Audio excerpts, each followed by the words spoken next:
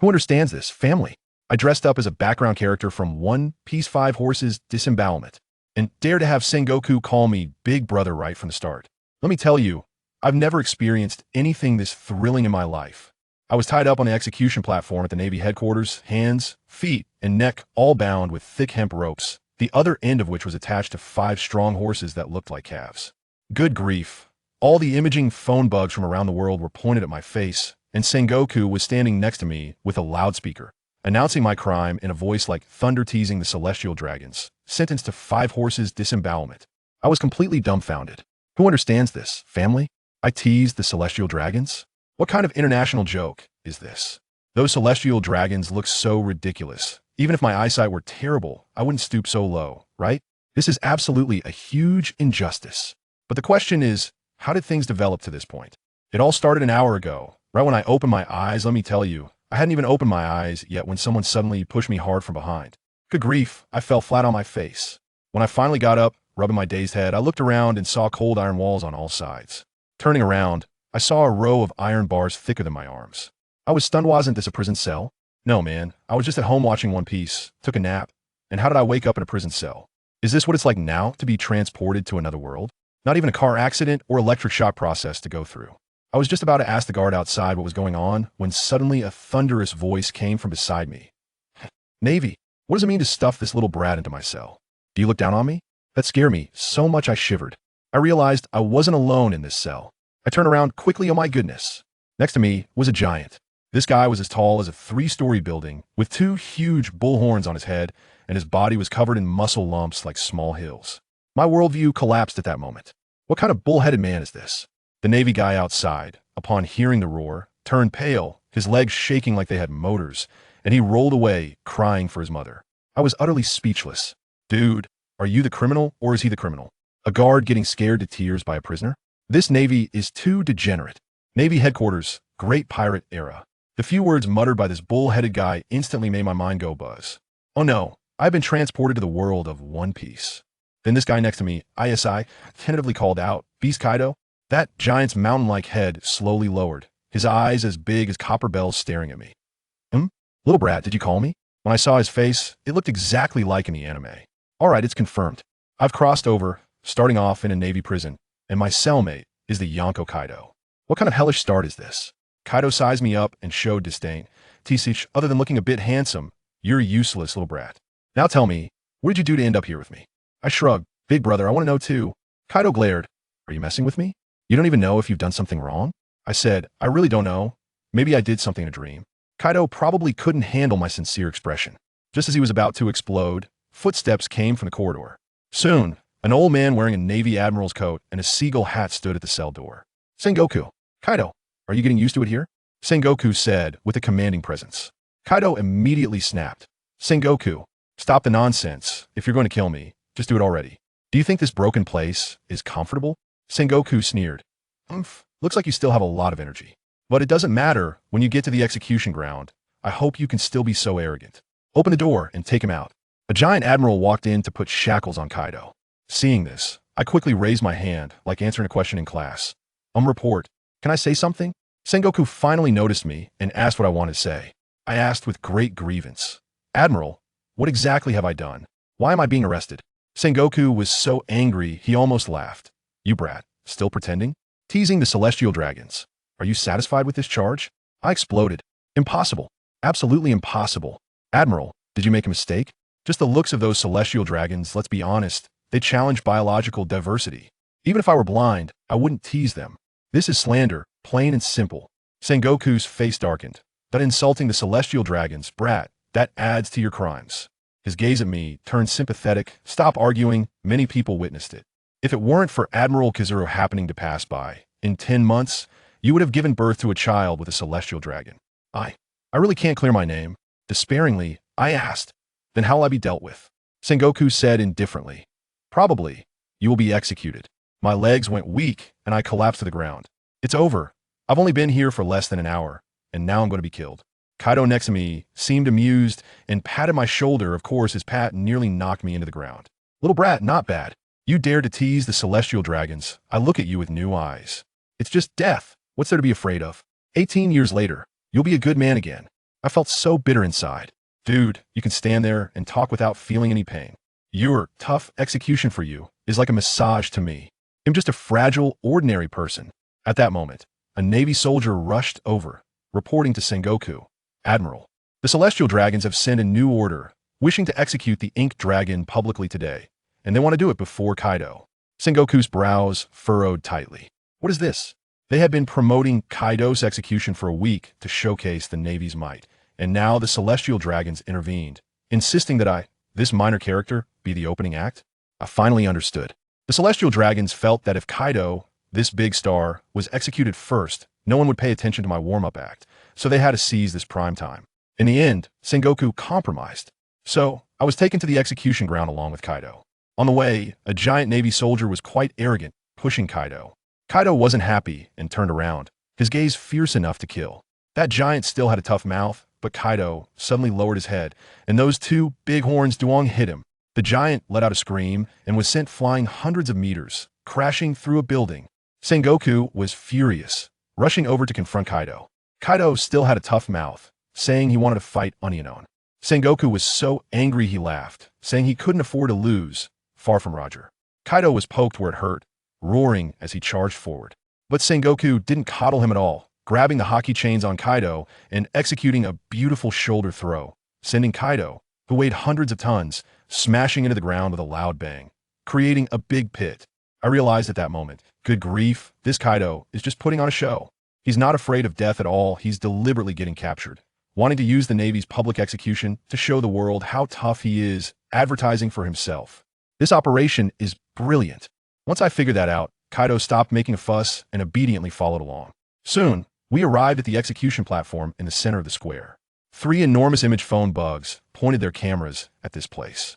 Sengoku grabbed the microphone, cleared his throat, and announced to the whole world, "Ladies and gentlemen, before we execute the 4 emperors, Kaido of the 100 Beasts, we will first execute a heinous criminal. Bring the Ink Dragon up here." Then I was pushed onto the stage. The audience around the world exploded, and the bullet screen was probably filled with comments like, "What's going on? Who wants to see this pretty boy? Refund. I want to see Kaido." Sengoku didn't care about any of that and loudly declare my crimes. I was still shouting my innocence. I'm innocent. The Navy is merciless. Don't force me to shout about 30 years in the East and 30 years in the West. But no one was listening to me. The next second, I was pinned to the ground with ropes around my hands, feet, and neck, connected to 5 horses that were ready to charge. I lay on the cold stone platform, looking at the sky above, with only one thought in my mind. Well, just after crossing over, I'm already on the execution ground with the strongest creature in the world. Is it all about companionship? I truly deserve this. Let me tell you, I felt so wronged at that moment. More wrong than Do-e. Suddenly, it started snowing in June. Who understands that? I immediately got fired up, yelling at the old man on the execution platform named Sengoku. "Did you see that? Even the heavens can't stand it anymore. Isn't this more useful than any evidence? Hurry up, let me go." I really didn't tease the Celestial Dragons. And guess what? This old man didn't understand the reference at all. He probably hadn't seen the classic dramas from our place. He waved his hand and expressionlessly uttered 2 words. Execute. Good grief. I had the expression of an old person on the subway looking at their phone. The next second, the 5 horses charged like mad in 5 different directions. The ropes instantly tightened, and I was yanked into the air. That feeling, how should I put it? It was like you felt you were about to be torn into 5 pieces, each still connected by some tendons, about to say goodbye completely. The last thought that flashed through my mind was, if I had known I would die so early, I should have confessed to that rich beauty during my first love. Who cares if she's a tycoon's daughter? Now it's too late. I've completely lost my chance. With a bang, the world went dark. When I regained consciousness, I heard the Navy around me screaming as if they had seen a ghost. I opened my eyes, and hey, my hands, feet, and head are still on my body. Intact, not even a scar. I moved a bit, and the feeling was incredibly real. I, resurrected on the spot? Holy crap, a golden finger. My golden finger has arrived. I knew it. How could a time traveler not have a cheat? I jumped up from the ground and pointed at that old man, Sengoku, laughing loudly. Haha, did you see that, old man? I am immortal. It's divine will. This is all divine will. Do you still dare to say I'm a criminal? Sengoku's brows furrowed so tightly they could squash a fly, and he coldly snorted.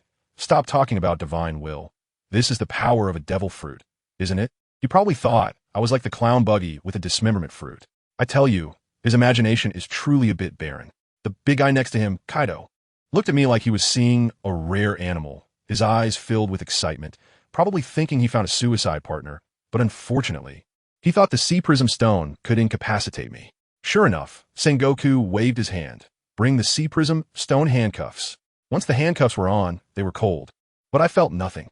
Of course, I'm not a devil fruit user. Although I felt a bit anxious inside. After all, being dismembered by 5 horses hurts. But thinking about not being able to die made my back instantly straighten. Bring it on. I yelled at Sengoku. What can't kill me today? I will definitely repay double tomorrow. Sengoku was thoroughly enraged by my attitude and directly ordered, continue the execution. Rip, I was torn apart again. Then, under the astonished gaze of everyone, I pieced myself back together like playing with Legos. Sengoku was completely stunned, staring at the Sea Prism Stone handcuffs on my hands, probably feeling like his CPU was about to overheat, muttering, impossible. Absolutely impossible. Could the handcuffs be fake? I was really speechless. Can't you admit that your father is exceptionally talented? Didn't he believe in evil and change to another set of handcuffs? And of course, the result was the same. Back and forth, I was killed a full 10 times. Just as I resurrected for the 10th time, my mind rang with a sound. And I was totally taken aback. A voice said, "Congratulations, host, for successfully being dismembered by 5 horses 10 times. Physique increased by 1. Gained resistance to dismemberment." At that moment, I had only one thought. This system is surprisingly polite. When the Navy was about to tie me up again for the 11th time, a miracle happened. Those 5 horses exerted all their strength, their faces turning red. But what happened? They were frantically digging into the ground and couldn't pull me even an inch. I was like a fixed needle in the sea, suspended in midair, completely motionless. In the end, those horses were foaming at the mouth and collapsed. One even broke the leg of a poor Navy soldier. Now, the whole place went silent, and Kaido looked at me with eyes that were fiery, like a father-in-law looking at a son-in-law, more and more satisfied. Sengoku was completely out of options, his face dark as a pot bottom. I made a face at him. "Old man, out of ideas, huh? In dreams, there's everything, just can't kill me. He. Sengoku was so furious he trembled all over, gritting his teeth and shouting. "Change the executioner. Use a spear. Great, if dismemberment doesn't work. Let's stab some skewers, right?" Soon, 2 guys holding long spears came up and told me to kneel. Can I kneel? Absolutely not. I directly sat down on the ground, crossed my legs, looking utterly carefree. Sengoku couldn't wait any longer and directly ordered. Those 2 thick, black spears stabbed into my back and came out from my chest. Pain shot through me, and my vision went black. I died again. This time I was smart and deliberately stayed dead a bit longer. Sengoku waited for almost 10 minutes, and seeing I didn't move, he probably sighed in relief. Just about to call someone to collect the corpse when I suddenly raised my head and grinned at him. "Old man, whose corpse are you collecting?" "Sengoku." His expression, let me tell you, was superb. He was so furious, he ordered the executioner to continue. As long as I didn't die, don't stop. So, I began a new round of death loops. Stabbed to death, resurrected, then stabbed to death again, then resurrected. Sai just playing. Everyone watching the live broadcast went crazy, discussing what kind of monster this unkillable little cockroach was. Just as I was stabbed to death for the 20th time, my mind rang again. "Congratulations, host, for being stabbed to death by a spear 20 times. Physique increased by 1. Gain trait. Spear cannot harm the body." The next second, the executioner's spear stabbed towards me again, and with a clang, it was like stabbing in a steel plate, sparks flying. They didn't believe in evil, putting all their strength into it, and stabbing fiercely. Crack! The 2 spears snapped in response. Sengoku covered his face, looking like he couldn't bear to watch. Kaido's eyes were almost shining. He was directly brought over and sat cross-legged beside me, straightforwardly asking, "Kid, you have some skills. If you can survive this, how about joining me?" I was momentarily stunned, but then I thought about it, and it made sense with my performance. I was definitely a top talent, far ahead of this era. I looked at him and asked, "Big brother, are you sure we can escape?" I knew he could, but I was just a weakling. "Wait, I can't escape, but he can. When I let him run, he can just take me along, right?" Good heavens. My mind went buzz, and my thoughts opened up instantly. Yes, right next to me is a ready-made thigh to cling to. Kaido, I tell you, this old brother was still sitting on the execution platform boasting, saying how could the Navy headquarters possibly trap him? The beast Kaido? He was so arrogant. Next to him, Admiral Sengoku's old face was turning purple with anger, probably cursing in his heart, still being tough while on the chopping block. My eyes turned, and an opportunity arose. I looked directly at Kaido, smiling. Really? I don't believe it. Unless you break the chains and take me with you right now. Once we're safe, I might just join your pirate crew. Ha ha. Kaido laughed out loud, his laughter like thunder. He squinted at me. Kid, you're almost smashing my face with your calculations. What do you mean, Mike? You're treating me like a fool. His meaning was very clear. I had to agree to join first before he would take action. Family. Who understands? I originally thought I could drag it out for a few more rounds, but when I opened my mouth, I was very straightforward. Okay. I now officially announce my joining the Beast Pirates. This time, I completely stunned Kaido. His prepared speech, full of threats and temptations, was stuck in his throat. His expression of confusion seemed to say, Dude, where's your integrity? Why aren't you playing by the rules? He even began to doubt whether I was sincere, fearing that I might regret it as soon as we got out. Just as we were staring at each other, Sengoku finally couldn't hold it in any longer, stomping his foot, causing the ground to crack. Bastards. You too. Do you think I don't exist? Are we in a vegetable market buying groceries? Bargaining here. As soon as I heard that, I couldn't help but laugh and shouted at him. Hey, old man Zhanghua. I almost forgot there are others here since you weren't speaking. To be honest, a few horses had really come over earlier, and I genuinely thought the vegetable market had opened. Goodness, Zhanghua was so angry that his beard was twitching, and he couldn't be bothered to talk to us anymore. With a wave of his hand, a squad of musketeers surrounded us in an instant, guns pointed at us from all angles. And what happened? Kaido and I acted as if we didn't see anything and continued chatting. I cleared my throat and, being quite nosy, asked Kaido, Hey Kaido, I heard you have a daughter? Kaido was taken aback and exploded. Nonsense. I only have a stupid son. Where would a daughter come from? I thought to myself, this guy isn't cut out to be a father. I had to bite the bullet and say, no, even if you treat Yamato as your son, she's still a girl. Kaido frowned, sensing something was off. Kid, what exactly are you trying to say? I consider you a future subordinate. You don't want to be my son-in-law, do you? I coughed a couple of times, hinting wildly, well, I just want to tell you that I'm single right now. In your dreams, Kaido cursed directly. Dare to have designs on Yamato? Do you believe I'll kill you right now? Hey, this was strange. Didn't they say the father-daughter relationship was as bad as that of enemies? Why was he so protective now? I quickly waved my hands, misunderstanding, a huge misunderstanding.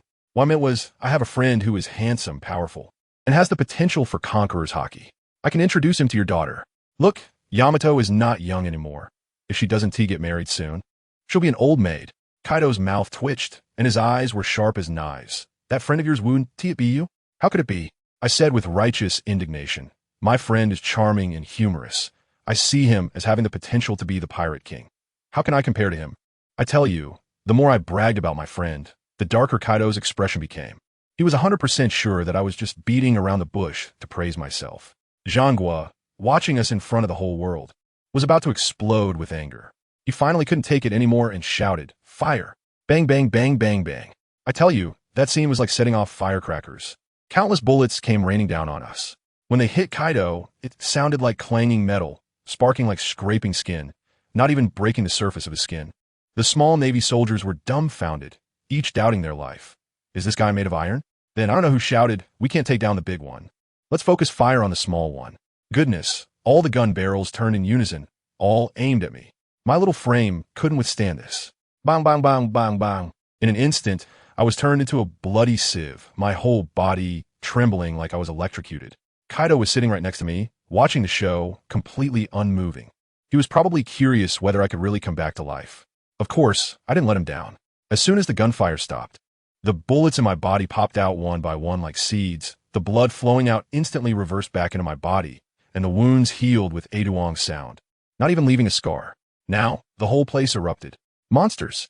These two are monsters. One can't be killed. The other can come back to life after being killed. How are we supposed to play? I was dying of laughter. This round was truly embarrassing for the Navy. The pirates watching the live broadcast were ecstatic, shouting that the era of the Navy was over, and the future belonged to us. Zhanghua couldn't hear this, but he could guess with his toes how the whole world was mocking him right now. He was anxious, really anxious. Soon, a sailor ran over to report that they had run out of bullets. Zhanghua's face turned black as he looked at the mountain of spent shells and then at the two of us who were completely unharmed, probably feeling like his heart was bleeding. He gritted his teeth and squeezed out a sentence. Go. Bring me the cannons. I don't believe it. The Navy admiral can give up today, but these two bastards must die. The sailor was dumbfounded, thinking, does it really need to be this serious? Soon, 20 black cannons were pushed up, all aimed at us. Kaido completely ignored those cannons. His interest in my immortal body was clearly much greater than in the Navy's cannonballs. He suddenly leaned over again and asked me slyly, "Kid, are you really interested in my daughter?" Upon hearing this, I became alert. This old guy wouldn't be trying to set me up, would he? Then he said, "If you can prove to me that you have the potential to become the Pirate King, I will give Yamato to you. How about that?" I directly spread my hands in a gesture of helplessness. How am I supposed to prove that? You see, you really have intentions. Kaido immediately seized on my words. I was truly speechless. This old trickster was too good at setting traps. Then he patted my shoulder, wearing an expression that we both understood. "Men, it's normal to like beautiful women. But if you want to marry my daughter, you have to show me that you have the strength to protect her, right?" Upon hearing this condition, I immediately lay flat and gave up. "Well, Kaido, you misunderstood. I'm really not interested in Yamato. Are you kidding me? Proving I have the potential to be the Pirate King? That difficulty is more absurd than proving I can buy a house in a magic city. In my previous life, I had to prove this because of my mother-in-law, which made me lose my girlfriend. I won't fall for this again in this life." Kaido was immediately dissatisfied. "Kid, you really have no backbone, do you? Giving up after this little setback? How are you supposed to be my son-in-law?" I rolled my eyes. "You call this a little setback? How am I supposed to prove it? Should I go kill a Navy admiral right now for you to see?" I just said it out of frustration. But Kaido took it seriously and nodded. "If you can do that, then of course it's no problem." If I could kill an admiral, would I still be here tied up with you? We were in a crazy tug-of-war here, and Zhangguo couldn't wait any longer.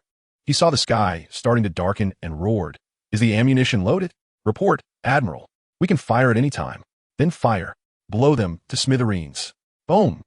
With a huge bang, the entire Navy headquarters shook. Dozens of cannonballs came crashing down with tails of fire. Kaido was still the same when the cannonballs exploded on him. Apart from messing up his hairstyle like a bird's nest, there was no effect whatsoever. But I was in for it. I was directly blown into the air by the shockwave of the explosion, and then a cannonball exploded solidly on my chest. Boom! I was blown to pieces, scattering parts everywhere. I clearly remember one of my arms spinning as it flew away, landing right at Zhangguo's feet, probably rendering him speechless. When the thick smoke cleared, Kaido was unharmed on the execution platform, while I had already vanished without a trace. Just when those Navy soldiers thought I had finally been reduced to ashes, the scattered body fragments suddenly whizzed together in an instant. I stood back on the execution platform. Even the sea-stone handcuffs that had bound me were blown away. What a profit! I brushed off the non-existent dust on my body and smiled at the stunned Navy soldiers below. "Are you looking for me?" Kaido next to me looked speechless, giving me a look that said, "How can this guy be even more pretentious than me?" and muttered something displeased. Sengoku saw that it was almost dark and completely lost it, shouting at the already dumbfounded artillerymen. "What are you still dawdling for? Keep firing. If we don't turn those two into dust today, no one gets to go home." Upon hearing this, the artillerymen threw caution to the wind, thinking, since the shells aren't ours, if the marshal says overtime, then let's fire away. Let me tell you, the scene was unbelievable. The entire 10-year stockpile of shells at the Navy headquarters was cleared out in just over half an hour. The execution platform was flattened to the ground. No, it was even lower than ground level, creating a pit dozens of meters deep, like a meteorite crater. You think Kaido is just a big fool? He's actually quite shrewd, playing the game of human relationships and pushing things to the limit. This isn't an execution. It's clearly the Navy headquarters spending money to hold a personal strength exhibition for him, broadcasting to the whole world how tough he is. Once he steps out, with his reputation, how many little brothers would want to mix with him, lining up from Wano to the upside-down mountain? Amidst the backdrop of the cannon fire, my system suddenly chimed in. "Congratulations, host. You've been blown up by shells 100 times. Physique 1. New trait acquired. Shell immunity." Wow. Adding that to the previous executions, my physique was skyrocketing. I muttered to myself, what good is this physique 1 anyway? It doesn't feel like I've gained any weight. Then, that damn system actually replied, saying that physique is defense, and when it reaches 100, I would be invincible, becoming the strongest defensive man in the world. I wanted to spit in its face. Just listen to the titles of Whitebeard, the strongest man in the world, and Mihawk, the world's greatest swordsman. Aren't they all more intimidating than my title? Mine sounds like a timid turtle. I asked it, "Can't you give me something practical, like the power to knock Kaido out with 1 punch?" Guess what it said? "Host, everything exists in dreams. If I were that awesome, I wouldn't be stuck being your system." Damn, Who understands? I was directly CPU'd by my own system. I wanted to argue about how you shouldn't underestimate the young and poor, but it just replied, right, you're awesome, 666, but you're nothing, and then logged off. You're an AI, and you're supposed to provide companionship, right? I was so angry I almost wanted to fight it. Once the cannon fire stopped and the smoke cleared, a Navy soldier with a mournful face ran to report to Sengoku. Marshal, the ammunition depot is empty. Sengoku looked into the pit and turned green. Kaido and I were sitting cross-legged at the bottom of the pit, staring at each other. The atmosphere made it look like we were having a picnic. Kaido curiously asked me what my ability was since I seemed more energetic after being blown up. What could I say? I said I didn't know, I just got used to dying. Seeing that the global live broadcast was turning into a personal promotional video for Kaido, Sengoku was shaking with anger and quickly ordered someone to turn off the image phone bug. The audience around the world instantly saw a black screen. At that moment, the spittle from people all over the world could probably trigger a tsunami. After shutting down the live broadcast, Sengoku stopped pretending and directly ordered a change of tactics. Tie us to a big rock and throw us into the sea to drown. Let me tell you, the Navy soldiers were quite practical. They tied a 1-ton rock to Kaido, but when it came to me, it was only about 100 pounds. When it was my turn to go, let me tell you, I exerted all my strength, my face turned purple, but that damn rock didn't budge an inch.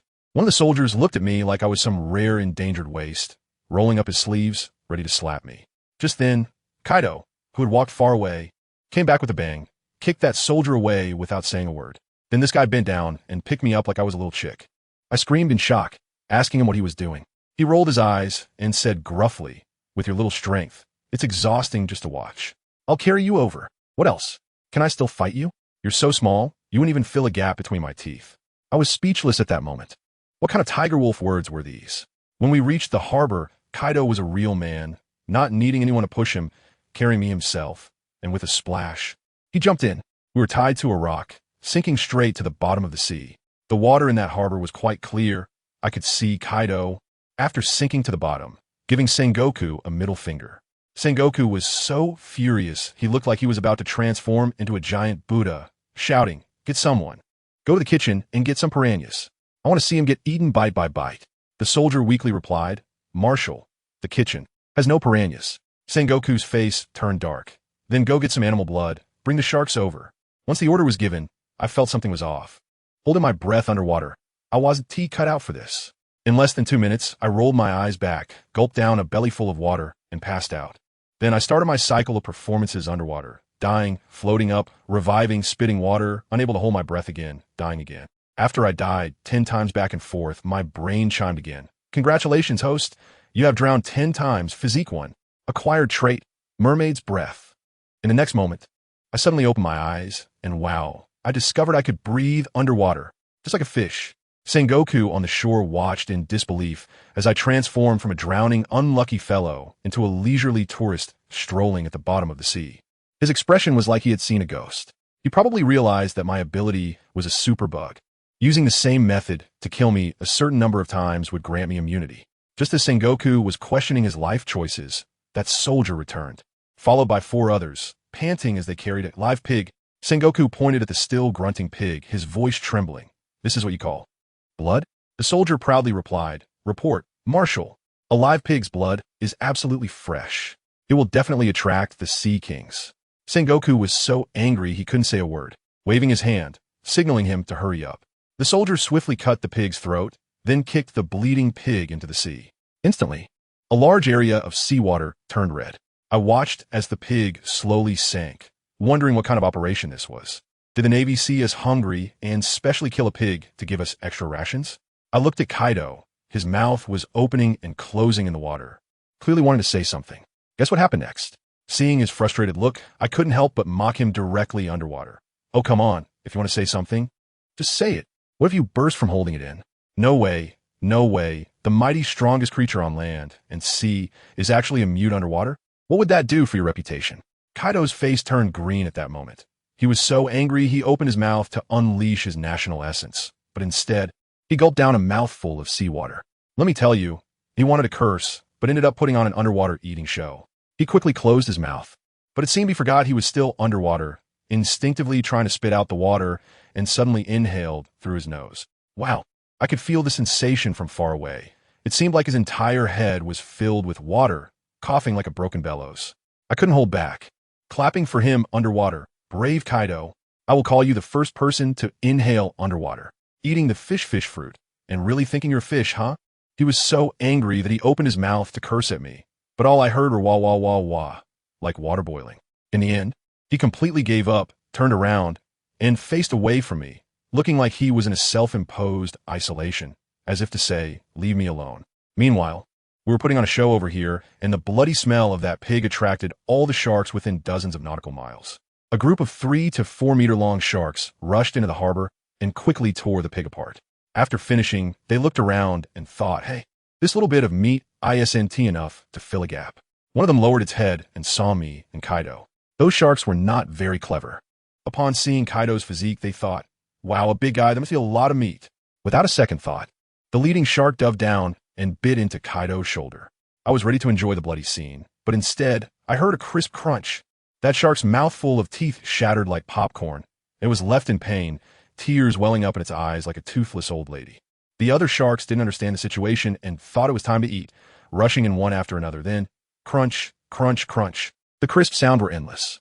In no time, a group of fierce ocean predators turned into toothless sharks, tail between their legs, fleeing faster than when they arrived. Just as they left, a huge shadow loomed overhead.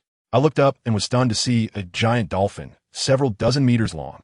It opened its mouth and sucked in, creating a whirlpool that directly turned that group of toothless sharks into snacks. After finishing, it burped and glanced at me and Kaido, probably thinking we weren't enough to fill its gap, and just walked away without looking back. But it wasn't tea over yet. As soon as the dolphin left, a swarm of things surrounded us. Upon closer inspection, I saw hundreds of half-meter-long piranhas, with bits of meat still hanging from their teeth. These piranhas were much smarter than those sharks, specializing in picking the softest prey. They circled around us a few times, decisively giving up on the clearly formidable muscle-bound Kaido. Then, they all charged at me.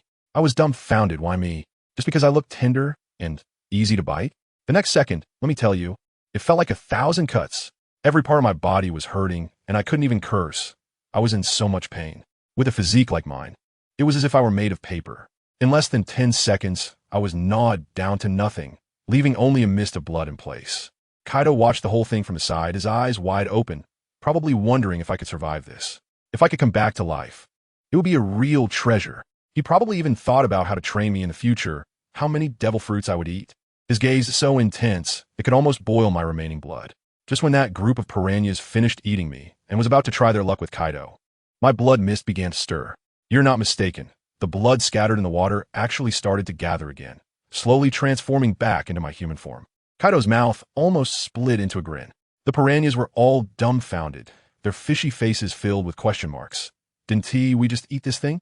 How did it grow back? Is it a ghost?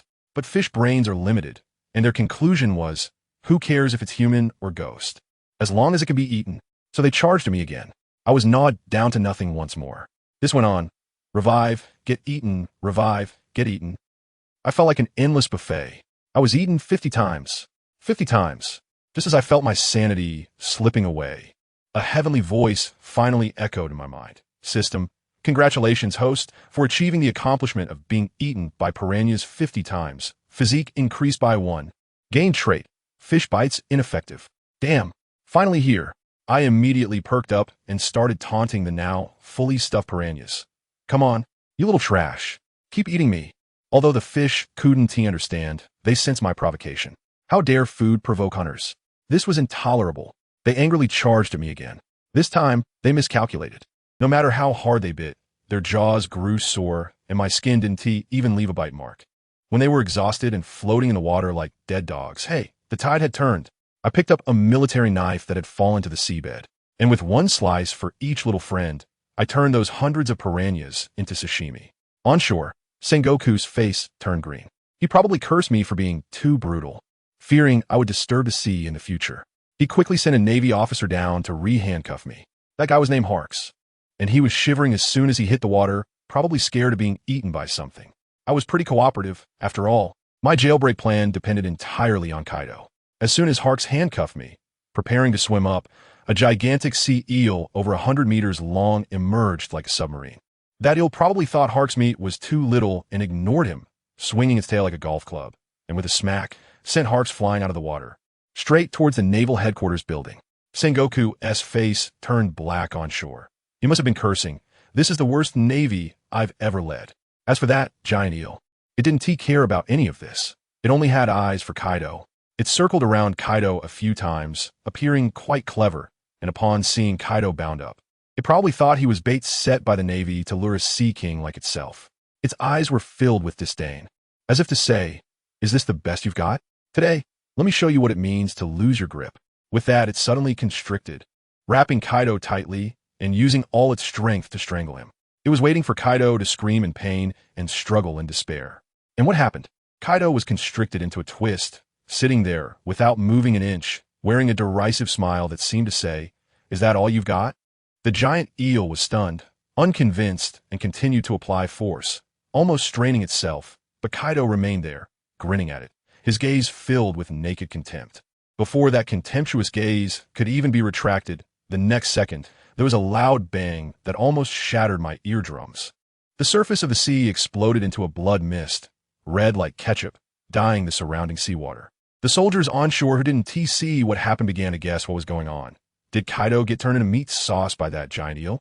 I was underwater, watching it all clearly, and my jaw almost dislocated. Indeed, something was dead, but it wasn't Kaido. It was that giant eel. The most absurd part? It wasn't Kaido who moved. It was the eel itself. Family, who understands? The giant eel was trying desperately to strangle Kaido to death. But Kaido was as hard as a piece of vibranium. The eel exerted too much force, and with a snap, it directly severed itself. That's right. It cut itself in half. At that moment, I had one thought. Dude, your core strength is lacking. Did you forget to hire a personal trainer? Sengoku onshore turned green. He probably had never seen such a self-destructive attack before. He shook his head, his expression as if to say, this Kaido is no longer human. He is a natural disaster. As night fell, Sengoku's stomach growled. No surprise there. After a whole day of commotion, he hadn't eaten lunch. And even Iron Men couldn't hold out. He directly gave up and said to a nearby soldier, "Forget it. Let us call it a day.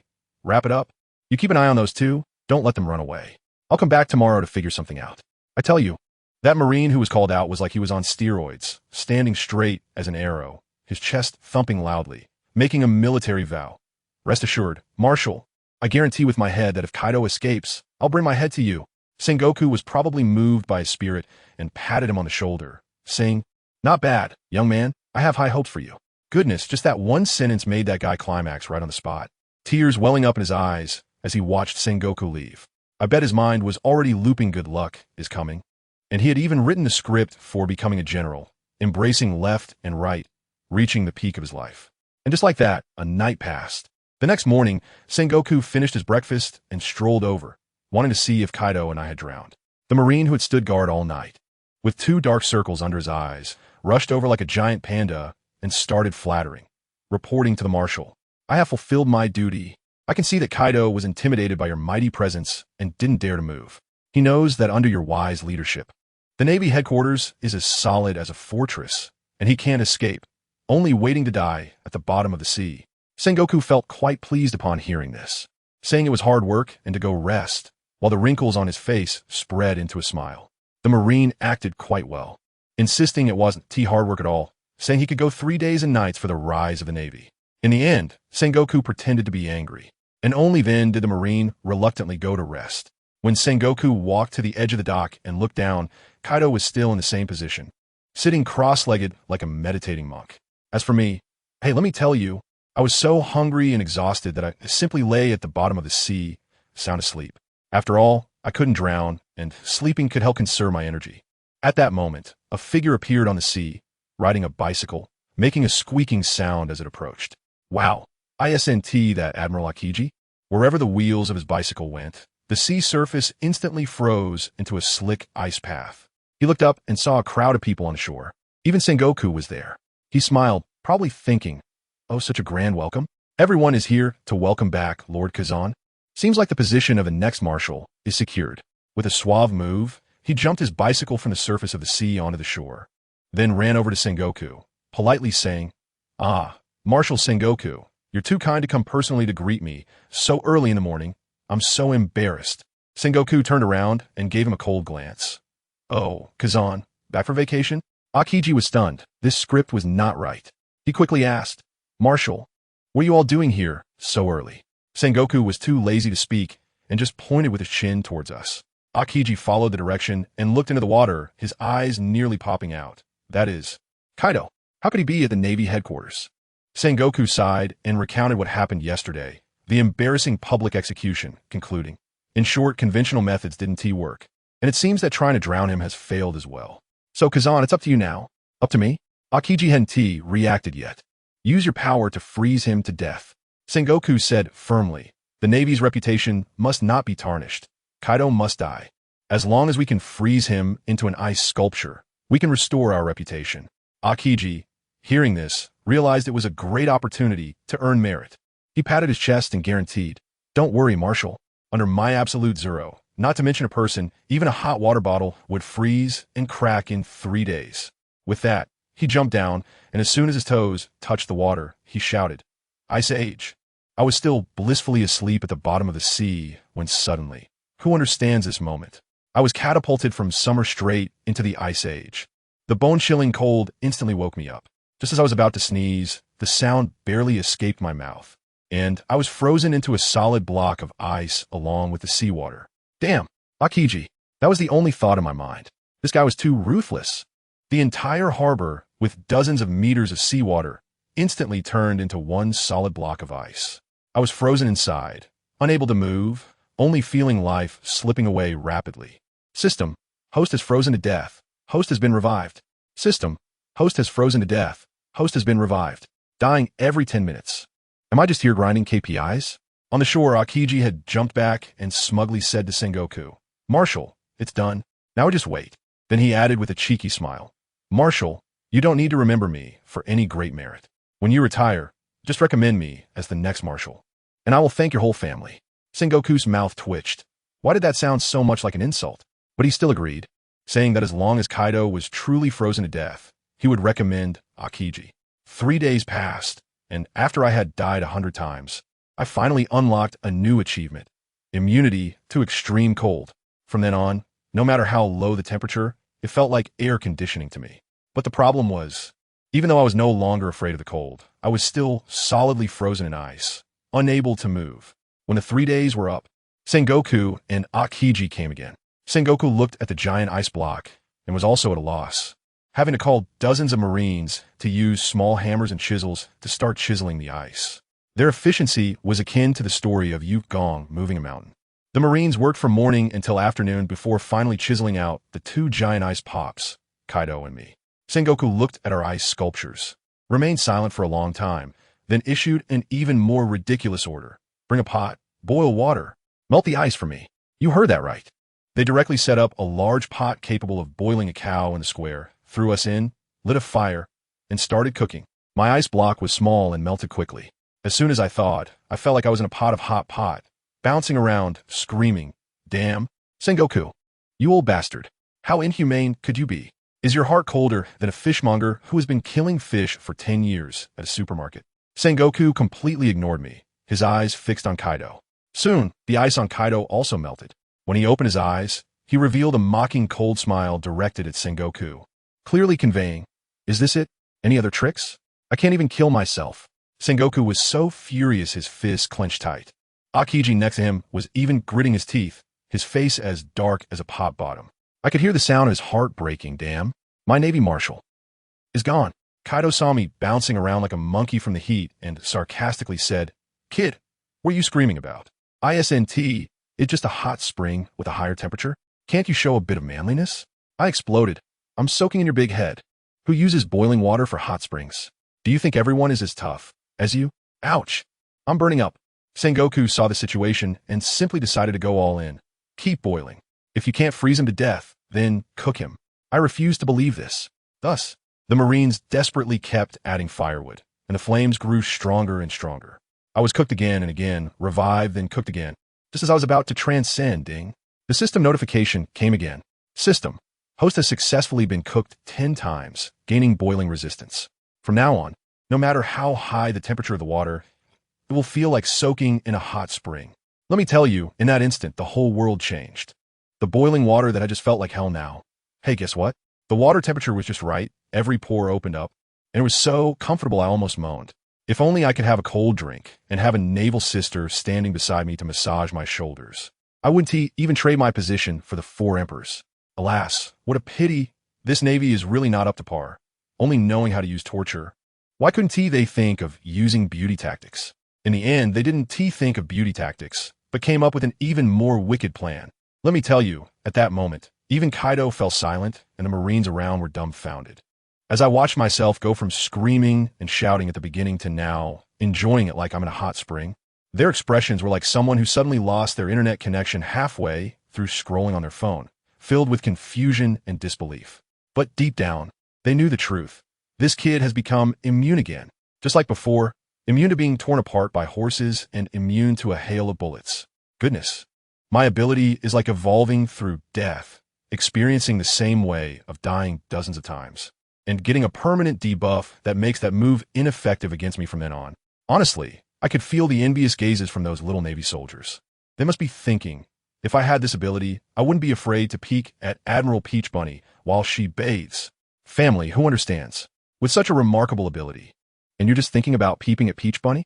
Isn't Empress Hancock appealing? Isn't Princess Shirahoshi beautiful? Isn't Yamato impressive? This is just ridiculous.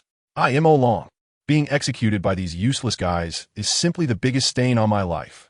Just as I was lamenting this, a trembling Marine ran to report to Sengoku.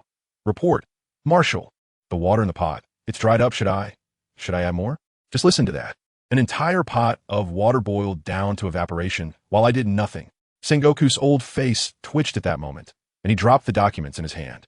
I tell you, he even moved his office to the execution ground just to see if we were familiar with each other, and this is the result he got. He gritted his teeth and glared at Kaido. What kind of monster are you? Kaido was quite amusing. He directly tossed the pot at me. You should be asking that little brat next to me. Sengoku stopped talking, took a deep breath, and then issued an order that sent chills down my spine. Someone, go to the kitchen and bring me some barrels of oil. If boiling water can't kill him, I'll deep fry him. I was instantly furious. What the heck? Sengoku, you old fool. This is inhumane, right? Boiling water is one thing. But now you want to deep fry me? What's the deal? Tired of being a Navy admiral and want to open a fried chicken shop? Huh? Using us as experimental subjects?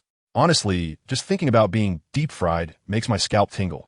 It's definitely going to be 1,000 times more painful than boiling. I'm puzzled too. Previously, I was frozen to death by a kainu, and the system gave me cold resistance. But this time being boiled only gave me hot water resistance instead of high temperature resistance. Is it because the water temperature isn't high enough? And there's still lava baths and direct sunlight to deal with later? Sengoku was speechless after I retorted. After all, he's a Grand Marshal, and arguing with a little brat like me is indeed beneath him.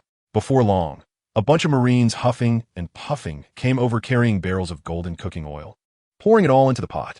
I was immediately submerged in oil. Speaking of which, I usually love eating fried chicken and fries, but I never thought one day I would become that chicken. I turned to tease Kaido. Hey, big brother Kaido, let me ask you something. When you used this move against Kazuki Oden back in the day, did you ever think you'd end up like this? As the saying goes, those who deep fry others will be deep fried themselves. Kaido was taken aback. Little brat, how do you know about that? Wano is like an information cocoon, and no one outside knows about it. I grinned. That's not important. What's important is, let's talk about your feelings. At this point, the oil temperature had started to rise, and my skin began to sting just like when hot oil splashes on your hands while cooking, except I was getting splashed all over 360 degrees. Kaido remained tough. Grinning, I really never thought about it, but does it matter? A mere deep fry. Even Oden could endure it. What can it do to me? I'm telling you, this old guy didn't take it seriously at all. He could break free from the chains and run away at any time. The reason he didn't was that he wanted to continue to gain prestige and show the Navy how powerful he was. Plus, he wanted to see what my limits were. This old man actually had the thought of wanting to take me as a little brother. He thought that suffering together was a bond of life and death. It's unbelievable. It hurt. I couldn't hold back anymore and started wailing. I felt like the skin all over my body was bubbling and swelling up like fried pork skin, going from a thin layer to suddenly puffing up. Before long, Sengoku could smell the aroma of meat from his side. That's right, I was fried to perfection, golden and crispy, just floating on the surface of the oil. Ding! The host has been fried to perfection. The host has revived. Ding! A series of notification sounds Good grief, after reviving 10 times, I finally obtained deep fry resistance. Although it didn't hurt anymore, the greasy feeling all over my body was really unpleasant. Sengoku finished handling the documents and looked up, only to see me lying in the oil pot like nothing happened, with an expression that was simply one of existential doubt. He must have been thinking, is this an execution, or am I giving him experience points to help him level up? Then he looked at Kaido next to me. After an hour, his expression hadn't changed at all, just like he was soaking in warm water. If I hadn't screamed so miserably just now, Sengoku might have suspected that the pot was filled with vinegar. He irritably grabbed a handful of his hair, and a big clump fell out.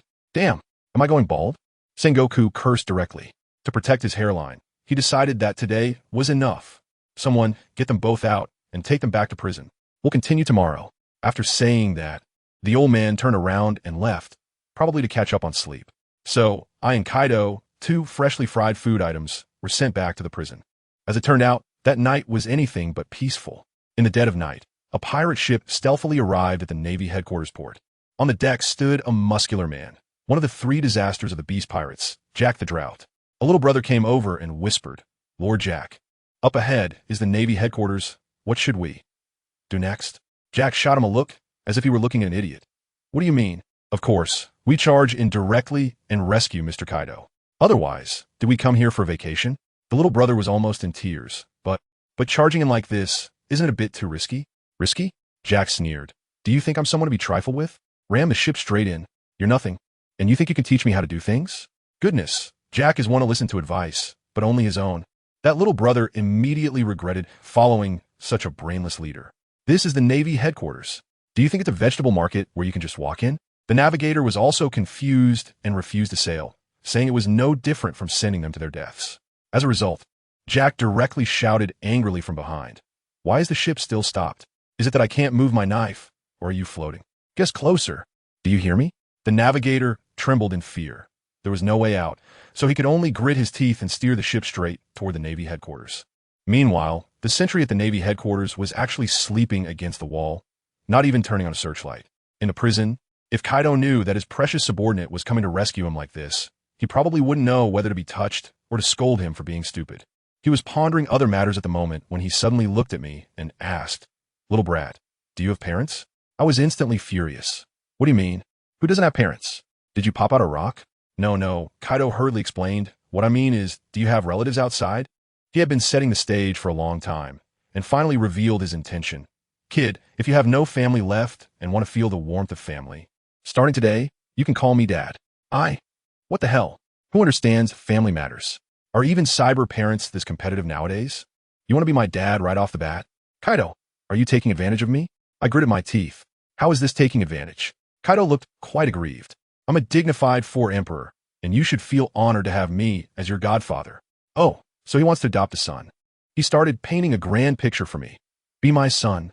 The entire Beast Pirates will be yours, and Wano will be yours too. I directly refused. No, I refuse. Are you kidding me? I'm not interested in getting a free dad. Kaido was dumbfounded. He didn't understand.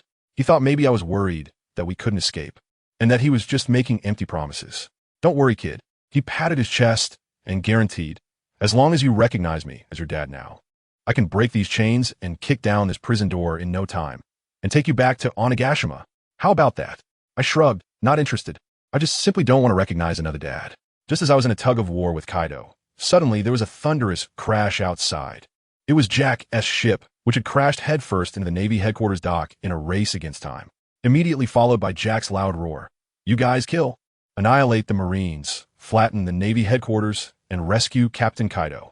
The shouts of killing instantly echoed throughout Marineford, and the alarm bells began to wail. Jack, holding 2 large scythes, charged in like a demon, leading over 100 men, slashing at anyone in sight. The few patrolling Marines were all taken down in one encounter. On the other side, Sengoku was pounding on his door with all his might. Marshal, not good, not good. The door was yanked open with a creak, and Sengoku, wearing pajamas, looked furious. What is all the noise? Don't you know I have trouble sleeping? And who are you cursing? No, Marshal. The Marine was almost crying from anxiety. The Beast Pirates have broken in. They're shouting to flatten the headquarters, and our brothers can't hold on much longer. Sengoku trembled with rage. What are these useless fools doing? How did they only realize when the enemy was at their doorstep? While cursing, He asked, "Where's Kazan? Where did that kid Akiji run off to?" We've already sent someone to notify Admiral Kazan. The Marine said, "Marshal, stop asking if we don't hurry. Kaido will really be rescued." Sengoku was getting dressed while still reprimanding. "Hurry, hurry, hurry. All you do is rush. I told you to train hard, and you all slacked off. Have you ever seen Marineford at 4 in the morning? Back in my day, when I was a soldier, I would get up at 4 every day and swim around the island 500 laps." The Marine looked up at the moon and weakly replied, "Report, Marshal, it seems to be 4 in the morning right now. Have you ever seen it? I'm telling you." Sengoku's face turned green, and he stood there like a big written character. He pointed at the Marine's nose and shouted, "You little punk, are you itching for a beating? You woke up because of an enemy attack. Well, I got up at 4. It was for my dreams. Can be the same. Guess what happened next?" The Marine didn't even flinch, directly entering showdown mode. "Sir Marshal, I didn't want to say this, but you're trying too hard to fit your image. You are a devil fruit user, and everyone in the world knows that users sink when they go into the water. You're telling me you swam around Marineford at 4 in the morning? Isn't that a bit outrageous?" Sengoku's old face turned red instantly, but he still held his ground. I hadn't eaten the fruit back then. Is that not okay?" The Marine shrugged, looking helpless. All right. You're the Marshal. Whatever you say is right." Sengoku was so angry he almost ground his teeth. "You're so good at talking, don't talk anymore." He pushed him away and rushed toward the square. Meanwhile, in the dungeon, things were quite exciting. Kaido was grabbing Moron's collar, looking like he wouldn't let it go until he got an answer. "Kid, you better tell me. What do I have to do for you to recognize me as your dad?" Let me tell you, during this time, Kaido really had no way out. He tried threats and sweet words, but Moron was as stubborn as a rock in a latrine, refusing to recognize him no matter what. It frustrated Kaido. If it weren't for his daughter being too filial, he wouldn't bother wasting his energy here. Moron was also confused. "Why, Kaido? Do you have to be my dad? If you think highly of me, let me join your beast pirates and give me the position of vice captain. I wouldn't refuse. Why do you have to make it about being a dad?" Kaido was so angry he laughed. "Hey, you little brat, you're quite bold. Is the vice captain position just a cabbage that you can have for free? But if you become my son, the vice captain position is yours today." Moron started playing word games. "Kaido, you see, aside from letting you be my dad." "No, wait, aside from you recognizing me as your dad." "That doesn't sound right either, aside from you being my son." Still not right?" Stop. Kaido's head was buzzing. "Don't twist my words. If you keep this up, I'll really become your son. It's you. Be my son. Got it?" Moron nodded sincerely. Right. "Aside from you being my son, I can agree to anything else." Kaido. He finally understood that this kid was pretending to be confused on purpose and was deliberately messing with him. Forget it. A forced relationship is not sweet. What if he really forced a recognition and ended up raising a filial son like Yamato? What is the point? Wait a minute. Yamato? Son? No. Yamato is a daughter. Suddenly, an idea flashed through Kaido's mind. And I'm telling you, that expression was like solving a universe-level problem. If I can't have a son, then I can have a son-in-law, right? I'm a genius. Looking at it this way, my stupid daughter Yamato is finally useful. At least she can help me recruit a talent. Just don't know if this moron kid would like Yamato? He should, right? Yamato looks like me. She is so pretty. The #1 courtesan in Wano is not as good-looking as her. Any man would have no reason not to like her. Unless, thinking of this, Kaido shivered. What if Moron likes men? Then he wouldn't be able to. Ugh. What am I thinking? I can't sacrifice my looks for talent. I almost ended up staging a self-sacrifice of a domineering CEO who understands his picture. It's too beautiful for me to look at. No. Yamato is more reliable. But the question is, how can I make these two meet by chance, and then make Moron fall in love with Yamato, love her to death, and finally cry and beg me to marry my daughter to him? This is a technical job. Kaido cleared his throat and began a probe. Kid, you should not be married, right? Upon hearing this opening line, Moron laughed. Kaido, you're not trying to introduce me to someone, are you? This doesn't feel right. Are you really getting into the matchmaking business? What is wrong with that? Kaido pouted. I heard you came in because you teased the celestial dragon. And seeing you so desperate, as your cellmate, I'm introducing you to someone. Is there a problem? That's fine. Moron's eyes lit up, calculating in his heart. This is probably about Yamato. Oh, should I accept or not? Yamato's looks and figure completely fit my aesthetic. It's just that he's a bit tall, but that's okay. There must be fruits in this world that can grow bigger. He looked at Kaido with great anticipation, but Kaido asked again, Kid, do you like to eat soft rice? Without thinking, Makuro replied, who doesn't like that? That's good. Kaido nodded in satisfaction. The person I'm introducing you to can let you lie down and eat soft rice for a lifetime. Makuro was even more certain in his heart. It must be Yamato. Marrying Kaido's daughter and inheriting the beast pirates, he might as well enjoy that soft rice. He answered emphatically, "Great. I love lying down and eating soft rice. That's my dream for 2 lifetimes." Kaido had a knowing expression. "Not bad, not bad. You have ambitions. But that girl is a bit older than you." He made a small gap with his fingers. "Hey, what's the big deal?" Makuro waved his hand. "Older women bring gold bricks, and women over 30 give kingdoms. I like older women. They know how to care for people." "All right, kid, you're quite savvy." Kaido, seeing things going smoothly, directly took out a photo from his pocket and handed it over. "Okay, the one I'm introducing you to is her." Makuro happily took it, secretly giving Kaido a thumbs up in his heart. Who said Kaido didn't love his daughter? He even carried her photo, but when he flipped the photo over, "Damn, Kaido, are you messing with me?" Makuro pointed to the photo of Big Emma, his voice cracking. "This is the girl you said is just a bit older. Isn't she one of the 4 emperors? Marrying her means you get half of the kingdom of Whole Cake Island. How great is that? Get lost. I'm not into that." Makuro was furious. "I like older women, but not old ones. And she's so ugly. Do you think my tastes are as heavy as yours?" Kaido quickly waved his hand. "Don't talk nonsense. My tastes aren't that heavy. Lingling was a beauty when she was young, all right?" Makuro saw through it at a glance. All right. Stop acting. You're trying to play the bait and switch, right? First, you show me someone ugly. Then you bring out a beauty to create a strong contrast, and I'll fall for it. Right? Kaido, are you playing tricks now? All right, you've thrown the brick. Where's the jade? Kaido was taken aback. Damn, you've seen through it? Fine, I'll admit you're smart. He mumbled, took out another photo from his pocket. This time it was the real deal. Makuro was cautious this time, hesitating to reach out. This time it won't be another ugly one, right? Of course not. I'm not a construction worker that has so many bricks to throw at you. Makuro took a deep breath, took the photo, and slowly flipped it over. Upon seeing it, good heavens, the photo showed a beautifully carved little girl, around 8 or 9 years old, with 2 pink little horns on her head, her face round and chubby. She was really cute, but... Damn, Kaido, do you think I'm a creepy lolicon? Sorry. Kaido quickly explained, this is her childhood photo. She's over 20 now. I don't have a photo of her grown up, so just bear with it. Makuro finally relaxed. Oh, she's grown up, that's good. Who is this girl? Can you really let her be my wife? Makuro started pretending not to know. How would I know? Kaido shrugged. I'm just introducing you.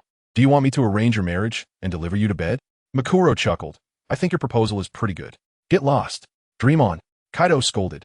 Don't you have to chase after the girl yourself? Whether you can win her over depends on your skills. Makuro waved his hand dismissively, emphasizing companionship and rejecting internal strife. Puffed. Chase after her? Too troublesome, I don't want it. This remark nearly blew Kaido's top. What the hell? You don't want it? What do you think Yamato is? A cabbage in the market? Want it, then don't want it. I'm telling you, today you have to want it. Whether you like it or not. Otherwise, I'll kill you. Kaido shook Makuro by the collar furiously. Makuro was dizzy from the shaking and immediately grinned. All right, then I want it. Kaido. Damn, I've been tricked again. Just as he was about to threaten a few more times about how he must chase after her and not use force, Makuro suddenly made a shushing gesture. What are you doing, kid? Dare to ignore me? Kaido's anger flared up again. Don't make a sound. Makuro closed his eyes and listened carefully. I think I hear someone shouting your name. They must be coming to rescue us. Kaido rolled his eyes. Nonsense. This is the Navy headquarters. Who would come? Before he could finish his sentence, a thunderous shout came from outside the cell. Mr. Kaido, I'm here to rescue you. Kaido was dumbfounded, looking at Jack, who appeared at the door, his face full of question marks. Jack, how the hell did you get in? Did all the Navy outside die? Jack scratched his head foolishly. I just charged indirectly. Is there a problem, Mr. Kaido? Of course there's a problem. Kaido was almost going crazy. This is the Navy headquarters. Didn't you face any resistance? Jack proudly puffed out his chest. I did encounter some, but I took care of them all. Kaido fell completely silent. When did I get such a fierce subordinate? Charging through the Navy headquarters alone? Jack, you're so amazing. The captain should let you take charge. Where's Sengoku? He didn't come out? Kaido still didn't believe it. He hasn't appeared. Jack said confidently, if he dares to come out, I'll definitely let him know how powerful Drought Jack is and take him down. Kaido's eyelids twitched. Who gave this guy such confidence? Meanwhile, Sengoku, who Jack said he'd take down, was currently rampaging in the Navy headquarters square, taking down a beast pirate's lackey with a slap, a punch, a kick like a whack-a-mole, finishing the fight in less than 3 minutes. Let me tell you, Sengoku was furious. Just after clearing out that bunch of minions, he turned around and grabbed the Navy major who woke him up, pointing at his nose and giving him a good scolding. What the hell? Just this? You guys can't handle this bunch of stinky fish and rotten shrimp? You had to drag me out of bed? What use do I have for you worthless scum? The major turned green with shame, his head almost shoved into his pants. But he still had to muster the courage to explain, Admiral, these are just small fries. The key is that drought jack. He charged into the big prison. You have to hurry, or Kaido will really be released by him. Drought jack? Sengoku's face darkened even more. He dropped I got it and sprinted towards the prison. Let me tell you, he was already marking down the major's name. Once this was over, that major would definitely be demoted. It's ridiculous. The elite of the Navy can't even deal with the small fries. There are too many deadweights in this team. A major cleanup is necessary. Meanwhile, while Sengoku was fuming, guess what? Far away in the Sabaody archipelago, Kizaru was enjoying himself in a bar, surrounded by beautiful women. He suddenly sneezed, and the beauties nearby were concerned that he might be getting a cold. He smiled lewdly. How could that be? I'm an admiral. It must be some pirate I caught cursing me behind my back. Come on, keep the music playing and the dancing going. He didn't even know that his hometown was almost being stolen. On the other side, Sengoku was on his way to the prison and happened to run into Kazan, who was rushing to provide support. When Kazan saw Sengoku's anxious expression, he was shocked. Marshal, who is this? Such a big deal that you have to come in person? It's Jack the Drought come to rescue Kaido. Sengoku shouted while running. No time for nonsense. Kazan, follow me. Just in case. I mean, if Kaido really gets released, we must take him down together. If he escapes, where will the Navy's face go? Upon hearing this, Kazan's expression became serious, and he immediately nodded to follow. The two of them moved at lightning speed toward the prison. The scene cuts to the prison. And I was right there at the scene, folks. Jack had just finished making threats, saying he would kill Sengoku. I couldn't hold back and immediately retorted, wait, you're a giant elephant, but your mouth is so big? You think you can kill Sengoku? Why don't you say that if you stomp your foot? Marineford will sink directly? I was laughing inside. After all, he was the legendary ship king, known for his courage. Surprisingly, Jack ignored my taunts and turned to Kaido. Mister. Kaido, who is this kid? The Navy is really something, with so many empty cells. Why are you locked up with this little brat? This is an insult to you. The more he spoke, the angrier he became, directly entering a rampage mode. Mr. Kaido, can you tolerate this? I can't.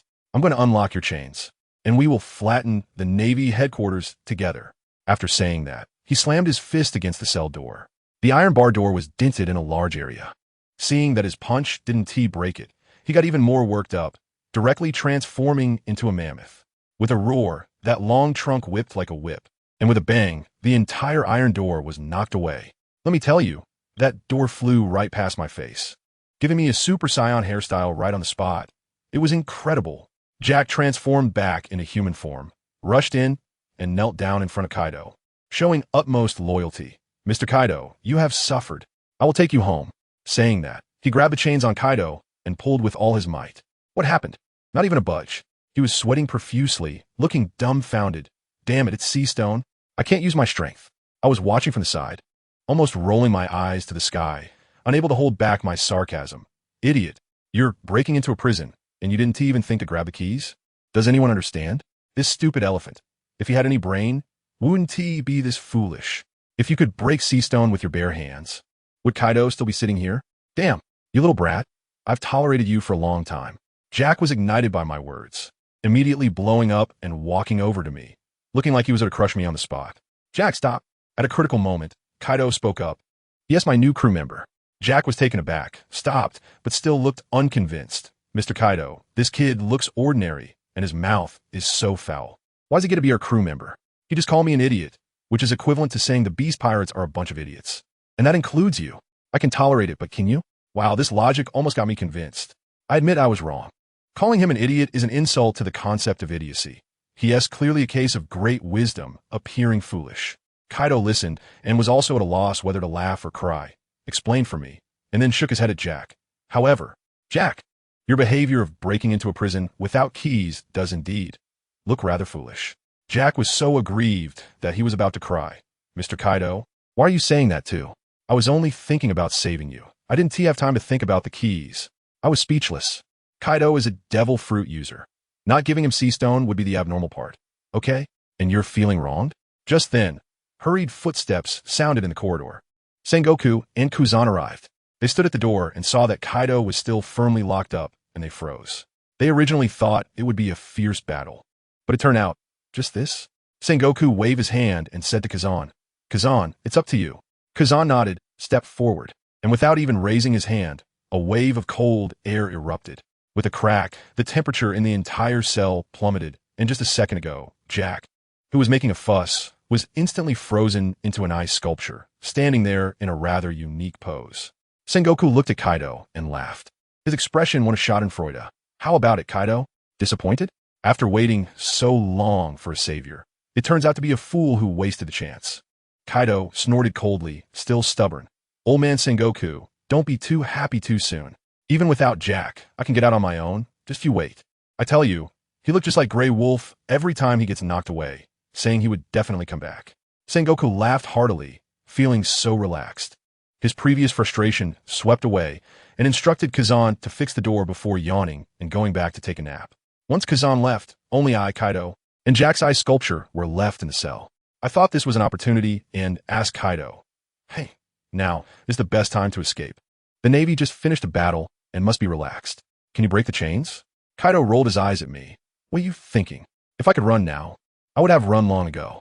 Why would I wait for you to teach me?" I immediately caught the flaw in his words. "Wait, Kaido. Didn't you say you would introduce me to someone? How can you introduce if you can't get out? When did I say I couldn't get out?" He actually retorted. I was so angry I pointed at his nose. "Damn it, do you think I'm a goldfish? 7-second memory?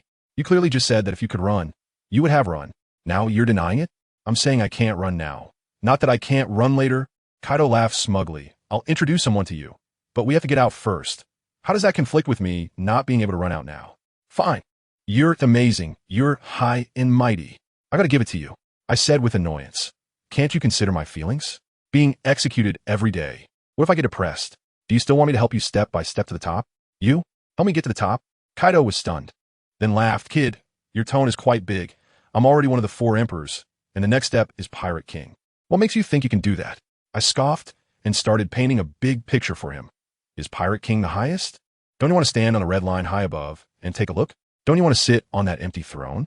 Don't you want to slaughter those celestial dragons and become the new tyrant?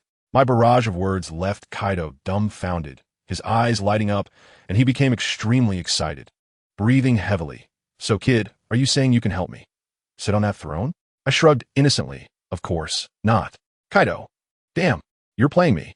You're too naive, okay?" I looked at him like he was a fool. I just wanted to act cool. "And you really believed it?" "Beast Kaido. I think you might as well change your name to Cute Kaido." Kaido was so angry that he was both amused and exasperated, and he stopped pretending. All right. Enough of this. Can we now properly pursue my daughter Yamato? Yamato? Is that the name of the girl in the photo? She's a bit not very cute. I casually commented. Who are you calling not cute? Kaido was about to make a move. Seeing his reaction, I immediately understood. "Oh, so she's your daughter. No wonder you're so excited. All right, Kaido, I consider you a friend, and you actually want to be my father-in-law? Want to elevate your status over me? Get lost. I'm over 50, and you're only 20.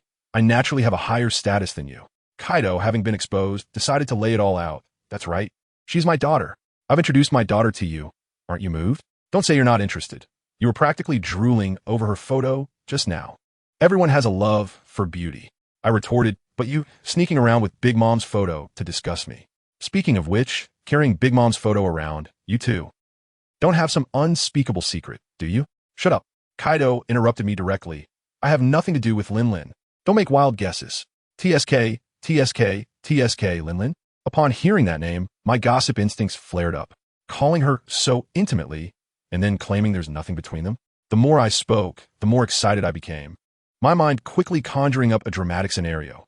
She can't be your old flame, right? Did you abandon her? Is that why she became like this? Marrying so many husbands just to get back at you?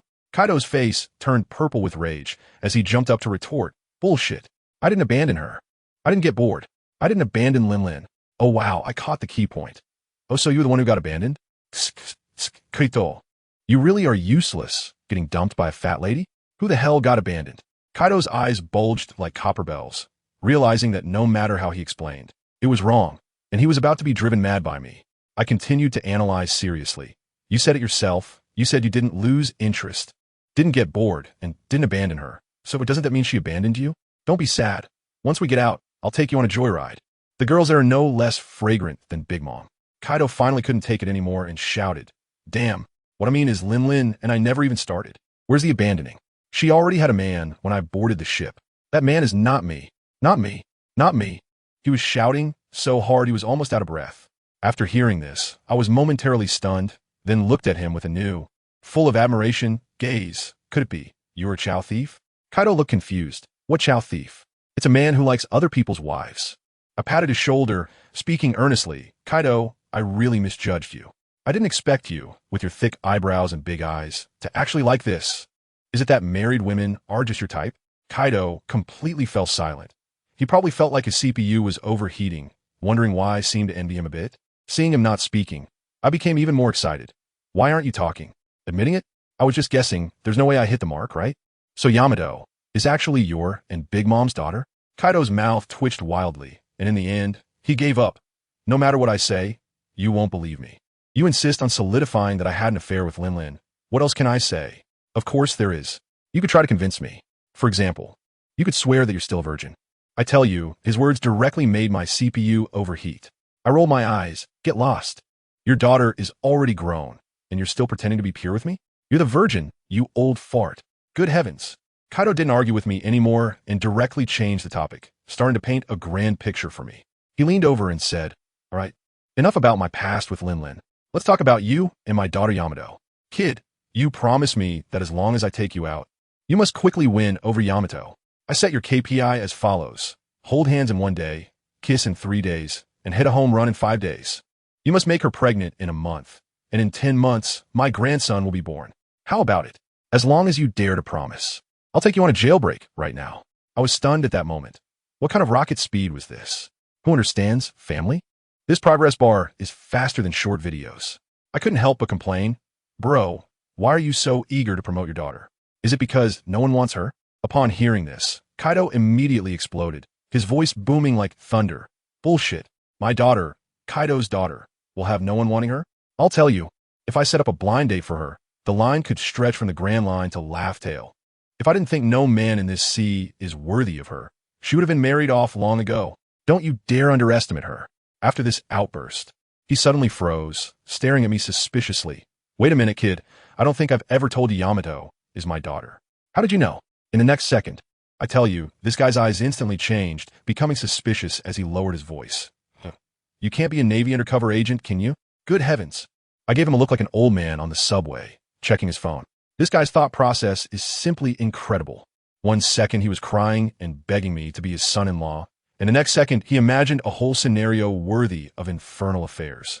His eyes seemed to say, I treat you as my son-in-law, but you want to treat me as an accomplishment?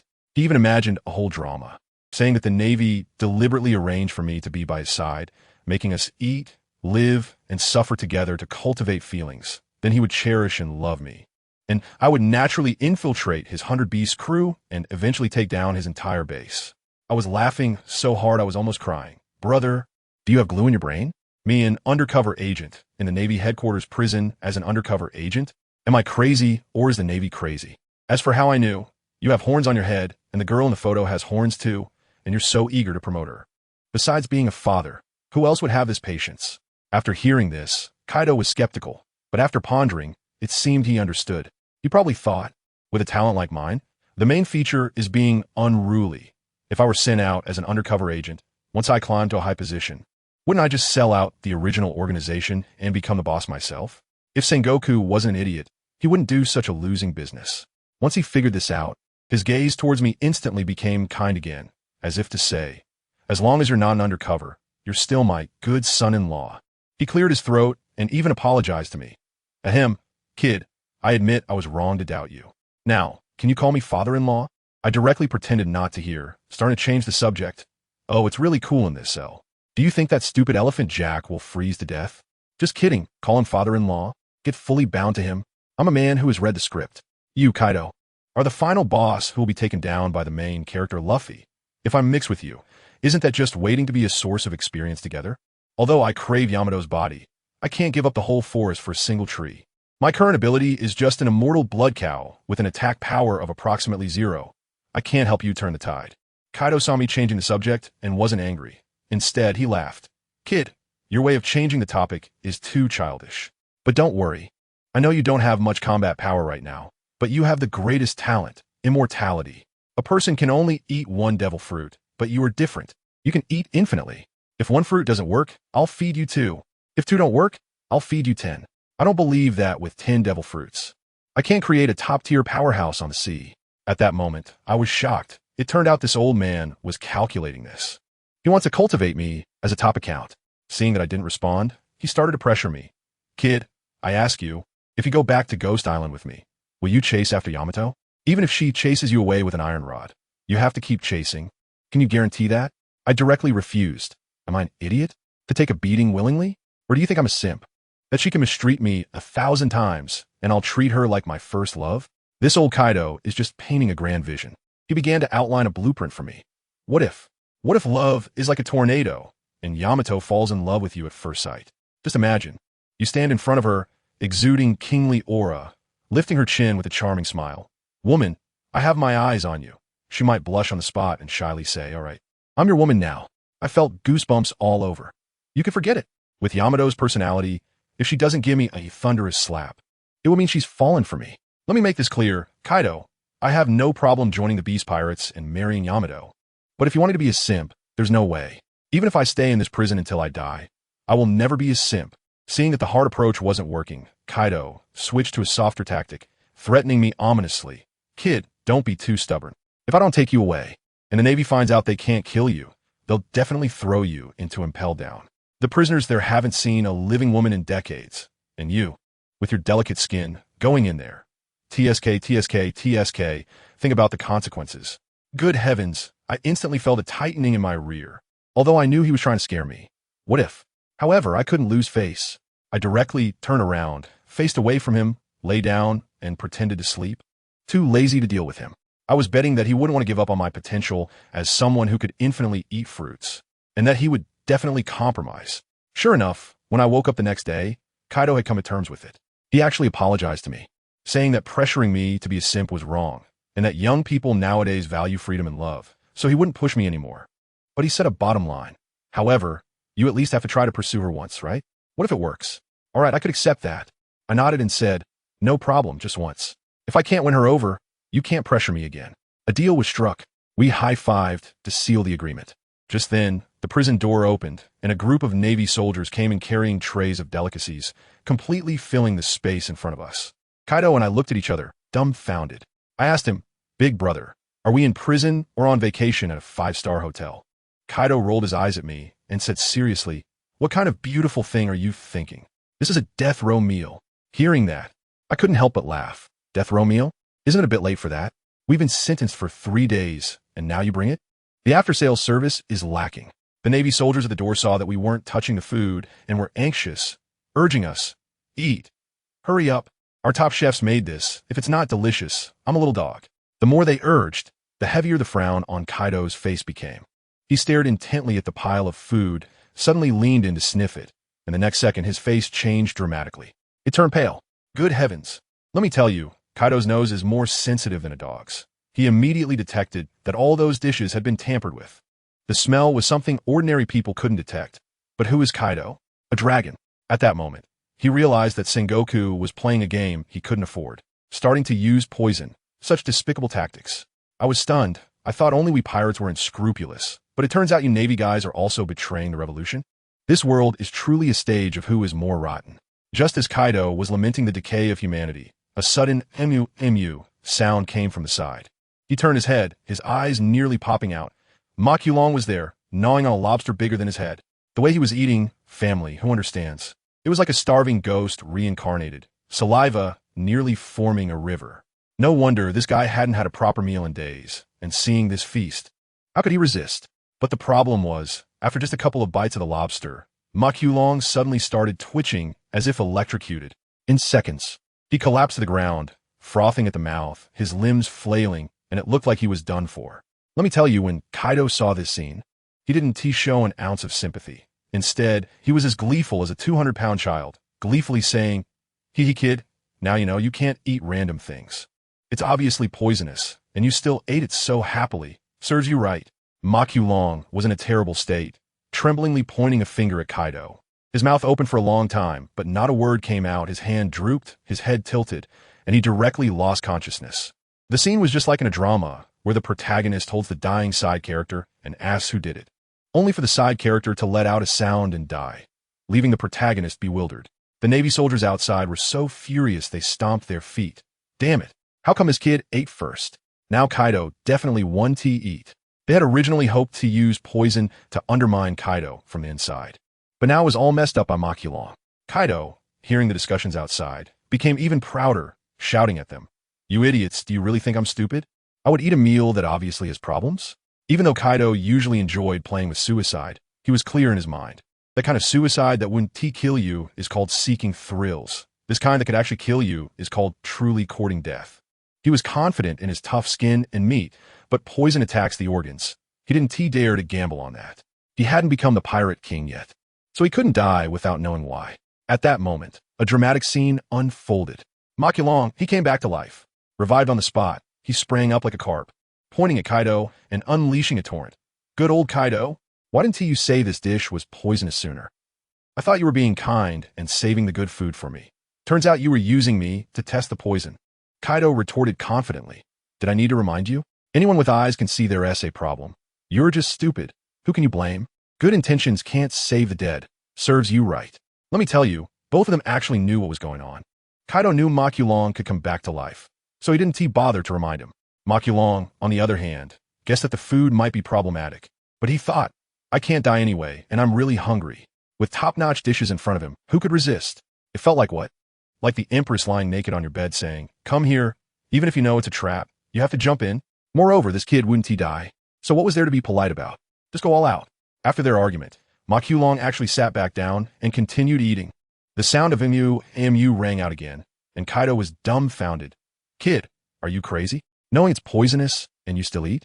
Makulong, while gnawing on a giant crab leg, nonchalantly retorted, so what if it's poisonous? Does that mean I shouldn't eat? Kaido, don't you love to commit suicide the most? Here is a perfect opportunity with deadly gourmet food right in front of you. Why aren't you eating? No way. No way. That suicide maniac persona of yours can't be real, right? This directly left Kaido speechless, being called out in front of so many Navy soldiers. Or could he hide his old face? The Navy outside saw this and realized, great, expecting Kaido to eat was out of the question. The colonel gritted his teeth and shouted, open the door.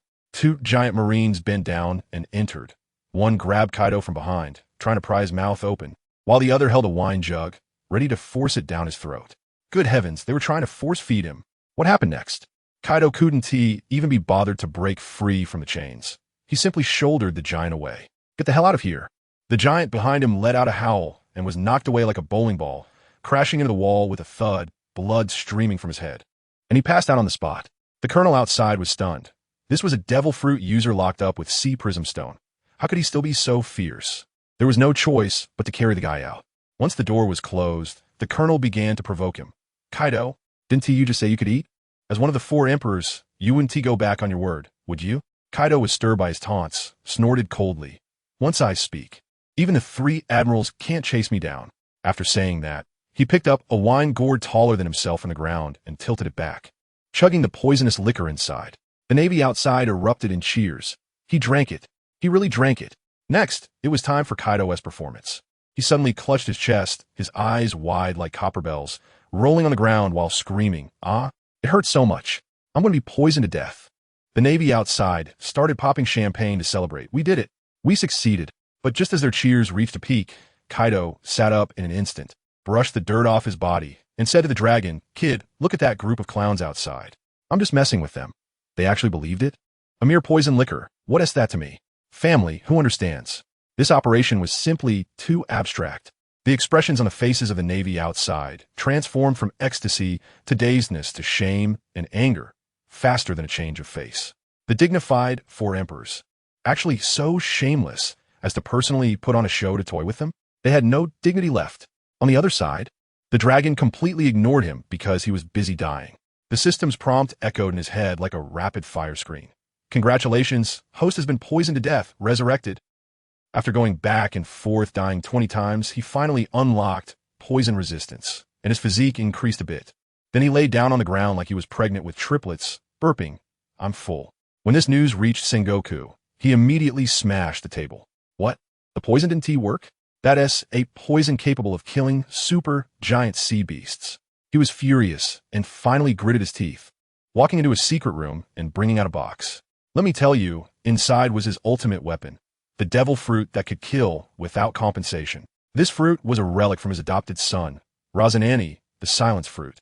Sengoku's plan was simple and in line with the world's iron law. No one can eat two devil fruits, no matter how strong Kaido is. If he eats it, he will explode and die. To kill Kaido, he was really going all out. Sengoku, holding the box, stormed to the cell door. Kaido was still being cocky, holding an empty wine gourd. "Hey, Sengoku, have you eaten? Thanks for the treat. This wine is strong. I like it." Sengoku's face darkened. "Stop the nonsense." He ordered the Marines to open the door, walked in, and opened the box, revealing a bizarre-looking fruit in front of Kaido. In that moment, Kaido's smile froze on his face, and cold sweat poured down his forehead. This, could it be? Kaido's mouth twitched. He was scared, I swear. This is the first time I've seen Kaido of the Bees show such a terrified expression. Sengoku saw his reaction and was pleased. That's right. It's the devil fruit. Kaido, are you afraid? Looks like you know the consequence of eating too. Sengoku pushed the fruit close to Kaido's mouth, giving him an ultimatum. You eat it yourself and die with dignity, or I'll pry your mouth open and force it down your throat. Then throw you in a cesspit? Choose. Kaido's muscles tensed all over, ready to fight to break free from the chains. To bet on becoming the first person to eat two devil fruits and not die? He didn't dare to gamble, nor could he afford to. Just at that critical moment, the atmosphere tensed to the extreme. Whoosh! A shadow darted past like lightning. Sengoku felt a lightness in his hand. That priceless devil fruit was gone. It was a dragon. This kid, in a flash, lunged and snatched the fruit from Sengoku's hand, rolling on the ground to the corner of the wall. Sengoku reacted. Didn't seri. No. The dragon turned back and grinned at him. Just because you say no, I won tea? Then he opened his mouth wide and took a big bite out of the devil fruit. Sengoku went crazy on the spot, sprinting forward, grabbing the dragon by the ankle and lifting him up, shaking him violently. Spit it out. Spit out. However, the dragon, suspended in midair, moved his throat and gulped down the fruit flesh. At that moment, time seemed to freeze. Sengoku turned to stone, his grip on the dragon slackening. It was over. All over. After one bite, the fruit recognized its master. The rest was just ordinary fruit. The dragon fell to the ground head first, and, surprisingly, it didn't hurt at all. To verify, he got up, gathered all his strength, and slammed his head against the wall. A sharp pain shot through him, causing him to hold his head and scream. Kaido and Sengoku stood by, dumbfounded. Kid, are you insane? Is there something wrong with this fruit? Then came the funniest scene, as Kaido and Sengoku simultaneously asked the dragon, "What the hell is going on?" After finishing, they both yelled at each other, "Don't copy me." The atmosphere turned extremely awkward. It was like a large-scale telepathy fail. Sengoku's face turned red. He dropped a line, "I'll let you off today," and hurriedly left. Once Sengoku was gone, Kaido, still bewildered, asked the dragon, "What the hell is going on? Is that fruit broken?" The dragon touched the bump on his head, shrugged nonchalantly. "It's nothing, just the most ordinary devil fruit, and let me tell you, it's the weakest one. What is it called? All right, the silence fruit. It only makes people shut up. Useless." Upon hearing this, Kaido was stunned, staring at him wide-eyed. "The weakest? Are you sure it's not that legendary silence fruit?" I was dumbfounded and said, "What the hell? How do you know about it? Is this broken thing famous now?" Kaido laughed and said, "Let me tell you, there are some useless reporters who are always ranking devil fruits. The silence fruit, I tell you, is universally recognized as the weakest number one on all lists. Simply a useless fighter." I asked, "What about your Azure Dragon fruit? What rank is it?" Kaido was beaming with pride, saying his fruit ranked at least in the top 10, and at its best, could reach second place. As for the first, it's always Whitebeard's Tremor fruit, which can destroy the world. However, he quickly added that this ranking is just for fun, purely electronic nonsense. Just take a look. Because those reporters are not ranking based on fruit abilities, but by the users. Whoever is the world's strongest, their fruit is the strongest. Then, this guy switched gears and started giving me a pep talk, patting my shoulder, saying, "Kid, don't be discouraged. There is no such thing as the weakest fruit in this world. Only the weakest people. You might just be the chosen one who can make the silence fruit famous across the world." Family, who understands? Why does this spiel sound so familiar? ISNT this just the pie the boss draws for us every day. You want me to turn the weakest fruit into something great? You can forget about it. Kaido looked at me with disbelief, probably thinking that this was a bit ridiculous, and quickly added, of course, if you really can't develop it, don't get stuck on it. I'll get you something amazing later. I laughed at that and said, don't worry, I'm not a 3-year-old who would believe that nonsense. It's obvious to anyone that there are strengths and weaknesses in devil fruits. Take your Kaido's Azure Dragon form. It looks impressive, like it's using special effects when it transforms. But when it comes to a real fight, what can those short arms do? In close combat, it's basically a living target. And the only useful thing is spitting fireballs from a distance, which takes forever to charge up. I didn't want to argue with him about this. So, I got straight to the point. Alright, Kaido, can we make a run for it? Sengoku can feed you once. He can feed you a second time. I can save you once, but it can't be this lucky every time, right? When Kaido heard this, his eyebrows shot up. Wait, what did you say? You saved me? I puffed out my chest and retorted confidently, what's wrong? Did I say something wrong? If I hadn't snatched that damn fruit and eaten it, you'd have burst from being too full by now. Doesn't that count as saving your life? Let me tell you, that's a huge favor. According to our customs, saving a life is worth a great reward. Kaido scoffed, looking disdainful, as if to say you. He shouted at me, kid, stop flattering yourself. Open the soundproof cover, and let me show you what it means to come and go as I please. All right, you're impressive. I snapped my fingers, and a transparent cover enveloped the three of us. I said, come on, start your performance. Let me see the strength of the world's strongest creature. You guess what? When Kaido heard the term world's strongest creature, his eyes lit up, and he burst into laughter. Not bad. I'll take that title. From today on, I am the world's strongest creature. As soon as he finished speaking, he suddenly gathered his energy, and his arm muscles bulged like they were inflated, veins popping out. With a loud crack, the sea prism stone chains binding him were forcefully stretched apart inch by inch. The next second, with a loud bang, one of the iron rings broke, followed by a series of explosive sounds as the broken rings flew off like bullets, making several big dents in the wall. Kaido stood up, walked over to Jack, who had been frozen into an ice sculpture, and without a word, punched him. Crack! The ice shattered everywhere, and Jack, with snot dripping from his nose, trembled as he apologized to Kaido. Mr. Kaido, I embarrassed you. Kaido patted his shoulder and began his boss-style consolation. It's okay. Losing to a Marine Admiral is nothing to be ashamed of. You're still young. He's already at the end of his road. You're not losing to him. You're losing to age.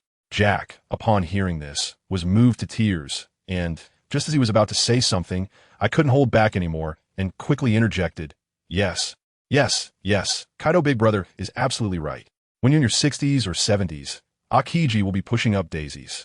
By then, when you challenge him, won't it just be an easy win? Kaido's face darkened, and he glared at me. Can you stop being so sarcastic? I shrugged. Is it cruel? This is the age of great pirates. Being a pirate isn't child's play. If Jack can't handle this little setback, he might as well go back home and farm.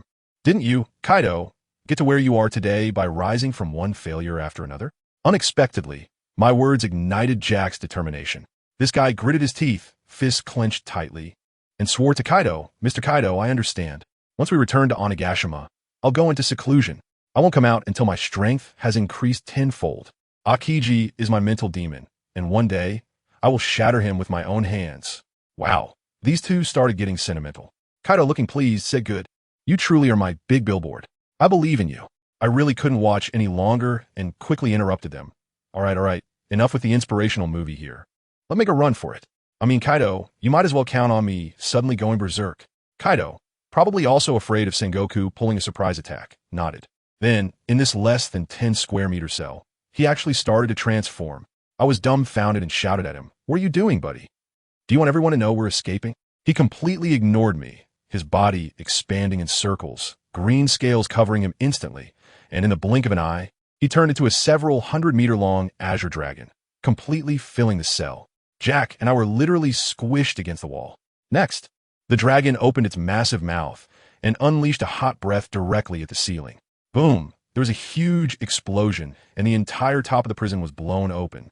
A pillar of fire shooting into the sky, turning the clouds above red. With this commotion, it was hard for Sengoku in his office to pretend he didn't hear. He pushed open the window and turned green upon seeing the scene, rushing over in a moonwalk, just in time to block the big hole we were about to escape through. Kaido's dragon head poked out and saw Sengoku hovering above. looking incredulous. Kaido, how did you break free from the Sea Prism stone chains?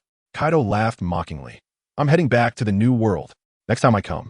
It's the day I flatten your marine headquarters. With that, he was about to flee. Could Sengoku let him leave just like that? He immediately got angry. Dream on. As long as I'm here today, you ain't going anywhere. The next second, a flash of golden light appeared before my eyes, nearly blinding me. When I opened my eyes again, Sengoku had transformed into a towering golden Buddha. He descended from the sky and swung a palm at Kaido's dragon head, shouting, Kaido, have you ever seen a technique falling from the sky? Get back. Boom. With a resounding crash. Kaido didn't even have a chance to react before being solidly slapped on the forehead, letting out a scream as his gigantic dragon body was slammed back into the prison pit, covered in dirt. I crawled out from under Kaido's claw and immediately started a vent. Are you serious? Why do you have to show off? Now look, you got slapped back by the Buddha. Kaido was still unconvinced and stubbornly replied, that was because I wasn't prepared. He ambushed me. If he had fought me head on, you'd see how I'd deal with him. I rolled my eyes. And you call yourself the world's strongest creature? You just got that title, and you already bombed it. Just as it looked like we were about to argue in the pit, Jack, half frozen, finally couldn't take it anymore and shivered. Can we stop arguing? You two? We're still in the middle of an escape. Wow. His shout silenced both Kaido and me. Let me tell you, when Kaido heard this, he was not pleased. Furrowing his brow and turning to Jack to unleash a tirade. Jack, something's off with you. You weren't like this before. The old you as a reckless warrior. Charging in without a care for Sengoku. What's wrong now? Did Akiji give you a psychological trauma? Why are you scared? Family, who understands? This was basically the boss peeing his employee. Jack felt very wronged and weakly retorted, Mr. Kaido, I'm not being cowardly. I'm being cautious. Let's hurry and run. Just one Sengoku, you can definitely handle him. If Akiji comes too, and they team up against you, we really won't be able to escape. Kaido sighed and waved his hand, meaning to let it go and not hold it against him. He probably thought to himself that Jack's previous reckless personality was indeed prone to getting into trouble, but now that he has become more timid. Oh no, I mean more cautious, it doesn't seem to be a bad thing. Just as I was thinking this, Kaido waved his hand, grabbing us both like chicks in his grip, and with a lift of his dragon head, we soared into the sky. I thought this time we could finally escape. But guess what happened? That dazzling golden Buddha was back. Sengoku charged at us like a war god. However, this time Kaido was clever. He was prepared. He opened his dragon mouth, skipping any physical attacks, and unleashed a wind blade. Dozens of blue slashes flew towards Sengoku like they were free. You wouldn't believe it, but that big fat Buddha Sengoku, despite looking clumsy, was surprisingly agile. He moonwalked in the air, dodging left and right, dancing like he was in a performance. And not a single slash hit him. Taking advantage of that brief moment while Sengoku was dodging, Kaido swung his dragon head and turned to flee. Want to run? Did you ask me first? Sengoku wasn't going to let him get away. He stomped on the air and chased after him like a cannonball. Let me tell you, the scene at that moment was insane. Kaido's dragon just took off, not even at full speed, and Sengoku caught up. Sengoku, this old man, was fierce. Without saying a word, he wrapped his arms around Kaido's dragon tail. While holding on, he shouted, Kaido, stay. The Marine headquarters is your home. At that moment, I thought, wow, what a love-hate plot this is. Sengoku, holding onto the dragon tail, exerted his waist, let out a loud shout, and executed a perfect over-the-shoulder throw. He sent all three of us, dragon and all, crashing back to the ground with a bang. The dragon's head hit the ground, leaving me dazed. Kaido was also rattled, lying on the ground cursing. Sengoku, are you secretly in love with me? Why do you only grab me? He was frustrated. With both claws holding us, he couldn't fight back at all. Sengoku transformed straight into a romantic dialogue boy. Yes, Kaido. I like you so much that I want to personally beat you to death here. As he spoke, the golden Buddha's palm reached out, igniting the atmosphere instantly. I bet on the honor of the Marine Admiral. Today you definitely won escape. Wow, this got Kaido fired up. He took the challenge. All right, I'll bet too. I bet my title of world's strongest creature. If I can't escape today, I'll dig my own grave. Upon hearing this, Sengoku laughed. World's strongest creature? Did you crown yourself? Ha ha ha. Let me tell you, Kaido can't stand being mocked by others. His dragon eyes widened, and without further ado, he unleashed a blast of flame. A massive column of fire shot out. Sengoku was prepared to either take it or counter it. But who understands? This old six played it dirty. Kaido's dragon breath wasn't aimed at Sengoku at all, but rather towards a marine family area behind Sengoku. At this moment, Sengoku's defense broke. He couldn't just watch hundreds of marine brothers get incinerated by this attack. Could he? With no choice. He abandoned the chase and dashed in front of the flame with a burst of speed, bracing his own back to take the hit. Boom! A giant explosion erupted, creating a mushroom cloud in the sky. I was stunned, unable to help but mock Kaido. You're so despicable. A dignified Yonko, and when you can't win, you resort to this. Kaido, still flying up into the sky, retorted unconvincingly, shut up. If it weren't for having to carry you, why need to do this? If it were just me, I could fight Sengoku for 3 days and nights. While we were talking, we had already flown far away. At this time, Aokiji finally arrived. But he couldn't fly, so he could only anxiously watch from below, conjuring an ice spear and throwing it with all his might at us. What happened? The ice spear shattered upon hitting Kaido's dragon scales. Kaido froze for a moment while flying and turned to ask me, was there a mosquito biting my butt just now? I was speechless. It was Aokiji. He was poking you with an ice spear. Luckily, he threw it off target, or else you'd have been in for a 1,000-year kill. Upon hearing this, Kaido's expression tightened, but he still retorted, nonsense. He is at least a marine admiral. How could he be that uncouth? As we flew, I suddenly fell into a moment of reflection.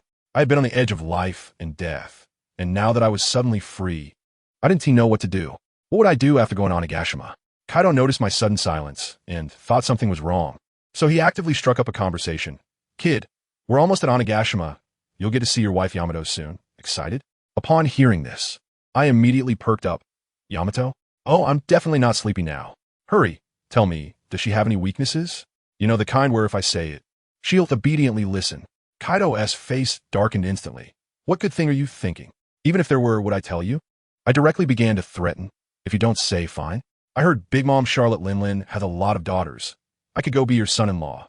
Stop. Kaido interrupted me directly. Don't be stupid. Linlin loves to have children with strong people.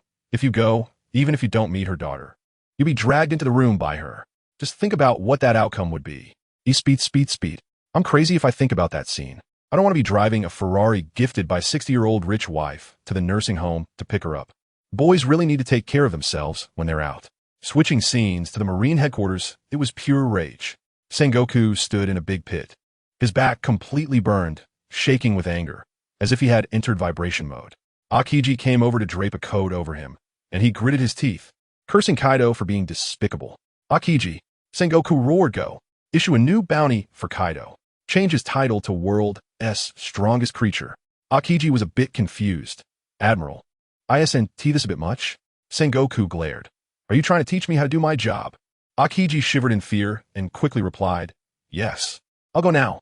After taking a couple of steps, he returned. Admiral, how much should the bounty be raised? Sengoku thought for a moment. Whitebeard's is 46 billion, right? Said is at 1 billion. Just to overshadow Whitebeard. If I can't beat you, I'll annoy you to death with the bounty. Hopefully, those two will end up fighting over this. Wow, that's some small-mindedness. By the way, Sengoku called Aokiji again, and that Long too. He needs a bounty as well. They began discussing how my ability was special but lacked combat power. If they set it too high, it wouldn't be appropriate, and if they set it too low, it would be embarrassing for the Marines. They even speculated why Kaido took me away. Aokiji suggested it might be because he wanted to study my immortality, while Sengoku initially speculated if Kaido intended to feed me a bunch of devil fruits to turn me into a monster. Just as they were talking, Sengoku's office phone rang. It was his superior, Fleet Admiral Kong. As Sengoku was about to report, Fleet Admiral Kong directly asked, is that kid Long still alive? If he is, hurry and send him to Mariewa. The Celestial Dragons want to study his immortality with Vegapunk. Sengoku was stunned, holding the transponder snail, stammering for a long time before finally managing to say, Fleet Admiral, he ran away. There was silence on the other end for a full 10 seconds, followed by a roar. Ran away. Sengoku, what are you doing? In the end, the last Warring States period passed the blame to Kaido, and Admiral Kong didn't say much, just hung up the phone in frustration. On the other hand, after several hours of flying, I was brought back to Onigashima by Kaido. Let me tell you, that feeling was more thrilling than riding a roller coaster 10 times. As soon as we landed, I nearly vomited my bile. The Beast Pirates were celebrating Kaido's return like it was New Year's, having a bonfire party. I really couldn't take it anymore, so I found a room and went to sleep. The next day, I was awakened by the sunlight. I opened the door and looked out. Wow, a seaside villa. In front of the door was a grassy garden. The scenery was incredibly beautiful. Just as I was admiring it, Kaido, that big guy, sat down on the grass beside me and asked in a pretentious tone, "So, kid, do you want to team up with me and turn the whole world into this?" I rolled my eyes at him. "Forget it. I don't have the qualifications to team up with you, one of the four emperors." Kaido replied with a domineering attitude. "If I say you do, then you do." As he said this, he opened his palm, revealing a strangely shaped fruit lying in his hand. I was stunned. "This is a devil fruit?" "No kidding." Kaido casually tossed the fruit to me as if it were an apple, saying, "Here, take it and eat it. It might not make you a four emperor directly, but gaining over 100 million in strength is definitely possible."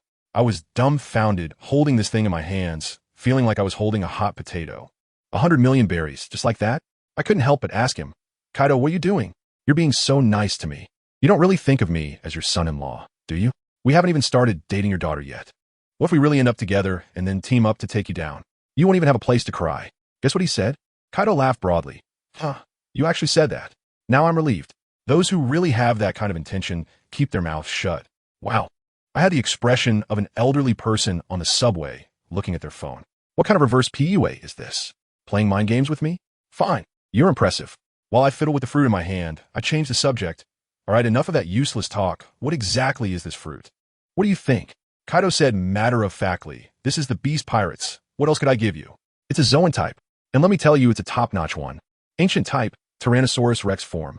How about that, kid? The three disasters don't have one as good as this. Are you touched? If you are, hurry up and call me father-in-law." I roll my eyes in my mind. The top-notch Zoan? What do you put the mythical Zoan? But the ancient type is indeed impressive. After all, its size is right there. Kaido seemed to see through my thoughts and added, "Mythical Zoans are rarer than Logia types. I've only managed to get one in all these years, and it was eaten by your fiancé, Yamato, long ago, so don't think about it. All right, enough with the nonsense. Hurry up and eat. Let me see if a person can really eat two devil fruits." Well, since it's come to this, I had no choice but to eat, although I had swallowed it whole in prison without tasting it this time, so for the sake of becoming stronger, I had to accept whatever disgusting stuff it was. I rubbed the fruit on my clothes, closed my eyes, took a deep breath, and opened my mouth wide to take a big bite, tilting my neck to swallow it down. Let me tell you, the taste, who understands? It was like stuffing a 100-year-old smelly sock into my mouth, and it even had some expired durian added in. That taste shot straight to the top of my head. But the next second, I felt explosive power fill my whole body, feeling like I could smash a mountain with one punch. Then bang, the mountain didn't break. I did. I exploded into a mist of blood without any warning. System. Congratulations, the host has been overwhelmed by the energy of two devil fruits. The host has died. The host has been resurrected. Host physique increased by 1. Gained immunity to devil fruit curses. Kaido took a sip of alcohol and had a look of as expected. Looks like one person really can't eat two fruits. No kidding, isn't that common sense? But soon, those exploded fragments reassembled, and I transformed back into human form. Kaido's eyes lit up, but he still seemed a bit uneasy and asked me, "Kid, you don't feel anything uncomfortable, right?" Uncomfortable? I felt great. I clenched my fists, feeling an unprecedented amount of strength. "Kaido, stand still. Let me give you a punch to test my power." "No problem. I'll satisfy you." Kaido also got into it and stood up from the grass. I took a deep breath, looked up at the sky, and roared, "Ah." My body instantly began to swell and transform, and in just a few seconds, I turned into a giant Tyrannosaurus Rex, almost as tall as Kaido. "Kaido, take this. Tyrannosaurus tail whip." I roared, swinging my thick and long tail with a whoosh and struck hard. Crack! There was a huge sound, and Kaido's body was actually pushed several meters away by my attack. The grass beneath him was plowed into 2 furrows. "Not bad, kid." Kaido even praised me, saying that I could push him back, something even the 3 disasters couldn't do. I transformed back into human form and rolled my eyes. "Come on, you didn't even use haki, just stood there stiffly. This punch was like being hit by a truck. In the new world, that's nothing." Guess what happened next? Kaido praised me again. "Very good, not arrogant, and can recognize your own shortcomings. With your character, it'll be hard not to succeed." I was dumbfounded. So no matter what I said, you could praise me, right? We've only been in prison together for a few days. Do you really need to do this? It made me feel a bit embarrassed since I was planning to find an opportunity to escape and now I felt a bit guilty. Just then, a sound rang in my head. System detected that the host has transformed into the top predator of the ancient era, the Tyrannosaurus Rex. The King's Haki is awakening. Host Conqueror's Haki has successfully awakened. I was stunned at that moment. My broken system usually plays dead, but at a critical moment. You really pulled off something? Kaido saw me in a daze and thought I had some aftereffects. I came to my senses and tentatively asked him, Kaido, do you think I have the potential for Conqueror's Haki? He immediately switched to comfort mode. Hey, what is so great about that? Garp doesn't have it. The three admirals don't have it, and they're still top-tier powerhouses. You, kid, are the only one in the world who can eat 2 devil fruits and not die. You're much better than them. Conqueror's Haki is useless. Really? I was taken aback today, as Kaido was so off, acting like a praise group leader. I directly pointed out, Kaido, you're not acting right. You give me the feeling that you're trying to please me? Are you afraid I'll run away? He was stunned for a moment, then laughed heartily. How could that be? I pulled you out from the Navy headquarters and gave you the Tyrannosaurus fruit. I treat you like my own son. Why would you run? Where else can you find someone who treats you this well? Besides, the Navy is definitely looking for you everywhere. Can you escape alone? With what he said, I was left speechless. Indeed, the environment was satisfying, the boss treated me well, and there might be a beautiful wife in the future. The key was that there was a net waiting for me outside. What was I running for? The thought of leaving Onigashima was instantly shattered. All right, stop thinking too much. Kaido patted me on the back. Let us go, it's time to eat. After eating, I'll take you to get your second devil fruit. The rest more? I was shocked you have that much stock. What kind of beautiful thing are you thinking? Just that one Tyrannosaurus. You just ate it. Then where are you going to get me another? I looked at him suspiciously. Don't tell me it's from Doflamingo's stock. I'm telling you, I don't want that kind of artificial trash. How do you know I have a deal with Doflamingo? Kaido looked surprised, but quickly waved his hand and said, Forget it, it's not important. Don't worry, you're my son-in-law. How could I give you that kind of garbage? It's all natural. You'll know when the time comes. This guy is still keeping a secret. I rolled my eyes and followed him to a restaurant. As soon as we sat down, the table was already filled with delicacies. Just as we were about to dig in, a pirate rushed over, holding a newspaper. Big news. Captain Kaido, big news. Your bounty has increased. You are now the highest bounty pirate on the seas. Really? Kaido snatched the newspaper, his eyes nearly popping out. 51 billion. Am I seeing this wrong? Kaido excitedly asked the little pirate if Whitebeard had just over 50 billion. That's right, Captain.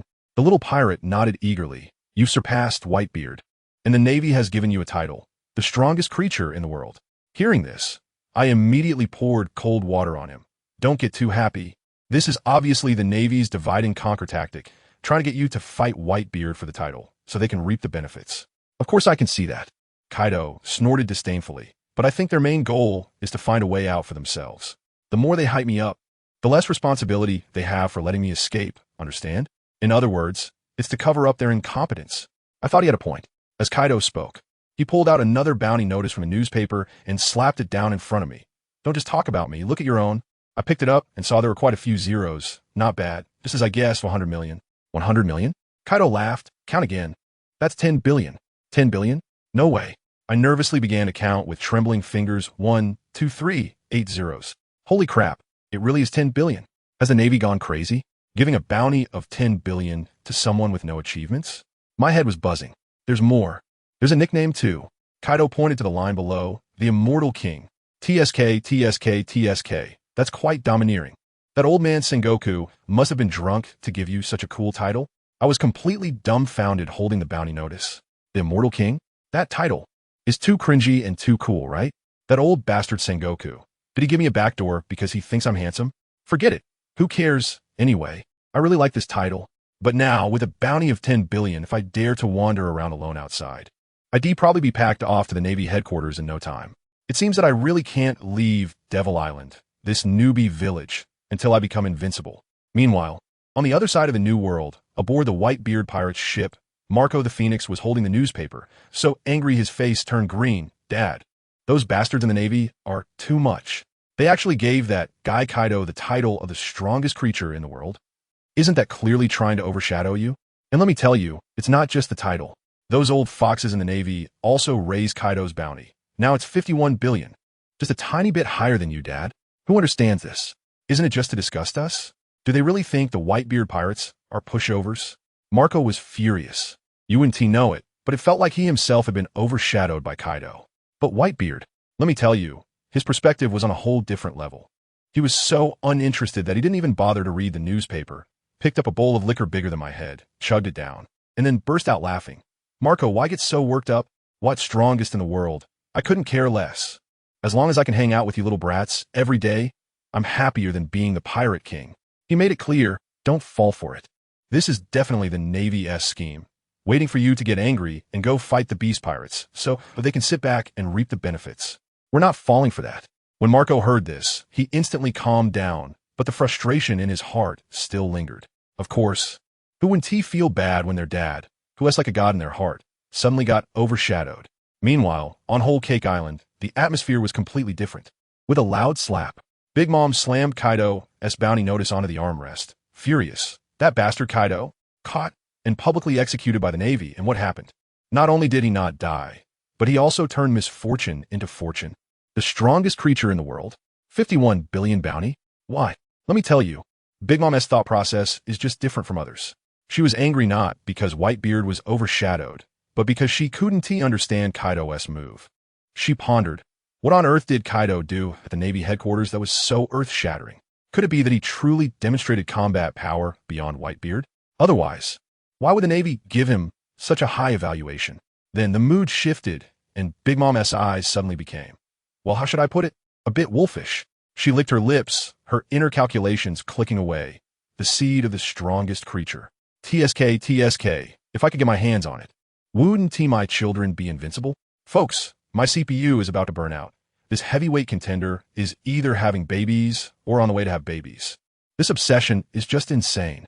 The scene shifted again to a nameless island in the New World, where the red-haired pirates were having a party around a bonfire. Drinking and feasting, living it up.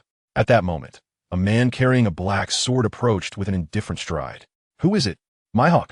He sat down right next to Shanks. Shanks looked at him and smiled, wrapping his arm around Mihawk's shoulder. Hey, Mihawk. Just in time, the party just started.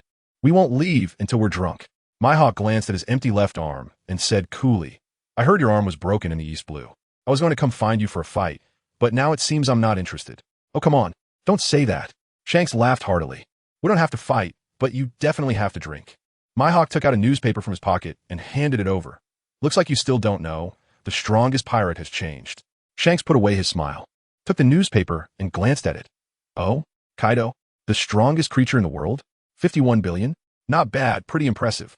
And then, let me tell you, the most outrageous move came. After reading it, he casually tossed the newspaper into the fire, burning it, like it was just a piece of waste paper. He looked at Mihawk, and the meaning was clear. You didn't come just for this trivial matter, right? Mihawk stood up. I just came to confirm if your arm is really broken. Now that I see it, I'm leaving. Leaving? Where do you think you're going? Shanks pulled him back. We agreed we won't leave until we're drunk. Mihawk looked into Shanks' serious eyes and thought, well, since he is so hospitable, I'll just stay and drink. The scene returned to Devil Island. After a hearty meal, Kaido grabbed the recently finished meal of the Ink Dragon, and in the next moment, with a bang, it transformed into a massive azure dragon, soaring into the sky. Kid, let us go, we're heading to Whole Cake Island. Being grabbed by the dragon's claws, the cold wind rushing at his face, the Ink Dragon was dumbfounded. Going to Whole Cake Island? So all this talk about getting me a devil fruit is just going to ask Big Mom for it? You still say you two have nothing going on? You think she'll just give it to you? Kaido rolled his eyes in the sky. Do you think the devil fruit is a cabbage? Just say it, and it's yours. Even if we really had something going on, it wouldn't work. So are you still going? Do you want to buy it with money? Mo Long asked curiously. Did you bring money? We're all pirates. Talking about money hurts feelings. Kaido snorted coldly, insisting he was justified. Oh, talking about money hurts feelings? So are you planning to talk about feelings then? Mo Long's gossip spirit ignited. I get it. You're planning to sacrifice your looks to become her 40-something husband, right? If that doesn't work, leave a seed, trade for fruit. I bet Big Mom would be happy. Kaido's face darkened. You little brat. Even if I treat you like my own son, I wouldn't sacrifice that much for you. So what do you plan to do? Mo Long was genuinely curious. You can't just rush in, knock Big Mom down with a stick, and step on her chest saying, Lin, are you giving up the fruit or not? That's too ungrateful. She even gave you a fish fruit back then, right? Kaido said, even more justified, since she could give me one back then. What's the problem with her giving me another one now? I was dumbfounded hearing this. Wow, Kaido, are you addicted to freeloading? Mo Long immediately switched to detective mode, wildly imagining I guess when Big Mom gave you that fish fruit, it was probably as a dowry. And you just took the fruit and ran, leaving her a young girl waiting on Cake Island, turning into an old woman. All right. Stop imagining. It's not true. Kaido was getting a bit anxious, and his dragon claw instinctively went to wipe the cold sweat from his forehead, only to find he couldn't reach it. Mo Long saw this and laughed. Look, you say I'm imagining? This is how it's done in Conan. When the suspect is called out, they start sweating. I've watched over 1,000 episodes for nothing.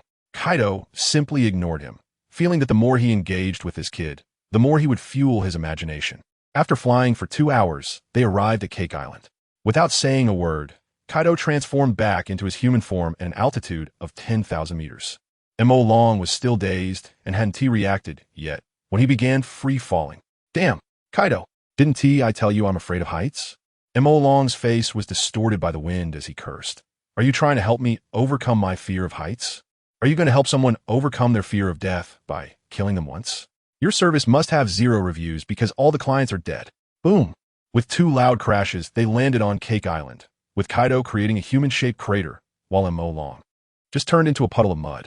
Ding. Congratulations to the host for dying from a fall.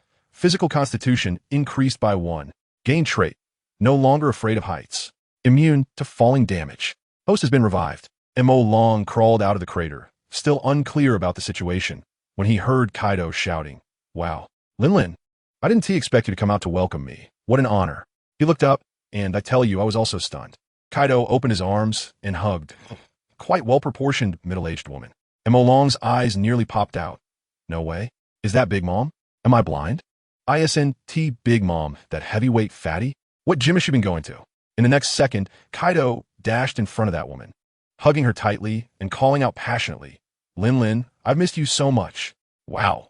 He just went for a hug, and he said they had no relationship. The key point is the woman didn't resist. Kaido, you scoundrel, why did you only come find me now? The woman said in a delicate voice, drawing circles on Kaido's chest with her finger. Have you finally figured it out and want to be with me? As long as you nod. This world is mine for you. Mo Long was completely petrified on the side. This is definitely not the Big Mom I know. Not to mention Mo Long. Even Kaido was stunned, muttering to himself, By the way, Lin, your figure looked a bit different from the last time I saw you. The Big Mom in front of him, although a bit older, looked just like she did back when she was on the rock ship. How about it? I successfully lost weight. Am I still pretty? Big Mom winked at Kaido. Have you been charmed by me? Kaido's mouth twitched wildly, thinking you didn't charm me when you were young now. But he was indeed asking for something from her and could only grit his teeth and pull out a cake gift box from behind. Ahem, Lin, look what I brought you. Your favorite cake. Big Mom's eyes lit up, but she hesitated a bit since she had just lost weight. But in the next second, she thought, forget it. How can I lose weight without eating enough? She reached out to grab it, but halfway there, she suddenly stopped and said a bit shyly, Oh dear, look at me. I'm usually very gentle. Someone bring me a spoon. Her sons nearby were all dumbfounded. This is definitely not our usual mother. Kaido could only grit his teeth and compliment. Haha, it's okay. Your carefree personality is also very cute. Is it? Then let us get married right here. Kaido turned green, quickly changing the subject. Lin, want you invite me in for a sit? At that moment, a clueless son came over. Mom, aren't we going to conquer Chocolate Island? Right now. Get lost. Big Mom instantly changed her face, cursing. Didn't you see I'm trying to find you a stepfather? A bunch of useless kids. Kaido was still fanning the flames beside her. Lin is right. Kid should be scolded. Look how sensible my kid Mo Long is. The son who was scolded couldn't take it anymore and turn his anger on Mo Long, blocking him. Hey brat, who are you? Stop right there.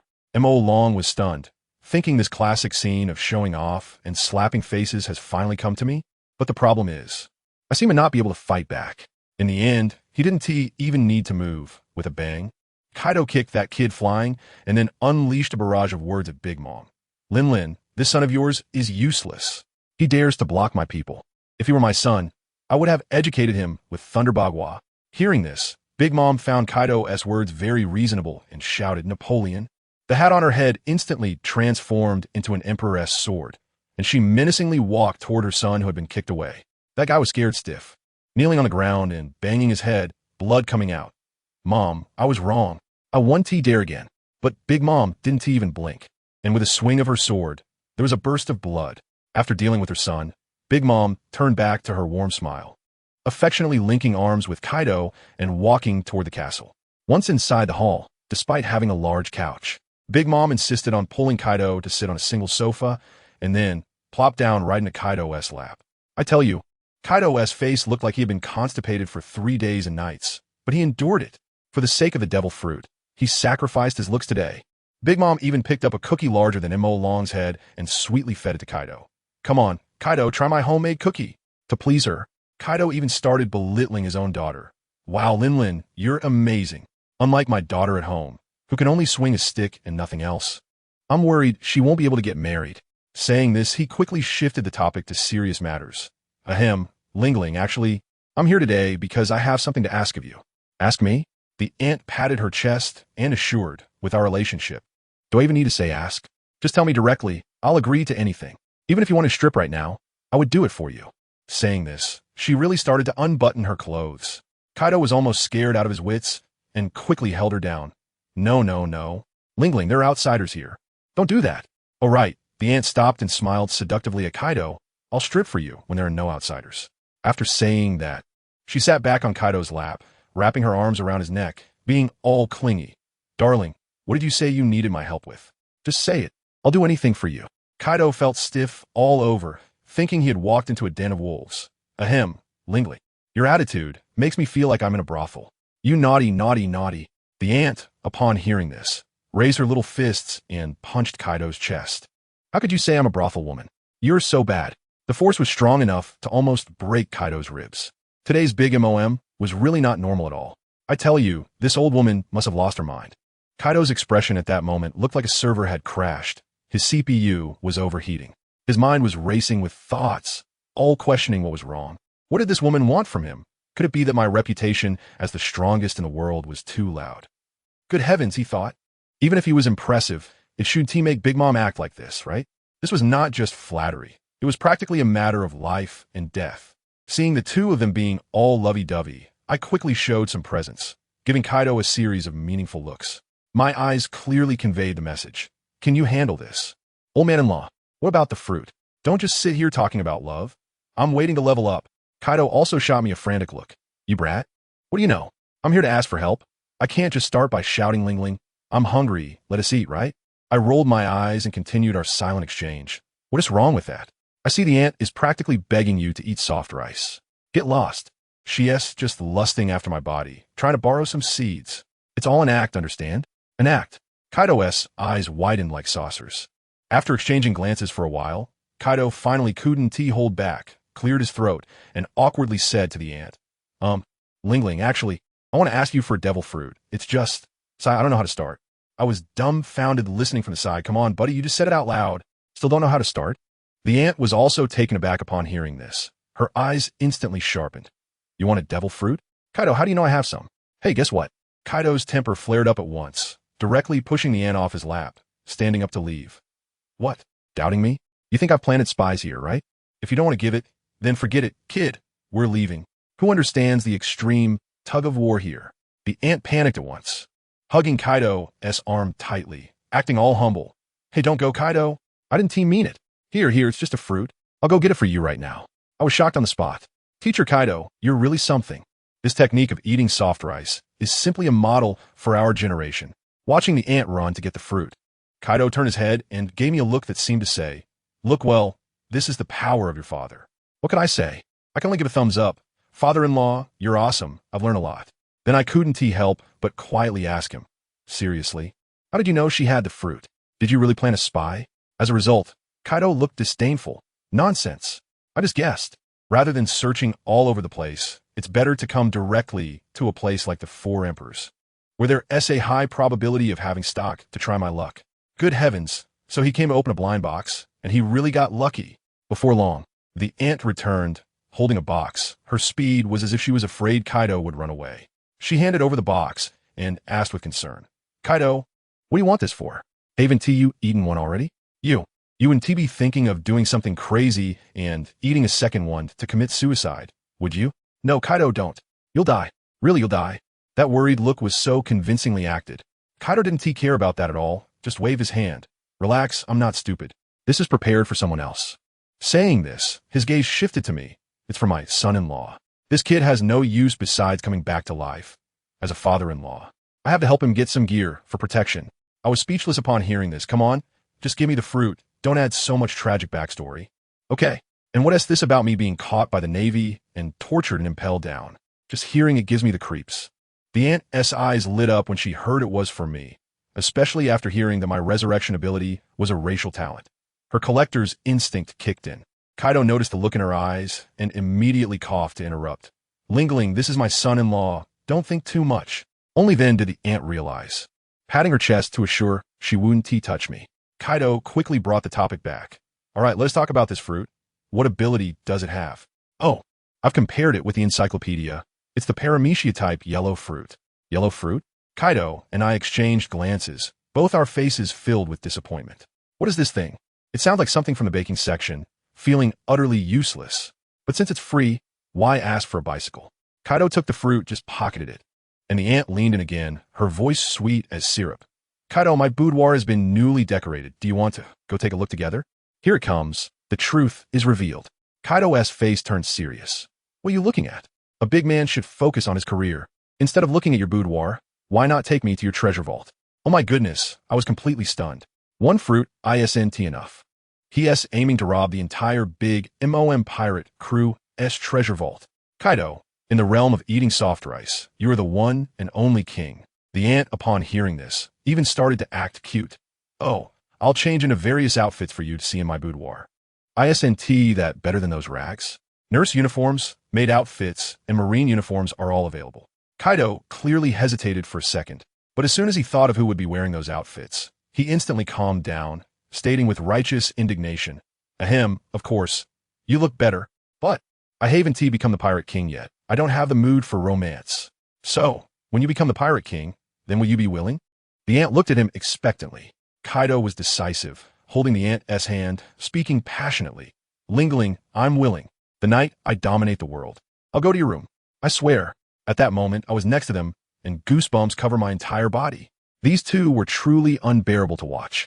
I quickly grabbed the fruit and slipped out. I won't disturb you too. I'm going outside to eat the fruit. As soon as I stepped out, Kaido's eyes were like knives, desperately signaling me with his eyes, indicating what he would do if I left. Why didn't he care about that? I hurriedly made my escape. Just as I left, I heard the aunt excitedly pulling Kaido. Let us go, let us go. Didn't you want to see the treasure vault? I'll take you there right now. Goodness, Kaido's speed of changing his face is incredible. Instantly going from don't go to get lost. I walked outside the castle and swallowed that terrible yellow fruit in one bite. My body instantly changed, allowing me to turn into slippery butter. Just then, the system's voice sounded, asking if I wanted to fuse the Tyrannosaurus fruit with the yellow fruit. Only a fool wouldn't fuse them. I directly selected confirm. New ability, Butter Tyrannosaurus. The passive ability reduces physical damage by 50%, and the active ability allows me to spray butter from my mouth, making enemies slip and unable to stand. Although it sounds a bit, at least it counts as a range control skill. While I was pondering my new ability, I looked up and saw Katakuri leaning against the wall like a gatekeeper, coldly asking me, "Where's Kaido?" I couldn't help but laugh and shot back. "Who are you? Is this how you ask questions? Didn't your mother teach you manners? Also, wearing a scarf in this hot weather, do you have something to hide?" This hit him right in the lungs. Katakuri's eyes instantly turned murderous. But he probably didn't want to make a move because of Big Mom. So instead, he released a wave of Conqueror's haki directed at me. I sneered. "What are you showing off for? You think you're the only one who can do that?" In the next second, I transformed into Tyrannosaurus form and let out an earth-shattering roar at him. Roar. The two waves of Conqueror's haki collided fiercely, shaking the entire cake island 3 times. In the treasure vault, Kaido and Big Mom felt it too and rushed out in a hurry. Then, Kaido saw a scene that made him question his life. With a Tyrannosaurus head, was confronting Katakuri with Conqueror's haki. Kaido was instantly petrified. He suddenly remembered that I had asked him before whether I had Conqueror's haki, and he had solemnly comforted me. Goodness, the clown turned out to be me? Just as I thought I was the clown, let me tell you, Kaido directly exploded on the spot. He glared at Katakuri, and I tell you, his eyes looked like they wanted to swallow him whole. His logic was bizarre. He thought I, an ordinary person without any strength, could possibly awaken Conqueror's haki on my own? The only explanation was that I must have been terribly bullied by Katakuri. Suffering immense psychological trauma, I unleashed my potential in despair. Who understands this kind of reasoning? It's all about being protective of kin. He roared, "Dare to touch my son-in-law? I'll kill you." Out of nowhere, he pulled out a spike club and marched over to start a fight.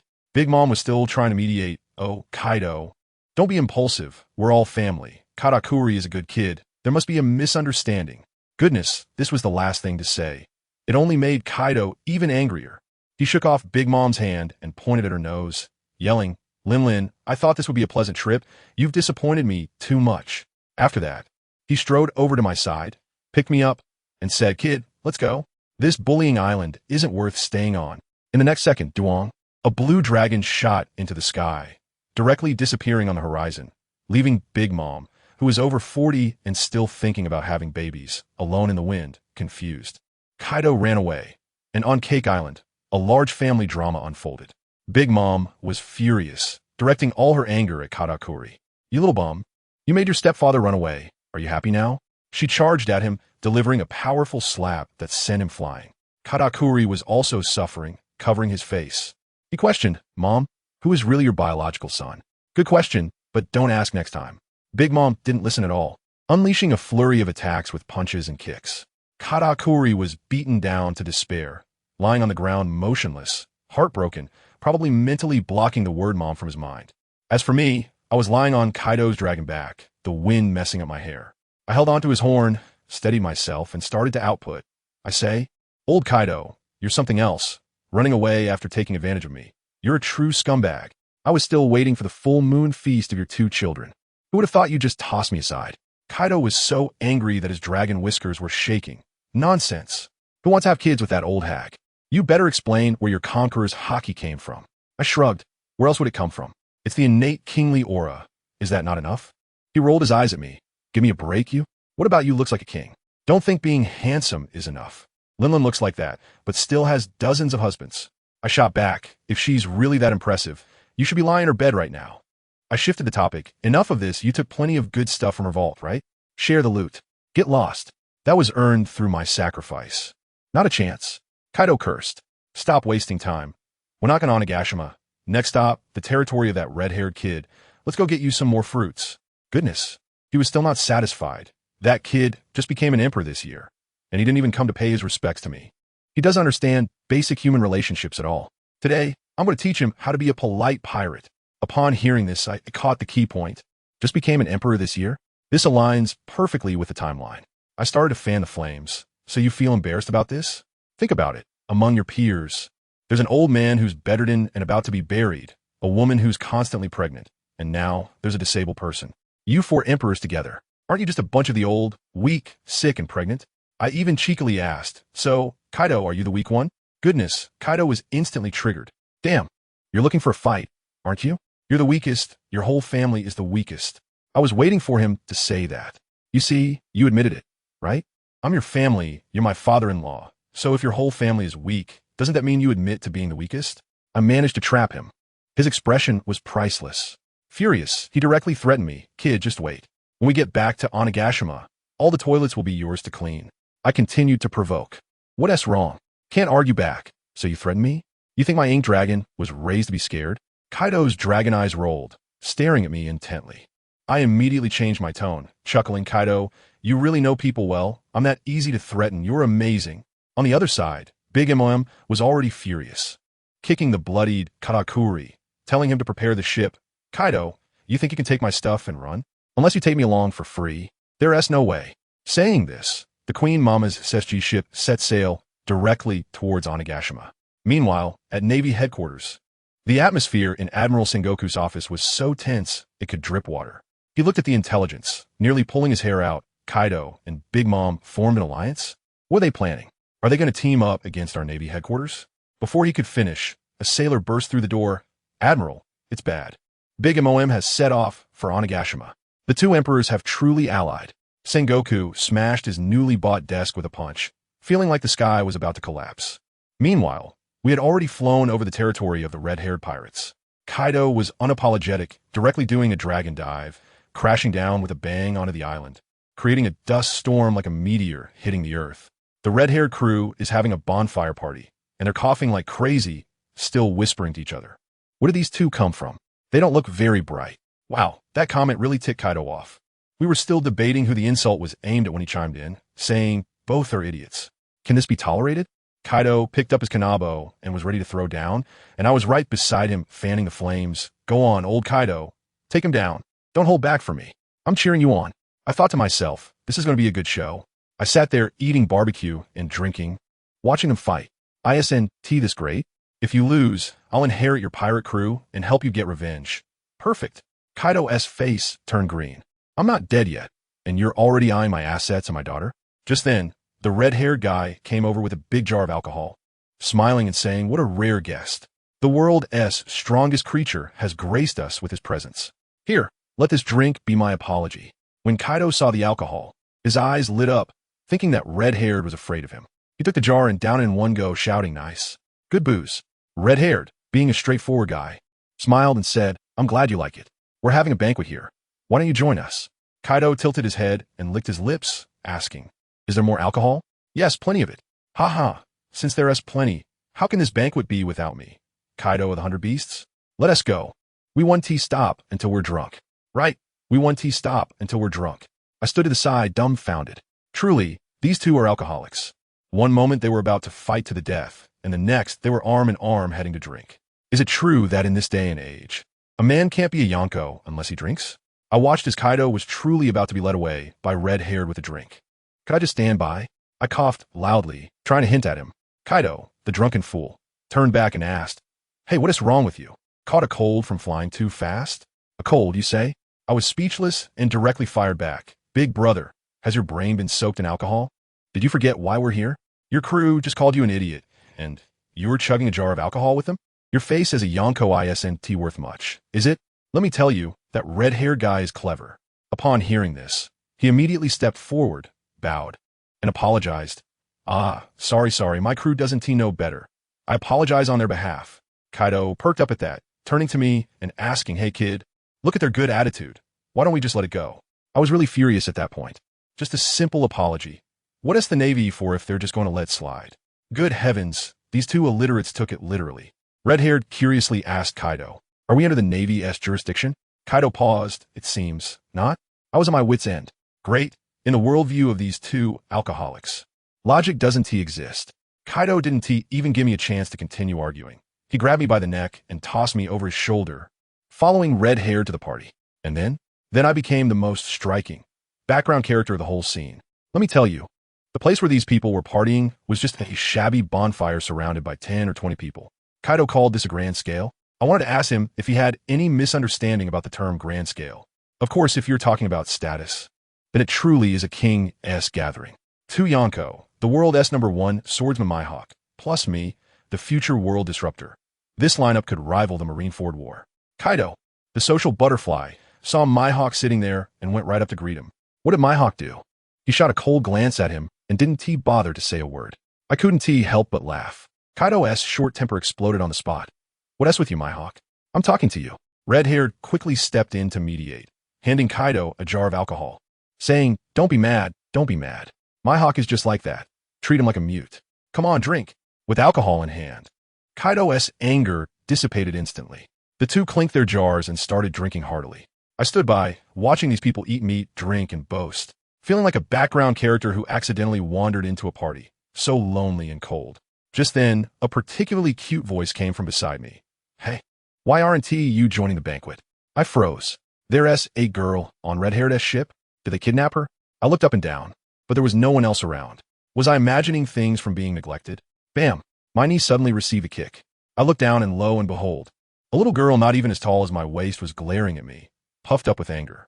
Let me tell you, after following Kaido for days and always looking up at people, bending down to look at someone felt quite strange.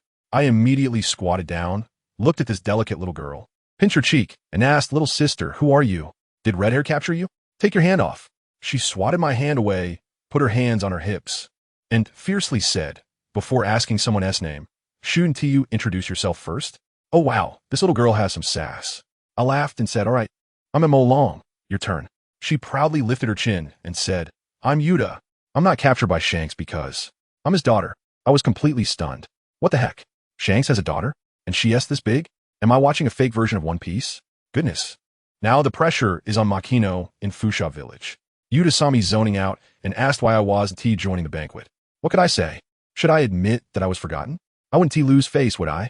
I countered. Aren't you not joining either? She scrunched up her little nose. Looking adorable. I don't want to hang out with a bunch of smelly men. They smoke and drink. It's too ugly. I teased her. Doesn't that include your dad? She immediately made a face at me, threatening. If you dare to pinch me again, I'll have my dad beat you up. Hey, this little girl is trying to compete with me over her dad. I pointed at Kaido, who was drinking merrily over there, and started to jokingly exaggerate. See that big guy? He asked my father-in-law, the strongest creature in the world. If you let your dad beat me up, I'll have my father-in-law tear your dad to pieces. As I spoke, I casually grabbed a gecko and mimicked the tearing action. The little girl was instantly frightened, covering her eyes with her little hands. After a while, she peeked through her fingers and, upon seeing the gecko was fine, let out a sigh of relief. The next second, she exploded, punching my chest with her tiny fists. You're bad. You're bad. You only scare Yuta. I was just about to continue teasing her when she suddenly looked like she was about to cry. I panicked. Who understands families? I'm most afraid of little girls crying. I quickly apologized. Don't cry. Don't cry. I was wrong, okay? But this little girl got even more demanding, insisting that I admit I'm a bad person who likes to bully little girls. Could I admit that? Just then, Red-haired called her over to eat barbecue. Finally giving me a break. Yuta ran over, and I thought I'd be alone again to enjoy my solitude. But not long after, a skewer of delicious barbecue was handed to me. It was Yuta, with a skewer in her mouth, her face all greasy, mumbling, "See, I sent it delicious." I felt my heart warm up. She really is sweet. I could cry. This emotional value was off the charts. I smiled and took the barbecue, unable to resist pinching her cheek again. She pouted, but didn't truly get angry. I made a joke on a whim. Yuta, you're so cute. How about becoming my wife in the future? Who knew the little girl blushed instantly and ran away saying, you wish. Seeing her adorable expression, I burst into laughter. Meanwhile, by the bonfire, two drunk dads had already started arranging a marriage. The red-haired one patted Kaido's shoulder and said, Kaido, we get along so well. How about we deepen our ties and marry my daughter to your son? Kaido, even more drunk than him, immediately agreed without a second thought. Sure, no problem. Hey, where's your son? Aren't you always calling me your son-in-law? From a distance, Yuta, who had just run off, heard this and stomped her feet in anger. Stupid dad. What are you saying? I'm only 12. I heard it too, but I didn't take it seriously. Who would believe two drunks? Tomorrow, they might not even remember their own names. But Yuta thought differently. She shyly approached me, seemingly wanting to explain. I was afraid she would feel embarrassed. So I spoke first. I know your dad drank too much. I won't take his drunken words seriously. I thought this was being considerate, but it only made the little girl unhappy again. She pointed at me, gritted her teeth for a long time, and finally blurted out, You big idiot? Then she called me an idiot several more times and stormed off angrily. I was completely baffled. This little girl's thoughts were harder to understand than advanced mathematics. After the party ended, everyone was sprawled out and asleep, with Kaido snoring like thunder while hugging his spike club. Well, the plan to steal the fruit was completely ruined. I found a big tree to lean against, preparing to make do for the night. As a result, I slept so soundly that when I turned over, I rolled right off the tree and onto the ground. I slept like a pig, completely unaware. But Yuta, hiding in the shadows, saw it. She walked over angrily, kicked me, and muttered, big idiot. But when she saw I still didn't respond, her heart softened. Afraid I would catch a cold sleeping on the ground, she actually picked me up and carried me to her. Let me tell you, with her tiny frame, carrying me with my legs dragging on the ground was quite a feat. She huffed and puffed, dragging me back to her little wooden house, and after tremendous effort, finally tossed me onto the bed. But that wasn't the end. Seeing my clothes were dirty, she actually helped me take them off. After she finished all this, exhausted, she sat down on the floor and couldn't help but complain, damn it, why am I doing this? Am I his maid? Later, the little girl went to take a bath, and when she came out, she found she had nowhere to sleep. She thought about sleeping on the sofa but found it too hard. She considered dragging me off the bed but couldn't bring herself to do it. In the end, she tossed and turned on the sofa, with thoughts of me filling her mind, making her blush. Finally, muttering to herself not to think of me, she fell asleep just like that. The next morning, as soon as I opened my eyes, I felt something was off. I woke up on a soft big bed, and beside me, there was actually a little girl lying there. It was Yuta. My mind went blank for a moment, and I screamed at the top of my lungs. My scream immediately woke Yuta up. She rubbed her eyes, saw me, paused for a second, and then let out an even louder scream. Ah, I was scared out of my wits. If red-haired heard this, I would be torn to pieces on the spot. I instinctively reached out and covered her mouth. Bang! With a loud crash, the door of the little wooden house was kicked open. Red-haired burst in like an angry lion, and upon seeing me sitting on his daughter's bed, covering her mouth, the air seemed to freeze. Red-haired's eyes instantly turned red. An overwhelming aura of intimidation crashed towards me, and he roared, "You little brat, are you looking for death?" The force of his presence almost made me faint, but fortunately, I also had a strong will and barely managed to hold on. However, as soon as I loosened my grip, Yuta's mouth was freed. Red-haired drew his sword without a word and was about to split me in half. At this critical moment, Yuta suddenly jumped in front of him, almost in tears. "No, Daddy, it's not what you think." Red-haired wouldn't listen, pushing Yuta behind him, gritting his teeth and saying, "Get out of the way. This bastard dares to bully you today. It doesn't matter if he is Kaido's son or even a celestial dragon's son. I'll chop him up." Yuta stomped her foot in frustration. "Daddy, why are you like this? You have to let me explain." "What is there to explain? Do you think I'm blind?" Red-haired pointed at me, shaking with anger. "He dragged you onto the bed and covered your mouth. This is simply beastly." "No, it wasn't him who dragged me onto the bed," Yuta finally shouted. "It was me. I saw him sleeping on the ground yesterday and was afraid he would catch a cold, so I brought him back." Red-haired was momentarily stunned, but still didn't believe it. "Then why did you scream? Why did he cover your mouth?" Yuta's face turned red from frustration. Stomping her feet to explain, I was confused while sleeping. When I opened my eyes and saw someone on the bed, I was startled and screamed. He covered my mouth just to prevent you from misunderstanding. See, aren't you misunderstanding right now?" After I told you this, Red-haired was completely bewildered. He frowned, trying to piece together the logic. "No, wait, daughter, let me sort this out. You mean, you saw this kid sleeping on the ground last night and thought he was pitiful, so you brought him to your bed, and then you fell asleep too? And when you woke up this morning, you lost your memory? You forgot about this, and when you opened your eyes and saw a guy, you screamed?" Yuta nodded like a chick pecking at rice. Yes, that's it. But that doesn't make sense." Red-haired pointed at me. "If your daughter screamed, fine. But why is this kid also screaming along? I clearly heard two screams. One was a guy. It must be you, right?" I lay on the bed, cursing Kaido in my heart for the 800th time. Family, who understands? Both are Yonko, and when Red-haired heard his daughter scream, he rushed to the scene in seconds. While Kaido, he has probably still hung over in some corner. If I weren't lucky, I would have been chopped into a QR code by now. I thought to myself, love really can fade away, right, Kaido? Yuta was also at a loss, tugging at her skirt and rolling her eyes. Why did he scream? This. How would I know? Great, I had to come up with an explanation myself. I cleared my throat and said innocently, well, I was also scared. Think about it, I, a pure-hearted guy, single since birth, suddenly opened my eyes to find a girl in bed. Why wouldn't I scream? It's a natural instinct for self-protection. Okay, isn't that reasonable? In response, both father and daughter shouted in unison. No, that's not reasonable. Wow. Red-haired immediately started a lecture, saying that a normal man would see this situation and wouldn't he just pounced like a hungry tiger? Yuta's small face turned pale, probably thinking, can I keep this, Dad? He doesn't seem very serious. Seeing that the atmosphere was off, Red-haired quickly cleared his throat and tried to cover up. Ahem. I misspoke. You can ignore what I said. What I meant is, this kid's first reaction is to scream, which is too abnormal. After saying that, he pushed Yuta outside. Daughter, you go out first. I need to have a little private talk with this kid. Yuta was reluctant and pouted. What is so important that you can't say it in front of me? Be good, listen to Daddy. I just want to have a heart-to-heart with him. Red-haired clasped his hands together, starting to act cute. Yuta finally agreed reluctantly, and before leaving, she shot me a glance that meant, don't be afraid. I'm here to protect you. Then she warned her dad, if he touched a single hair on me, he was done for. Yes, I guarantee I won't lay a finger on him. Red-haired smiled sweetly, but as soon as the door closed, Red-haired's face dropped instantly. He moved a chair to sit in front of me, crossed his legs, and looked at me with a gaze as sharp as a knife. Kid, stop pretending to be dumb. You slept with my daughter. Let us talk about how you're going to take responsibility for this. I was stunned. What was happening? Am I awakening some kind of Yonko son-in-law physique? How come both Kaido and Red-haired are eager to be my father-in-law? You guys are familiar with PUA, right? Trying to intimidate me first? Just as I was about to explain, Red-haired interrupted loudly. She's just a little kid who doesn't understand.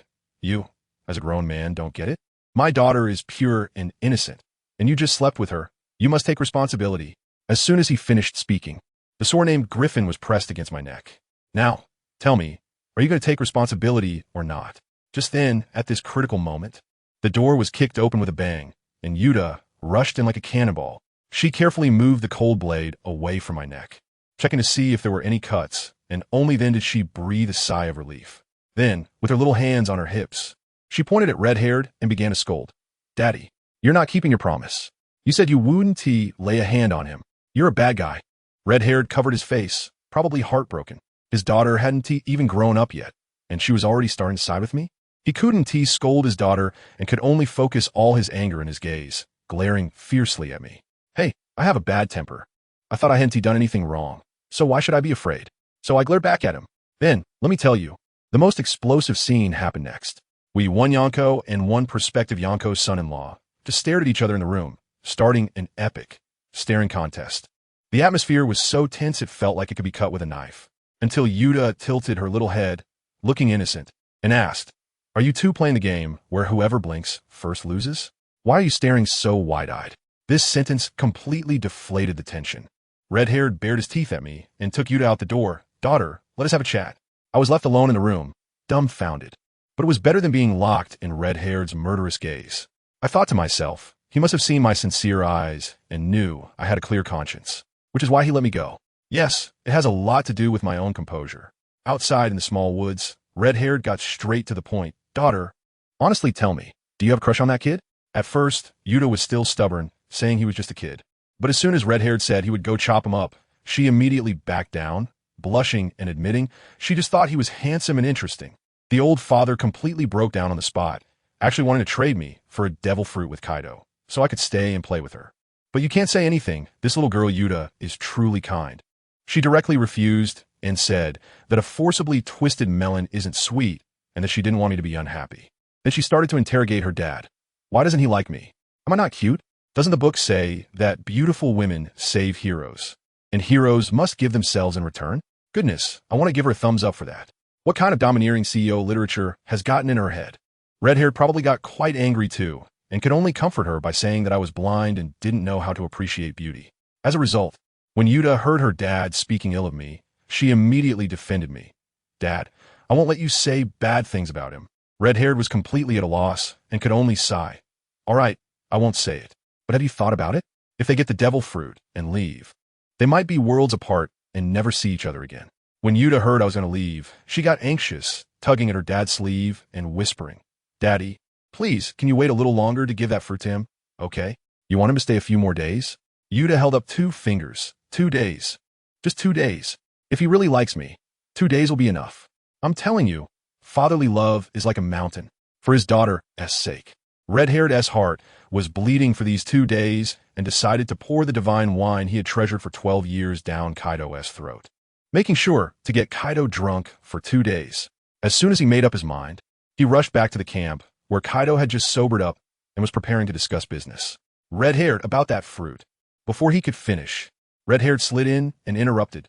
Kaido, what is yesterday's wine compared to this? I have a world-class vintage that I've treasured for 12 years. Tonight, we won't go home until we're drunk. Give your brother some face. When Kaido heard there was better wine, his eyes lit up. What devil fruit? Let's put that aside for now. Sure, since you say so, I have to give you that face. Red-Haired is also a cunning old fox, seizing the opportunity to say to Kaido, what's money to us? It hurts feelings. We might be family in the future, so this fruit, I'm giving it to you. Kaido was thrilled, thinking what a nice deal. He immediately recognized kinship. No need to wait. We're family now. Their conversation, one in the east and one in the west, somehow connected, was simply a peak showdown of misunderstanding. Just as I finished putting on my clothes, Yuta bounced in, blushing and asking what kind of girl I liked. What could I say? Of course, beautiful ones. Then she directly took it as a personal question. Like me? And confidently declared that she would definitely be a great beauty when she grew up because her mother was one. I casually brushed her off, saying I had to leave to help her dad beat my dad. She looked at me with a face that said, Are you stupid? Where are you going? Your dad is going to stay on the island for another 2 days. My dad? I was taken aback. Right? Yes, your father-in-law. Isn't that another name for dad? She innocently asked. I nodded with a smile, but felt a jolt in my heart. I asked her how she knew Kaido would stay for 2 days. She averted her gaze, stammering that Kaido thought her dad's wine was good. I suddenly had a jolt. Something was off. This was definitely not right. Could Kaido really wait 2 days just for wine? And recalling her earlier outing with red-haired. Goodness, I instantly realized. This little girl, to keep me here, had clearly arranged things between her dad and Kaido, the two emperors. There was no helping it. Being too handsome. I truly encountered girls who like me everywhere. Can you believe it? Little girl, you stay in the room. I'll step out for a bit. After greeting Yuta, Long was about to go out. But Yuta stopped him, saying, Long, remember my name? It's Yuta, not little girl. I'm not small. Also, where are you going? I've already told you. Your dad is going to stay on the island for 2 days. If you go find him now, he wants to take you back. Mainly, Yuta was a bit worried. Although she had asked Red-Haired to keep Kaido here for 2 days, what if Red-Haired hadn't finished negotiating with Long's dad yet? So, she couldn't let Long go find Kaido right now. Looking at the little girl with her arms spread out blocking his way, Long sighed. What are you stopping me for? If Kaido is really going to stay here for 2 days, I can't leave alone, can I? Then you'll come back to find me after you ask clearly? Yuta looked at Long nervously and said, she knew that with her strength. She couldn't stop a grown man. If Long really wanted to leave, she could only let him go. Now, she just hoped that Red-Haired had already talked things over with Long's dad and that he would leave in 2 days. All right, if it's clear that he'll really stay for 2 days, I'll come back to find you. Long pinched Yuta's cheek and smiled. After all, I prefer to be with a cute little girl like you rather than a bunch of big men. After saying that, Long walked towards the door. But when he reached the door, he suddenly stopped. Forget it, I want to go. Because Long felt that since the little girl was so adamant, it must be true. Kaido was likely kept by Red-Haired in the name of fine wine. After all, Kaido really loves to drink. Not going? Why aren't you going? Yuta asked curiously. What is there to explain? Long rolled his eyes and asked Yuta, little girl, I'm hungry. Is there anything to eat at home? Yuta shook her head, but I know where there is food. Come with me. Saying that, Yuta grabbed Long's hand and ran outside. Long was pulled along by Yuta, running after her. Soon, Yuta brought Long to the side of a small stream. Long looked at the stream in front of him, speechless. What are you bringing me here for? You don't expect me to catch fish and cook, do you? I'm not a bear. Catching fish in the river is really beyond me. Can't catch fish, but we can catch this, right? Yuta said, sitting down and taking off her shoes, then wading barefoot into the stream, reaching in to feel around for a while, then happily waving at Long. Look, I caught something. This is so delicious. Looking at the hand Yuta was waving at him, it seemed she was holding something. Long went closer and found out. Isn't this a crayfish? This thing is called crayfish? I don't know. Yuta said cutely, but I know it's delicious, just a bit lacking in meat. Long, hurry down and help me catch it. There are lots of these in the stream. Crayfish, Long reminded her. Right, crayfish. Hurry down and catch it with me. Once we've caught enough, let Grandpa Chef make us a spicy crayfish. I had it once before, it was so delicious. At this point, Yuta's mouth was watering. Long looked at her speechless. Poor girl, it's just spicy crayfish, and she asked, drooling over it. Red-haired, I misjudged you. I thought you were different from Kaido, but it turns out your daughter is just as greedy for a little crayfish. It's easy to imagine how poor their meals must be. Moreover, they even have to catch them in the stream themselves. Sigh. It seems that being the daughter of one of the 4 emperors in the pirate world is the hardest job of all. None of them have it easy. Big Mom's daughter is the same, treated as a tool for marriage. What are you still doing standing there? Hurry up and catch them with me, or they'll all get away. Seeing still standing on the shore, without moving, urged him again. I'm coming. Hearing's urging. Could only decide to join her in catching the crayfish. By the way, catching crayfish was something he did when he was a child. This scene now gives him a feeling of nostalgia. Soon, also took off his shoes and socks and entered the stream. The stream was shallow, and the deepest part barely reached his knees, so he wasn't worried about getting into trouble. However, the water was quite cold. Fortunately, the weather was not cold, so it was bearable. Not to mention, there were indeed quite a few crayfish in this stream, perhaps because there were no natural enemies, and only spent 10 minutes to fill a whole bucket. As for where the bucket came from, it was likely left by under a big tree by the stream. After all, with such delicious food, sustainable harvesting was a must. And if you don't have a bucket for harvesting, that's not good. There's nowhere to put them. Chapter 86. Yuta, I treat you as my boyfriend, but you treat me like your daughter? After catching a bucket full of crayfish, it was natural to consider how to prepare them. Originally, Yuta planned to take them back for Grandpa Chef to cook. However, Long stopped her, intending to personally cook a delicious dish for Yuta. It would be a way to repay the little girl for carrying him back last night, saving him from sleeping on the ground. As for experiencing a morning with a beautiful girl by his side, that would be repaid later. Yuta naturally didn't object to Mo Long wanting to cook himself. However, while Mo Long was preparing, she went back to the campsite because they needed seasoning, which he had to fetch. Yuta left, leaving Mo Long alone. Although Mo Long said he would do it himself, when it actually came time to cook, he didn't know what to do, even though he had cooked before. But now they were in the wild, and there were no tools. In the end, Mo Long resorted to the most primitive method of starting a fire by drilling wood. Surprisingly, it was quite simple, and he easily got a fire going. With fire, everything else became easier. Mo Long cleaned the crayfish, removed the intestinal vein, and then skewered them with small branches from the back. Just like that, the crayfish skewers were ready. Next, Mo Long stuck the other end of the skewer into the ground next to the fire. Finally, he just waited quietly for the crayfish to roast. Soon, Yuta returned. She brought back dozens of jars of various seasonings, leaving Mo Long in awe. Is the seasoning in the Pirate King world really this rich? Mo Long only took a few and made a spicy dipping sauce. As for whether it tasted good, who knows? Before long, the shells of the crayfish started popping from the heat, and Mo Long felt they should be done. Hot. Just as Mo Long reached out to grab one, he found a small hand was quicker than his. Yuta quickly snatched a crayfish from the fire. But before she could start peeling it, she jumped back from the heat. With the crayfish in one hand, she instantly let go and caught it with the other. But when that hand got burned too, she switched hand again. Back and forth. Yuta changed hands more than 10 times before the crayfish was finally cool enough to handle. Seeing this, Mo Long was speechless. Does she really like it that much? If it's hot, just let it drop on the ground. Why keep passing it around? It's not a rare treasure. Once eaten, it's gone. There were hundreds by the fire. Even if what was roasted wasn't enough, there was a stream right beside them, and they could catch more. Not even wanted to waste a single one. She's a girl who knows how to live. If she gets married, she'll definitely be thrifty. A typical virtuous wife and good mother for a not-so-wealthy family. But, do I really lack this little money while backed by the 4 emperors? Hand it over. Let me see. Mo Long spread his hands and said to Yuta, "What for?" Yuta blushed and replied, "Mom said not to casually let boys hold my hand." Mo Long was speechless. Did your mom ever say you can't sleep in the same bed as a boy? Yuta fell silent and extended her small hand to Mo Long, placing it in his palm. Here, looking at Yuta's hand, which was red from the heat, Mo Long sighed. Are you silly? Don't you know to drop it if it's hot? What if you burn your hand from passing it around? Saying this, Mo Long touched Yuta's palm with his finger. It hurts. Yuta instantly pulled her hand back, tears welling up in her eyes. Oh, so you know it hurts? Come here, rinse it with water. Mo Long grabbed Yuta's arm and pulled her to the stream, placing her hand in the cold water. The icy stream felt very comfortable against her burned hand. Mo Long didn't know how to treat a burn.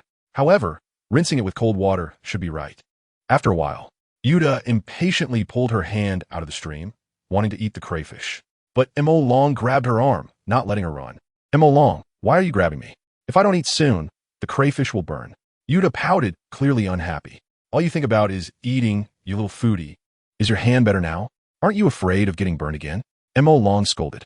I think my hand is better. Yuta weakly retorted. What do you mean you think? I don't care what you think. I care about what I think. I think your hand isn't better yet.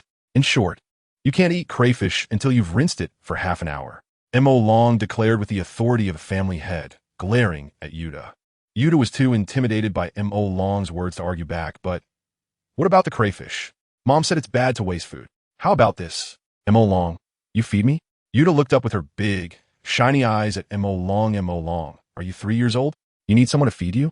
Hearing this, Yuta lowered her head, looking very dejected. All right, don't be unhappy. I'll feed you, is that okay?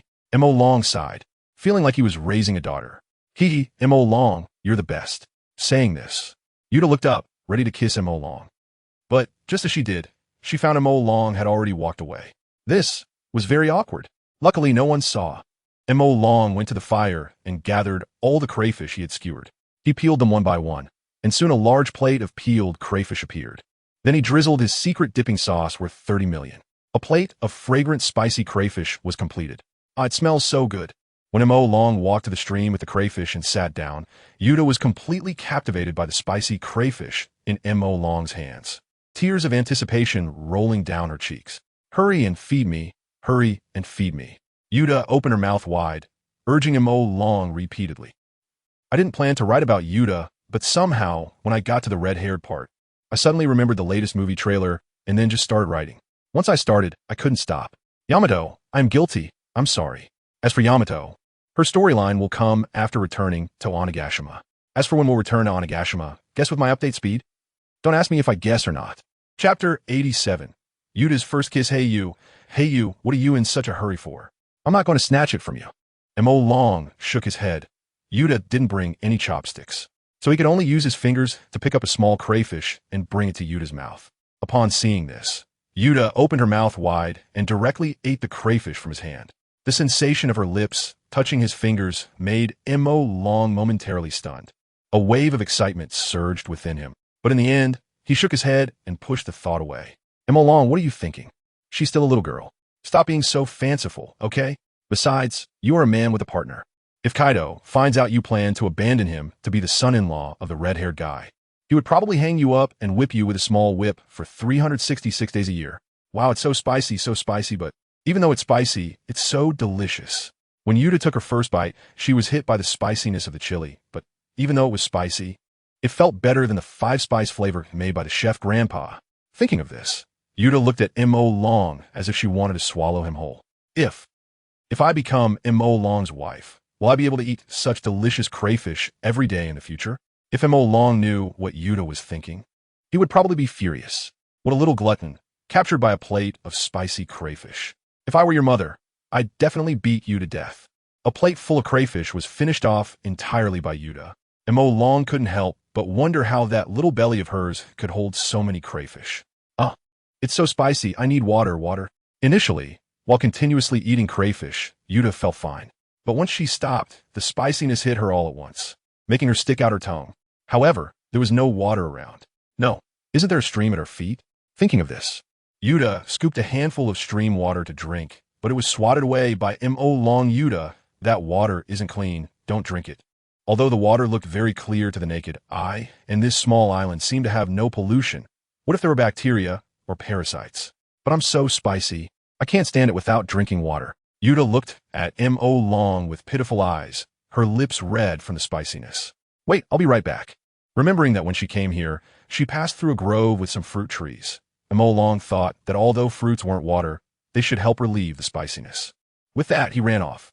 However, when Mo Long returned with fruits in hand, he found Yuta drinking from the stream, which made his face twitch. He originally planned to scold her, but after thinking it over, he decided against it. Little girls, where would they find self-control? It was understandable that she couldn't resist drinking water because it was too spicy. He just hoped nothing would happen. Yet, the more one hopes for something not to happen, the more likely it is to happen. That night, Yuta developed a fever. Well, let's talk about the night's events at night. It's still daytime. I'm so sorry, I really couldn't stand the spiciness. Yuta was drinking the water she had gathered when she suddenly noticed Mo Long had returned, watching her from a distance. Startled, she quickly let go of the water, spilling it, and hid her hands behind her back, looking like a child caught doing something wrong, her gaze darting around, not daring to look at Mo Long. Mo Long said nothing and walked straight toward Yuta. When he reached her, he extended his hand. Yuta immediately closed her eyes, thinking Mo Long was going to hit her. But Mo Long just reached out and ruffled Yuta's hair, smiling as he said, "It's okay. I don't blame you. Just don't drink it again here. If it's still spicy, have some fruit." Mo Long handed the fruit to Yuta. She took it, wiped it on her clothes, and took a big bite. The fruit was juicy, and Yuta's mouth was filled with juice. In the afternoon, Yuta took Mo Long to the tree to look for bird eggs. Mo Long stood under the tree, watching Yuta, who was agile like a monkey, not knowing what to say. She looked like a little girl, yet seemed even more lively than the boys. "Yuta, be careful, don't fall down," Mo Long reminded her as he saw Yuta climbing halfway up the tree. Although he had previously suggested that he should go get the bird eggs, Yuta had firmly refused. And now, it had turned into this situation. "Don't worry, Mo Long, I'm fine." Hearing Mo Long call her, Yuta looked down and waved a hand at him. And then something went wrong. At the moment she waved, her foot slipped and Yuta fell straight down from 10 meters high. The rapid descent scared Yuta into a scream. She didn't even dare to open her eyes. However, after a while, Yuta realized she seemed to be fine. Curiously opening her eyes, she found herself in Mo Long's arms. "Mo Long, thank you. I almost thought I was going to die. Feeling the unprecedented security of being held by M.O. Long, Yuta wrapped her arms around his neck, leaned forward, and quickly kissed him on the cheek. M.O. Long. Forget it, just consider it the gratitude of a little girl. M.O. Long didn't think too much about it. Chapter 88 Yuta. Your dad, I am mom. Just now, Yuta shyly said in a low voice after kissing Malong, that was my first kiss. Bang. As soon as she finished speaking, Malong gave Yuta a heavy knock on her little head. It hurt, and Yuta hugged her head, looking at Malong with teary eyes, not understanding what he meant. What first kiss? You're just a little girl. Where did you give first kiss? Malong rolled his eyes at Yuta. Who's a little girl? Yuta was not convinced by Malong's words, and even if I'm a little girl, so what? Does being a little girl mean I don't have a first kiss? You're discriminating against little girls, and I won't accept it. What are you going to do about it? I say you don't have one, so you don't, Malong said domineeringly. After that, Malong put Yuta down from his arms and said to her, all right, let's go back. Go back. Why go back? Hearing Malong's words, Yuta asked back in confusion. Why? If we don't go back, do you want to continue stealing bird eggs? Malong rolled his eyes. Of course I want to continue. Do you think I, Yuta, am the kind of woman who would easily give up when faced with difficulties? Yuta put her hands on her hips and stared at Malong, saying, that's impossible. As long as the target I, Yuta, have set my eyes on, no matter what the cost, I will get it. Malong, looking at Yuta's bright eyes. He felt strangely that her words had another meaning, but in the end, he didn't think too much about it. She's just a little girl. What does she understand? Since you're so stubborn then, do as you please. What can Malong do? He can't just drag Yuta back, right? Anyway, with him watching below, even if Yuta falls down, he can catch her in time. Thinking this way, Malong didn't care anymore. Just like that, Yuta started climbing the big tree again. Worried that Yuta might fall, he looked up again, wanting to remind Yuta to be careful. However, as soon as he looked up, he saw something he shouldn't have seen. The little girl was wearing a skirt. Malong had no choice but to shift his gaze. After all, a little girl climbing a tree in a skirt, if someone saw him standing under the tree, wouldn't they think he was a pervert? After a while, Yuta finally climbed to the top of the tree, stood at the edge of the bird's nest, and reached out, grabbing a huge white bird egg that one hand couldn't fully encompass. Then, happily waving at Malong, look at the bird egg in my hand. I told you anything I, Yuta, set my eyes on will definitely not escape my grasp, whether it's a bird egg or... Malong. Just then, a big bird suddenly appeared in the sky. It swooped down towards Yuta. Yuta was startled and fell from the tree. Seeing this, Malong quickly ran up and caught Yuta in his arms. Yuta seemed to know that Malong would definitely catch her, so when she fell, she didn't scream like before, and instead tightly hugged the bird egg in her arms. Malong was speechless. Big sister, you just fell from a tree dozens of meters high, and you're still thinking about the bird egg? The big bird in the sky seemed to realize that one of its treasures was missing, and when it looked closely, it found it in Yuta's arms. It immediately spread its wings and dove towards Yuta, with a body over 10 meters long. Just one flap of its wings stirred up a storm. Yuta, seeing this, was so scared that she buried her face in Malong's arms. Get lost. Facing the diving big bird, Malong looked up, revealing a fierce expression, and shouted, get lost. His strong momentum made the diving bird instantly stop. Then it flapped its wings and circled in the air for a while. Finally, with a loud cry, it flew away. Yuta looked at this scene with admiration on her face. Malong, you're amazing. You scared the big bird away with just one sentence. You're awesome. Saying that, she kissed Malong's face again. Malong was speechless, thinking, I learned it from your dad. Are you satisfied now? You got the bird egg. Can we go back now? In a short time, she fell from the big tree twice. What could Malong say? If I wasn't here, would she be gone? Remembering Sauron's senior sister, it seemed she just fell down the stairs and was gone. This big tree is much taller than the stairs. Moreover, this girl looks much weaker than Kuina, who could easily bully Sauron. Yuta nodded, then looked at Malong and said, Malong, what do you think about hatching this egg? After the baby bird is born, I will be the mom, and you will be the dad. How about that? Malong, are little girl's thoughts all this cute? Wanting to be a mom and dad to a bird? Is this real house play? I think it would be better to make a fried egg and eat it directly. Malong hugged Yuta and said while walking, you just saw it, that big bird was so fierce. This egg may look much smaller than its mother, but one day it will grow that big. I'm afraid you won't be able to handle it. What if one day you feel like riding this big bird in the sky and fall down? No way. I worked so hard to get it. I want to raise it. Hearing Malong say he would turn the egg into a fried egg, Yuta looked like a cute little girl who was about to have her Barbie doll snatched away by a bad uncle. Tightly hugging the bird egg and not letting Malong touch it, Hearing Yuta's words, Malong stopped and looked at Yuta with wide eyes. Yuta was not afraid and stared back at him. After a long while, Malong compromised. All right, if you want to raise it, then raise it. But I think the chances of it hatching are very low. No way. I can definitely hatch it. Yuta snorted cutely and said, "There will be our baby." Malong did not reply this time because this topic felt too embarrassing. Soon, Malong carried Yuta back to the small wooden house from yesterday. It was only when he put Yuta down from his arms that he realized he had actually carried her the whole way. So, what was he thinking earlier? Why did he carry this little girl? Was it because it was comfortable to hold her? No, it can't be. It must be because he was worried that this little girl would continue to cause trouble. Like thinking that a single egg was too lonely and wanted to get it a brother or sister, so she planned to continue climbing trees to steal eggs. That's right. I carried her back to prevent her from taking risks. Sigh. I'm so tired. It feels like being a nanny. Fortunately, it's only for 2 days. If it were for a lifetime, that would be something else. Chapter 89. The girl's temperature rises after returning to the cabin. Yuta was very excited to hatch the baby birds. She directly brought the eggs inside and placed them on the bed, lying on top of them and even covering herself with a blanket. Watching Yuta's antics, Long sighed. If she actually managed to hatch the birds, he would be her lifelong nanny. Time passed to the evening. The birds had not hatched, but Yuta had come down with a fever. It was unclear whether it was because she drank stream water during the day or she had covered herself too warmly while trying to hatch the eggs. Long, am I going to die? Yuta asked weakly, holding Long's hand from the bed. Long replied, "What are you talking about, little girl? It's just a fever. You'll be fine soon, don't worry." He held her hand and patted her hands back, saying, "Just wait here for me. I'll go find your dad and have him bring a doctor." As he spoke, Long tried to leave to find a doctor, but Yuta tightly grasped his finger, not letting him go. Long, don't leave. I'm afraid if you go, I won't see you again. Yuta, stop talking nonsense. I told you, it's just a regular fever.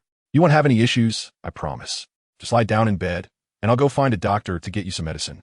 You'll be fine soon, I promise. Long gently pried her fingers off, trying not to hurt her, carefully loosening one finger at a time. Seeing Yuta's distressed expression made his heart ache. He blamed himself for making her eat spicy crayfish. Now look, she had a fever. What a disaster. Long, you will really come back, right?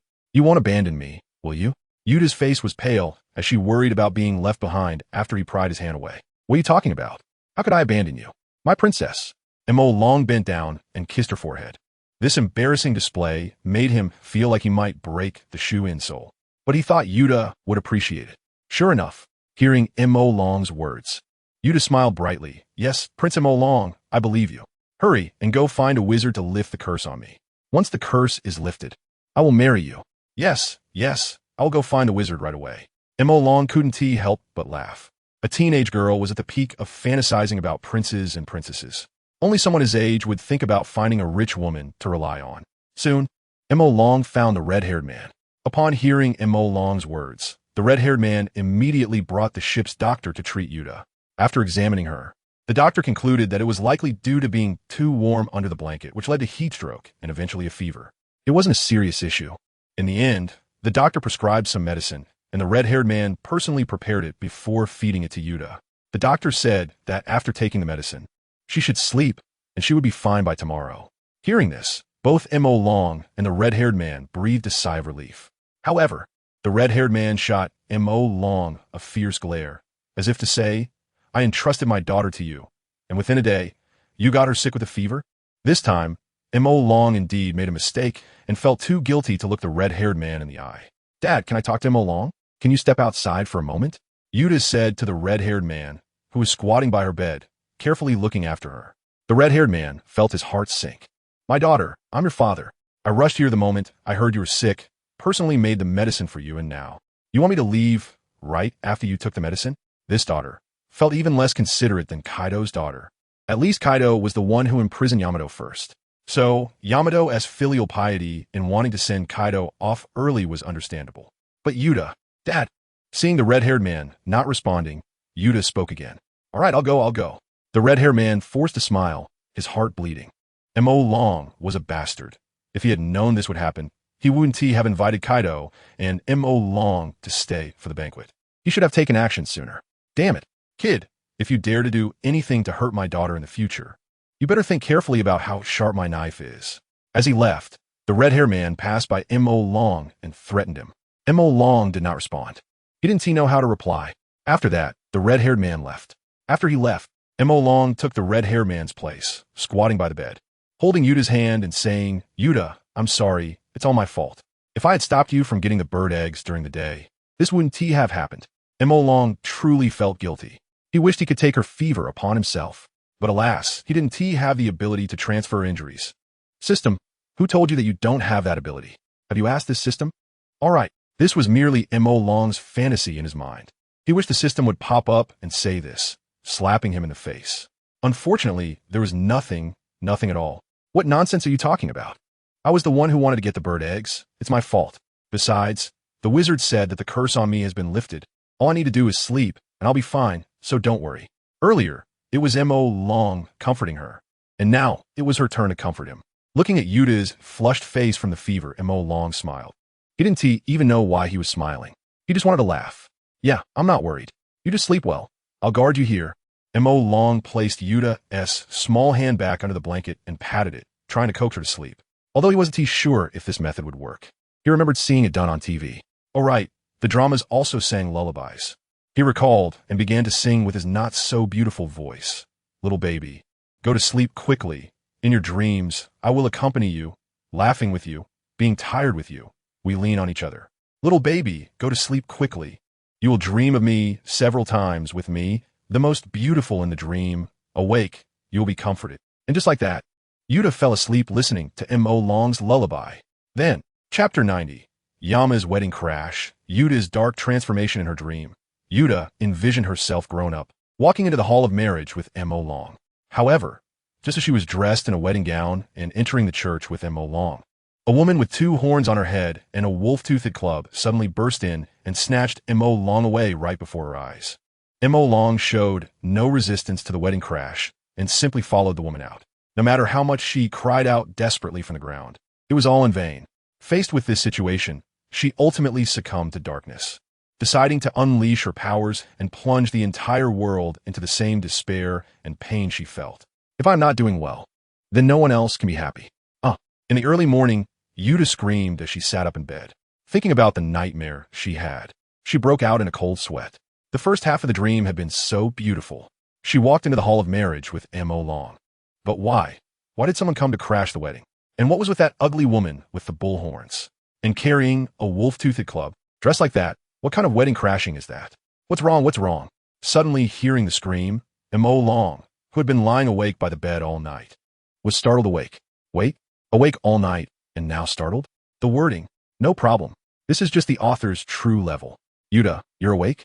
After she regained her senses, seeing Yuta sitting on the bed, Mo Long asked with concern, "Are you feeling better?" No fever. Mo Long reached out and placed his hand on Yuta's forehead. Feels normal. But just to be sure, Mo Long pressed his forehead against Yuta's for comparison. This time I'm even more certain. Yuta is all better. Woo. Mo Long, you won't abandon me, right? Before Mo Long could breathe a sigh of relief, Yuta suddenly cried and leaped into his arms. Mo Long was taken aback, but he still wrapped his arms around her and gently patted her back, comforting her. Of course not, what are you thinking? Even if I were to abandon someone, it wouldn't be you.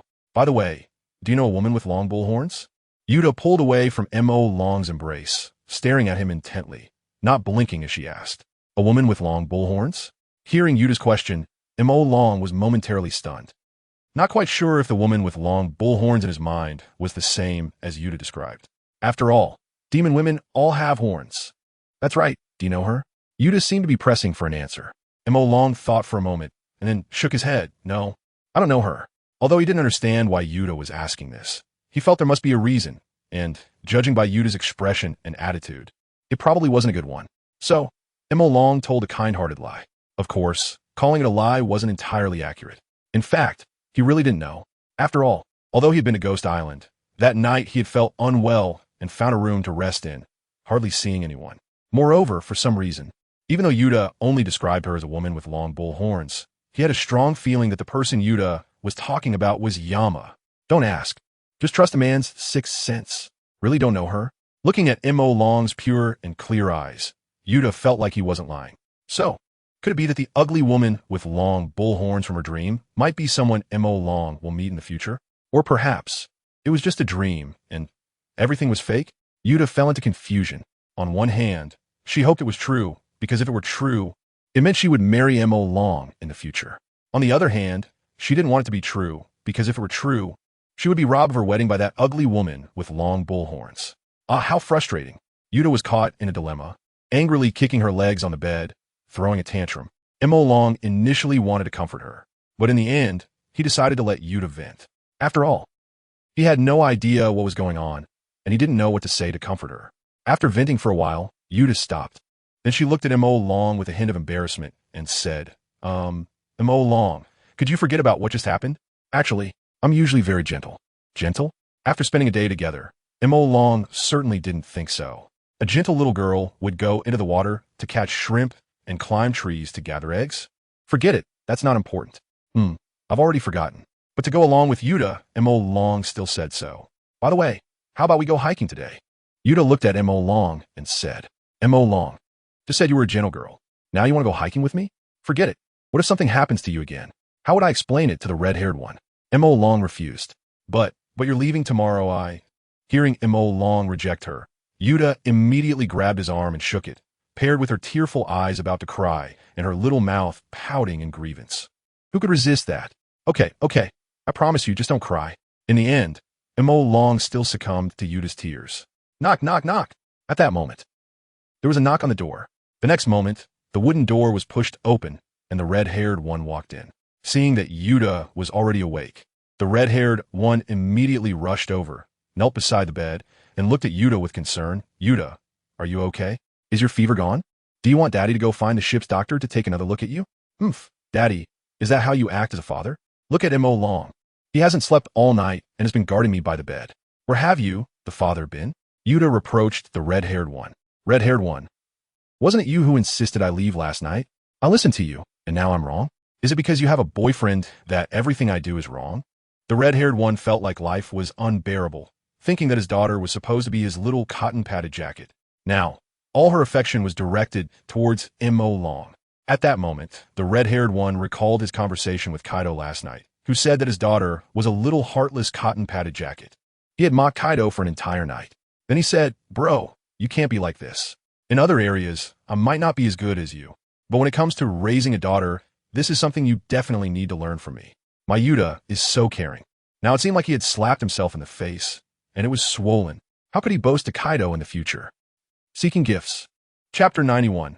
Red-haired is the songstress's dad. After hearing that Yuta's fever had subsided, Red-haired left. He felt that staying would only annoy others. At least, it was like that while Moke Long was still around. However, once Moke Long leaves tomorrow, Yuta would definitely return to being the caring little cotton-padded jacket she was before. Red-haired was certain of it. Now, he could only hope that Moke Long and Kaido would hurry up and leave, the farther the better. If he had known it would turn out like this, he shouldn't have agreed to Yuta's request and forced Kaido and Moke Long to stay. He really lost a devil fruit and his daughter. Ever since he became a pirate, he had never suffered such a loss. No, even before becoming a pirate, he had never suffered such a huge loss. Damn it, he was really frustrated. At the Navy headquarters, in a smoke-filled office, achoo! Akainu sneezed violently, causing the cigar he was holding to fly out of his mouth. He rubbed his nose and cursed. Who the hell is cursing me? Do you believe I will let you bathe in magma and experience my warmth? Okay, I've chased Dad away. Now let's go climb a mountain together. As soon as Red-haired left, Yuta pulled Moke Long to go climbing. After all, if nothing unexpected happened, Moke Long would be leaving tomorrow. So, Yuta hoped to create a beautiful memory with Moke Long before he left. Even if it wasn't perfect, it needed to be profound. That way, Moke Long wouldn't forget her. Chased away? Hearing Yuta's choice of words, Moke Long smiled. It turned out the earlier criticism of Red-haired was intentional, just to drive him away. TSK. She was really becoming more filial. With Yamato in the front and Yuta in the back, how could Red-haired's beast pirates not crumble from within? In the end, Moke Long was still dragged by Yuta to climb the mountain, unable to refuse her. He had no choice but to accompany her in her antics. Thus, Moke Long, holding Yuta's hand, arrived at the foot of the mountain. It was called a mountain, but it wasn't very tall. After all, this was just a small island. How tall could the mountain on a small island be? Moke Long looked up and estimated that the peak was only about 100 meters above the ground. Truly a very small mountain. If Kaido hit it with a stick, it would probably be gone.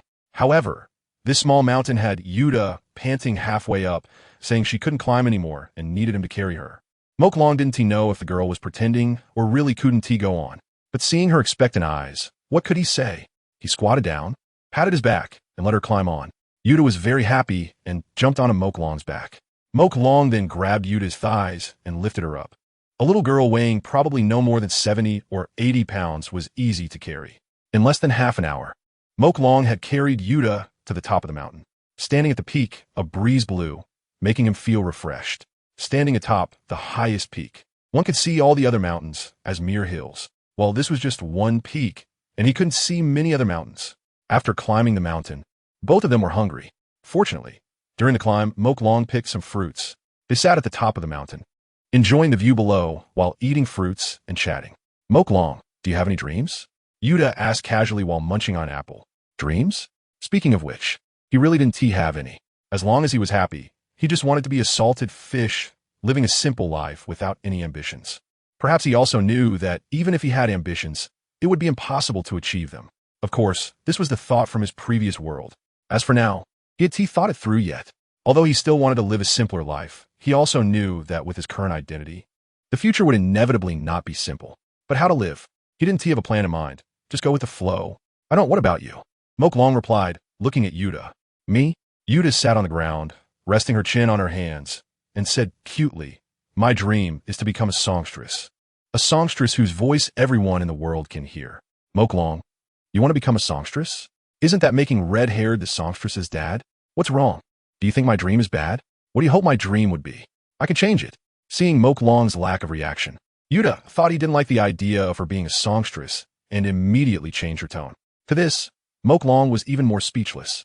Just because I don't like songstresses, you're not going to be one anymore? Your dream is too fragile. No, I don't dislike it. LongWrongly shook his head. If this is your dream, then go chase it. I will support you. Really? Thank you, LongWrongly. Yuta leaned over and gave LongWrongly a kiss on the cheek. LongWrongly, why does this girl love kissing so much? After sitting on a mountain with Yuta for the whole day, LongWrongly carried Yuta up the mountain and ultimately carried her down as well. Night fell. It was time to rest. LongWrongly originally planned to sleep on the couch for the night. However, Yuta insisted he sleep in the bed, saying that it was too tiring for him to sleep on the couch. Unable to refuse her kindness, LongWrongly agreed. With one eye closed and then opened, it was the next day. When LongWrongly saw the dawn, he prepared to get up but found Yuta wrapped around him like an octopus. Helpless, he could only carefully peel Yuta off him. Then he tiptoed out of the room. Parting is always sad, but cannot be changed. Last night, he had met with Kaido and said they would leave early the next morning. It was best to leave while Yuta was still asleep. After 2 days of interaction, he had a general understanding of the little girl's thoughts. However, Yuta was too young, and he felt he couldn't grasp this feeling. So, he chose not to respond. Slowly putting on his shoes, LongWrongly went to the door, opened it, stepped outside, and looked at Yuta's sleeping posture, smiling softly as he said, Yuta, goodbye. Then, he closed the wooden door. Without looking back, he left directly. Chapter 92. Kaido, you've changed. Don't you want LongWrongly anymore? The dock. Kaido is saying a reluctant farewell to Shanks. Don't ask why it's the dock. Although Kaido didn't arrive by ship, since it's a farewell, the formality must be observed. Brother, thank you for your warm hospitality these past 2 days. Next time you come to Onigashima, I'll treat you to the strongest drinks, ride the fiercest beasts, and enjoy the most beautiful women. Kaido said loudly, looking at Shanks. Shanks smiled and replied, no need to be so polite. Just treat me to drinks, and the rest isn't necessary. Although Shanks was smiling, he was cursing internally. You come here and take 2 of my devil fruits, and your son steals my daughter's heart as well. And that S when you visited me. If I went to your place, I'd be lucky to come back in one piece. So, going to Onigashima is out of the question. It will never happen in this lifetime. Ha, Shanks. What kind of relationship do we have? Don't be polite. I'll definitely let you experience the pleasures of Onigashima. The women there are truly amazing. Kaido laughed, grabbing Shanks' shoulder. After all, those 2 devil fruits you gave me, am I supposed to get them for free? Impossible. Anyway, you must come. I'll be waiting for you at Onigashima. Sorry, I can't take it for free. Then leave some money behind. Shanks rolled his eyes but still smiled, saying, no problem. I'll definitely come when I have time. And so, after 10 minutes of reluctant farewells, Kaido transformed into the Azure Dragon, soaring in the air, shouting to Moke, I'm coming. Hearing Kaido's voice, Moke ran forward and leaped onto the back of the Azure Dragon.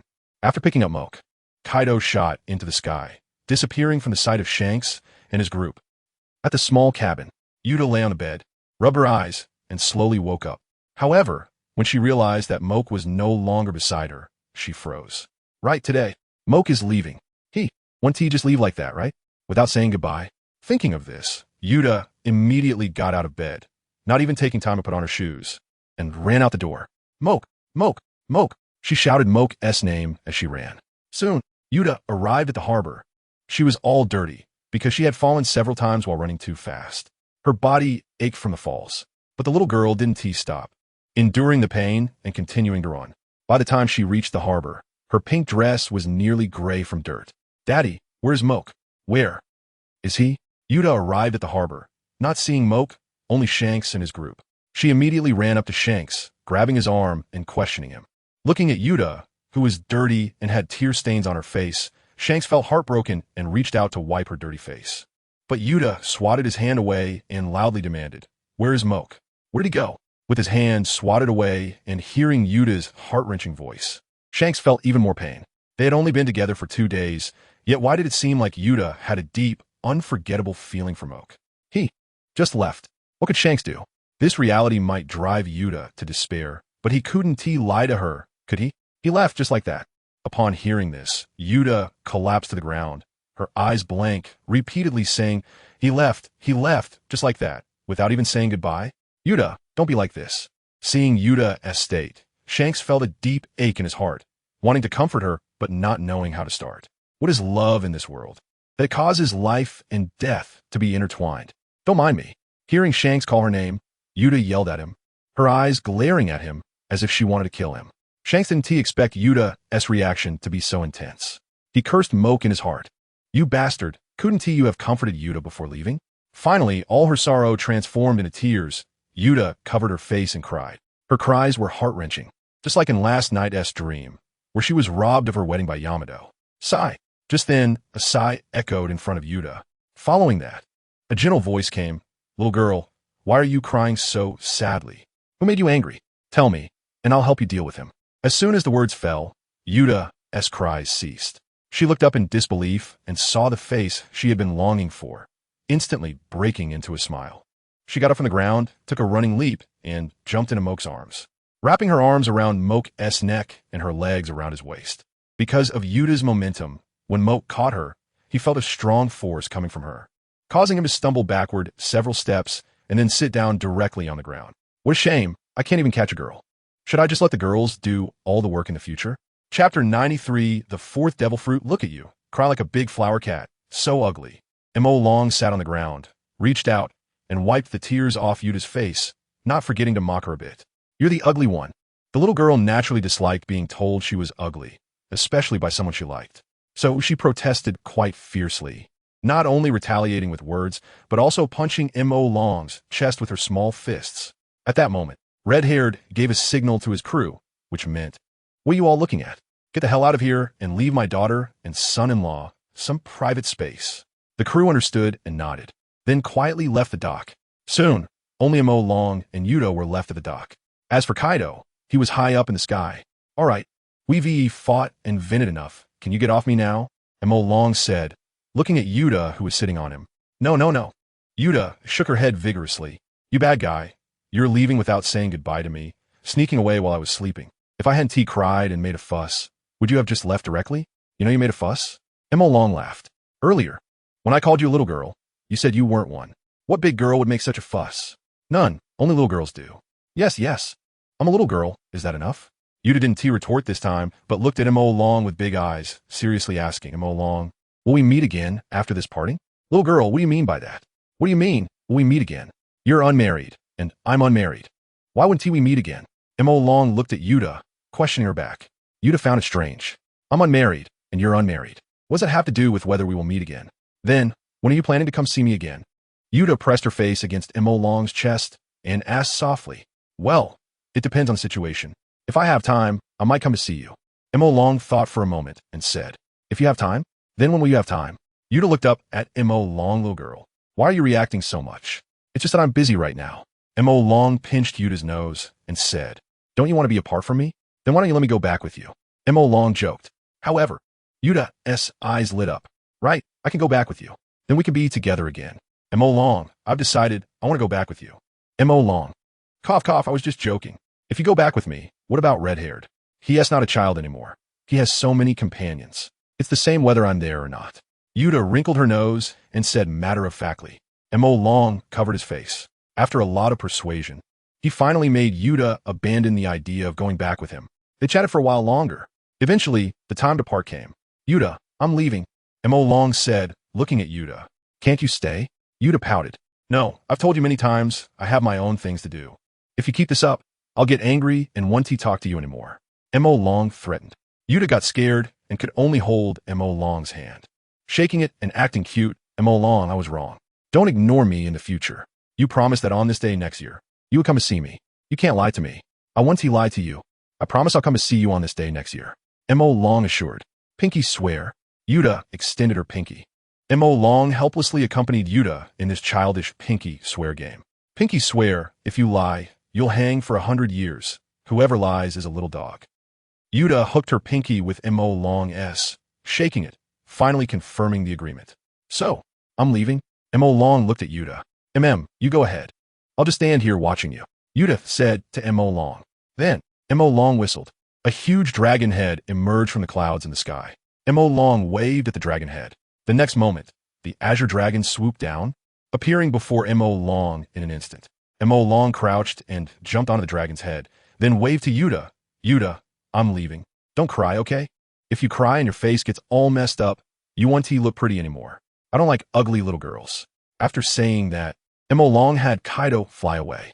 Watching Mo Long's departing figure, Yuta quickly pouted in grievance and then cursed at the empty air. "You're the ugly one. Yuta is the prettiest." But, as she spoke, tears began to flow again. Red-haired was hiding in a big tree in the distance, watching all this. Seeing his daughter crying, he wanted to go comfort her, but he also understood that going over at this time was not a wise decision. It's better to give Yuta some private space. Moreover, crying, and then it might be better for Yuta. Kaido flew for quite a while. He had already moved far away from Red-Haired's territory before stopping in midair. Then he used his powers to create a flame cloud for Mo Long to stand on. He also transformed back into his human form.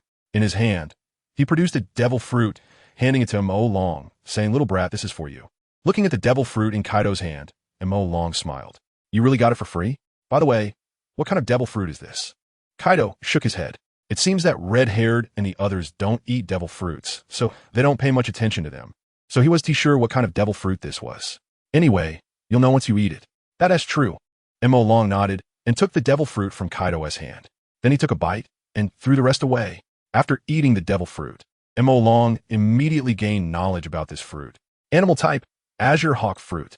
The next moment, Mo Long transformed into a giant azure hawk, spreading wings that were 5 meters long, gaining the ability to fly, which excited Mo Long, and he soared in the sky for a while before returning.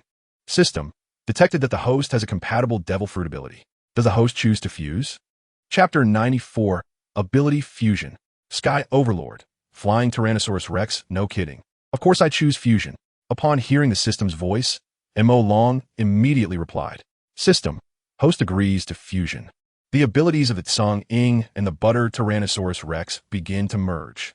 Ability fusion complete. Host gains new ability. Flying Butter Tyrannosaurus Rex.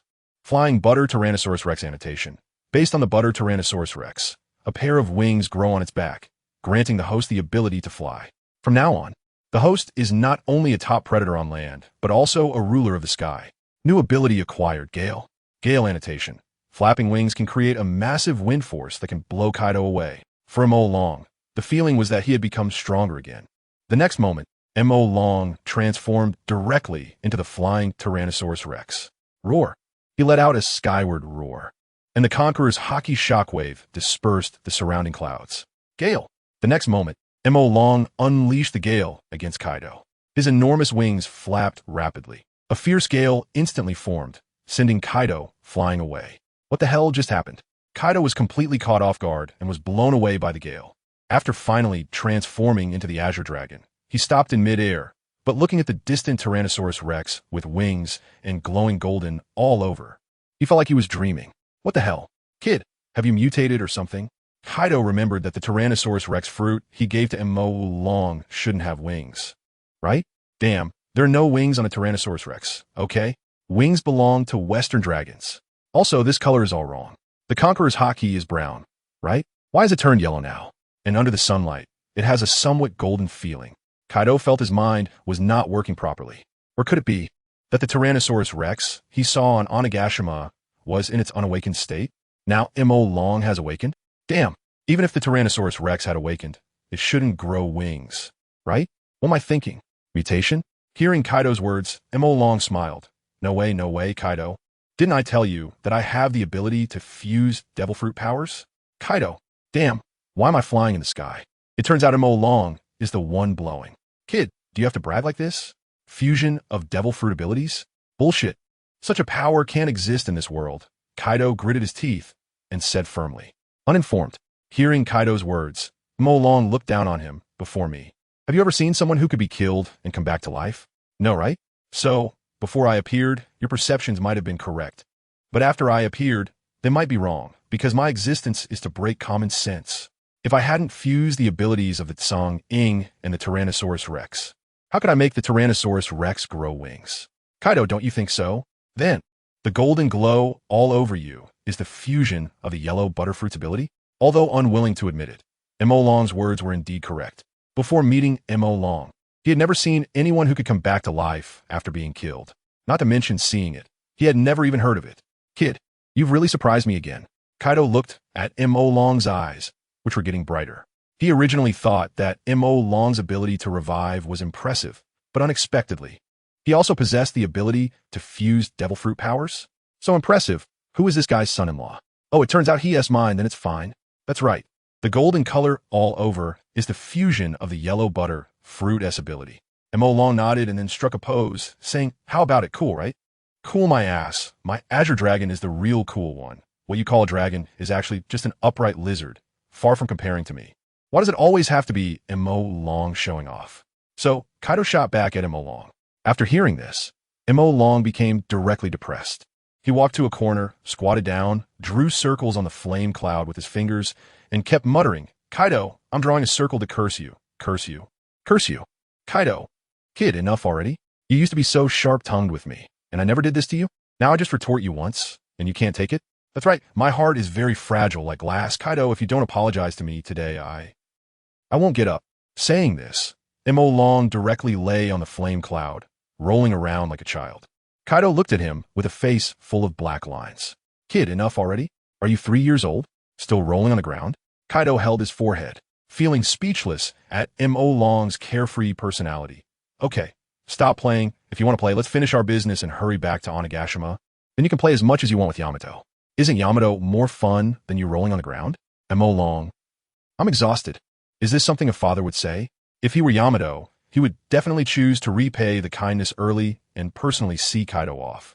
Fortunately, he is not Yamato, so he secretly gave Kaido a thumbs up. Kaido, you are truly amazing. Just for your selfless act of giving away your daughter. I guarantee you will become the Pirate King within 3 years. I said this, even if Roger crawls out from underground, he can't stop it. Kaido, I'm getting up. Let's go. We are going back to Onigashima now, quickly. Time is of the essence. We've been away from Onigashima for so long. What if someone attacks Onigashima? That's the power you spent 20 years building. So, let's hurry back to guard Onigashima and wipe out all the little bastards who dare to invade. Long directly grabbed Kaido's arm, urging him to hurry back to Onigashima. Kaido looked completely speechless. Goodness, you wouldn't stop rolling until I mentioned Yamato. Would you? As soon as I mention Yamato, you immediately want to go back to Onigashima? Please give a 5-star review. Please give a 5-star review. Chapter 95, I just want to test Yamato's depth. Why the rush? Yamato isn't going anywhere. Kaido forcefully shoved away the ink dragon and said to it, First, let's have a fight so I can test your strength. Ink dragon. Who the hell wants to test strength with you? I just want to go back to Onigashima to test Yamato's depth and let Yamato test my length. As for you wanting to know my strength, I'll tell you now. I weigh 120 gene. So Kaido, can I go back now? For some reason, Ink Dragon suddenly really wanted to play with Yamato. Could it be an interest sparked by Yuta? Ugh, who the hell cares about your weight? Kaido rolled his eyes. Don't play dumb with me. If you don't fight me today, you aren't going anywhere, regardless of anything. Ink Dragon now possessed the abilities of 4 devil fruits. Although one of them was not very useful, 3 of them were still decent. Sigh, just a fight and then back to Onigashima? Ink Dragon sighed. Although he could fly now and could return to Onigashima, he had no idea which direction the entrance was. Not to mention, most of the people on Onigashima didn't know him. Without Kaido leading the way, even if he recognized the route, he would probably be mistaken for an invader and attacked as soon as he entered Onigashima. Let's fight first. Kaido didn't give a definite answer, because Kaido's plan was to go to the Whitebeard pirates, so how could he just fight and go back to Onigashima? At the very least, he had to visit the Whitebeard pirates and snag a few devil fruits. After all, bringing Ink Dragon out was to make him stronger. If he wanted to go back, Ink Dragon's strength had to satisfy him. Sigh, since you want to fight, then let's have a fight. Ink Dragon shook his head and sighed. This was clearly a battle where the result was known without a fight. Why did it have to be fought? Kaido, do you enjoy bullying the weak? Who the hell is bullying you? Kaido was speechless. You little brat. Your words are not pleasant at all. I just want to know what level your strength is at now. Then Kaido, here I come. Ink Dragon said and charged straight at Kaido. Tail whip, flapping his wings. The flying Tyrannosaurus appeared in front of Kaido and then paused in midair, swinging its tail fiercely toward Kaido. Seeing this, Kaido immediately reached out to grab the tail that was coming at him. Slippery. How could this be? Just when Kaido thought he had grabbed the Tyrannosaurus's tail, he felt something very slippery on the tail. It slipped right out his hand and then hit him hard in the face. It sent him flying. What the hell? Kaido did a 360-degree flip in the air and then landed steadily on a flame cloud. He rubbed his face where Ink Dragon hit him and glared at Ink Dragon. Brat, what did you do? Why did your tail slip out of my hand? At that moment, Kaido felt as if the tail he was holding had turned into a loach and he couldn't hold it at all. Kaido, are you stupid? Didn't I say my body is covered in a layer of butter? Of course it's slippery. With a single tail swipe, Ink Dragon felt proud, thinking he had done well. Then, Kaido transformed into a caring father, making Ink Dragon realize he still had a long way to go. Ah, stop. Stop. Kaido, I admit defeat. I surrender. Just don't hit me anymore. It hurts like hell. Ink Dragon's moment of bravado lasted only an instant. After that, he was completely schooled by Kaido. Still pretending to be tough? Kaido kicked Ink Dragon hard. Ink Dragon screamed, I'm not pretending anymore. I'm not pretending anymore. But deep down he thought, isn't life all about pretending to be tough? If you can't pretend, then what is the point of living? Kaido, just wait. Once I eat 10 more devil fruits, I'll kick you like this too. Also, I take back my earlier thought about you becoming Pirate King in 3 years. You don't deserve it. I plan to let Yamato become the Pirate King, and I'll begrudgingly be the man behind the Pirate King. Still calling me stupid? Kaido kicked Ink Dragon away again. Then he immediately chased after him, stepping on Ink Dragon's chest and pinning him to the flame cloud. No more, no more. You, Kaido, are the greatest genius under heaven. From now on, I'll just call you Genius. Ink Dragon felt like all his bones had been broken by Kaido. Damn, indeed, the 4 emperors are the 4 emperors. He was still far from it. He could only pretend to be tough when Kaido wasn't being serious. But Kaido, remember this grudge. I will definitely repay it. The next time you're like Whitebeard, hooked up to an oxygen tank, I'll be the first to pull your oxygen tube out. A gentleman avenges himself. 10 years is not too late. But I'm not a gentleman, so a petty person avenges by pulling the oxygen tube. All right, kid, you okay? Kaido reached out and pulled Ink Dragon up from the flame cloud, then patted the shoe prints off him, smiling, kid, don't blame me for being heavy-handed. It's mainly because I'm afraid you'll suffer outside. All my beatings are to teach you a lesson. To let you know that there are always people stronger than you, and don't always think about pretending to be tough. Having strength is what it means to pretend to be tough. Without strength, you're just a fool. If I weren't your father-in-law, someone else would have chopped you into pieces for your foul mouth. All right, Kaido, you don't have to say anymore. I understand. Beating is affection and scolding is love. Love to the depths means kicking with feet. I understand that you kicked me 352 times out of love. I get it, Kaido. You don't need to explain. Ink Dragon smiled at Kaido. After hearing this, Kaido's face began to twitch. Damn, you even remember that I kicked you 352 times so clearly. What are you planning? In the future, when you're awesome, are you going to return each kick to me? And beating is affection. Scolding is love.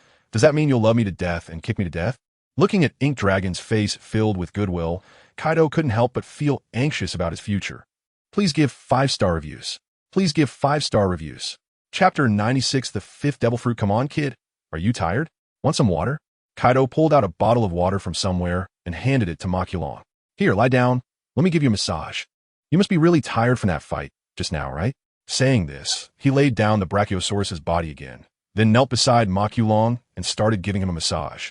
Makulong thought, what the hell is going on? One moment he wanted to kill me, and the next he's trying to please me? Phew. Did I really tire out from that fight? Ugh, what fight? Besides the first hit where I caught him off guard and knocked him away with my tail. Wasn't him beating me up afterwards? I was lying on the ground the whole time. Even though getting hit is tiring, it's not like I did much. But could it be that Kaido has the ability to read minds? Does he know I'm thinking about pulling out his oxygen tube? Is that why he is scared and trying to please me now? That is very possible. Makulong nodded and began to enjoy Kaido's massage. Sigh. If only were Yamato giving me this massage, that would be even better. As a man, I always feel like something's missing. Wake up, kid, wake up. After an unknown amount of time, Makulong groggily heard someone calling him. He opened his eyes to find a huge head in front of him, startling him. Ah, a minotaur, Kaido? Damn kid, who the hell are you calling a minotaur? Can you not just call anyone with horns a minotaur?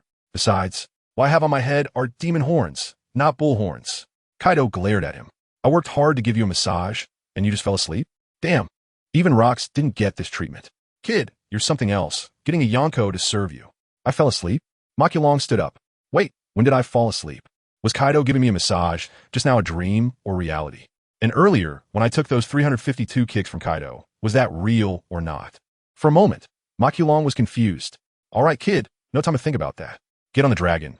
We need to hurry to Whitebeard's territory. If we're quick, we might still make it for dinner. Kaido transformed into his dragon form and said to Makulong. Makulong stretched his shoulders. Ow, that hurts. Kaido, you really kicked me 352 times. He pointed at Kaido. Kid, what nonsense are you talking about? When did I kick you? You must be dreaming. Kaido looked at Makulong seriously. We just had a fight, and you were so tired that you fell asleep. But now it seems like you were dreaming too? How could you dream that I kicked you so many times? Who do you think I am? I'm Kaido, the king of the seas. Everyone knows who I am. And I love talented people, not to mention you're my son-in-law. Would I really go hard on you? Kick you 362 times? Impossible. You must be dreaming. Kaido was sweating coldly, but found a chance to cover up, and he certainly wouldn't let it go. Is it a dream? You didn't kick me? Makulong scratched his head. Indeed. He couldn't remember clearly if it was a dream or reality. That's right. It must be a dream. How could I kick you when I see you as my own son? Just know, kicking you would hurt me too, so I wouldn't kick you. You must have been dreaming. Don't doubt it. Kaido looked at Makulong earnestly. That's not right. If you didn't kick me, why do I feel so sore? My whole body hurts like I've been kicked 352 times. Makulong questioned Kaido. Kaido was speechless. Kid, why do you remember that number so well? Are you plotting revenge against me in the future? Is it necessary to hold a grudge like that? I even lower myself to give you a massage, and you're still holding grudges? That's too much. Body pain? That's just post-battle fatigue. ISNT it normal? But since I finally found a chance to cover it up, I'll 1T let it go. Kid, if I'm not mistaken, you've probably never had an intense battle before, right? So after experiencing such an intense fight for the first time, it's normal to feel sore all over. It's like an ordinary person who runs too much and wakes up feeling sore, especially since you fought against me. Really, stop overthinking it. How could I hit you? I see you as my own son. Even if I were to hit Yamato with an iron rod, I wouldn't dare kick you. Yamato. Doctor, Kaido can still be saved. Yamato. No need, just bury him. Okay, Kaido, I think you have a point. It might really be because it's my first time experiencing such an intense battle. Makulong nodded, seemingly convinced by Kaido's reasoning. Let's go Pippalong. The next moment, Makulong jumped onto Kaido's back, ready to depart. Wait, kid, I just remembered. I have another devil fruit here. You should eat it first. Kaido suddenly recalled as he prepared to take off. He had gotten 2 devil fruits for free from red-haired Shanks, but he had already given one to Makulong. So he was planning to let Makulong eat the second one. Wow, Kaido, you sacrificed your looks just to get a devil fruit from Big Mom. And now you managed to get 2 from red-haired Shanks for free? Although Shanks seems nice, isn't he a bit too generous to just hand out devil fruits? Makulong found it strange. Suddenly, he remembered what Yuta had said earlier about Kaido staying on the island for 2 days. Could it be that those 2 days were bought with the devil fruits? If that is the case, then Kaido getting this devil fruit was actually because of him. Yuta wanted him to stay a few more days, so she bribed Kaido with devil fruits, ensuring he would stay for 2 days, and in return, she gave him 2 devil fruits for free. Damn, he had thought Kaido was just after Shanks' fine wine. Turns out it was the devil fruits, and these devil fruits were gotten at the cost of his looks. He previously thought Kaido was impressive for being able to get the devil fruits from red-haired Shanks for free. It turned out it was because he sacrificed his looks. Well, it's not really a sacrifice. After all, Yuta isn't big among. Of course, that's not the case now. 50 years later, who knows? He can't be sure. After all, with Oda's tendency to make young, beautiful women look ugly as they age, that possibility seems quite large. Please give a 5-star review. Who said I didn't have pictures? Chapter 97. Sword Fruit, Flying Tyrant, Golden Sword Dragon, Little Ghost. Eat up. Mo Long looked at the devil fruit that appeared in Kaido's hand, doubting that Kaido had a treasure bag like Doraemon. Otherwise, how could Kaido casually take out a devil fruit? Clearly, there were no pockets on Kaido's body. Moreover, the devil fruit was one thing. But Kaido could even pull out his spike club directly. A spike club that big, without any pockets, and not like Yamato who carries it on their back. How could Kaido just take it out when he wanted to? Mo Long looked suspiciously at Kaido's, but could it be? Ugh, that's too disgusting. Mo Long shivered all over. Little ghost, don't be disgusting. I know the devil fruit tastes bad, but you've eaten several already. You should be used to it by now, right? Clearly, Kaido misunderstood, thinking Mo Long was saying the devil fruit tasted too disgusting and was too hard to eat. To this, Mo Long naturally wouldn't explain and make things awkward. He took the devil fruit from Kaido's hand, brought it to his mouth, and took a bite. Mo Long had already gained some experience. As long as he swallowed it directly and imagined in his mind, I am eating an ordinary fruit. I am eating an ordinary fruit. I am eating an ordinary fruit. If he hypnotized himself like this, then it still had no effect. It was still disgusting. Therefore, it was proven that imagining the taste of what you're eating in your mind would reflect on your tongue's taste buds. That was just self-deception. Reality was simply impossible. So, what is the ability of this fruit? Kaido looked at Mo Long expectantly, hoping for a powerful ability. The next moment, Mo Long responded to Kaido. He instantly used his ability, and his body disappeared from the spot, replaced by a 2-meter-long sharp sword. Kaido. Paramecia, sword fruit. The next moment, Mo Long returned to his original form and answered Kaido's question. The ability? You saw it. It's the ability to transform into a sword. As for how sharp this sword is, Kaido, do you want me to let you try? Mo Long looked at Kaido and provocatively said, Come on, I'll just stand here, and if you can stab me, I'll call you Dad. Kaido beckoned to Mo Long with his finger, provocatively speaking. Facing such provocation, Mo Long naturally could not tolerate it. He transformed into a sword again and rushed towards Kaido at high speed. When the sword struck right at the center of Kaido's forehead, and Mo Long did not hold back at all. The collision made the entire sword tremble. But looking at Kaido, the center of his forehead was not even pierced. It was infuriating for Kaido. System detected that the host has a devil fruit ability that can be fused. Do you choose to fuse? The voice of expectation from the system appeared again. Naturally, he chose to fuse. System, ability fusion in progress. Fusion complete. Fused into a new fruit ability. Flying Tyrant Golden Sword Dragon. Based on the Flying Tyrant Dragon, a large sword-like blade will grow out of the back of the Tyrant Dragon, and the skin of the Tyrant Dragon will be covered with sword-shaped scales.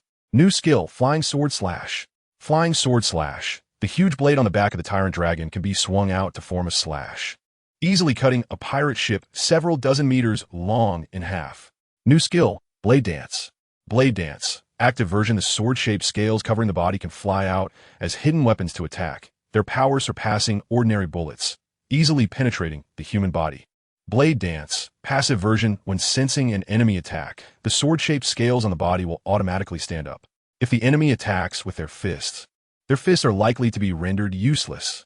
Of course, the premise is that the opponent's fists are not harder than your scales. Wow, this time there are actually 2 extra skills? Not bad, not bad. The system deserves praise. Next time, keep it up. Mo Long praised the system in his heart.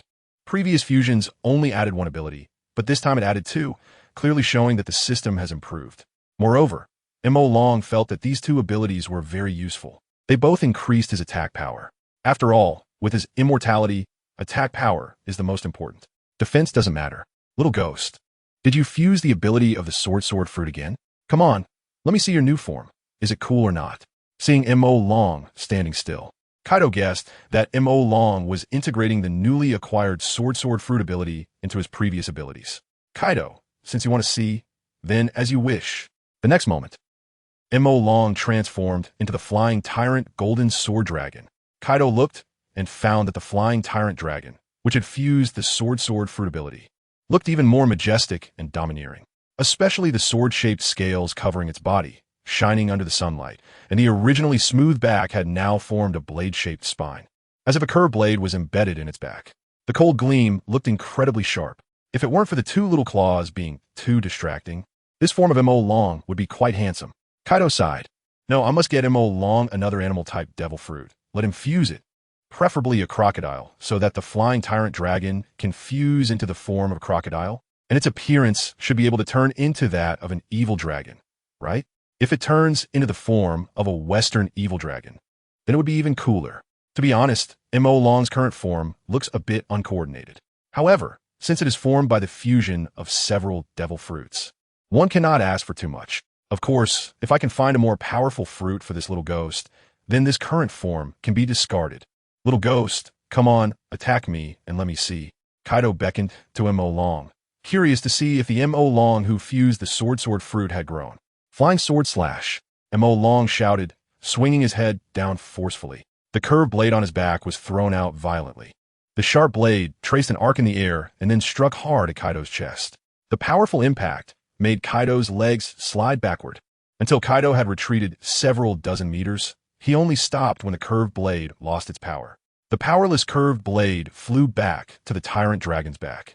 Returning to its spine form, Kaido looked down at his chest. Although there was no wound, a white mark had been drawn on it. That feeling was like a normal person scratching their skin hard with their fingernail. In other words, it didn't hurt too much. It was something that could be easily endured, but it couldn't be said to be without any feeling. At least it felt painful. What kind of feeling? Just scratch your arm hard with your fingernail, and you'll know it's pretty much that feeling. Of course, it's a bit more intense than that. Update complete. Seeking gifts, seeking 5-star reviews. Chapter 98 don't. M.O. Long don't. Damn it, is it still ineffective? Looking at Kaido's chest, not even a scar was left. M.O. Long was very displeased. The combined power of 4 devil fruits can't even break Kaido's defense? Am I really that weak? Or are these 4 devil fruits too weak? It must be the 4 devil fruits that are too weak. Do I even need to say that? Right? Kid, don't feel wronged with my defense. Even if Whitebeard came at me with a sword, he probably wouldn't break my defense. You can't break my defense. Isn't that completely normal? Kaido walked over and patted M.O. Long on the back, comforting him while not forgetting to boast about himself. Killing 2 birds with 1 stone, impressive. Really impressive. Whitebeard can't break your defense. Are you sure? M.O. Long looked at Kaido. If I hadn't seen the Wano arc, hearing your various impressive titles, like the strongest creature on land, sea, and air, the strongest in one-on-one combat, with only the scars left by Odin on you, I might have believed it. But in the Wano arc, good grief, didn't everyone get to stab you? So, I'm really curious, according to your explanation. Weren't you often challenging the 4 emperors and the Marine headquarters, then getting caught? Why didn't they leave any scars on you during those battles? Do the 4 emperors and the Marine admirals not care about their reputation? The Marine admirals can be excused since they don't use swords. But the weapons of the other 3 emperors are all swords, right? You keep challenging them, yet you didn't even get a single scar? All I can say is, the stronger the character setup in the early stages, the harsher the beatings in the later stages. Alright, I'm off topic. None of this is important. Let's get back to the point. Hearing M.O. Long's question, Kaido rolled his eyes and said, "What's wrong? I can't be sure about my own matters. When I was often fighting with Whitebeard on the ship, you weren't even born yet, kid. Denying me? I've killed more people than you've ever seen. Who do you think you are to deny me? You've killed more people than I've seen? Kaido, do you write drafts for your bragging? I've seen millions of people since I was a child. What? Have you also killed millions of people? Did you slaughter the entire Wano country? Are the commoners in Wano now brought in by you from outside?" M.O. Long sarcastically remarked to Kaido, "As for your claim that Whitebeard can't break your defense, it's simple. Prove it to me. We're going to find Whitebeard for devil fruits, right? Perfect. When you fight Whitebeard, just stand there without defending and let Whitebeard chop you hard. Let me see if Whitebeard can break your defense. If he can't, I'll apologize to you. If he can break it, Kaido, you'll honestly admit that you're bragging. How about that?" Kaido. He was silent for a while before looking at M.O. Long and saying, "Kid, if you take things so seriously, it's easy to end up with no friends. Don't change the subject. Kaido, I just want to ask you, do you dare to bet with me?" M.O. Long questioned Kaido. "Kid, you're the one changing the subject? Okay. If you take things so seriously, it's really easy to end up with no friends. In the sea, without many friends. How will you get by in the future? That's not good. So, kid, you really need to change your personality.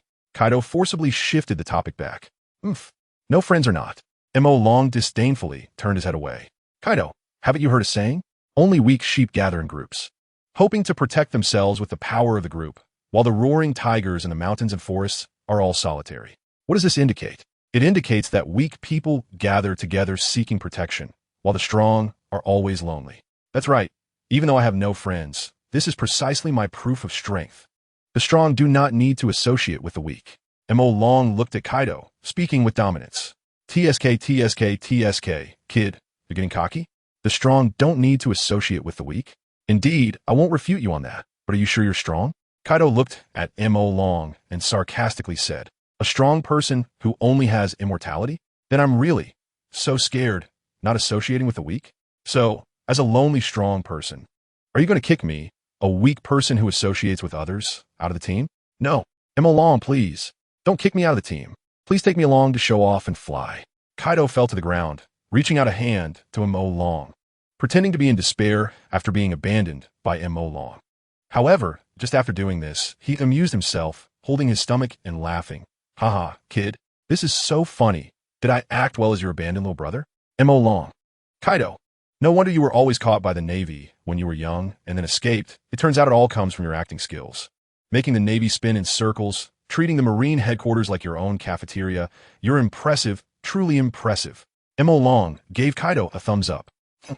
Please give a 5-star review. Chapter 99. Kaido, what is our relationship? Blood is thicker than water, so. The previous chapter has been revised.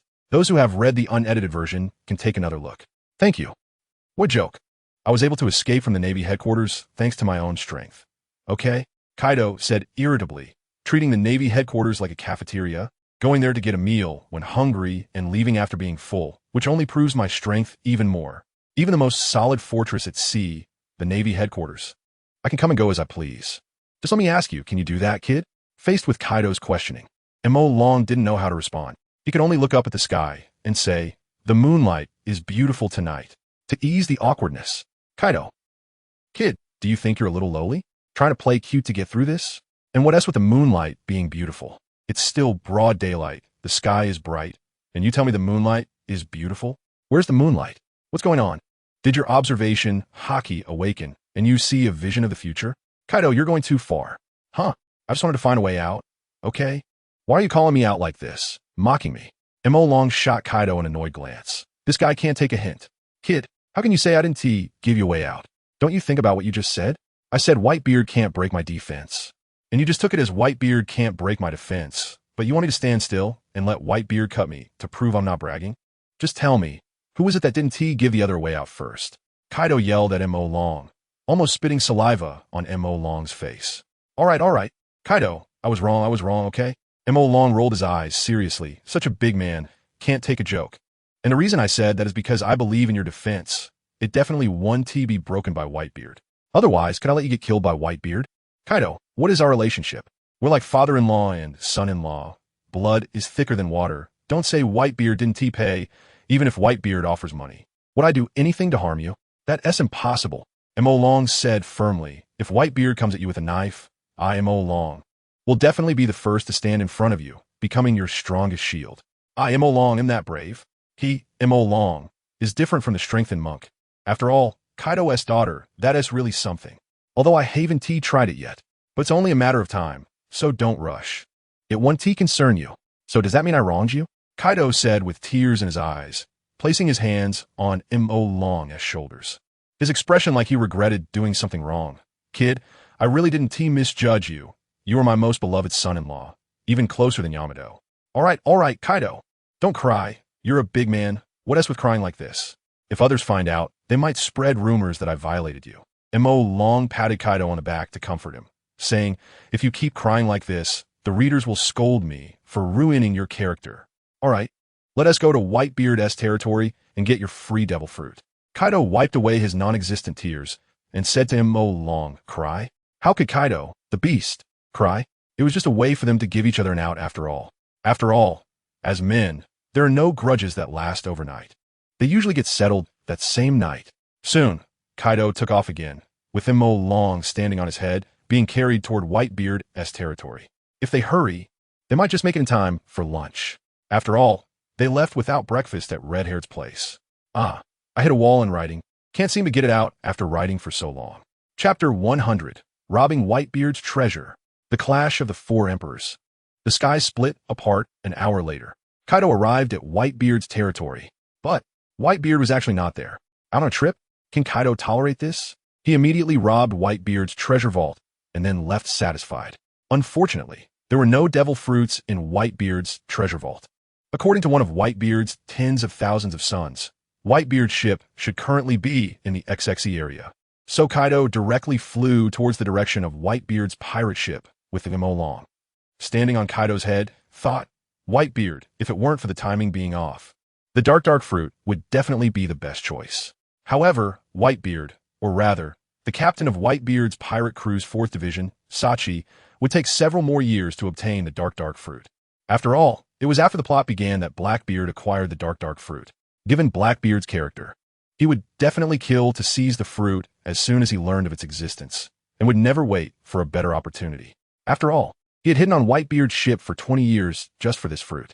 If he discovered the fruit, but hesitated and let someone else eat it, he would surely be furious enough to drown himself. After an unknown amount of time, Kaido appeared in the sky above Whitebeard's pirate ship. Wahaha, Whitebeard, I want you dead. No, I want to kill you. The next moment, Kaido fell from the sky, crashing down onto Whitebeard's pirate ship, the Moby Dick.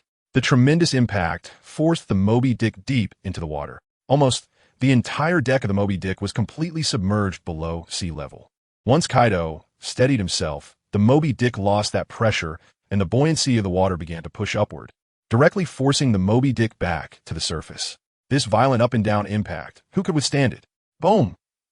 The Moby Dick was directly propelled out of the water by the buoyancy, and hundreds of pirates who had just experienced the ship sinking were violently knocked aside as the deck came back up, sending them crashing towards the outer hull. Next, splash.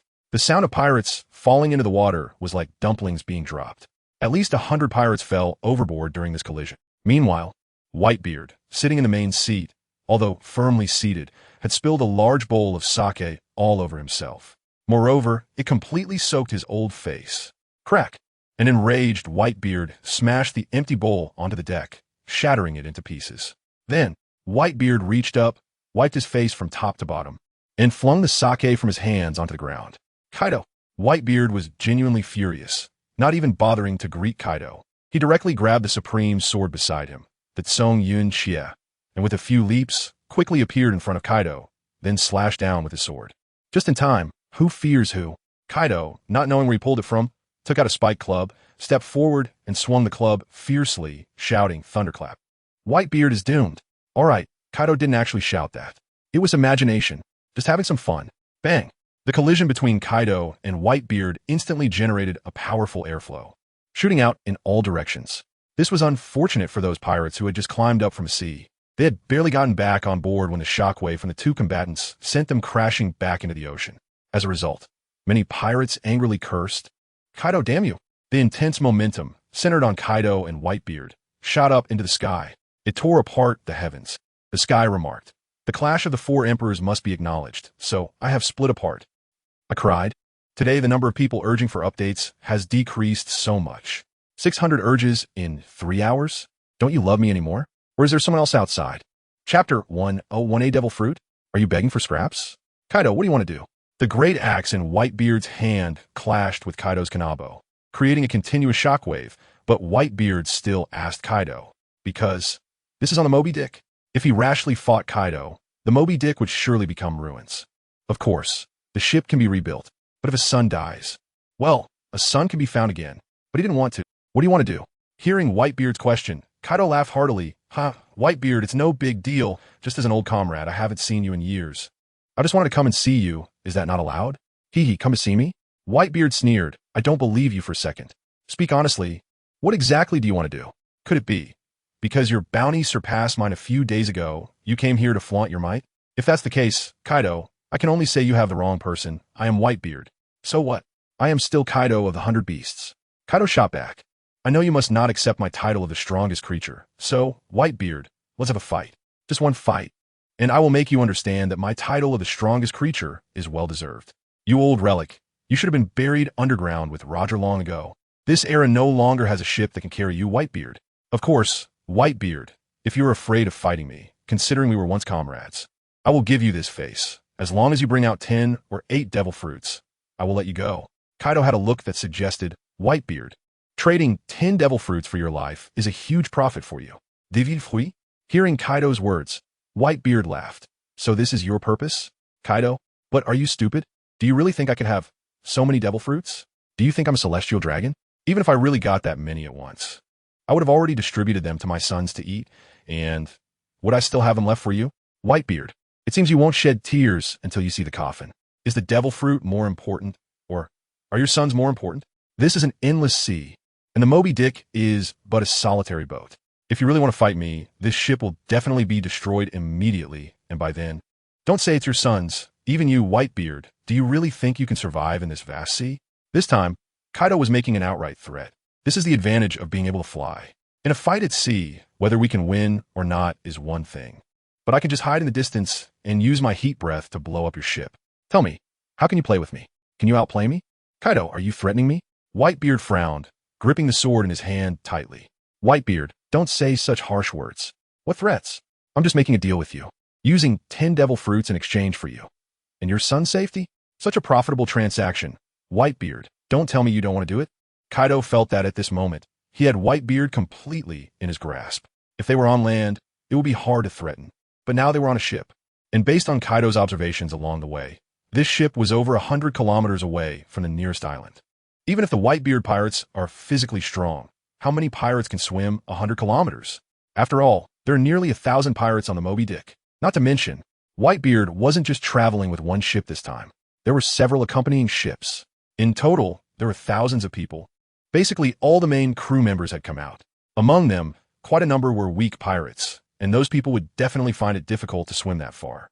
Not to mention, in the sea, there are all kinds of sea beasts, plus the unpredictable weather of a new world. There could be storms, blizzards, and thunder. If they really fell into the water, they would face much more than just swimming 100 kilometers. Not to mention, even if it's just swimming in the sea, you have to be able to tell directions. If you can't swim in a straight line, the distance could increase significantly. Whitebeard naturally knew all this. That's why, despite being angry at Kaido's threat, he didn't take action. Because, if he really made a move, Kaido's threat would definitely not just be verbal. Just destroying the Moby Dick would be fine. But, how many bystanders would die if such powerful beings fought? Especially on a pirate ship. The space is so small that everyone has no place to hide. Kaido, when you play like this, are you not afraid that I will retaliate against you on Onigashima in the future? Threaten? Who can't do that? Whitebeard, although he looked down on playing threats, but since Kaido had come to threaten him, he could only threaten back. Onigashima? Ha ha. Kaido laughed at Whitebeard. Old White, look around. Those people are all your sons. Right now, I'm threatening you with your thousands of sons, but on Onigashima, I only have one daughter. Do you think the threats between you and me are equivalent? So, Old White, I told you long ago, don't take in too many sons. Don't take in too many sons, but you wouldn't listen. Now look what happened. You've been caught in a bind. Old White, I'm not saying this to you, but I think it's very likely that you will end up dying at the hands of your sons. I, Kaido of the 100 Beasts, predict that in the future, the Navy will definitely capture one of your sons and use him to threaten you, making you go to the Navy headquarters to save him. In the end, not only will you not save your son, but you will also pay with your life. Kaido, enough. Whitebeard gritted his teeth. 10 devil fruits is impossible. I don't have that many. Give you 1 devil fruit, and you immediately get lost. Whitebeard pointed towards the distant sea, as if saying, as far as the end of the sea is, you get lost that far. 1 devil fruit? Whitebeard, are you begging for scraps? Kaido looked at Whitebeard with a cold smile. The world's strongest man. Even if you don't have 10 or 8 devil fruits in stock, you must have 5, right? Give me 5, and I will immediately turn around and leave, letting you and your children enjoy your old age. Otherwise, don't force me to make you a white-haired man. Send a black-haired one. Kaido, you're also one of the 4 emperors, and you actually use us to threaten Dad. Don't you think that's too shameless? In the distance, Marco looked at Kaido and said, moreover, what benefit is there in offending the Whitebeard pirates? Do you really think that just because the Navy gave you the title of the world's strongest creature, you're truly stronger than Dad? Please, everything. Chapter 102. Disciplining Whitebeard's son in place of his father. My dad never hit me. The immortal bird Marco? Upon hearing Marco's voice, Kaido sneered. I'm talking to your father. What right do you have to interrupt? Whitebeard, Since you won't discipline your son today, I'll take it upon myself to do so. In the next moment, Kaido vanished from his spot. When he reappeared, he was already in front of Marco. A slap directly aimed at Marco's face. Marco was caught off guard and was sent flying by Kaido's slap. In midair, he transformed into the form of the immortal bird, avoiding falling into the sea. Kaido, you hit me? Marco covered his face, glaring angrily at Kaido. What's wrong? Is that not allowed? You won't say next that your father never hit you, right? Kaido looked at Marco with a cold smile. That slap was just to teach you a lesson, to make you understand that when elders are speaking, juniors should just listen in silence. Interrupting, do you think you're worthy of that? If you dare speak again, I'll kill you. You. Marco gritted his teeth, flapping his wings, ready to charge at Kaido. As Whitebeard's first son, when had he ever been treated this way? Stop, Marco. But this time, Whitebeard spoke up, halting Marco's actions, to prevent the conflict from escalating. Although watching Marco being hit by Kaido made Whitebeard furious, Kaido was currently threatening the entire Whitebeard Pirates crew. For the safety of thousands of children, Whitebeard had no choice but to endure. However, he definitely would seek revenge for this. No one has ever bullied Whitebeard like this. No one. Kaido, I'm sorry, I'm a ghost. And you, Kaido, you've gone too far. Marco is my son. When did it become your place to teach him a lesson? Who the hell do you think you are? Whitebeard angrily exclaimed. Kaido, while I'm still calm, get the hell out of here with your devil fruit. Marco, go get a devil fruit from the cabin for him. Whitebeard turned to Marco and said, Dad, I can't stand this. Hearing that, Whitebeard not only stopped his actions, but also asked him to get a devil fruit for Kaido. Marco shouted, Dad, I can endure him hitting me, and I can give him a devil fruit. But he actually threatened you on the Moby Dick. I absolutely cannot stand for that. You are the world's strongest man. If you back down in front of this guy today, what will the world think of you? Will they say Whitebeard is really getting old? That his time has passed? What kind of strongest man bows his head in front of the strongest creature? Dad, I absolutely will not allow such voices to spread across the sea, even if it costs me my life. That's right, Dad, if it's a first time, there will be a second. Today, Kaido threatened you, and you got away with the devil fruit. But if Kaido tastes success, he will come back for a second. A third time. Are we going to keep retreating? Yeah, Dad, let's fight him. Even if some of us unfortunately die in battle. You could just go to Onigashima and kill a few beast pirates for revenge. One by one, Whitebeard's sons stood up. They feared no death, facing Kaido's threat, and were determined to fight to the end. Although they were all pirates at this moment, it felt like Kaido was the villain, while they were the righteous heroes. Unafraid of death. Clap, clap, clap. What a touching scene of fatherly love, the old father willing to give up the devil fruit for his sons' lives. While the sons were ready to fight for their father's reputation, even at the cost of their lives. How about I suggest a compromise? Mokulong looked at the Whitebeard pirates and said, You can acknowledge Kaido as your father, right? This way it's a win-win. Whitebeard won't be threatened because all his sons recognize Kaido as their father. Kaido also won't have anything to threaten Whitebeard with anymore. Also, you won't have to worry about Whitebeard's reputation being damaged since you're already Kaido's sons. So what does it matter? Who the hell are you? Spouting nonsense? Who wants to recognize Kaido as their father? Yeah, to acknowledge Kaido as a father would be like recognizing a thief as a father, right? Even if we die, we will die as Whitebeard's sons and will never sell ourselves for glory. The Whitebeard pirates refuted one after another. TSK, TSK, TSK. How heroic. Refusing to bend, even in death, huh? But recognizing a thief as a father? What's wrong? Is Whitebeard not a pirate? By recognizing Whitebeard as your father, isn't that the same as recognizing a thief as your father? Not to mention, before you recognized Whitebeard as your father, were you not pirates yourselves? You're a bunch of pirates telling me about recognizing a thief as a father? Don't you find that ridiculous? Mokulong mocked. Kaido, that guy, is your son? So arrogant? Whitebeard glanced at Mokulong, then asked Kaido. He felt Mokulong look familiar, as if he had seen him somewhere, but he couldn't recall. There's nothing to be done. He's getting old, and his memory is starting to decline. Is this considered arrogant? Well, he cursed the Marine Admiral in front of the whole world. That was more arrogant. You didn't see. He even dared to point at my nose and curse me. Now he's just cursing your son. What's so arrogant about that? Kaido scoffed at Whitebeard's words. Even if that kid is pointing at you and cursing, I think it's normal. After all, a man who won't die can do whatever he wants. It's him. I recognize him now. That guy is the Undying King, Mokulong. Just a few days ago, we saw his bounty notice. I heard this guy has been executed dozens of times at Marine headquarters. But no matter what kind of execution method is used on him, he can come back to life. He is one of the most widely circulated legends on the sea recently. A pirate pointed at Mokulong, saying, It's a pity we didn't see the execution footage, and we don't know if anyone really can come back to life. It's probably all rumors, right? Yeah. These newspapers are all over the place. Many are written just to attract attention, completely different from the facts. Just like back then, there was a newspaper that made a big sale by fabricating a romance between Kaido and Big Mom, claiming Katakuri is their son. Don't you think that's absurd? Even worse, there were tabloids claiming Marine Admiral Sengoku had a crush on Marine hero Garp, which is why he never married. Therefore, unless it's from some reputable newspaper, otherwise, many absurd news stories, everyone will doubt their truth. In the past few days, there have been an overwhelming number of news reports about Moku Long. After all, Moku Long had been publicly executed by the whole world for the crime of teasing the celestial dragons. And for such an important news, those reporters naturally watched the live broadcast in its entirety.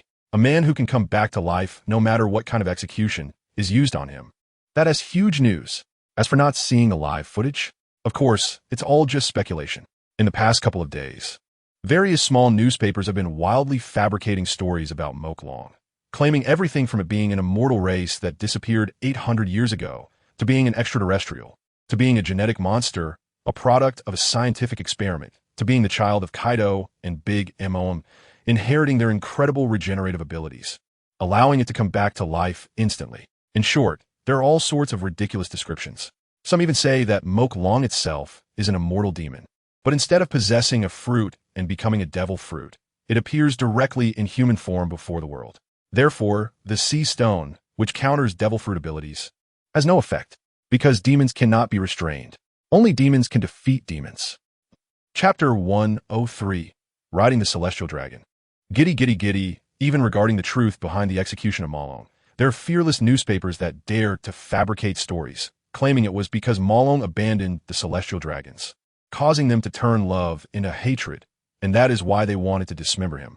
It had nothing to do with teasing the celestial dragons. Analyzing the reasons, Malong is so handsome that any girl would easily become a captive just by a casual flirtation. Does this require teasing? Absolutely not. As for being executed for this reason, it's just the celestial dragons looking for a justification for themselves, while also showcasing their authority to the world once again, showing that even just teasing requires the brutal punishment of dismemberment. Eventually, they even concocted a story that Malong managed to escape only because a celestial dragon had a last-minute change of heart and let the Navy release him. As for why there was still a bounty after he was released, the celestial dragons enjoy playing this game of eagle catching chick, using this method to tell Malong, I can easily let you go, but I can also easily capture you again. You cannot escape from my grasp. So once you're tired of running, come back and serve me obediently. This impressive little newspaper even opened a special section, updating various stories about Malong and the Celestial Dragons daily, turning it into a novel titled, The Secrets of Malong and the Celestial Dragons. It's true that people love gossip. Once this novel was published, the newspaper sold out immediately. No one cared whether the novel was true or not. What mattered was that the steamy scenes inside were just too tantalizing. If you didn't take a look before sleeping, you absolutely wouldn't be able to fall asleep. Then, the next day, this little newspaper was taken down by CP0. Fortunately, the newspaper's president understood the principle of having multiple hideouts.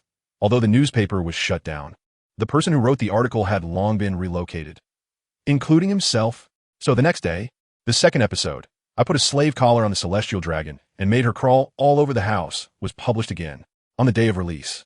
There were so many people scrambling for it that the newsbirds delivering the papers lost all their feathers. The newsbird looked at its bare body and vowed in its heart, I'm quitting this job. Delivering a newspaper almost cost me my feathers? What? You say you'll pay more? Fine. The next day, the newsbird continued to work. There was no choice. It had to support its family. Fortunately, on the third day, the newsbird got smart and directly had customers throw money up. Then it would drop the newspapers from the sky. So would T have to worry about losing its feathers? Seems like we've gone off topic. I guess everyone doesn't want to read about Malong riding the celestial dragons. So let us shift the scene back to the Whitebeard pirate ship. So it's him, the undying king, Malong. Hearing the children's words, Whitebeard finally remembered. Indeed, a couple of days ago, he had seen the latest bounty for Kaido and Malong. However, compared to size, the bounty was a bit small, and he couldn't see it clearly. Plus, this guy looked much better than the photo on the bounty, so it's no wonder he didn't remember. Kaido, is he your son? Whitebeard looked at Kaido and asked, then answered himself, doesn't T look like it? you're so ugly. You shouldn't be able to give birth to such a handsome son, right? Kaido, goodness. Is Whitebeard trying to insult him by lying with his eyes wide open? Although Kaido isn't exactly handsome, he certainly has nothing to do with the word ugly, right? Moreover, what is the use of just being handsome? A man like him, full of power and charisma, is probably what women love most, right? After all, he is the most popular guest in the brothels of Onigashima. The girls all praise him. Kaido, you're so manly. Those muscles are so tempting. I like you the most. You're the most handsome one in Onigashima. Tonight, I want to sleep with you. Listen, listen. The public's eyes are sharp. What? You say it's possible they flatter me because they fear me? Impossible. Absolutely impossible. Whitebeard, you bastard. How dare you say I'm ugly? Are you trying to provoke me? What is wrong, seeing your sons recklessly fighting so? You ready to go all out too, huh? If that's the case, do you believe I'll kill one of your sons right in front of you to celebrate my becoming the strongest being? Kaido said coldly, looking at Whitebeard, retaliating against Whitebeard's insult about his looks. Sure enough, upon hearing Kaido say he would kill his son, Whitebeard immediately backed down, coughing and saying, cough. Cough, Kaido, you heard wrong. We were once comrades on the same ship. How could I say you're ugly? I mean, don't be sad. We're all companions. You want a devil fruit. How can I not give it to you? That's right. That's what I said. Whitebeard gritted his teeth. Damn it. He couldn't remember the last time he was this cowardly.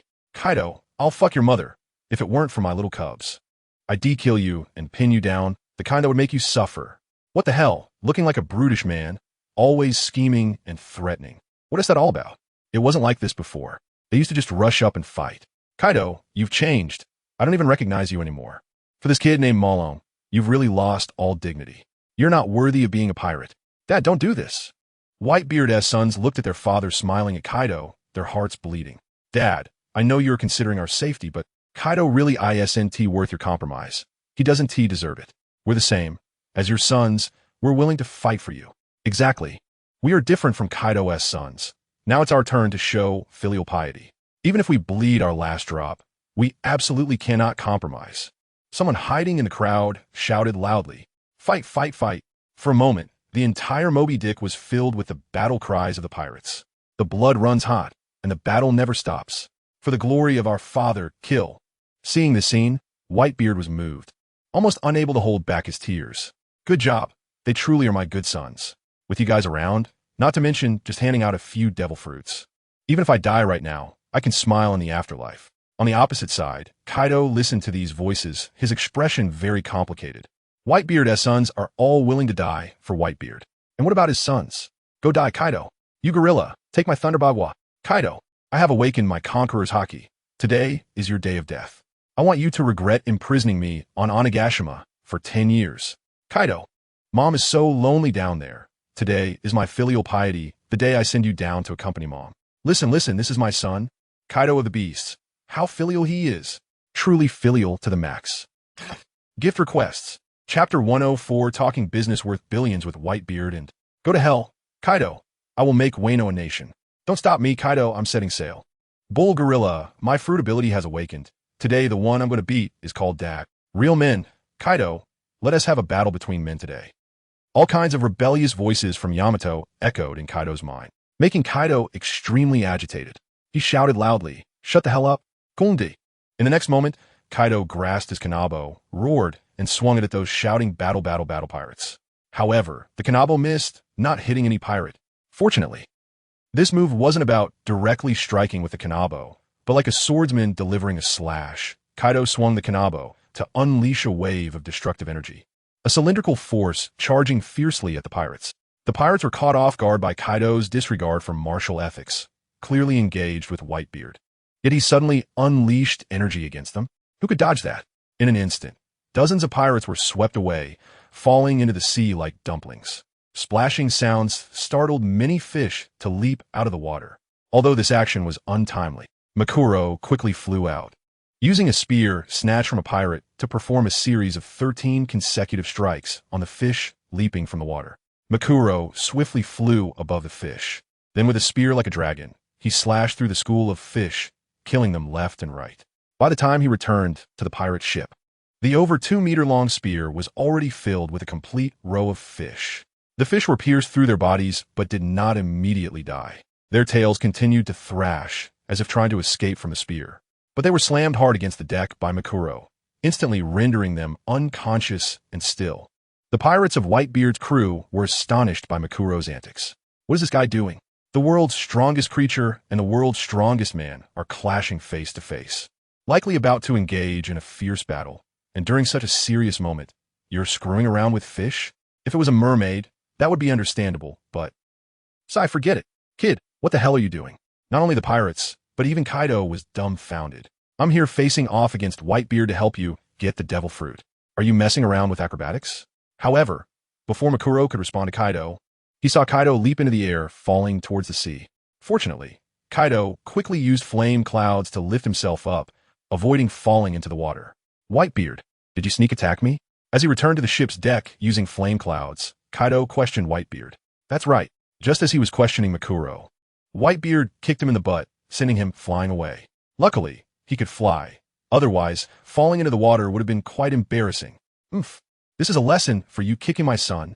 Whitebeard snorted coldly. If it weren't for the fact that you didn't use lethal force, I would have already cut your neck. Haha, cut my neck? Come on, try it. Kaido walked directly in front of Whitebeard, exposing his neck and patting it while saying, Go ahead, cut here. If you can kill me, then you're impressive. If you can't kill me, then all your thousands of sons, one by one, not a single one can survive. Kaido, this is all you've got, besides threatening me with my sons. What else can you do? Whitebeard gritted his teeth. Back when he was on the rock ship, he felt that this guy would never amount to anything. And it seems he was right. Kaido, given your current mindset, being one of the 4 emperors is your limit. If you want to be Pirate King, maybe in your next life, he thought to himself, if it weren't for worrying that a single cut wouldn't kill you and you'd go madly retaliating against my sons, would I only give you a kick? I would have already cut you down. Otherwise, do you think my supreme blade is just for decoration? TSK, TSK, TSK. Being a 4 emperor is your limit? Aren't you just another 4 emperor? Whitebeard, stop bringing up things from the past. I was still young back then, and you were at your peak. What's there to talk about? Kaido scoffed, and besides, only losers reminisce about their past greatness. Whitebeard, the fact that you're recounting your glory days means you're already old, only able to lie on the historical honor roll, while I am creating new history. Who's more impressive? Isn't that obvious? Nonsense, Kaido. You're a man who doesn't even have the courage to face old man directly. Yet you dare to say he lies on the historical honor roll? I spit. Marco was so furious he felt like he might explode. If old man can endure this, I can't. Kaido, take my crane claw. Although Marco wasn't hot-tempered, he couldn't tolerate Kaido's constant belittling of Whitebeard as the man he respected the most. Whitebeard deserved his lifetime of protection. Marco transformed into the form of the phoenix and rapidly flew towards Kaido, one claw fiercely kicking towards him. Crane claw. Hearing the name of Marco's move, Kaido almost laughed to death. Haha. Marco, you transformed into a phoenix, yet the name of your move is Crane Claw? Are you also bad at naming? If that's the case, why not apprentice under me? I'm a professional at naming. Saying this, Kaido raised his left arm, directly blocking Marco's Crane Claw attack. Then he swung his kanabo, striking fiercely at Marco. Thunderous 8 trigrams. Boom! Just as the kanabo was about to hit Marco, a giant halberd timely appeared, blocking in front of Marco.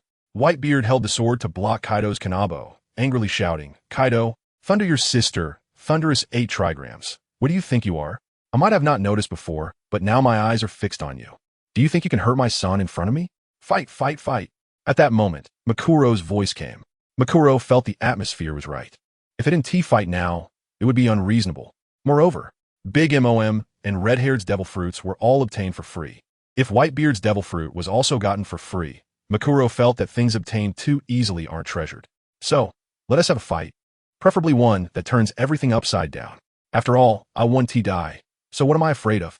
Hearing Makuro's voice, Kaido was speechless. Whitebeard's mouth twitched. This guy, does he enjoy making trouble? It's clear that both Kaido and Whitebeard are being very restrained, alright? Both actually didn't want to fight. To avoid escalating the conflict, both of them were quite restrained. Whitebeard was worried that if things got heated, Kaido would go on a killing spree against his sons. On the pirate ship, it was impossible for him to protect so many of his sons while fighting Kaido. Kaido was also concerned that if things went too far, what would happen if Whitebeard dragged him down with him? After all, he was still young, with a bright future ahead. He was different from Whitebeard, who was already half in the grave. There was no need to risk his life over a few devil fruits. It wasn't worth it. But then that brat Moke was actually, hey kid, what are you fighting for? All you know is to fight? If you like fighting so much, when you get back to Onigashima, I'll arrange for you and Yamato to fight in bed every day, and hopefully you'll have 3 kids in a year. As for now, go play with your fish and stop causing me trouble. Got it? Kaido angrily reprimanded Moke before continuing. Do you not know that I'm negotiating a multi-billion deal with Whitebeard right now? I'm asking for gifts and 5-star reviews. Chapter 105. 1 year, 2 children. 2 years, 3 children. Striving to have a football team after speaking, Kaido sighed in his heart. Do you think I'm working hard for someone now? And you're over there making sarcastic comments? I'm risking my reputation, threatening Whitebeard with his own son. All for you to get a devil fruit. And you still shout for a fight? Do you have any conscience? You should know that if the word gets out that I threatened Whitebeard with his son, do you know how much it would damage my reputation? I worked hard to publicly execute someone, showcasing my monstrous strength to the world, and my reputation on the sea was soaring. But because of this incident, I might completely lose all the reputation I built up and be met with disdain and negative reviews. At that time, everyone would surely say, what strongest creature? Just a loser threatening someone with their own son. Anyone can threaten Whitebeard with his son. I can do it too. Does that make me the strongest creature? Can you tolerate that, brat? Could the Black Dragon tolerate it? Not necessarily. He was currently pondering what Kaido said about discussing a business deal worth tens of billions with Whitebeard. A business worth tens of billions? When the Black Dragon heard this topic, he quickly scanned Kaido and Whitebeard with his eyes. Then he felt it was unlikely. Kaido's club couldn't be withstood by Whitebeard. Just then, the Black Dragon had a flash of insight. Oh, I understand. The tens of billions deal must be for devil fruits worth that much. After realizing this, the Black Dragon gave Kaido a look as if to say, good thing you said it was with Whitebeard. If you had said it was a tens of billions deal with Big M.O.M., I might have thought differently. After receiving the look, Kaido shot back fiercely. What the hell? You clearly already thought differently, okay? Young and full of royal ambitions. If you put these ideas towards Yamato, how could I not have 2 kids in a year and 3 in 2 years? But you? After arriving at Onigashima, you didn't even go to see Yamato and just collapsed on the bed to sleep. Are you ashamed? What do I have to be ashamed of? I just went back to my room to sleep. ISNT that clearly telling you, Kaido, that I'm going back to make the bed? You should hurry and bring your daughter over. I made it quite clear. But you just know how to drink. I was lying in bed waiting and even fell asleep without seeing a single strand of Yamato's hair. Are you ashamed? Still talking about having 2 kids in a year and 3 in 2 years. If you don't bring Yamato to me, how can I let you have grandchildren? The Black Dragon shot back with his eyes. Thus, the two exchanged glances, engaging in a silent showdown for quite a while, only to end with Kaido's defeat. Whitebeard, you saw it too. My little brat can't wait any longer. Hurry up and bring out the devil fruits. I took yours, and I still need to rush to the next place. Kaido urged Whitebeard. A few devil fruits surely can't be compared to the lives of your sons, right? Marco, go get the devil fruits. Whitebeard looked at Kaido, but said to Marco, right now, Whitebeard just wanted to get this bastard Kaido out of here. Although getting his devil fruits for free made Whitebeard very unhappy, he had to endure it for the sake of his children's lives. Once a person has a weakness, they become very vulnerable. Dad, Marco gritted his teeth, wanting to say something, but he was shouted at by Whitebeard. Marco, you're not listening to Dad's words, right? I told you to go get the devil fruits, so go now, right away, immediately. Do you understand? Marco was intimidated by Whitebeard's gaze. It was the first time he had seen Whitebeard look at him with such a fierce expression. He gritted his teeth and said yes. Dad, I'll go get them right now. However, Marco also understood Whitebeard's predicament. He was willing to die for Whitebeard, but Whitebeard was unwilling to exchange their lives for devil fruits. Ultimately, it was all Kaido's fault. Damn it, I'm still too weak. Walking into the cabin, Marco clenched his fist tightly. If I were strong enough to kill Kaido in an instant, then how could Kaido dare to threaten Dad like this? Dad's lifelong reputation, is it really going to be destroyed in his old age? Damn it. Bang. Marco punched the wooden board in the cabin, creating a large hole. But he had no choice. Whitebeard had already compromised. He couldn't force Whitebeard into a fight, could he? Master, I want a gift. Chapter 106. You just want to see the Ink Dragon push Yamato, bad guys at the Navy headquarters. What? You say Kaido went to Whitebeard's pirate ship? Sengoku's eyes widened when he heard the report from the marine soldier. What on earth does that guy Kaido want to do? He went to Big Mom's territory before, then disappeared for 2 days, and now he shows up on Whitebeard's ship? Those 2 days of disappearance, could it be that he went to Red-Haired's territory? If that's the case, That guy has visited all 4 emperors' territories in just a few days. Is he preparing to unite with the 4 emperors to declare war on the Navy headquarters? Damn, I just publicly executed you, and it hasn't even succeeded, and you're already planning to counterattack with the 4 emperors? Just a single emperor. Is he that wild? Bang. The thought of this possibility made Sengoku punch the newly acquired desk. And then, this newly bought desk was defeated again. Truly, not spending his own salary doesn't hurt, right? Admiral Sengoku, please don't get angry yet. Let me finish speaking. Although Kaido went to Whitebeard's ship, according to our informants, it seems Kaido is not preparing to unite with Whitebeard to attack the Navy headquarters, but rather to ask Whitebeard for a devil fruit. The Marine soldier wiped the sweat from his forehead, thinking, as the liaison for the Navy headquarters intelligence office and the Admiral's office, he lived in a state of anxiety every day, because every time he reported bad news to Sengoku, Sengoku would smash his desk to vent. He feared that one day, Sengoku would get tired of smashing desks and just punch him directly. Who could handle that? Damn, if it weren't for the girls in the liaison office being too charming. He wouldn't risk his life to be this liaison. But that girl is too proud. Every time he reports good news to Sengoku, he gets some rewards, and he immediately spends that money on gold and silver jewelry or snacks for her. However, she accepts the gifts but has never expressed anything back to him. Damn, if this continues, will I become a simp? And a simp who can't even get anything in return? Fortunately, I'm simping for dozens of girls in the entire intelligence department, so I'm a wolf warrior. I don't believe that with such a wide net, I won't catch anything in the end. If I can't catch anything, then all of you present will bear the unshirkable responsibility. It's because you all just want to see the ink dragon push Yamato and not want to see me throw a party with the girls in the intelligence office. That the author doesn't write about me, and that's why I can't get any. What? Not an alliance, but asking Whitebeard for a devil fruit? Hearing the Marine soldier's explanation, Sengoku was stunned. What kind of joke is this? Does Kaido think he's Whitebeard's son? Just reaching out to ask Whitebeard for a devil fruit? Can Whitebeard give it? They must be fighting now, right? Hurry, go check the intelligence office to see if our informants report that Kaido and Whitebeard have already started fighting. Sengoku looked very excited. If they are fighting, prepare a warship for me. I'm going to the New World to pick up the pieces. Marine soldier. Admiral Sengoku. Please don't get too excited. According to previous intelligence, Whitebeard has compromised and is prepared to directly give Kaido a devil fruit. So fighting is unlikely. After all, they were once comrades on the same ship, like brothers. What? Are you serious? Whitebeard compromised. Sengoku couldn't believe it. Impossible. This isn't the Whitebeard I know. How could Whitebeard easily compromise? Is he really getting old? Unable to wield his sword? Well, according to the intelligence, Kaido threatened Whitebeard with his son. So Whitebeard had a compromise for the lives of his sons. The Marine soldier replied, I see. Then why did you say they were like brothers? Sengoku glared fiercely at the Marine soldier, daring him to be cheeky in front of him. Do you believe that tomorrow I will fire you for reporting to me with your mouth open? However, that Kaido really has no vision. He actually threatened Whitebeard with his son? Truly shameless. Wait, since Kaido can do this, can we in the Navy do the same? Sengoku stroked his beard, and a great idea was born in his mind. The Marine soldier was speechless. Admiral Sengoku, just a moment ago, you were scolding Kaido for being shameless and having no vision for threatening Whitebeard with his son, and now, do you plan to do the same? As expected, no one can escape the true fragrance law. By the way, why does Kaido want a devil fruit from Whitebeard? Sengoku was a bit puzzled. To offend Whitebeard so badly over a few devil fruits? Has Kaido gone mad?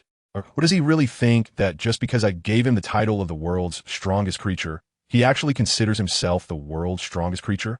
Damn, it wouldn't be for that little brat, would it? Sengoku suddenly thought of the ink dragon, who has the ability of immortality and can eat any devil fruit. Could it be that Kaido is really planning to use the devil fruit to make the ink dragon stronger? But are they that close? To get a devil fruit for the ink dragon, Kaido would go so far as to break with Whitebeard? Even a biological son wouldn't do that, right? Kaido flies in the sky because I'm blowing him up from below.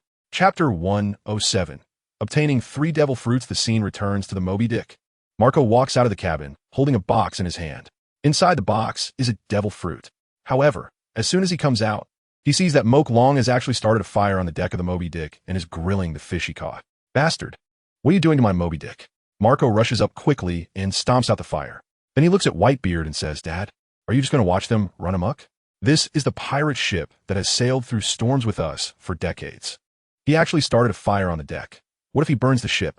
Facing Marco's questioning tone, Whitebeard is also very angry, but what can he do? He has already compromised on the matter of the devil fruits.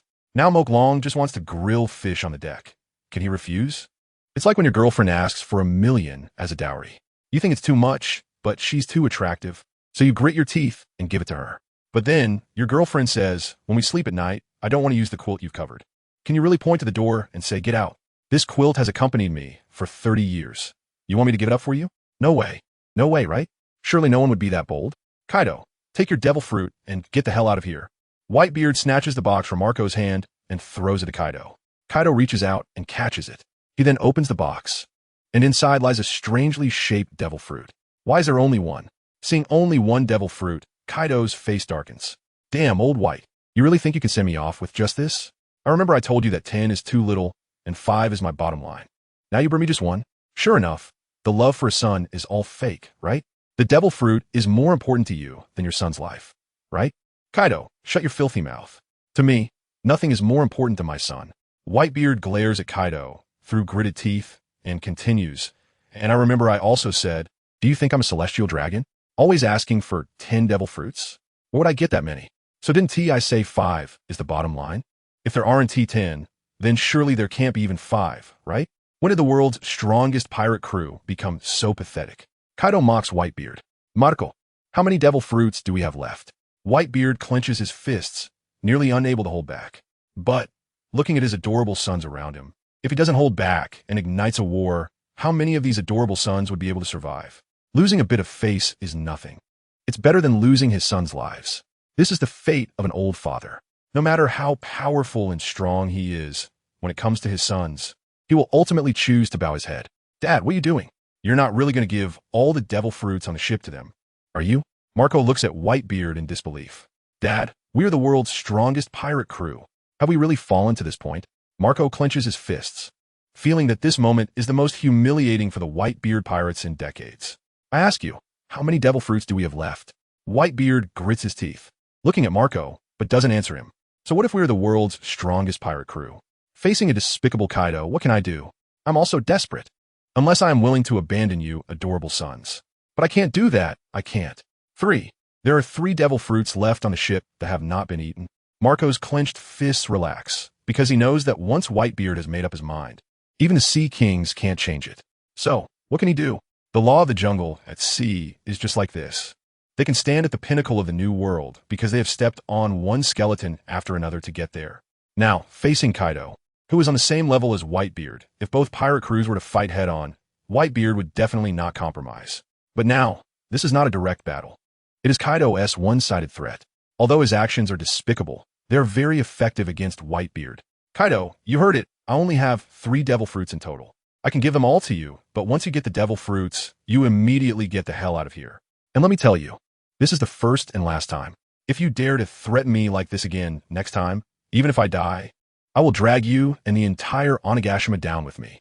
Whitebeard looks at Kaido, making his last concession.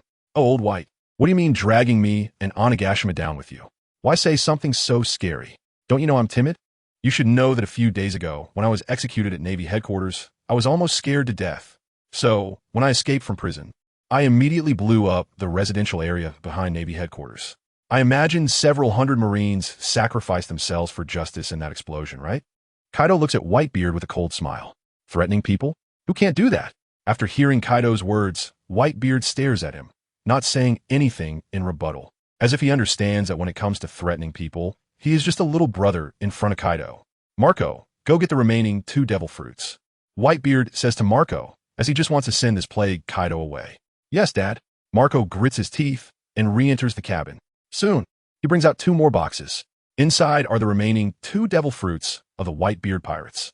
However, as soon as Marco comes out, he is infuriated by the scene before him, because Mok Long has somehow rekindled the fire he had just stomped out. Moreover, this time, the fish is already grilled. This bastard. Marco curses inwardly, but there is nothing he can do. He can only obediently hand over the 2 boxes containing the devil fruits. You've worked hard. This is a reward for you. Mok Long looks at Marco, who is delivering the devil fruits, and pulls a grilled fish off his spear, handing it to Marco. Bastard, are you insulting me? Slap. Marco slaps Mok Long's hand that is offering the fish, sending the fish flying into the water. Seeing this, Moke long pouts, truly good intentions treated as donkey liver and lungs. The future king of the world personally grilled fish, and you still find it distasteful? Marco, you should know that just now was the most glorious moment of your life, yet you chose to dig your own grave. No wonder nothing good happens to the Whitebeard pirates in the future. It's all because of your own actions.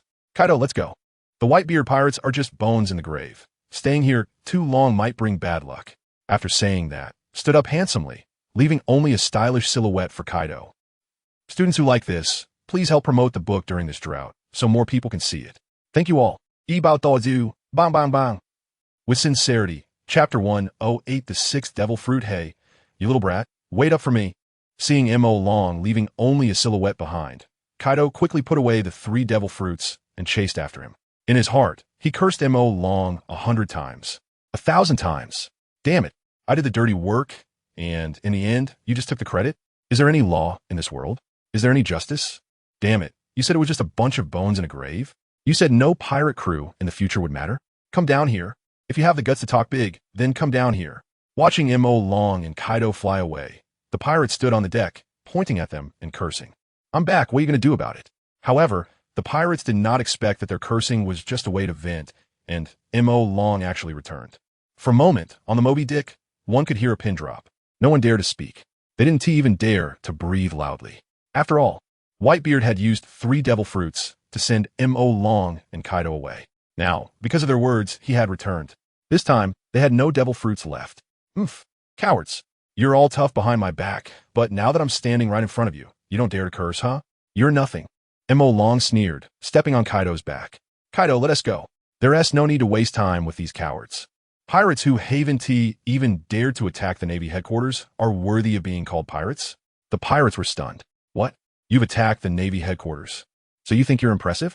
You're so great. Yet you were publicly executed on the execution platform? If it weren't for your weird resurrection ability, would you even be able to stand here talking to us? Of course, these were just the thoughts in the pirates' minds. If they actually said it out loud, they wouldn't dare. It was really frustrating. Throughout history, it was always others who feared the Whitebeard pirates. Today, it felt like they had completely lost all face since the establishment of the Whitebeard pirates.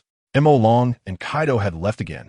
The pirates immediately crowded around Whitebeard, indignantly saying, "Old man, we can't tolerate this humiliation. How about we set sail right now and attack Onigashima? Yeah. How dare they threaten the old man and rub his face in the dirt? That guy Kaido thinks he is so great just because he got the title of the strongest creature in the world from the Navy? Who dares to claim to be the strongest in the world without the old man's consent? That's right, the old man is the strongest in the world. Kaido is nothing. Let us attack Onigashima and make Kaido call us dad. That's right, let us attack Onigashima, eliminate the beasts, and let the Whitebeard stand unrivaled in the world. Attack Onigashima, eliminate the beasts, let the Whitebeard stand unrivaled in the world. Attack Onigashima, eliminate the beasts. Let the Whitebeard stand unrivaled in the world.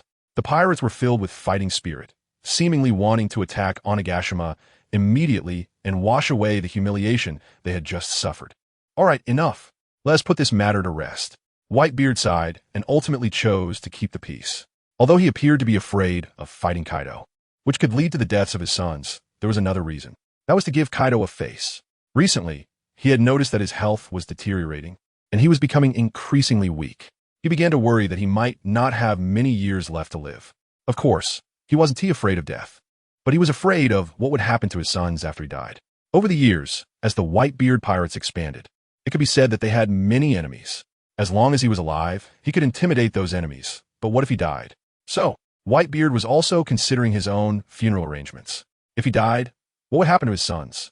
Giving Kaido a face meant that even if he was gone in the future, Kaido would still take care of them. This was Whitebeard's second thought. People will eventually grow old. His era might really be coming to an end. Just as Kaido said in the new era, there might no longer be a pirate ship capable of carrying him. He would fade away with the tide of the times. Although Whitebeard didn't want it to be this way, one cannot avoid aging. Even though the pirates wanted revenge, once Whitebeard made the decision, they had no choice. And for Whitebeard, being able to live happily and safely with his sons was the happiest thing. Losing a few devil fruits was nothing to him. However, he also understood the anger in his sons' hearts. After all, they were young and full of vigor. How could they endure such humiliation? If it were Whitebeard when he was young, he definitely wouldn't have been able to tolerate it either. But he was no longer young. He was the godfather of tens of thousands of people. He always had to take good care of his sons. He wasn't Kaido. He couldn't just ignore the lives of his sons for the sake of his own honor. In the sky, 10,000 meters high, Kaido created flame clouds as a landing spot for himself and Mo Long. Hurry up, Kaido. Let us divide the loot and bring out the devil fruits. As soon as Mo Long landed, he eagerly asked Kaido for the devil fruits. Divide the loot? Kid, can you not say it so harshly? If you say it's the spoils of war, doesn't that sound completely different? Kaido lectured Mo Long, who really didn't understand the art of conversation at all. Is there a difference? Mo Long rolled his eyes. Of course there is a difference. Saying divide the loot makes it sound like we did something shameful to get these devil fruits. But saying spoils of war means we earned them through our own abilities. There is a huge difference between the two. Did you earn it through your own abilities? Mo Long shot Kaido a glance. How is it not earned through my own abilities? Threatening ISNT an ability? I had the capability to threaten Whitebeard. If it were you, go threaten Whitebeard and see if he wouldn't hang you up and beat you. After that, Kaido pulled out 3 devil fruits, first tossing one to Mo Long. This time, he didn't even know what abilities these devil fruits had. It was like opening a blind box. Exciting, right, kid? Mo Long didn't say anything, took the devil fruit, bit into it, and swallowed it. Then he threw the rest away. The operation was very familiar. After all, it was the 6th time he had eaten one. Practice makes perfect. How is it? What ability does it have? Seeing Mo Long eat it, Kaido eagerly asked. It was like a wife who just gave birth, eagerly wanting to know whether the child was a boy or a girl. Not much use, Zoan type, snake fruit, large python form. Mo Long shook his head. Although he didn't expect to randomly open a fully leveled devil fruit, getting a Zoan type. Large python form devil fruit still made him a bit frustrated. If he kept getting these kinds of devil fruits, when would he be able to punch the 4 emperors, kick the admirals, ride Yamato to the sky, and stand shoulder to shoulder with the sun? In the next moment, Mo Long used his ability. In an instant, it transformed into a giant python several dozen meters long, wrapping Kaido in the middle, opening its mouth wide, flicking its tongue as if it were about to swallow Kaido. System detected that the host has the ability to fuse devil fruits. Do you choose to fuse? Students who like it, please help recommend this book to alleviate the shortage of reading material, so more people can see this book. Thank you all. About you, thump, thump, thump. With sincerity. Chapter 109 Fusion complete. Flying Tyrant Golden Sword Coiling Dragon Choose Fusion. The Ink Dragon replied in his heart. System. Ability Fusion in progress. Python fuses with Flying Tyrant Golden Sword Dragon. Fusion complete. New form generated. Flying Tyrant Golden Sword Coiling Dragon. Hearing the system's words, the Ink Dragon knew that this system was terrible at naming. The next moment, a golden divine dragon with wings on its back, a long body, and 4 claws appeared before Kaido. The fusion with the python's ability instantly elongated the Tyrannosaurus's body, and its forelimbs became larger while its hind limbs became smaller, evolving towards the direction of a divine dragon. This was something the Ink Dragon never expected. He had originally planned to develop into a Western dragon. So how did he become an Eastern divine dragon? Is it because snakes can transform into dragons, belonging to the same category? Although the divine dragon looked very cool, its elongated body was not good for turning, and the short limbs made its attacks somewhat sluggish and limited in range. When it came down to it, it was not necessarily better than a Western dragon. Of course, divine dragons typically relied on spells and abilities, so physical attacks were not that important. But Kaido could breathe fire, unleash wind blades, and summon thunder, creating tornadoes. What could he do? Oh, he could also use his wings to create strong winds, and the sword-shaped scales on his body could also fly out to kill enemies, adding the giant sword blade on his back. Considering all that, I also have ranged attacks. Kaido has ranged attacks, and I also have ranged attacks. So I'm not weaker than Kaido. With this thought, the Ink Dragon was filled with confidence. A mere Kaido was nothing much. Damn, kid, you've really mutated this time. Huh, this shiny golden look almost blinded my eyes. Kaido looked incredulously at the golden divine dragon in front of him, with wings no less. Under the sunlight, it looked majestic and even cooler than his azure dragon. How could this be? It should be known that he was originally outclassed in appearance by the Ink Dragon. But there was one thing that comforted him. His transformed azure dragon was much cooler than the Ink Dragon's Tyrannosaurus. Now the Ink Dragon was doing this? Was he trying to bury his last shreds of confidence? Kaido, don't be sad. Although you're uglier than me, your strength is greater than mine. though this is temporary. The ink dragon looked at Kaido and offered a word of comfort. However, he always felt that his current appearance seemed to be missing something. That's right. Dragon horns. How could it be considered a divine dragon without horns? Why not? The ink dragon looked at the horns on Kaido's head and thought, why not try to cut off Kaido's horns and attach them to me? Kid, what kind of look is that? Let me tell you, even if you turn into a dragon and your orientation changes, I, Kaido the Azure Dragon, will never yield. Kaido crossed his arms, looking as if he was frightened by the ink dragon's gaze. The ink dragon rolled his eyes, thinking what the hell? Whose orientation changed? Even if I took 1,000 steps back and my orientation really changed, it would be from a girl to a mature woman, or from a lowly to a young woman. How could I change from a woman to an Azure Dragon? Even if I became a dragon, my heart still remains unchanged. I only like beautiful women, okay? How could someone as devoted as me change my orientation just because I became a dragon? You underestimate my willpower too much. Unless it's the little dragon girl that Een Jeeping rides, even if you put a knife to my neck. I won't ride a dragon like you.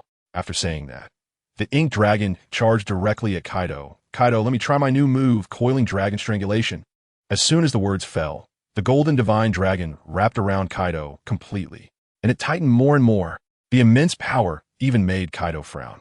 Previously, at the Navy headquarters, he had been entangled by a Sea King eel, but the strength was nothing compared to the ink dragon now. Get off me. Kaido's arms were completely wrapped against his thighs. This position made it impossible for him to exert his full strength.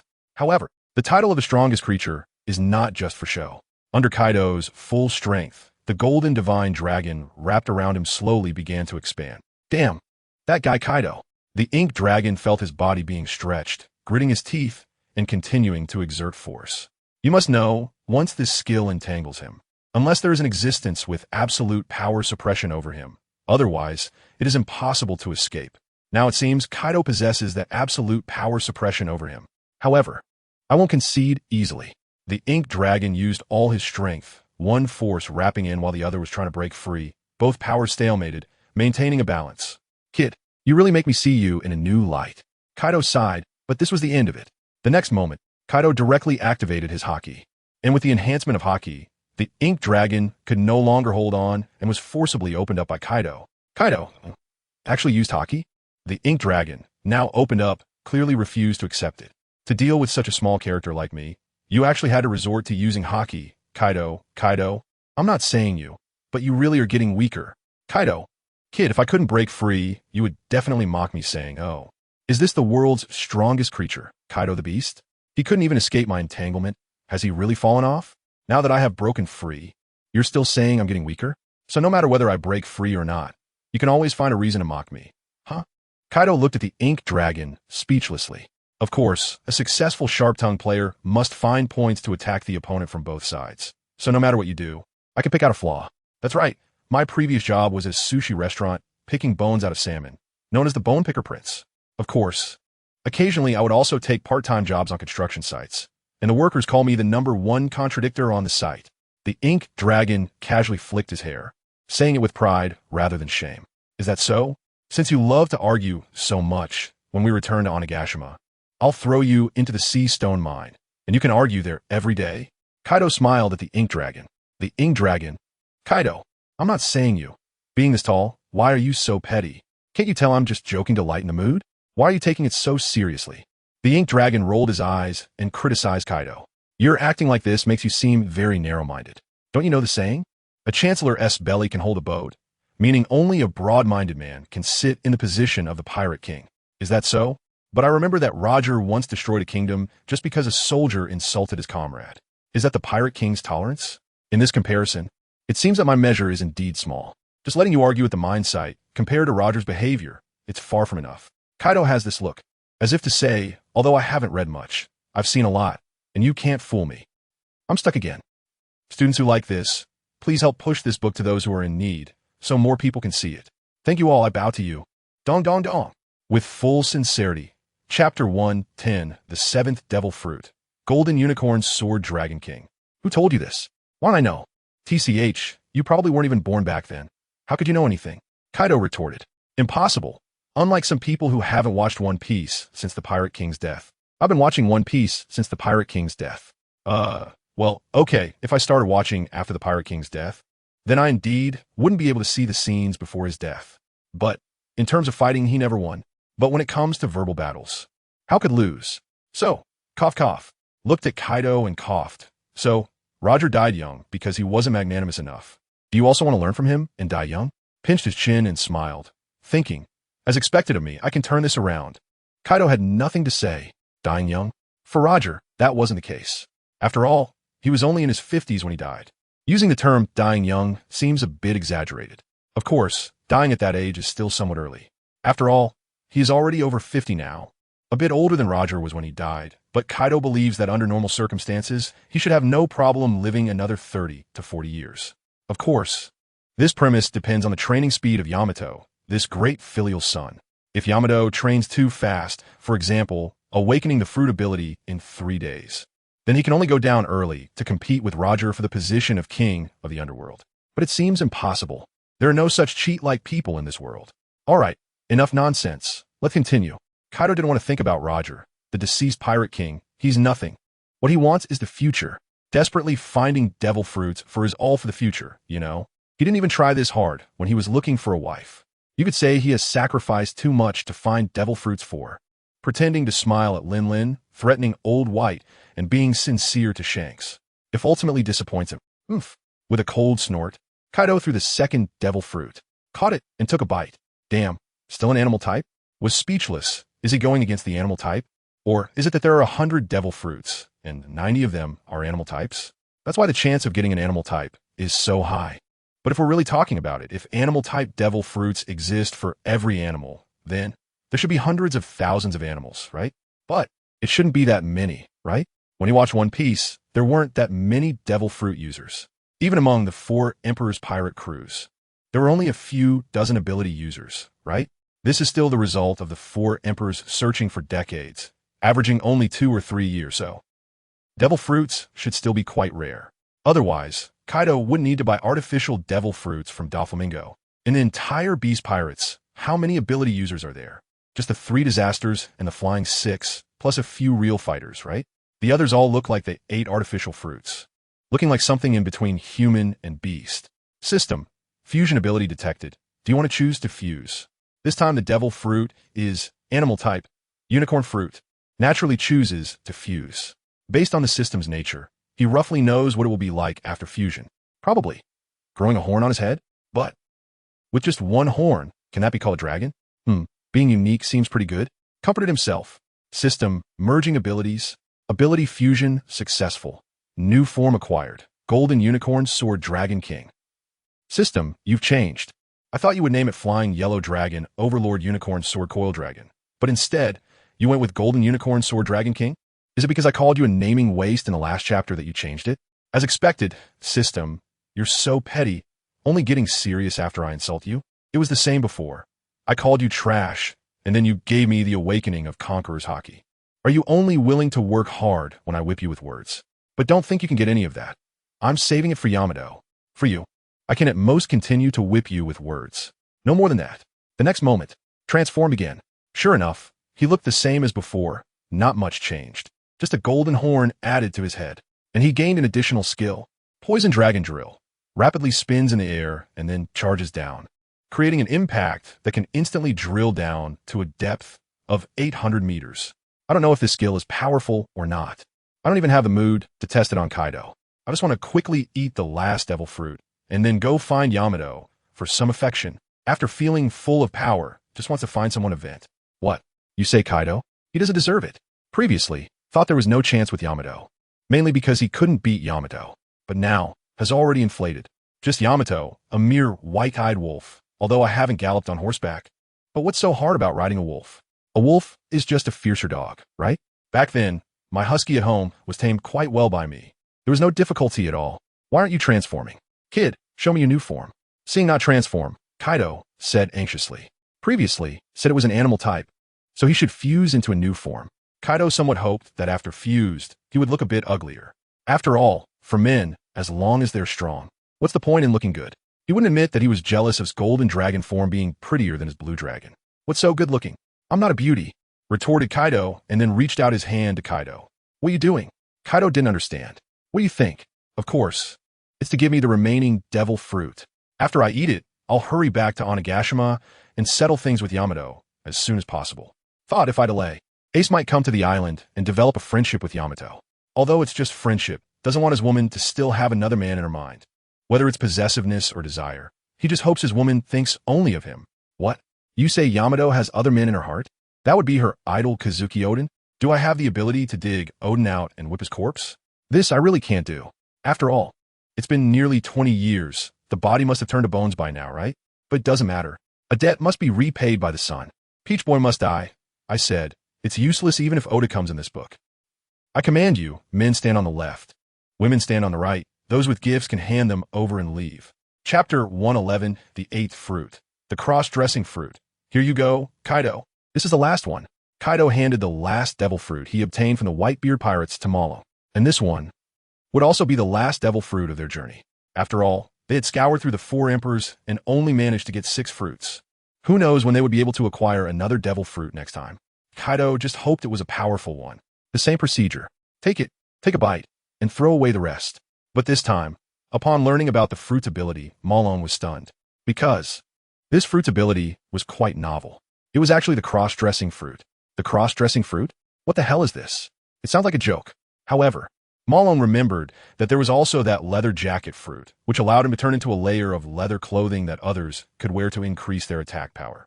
In comparison, the cross-dressing fruit didn't seem so unreasonable after all. In the next moment, some characteristics of the fruit's abilities appeared in Malone's mind. That is, it could turn others' clothing into women's clothing, thereby controlling their actions. Of course, the premise was that the opponent's strength was not greater than yours. If their strength exceeded yours, they could shatter the control over them by breaking the women's clothing. And without the women's clothing, they naturally couldn't be controlled. However, aside from control, there were other abilities as well. The women's clothing he created had the ability to amplify combat power. For example, different styles of women's clothing could amplify different abilities: strength, defense, speed. It could generally enhance these 3 aspects. Women's armor would amplify defense. Women's battle robes would amplify strength. Women's yukata would amplify speed. And the amount of amplification depended on the person's sense of shame. That's right. The more shame you feel when wearing women's clothing, the greater the amplification. This is simply absurd, utterly ridiculous. And the amplification limit is 10 times. Unbelievable, truly unbelievable. Just imagine a Kaido who becomes 10 times stronger. What kind of monster would that be? With a single punch, would the Red Land be destroyed? However, if Kaido is a guy who has no sense of shame and doesn't care about wearing women's clothing, then does that mean this cross-dressing ability has no amplification effect on him? Malone looked at Kaido. This guy has thick skin and doesn't seem to have a sense of shame at all. What do you think? Fortunately, Jack wasn't around. Otherwise, he would definitely say that he has a sense of shame, and he has plenty of it. Hurry up, give me the women's clothing. I want Akiji to know that 3 days in the east and 3 days in the west, when a scholar is away for 3 days, the cross-dressing Jack will be viewed with new eyes. I want to make Akiji doubt his life. Malone, good guy, with your eagerness to wear women's clothing, do you look like you have a sense of shame? You have plenty? What a joke. A truly ashamed person would never wear women's clothing. Even if they wore it at home, they would never run outside, right? Unless, of course, the offer was too good. Author's monologue. How I wish there was a rich female reader who could see through my disguise, pierce through my toughness, hold my handsome face, and say to me, "Stop coding. What can you earn from coding? Be my pretty boy, I'll support you." Little brat, what kind of look is that? I suspect you're imagining me in women's clothing. Kaido couldn't stand the way Malone was looking at him. Malone? Good guy, are you in? Can you read minds with observation hockey?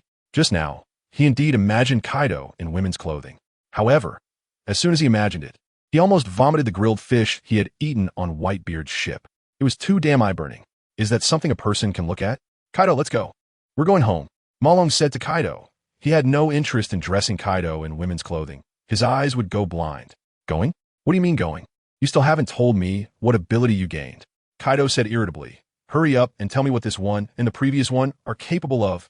Kaido, I don't know if you've heard a saying, every man has his own little secrets. Do you think I can tell you my secret?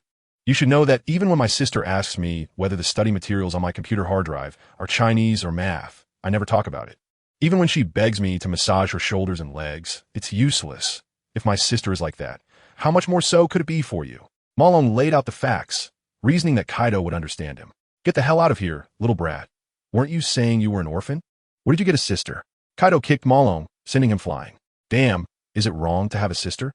Malong rolled 720 degrees in the air and landed perfectly. If this jump were in an Olympic gymnastics competition, wouldn't he get a perfect score? Stop dawdling. Hurry up and tell me what ability you have, or the readers will say we're just stalling. Kaido cursed. Kaido, haven't you noticed?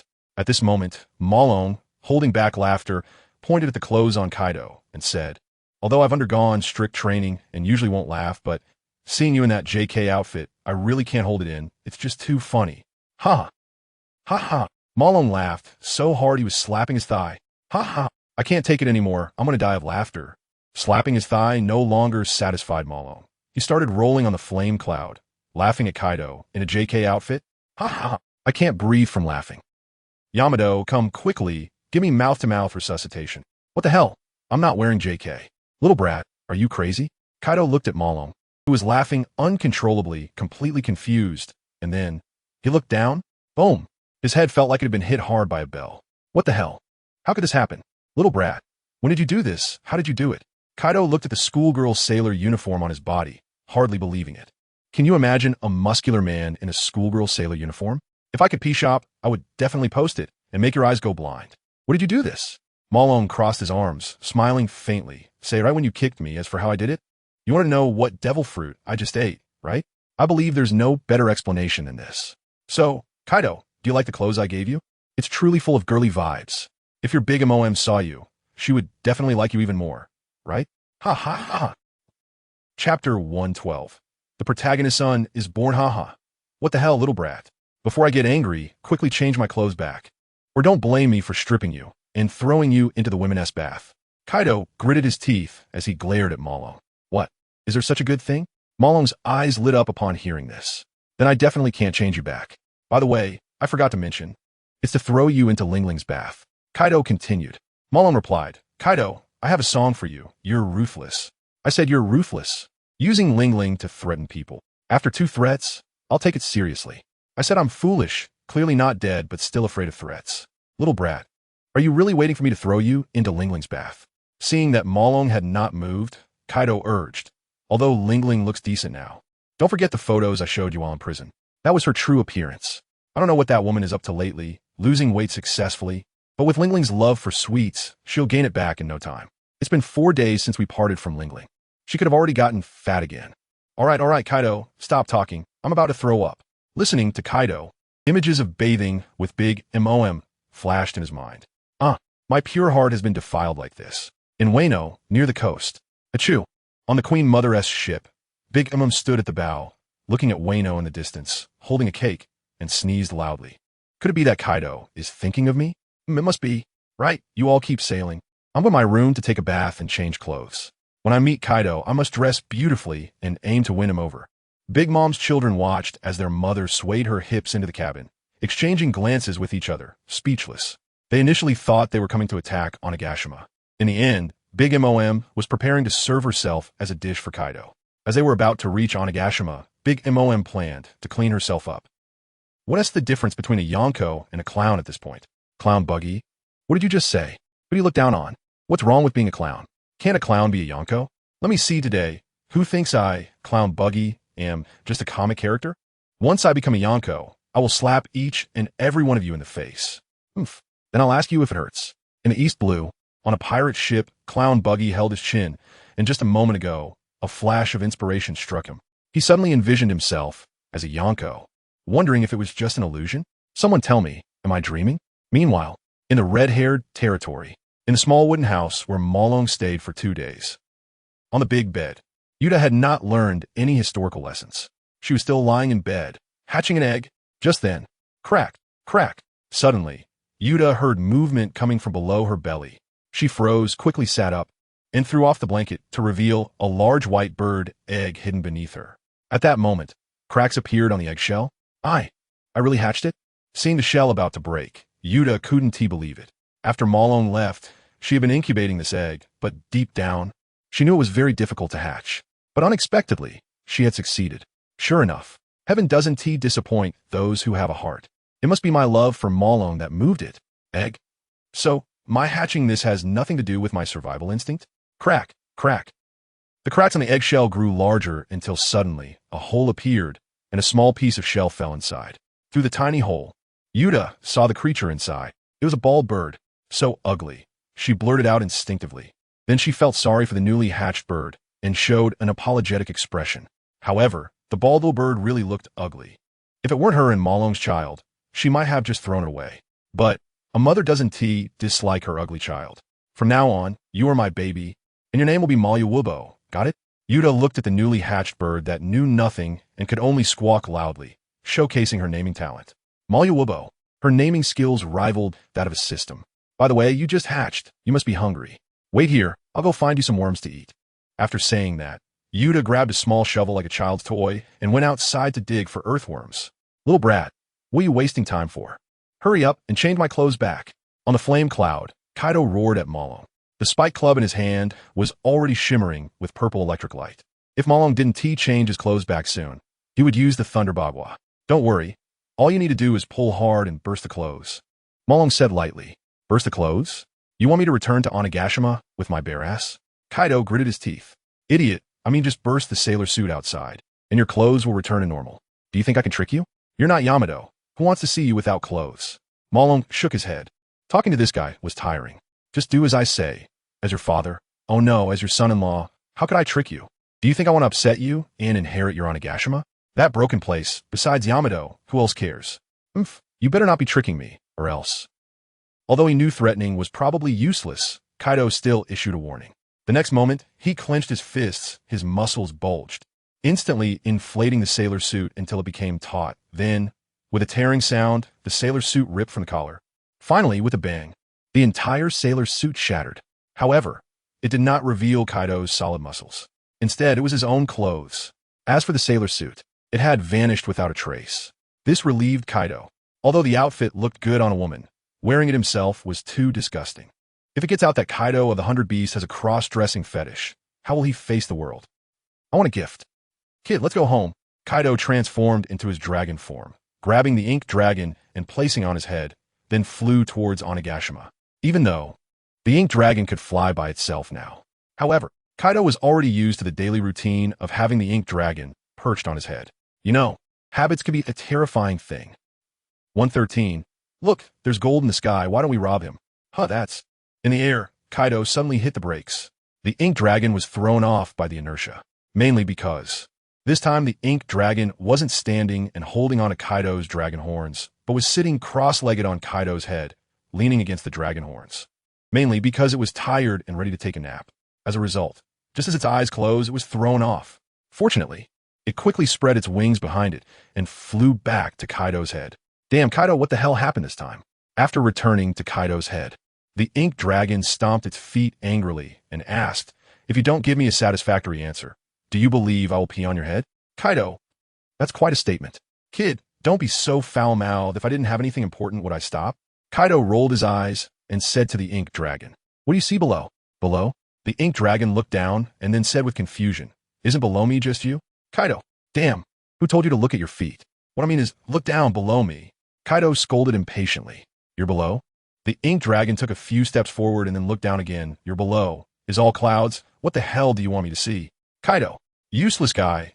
Can't even see through the clouds with your eyes. How can you call yourself a dragon? Saying this, Kaido opened his mouth and gently blew. The clouds below were blown away by Kaido's breath, revealing below the deep blue sea and ships on the surface of the sea. So, Kaido want me to look at those ships? The ink dragon focused and looked closely. Even though it was thousands of meters in the air, it had eaten the hawk fruit and had sharp eyesight, so a mere few thousand meters height was still easy for it to see the ships on the sea below. It could even see that they were warships. It could even see the soldiers on the warships. So, Kaido, what do you want to do? Are you planning to rob a navy? I won't do it. I'm a good person, the ink dragon said with righteousness. Hearing the ink dragon's words, Kaido was speechless. What kind of good person are you? Teasing the celestial dragons, being offered a bounty of 1 billion, and becoming the son-in-law of one of the 4 emperors. Which part of that doesn't prove you're a thorough bad guy? Forget it. That's not important. What I want to tell you is something else. Kid, didn't you see? The ship surrounded by those 4 warships is flying the celestial dragon's flag. Do you think there might be celestial dragons on board? Kaido said with a smile. This time we only got 6 devil fruits on this trip. It's really too few. Do you think we can kidnap a celestial dragon and exchange them for devil fruits? Kidnapping a celestial dragon to exchange for devil fruits? You even asked me if that's possible? The ink dragon laughed. I think that's too much of a crime. Such an action that could lead to prison is very fitting for you, Kaido of the 100 Beasts. I think it's a go. Kid, didn't you just say you wouldn't do it and that you're a good person? Kaido sarcastically remarked at the ink dragon. Yeah, I won't do it. You're the one doing it. Kaido, kidnapping a celestial dragon has nothing to do with me. The ink dragon. The ink dragon said naturally. This kind of door-closing action is something you should do without hesitation. After all, it's Kaido who's fighting, and the devil fruits that are seized will be eaten by him. This business, only a fool wouldn't do it. I haven't even had a taste of Yamato's soft rice. I should at least eat Kaido's soft rice first. Kaido. Damn, the devil fruits are for you to eat. Yet you want me to do the kidnapping? It was fine when you were weak, but now you at least have 8 devil fruits. Aren't you going to try your strength? TCH, I'm not a battle maniac. If I can sit back and eat devil fruits, why should I go fight? The ink dragon said lazily. Didn't you say it yourself? Being a pirate isn't about fighting. It's about relationships. If I can get devil fruits through connections, why should I rely on strength? Kid, you're really shameless. How can you say such a freeloading thing so naturally? I really didn't misjudge you. If you don't become a pirate, it would be an immeasurable loss for this era of great pirates. Kaido praised the ink dragon. But the ink dragon always felt that this praise was a bit strange. Let's go. Saying this, Kaido took the ink dragon and dove down. At this moment, the people on the warship still hadn't realized that they were already targeted by Kaido of the 100 Beasts. Of course, even if they did realize, it wouldn't matter. Without 2 admirals stationed, the outcome was already determined. Soon, Kaido appeared in front of the warship. The appearance of the gigantic azure dragon directly stunned the soldiers on the warship. They immediately dropped anchor, stopped the ship, and prepared for battle. The thousands of soldiers on the ship heard, "You have been completely surrounded by me and Kaido of the 4 emperors. Now I give you a choice. Put down your weapons and surrender. As long as you put down your weapons and surrender, becoming our captives, we are willing to treat you to 3 dishes and a soup until the Navy headquarters pays to redeem you. If you want to resist, you better think carefully. You are facing the world's strongest creature, Kaido of the 100 Beasts, and you have no chance of winning. How much is the Navy's salary? Do you really want to risk your lives for it? Your lives are your own, but the money to redeem you belongs to the Navy, which is more advantageous. You should understand, right? The ink dragon stood on Kaido's head, holding a megaphone. Although he was the only one, he shouted with the momentum of 1,000 troops. Fight! That's what the brawny and simple-minded do. He, the ink dragon, has always preferred to talk rather than fight.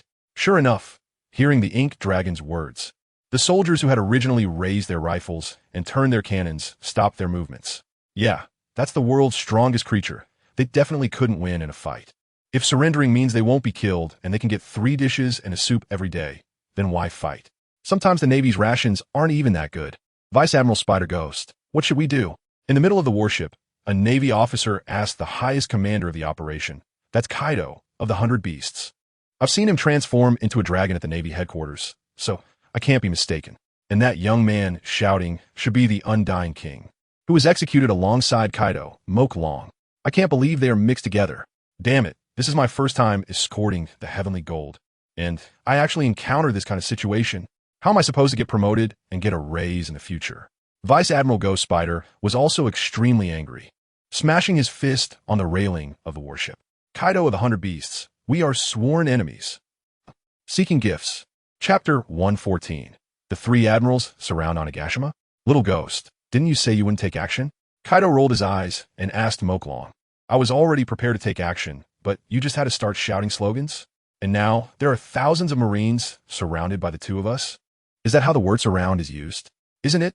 LongWrongly replied to Kaido. The 2 of us transformed into dragons. How can we not be at least 1,000 or 800 meters long? Surrounding 5 warships is more than enough, right? Moreover, defeating the enemy without battle is what true strength is. Kaido, I'm not saying this to you, but the era of fighting and killing is over. What comes next is the era of verbal battles? Kaido interjected. LongWrongly, nonsense, it's the era of interests. No one will go against their own interests. I will explain the pros and cons to those Marines, to fight to the death for the Navy, to lose their lives, or to be our captives and enjoy a good meal. Any normal person knows how to choose. Of course, if the Marines on those warships are really stubborn, then forget I said anything. LongWrongly shrugged. But these Marines are escorting the celestial dragons. if their surrender leads to the celestial dragons being captured by us. Do you think the celestial dragons will let them go? Kaido retorted. No, Kaido, you're mistaken. From my observation, that warship flying the celestial dragon flag probably doesn't have any celestial dragons on it. These warships are likely not escorting celestial dragons at all. LongWrongly stated confidently. Not escorting celestial dragons, but still daring to fly their flag? Who is that bold? Wait, I get it. These warships must be escorting the heavenly gold for the celestial dragons, which is why they have the celestial dragon flag. Kaido realized. No wonder he hadn't seen the celestial dragon's shadow. He initially thought they were hiding in the cabin out of fear. Now it seems I was wrong. This is not a ship for the celestial dragons to play on, but rather a navy escort ship for the world government's allied nations, delivering heavenly gold to the celestial dragons. Given this, the method of exchanging celestial dragons for devil fruits won't work. Huh? Kaido sighed. Seeing this, LongWrongly comforted. Kaido, don't sigh yet. After all, this is heavenly gold for the celestial dragons. There might be devil fruits inside. Besides, even if there aren't, using these thousands of marines to negotiate with the navy for a few devil fruits should be fine, right? After all, with Sengoku's character, he wouldn't want to see the sacrifice of these marines. Sengoku, I'm a kind-hearted person. I can't bear to see marines die in front of me. So please don't kill them in front of me. Exchange thousands of marines?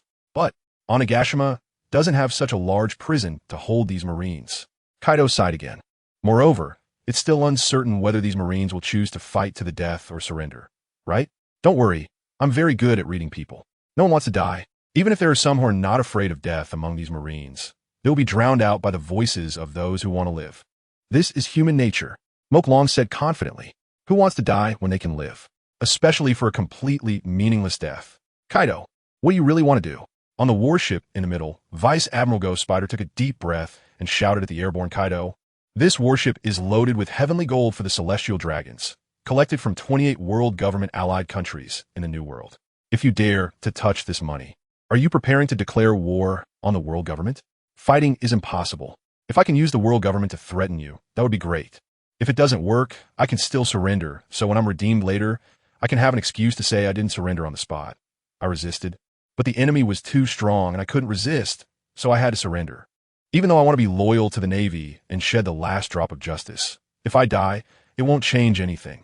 I still won't be able to protect the heavenly gold. So, after careful consideration, I am prepared to live cautiously, keeping my useful self to continue serving the Navy in the future.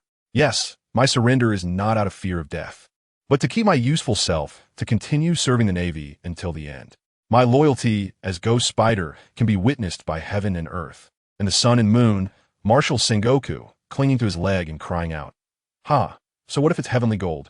I'm the one robbing the heavenly gold. If it were an ordinary warship, I wouldn't even care. LongWrongly laughed at Ghost Spider. I know you, Ghost Spider, right? Who are you trying to threaten with the world government? In the future, a pirate with a bounty over 100 million dares to shoot through the world government flag on Judicial Island. I'm offering a bounty of 1 billion. Is it too much to rob some heavenly gold? Ghost Spider.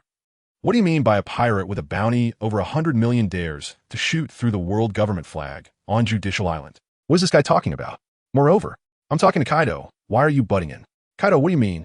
You should understand what heavenly gold means to the celestial dragons. If the heavenly gold is robbed, the celestial dragons will definitely not sit idly by. Even if you manage to take it, can you keep it? Ghost Spider continued looking at Kaido.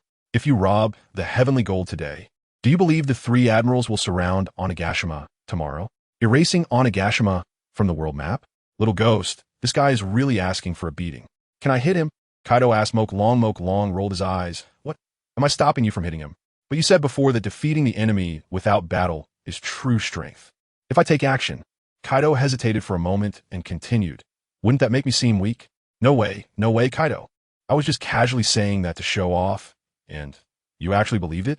LongWrongly shook his head at Kaido. You really are adorably foolish. What do you mean by defeating the enemy without battle? Isn't that because I can't beat you? If I could, I would have slapped you long ago. Who the hell would reason with you? Kaido. All right, it's my fault. I was really too foolish to believe your nonsense. Sigh. As a member of the Ghost Clan, I can't believe I was deceived by someone's trickery. Being born as a ghost, I am very sorry. Ghost Spider, listening to Kaido and LongWrongly talk to themselves, completely disregarding him, made him very angry. So the next moment, Ghost Spider directly exploded. His toes touching the ground, instantly soaring into the sky, arriving in front of Kaido's massive dragon head, clenching his fist and throwing a punch. The skin of the blue dragon was directly punched into layers, stacked like waves. The immense force sent the blue dragon flying away in an instant. Hard, crashing onto the surface of the sea. A massive wave was stirred up. As the wave retreated, the blue dragon's body floated on the surface of the sea. Slap! Just as Ghost Spider's beautiful fantasy was coming to an end, a dragon tail swung over, directly slapping him in the face, sending him flying away. It also pulled him back from his dream to reality. Twin Tails? Chapter 115. Like a bullied young bride, General Ghost Spider. Are you okay? The Marines hurried to help the knocked-out Ghost Spider up. Ghost Spider, now supported, was completely confused. Who am I? Where am I? What am I supposed to do? I remember I killed Kaido, right? The Marines? Hearing Ghost Spider say he killed Kaido, they didn't know how to respond, because in their eyes, just before being knocked away, Ghost Spider was squinting and grinning, seemingly lost in some lewd thoughts. Drooling, and in the next moment, Kaido swung his tail. He was directly knocked away, crashing hard into the huge mast of the warship.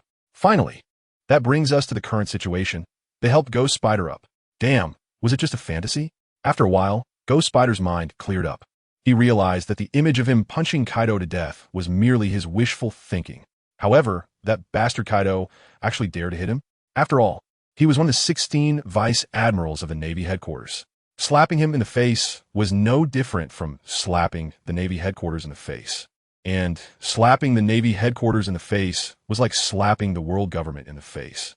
And slapping the world government in the face was like slapping the face of the king of the world, him. So Kaido, you slapped him's face? And you still want to live? Oomph. Thinking of this, Ghost Spider sneered, looking at Kaido as if he were a dead man. Kaido, don't make a move. Don't make a move. We surrender. We choose to surrender. The next moment, Ghost Spider directly admitted defeat. After all, let a dying person have his last bit of arrogance. There is no need to risk one's life for a dead man, right? Clearly, Ghost Spider found a very stable way out for himself. Long and Kaido, seeing how understanding Ghost Spider was, had no intention of continuing the fight. After all, they had just offended Whitebeard, and if they offended the Navy again, it would be somewhat unwise. Perhaps in their minds, as long as they didn't kill all the Marines, it wouldn't count as a serious offense, right? Good. Those who know how to adapt are the true heroes. Since they chose to surrender, let all the Marines gather on deck. Long began issuing orders. There's only one chance, all the Marines. If I find out that someone is hiding in the cabin, in the bathroom, under the bed, or anywhere else if I find one, I will kill all the Marines on this ship. You have exactly 5 warships here. I hope it doesn't exceed 4, otherwise, I will have no choice but to wipe out your entire fleet. After all, what use is it to keep disobedient Marines? Hearing Makulong's cruel threat, Ghost Spider's heart trembled. He immediately shouted, issuing orders, I am Ghost Spider, the highest commander of this escort mission. I now command all Marines in the cabin to put down everything they are doing and immediately gather on the deck. No matter if you're cooking, bathing, or using the toilet, all of you get out here and gather on the deck. Do you hear me? I'll repeat, I am Ghost Spider, the highest commander of this escort mission. I now command all Marines in the cabin to put down everything they are doing and immediately gather on the deck. If I find anyone disobeying orders hiding in the cabin, I will personally throw you into the sea to feed the sharks. As soon as Ghost Spider finished speaking, the Marines in the cabin rushed out towards the deck. Because too many people rushed out, they directly broke the door frame of the cabin. A few minutes later, Ghost Spider found that no one was coming out from the cabin anymore. He let his subordinates take charge and start counting. The total number of Marines for this operation was 3,600, since there had been no battles or deaths.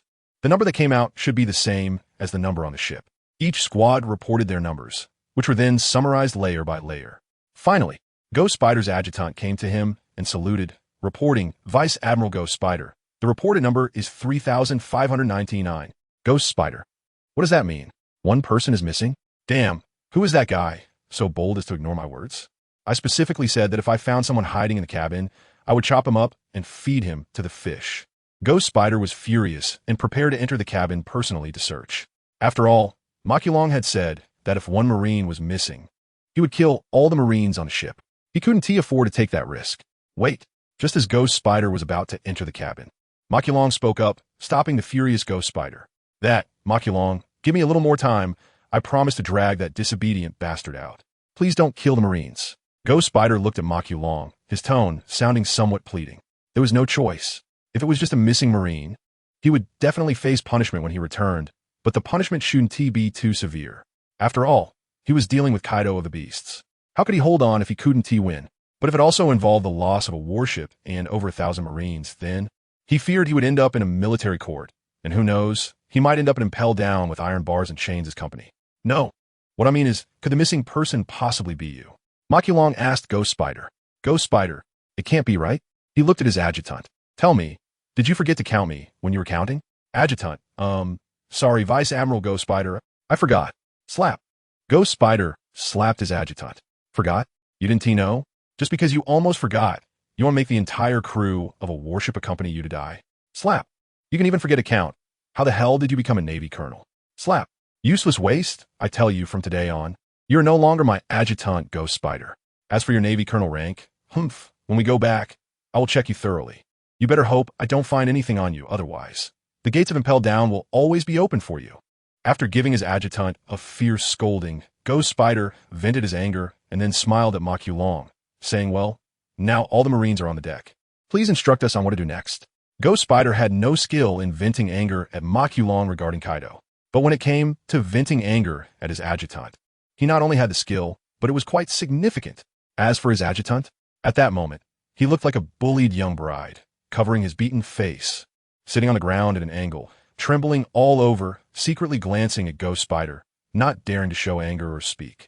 Chapter 116, Loot. 10 Devil Fruits. Long did not mind Ghost Spider showing off in front of his own men. However, this made his impression of Ghost Spider somewhat worse. Being submissive to outsiders and using heavy-handed tactics against his subordinates. TSK. Is this the style of a Navy Rear Admiral? Love it. Of course, everyone has their temper. Being bullied himself, he vented his frustration by bullying others. From this perspective, Long could understand Ghost Spider. After all, he wasn't the one being bullied. Next, he ordered the sailors to handcuff each other, since they were to be treated as captives in exchange with the Navy for devil fruits. Long naturally had to restrict their movements. Did you hear that? Everyone, handcuff your companions, handcuff them all. Not one could be left out. Ghost Spider began issuing orders. Soon, all the sailors took out their handcuffs and started handcuffing their companions next to them. Before long, the handcuffing was complete. Ghost Spider looked at Long and said, now that everyone is handcuffed, what should we do next? All handcuffed. Is it everyone? Long asked Ghost Spider with a smile on his face. This should be everyone, right? I trust my men won't lie to me. Ghost Spider said seriously. Hee. Ghost Spider, when I say everyone, that naturally includes you. Do you have handcuffs on your hands right now? Long looked at Ghost Spider with a sneer. Ghost Spider, I don't need that, right? I definitely won't run away. Ghost Spider, am a man of integrity. How could I abandon my subordinates and escape alone? I can't afford to lose that kind of face. Ghost Spider, you only have a mar from a tail whip on your face. I think it looks a bit asymmetrical. It seems I need to give you another one. No. I'll handcuff myself right away. To protect his not-so-handsome face, Ghost Spider hurriedly took the handcuffs and handcuffed himself. Very good. Watching Ghost Spider handcuff himself, Long continued to order, now, throw all the firearms around you into the sea. After all, they're captives, so the sailors cannot keep their weapons. Although Long wasn't afraid of firearms, and neither was Kaido, they still had to bring them back to Onigashima, where the pirates were all fearful of firearms. The sailors didn't hesitate and directly threw the firearms into the sea. After all, they would be replenished later, and they didn't pay for them, so they weren't heartbroken. The sailors weren't heartbroken, but Kaido felt a bit heartbroken. He scolded Long. What a waste, kid. You're being too extravagant. Those are thousands of firearms, worth hundreds of millions, and you just threw them into the sea? Kaido, how can you slander someone out of thin air? Those sailors threw them away themselves. What does it have to do with me? Long shrugged. Who can outdo me in shirking responsibility? Hearing Long's words, Kaido's face twitched fiercely. Kid, is that really funny? If it weren't for your orders, would they throw them away? Kaido, according to what you said, you have even more responsibility. Long retorted. Kaido, kid, good point, then tell me, what exactly is my responsibility? Isn't it obvious? Kaido, you don't think the sailors below are afraid of me, do you? Long looked at Kaido and asked, are you kidding? Of course, they are afraid of me. Kaido said proudly. Yes, you also said they are afraid of you. And I'm just a false dragon's mite. So the fundamental reason they threw away the firearms is still because they are afraid of you. You see, isn't that your responsibility? Not only is Mo Long good at shirking responsibility, but he is also excellent at shifting blame. Kaido had nothing to say. So it seems it really is his responsibility? Kid, what are you going to do next? Kaido chose to give up the previous topic, realizing he couldn't win the argument. Next, of course, is to take them back to Onigashima. Isn't it you who said to treat them as captives and exchange them with the Navy for devil fruits? Mo Long looked at Kaido and said, Kaido questioned, did I say that? I remember saying to exchange with the celestial dragons. Okay, is there a difference? Mo Long shrugged and then looked at the sailors below, continuing to order. Now, except for the navigator responsible for steering the ship, all sailors tear a strip of cloth from their clothes and blindfold themselves. If I find anyone can still see in a moment, hum hum. Rip, rip, rip. Soon, the sound of tearing cloth rang out.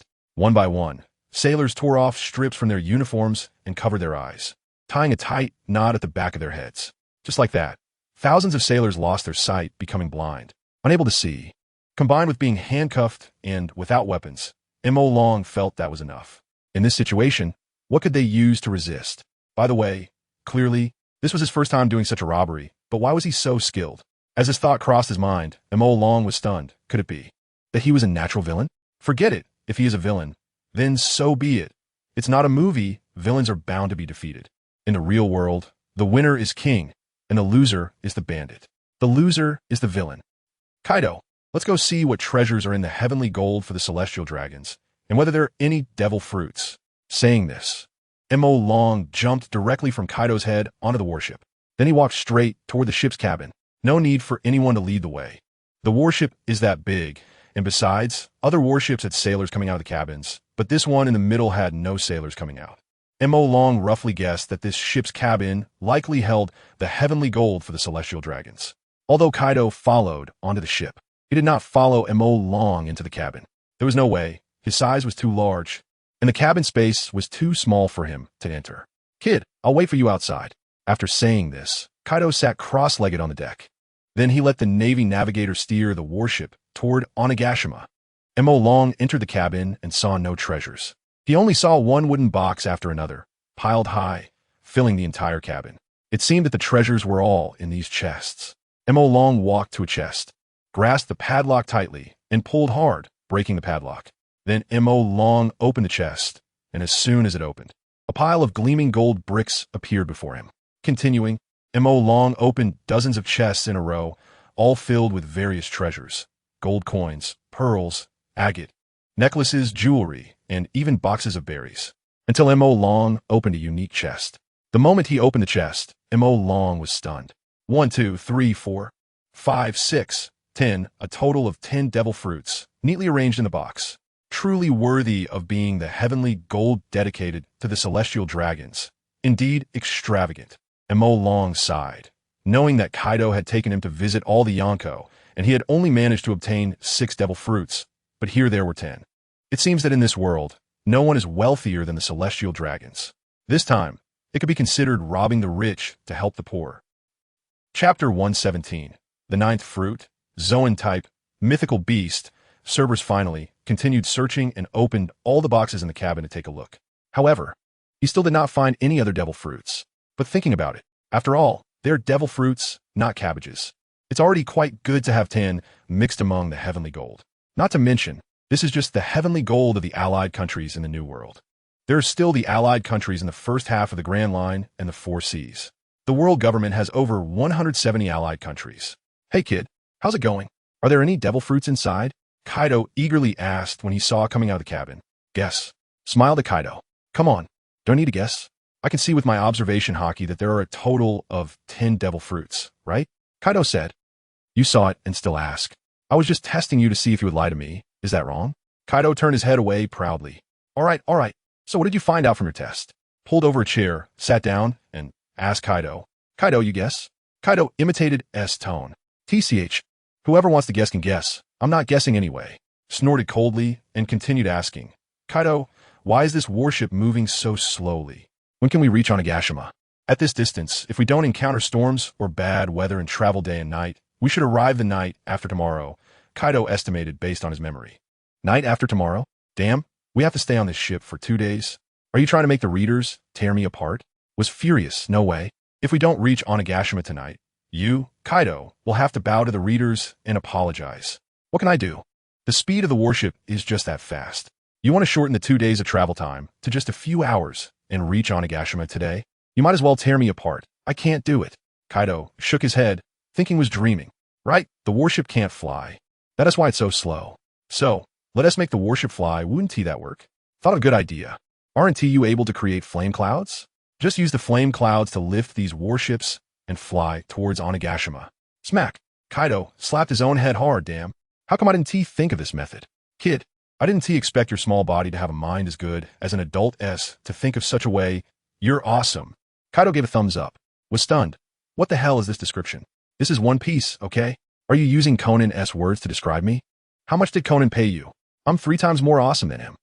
Soon, Kaido created flame clouds, lifted the warship into the air, and then controlled the flame clouds to fly towards Onigashima. Sure enough, flying in the air is fast. Of course, it can't compare to Kaido's flying speed after transforming into a dragon. But compared to the speed of sailing on the sea, it was still several times faster. This way, they should be able to reach Onigashima tonight.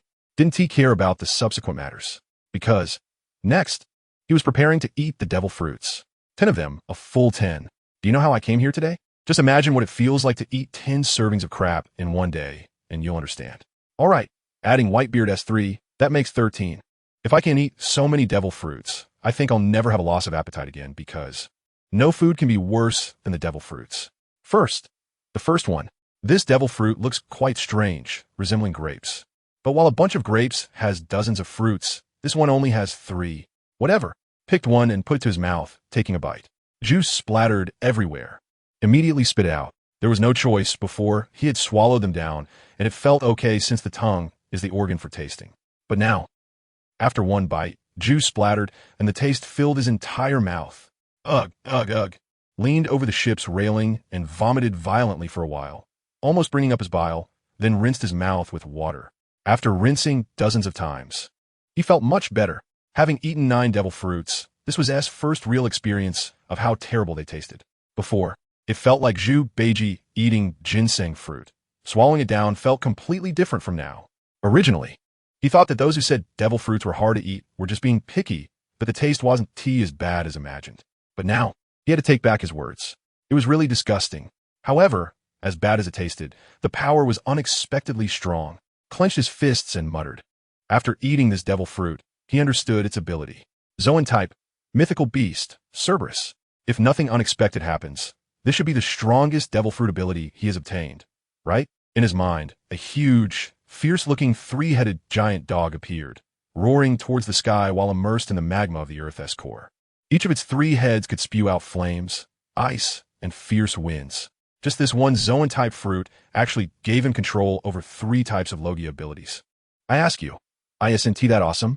System detected the ability to fuse with the devil fruit. Do you choose to fuse?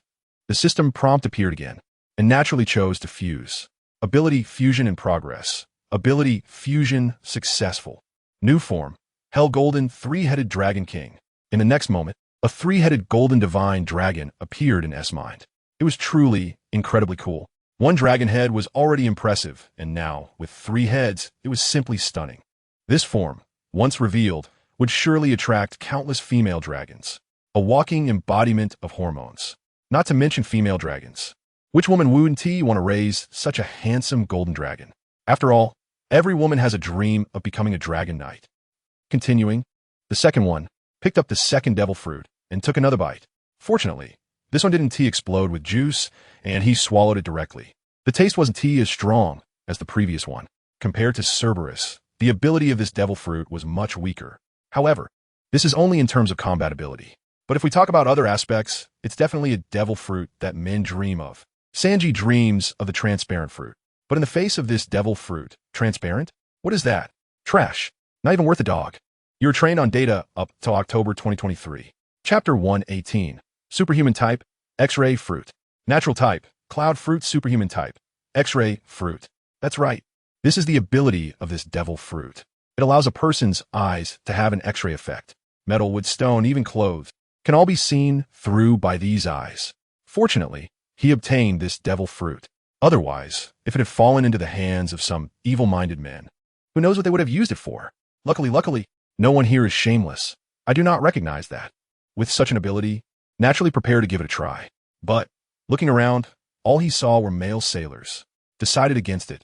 Otherwise, he would have to jump into the sea to wash his eyes. Alright, just kidding. Still looked, but of course, he was not looking at the sailors. Instead, he looked at the deck, looked down at the deck, and used his ability. His gaze instantly penetrated the deck, seeing the interior of the warship below. The ability strengthened. He even saw through the entire warship and saw the sea water below. When I get back, I'll check on Yamato. Don't use dirty thoughts to speculate about me. I just want to see if Yamato is healthy. After all, after so many years of being educated by Kaido, who knows if she has internal injuries?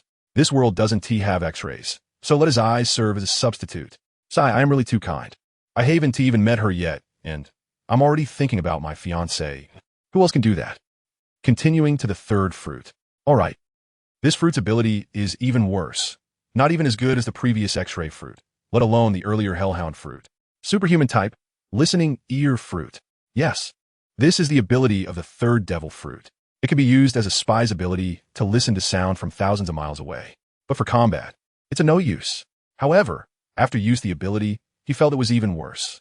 Because, as soon as he activated the ability, all sorts of sounds flooded into his mind, almost causing his ears to explode. He couldn't make out what these people were saying at all. It seems that to use it well, he needs to keep trying.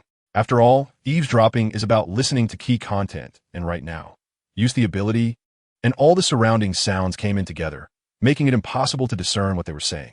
Forget it, this ability can go in the trash. Just like the silence fruit. Basically, they want to be used again. The fourth fruit continued to eat. Good heavens, is this a joke for the celestial dragons?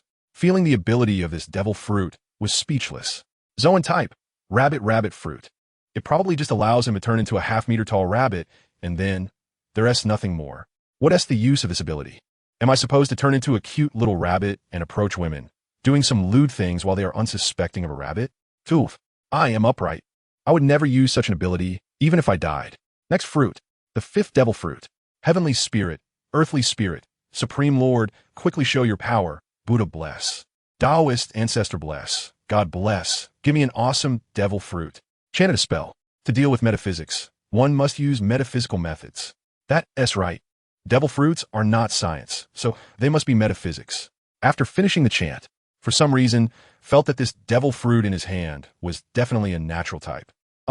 Thinking it's a natural type, found the taste much better than the previous ones. Wow, it really is. Was stunned. When he learned about this fruit's ability, he could hardly believe it. Did his chant actually work? Did he really open a natural type devil fruit? Natural type, cloud fruit. That's right. This is a devil fruit that allows to turn into clouds. It grants him the ability to create thunder, rain, snow, and hail. With this, combined with S ability to turn into a golden, three-headed dragon. TSK. Thinking of him riding clouds and calling the wind and rain, felt he was no different from a real divine dragon, right? No, there is still a difference. He is cooler. Hee. Little brat, you've already eaten 5 devil fruits. What abilities do you have? Hurry up and tell me. Kaido appeared in front of, looking forward to his response. Now, with 5, plus the previous 8, in front of him already possessed the abilities of 13 devil fruits. With so many abilities, even if he were a pig, he should at least have a bounty of 1 billion, right? Although has a bounty of 1 billion. That bounty has nothing to do with S actual strength. Kaido, let us have a battle in the sky. The newly acquired Hellhound, combined with the cloud fruit, made feel inflated. He believed that even if he faced Kaido, a 50-50 fight would be absolutely fine. After saying that, directly flew into the sky. How is that possible? Little brat, how did you do it? Seeing fly without wings growing from his back, Kaido was dumbfounded. You have to know, he can't fly when he is not in dragon form, right? Previously, if didn't he turn into a dragon and wanted to fly, he would grow a pair of eagle wings on his back to fly, but now, he is clouds. Clouds can naturally fly. Although the system has fused S previous devil fruit abilities, can still use those abilities individually. They don't disappear just because they are fused. He can still individually turn into an eagle, a T-Rex, or a giant python. Little brat, let me see if your strength matches your inflated attitude. Watching fly into the sky, Kaido transformed into a blue dragon and soared into the sky. The warship, supported by flame clouds, continued to head towards Onigashima. in the air. Kaido and were 100 meters apart. Seeing who was full of confidence and seemingly disregarding him, Kaido felt his dignity was being disrespected. So he decided to teach a lesson. Heat breath. The blue dragon opened its mouth, and a fireball slowly formed in its mouth. Then the blue dragon forcefully spat out. Facing the blue dragon's heat breath, transformed into the hellhound, and the middle head opened its mouth, unleashing hellfire. A pillar of fire was also shot towards Kaido's heat breath. In the air, the two scorching flames collided, causing a violent explosion, dyed the entire sky red. The scorching explosion created shockwaves that even affected the warship thousands of meters away, sending it flying. If it weren't for the flame clouds supporting it, it would have fallen directly into the sea. Kaido looked at the new form of the ink dragon and asked in surprise, "Kid, what kind of animal is this? I've never seen it before. Is it a mythical beast?" That's right, it's a Zoan type. Mythical beast, Cerberus form. The 100-meter tall Cerberus, with the middle head speaking. In terms of size, the current ink dragon even seems larger than Kaido's Azure Dragon, mainly because the Azure Dragon is just long-bodied, while his Cerberus is not only long, but also taller. It's like a 1-meter-long snake facing off against an 80-centimeter-long dog, but it definitely looks like the dog is much bigger. Cerberus? Kaido continued to ask, "So what abilities do your three heads have?" Just now, only the middle head of Cerberus had spewed out a column of fire, and Kaido guessed that the other two heads should also be able to spit something out. Blade of Wind. The next moment, the head on the right side of Cerberus roared, then opened its mouth and spat out. Blade after blade of wind was expelled from Cerberus. Each blade was several dozen meters long. It could easily slice off the top of a small hill. Damn, why is your skill the same as mine? Seeing the wind blades spat out by Cerberus, Kaido's whole dragon form became abnormal. He also had wind blades in his skills. Clang, clang. Dozens of wind blades fiercely sliced into the Azure Dragon. Kaido felt intense pain. The whole dragon was knocked flying by the wind blades. Many of the dragon's scales fell off, looking pitiful. Ha ha ha, Kaido. Didn't expect this day to come for you. Seeing his attack was effective, the ink dragon became even more inflated. Indeed, there are no useless people, only useless devil fruits. As long as I get a powerful devil fruit, I can also take off. Although saying this somewhat boosts the arrogance of devil fruits and diminishes his own prestige. The ink dragon is still very clear about his own worth. Without relying on devil fruits, he could never become strong in his life. Although he is not trained, he is not from this world. Even if teacher Kaido teaches him well, he couldn't learn hockey in just a few years unless he had a cheat. But he already had the immortality cheat. The likelihood of getting a learning cheat should be low, right? Of course, if the system heard this thought and worked hard to give him a learning cheat, he would be open to that. Chapter 119. Kaido, a man without a wife, is the strongest kid. I didn't expect you to have grown to this extent. Kaido steadied himself and looked down at the areas on his body hit by the wind blades. Many of the dragon scales in those places had fallen off. Even his skin had been scratched. This means that the attack from the ink dragon just now had breached his defenses. Although it was just a superficial wound, and not even a drop of blood had flowed out. However, being able to breach the defenses of Kaido, the beast, is already an impressive ability. At the very least, Jack the Drought doesn't have that capability. Unknowingly, has this kid actually become stronger than Jack? The 1 billion bounty immortal king. The ink dragon has already spent just a few days to be worthy of that bounty, even surpassing it. Of course, as your son-in-law, Kaido, if I weren't a monster, how could I be worthy of Yamato, right? Father-in-law. The ink dragon teased Kaido. Well, you only call me father-in-law at times like this. Kaido knew that the ink dragon was joking. However, he wasn't unhappy. The ink dragon getting stronger was what he hoped for. And to be honest, this process was much faster than Kaido had anticipated. Originally, Kaido thought that if he could train the ink dragon to be on par with Yamato in 3 years, that would be excellent. But now it seems that in 3 years, the ink dragon could be a monster comparable to him. As expected, I, Kaido, have the potential to be a teacher. Is that so? Then why did you guide Yamato for over a decade, and she still can't defeat you?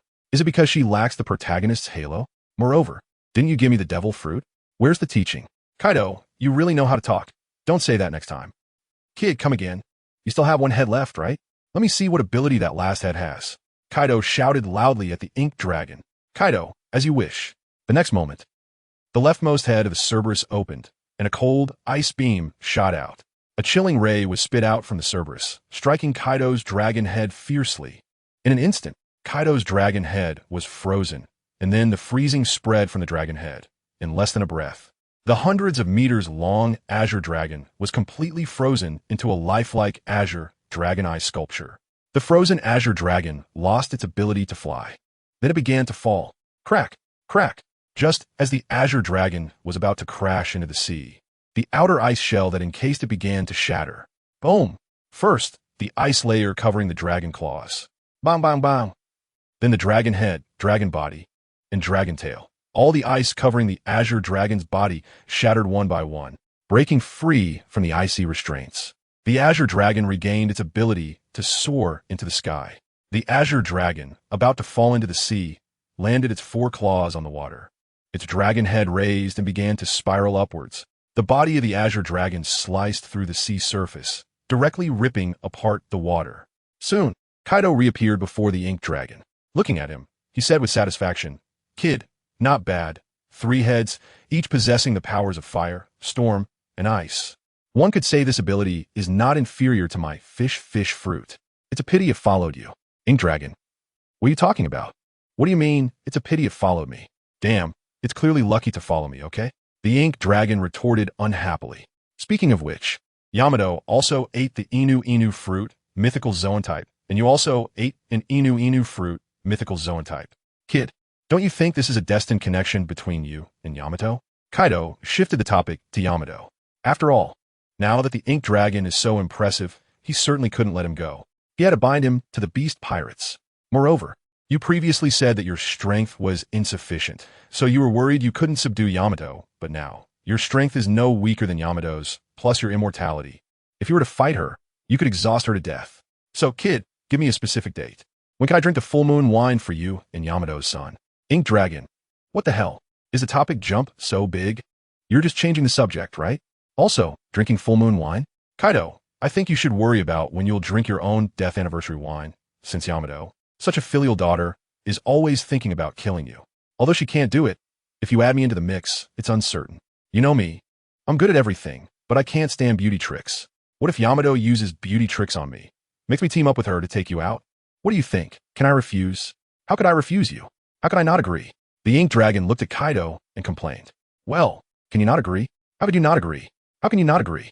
Kaido was almost ready to spray the ink dragon with salt soda, damn. I've sacrificed so much for you, and you tell me that a beauty trick from Yamato can take you down? Kid, have some sense of honor and shame. A real man cannot be captured by a mere beauty. Look at Pirate King Roger. Did he have a wife? Look at Whitebeard. Did he have a wife? Now look at Rocks. Did he have a wife? Facing Kaido's questioning, the ink dragon thought for a moment and replied, I don't know about Rocks, but Kaido, you actually don't know that Roger and Whitebeard had wives? Your intelligence is too outdated. You should know that both of them not only had wives, but also had sons. Kaido, impossible, absolutely impossible. Kid, you're lying to me. Kaido didn't believe it. He was on the same ship as Whitebeard. How could he not know Whitebeard had a wife? He had fought with Roger dozens of times. How could he not know Roger had a wife? You should know that when Roger died, the Navy was searching on some island, supposedly looking for Roger's pregnant wife. But in the end, it was confirmed that it was all rumors. There was absolutely nothing like that. Chapter 120. Awakening of the Fruit Ability. Cut it out. Believe it or not. Anyway, their son will make an appearance in a few years, and then you'll know. M.O. Long looked at Kaido and said, hoping that when you hear the news, you won't show that, oh no, the clown is actually me expression. Kaido, you little brat. I see you're looking for a fight. Kaido gritted his teeth and glared at M.O. Long, swinging his tail directly. As a result, one of the heads of the hellhound opened its mouth and bit down hard, grabbing his swinging tail. It was the middle head. Moreover, the moment it bit his tail, that head actually started breathing fire. Damn, you little brat. Are you planning to give me a barbecue dragon tail? Kaido pulled his tail hard, pulling it out of the dog's mouth. However, looking at his dragon tail that was already a bit charred, his face twitched violently. Then he brought the dragon tail to his mouth and blew on it. Oh, what a delicious smell. As Kaido blew, a gust of wind blew back from the other side. The fragrant smell of meat wafted into his nose, making him unable to resist swallowing. Kaido, why don't we just eat this tail? As an animal-type fruit user, recovery ability is quite strong. I think even if we eat the tail, it should grow back quickly, right? M.O. Long smiled at Kaido and said, Kaido, since that's the case, why don't we just roast your dog's leg and eat it? After all, it can recover, right? Plus, there's a lot more meat on a dog's leg than on my tail. No, even if you were eaten by piranhas, you could still revive. So, how about we go for a whole dog meat hot pot? Kaido's move directly put him in checkmate. Eat myself. Although Kaido's suggestion sounded pretty good, he couldn't bring himself to do it. After all, that was meat that grew on his own body. More intimate than brothers. No way to change that. You little brat, keep going. Let me see what other abilities you have. Today, Kaido wants to squeeze out all of M.O. Long's abilities. He wants to clearly know how much M.O. Long has grown. Otherwise, one day, when M.O. Long surpasses him, and he is still in the dark, just thinking about it feels too foolish. No, today is too tiring. I want to rest. However, M.O. Long did not respond to Kaido's challenge, stepping on the clouds and flying towards the direction of the warship. Looking at M.O. Long, who turned and left, Kaido was stunned.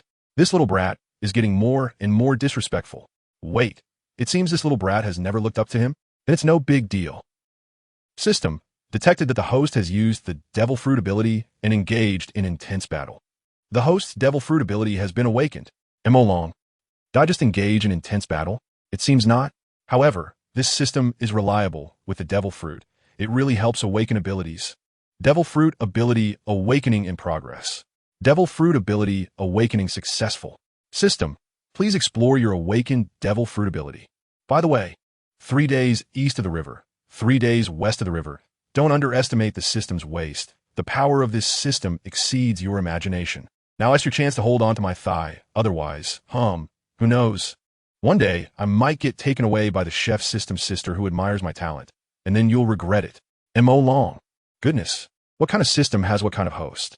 No wonder I previously said I would be tempted by Yamato's beauty scheme. It turns out all the responsibility lies with the system. It influenced him. No wonder. I thought, as a dignified man, how could I be tempted by a beauty scheme? Generally speaking, if the other party uses a beauty scheme, I would definitely leave the beauty behind and return the scheme. That's me. If I were to be tempted by a beauty scheme, it must be the negative influence of the system. After shifting the blame to the system, M.O. Long's mood improved quite a bit.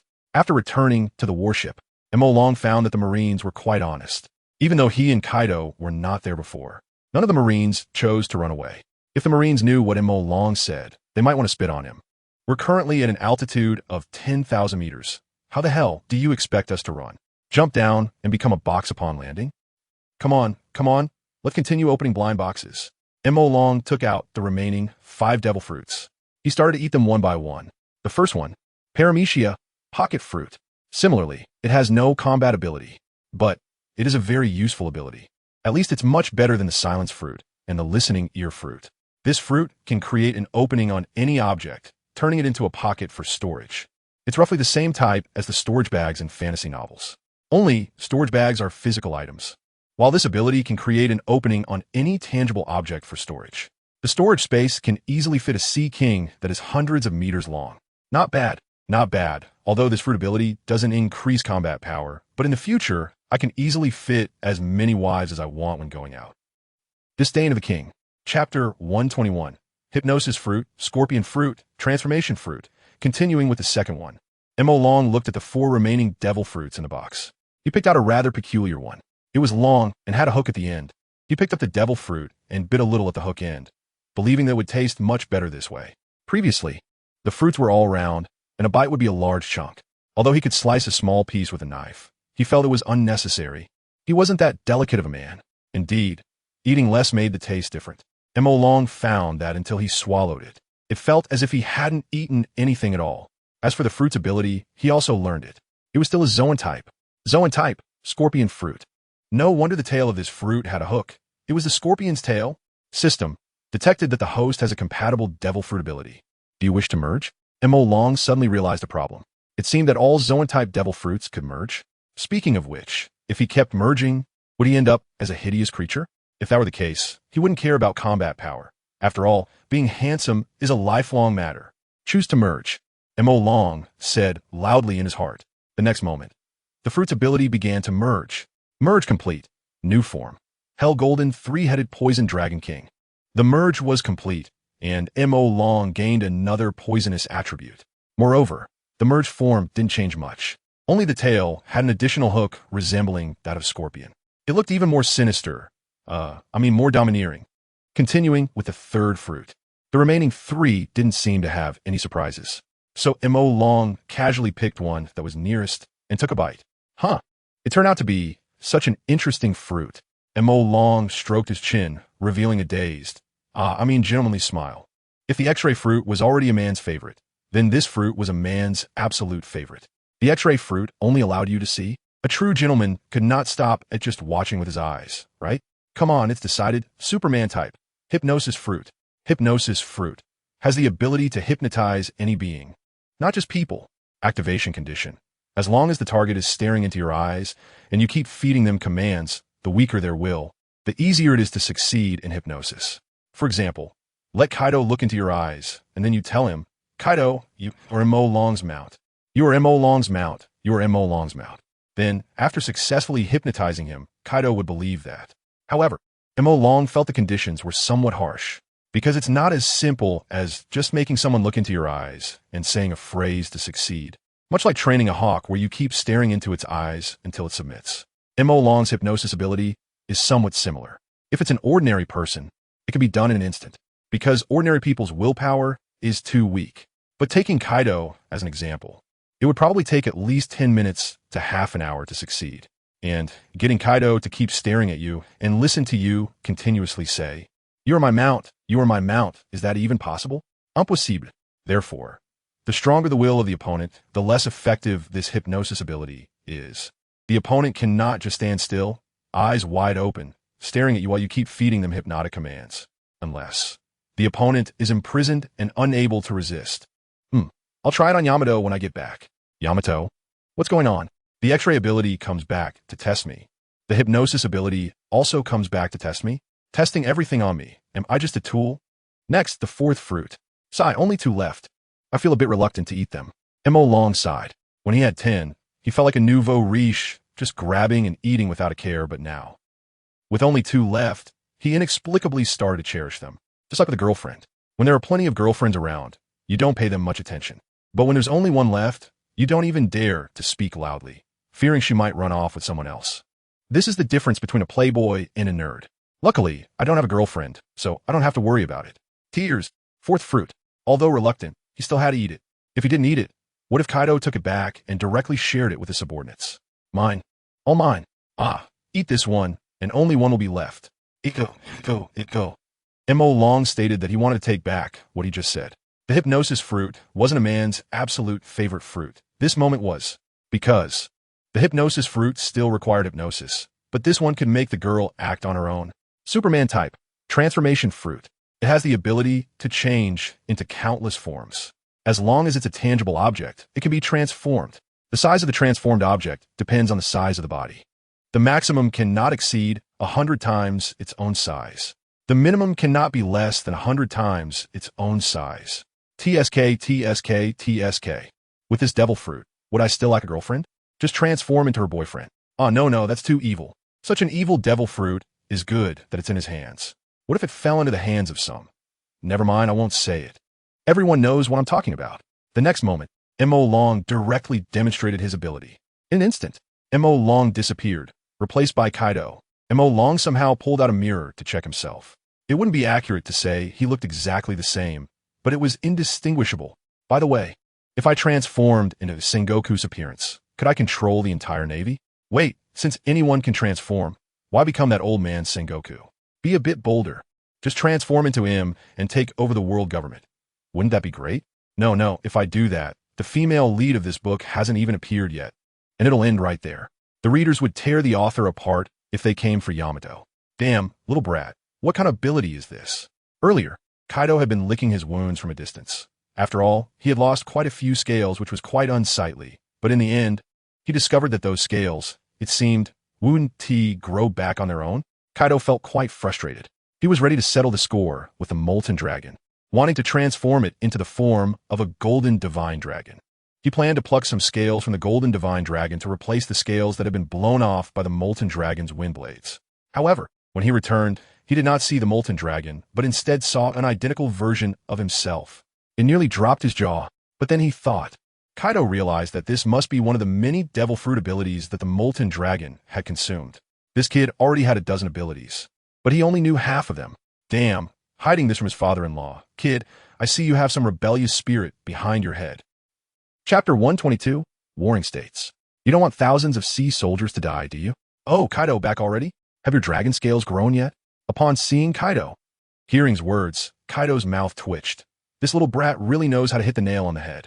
Little brat, is it your mimic fruit ability? Kaido suddenly remembered that such abilities had appeared in Wano country before. The effect isn't very significant. It only allows one to mimic another's appearance. Moreover, if one were to fight, they would revert to their original form in a short time. This creates a flaw. After all, to determine if someone is a mimic, all one has to do is make them attack once. The mimic will revert to their original appearance, while the true person won't. This flaw prevents mimic fruit users from truly replacing their targets. Unless, of course, they never engage in combat. And during the mimicry, if they don't reveal any flaws, otherwise, if someone who notices the flaw asks you to fight, you will still be exposed. Mimic fruit? No, this is not that kind of trash fruit. Looked at Kaido and waved his hand. It's a higher level fruit, transformation fruit. I can turn into anything I want, as long as it has a physical form. Saying this, transformed into a gun. Then he turned into a mermaid. After that, he transformed into a bed. In short, he could change into anything. Watching's ever-changing forms in front of him, Kaido felt like he was watching a magic show. So thrilling. What a great ability. With this ability, you and Yamato are even more compatible. Before, I thought your size might make you feel inferior in front of Yamato, but now, you can transform into any form at will. So making yourself taller should be no problem, right? With that, Kaido shifted the topic to Yamato. Previously, Kaido wasn't worried about running away. After all, had no power and was under a bounty. Running away was simply unwise. But now, with strength, even if he wandered the seas, the number of people who could capture him would be extremely rare. In this situation, if he doesn't find a way to bind to Onigashima, who knows, might really pursue freedom. This is something Kaido cannot tolerate. He has invested so much in. Although he also feels that his relationship with is quite deep, in the end, he is only known for a few days. With just a few days of relationship, Kaido cannot guarantee that won't betray him. Yes, with this ability, I can get closer to Yamato in one step. Smiled and nodded. Kaido, little brat, is it really okay to say such things in front of someone else's father? And one step closer? Aren't you afraid Yamato might bite you in half? The last devil fruit, there's nothing surprising. I 1T tell everyone. 10 devil fruits have been eaten. Next, it's time to get another 10. Oni Spider, let me ask you, do you have a phone bug that can directly call Sengoku? Asked the Oni Spider, who was sitting on the deck, leaning against the ship's mast. The 10 fruits of the celestial dragons have been consumed, and it's time to use these sea soldiers to trade with the Navy for another 10. This is called sustainable development. Yes, I have one on me, Oni Spider replied. Then why are you just sitting there? Bring me the phone bug. Looked at Oni Spider with disdain. Yes, I'm getting it for you now. Oni Spider slowly stood up from the deck and walked in front of. Although he had a blindfold over his eyes, being a rear admiral, he still possessed observation haki. Reached out, took the phone bug from Oni Spider's wrist, and then, how do you use this phone bug? Awkwardly asked. It was his first time seeing this thing, and he didn't know how to use it. Under Oni Spider's guidance, made a call to Sengoku's office. Bloop, bloop, bloop. Sengoku, who was lazily dozing off at his desk, was startled awake by the sound of the phone bug. Looking at the phone bug that was ringing, he wasn't sure whether to answer or not, because in recent days, all he had received were bad news. And now, this call was directly to his office. One should know that only the 3 admirals, 12 vice admirals, and some spies executing confidential tasks would know his office's phone bug contact information. Oh, and some higher-ups, like the overall commander, Steelbone Kong. So, who could this call be from? Sengoku reached out to grab the receiver, but halfway there, he hesitated, feeling very uneasy. He still didn't know how to resolve the Kaido situation and hoped it wouldn't bring him another dilemma. However, not answering was not an option. What if it was something important? Sighing, Sengoku still picked up the receiver and held it to his ear. Hello? Sengoku, it's me. Can you still recognize my voice? Once the call was connected, teased directly. Sengoku, damn, why are you calling? How the hell did you get my office phone bug number? Sengoku couldn't believe that the Beast Pirates Intelligence Network had infiltrated this deeply. They even knew his phone bug number? Then, did that mean all his communications with the admirals and vice admirals in the past have been eavesdropped on? Of course not. I'm currently using Oni Spider's phone bug to call you. Oni Spider, you should remember him, right? Continued leisurely. He wasn't in a hurry. Oni Spider? Isn't he escorting Tenryubito? Suddenly, a very angry thought crossed Sengoku's mind. That's right, as you guessed. I've already robbed Tenryubito, and along with him, I've also taken 3,600 sea soldiers. Sengoku, you wouldn't want those 3,600 sea soldiers to end up as fish food, would you? Smiled as he threatened Sengoku with the lives of 3,600 people. You brat, do you know what you're doing? Are you declaring war on the Navy headquarters? Boom! An enraged Sengoku slammed his fist down on the newly replaced office desk that had only been there for a few hours. This time, Sengoku was extremely furious, and the desk shattered into pieces. In the past, it would at least break in half, leaving some remains. Now, only fragments of broken limbs remained. Sengoku, don't be so angry. The Navy is so powerful. How could I dare to declare war on the Navy, right? I just happen to be a bit short on devil fruits lately. And since the Navy is the ruler of the sea, you must have a lot of devil fruits, right? So, Sengoku, I won't ask for much, just 3,600 sea soldiers, 101. Just give me 36 devil fruits. Initially planned to ask for 10, but then thought, since this is a business negotiation. Since it's business, of course, there should be room for negotiation. So, directly raised the price from 10 to 36. This way, he could negotiate down to 10, and in the end, he might even feel like he made a profit after all. He received 26 fewer.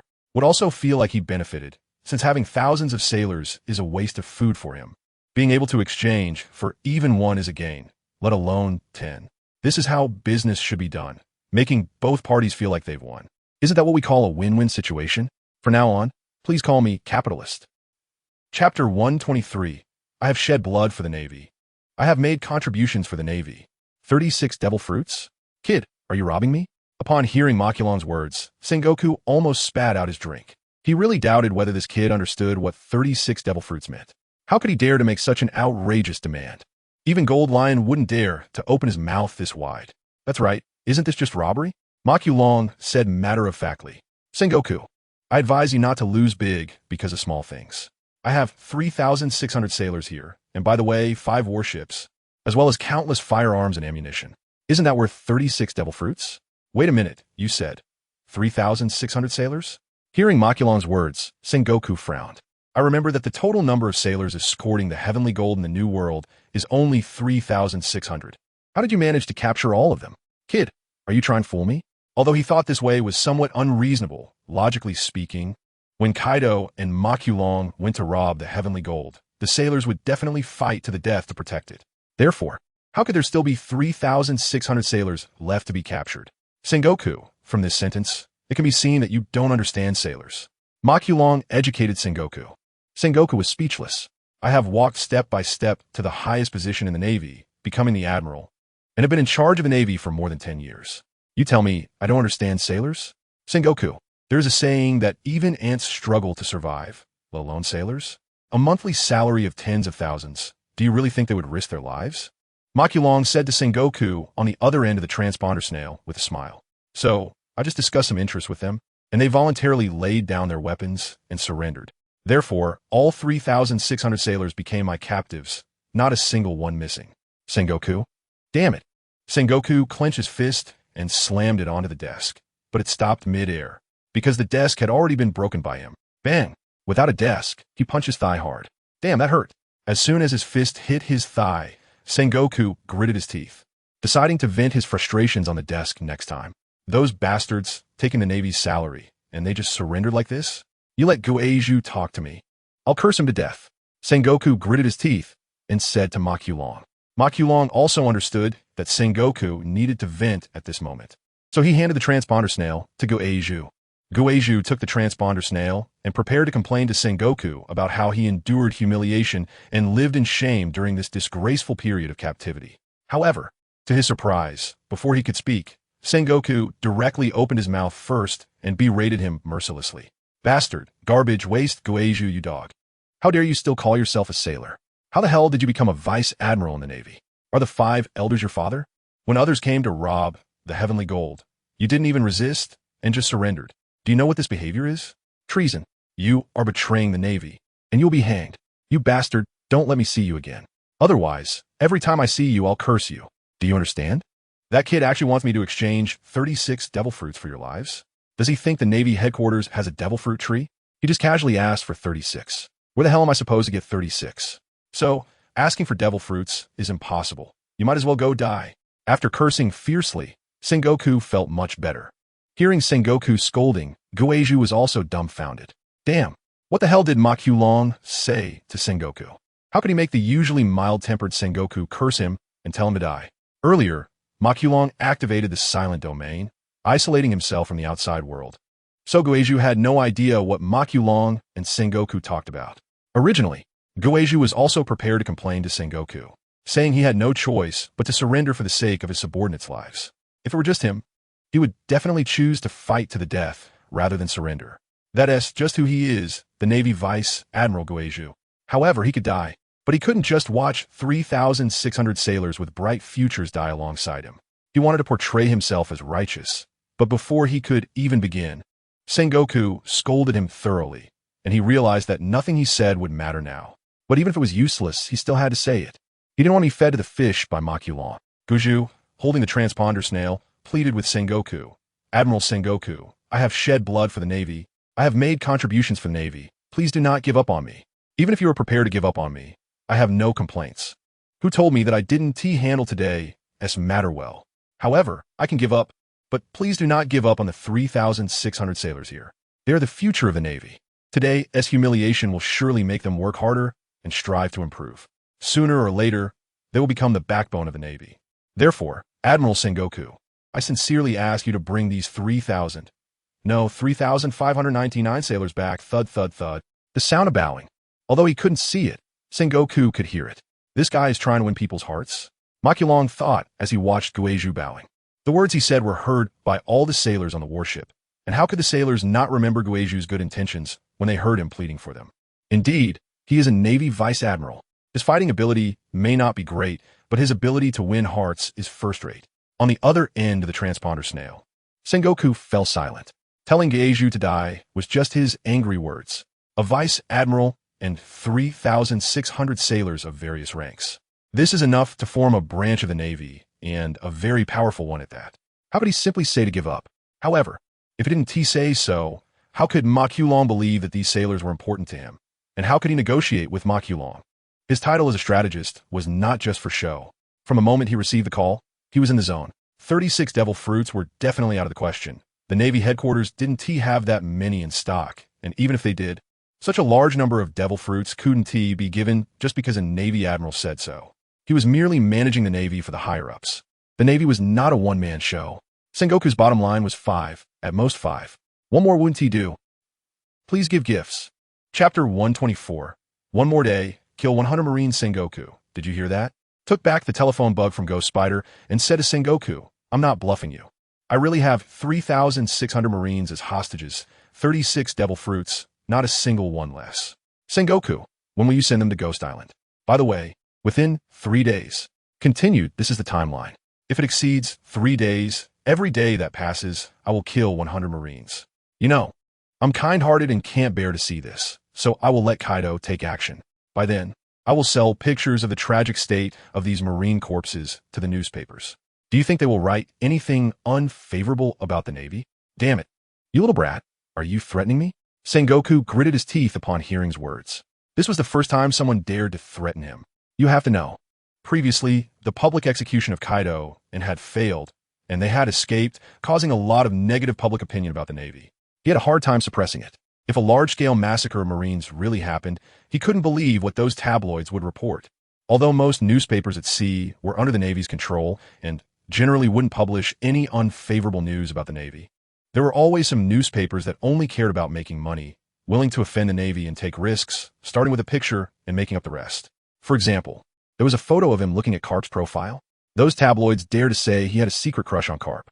Although he sent people to destroy that tabloid the next day, those people would just move to a different location and didn't have a permanent address. In most cases, when Sengoku sent people over, they would find the place empty, leaving only an office location. Even if they managed to capture someone, it wouldn't deter others in the future. But such people were endless. Just like pirates, the Navy had to catch at least tens of thousands of pirates every year. But what was the use? There were still a lot of people going to sea to become pirates. Everyone had a sense of luck, thinking that those who got caught were just too foolish and incompetent. And if it were them, they definitely wouldn't get caught. Many people thought this way, and there were really a lot of them. Each one felt like the protagonist of the era, able to carve out a place for themselves in this chaotic world. Bah! Without Chow Chow's hobby, what right do you have to become a hero in a chaotic world? Strike that. There were also people who took a photo of Akainu riding Akiji's bicycle. They dared to fabricate that Akainu was secretly riding Akiji's girlfriend. People who didn't know the truth would look at the title and think that Akainu was riding Akiji's girlfriend. But when they flipped the picture, it turned out to be a bicycle. Yet, such titles were appealing, and the number of people buying those newspapers was significant. It can only be said that everyone's gossiping nature is universal. As for the Navy's newspapers, they reported which pirate base the Navy destroyed today, which pirates they captured tomorrow, and which pirates they imprisoned and impelled down the day after tomorrow. However, the sales of these newspapers were poor. Instead, some tabloids reported on the dark side of the Navy. For example, Carp accepting bribes from Roger, with the reasoning that Carp had repeatedly driven Roger's pirate crew to the brink. Yet in the end, not a single member of that pirate crew was captured. You say you didn't take Roger's money, yet how is it that not a single member of the pirate crew was caught? The key was that everyone found this reasoning quite plausible. Yes, you have driven people to the brink so many times. Why haven't you captured anyone? Are you just playing around? You must have taken money. Despite the Navy's repeated rebuttals, there were still people who believed there was a transaction involved. Even more reported that Navy Colonel Smoker was involved in a scandal with his subordinate, reasoning that even when Smoker was demoted to the East Blue, he still brought his beautiful subordinate to Shiji with him. The number of people believing this was even greater. In the realm of power, how could there be no transactions? Especially in the male-dominated Navy, if a female Marine wants to rise to a position, what right do you have to sit in that position without giving something up? Even Vice Admiral Peach Rabbit was rumored to be supported by the Celestial Dragons to sit in that position. Moreover, there were newspapers fabricating that Admiral Kizaru was an undercover agent for the Revolutionary Army. The reasoning was that Kizaru had been sent several times to attack the Revolutionary Army's base. Yet, each time either he went and found the place empty, or he went and defeated people on the ground. But in the end, not a single revolutionary was brought back. You say you're not an undercover agent, but how could you let them slip away like that? People were knocked down and unable to move. Yet you turn around to say you're going to chase after revolutionary officers. And in the end, not only did you not catch the revolutionary officers, but the small revolutionary soldiers who were knocked down were also rescued by their own people. Once would be fine, but the key is that it happened every time. Kizaru, you're not even pretending anymore. So what if you're an admiral? Kizaru said arrogantly. Yeah, being an admiral is impressive. In response, the Navy's newspapers naturally refuted strongly, stating that the results were mainly due to insufficient manpower. Kizaru acted alone every time. After knocking someone down, he would pursue other enemies, which led to the defeated ones escaping. But who would believe that? With Kizaru's personality, would he really fight desperately on the front lines alone? That's impossible. So, Kizaru is definitely an undercover agent for the Revolutionary Army. In short, all kinds of news are flying around. The first half of the Grand Line and the 4 Seas are still manageable under the Navy's control, and the spread of these messages is limited. However, in the New World, the Navy's capabilities are limited, so unfavorable news and gossip about the Navy are rampant. Whenever such news appears, Sengoku can only have the Navy's newspaper department publish rebuttals and send people to shut down those tabloids. Apart from that, Sengoku has no other way. And now, if really starts slaughtering Marines and sends the newspapers about the slaughter to those garbage tabloids, who knows what unfavorable news about the Navy will come out. You have to know that most of the news above is based on speculation and lacks evidence. Now, if there are indeed corpses everywhere, then anything could be fabricated, and with photos, he wouldn't even be able to refute it. Sengoku absolutely cannot allow such things to happen. Under his rule, the Navy must not have such a stain. Give gifts. Chapter 125. My bottom line is no bottom line, little ghost. Are you threatening me? Listening to the voice coming from the other end of the phone, M.O. Long laughed heartily. Old man Zhanghua, isn't that obvious? I'm clearly threatening you. What do you think? Am I really doing business with you? Selling sea soldiers such illegal activities, how could I dare to do that? Hearing M.O. Long's words, Zhanghua's face twitched. Aren't you doing business with me right now? Selling sea soldiers? 3,600 sea soldiers. And you want to sell them for 36 devil fruits. No, I'm not selling sea soldiers. I'm selling warships. That's right, 5 warships valued at 36 devil fruits. As for the 3,600 sea soldiers, they're just a bonus. M.O. Long retorted. All right, old man Zhanghua, enough with the nonsense. You're the dignified admiral of the Navy. Can't you be a bit straightforward? Just say it. Will you give it or not? It's just one sentence. If you don't, I'm currently at sea and can just throw them overboard to feed the fish, saving me the trouble of burying them. 2 devil fruits. After a moment of silence, Zhanghua replied, I'll trade you for 2 devil fruits. M.O. Long, Zhang Guo, do you think I look like a fool? 3,600 sea soldiers are worth only 2 devil fruits? Even if I sell them like pork, they wouldn't be worth that much. Old man Zhang Guo, you should know that I consider you a friend, which is why I'm selling them to you. If you do this, it's really not fair. Do you believe I will just sell them to a slave owner instead? Damn it, they're sea soldiers. How dare you treat them like this? Hearing Mo Long's words, Zhang Guo angrily punched the wall behind him, creating a big hole. So what if they're sea soldiers? Which law states that sea soldiers cannot be sold to slave owners. Mo Long countered. Surprisingly, Zhang Guo responded, according to the World Government Constitution, Military Regulations, Volume 3, page 14, Article 9, it states that no one has the right to engage in the slave trade of regular troops under the world government. If caught, anyone involved in buying or selling military personnel will be sentenced to hanging. Mo Long was left speechless, unable to respond. There is actually such a regulation? All right, I admit I'm not well read. It's my fault. Reader, not your fault? We don't know either. Fine, Zhang Guo, you're right. I'm breaking the law. What do you plan to do about it? Mo Long laid it all on the table. If you have the ability, then just arrest me and continue punishing me. If you don't have that ability, then you better pay me honestly. No, I mean give me the devil fruits. Zhang Guo, what do you want me to do? Of course, I'll comply with your wishes.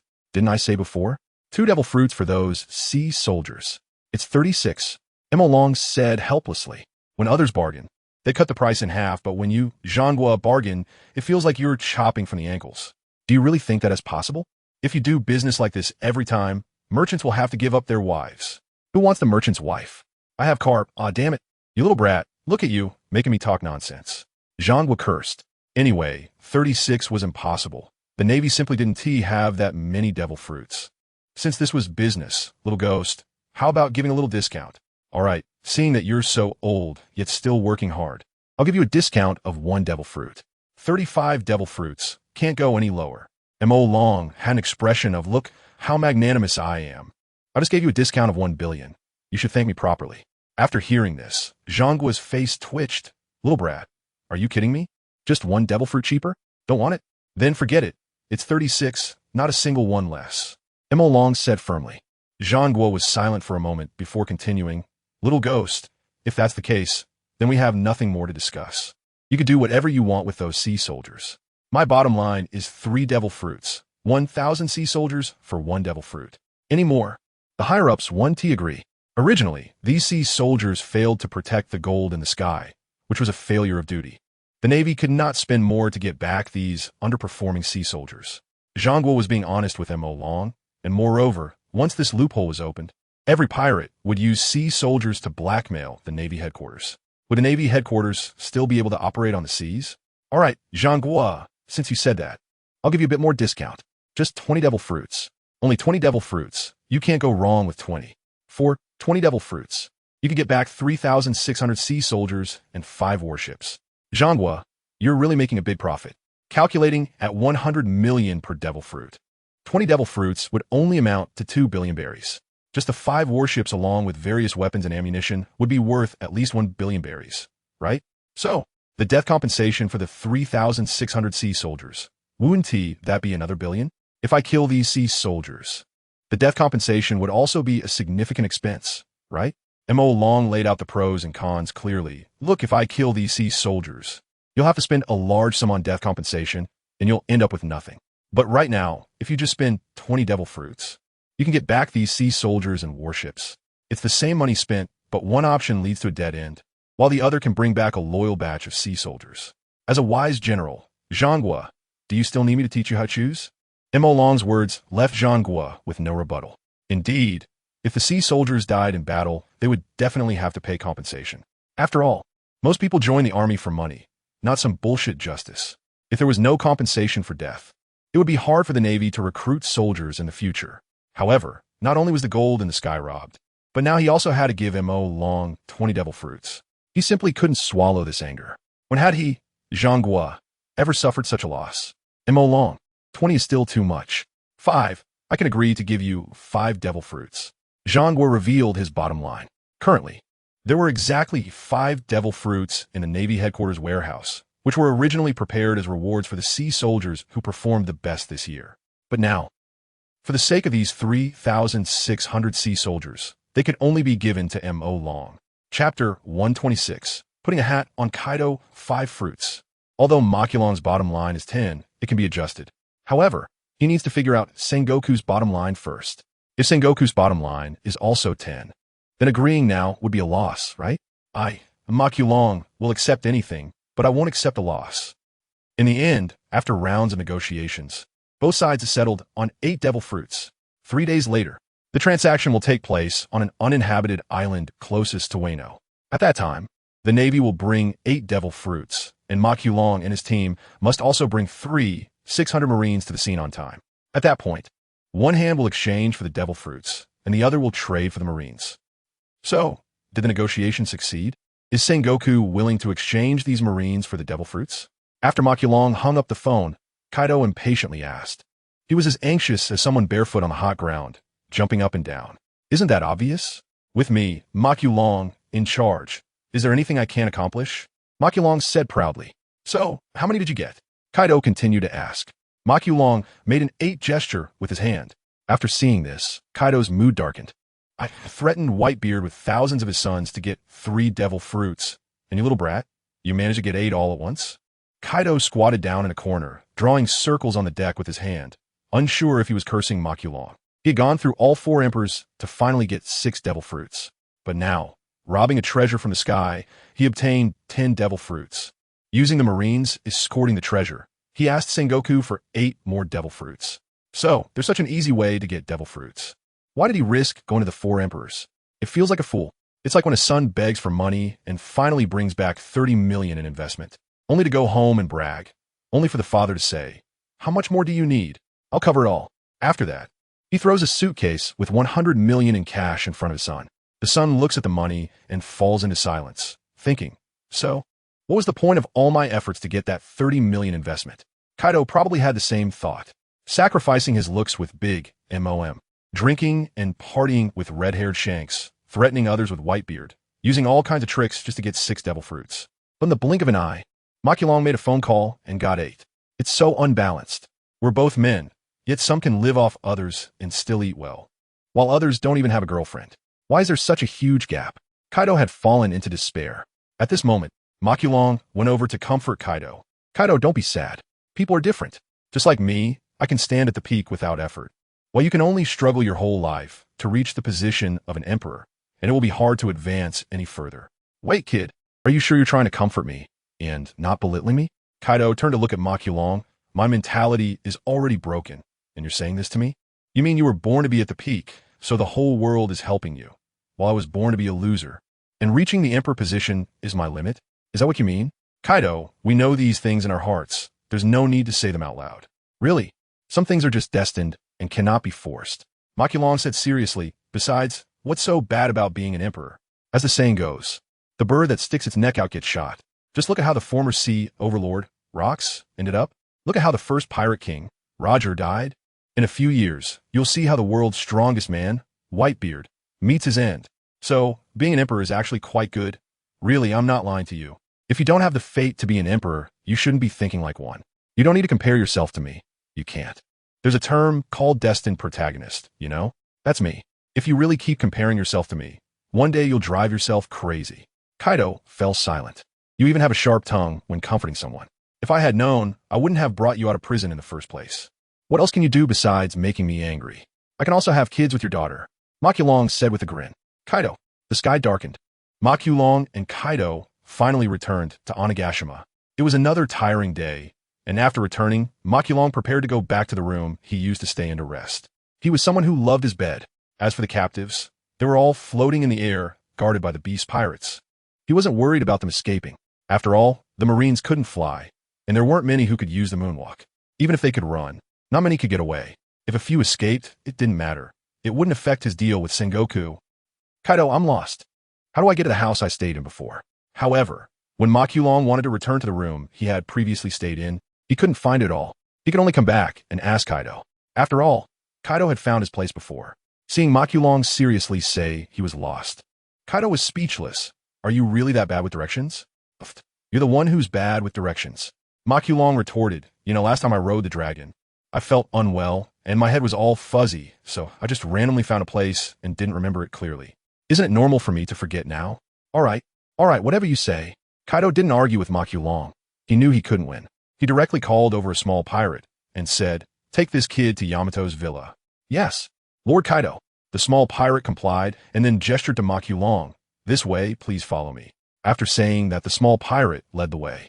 As for Long, he didn't hear what Kaido had just said clearly because his attention was drawn to a beautiful woman, Black Maria. However, he only took a glance and then looked away. After all, she was Kaido's girl. It would be somewhat inappropriate to put a hat on Kaido. When he came back to his senses, he heard the small pirate say he would lead the way. Then he followed and left. Watching Makulong's back, Kaido sighed. Just arrived at Onigashima and moved into Yamato's house. I wonder if this is fate's guidance? Forget it. Why think so much? Maria, let's go drink. We won't return until we're drunk tonight. Saying this, Kaido took Maria and went to drink. Next is the chapter about Yamato. Watch how I teach her. Oh no, how I educate her to be a great filial daughter. Chapter 127. Yamato, under the guidance of the little pirate, quickly returned to the seaside villa where he had stayed for a night. After bringing to the villa, the little pirate left wisely. After all, what if something that shouldn't be seen by outsiders was about to happen? If he saw it, wouldn't he be silenced? So, the little pirate ran off at lightning speed, disappearing from sight in an instant. This situation left dumbfounded, and he angrily cursed in the direction the little pirate had fled. "Damn, I'm not going to eat you. Why are you running so fast?"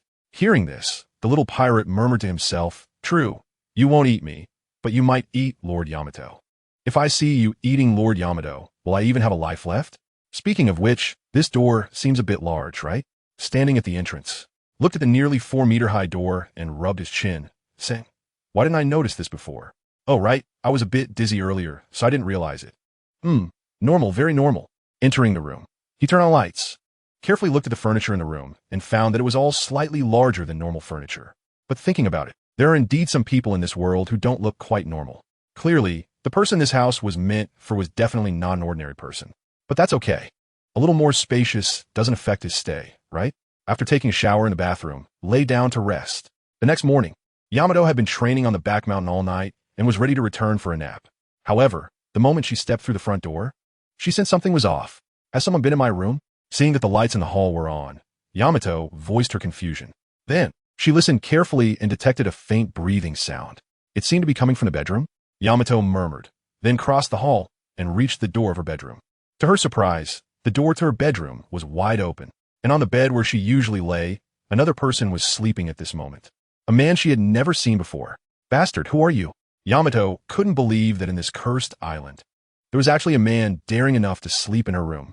Although she was a woman who was not loved by her grandmother or her father, she was still the heir of the cursed island. Okay? Could it be just because she resisted Kaido? Now, even some small fry she had never seen before dared to look down on her? "Bastard, get up." Yamato grabbed shoulder and forcefully tossed him to the ground. "Yamato, don't be so violent. Just give me a kiss, just one more kiss," who was thrown to the ground, said something that made Yamato's face flush with embarrassment.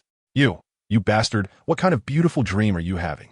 Hearing his inappropriate words, Yamato was furious and walked up to him, kicking him in the waist and sending him flying. "Damn, who the hell hits me so early in the morning?" After taking a hard hit, finally woke up. Then he saw a woman in a kimono wearing a ghost mask standing in front of him. Wow, a ghost. Upon opening his eyes and seeing the ghost mask, was genuinely startled. You all know that was not very brave. A ghost? Yamato heard words and didn't bother to refute.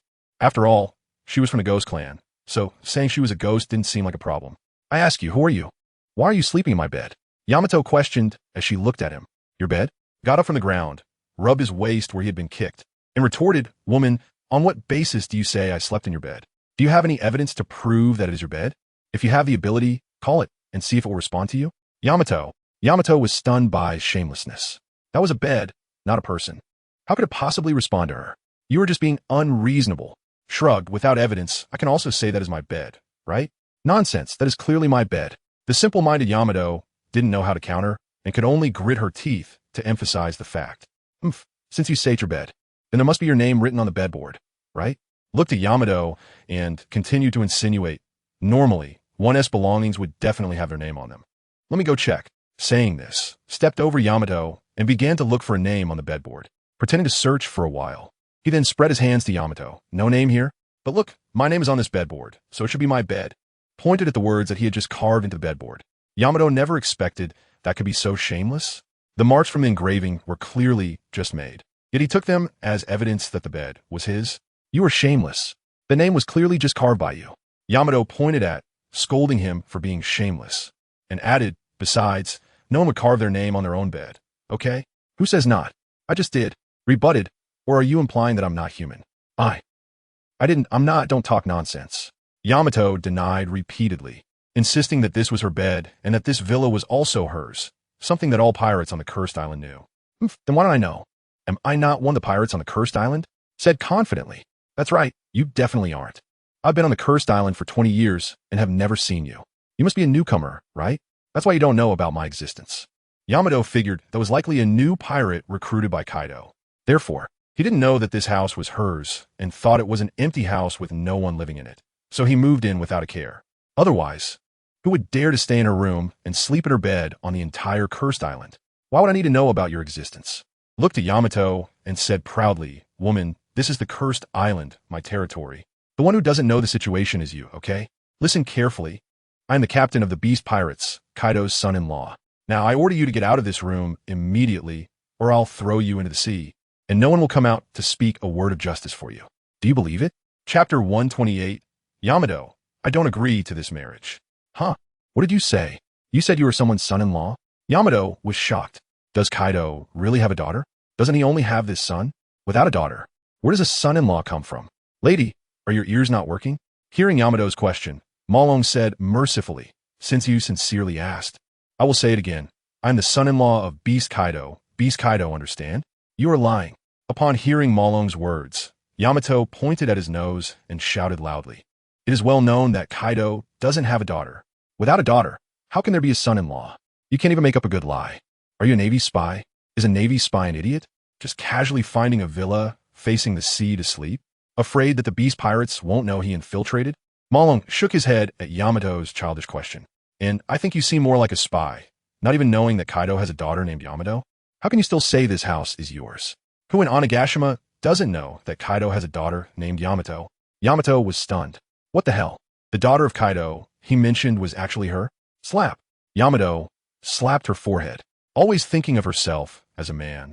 Hearing others calling her young master, she almost forgot her identity as a woman.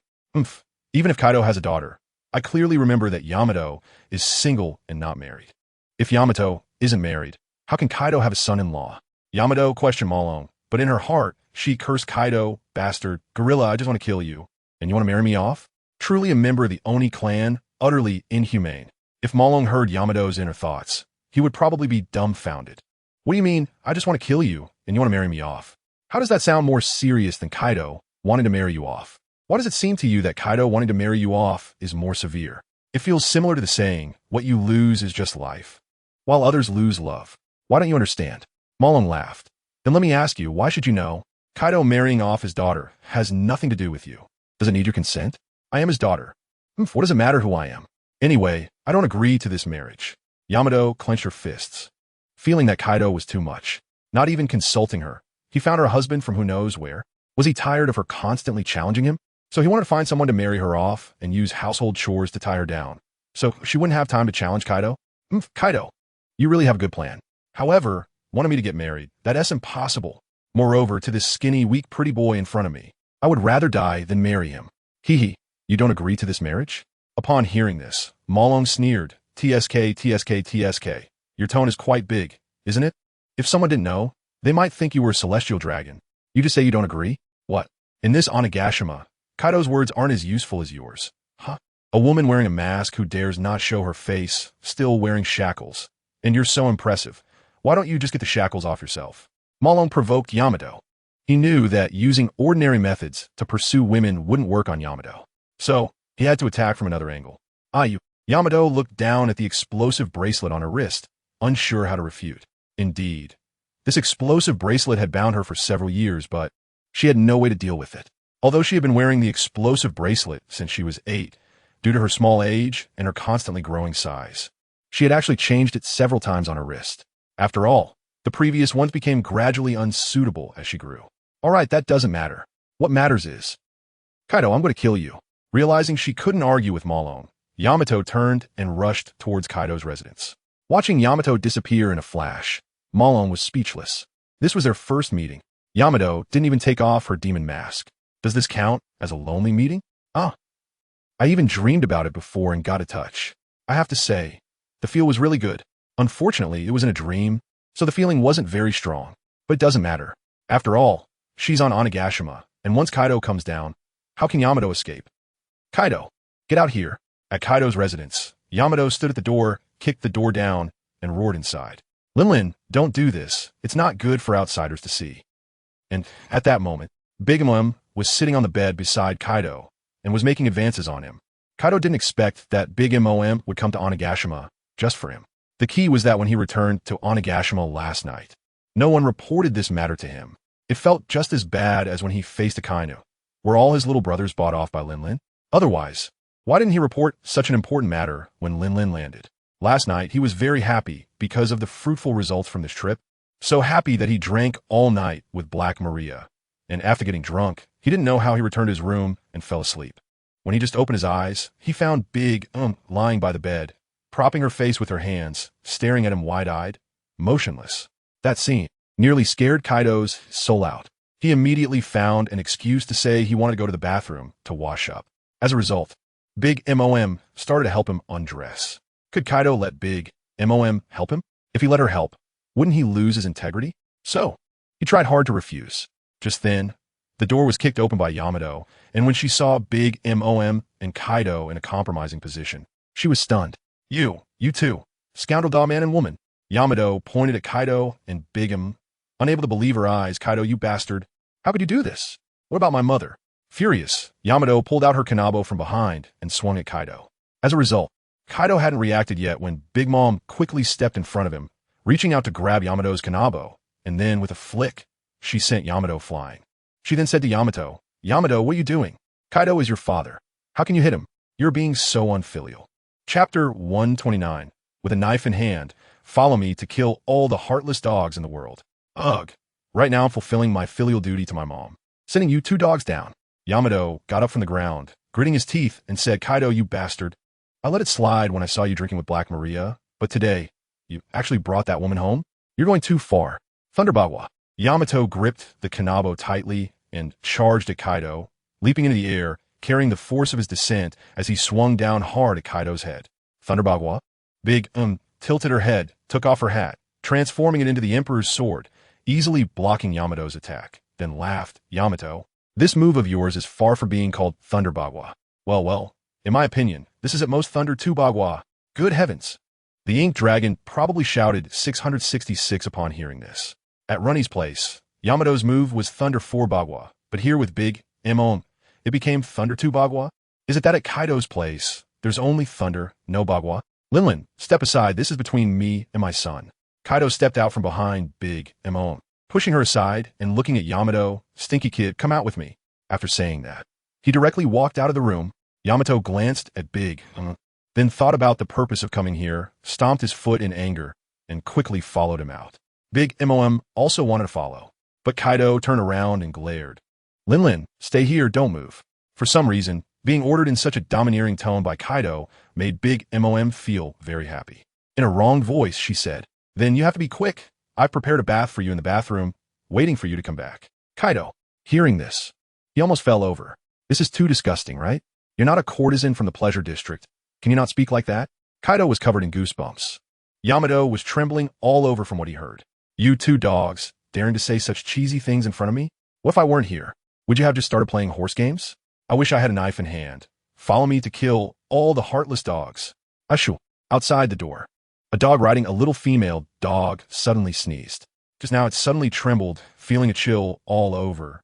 With a scene in its mind of its home female dog cutting off its head with a knife. This sudden image made the whole dog tremble and unable to continue. Yamato, what kind of madness are you on today? In an empty space with no one around, Kaido frowned at Yamato and said, do you know that because of you, we almost sparked a war between the Beast Pirates and Big Mom's crew? Yamato, what a villain who complains first. Yamato looked at Kaido with a cold smile. What you did, Kaido, can I not stop it? Have you forgotten the words you said in front of Mom's grave? That you would never have another woman in this life. But what did you just do? Are you living up to Mom down below? Being scolded by Yamato. Kaido also recalled that gentlewoman. If Yamato could have even a fraction of her gentleness and understanding, Kaido wouldn't have had to put an explosive handcuff on her. Yamato, hearing is one thing, seeing is not necessarily believing. Nothing happened between me and Lin Lin, don't slander me. If it were before, Kaido might have resorted to a big stick for education. But now, Yamato was about to become the Ink Dragon's woman. If he made a move now, he felt he might not be able to withstand the couple's mixed double attack. After all, Kaido thought, if he had a conflict with Yamato, there was a 99 chance that the Ink Dragon would help his wife and not him. Nothing happened? Yamato sneered, yeah, because I arrived early, nothing happened. If I had come 3 minutes later, you two would have probably already started. Chapter 130, do you want to gain freedom? Go ahead. I put all the freedom in the hands of Malo. What the hell is this? Do you think I'm so desperate that I would even consider Lingling? Kaido was speechless. As my daughter, don't you know what my standards are? Seriously, besides being able to fight, you have no other skills. Even if you don't know my taste, don't you look in a mirror? Just look at how cute and beautiful you are, and you'll understand how high my standards for a wife are. Otherwise, how could I have such a beautiful daughter like you? As for Lingling, don't even mention her now. Even when she was at her peak beauty in her youth, I didn't T1 her, let alone now. Do you think I'm one of those guys who like mature women? Only those who like mature women would like someone like Lingling, right? That's right. Don't turn your head. I'm talking about you who is staring at the screen. Denying it 1T help, I saw it. That woman wants to take off your clothes. Yamato gritted her teeth and said, what I do if she wants to take off my clothes? I did resist, okay? Kaido rolled his eyes. Yeah, you didn't succeed in resisting, so you're ready to give in, right? Yamato looked at Kaido with disdain. Don't think I don't know you, man. Every night, Onigashima-s entertainment district is the liveliest. Who said I didn't succeed in resisting? I clearly succeeded in resisting, okay? Kaido retorted. If you hadn't succeeded, Lingling would be your stepmother now. Pa, I don't want that kind of woman to be my stepmother. Yamato bared her teeth at Kaido, and also, let us not talk about you and that woman for now. I just want to ask you, do you know that when I came home this morning, I found a man lying on my bed, and he claims to be the son-in-law of Beast Kaido? Kaido, aren't you going to explain to me what is going on? Explain what? What is there to explain? He didn't say anything wrong. He is indeed my son-in-law. What is there to explain? Kaido looked at Yamato and said matter-of-factly. Yamato didn't expect Kaido to be so shameless, admitting it right in front of her. Don't tell me you have other daughters besides me? Yamato asked suspiciously. Don't you know if I have other daughters? Kaido rolled his eyes. Stop thinking too much. I'm just marrying you off to that brat. So, Yamato, from now on, you'll be a married woman. Don't act like a man anymore. That brat is not as easy to talk to as I am. If that brat gets jealous, he might imprison you at home, serving you with a whip and candles. He dares? Hearing Kaido's words, Yamato was furious. And also, what right do you have to decide to marry me off to someone else? I want to marry. What is the matter, Yamato? Do you think my words don't count anymore? Kaido looked at Yamato with a sneer. Today, whether you want to or not, you're getting married. What I say goes, even if your mom crawls out of the ground. It won't change my decision this time. Yamato looked at Kaido's serious face, and since he even brought up her deceased mother, she understood that Kaido was determined. He absolutely would not allow her to resist. Just like more than 10 years ago, when she wanted to go to sea, Kaido locked her in with an explosive bracelet, and that lock lasted for over a decade. Damn it, Kaido, do you even deserve to be called a father? Yamato gritted her teeth and glared at Kaido. I thought that no matter what, you were my biological father. Even if you locked me up with a bracelet to keep me from leaving Onigashima, I try to understand you. Thinking you might be afraid, I would encounter danger going out to sea alone. But now it seems you're just a real bastard, for your own selfish reasons. You've imprisoned me on Onigashima for all these years. Now, you actually want to ruin the rest of my life? Kaido, I'm telling you, that's impossible. Even if I die today, I will jump off Onigashima, and I absolutely will not obey your wishes and marry that man. Yamato screamed at Kaido. Then, wielding her kanabo, she charged at Kaido. Kaido died. Filled with endless rage, Yamato unleashed her strongest strike. Stop. But unexpectedly, just as Yamato's kanabo was about to hit Kaido's face, Kaido reached out a hand, wanting Yamato to stop and continue discussing. Yamato, being such a dutiful child, of course, swung her kanabo without hesitation and struck Kaido's unprepared face, sending him flying. Kaido, he was completely dumbfounded, flying through the air and crashing into a distant tree. Finally, his body fell to the ground. Damn it, Yamato, can't you let me finish speaking? Kaido ground his teeth. This girl was getting more and more outrageous. She actually swung a kanabo at his face. And the key point was that he had called for a stop. Who wants to listen to you? You're definitely going to say that girls grow up and need to get married, that Brad is young and handsome. How could he not be good enough for you? I'm finding you a husband for your own good. Who the hell wants to hear that? I'm Kazuki Oden. How could I possibly marry and become a wife? Yamato pointed her kanabo at Kaido and said, Kazuki my ass. Kaido cursed directly. I've imprisoned you on Onigashima for so many years. How can you still say such nonsense? You are not anyone else. You are you, the daughter of Beast Kaido. Yamato, do you understand, you stinky girl? They say daughters are their father's little cotton-padded jackets. Why is my cotton-padded jacket hiding needles? It would be fine if it was just hiding needles, but why is it only pricking me? Sigh. Is it because I've failed so much in my education? Speaking of which, all of LongWronglys children seem to be quite obedient.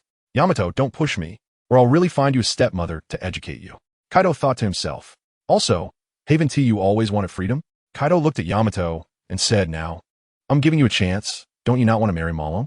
No problem. Go and fight him if you can win from now on. I want to interfere with you. Your life is yours to decide. How about it? Really? Yamato's eyes widened in disbelief at Kaido's words. She thought Kaido was deceiving her, so she instinctively shook her head. I don't believe it. Kaido, damn it. Do you think I'm a man who doesn't keep his word in your heart? That's right, you are. Yamato retorted. Kaido, Yamato, are you forcing me to use the Thunderbagwa to make you obey? Kaido was also angry. Today, I've retreated again and again. Don't push your luck. My black-hearted little cotton-padded jacket. Yamato, looking at the kanabo in Kaido's hand, instinctively took 2 steps back. There was no way. Over the years, she had lost count of how many times she had endured the beatings from that kanabo. The shadow it left in her heart was deep. However, for the sake of freedom, she had never been afraid. She challenged Kaido time and again, even though each time ended in defeat. Yet, despite the fear inside her, she couldn't lose her momentum. Yamato straightened her chest, raised her head, and stepped forward, leaving a footprint on the ground. She said to Kaido, Kaido, are you serious? As long as I defeat the Moke Dragon, you won't interfere with me anymore and will give me my freedom? Even though the hope seemed slim. Yamato didn't want to give up, because defeating Kaido to gain freedom was just too difficult. In comparison, that man who looked like a pretty boy should be easy to defeat, right? The Moke Dragon glanced at the knife resting on his neck and immediately nodded. Ah, yes. Yes, you're right. Miss, let's play the flute together. Chapter 131. Choose, Yamato, of course, once I say it. The 3 generals can't go back on it. When has Kaido of the 100 Beasts ever gone back on his word? Kaido looked at Yamato and replied seriously. As long as you defeat that little brat, I will give you freedom, whether you want to go out to sea or establish the Wano country. It's up to you. I will never interfere with you again. If I deceive you, I'll make sure to take down Akainu. Naval headquarters. In an office, Akainu sneezed violently, magma spewing from his nostrils, igniting the desk in front of him. Soon, the entire naval headquarters building began to fill with smoke. Damn, which bastard is cursing me again? Kazan? It must be that guy Kazan, right? I knew it. That guy has ambitions to become the fleet admiral, clinging to old man Garp early on, then pretending to be a good person in front of Sengoku, gaining his favor. Bah, he has nothing. If the Navy is controlled by someone like him who relies on connections, this great pirate era will be hopeless. After venting, I kind of felt a lot better, and he called in a soldier to clean up the mess. All right, I'll go defeat him right now. Yamato was impatient. Hearing Kaido's affirmation, she immediately prepared to deal with the M.O. Long. But she was stopped by Kaido. What are you in a hurry for? I haven't finished my sentence. Kaido looked at Yamato and said, if you win, you gain your freedom, but if you lose, you naturally have to pay the price. That's reasonable, right? After hearing this, Yamato nodded. It's reasonable, but I want to lose. After saying that, Yamato turned around and tried to run again. Kaido, you want to lose? If you win, I'll make sure to take down Linlin. Stop. Looking at Yamato, who turned to run, Kaido shouted loudly.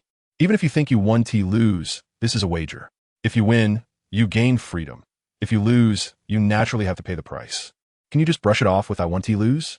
Then what do you want? Yamato stopped in her tracks, turned around, and questioned Kaido if I lose. Then at most, I want to think about going out to sea until I can defeat you? Kaido, Yamato, when the hell did you learn to act cute? Not thinking about going out to sea until you defeat me? Nonsense. Where's the benefit in that? Kaido said loudly, if you lose, then you'll marry M.O. Long, and from then on, you'll stay at home to support your husband and teach your children. No more going out to sea, no more establishing a country. It'll have nothing to do with you. That's impossible. Yamato directly refused Kaido. You're robbing me of my dream. It's shameful. I want to be a man like Kazuki Oden, so I must go out to sea for adventure, and I will establish the Wano country. Stop dreaming. Yamato, you can't become Kazuki Oden. You can only be Kazuki Oden's wife, a woman like Toki. So, how about it? Will you accept this wager? Kaido looked at Yamato and questioned, if you refuse, then you will never have freedom for the rest of your life. I'm telling you, even if I die one day, I will definitely detonate the bomb bracelet on your wrist before I die. So, this is your only chance to gain freedom. Choose Yamato. Faced with Kaido's questioning, Yamato, under the mask, bit her lip, her clenched fists making the kanabo creak. The only chance. Kaido's words echoed in her mind. She had been imprisoned on Onigashima for over a decade. She was already 22 years old. If she still couldn't leave Onigashima, then the most exciting years of her life would be spent on this small island, which Yamato absolutely could not bear. When she was younger, she could comfort herself by saying she was too weak to go out to sea, waiting until she became stronger to venture out. But now, she believed she was strong enough. Although she couldn't match Kaido, she was more than capable of facing the dangers on the sea. So, she had to go out to sea and see the exciting scenes from Kazuki Oden's adventure diary. Alright, I agree. If I lose, I'll give up my dream. Marry that man, and from then on, support my husband and teach my children, no longer yearning for adventure on the sea. However, if I win, you will definitely grant me my freedom, right?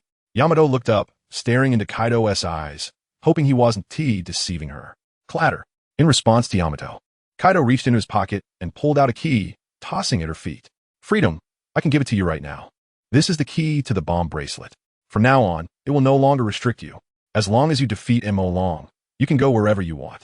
I won't interfere with you again. Looking at the key at her feet, Yamato didn't immediately pick it up.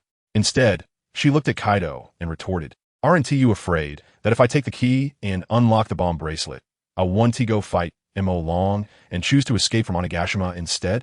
Hearing Yamato's words, Kaido sneered, ha, childish, Yamato. If you think the only thing binding you is the bomb bracelet, then try escaping and show me.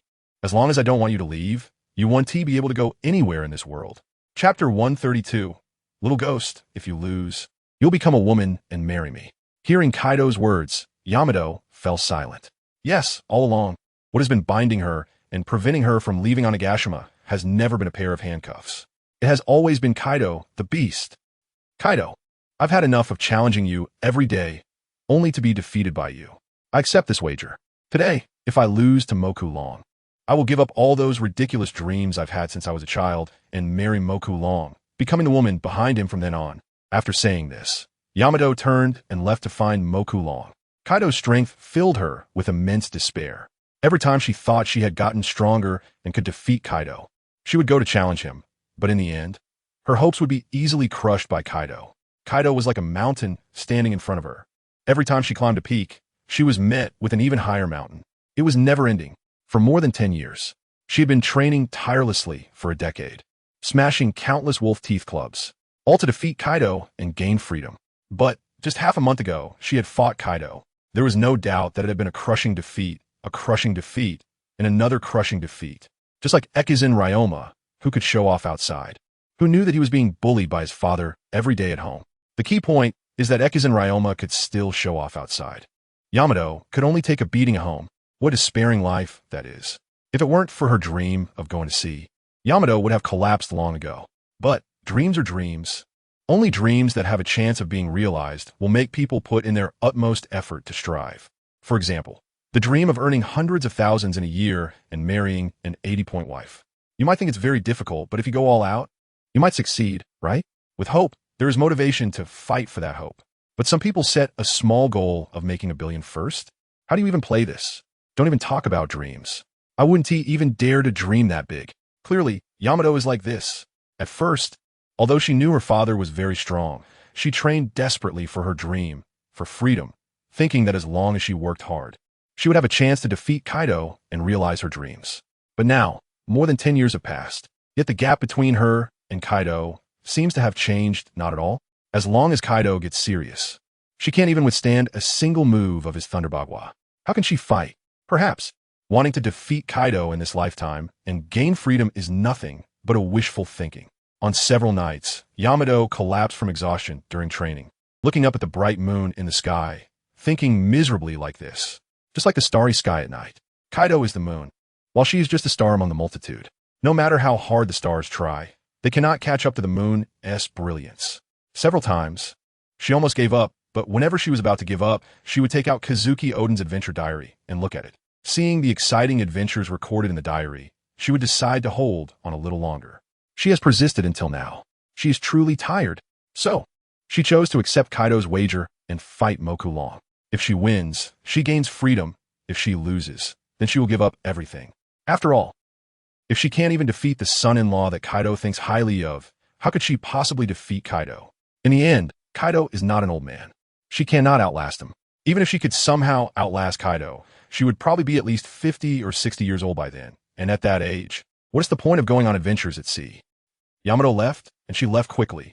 She didn't even pick up the explosive handcuff key that fell at her feet. Perhaps Yamato also understood. If she couldn't defeat Moku Long, even without the explosive handcuffs, she couldn't leave Onigashima. And if she won, and if Kaido was prepared to keep his promise, that key would definitely still belong to her. So, whether she unfastened the explosive handcuffs now was completely meaningless. Moreover, due to wearing the explosive handcuffs for a long time, their existence wouldn't affect her combat ability. On the contrary, if they suddenly disappeared, it might disrupt her performance during battle and lead to mistakes. So, it's better to keep wearing them. Watching Yamato's back, Kaido sighed. I will definitely keep the wager, because you have no chance at all, my foolish daughter. But, will you keep it? Kaido couldn't be sure. Yamato was a stubborn one.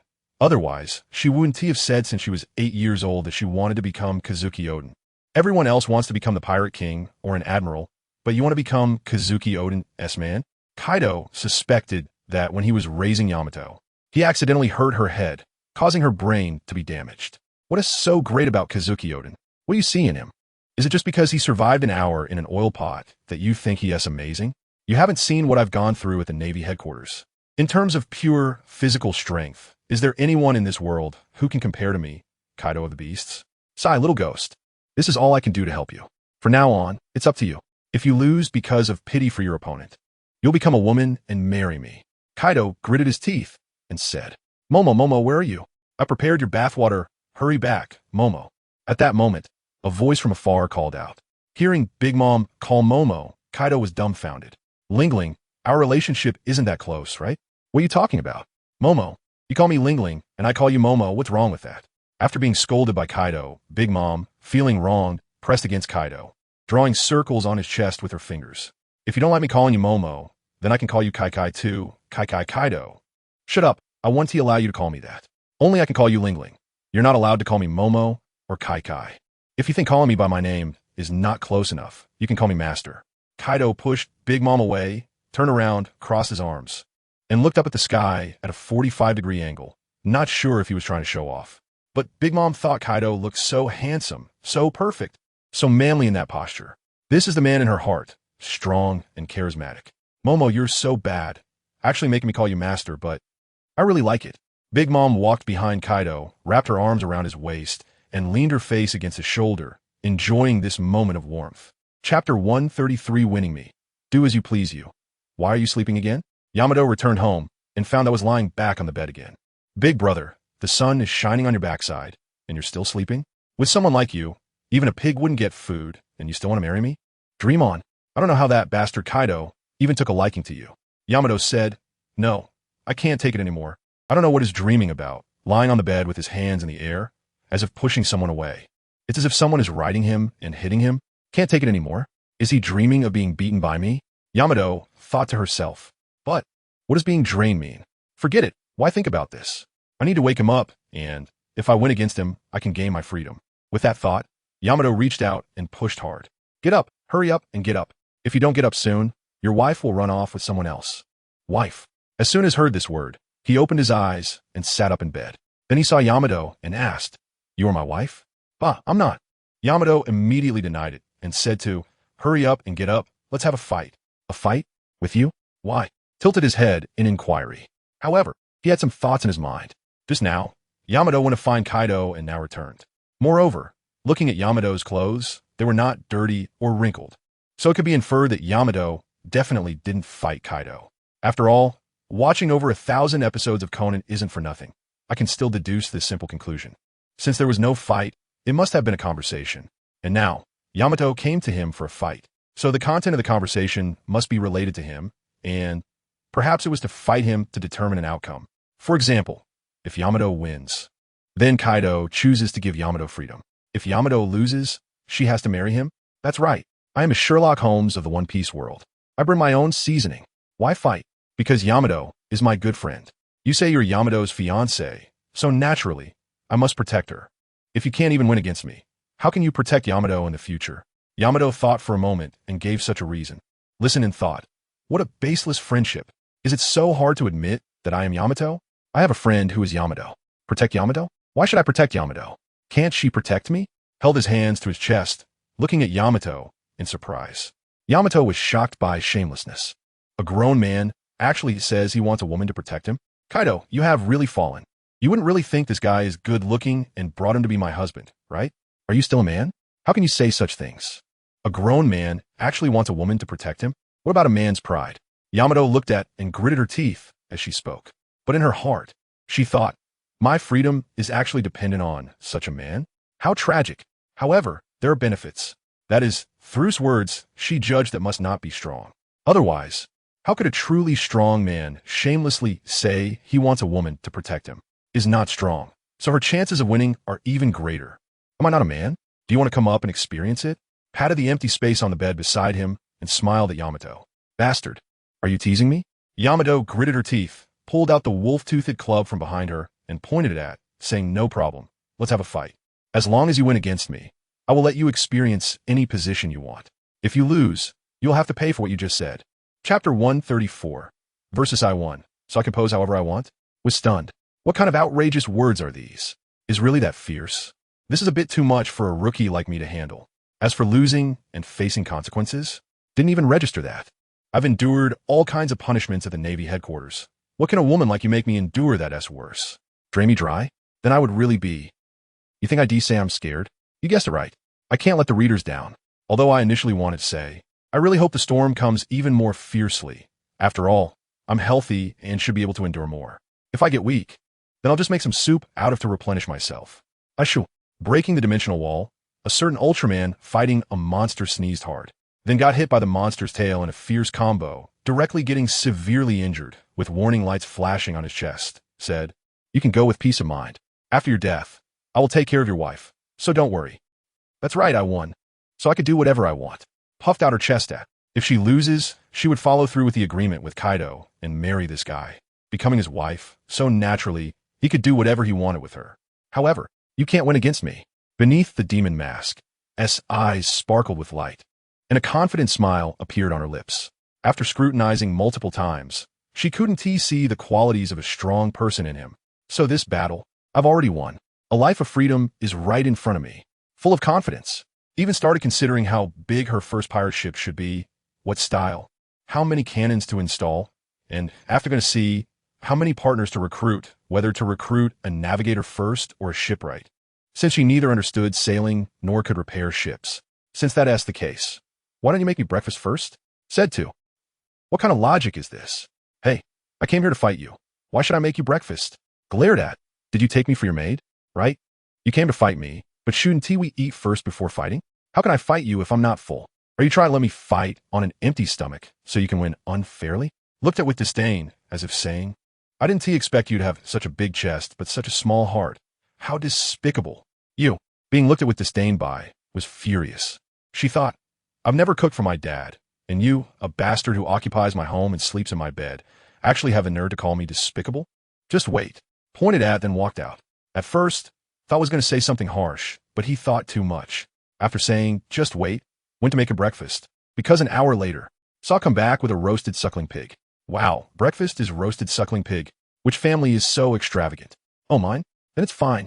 After seeing finish the roasted suckling pig, impatiently said, now that you're full, can we fight? How can that be? Just finished eating and you want to exercise? That's not good for your body. You have to let me digest first. After saying this, lay on the bed, deliberately blocking his view and rubbing his face against her pillow. Seeing this scene, rolled her eyes, so childish. By the way, I heard that massages help with digestion. How about? You try it? Turned around and raised an eyebrow at. Bastard, don't go too far. Hearing's unreasonable request exploded in anger. Why would Kaido be interested in such a shameless man like you? Maybe he thinks you resemble me? Thought for a moment and answered. Are you sure it's not that he thinks you resemble him? Does that matter? Shrugged. Doesn't it matter? Retorted. And so, the two chatted back and forth. An hour later. Hey, an hour has passed. You should be able to digest by now, right? Hurry up and get up to fight me. Declared. My mace is already itching for action. Hey, don't call me that. Do I not have a name? Woman gave a look that said, I've tolerated you for a long time. Even if you don't want to call me by my name, can't you just call me handsome? If you think handsome is too distant, just call me husband. Can I really stop you from saying that? You, shameless. If knew you were teasing her good friend, do you think she would still marry you? Glared at him with wide eyes. TCH, as if could control her own fate. Kaido has already decided. Can still resist? Besides, I'm just giving you a suggestion for what to call me. You can choose not to accept it. How is that teasing you? Retorted. Then you didn't call me by my name either, but directly called me woman, right? Gritted her teeth in anger. That's because you didn't tell me your name, right? I told you my name is. Argued confidently. Had nothing to say. Indeed, she seemed to have never told her name. But, in the current situation, could she just say she is? After dragging for another half hour, finally got out of bed. The two found a clearing and began preparing for the decisive battle. Drew her mace from her back and pointed it at. Where's your weapon? Weapon? Do I need a weapon to deal with a woman? That would be too bullying, right? Shook his head, pretending to be cool, and said, I'm not like those fools who use all their strength to fight rabbits. Although you may be a somewhat famous pirate of the Beast Pirates, Kaido is just one of the 4 emperors. To deal with a small pirate like you, my fists are enough. Fool, somewhat famous? This bastard, does he even know what he is saying? Was trembling with anger. Roger reincarnated wouldn't dare to say such degrading things. Very well, let me see what strength you have to say such proud words. Just don't regret it after you die. She gritted her teeth and said, charged out with her mace. Chapter 135, Flat Ground Fall. So, cute watching Yamato charging like a bull. M.O. Long shook his head and once again tried to act tough. Foolish weakling. If you were truly a top-tier pirate, you should understand the gap between us even without fighting me. Shut up.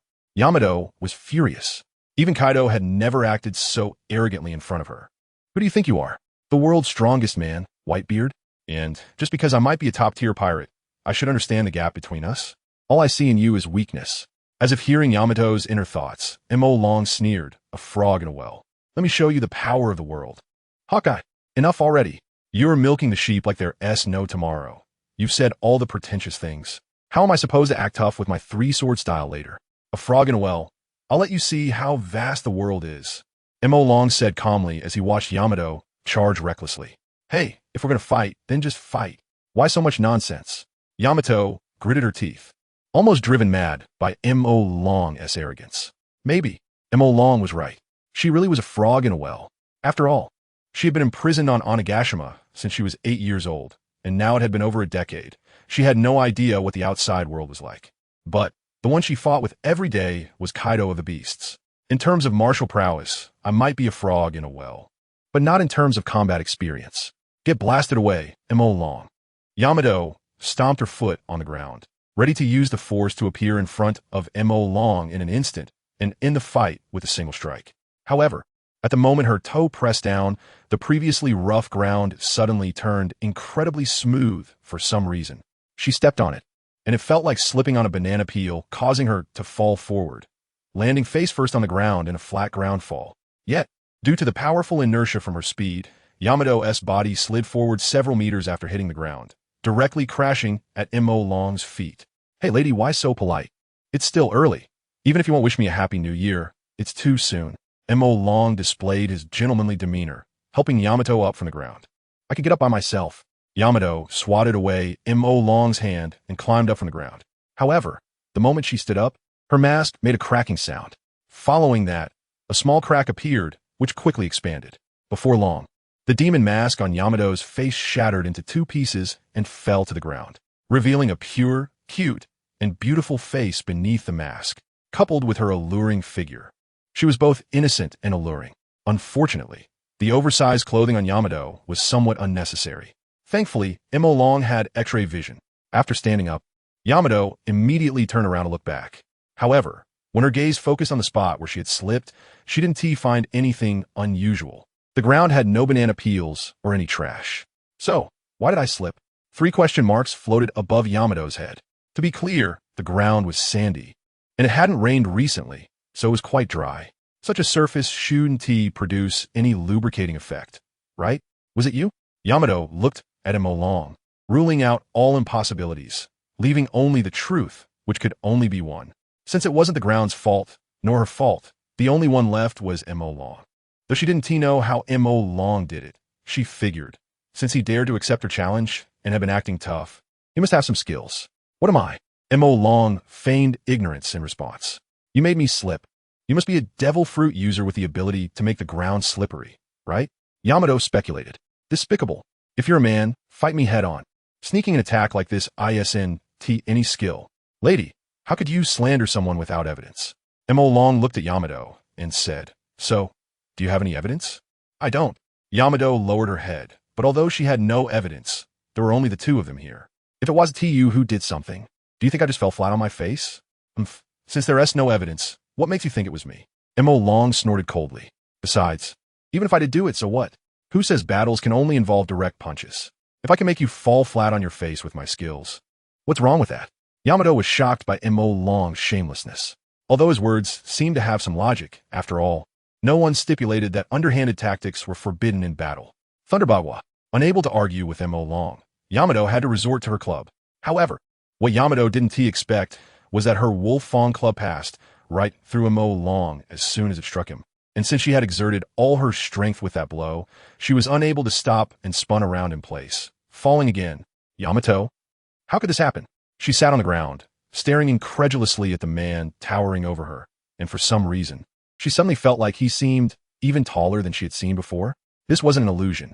Mo Long used his transformation ability to turn himself into a form over 3 meters tall, exceeding Yamato's height of 6 meters made him appear very imposing to her, who was now sitting on the ground. As for Yamato's attack having no effect, wasn't he that normal? After all, he had a natural type cloud fruit. Without armament hockey on her Wolf Fang club, it was only natural she couldn't hit him. Lady, do you want me to help you up? Mo Long extended his hand to Yamato, who was sitting on the ground, looking up at him with disbelief. Smack! Yamato swatted Mo Long's hand away, saying, I don't need your help. I can stand up by myself. Saying this, she used the Wolf Fang club to prop herself up and stand. TSK. Such a dog-biting Eldongbin. Not recognizing a good heart. Mo Long retracted his hand and said with a smirk, Thunderbagwa. After standing up, Yamato launched another Thunderbagwa at Mo Long. Just again and again, the attacks of a morning star seemed to strike against a phantom, completely failing to affect the ink dragon. This made Yamato feel a despair similar to that when fighting Kaido. No, it was even more despairing than when fighting Kaido. At least, with Kaido, she could still land a hit. What on earth is happening? Why do my attacks have no effect? Yamato roared at the ink dragon in question. Originally, I planned to write about the two of them encountering each other by chance, then the ink dragon following Yamato to train together, and eventually challenging Kaido together, gradually developing feelings over time. However, I thought surely someone would say, no way. Are you really going to write dozens of chapters about training with Yamato? Or dozens about fighting Kaido together? That's more than the Pacific Ocean. So I decided not to write it that way. Although, even now, writing like this, some will still say it's dragging. But I can't just have 1 chapter for meeting, 2 chapters for falling in love, 3 chapters for intimacy, 4 chapters for pregnancy, 5 chapters for the birth of a child, and 6 chapters for a direct conclusion. Right? Reader, why not? It seems like you just want to drag it out. Chapter 136. Held in Daimau's arms, facing Daimau's roar. Mo Long suddenly felt that perhaps he was being a bit too much of a bully. However, it is understandable that someone from the natural system, which is rare, wouldn't know that ordinary attacks are ineffective against them. Although under normal circumstances, Daimao, given her identity, should know this. But the key is, Daimau's situation is not normal. This woman has been imprisoned on Ghost Island since she was a child, and has had almost no contact with the outside world. So it is understandable that she doesn't know this. Feeling despair. Huh? I told you before in my presence, you are just a second-rate pirate. Now, have you seen the vastness of the world? Don't think that being unable to defeat Kaido will lead you to despair. Once you set sail, you'll find there are many more people you can't defeat. By then, won't you be even more desperate? I'm just a minor character. A few days ago, any random soldier from the Navy could have taken me out in a second. Yet, faced with someone like me, you can't even win. If you think you can handle those vicious pirates at sea after you set sail, My dear wife. Mo Long looked at Daimao and said lightly, My dear wife. Hearing Mo Long's address, Daimao was stunned. So, you know who I am? Isn't that obvious? Although we've never met, Kaido has promised me to you. How could I not have seen your photo? Mo Long shrugged, but I was clearly wearing a mask. Daimao reached out to touch her mask and wait. Where's the mask? Oh, it shattered just now, then it's fine. Bastard. Are you deliberately insulting me? You dare to say you're just a minor character? Daimao glared at Mo Long and scolded. I don't believe that any random Navy soldier could take you out. If the Navy were that powerful, they would have already attacked Ghost Island. How could they allow the beast pirates to rule the island? Moreover, my strength on Ghost Island is already second only to Kaido. If we talk about bounty, I have at least over 1 billion.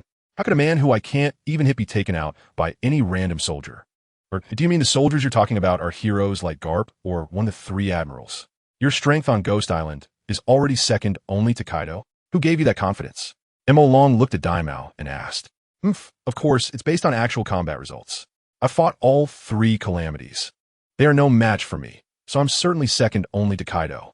Daimao said proudly. Don't you think it's possible that they were holding back against you? After all, you're Kaido's daughter. If they hurt you, it would be hard to explain to Kaido, right? Mo Long said lightly. Impossible, absolutely impossible. Kaido has never held back against me, so the calamities have no reason to hold back.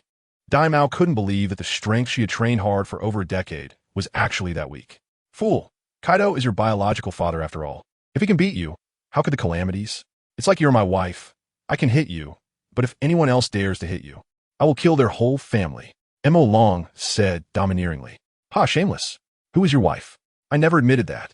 Thinking of the agreement with Kaido, that if she lost, she would have to become Mo Long's wife and spend her life as a homemaker, Daimao's spirit lifted again. She clenched her fists, and the Dark Wolf Fawn Club was wrapped in armament hockey. Although she didn't know why her previous attack had no effect if she couldn't even hit Mo Long. That would be too cruel. You have to understand, she had already thought about building a ship and setting sail to find crew members. But reality seemed to slap her hard. Thunderbagua. Daimao tightened her grip on the Wolf Fawn Club, covering it with the enhanced version of armament hockey, and charged towards Mo Long again. This time, the attack would definitely hit. But Mo Long did not dodge. After all, he wasn't afraid of death. Why should he hide?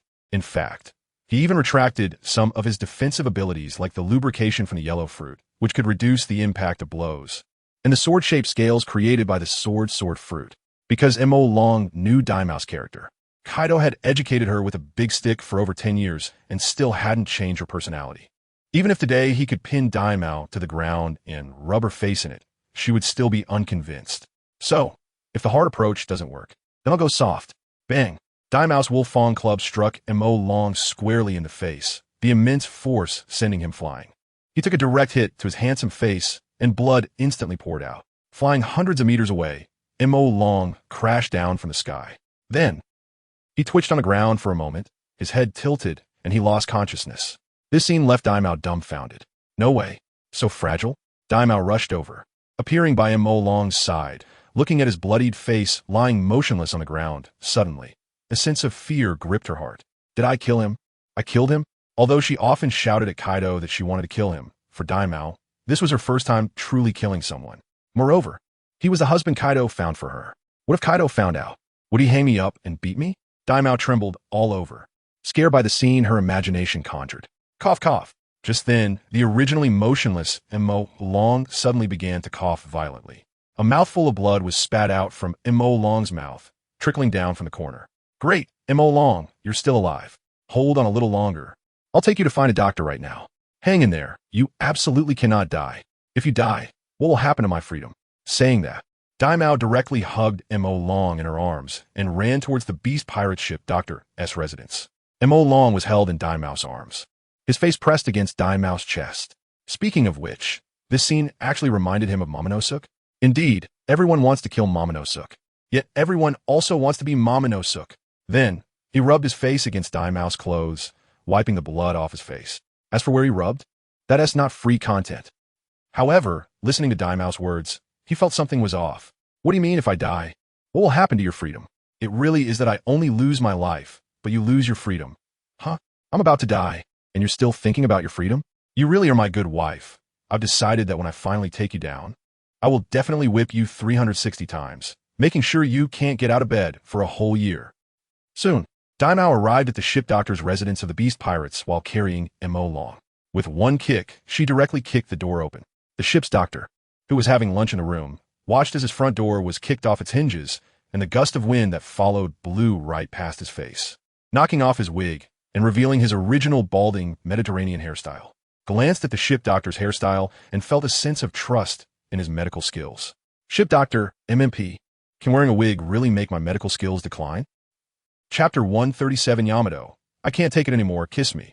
Doctor, hurry up and check on him. He looks like he is about to die.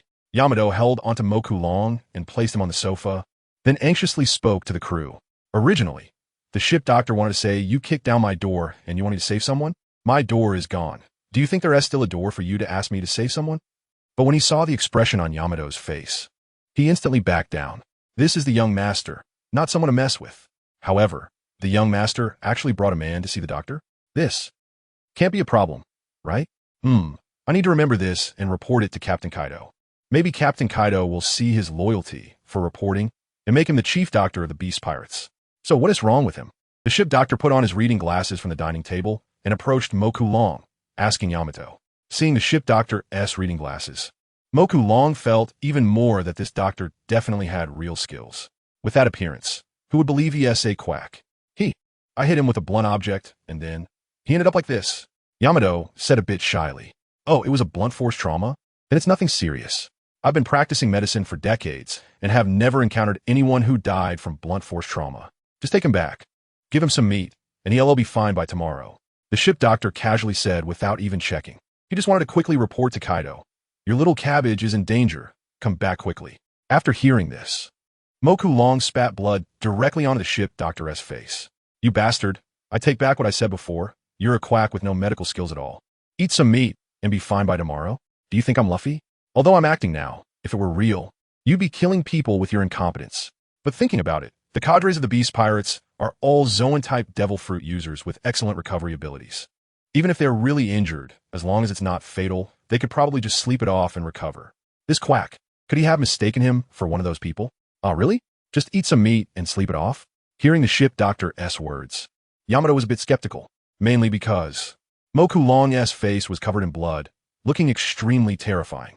Even though she herself is just like the ship doctor said, every time she challenges Kaido and gets hurt, she basically eats some meat, sleeps, and is full of energy the next day. Of course it's true. I've been practicing medicine for decades. Do you think I would lie to you? The quack stroked his white beard, turning his back to Yamato, displaying an air of superiority. Moku Long, how are you feeling? Do you feel like you're about to die? It's not that Yamato doesn't believe the quack. It's just that Moku Long doesn't look like someone who could just eat some meat and sleep it off, so she asked Moku Long directly. If Moku Long said he didn't feel well, she would go find another doctor. I cough. Moku Long spat out another mouthful of blood, then said in as weak a voice as possible, look at me now, do I look like, cough, someone who is, cough. Fine, cough. Seeing that Moku Long seemed like he was about to cough up his heart, Yamato became even more worried. You mustn't die. You have to hold on. This quack isn't reliable. I'll take you to find another doctor right now. Saying this, Yamato picked up Moku Long again and quickly vanished. Watching Yamato's disappearing figure, the ship doctor angrily yelled, who says I'm a quack? Who says I'm a quack? I've been practicing medicine for decades, and all my patients I've treated have praised my medical skills, calling me a divine doctor. The young master is impressive? Huh? The young master can just slander people out of thin air? Let me report to Lord Kaido. You're hiding the fact that you're fooling around outside so wildly, and now you're all bloodied. After saying this, the ship doctor went to find Kaido to report. Soon, Yamato found a second ship doctor while carrying Moku Long. The second ship doctor was more reliable and at least checked before telling Yamato that he was fine. Just take him back, give him some meat, and let him sleep, and he'll be fine the next day. Moku Long was stunned after hearing this. Good heavens, are these ship doctors taught by the same teacher? You could at least prescribe some external medicine for the wounds, right? I'm bleeding all over, and you just conclude that I'm fine and that I can eat some meat and sleep it off? Is the beast pirates so poor that they can't even afford medicine for external wounds? If it was just one ship doctor saying this, Yamato might have doubted it. But now, since two ship doctors said the same thing, then Moku Long should indeed be fine, right? After all, she is the young master of the beast pirates. These ship doctors wouldn't dare to deceive her. Then, thank you. After thanking the ship doctor, Yamato left carrying Moku Long. Not long after the two left, the ship doctor quickly ran toward Kaido's residence, muttering as he ran. Young Master Yamato actually has a man now. I need to report this to Lord Kaido quickly. Luckily, I was smart earlier to easily fool young Master Yamato. Oomph. Lord Kaido will definitely not agree to young Master Yamato being with that pretty boy, so I 1T treat him and let him die untreated. The ship doctor's figure quickly disappeared, but Yamato was carrying Moku Long, walking out from the back of a small house. Moku Long looked at Yamato and said, "See, I didn't lie to you, right? I told you, these quacks are doing it on purpose. I'm clearly seriously injured, can't even walk, cough, cough. Can't even speak without coughing, cough, cough. And they, cough, cough, actually said I'm fine. Just eat some meat and sleep it off." I spit. These guys who disregard human life. Once I recover, I'll make sure to kill them. Originally, after hearing the two ship doctors say Moku Long was fine, Yamato also had doubts. That is, could it be that Moku Long was pretending to be seriously injured to gain her sympathy or something? But now it seems it's those quacks who are doing it on purpose. They misunderstood the relationship between her and Moku Long, so they didn't want to treat Moku Long at all. So now what should we do? Yamato was a bit at a loss. Although there are many ship doctors on Onigashima, the two she found are among the better ones. If these two are useless, then it's very likely that looking for others will also be in vain. Cough, cough. Moku Long coughed again, spitting out a lot of blood that stained Yamato's chest. At this moment, Moku Long appeared pale and extremely weak. He reached out and pressed his hand on Yamato's face. Originally, Yamato was going to resist, but seeing Moku Long looking so weak, as if he was about to pass out, she chose to let Moku Long act as he wished. Immediately after, Malong said in a weak voice, "Yamato, I might, cough, cough, be about to die, cough, cough. I know you don't like me. Now, cough, cough. I'm about to die, cough, cough. After I die, Kaido won't force you, cough, cough, to marry me anymore.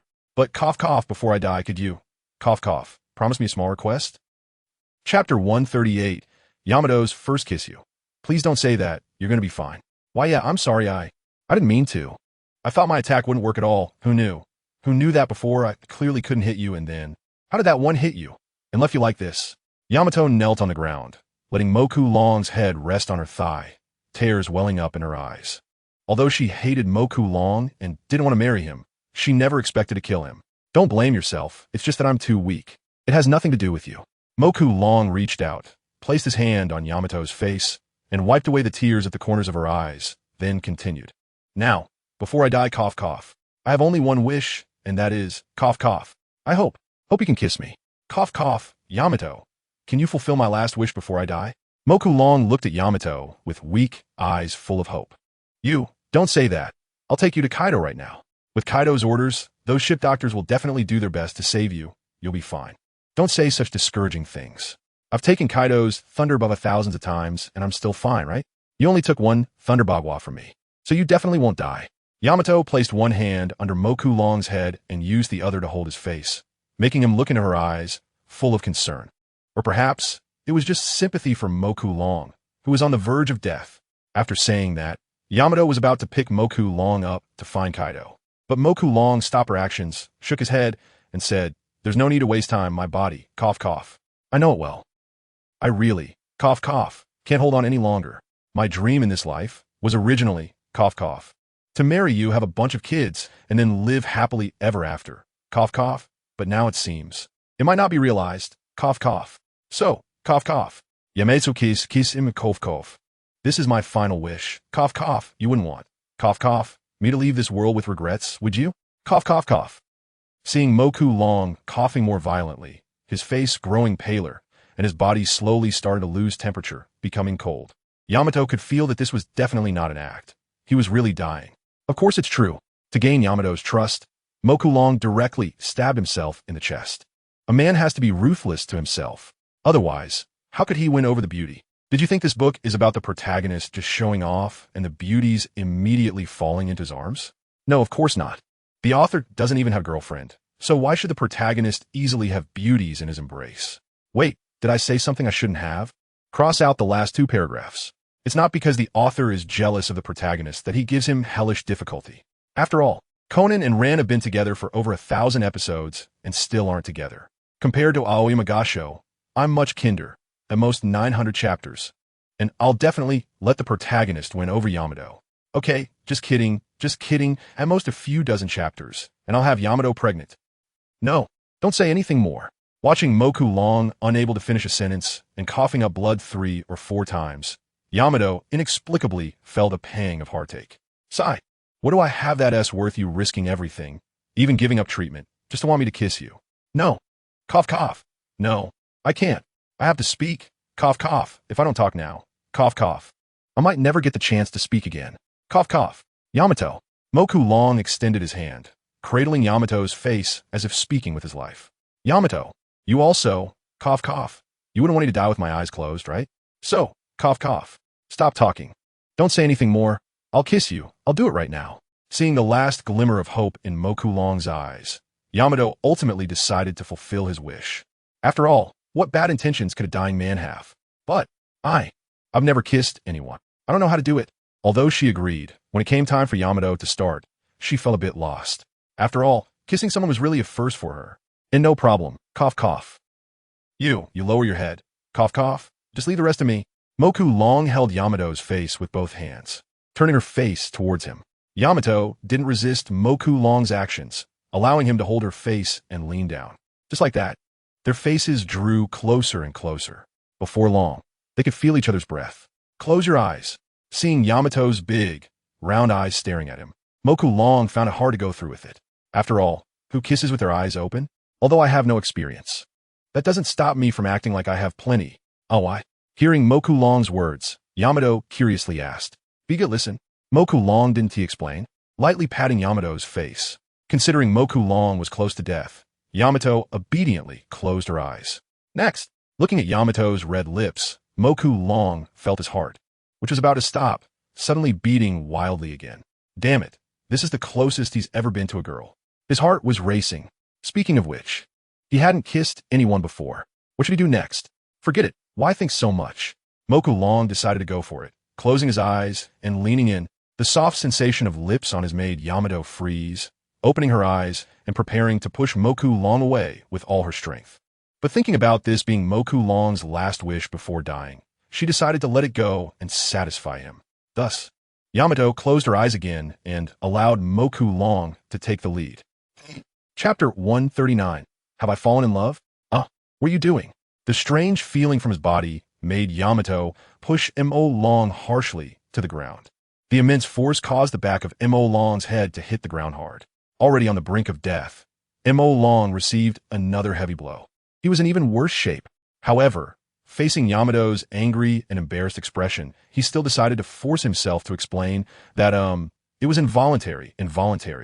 This isn't my fault. If you want to blame someone, blame yourself for being too beautiful. But you can't do that. Yamato snorted coldly, a hint of blush spreading across her face. This is really too much. Clearly, I fulfilled your request to kiss, yet you still. Cough, cough. Phew. After explaining one last time, M.O. Long could no longer hold on. He coughed violently, spitting a mouthful of blood mixed with internal organs onto the ground. Immediately after, he collapsed and couldn't get up. His whole being suddenly lost the breath of life. Yamato, hey you, wake up, are you okay? Yamato reached out and pushed M.O. Long. But he showed no reaction at all. Hey, don't scare me. Seeing M.O. Long's complete lack of response, Yamato grew even more anxious. He was so strong when he kissed me just now. You're pretending, right? Wake up. Yamato pushed and shook Missouri Long's body with more force. For some reason, looking at M.O. Long's lifeless body, her heart suddenly ached. Hey, don't scare me. Get up quickly. Get up. I won't say anything about you. Don't you like kissing me? Get up now. I'll let you continue to kiss me. Yamato shook Missouri Long's body, crying out loud. However, as everyone knows, corpses can't talk. After a long while, M.O. Long still showed no sign of life. Even though Yamato didn't want to believe it, she had to accept the truth. M.O. Long was really dead. Wow. This truth made Yamato burst into tears, collapsing onto M.O. Long's body, sobbing uncontrollably. Although she had only known M.O. Long for less than a day, this brief experience was still a profound memory for a pure girl like Yamato. After all, on this ghost island, no man had ever dared to make a request of her. She had never been this intimate with a man before. Wow. Thinking of this, Yamato cried even louder. Her tears streamed down like 2 jets of water. This kind of exaggerated portrayal often appears in anime. and now it was being realistically acted out by Yamato. However, they say women are made of water, so it's quite normal. After crying for a long time, Yamato's tears were nearly dry. Only then did she get up from Mo Long's body, looking at the silent Mo Long. She gave up on the fantasy that he might still be alive.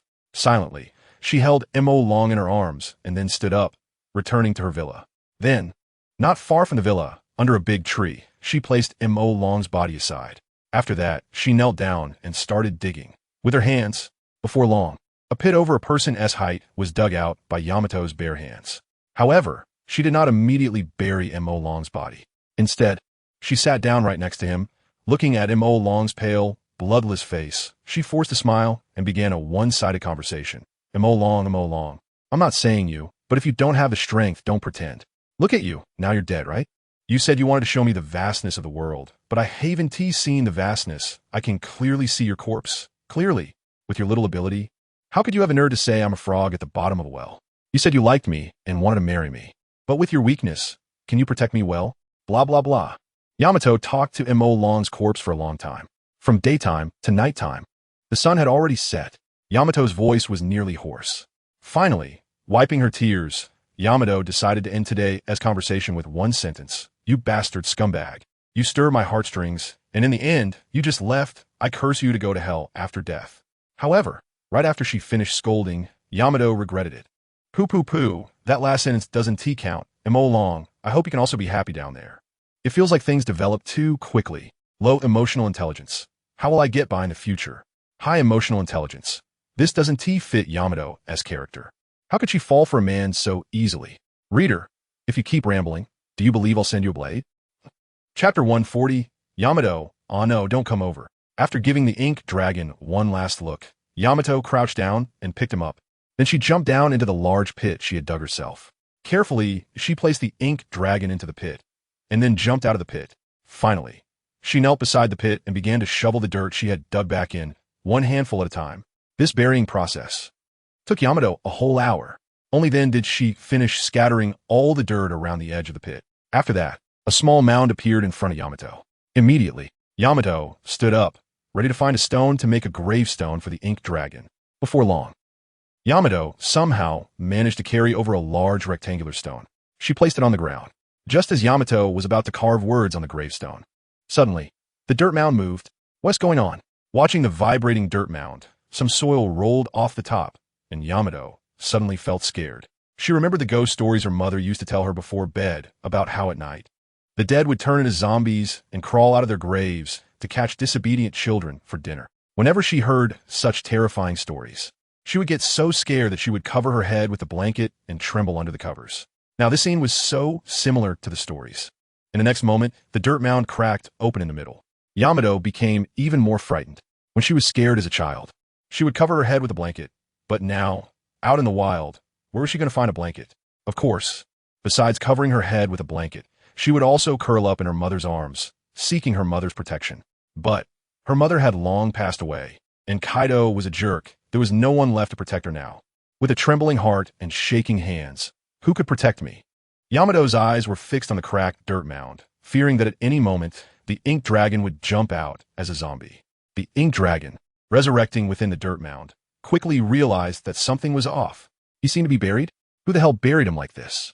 Didn't they know he was still alive? Cursing in his heart, the ink dragon moved, and the dirt mound that buried him cracked open. Then, the ink dragon stretched out his hand, and a palm emerged from the dirt mound. Just as the ink dragon's hand reached out, a sudden thunderclap echoed in the sky. Boom! A bolt of lightning struck down, splitting a nearby tree in half. The light from the lightning illuminated the ink dragon's blood-stained, muddy hand, exposing it to Yamato's view. Crouched beside the dirt mound, Yamato saw this scene and screamed in fear. Oh no, there's a ghost. Overcome by terror, she fell to the ground, supporting herself with her hands, trembling all over. Immediately, the ink dragon slowly crawled out from the dirt mound. Seeing the ink dragon emerge, Yamato became even more terrified. No, don't come over, ink dragon. I didn't mean to kill you, please, don't. Seeing Yamato's fearful expression and her miserable pleas, the ink dragon was taken aback. What is happening? Is this really Yamato? Not even afraid of Kaido, but scared of him? Wait, does this woman think he is a ghost? Suddenly, The ink dragon had a realization.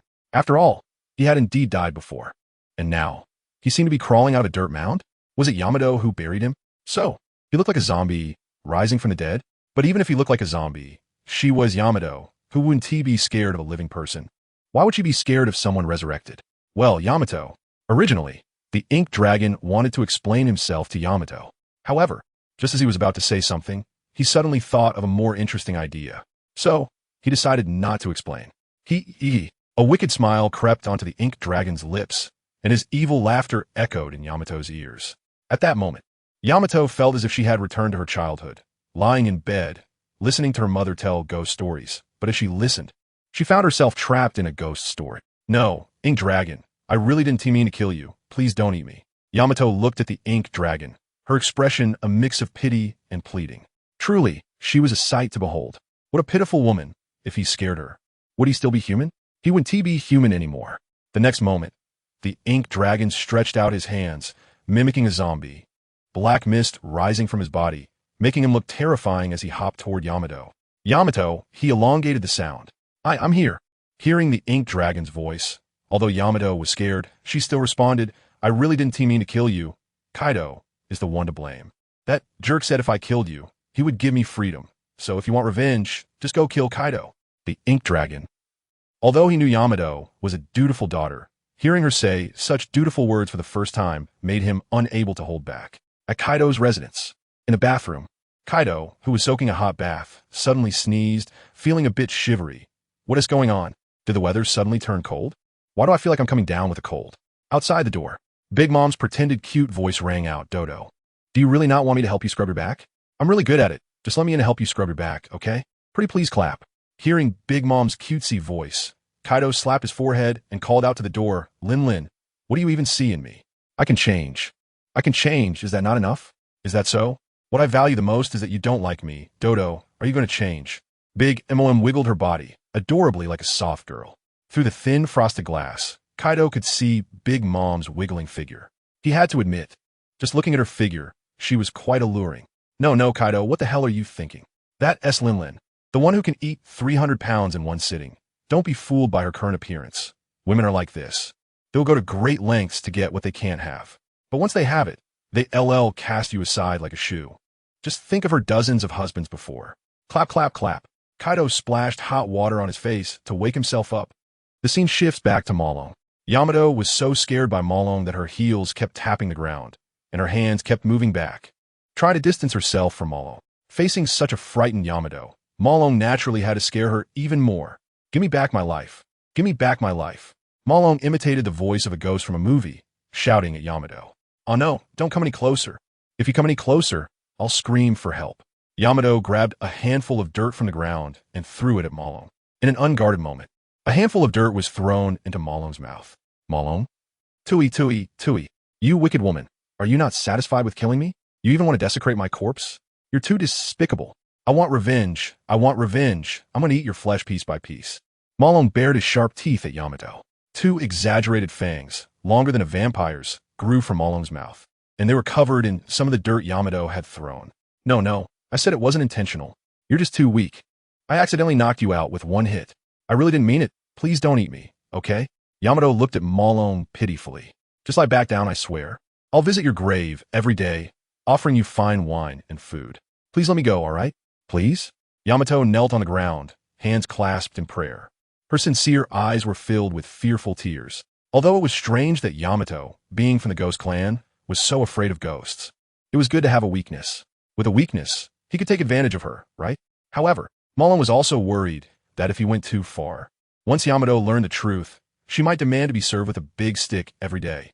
But he only wanted to serve Yamato with a big stick, not to be served by her with one. What to do? Forget it. Let's deal with future matters later. Let's enjoy tonight first. You want me to lie back down? That's not impossible, Malong said to Yamato.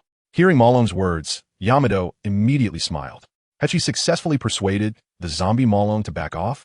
But Malong had a but. Hearing Malong's but, Yamato was so scared that she jumped up and ran. Malong said, but the burial mound is too cold. I can't get used to sleeping alone, so, Yamato, come lie down with me. Upon hearing this, Yamato understood that if she couldn't argue with the living Malong, she certainly couldn't with the dead Malong. watching Yamato run away. Malong's legs turned into black clouds and floated in the air to chase after her. He felt that this looked more like a ghost. Yamato, why are you running? Don't you want to lie down in the burial mound with me? Malong slowly enunciated each word, his voice wavering. In such a night, anyone who heard it would feel like a ghost was speaking. No, I don't want to lie down in the burial mound with you. I'm not a zombie, Yamato loudly rejected. But she found that Malong's voice seemed to always be just as close. So she turned around to see what was going on. However, as she turned, she saw Malong, whose lower body had disappeared and turned into black mist, with claws for hands and a face covered in blood, floating in the air, chasing after her. Faced with this scene, Yamato fainted from fear. In the midst of her run, she suddenly lost all strength and fell to the ground, not moving at all. Who would dare say my chapter is short? This one isn't short, right? Chapter 141. If you catch me, I'll let you. Long, what? Is she really fainted from fright? Looking at the unconscious Yamato on the ground, Long was speechless. No one expected that Yamato would be afraid of ghosts to the point of fainting. It's common for girls to be scared of ghosts, but this is Yamato. The one who dreams of going on adventures at sea is actually scared of ghosts. What a sight to behold. After all, how can someone so timid go on adventures? But it's fine that she fainted. Long rubbed his hands together. If she fainted, he could operate more freely, right? Stop. Please stop your unhealthy thoughts. What I mean by operate is definitely not what you think. Long bent down, ready to carry Yamato back. But then, Yamato showed no mercy. As he bent down, she kicked him in the chest, sending him flying. Then she got up and ran away. Long was dumbfounded as he flew through the air. What the hell? Is she pretending to be fainted? Yamato, you really are something. He continued to chase after her. Yamato was feeling distressed. When she was little, she had asked her mother what to do if she ever encountered ghosts. Her mother said that as long as she lay on the ground and pretended to be dead, it would be fine because ghosts and zombies don't eat the dead. It's all fake, all fake. Long, who had turned into a zombie, had just opened his mouth and was lying on her, ready to eat her. If she hadn't reacted quickly and kicked the zombie away, she would have probably become Long's dinner by now. No, that can't be true. That's absolutely impossible. It's just Yamato's overactive imagination. Long just wanted to carry her back. How would he want to eat her? Even if he did, would he do it in this desolate place? This is what is called scaring oneself. It's just like after watching a horror movie, lying in bed covered in blankets, feeling like there's a ghost standing beside the bed, silently watching. Fortunately, the blankets provide a seal, and the ghost can't break through. Clearly, Yamato, due to her overwhelming fear, had conjured up the image that Long wanted to eat her. Thus, on this dark night with occasional thunder, a man and a woman were chasing each other in a small grove. It felt like, if you catch me, I'll let you have your way. Long found it quite thrilling. Yamato, on the other hand, was only terrified. After chasing for a while, Long realized he couldn't keep this up. At this rate, they would be chasing until dawn. The key was that if dawn came, he would be exposed. Moreover, looking at the direction Yamato was running, it seemed like she was heading toward a gathering point. Right now, Yamato was alone. He could scare her a little. If she ran into other people, they would easily see that he wasn't human. No, they would see he wasn't a ghost. Then it would be a big deal. Thinking of this, Long activated the power of the cloud fruit, and in an instant, the area within hundreds of meters was filled with black mist. Yamato plunged into the black mist, then realized she couldn't see anything. What is going on? Why can't I see anything? The black mist filled all the space around Yamato, making it so that she couldn't see her own hand in front of her face. Darkness is always the greatest source of fear. Trapped in darkness, Yamato completely broke down. She squatted on the ground, burying her face in her arms, crying loudly, Mom, I'm so scared. In that moment, Yamato resembled a helpless little girl, as if only her mother's embrace could provide her with a sense of security. The sound of her crying was heart-wrenching. Long stood in front of her, listening to her cries filled with fear and despair, and felt a bit regretful. Had he gone too far? Thinking of this, Long dispelled the black mist and transformed back into his normal human appearance. He squatted down, patted Yamato's shoulder, and comforted her. Yamato, don't cry. I was just joking. I'm not a ghost, I'm still alive. However, Yamato didn't hear his words at all. Just as his hand touched her shoulder, Yamato's body trembled, and then she collapsed onto the ground, fainting. However, having learned from the previous experience, Long suspected that Yamato was still pretending. So he tested her. He reached out and pressed on Yamato's mouth, giving a pinch. Yamato still didn't respond. and Mo Long finally confirmed that she had truly fainted. After all, no girl could keep pretending in such a situation. Although Yamato often acted tough, fear had overwhelmed her, leading to a mental breakdown, just like Luffy fainted from overwhelming sadness after seeing Ace die. Confirming that Yamato was really unconscious, Mo Long bent down to carry her in his arms and prepared to head home. Just as he picked Yamato up and was about to walk in the direction of home, he saw Jack standing across from him. Mo Long. Jack. The two of them stared at each other, wide-eyed, neither speaking nor moving. Mo Long was thinking, should I silence him? Jack was thinking, am I going to be silenced? Finally, after a long while, Mo Long took the initiative to speak. Didn't you say you were going into seclusion to train until you could beat Aokiji? It's only been a few days, and you're already out? Do you really think you can beat Aokiji now? Or were you just talking nonsense and never actually went into seclusion? He started by scolding Jack, using a domineering tone to intimidate his opponent. After being scolded, Jack indeed became timid. He thought about how the other party was Kaido's son-in-law and how they were on the same side, while he was just a crew member who called Kaido sir. How could their relationship compare? I didn't see anything. After saying this, Jack turned and ran away. Unlike when he was running with Yamato, Jack ran away without looking back. His speed was so fast that he disappeared in a flash, watching Jack vanish in an instant. Mo Long was also speechless. It was one thing for Yamato to be scared of him. After all, he was pretending to be a ghost earlier. But why was Jack scared of him too? He clearly remembered he had transformed back into his handsome self. Also, why was he running so fast? Did he see something? Damn, this guy can't be left alive. If it weren't for Yamato fainting, and if he wasn't worried about someone finding her body, he would definitely chase after Jack and pull all his teeth out, making him witness something he shouldn't have seen. If Jack knew Mo Long's thoughts, he would surely shout his innocence. I really didn't see anything. He had only been in seclusion for a few days, feeling hungry, and came out to find something to eat. As a result, he unfortunately encountered such a situation. He only saw Mo Long pick up the fainted Dahi from the ground. Besides that, he didn't see anything else. He ran away because he thought he had discovered Mo Long knocking out young Master Dahi in the small grove, and that something inappropriate for children was bound to happen next. To prevent the ivory from being bought and sold, he ran away. Chapter 142. Yamato. Time for a bath. Half an hour passed. Mo Long carried Yamato back to the villa facing the sea. He placed Yamato on the sofa, mainly because Yamato had fallen to the ground twice and was covered in dirt. It wouldn't be good to put him directly on the bed. After all, he still had to sleep there. After placing Yamato on the sofa, Mo Long sat down on the opposite sofa and started looking at Yamato's face. The more he looked, the more beautiful she became. No wonder she's my wife. After complimenting her, Mo Long began to think about what to do next. Yamato had fainted from fright. In this case, when Yamato wakes up tomorrow, she would definitely pin him down and rub him hard. So, he needed to come up with a way to make Yamato forget everything that scared her. How to do it? Right. When watching TV shows, it seems that hitting someone on the head with a stick can make them forget. Let's give it a try. With that thought, Mo Long picked up Yamato's wolf fawn club and held it in his hand. Then he looked at Yamato's head. He positioned the wolf fawn club near Yamato's head, aimed, and swung down with force. No way, no way. Is there really someone who thinks I would hit her with it? The wolf fawn club stopped in midair. Originally, he had scared Yamato quite a bit by pretending to be a ghost. If he hit her again, that grudge would surely deepen. By then, don't even think about getting married. He might have to force himself on her instead. Although he thought readers would enjoy this kind of plot, he just wouldn't write it. Readers grabbing the author's collar, pulling him in front, slapping him twice, then pointing at the author and saying, "Try saying that again." He put down the wolf fawn club.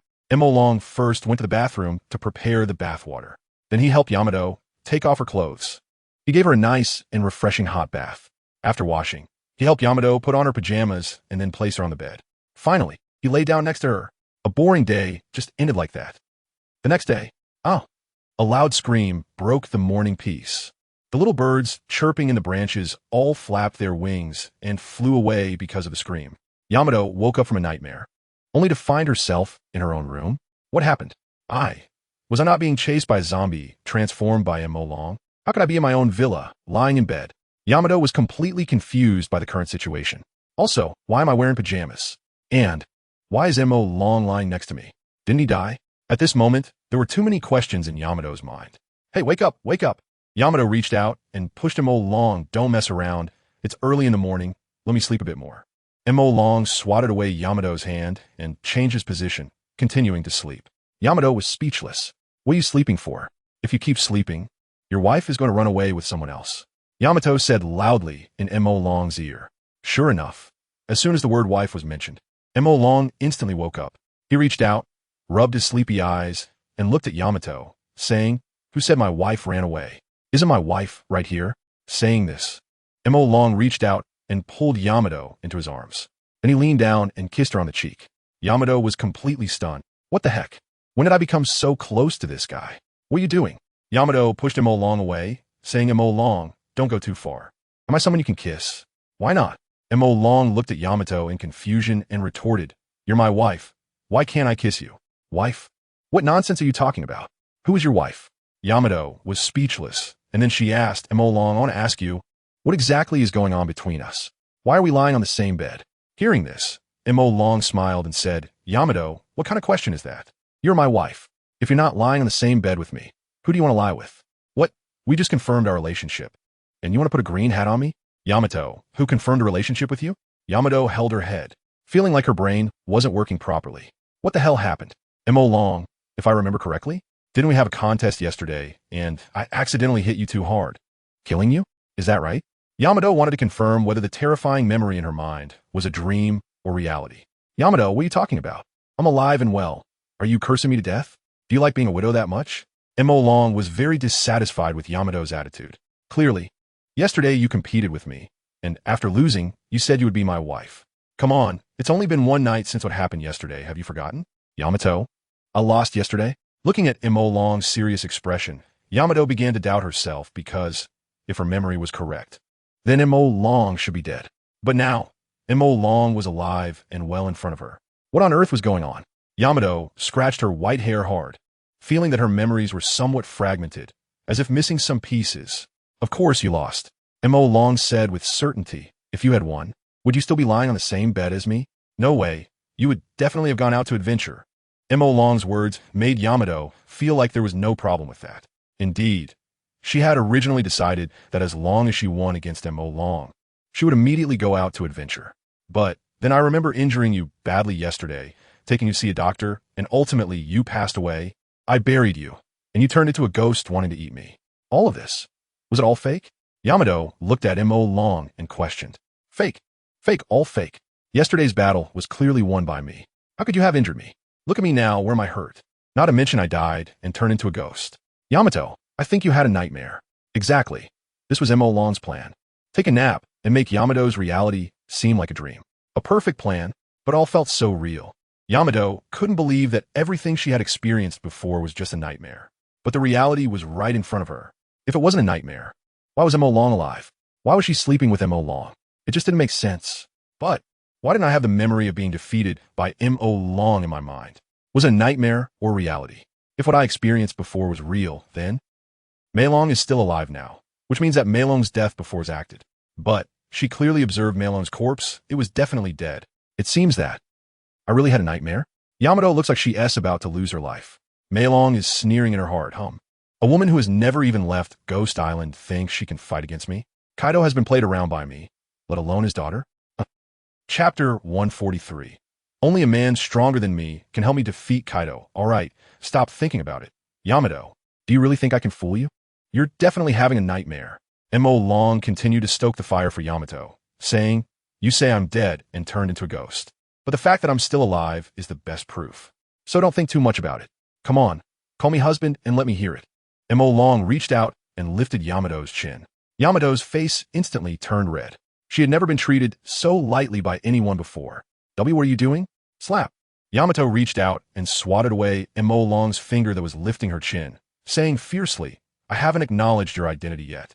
Besides, I don't even have a memory of you defeating me, so it doesn't count. Let's fight again. Mo Long, Yamato, you can't be serious. You lost, and now you're refusing to admit it, right? You lost yesterday, and today you say you forgot. If you lose again today, will you say you forgot again tomorrow and want to fight again? Are we going to fight every day like this? Mo Long rolled his eyes. If you're talking about fighting in bed, then I'm fine with that, but fighting outside is absolutely out of the question. In bed? Yamato was taken aback.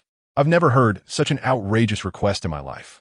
However, if you don't mind the bed being small and can't move around, then I can fight in bed too. Saying that, Yamato jumped off the bed, grabbed her wolf fawn club from the sofa, and then jumped back onto the bed, pointing the club at Mo Long. She said, "Come on, let's fight in bed, Mo Long." He didn't know if Yamato was pretending to be silly or acting innocent, or if she was genuinely clueless. Did I mean that? Readers of this book all know what I mean. As the female lead, you don't understand? How can you face the 100,000? Well, okay, 1,000 readers of this book. What's wrong? Hurry up and get up. Didn't you say you want to fight with me in bed? Seeing Mo Long still sitting on the bed without moving, Yamato tilted her head and asked cutely, "You're not backing out, are you? I must tell you, if you want to be my husband, you must be stronger than me. Only a man stronger than me can help me defeat Kaido." Hearing this, Mo Long almost spat out his soda. "Are you looking for a husband? You're looking for a man to see your father off. Yamato, I'm hungry. Go make me some food." Mo Long changed the subject. Yesterday, he only had breakfast and skipped lunch and dinner, and now a day had passed. He was already starving. You know, you can't fight if you're hungry. Okay, I'll go make you food. Yamato thought Mo Long was right. You can't fight when you're hungry. Plus, she realized she was quite hungry too. So, Yamato went out. She hunted a tiger and roasted it to eat. Mo Long watched as Yamato devoured the meat, thinking to himself, "Indeed, you are what you eat." Yamato loves to eat meat, so the parts that should grow meat are growing quite well. Mo Long's hand unconsciously grabbed at nothing. The feeling from last night seemed vivid in his memory. Soon, the two finished their meal. Yamato wiped her mouth with her sleeve and said to Mo Long, "Are you full now? Let's hurry up and fight." Mo Long rolled his eyes at Yamato. "When did I say I would fight you after getting full? What kind of person are you? You clearly said that you can't fight on an empty stomach." Yamato was infuriated by Mo Long's words. How shameless. Did you forget what you just said? Yes, I said that you can't fight on an empty stomach. But I never said that after getting full, I would fight you. Mo Long spread his hands. It's your misunderstanding that I would fight you after getting full.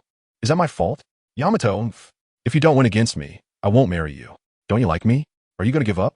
Yamato huffed and looked at Mo Long. You're a big man. Just fight me already. There's nothing to lose. Why are you being so wishy-washy? Or are you saying you didn't actually win against me yesterday? Are you lying to me? Are you kidding? Who doesn't know that I'm the most honest person? Otherwise, how could I still be unmarried at this age? You actually said I'm lying? That's slander, you know? Mo Long put on a sad look as if he had been wronged. This made the innocent Yamato feel like she was being too much. Yes, although she forgot the details of being defeated yesterday, it should be true. Otherwise, how could she be sleeping in the same bed with Mo Long? It can't be that Mo Long knocked her out and carried her to bed, right? All right, I was wrong. I shouldn't have slandered you, but let us just say I'm begging you. Can we fight again? If you defeat me once more, I'll be your wife. Yamato looked at Mo Long with her hands clasped together, as if saying, "Please, I'm begging you." "Ah, since you're sincerely asking me, then I'll graciously accept your challenge." Mo Long understood that if he didn't truly defeat Yamato once, he might not be able to win her heart. The same place as yesterday, Mo Long and Yamato faced each other. Yamato held the wolf fawn club, pointing it at Mo Long, saying, "Don't go easy on me just because I'm a woman. Let's have a real fight between men." Hearing Yamato's manly words, Mo Long didn't know what to say. "You're a woman. What are you talking about fighting between men? There's a small forest nearby. I'm actually looking forward to a tussle between a man and a woman." Mo Long looked at Yamato and muttered softly, "Please, I want to marry Yamato, not someone like you, Tien. Attack." Yamato shouted and charged at Mo Long with the wolf fawn club. Mo Long had no choice. He clenched his fists and charged forward as well. Just as the two were about to collide, Kaido descended from the sky. He landed between the two. One hand caught Yamato's lightning attack, and the other blocked Mo Long's flaming punch. "Kaido, what are you doing?" Yamato glared at Kaido's appearance and immediately shouted, "Can you not interfere with my fight with Mo Long?" "Sorry, I have something to discuss with Mo Long. You two can postpone your fight," Kaido said to Yamato, then grabbed Mo Long and transformed into a blue dragon, flying into the sky. Watching Kaido fly away, Yamato was speechless. What the hell is going on? Angry, Yamato threw the wolf fawn club to the ground. Mo Long also looked speechless, questioning Kaido. "Damn, Kaido, can't you see I was trying to connect with Yamato? How to build a relationship with Yamato?" Hearing Mo Long's words, Kaido laughed. "Are you sure you're building a relationship? Aren't you fighting? TCH, don't you know? Fighting is a form of love. The more you fight and curse, the more you love each other. Fighting is one of the ways for me and Yamato to build our relationship," Mo Long said confidently. Chapter 144. The 10 Pirate Crews. Kaido chose not to argue with Mo Long, but instead explained, "Previously, it wasn't because we were executed that the Navy failed. Rather, the images of our execution spread, and my strength became something to be admired. That's why many pirate crews have chosen to join the Beast Pirates these days. Now, I'm prepared to take you to see them and help screen them. After all, no matter what, we are one of the Yonko crews. So we can't just accept anyone casually. I'm not like Whitebeard. That guy wants to adopt every person he meets as his son. I will only recruit talented individuals. Yes, you're different from Whitebeard. You have thicker skin. Malong rolled his eyes. Aren't you capable of screening them yourself? Do I really have to help you with this? Why didn't you ask me to help when you were having kids? Huh? Kaido's massive dragon eyes glared at Malong. Malong quickly retracted his words and chuckled. So, how do you want me to help you screen them? Do you want to exclude the ugly ones, or those without bounties? Or maybe you don't want anyone weaker than me. Anyone weaker than you? How am I supposed to recruit anyone then? Kaido shot Malong a glance. This guy's current strength is quite formidable. Although Kaido wasn't sure just how strong he was, he knew that none of the pirate crews coming to join would be able to defeat him. Kaido also understood that truly powerful pirates have their own ambitions and wouldn't simply choose to join him just because they saw his impressive physique. Most of those who chose to join him were not strong. And indeed, this time, a total of 10 pirate crews had joined. The strongest crew's captain had a bounty of only 98 million, not even reaching 100 million. Bringing Malong over was mainly to let him experience real battlefield combat. After all, despite Malong having obtained so many devil fruits, he had never truly fought seriously. It was unclear how powerful he would be in a real fight. In short, Kaido intended to use these pirate crews to provide Malong with real combat training. Because in Kaido's view, a true powerhouse emerges from countless battles, compared to those individuals. Malong was merely a weakling with great power, without experiencing the brutality of the battlefield. Who knows if Malong would be able to use his skills effectively when he encounters real combat in the future. Yes, those pirates were still unaware. They were wholeheartedly trying to ally with Kaido, ready to contribute to the Beast Pirates. But Kaido was treating them as fuel to help Malong grow. Even if the Beast Pirates eventually dominated the world, these fuels would inevitably be unable to enjoy the fruits of their labor. How tragic that is. In summary, aside from oneself, no one could be relied upon. So, what are the conditions for your selection? Malong asked Kaido. If you don't tell me, how can I help you pick? Arrived, Kaido did not answer Malong's question and suddenly came to a halt in midair. He nearly threw Malong off. Malong noticed that Kaido liked to stop suddenly in the air.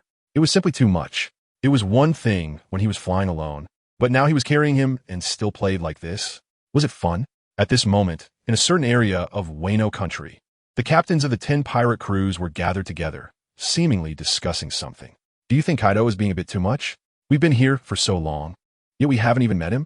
No matter what, we are sincerely trying to join the Beast Pirates, but it seems he doesn't even regard us. The Minotaur pirate crew's captain, Dominus Salus, grumbled. I heard that Kaido values talent, but I see that as a lie. If he truly valued talent, how could he leave us here, ignoring us? Do you think it's possible that Kaido does value talent, but in his eyes, we don't qualify?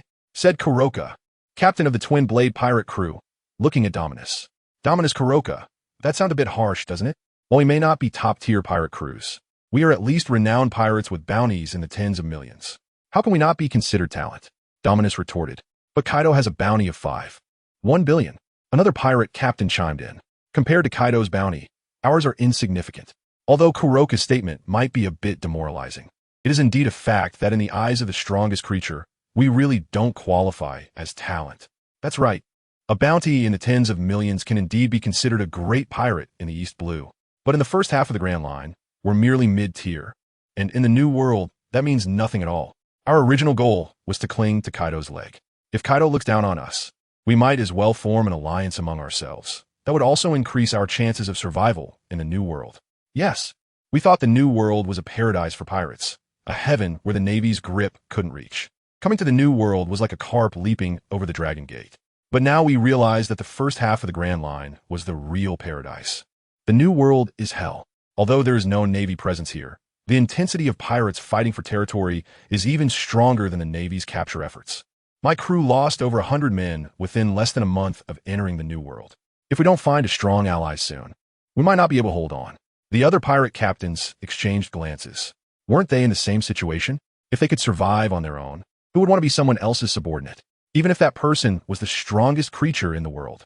Shut up, Kaido is coming. At this moment, the captain of the Tiger pirate crew, Tiger Croc, who had been silent, finally spoke up. He had the highest bounty among the 10, at 98 million, just 2 million short of 100 million. However, a bounty of 100 million is a dividing line for pirates. Just like those newcomers who earned over 100 million in their first year at sea are called supernovas, those with bounties of 99. 99 million are no longer associated with that title. It can be said that a small difference can lead to vastly different outcomes. Chapter 145. Afraid? I'm inviting you all to come at me together. As soon as the words of the fierce Tiger Kaido came out, the pirate captains present immediately shut their mouths. Complaining behind Kaido's back was fine, but speaking ill of him in front of him was like courting death. They weren't immortal. Being killed was real death. The next moment, with a loud rumble, Kaido descended from the sky. He then looked at the 10 pirate captains and said, "Gentlemen, I apologize for keeping you waiting. After all, since they were here to join his pirate crew, their attitude should be more respectful." "Not at all, Captain Kaido. You are busy with countless affairs as a Yonko, managing on Agashima, and it's already a great honor for us to have a moment of your time." "That's right. Lord Kaido is the emperor of the New World. It's not easy for him to meet us little pirates. How can we let him apologize?" "Yes, if anyone should apologize, it should be us for choosing to join the Beast Pirates during your busy days. It's truly inappropriate." "Exactly, it's all our fault. If it weren't for the hopeless situation here, we should drink 3 cups in self-punishment." Listening to the flattering remarks of these pirates, Long couldn't help but feel speechless. With such shameless people, how could they call themselves pirates? Can't they learn from me? Letting Kaido beg me to join? I don't even want to join. If it weren't for Kaido using weapons to introduce his daughter to me, even if Kaido kneeled and begged, I wouldn't step foot on this cursed island. Yes, certain someone has already forgotten that he also had to cling to Kaido's leg to escape the Navy headquarters. Of course, that is not important. Strong people always forget because they only remember their own glorious moments. As for the times they were bullied, they tend to selectively forget.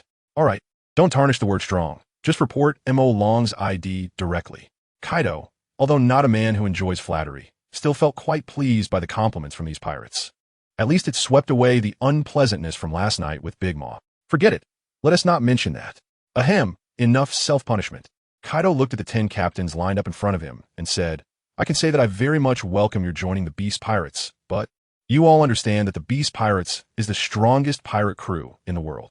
Isn't the Whitebeard Pirates the strongest pirate crew in the world?" Suddenly, a voice interrupted Kaido. Instantly, the other 9 captains distanced themselves from this guy, looking at him as if he were an idiot. In their hearts, they thought, "You should just keep such thoughts to yourself. Why say in front of Kaido? Do you think Kaido has a good temper?" The isolated captain, realizing he had said something he shouldn't, quickly apologized. "Lord Kaido, I'm sorry, I misspoke. The Beast Pirates is indeed the strongest. What Whitebeard? He is just a remnant of the old era, an old man clinging to past fame. How could he compare to the great Captain Kaido?" After saying this, he noticed that Kaido's gaze towards him was no longer as fierce and murderous as before. "At least you know how to speak." Kaido shot him a glance, then continued from where he left off. "Although I very much welcome you to join the Beast Pirates, however, as the strongest pirate crew in the world, we cannot just accept anyone. So, if you want to join the Beast Pirates, you must pass my test." At this point, Kaido pushed Long forward and continued, "This kid, like you, wants to join my Beast Pirates.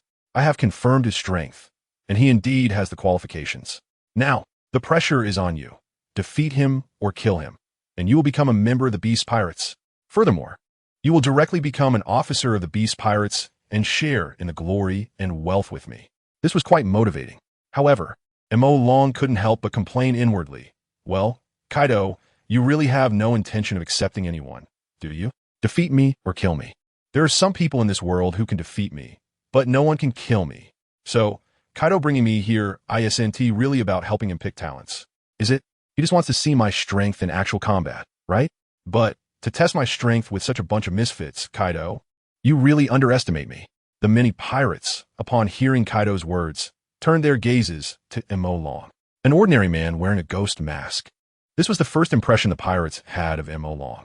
Indeed, to prevent Long from being recognized, Kaido had given him a mask. Although Long had the ability to change his appearance at any time, Kaido was unaware of that. Long also had no intention of revealing his identity to Kaido, so wearing a mask was fine. "Lord Kaido, as long as we defeat him, we can become officers of the Beast Pirates?" One asked Kaido. "But there are so many of us here. If we all defeat him, can we all become officers of the Beast Pirates?" Wahaha! Hearing such a cute question, Kaido almost laughed out loud. No one would be naive enough to think that a man worthy of my recognition would be so easy to defeat, right? It's not that I look down on you all, but if any of you can defeat this kid, then the position of vice captain of the Beast Pirates will be his. As soon as these words came out, the pirates' hearts raced. No way. A pie falling from the sky? Defeating the ghost-faced, masked man in front of them would make them the vice captain of the Beast Pirates? They knew. Among the 4 emperors today, only the red-haired pirates had a vice captain. If any of them could become Kaido's vice captain, Wu-N-Ti, they leaped from a carp to a dragon, directly becoming one of the 5 most powerful pirates in the New World. Just thinking about it was exciting. Then let me go first. One pirate moved his limbs, then drew his great sword, walking towards Mo Long, swinging the sword and pointing it at him. Ghost-faced man, I, Alexander, am here to be your opponent. Ghost-faced man. Hearing the title, Mo Long's mouth twitched. Alexander? The name sounds pretty impressive. But sorry, anyone I haven't heard of is treated as a background character. Forget it. Mo Long rejected Alex's challenge to a duel. Are you afraid? Upon hearing Mo Long's words, Alex sneered. Although his bounty was only 50 million, he believed he was the strongest among the 10 captains coming to join Kaido. The reason the bounty is low is mainly because he hasn't caused any destruction or massive killings, so the Navy only offered him a bounty of 50 million. Otherwise, if he, like the highest bounty hunter Tiger Crocodile, had landed on a small island and committed arson, murder, and robbery, he would have at least 100 million bounty by now. Am I scared? Hearing the other person's words, Mo Long laughed. Idiot, what I mean is, let you all come at me together. Don't say I look down on you. To be honest, all of you in front of me are trash. Mo Long scanned the 10 captains with a disdainful gaze, his words filled with contempt, and his expression full of arrogance. The slight upward curve of his lips resembling a dragon king returning from battle. Although due to the ghost mask, these people couldn't see it. They were all gritting their teeth in anger. They couldn't see Mo Long's dismissive expression towards them, but they could feel that Mo Long was simply showing off. And everyone likes showing off. However, when one becomes the target of someone else's show-off, nobody likes it. Ghostface man, you're simply going too far. Don't think that just because you've gained Kaido's recognition, you can look down on others. I am Alex III. Take this knife from me. Sea King Furious Slash. The Ghostface man wielded his knife with both hands and fiercely slashed towards Mo Long. Chapter 146. Instant Kill. The Sea King's Furious Slash? Hearing Alex's words, Mo Long laughed. You think you can call yourself a Sea King? With a swish, a powerful blade, aura, slashed, ripping the ground apart and creating a deep gash, then it shot straight forward, aiming to cleave Mo Long in half. However, Mo Long was a natural-type devil fruit user. This ordinary slash was completely useless against him, unless what you delivered was armed haki. The blade aura reached Mo Long, passing through his body, then slashing out behind him, landing on a distant tree, splitting the 10-meter-high tree directly in half. With a loud crash, it fell to the ground, kicking up waves of dust and debris. How could this happen? Alex looked at his own slash, which passed right through Mo Long, with an incredulous expression. Could it be the elementalization of a natural-type devil fruit user? Alex frowned. He had certainly heard of the legends of natural-type users. It is said that physical attacks are ineffective against them, and unless armed haki is used, no matter how hard you try, you cannot inflict even a bit of damage. Fortunately, I know armed haki. You actually know about elementalization? I didn't expect you, a little pirate, to know quite a bit.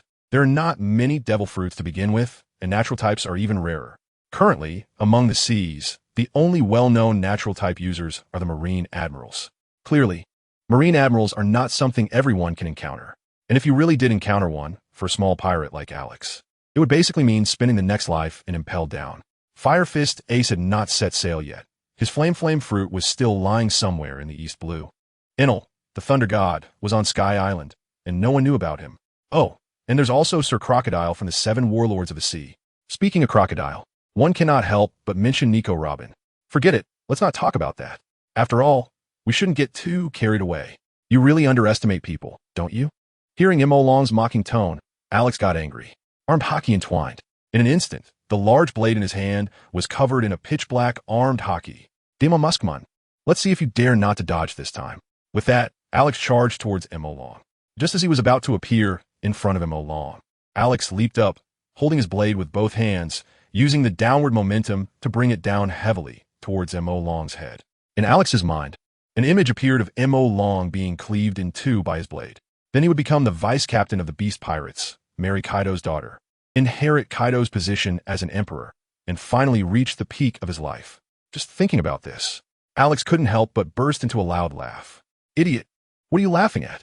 Mo Long was confused by Alex's laughter. Facing Alex's slash, Mo Long simply raised his arm to block it. The sharp blade clashed against Mo Long's arm, creating intense sparks. Seeing this scene, Alex couldn't believe it. How is this possible? Are you even human? You can actually block my slash with your arm? Isn't this common sense? Did wearing a demon mask make me not human? Mo Long rolled his eyes. The enhancement from various animal-type devil fruits, combined with the blade fruit's abilities, made his body as hard and sharp as a blade. So this round was just a blade meeting a blade. It was perfectly normal for Mo Long to be unscathed. You slashed me once. Now it's my turn. Mo Long decided to quickly end this, as Yamato was still waiting for him to sleep. Who likes to watch fighting and killing anyway? Performing a romantic action scene with Yamato is much more appealing. Saying this, Mo Long reached out and pressed his hand directly onto Alex's face. A tremendous force came from Mo Long's palm, and Alex was completely unable to resist. His entire head was slammed hard into the ground. With a loud boom, the ground was smashed into a large pit. Alex's skull was crushed due to the immense force. Blood flowed everywhere. When Mo Long lifted his hand from Alex's bloodied face, Alex was already wide-eyed, unable to close his eyes in death. Looking at the blood on his hand, Mo Long took out a handkerchief from his pocket, wiped it, and casually tossed the handkerchief onto Alex's face, covering his unclosing eyes. Elegant, truly elegant. This scene made the other 9 captains tremble a bit. How could he be this strong? He killed him with one move? Is this the kind of qualification that could catch the eye of Kaido? They felt they were on a completely different level. No wonder Kaido said that defeating this man in front of him would allow one to become the vice captain. It turns out this is an impossible task, but thinking about it, it makes sense. How could a pie fall from the sky? A trap falling is more likely. Captain Alex, are you okay? Alex's subordinates, seeing their captain being killed with one punch, rushed over to ask with concern. However, they had previously thought Alex was just defeated and had lost consciousness. But when they got closer, they realized their captain had no breath left. Dead? The crew exchanged glances. How could this be? Their captain was so powerful. How could he be killed so easily? This is impossible. Brothers, draw your weapons and avenge Captain Alex. However, the awkward thing was that many pirates looked at each other, but not a single one responded to his words.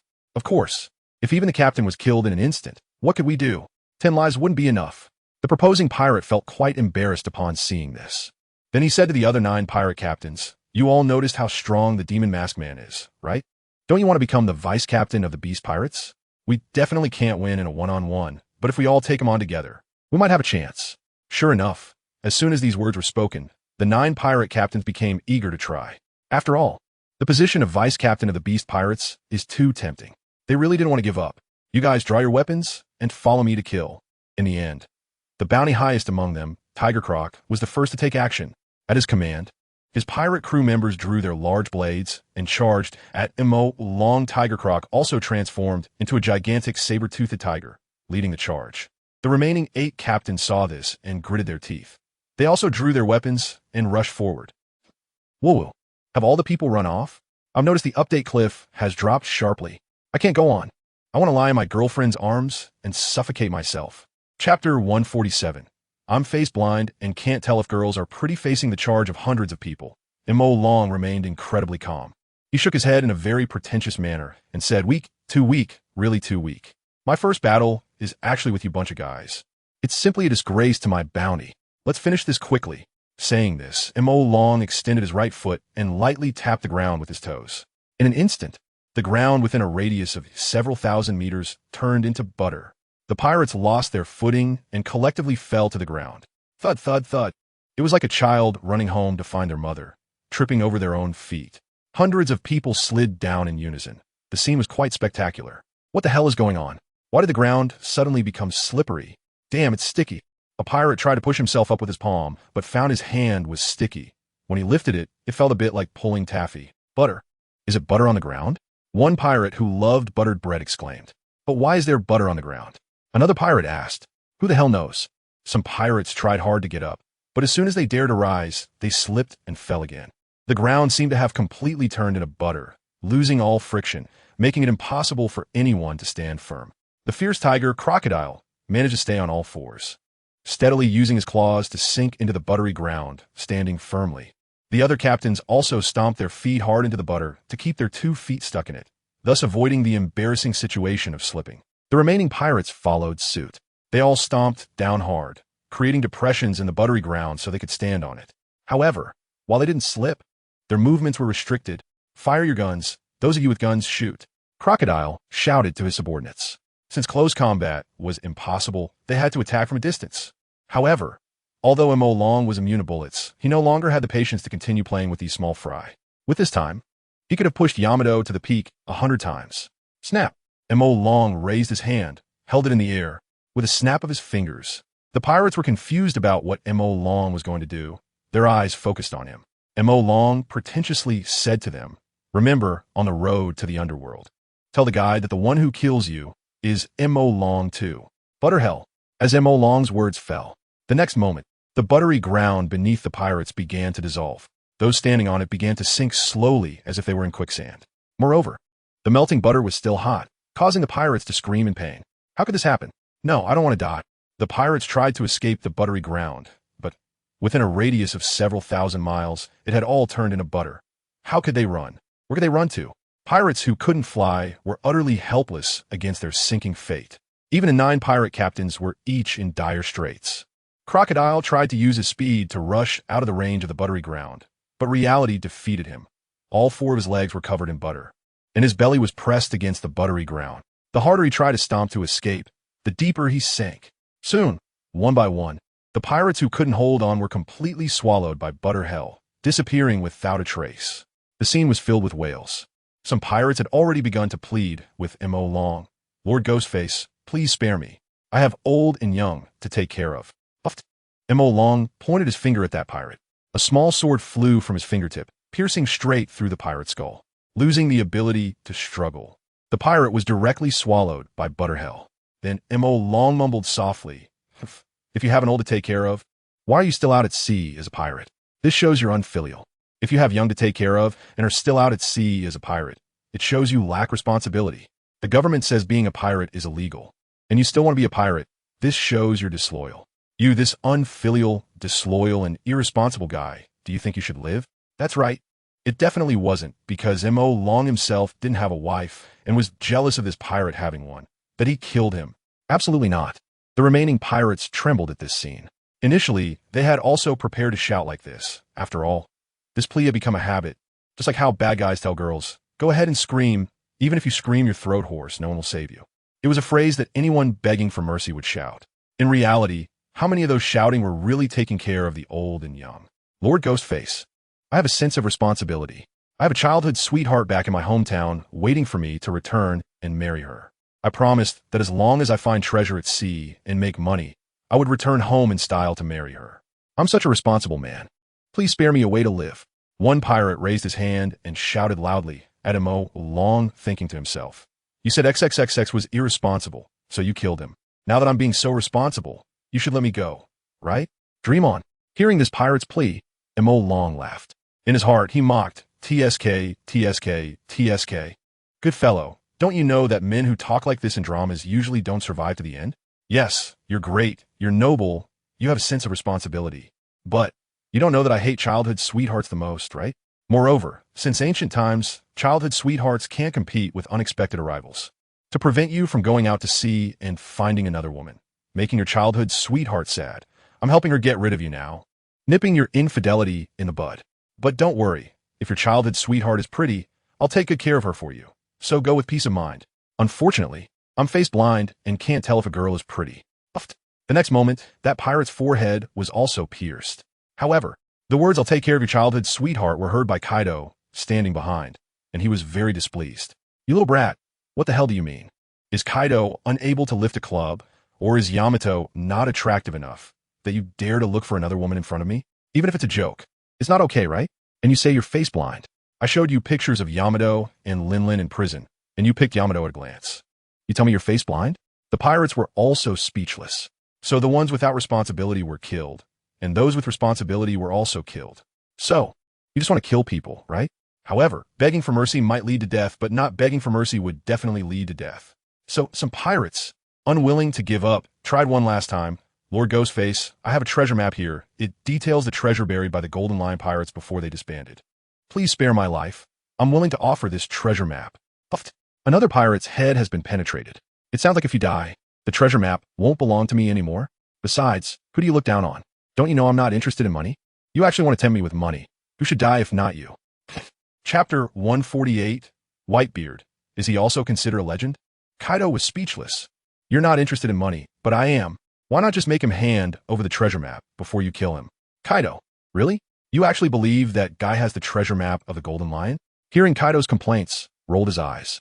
That guy was just talking nonsense. And you took it seriously? Don't ask why he was so sure. I awakened the 1,000-mile ear fruit. Eavesdropping on thoughts is reasonable, right? How do you know he was just talking nonsense? Kaido retorted. Although he knew that the chances of a small pirate having the treasure map of the Golden Lion were slim, but making him hand over the treasure map to take a look wouldn't waste much time. Why rush to kill him? Right now, the guy is completely engulfed in butter. How am I supposed to get him up? However, Kaido suddenly thought, the Golden Lion is different from Roger. He isn't dead. Even if there's indeed a treasure hidden away, if the Golden Lion is still locked up and impelled down, maybe it can still be found. But over a decade ago, the Golden Lion escaped from impelled down. So many years have passed, and he has been missing. But if there is treasure, he must have dug it up himself. But, thinking further, maybe not. After all, the Golden Lion has been missing for so many years. He might be dead. And even if he isn't, he must be living in seclusion on an unknown small island, living a reclusive life. In such a life, there is no need for treasure. Therefore, there is no need to dig up the treasure from the past. As one of the 3 legendary pirates with the largest forces and the most members, Kaido felt that the Golden Lion's treasure must be the most abundant. Perhaps even more than the great treasure Roger left behind. Of course, that is assuming Roger really had a so-called great treasure. After all, with the size of Roger's pirate ship, even if he did steal treasure, there wouldn't be much room to store it. How can that compare to the Golden Lion's fleet?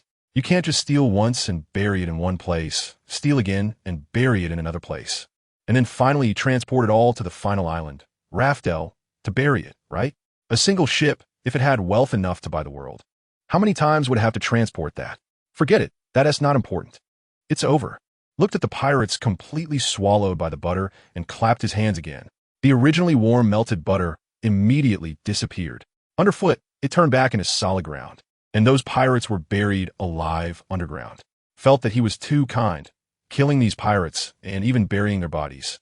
And the key point was that they were buried so well that even wild beasts couldn't dig them out. This treatment is better than Whitebeard's. After all, after Whitebeard died, he just found an island, made a dirt mound, and buried himself. If the wild wolves on the island caught the scent, wouldn't they thank nature as gifts? Is this it over? Kaido, seeing this scene, was already speechless. So, what the hell did I bring here for? I just brought a sense of loneliness. The pirates who relied on me are all dead, and I didn't even let experience the baptism of war. This group of pirates is really weak. However, that butter hell just now, did this kid awaken the butterfruit ability? How could he turn the ground into butter? But, didn't this kid just get the butterfruit 3 or 4 days ago? 3 or 4 days, and he awakened the fruit ability. What kind of genius is this? Kaido, seeing your shocked expression, are you stunned by my power? Looked at Kaido and said, don't be infatuated with me. I'm just a legend. Kaido, kid, don't think that just because you killed a bunch of trash you can be arrogant. With this group of pirates, even if there were 10 times more, I could take them all down with one breath. So there is nothing to be proud of. Want to become a legend? You might not know, generally, people are only called legends after they die. Ashu. On Whitebeard Island, Whitebeard sneezed heavily, his teeth clacking. Damn. Is that bastard Kaido trying to come for my devil fruit again? If he dares to come again this time, I'll make him call me daddy. At the same time, on a floating island, the Golden Lion, who was originally lying on a deck chair sunbathing, suddenly sneezed hard.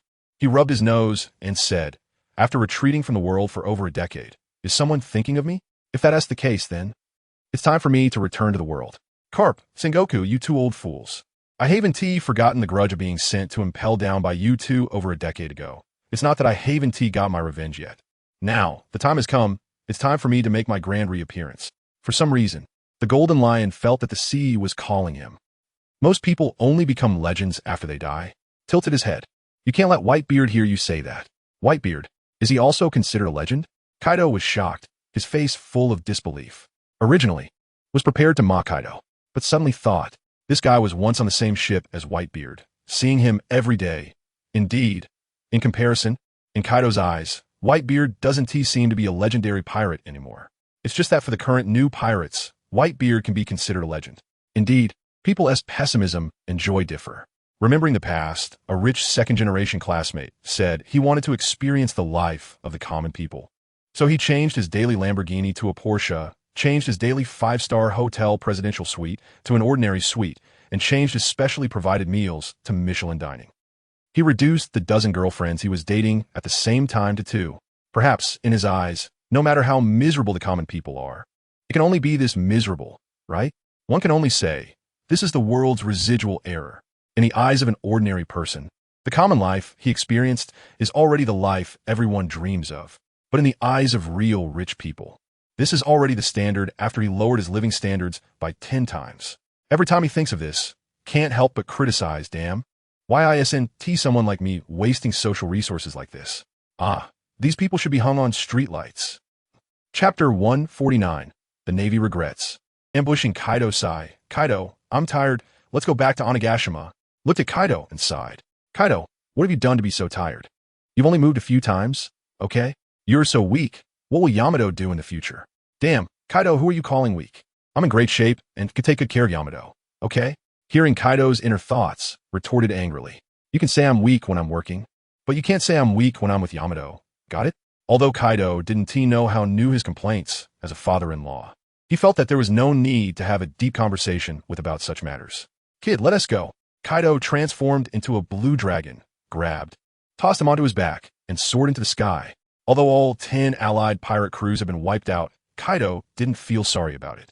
Such weaklings, even if they joined the Beast Pirates, were of no use at all.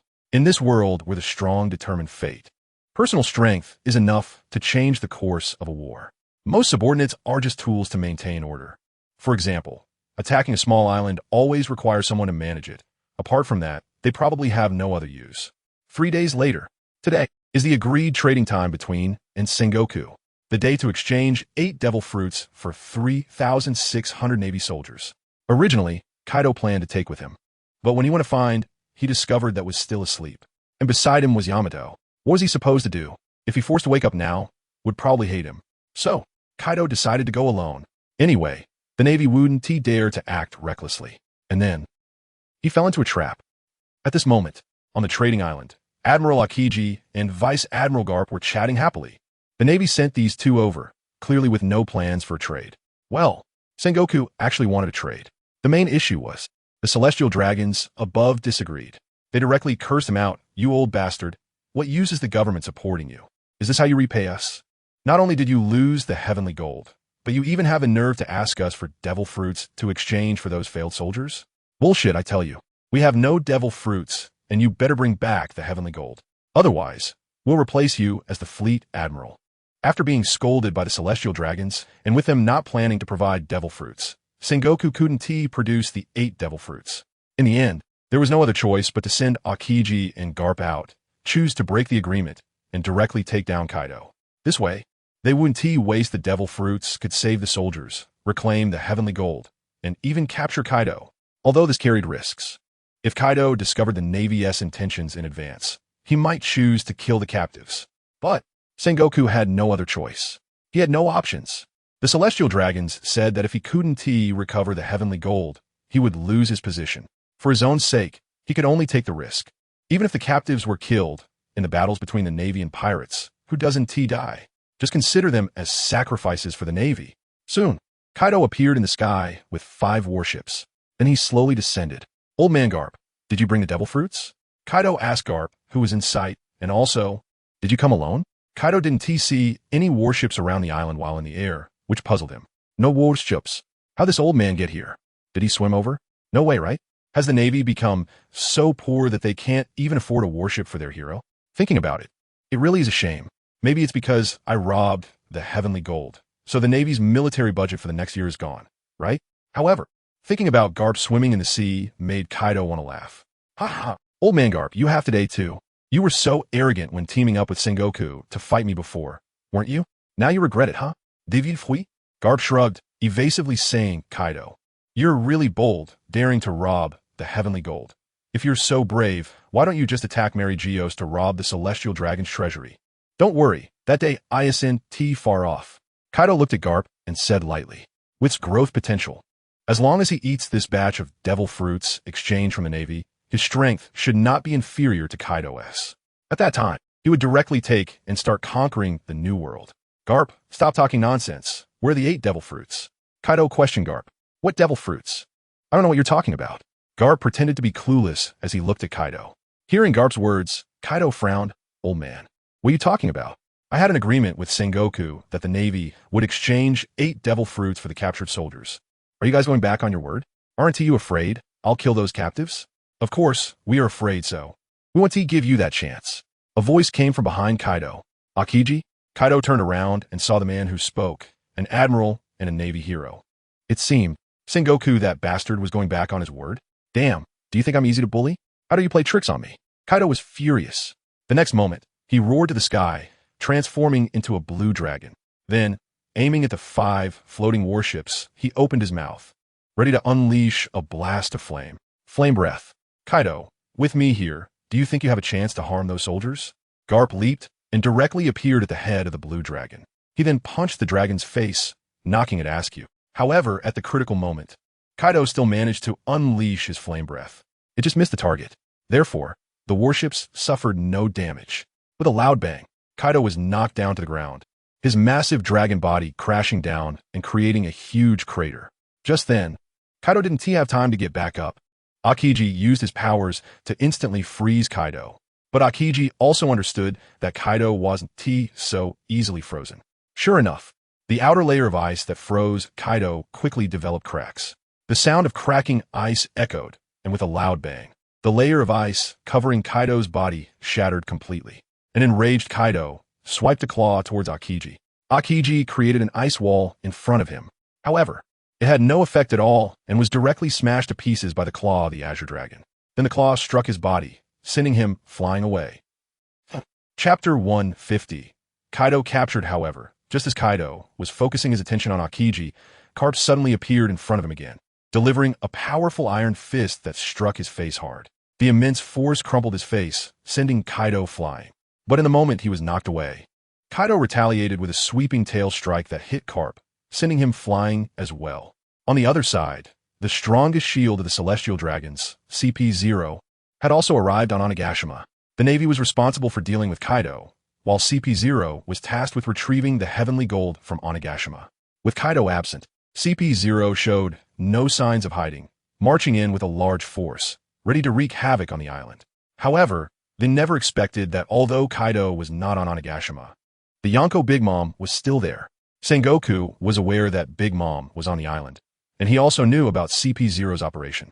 But he didn't inform the Celestial Dragons about Big Mom's presence on Onigashima, because who doesn't he have their own temper? The Celestial Dragons threatened to remove him from his position as Admiral of the Navy. Would he go and flatter them? Sengoku was even hoping for CP0's failure. That way, he could demonstrate his own importance, right? Yes. As 3 CP0 agents appeared on Onigashima, ready to unleash a massacre, a giant woman descended from the sky. With a massive slash that spanned several kilometers, she cut down hundreds of CP0 agents in black clothing, leaving the leading CP0 agent dumbfounded. What was happening? Why was a Yonko Big Mom here? CP0 gritted their teeth, trembling with fear. What were the Celestial Dragon's lackeys doing on Onigashima?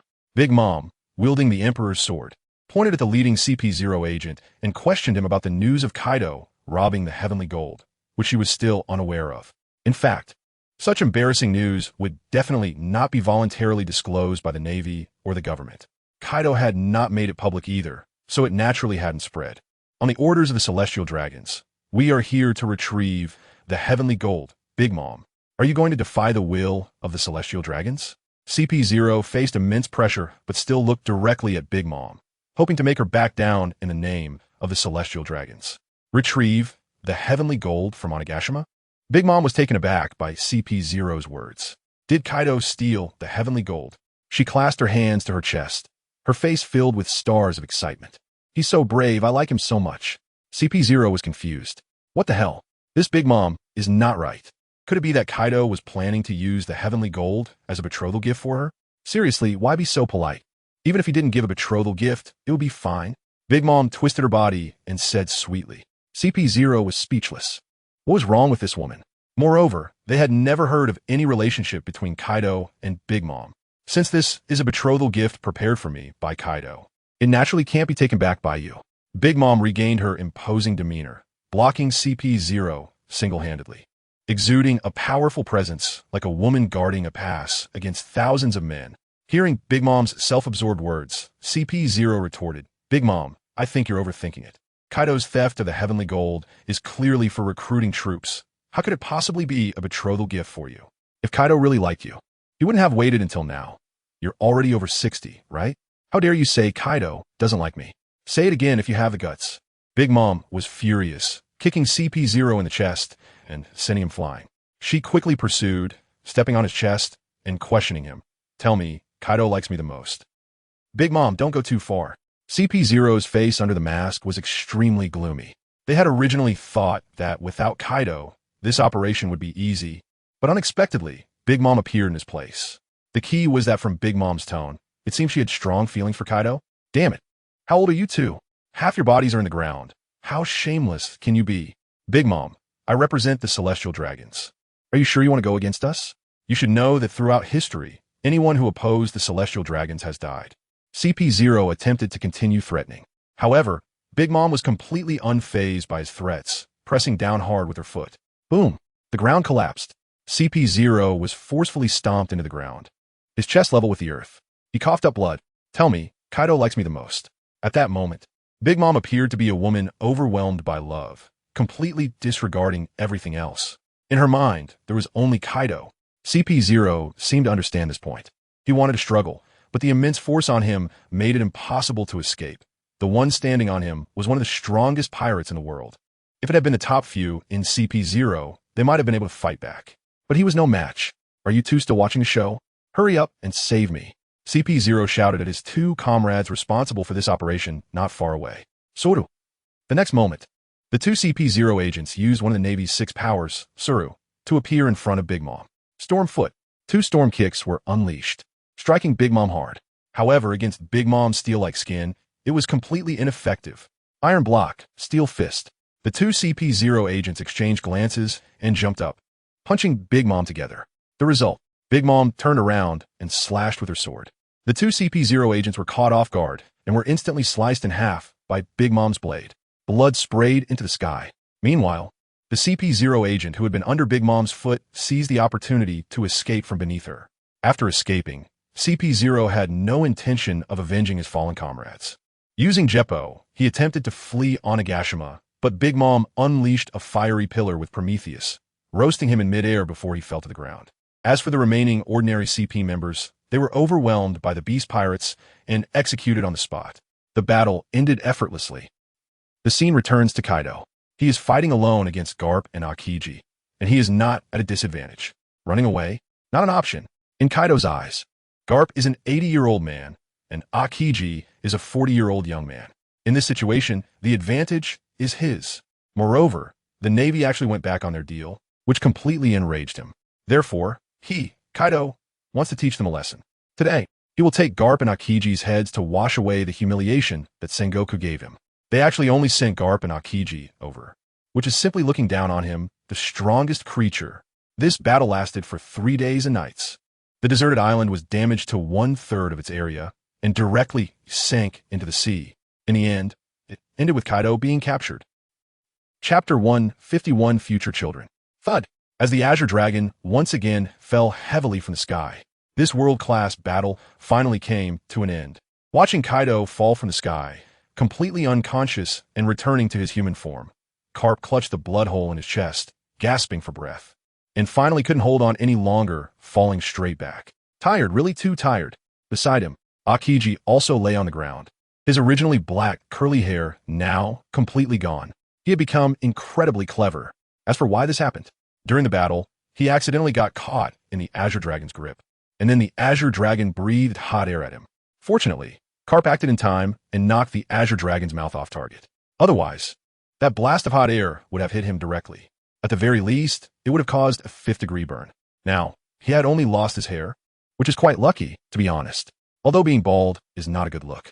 But Akiji was never handsome to begin with, so it didn't matter. Akiji, disrespectful to the admiral, drag him out and behead him. Mr. Carp, are you all right? Akiji turned his head and said to Carp. Carp's chest was pierced by dragon claw and was still bleeding. I'm fine, I have a very good constitution, and I'll recover in no time, Carp said lightly. Indeed. Akiji nodded. With Carp's physique, this injury was nothing at all.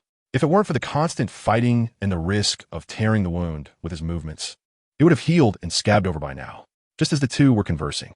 The 5 warships in the sky, having lost Kaido's will, saw the flame clouds dragging them disappear, and the warships plummeted from the sky.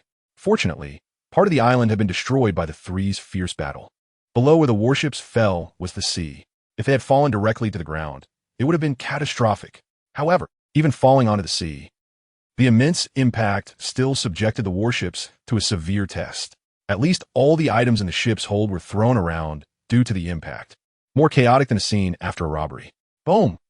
The 5 warships fell into the sea almost simultaneously, creating waves dozens of meters high that violently crashed against the island. Akiji and Carp, lying on the ground, were still casually chatting when suddenly they felt the sunlight being blocked, and before they could comprehend what was happening, a surging tsunami swept over, engulfing both of them. The battle had been too exhausting, causing both to completely let their guard down. Otherwise, they wouldn't have. Akiji, about to activate his powers to freeze the tsunami, suddenly noticed Carp not far away. In the end, he gave up. After all, if he froze the waves, Carp would also be frozen.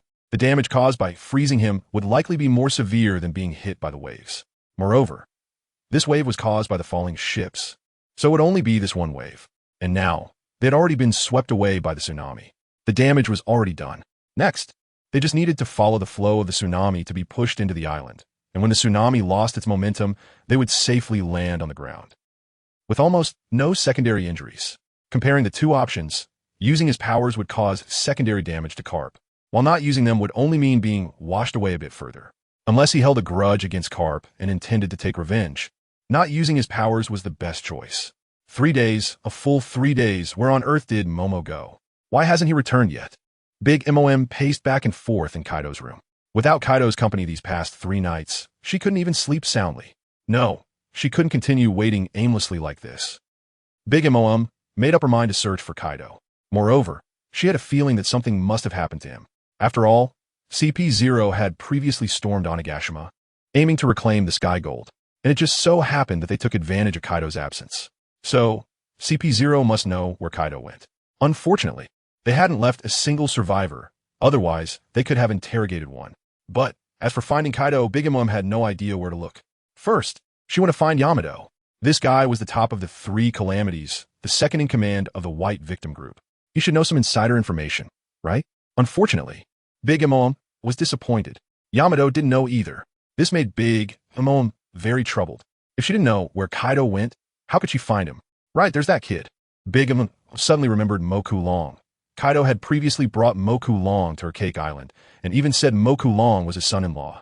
Although Yamato was the top of the 3 calamities, in terms of relationship, a son-in-law is naturally closer. Yamato didn't know, but Moku Long, as the son-in-law, should know.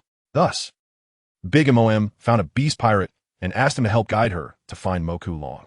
However, after searching for several pirates, they all claimed they had never heard of Moku Long. This left Big Mom feeling frustrated. That was Kaido's son-in-law, very likely the future heir of the beast pirates. And you guys don't even know? In the end, Big Mom had no choice but to have someone take her to find Yamato. After all, Moku Long was Kaido's son-in-law, and also Yamato's husband, so he was likely living with Yamato. Fortunately, the pirates knew where Yamato lived. This relieved Big Mom. In the open space in front of Yamato's villa, bang, Moku Long punched Yamato in the chest, sending him flying to the ground. Yamato hugged his chest and cried out, "It hurts. Moku Long, can you please go a little easier? What will our future children eat if you break me?" Chapter 152. Beating Yamato into a pulp, Mo Long spread his hands and said with a, "Yamato, it's you who told me not to hold back. And it's also you who asked me to go easy on you. What exactly do you want from me? Moreover, why are you only thinking about what our child will eat? Can't I eat too? You eat? The image flashed in Yamato's mind, causing her to blush deeply. Then she scolded Mo Long, "Bad man. Yes, I'm a bad man, and you're a bad woman, so we're a perfect match." Mo Long stepped forward and reached out his hand to the fallen Yamato. Seeing this, Yamato took his hand. Mo Long gently pulled, and Yamato was lifted off the ground. And due to the inertia, she fell into his arms. That soft touch made Mo Long unconsciously look up at the sky.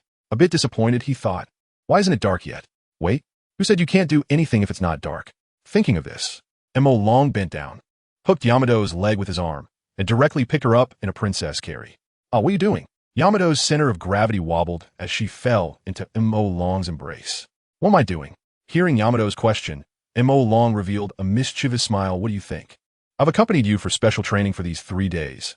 Now it's your turn to repay me and accompany me for special training." "Special training is fine, but how can we have special training with you holding me?" Yamato tilted her head, confused. "You'll know soon enough." Mo Long carried Yamato towards the room. Hey. Wait, we're going back to the room?" Yamato asked Mo Long with wide eyes. Mo Long didn't answer, carrying Yamato into the bedroom. Then he placed Yamato on the bed. "Yamato? Wait a minute. Mo Long, why are you taking off my clothes for special training?" Noticing Mo Long's actions, Yamato quickly tried to stop him. "Because my special training is different from yours. Be good, don't resist." Mo Long reached out and rubbed Yamato's head. "Ha, you pervert. Don't think I don't know what you're trying to do." Yamato glared at Mo Long. "What special training? You just want to. I won't let you succeed. Don't stop me, I want to get down." Yamato pushed Mo Long away and got off the bed. Then she escaped outside. Peeking her head back in through the door, she stuck out her tongue at Mo Long. "We aren't married yet, you wish." Seeing Yamato's playful demeanor, Mo Long spread his hands. "Yamato, how can you do this? We clearly agreed before that I'd accompany you for special training, and you'd accompany me for special training. Now I've accompanied you for 3 days, and this is how you repay me? Who knew your special training would be that kind of thing?" Yamato puffed her cheeks and said angrily, "If you had said the price was that, I wouldn't have asked you to accompany me for special training. Besides, for these 3 days, you've clearly been teaching me, but has been beaten so badly. Where's the special training?" Yamato also didn't expect that this man, who looked even younger than her, was so powerful and had various abilities that left her unable to cope. "Nonsense. I control my strength very well. How could I have beaten you up? I don't believe it, unless you let me see." Mo Long retorted at Yamato. "Shameless. How can you say such things?" Yamato shot Mo Long a fierce glare. Chapter 153. "You're tempting me. Why am I too shy to say it? I'm just concerned about you." Mo Long said with innocent big eyes. "You said I hit your butt and it got swollen. It hurts me. I want to help you massage it to relieve your pain. Is that my fault?" "Indeed, being a man is hard, and being a good man is even harder." "Puffed. Are you trying to help me relieve my pain?" "I'm too shy to expose you. You're just lusting after my body. You're despicable." Dave pointed at Mo Long and scolded. In these 3 days, she and Mo Long had gone through dozens of battles. Each time, Mo Long would target her soft spots. It's simply inhumane. The key is he didn't hold back. It hurt so much she gritted her teeth. This really isn't Mo Long's fault. Mainly, that area has a lot of flesh, so hitting it hard doesn't hurt that much. That's why Mo Long aimed their strike.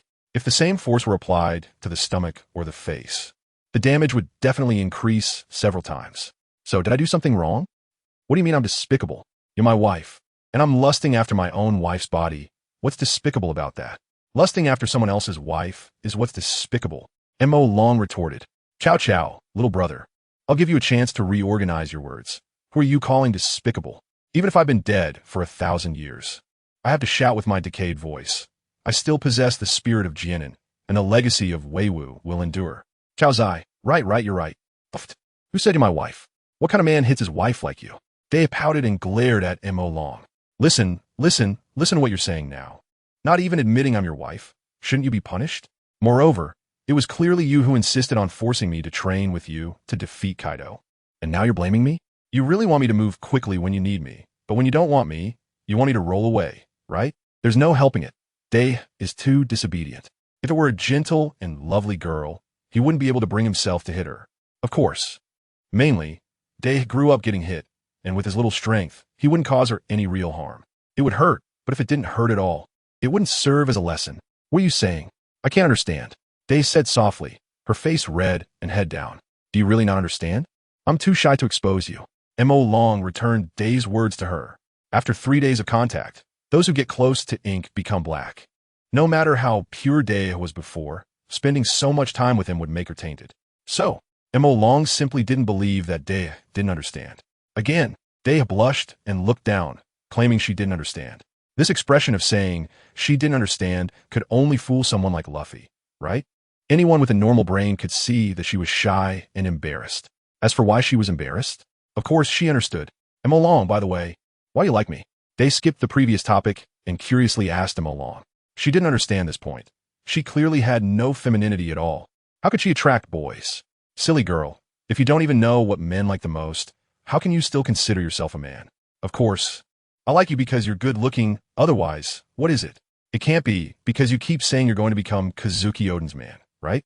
Mo Long rolled his eyes, looking at this woman in front of him who seemed to be useless except for being good looking. Fortunately, he was also useless except for being good looking. So they were a perfect match. Chapter 154. Kaido is dead. So can I inherit the throne? Outside the house, Big Mom arrived at Yamato's villa with the help of a small pirate. The small pirate said to Big Mo, Lady Big Mom, this is young Master Yamato's villa. If there is nothing else, I'll take my leave. You can go. Big Mom waved her hand, dismissing the small pirate. After that, she looked at the somewhat small house in front of her and shouted, Yamato, are you there? Is it because I'm good looking that you like me? Yamato didn't expect that Moku Long was such a superficial man. But she couldn't argue against it. After all, Moku Long's words were also a compliment to her looks. Although she never cared about this before, now perhaps because of spending too much time with Moku Long. Every morning after waking up, she would sit in front of the newly made makeup mirror and dress herself up. It had quite the feeling of a woman adorns herself for the one she loves. Isn't that obvious? If you look like Kaido, even if Kaido forced me, I still wouldn't want you, even if he held a knife to my neck. Moku Long said, I'm just being honest.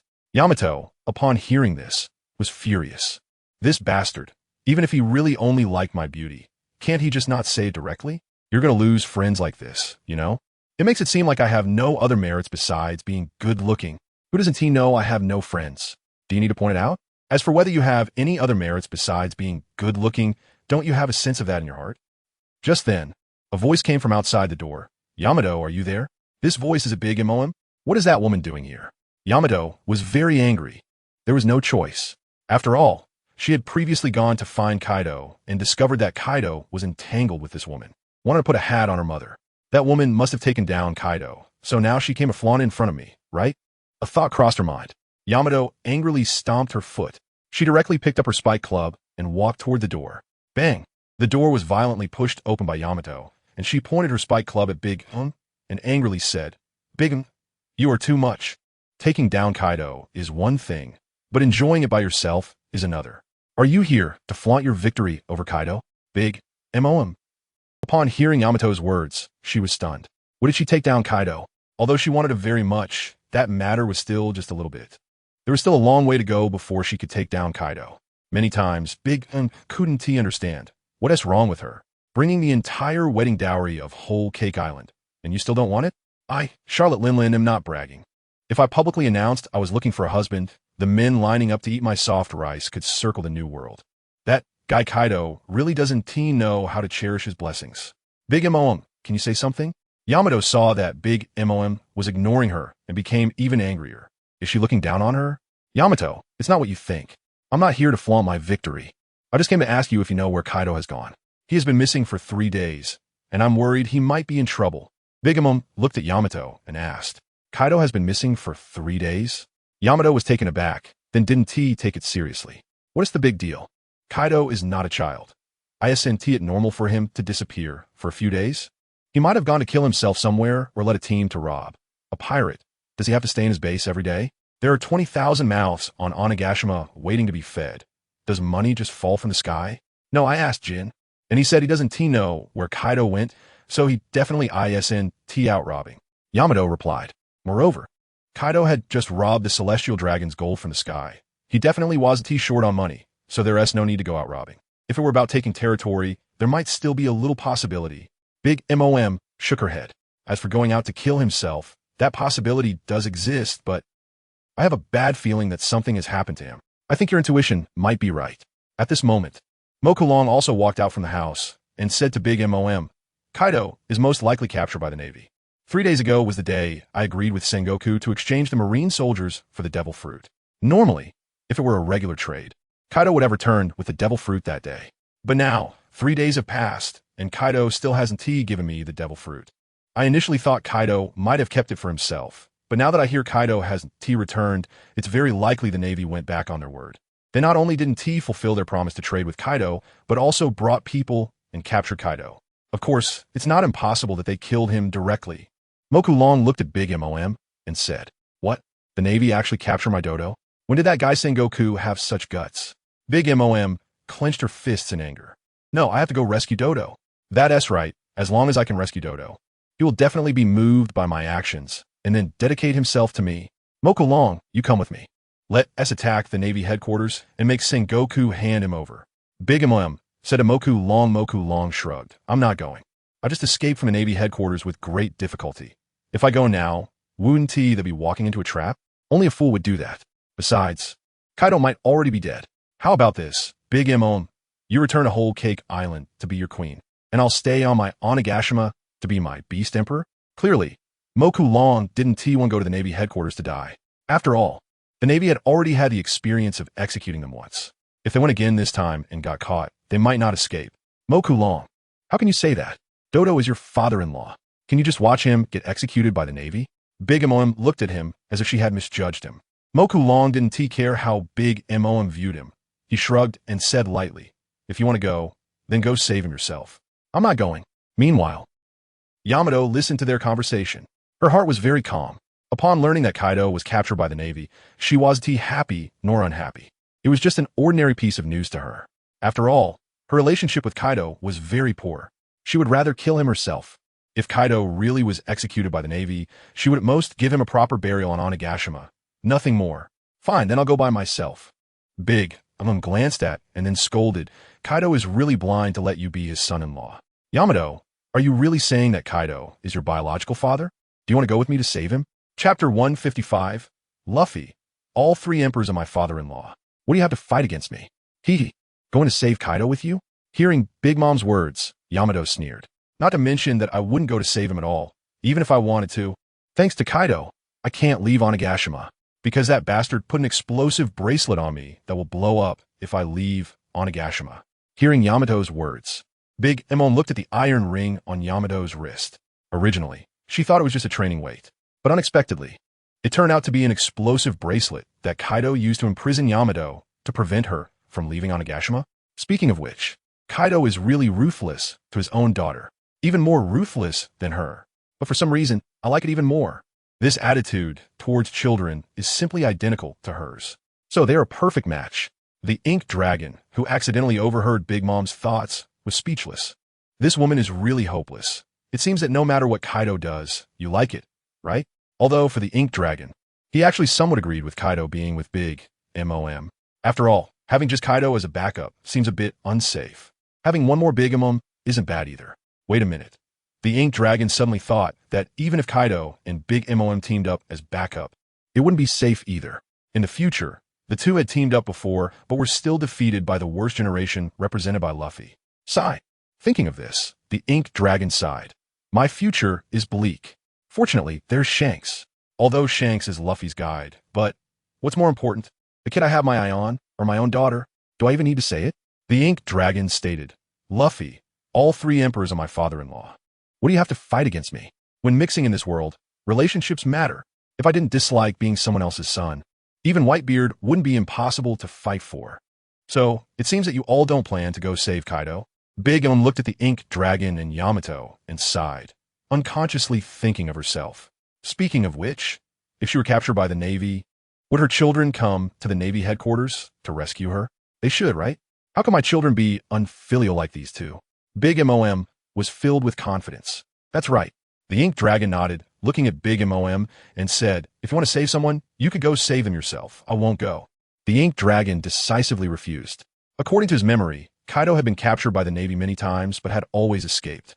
Although now, due to his appearance, it caused a butterfly effect, but he should still be able to escape, right? The Ink Dragon could only think this way. After all, with his combat power, it was unlikely he could openly rescue Kaido from the Navy headquarters, right? Going with Big MOM would just be delivering himself.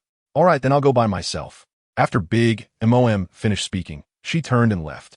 First, she went to the island where Kaido was trading with the Navy. She found that the island was severely destroyed, clearly having just experienced a great battle. Based on the condition of the site, something must have happened to Kaido. Otherwise, after such a battle, Kaido would definitely return to Onigashima to recuperate. The only question is, was it the Navy or CP0 that made a move? Big M wasn't quite sure. Although Kaido was there to trade with the Navy, there were also CP0 members attacking Onigashima. Was this the Navy and CP0 working together? Or was it that the Celestial Dragons didn't trust the Navy and took matters into their own hands? However, it doesn't matter whether it was the Navy or CP0 that acted. I must rescue my dodo. Big MOM was determined. And just like that, 3 days passed. Big M gathered her subordinates and many members of the Beast Pirates, preparing to attack the Navy headquarters. Because she had confirmed that Kaido was at the Navy headquarters. Just yesterday, the Navy announced to the world that they were preparing for Kaido's second public execution. This time, it would be Admiral Sengoku personally carrying out the execution. They would definitely not allow the previous failed execution to happen again. They must deliver a lethal blow to Kaido and take off his head to uphold the Navy's reputation. Navy headquarters, dungeon. Sengoku looked at Kaido, who was locked up with layers of sea prism stone chains and completely frozen, leaving only his head exposed, and said, Kaido, didn't he expect we would meet so soon again? Now, let us see if you can run again. Humph, Sengoku, you bastard, not keeping your word. How can you have the face to claim to be just? Your behavior is simply tarnishing the Navy's reputation. Kaido glared at Sengoku and cursed. Clearly, it was an agreed-upon trade, but you had Carp and Akiji ambush me. Is this the Navy's credibility? With actions like this, who would dare to do business with the Navy in the future? Humph, dealing with a villain like you. What credibility is needed? Sengoku snorted coldly. And besides, what you call business is clearly using the Marines to threaten me. If you succeed this time in threatening me, every pirate will learn from you. Then how can the Navy maintain a foothold on the sea? You know, the Navy has thousands of bases around the world. For someone at the level of the 4 emperors, apart from the Navy headquarters, these bases can easily be taken. If you set a precedent for Kaido, it could lead to pirates daring to attack Navy branches. And if they succeed, they would threaten the Navy headquarters with those Marines. At that time, what will you, Sengoku, do? Will you satisfy every single demand? That's impossible.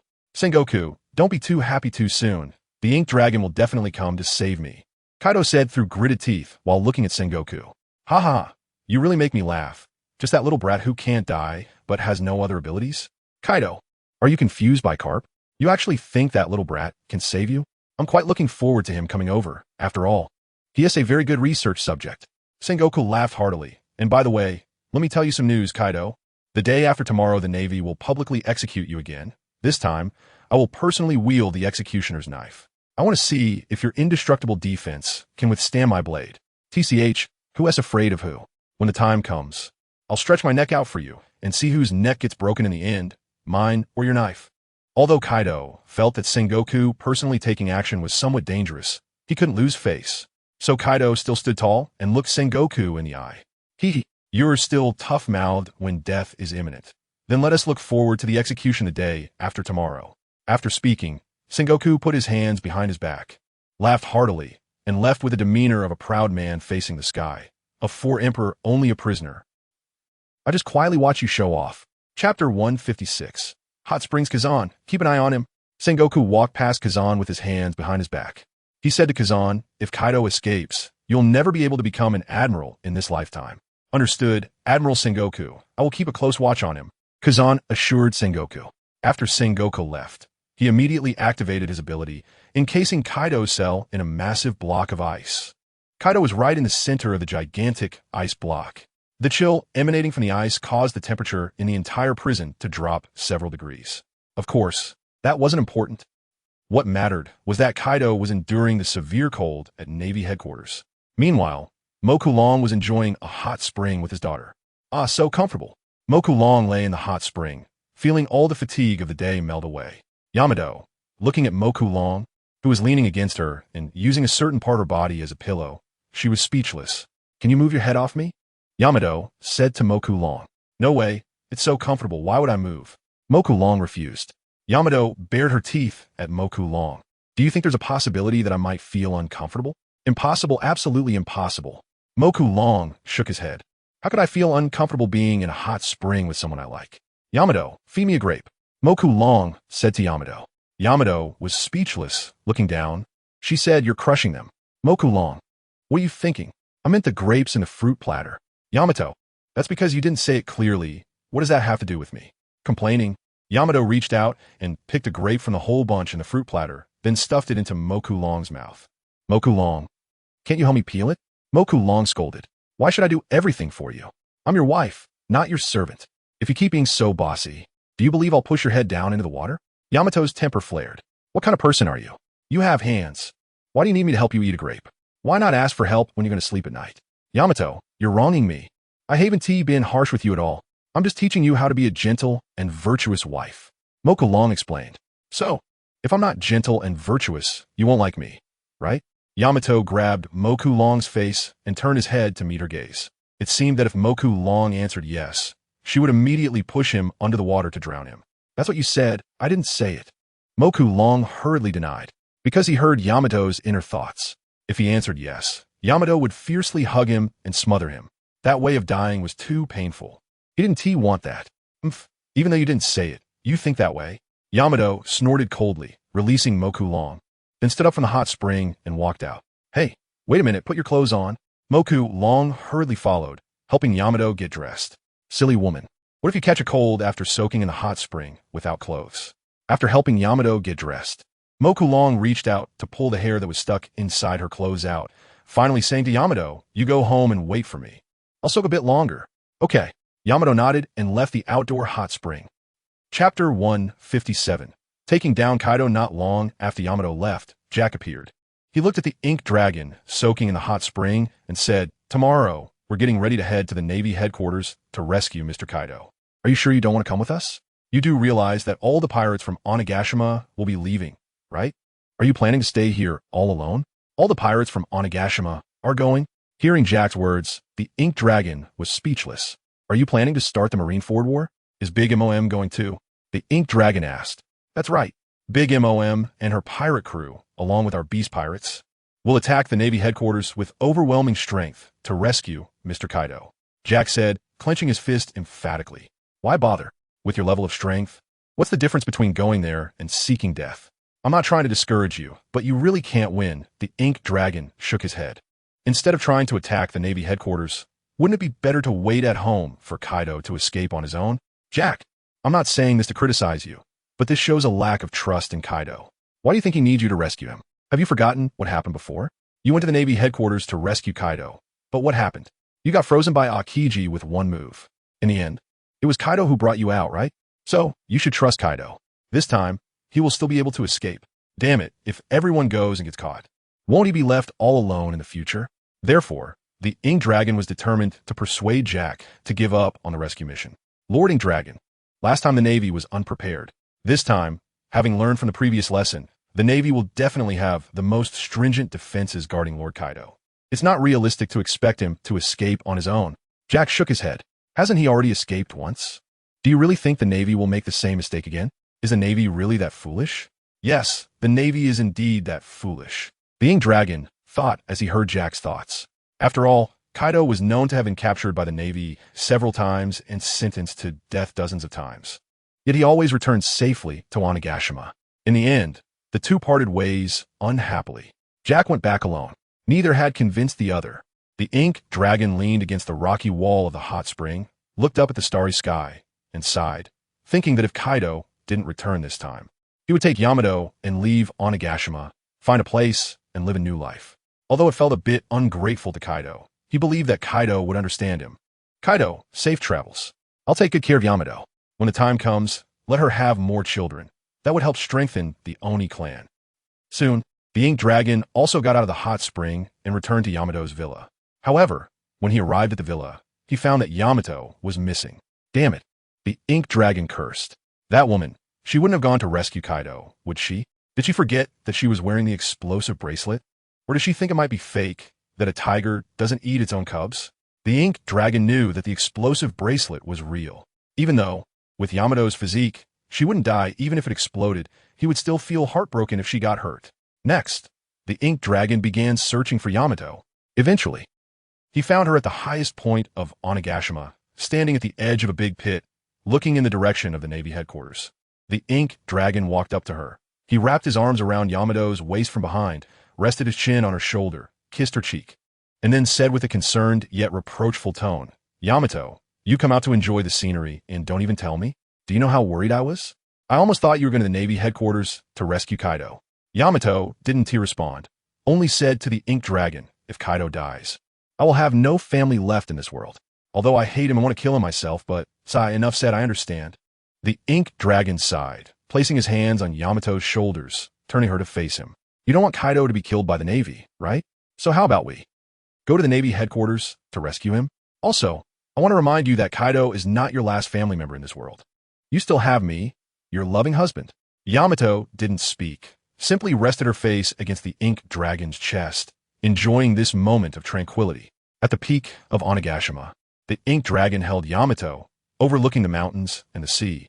After a while, Yamato suddenly raised her head, looked at the ink dragon with enchanting eyes, and said, "Ink dragon, it's so cold here.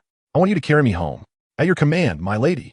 The ink dragon released his hold on Yamato, saluted her, then bent down and picked her up, flying directly toward the villa. The ink dragon didn't take long. He spent only 3 minutes to return to the villa. He placed Yamato on the bed. "Ah, be gentle." Yamato cried out in pain, glaring fiercely at the ink dragon. Chapter 158, A Little Supplement. After a night, LongWrongly felt like a deflated balloon. His whole body was shriveled and lacked energy. On the contrary, he was full of spirit, radiant, as if she had undergone a beauty treatment. Sure enough, the next day, LongWrongly was still sleeping in bed. However, he had already woken up early and was busy in the kitchen.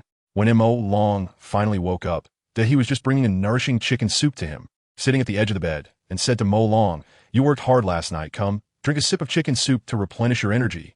He scooped a spoonful of chicken soup, blew on it, and then fed it to LongWrongly. Seeing this scene, LongWrongly felt very gratified. He had finally taken a step towards being a good wife and mother. Tonight, he must reward he 7 times. "What are you looking at? Is there something on my face?" Discovering that LongWrongly was staring at her face, he rolled her eyes at him. "Hurry up and open your mouth, or the chicken soup will get cold." Yes, my lady, I'm opening my mouth now." LongWrongly opened his mouth, waiting for his feeding. Once the chicken soup entered his stomach, LongWrongly felt his energy returning. It was an illusion, but he felt his intentions. However, the taste of the chicken soup was somewhat hard to describe. Sure enough, he was still far from being a good wife and mother. Just in terms of cooking skills, he was still in the stage of a child learning to walk. She might not even be better than him.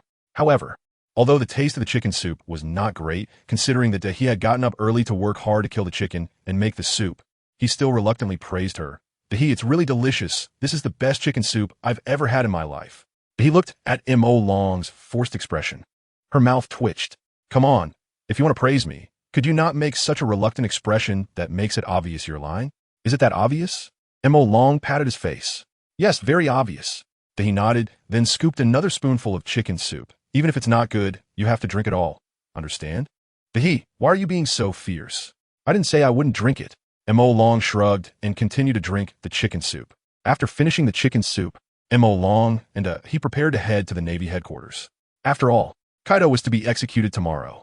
If they didn't set off today, they might only be able to collect the corpse. Originally, LongWrongly planned to set off with the main force. However, when he went to look for people, he found that the entire Ghost Island was empty, with very few people left. After asking the few remaining pirates responsible for guarding, he learned that the main force had already set off last night. LongWrongly was speechless about this. Setting off in the middle of the night. "Can you even see the road? Forget it. Let's just fly over." LongWrongly said to Dahi. "But before we leave, you need to get rid of your explosive bracelet first." LongWrongly stretched out his hand and pressed it onto his explosive bracelet. The next moment, the metallic explosive bracelet transformed into a cloud.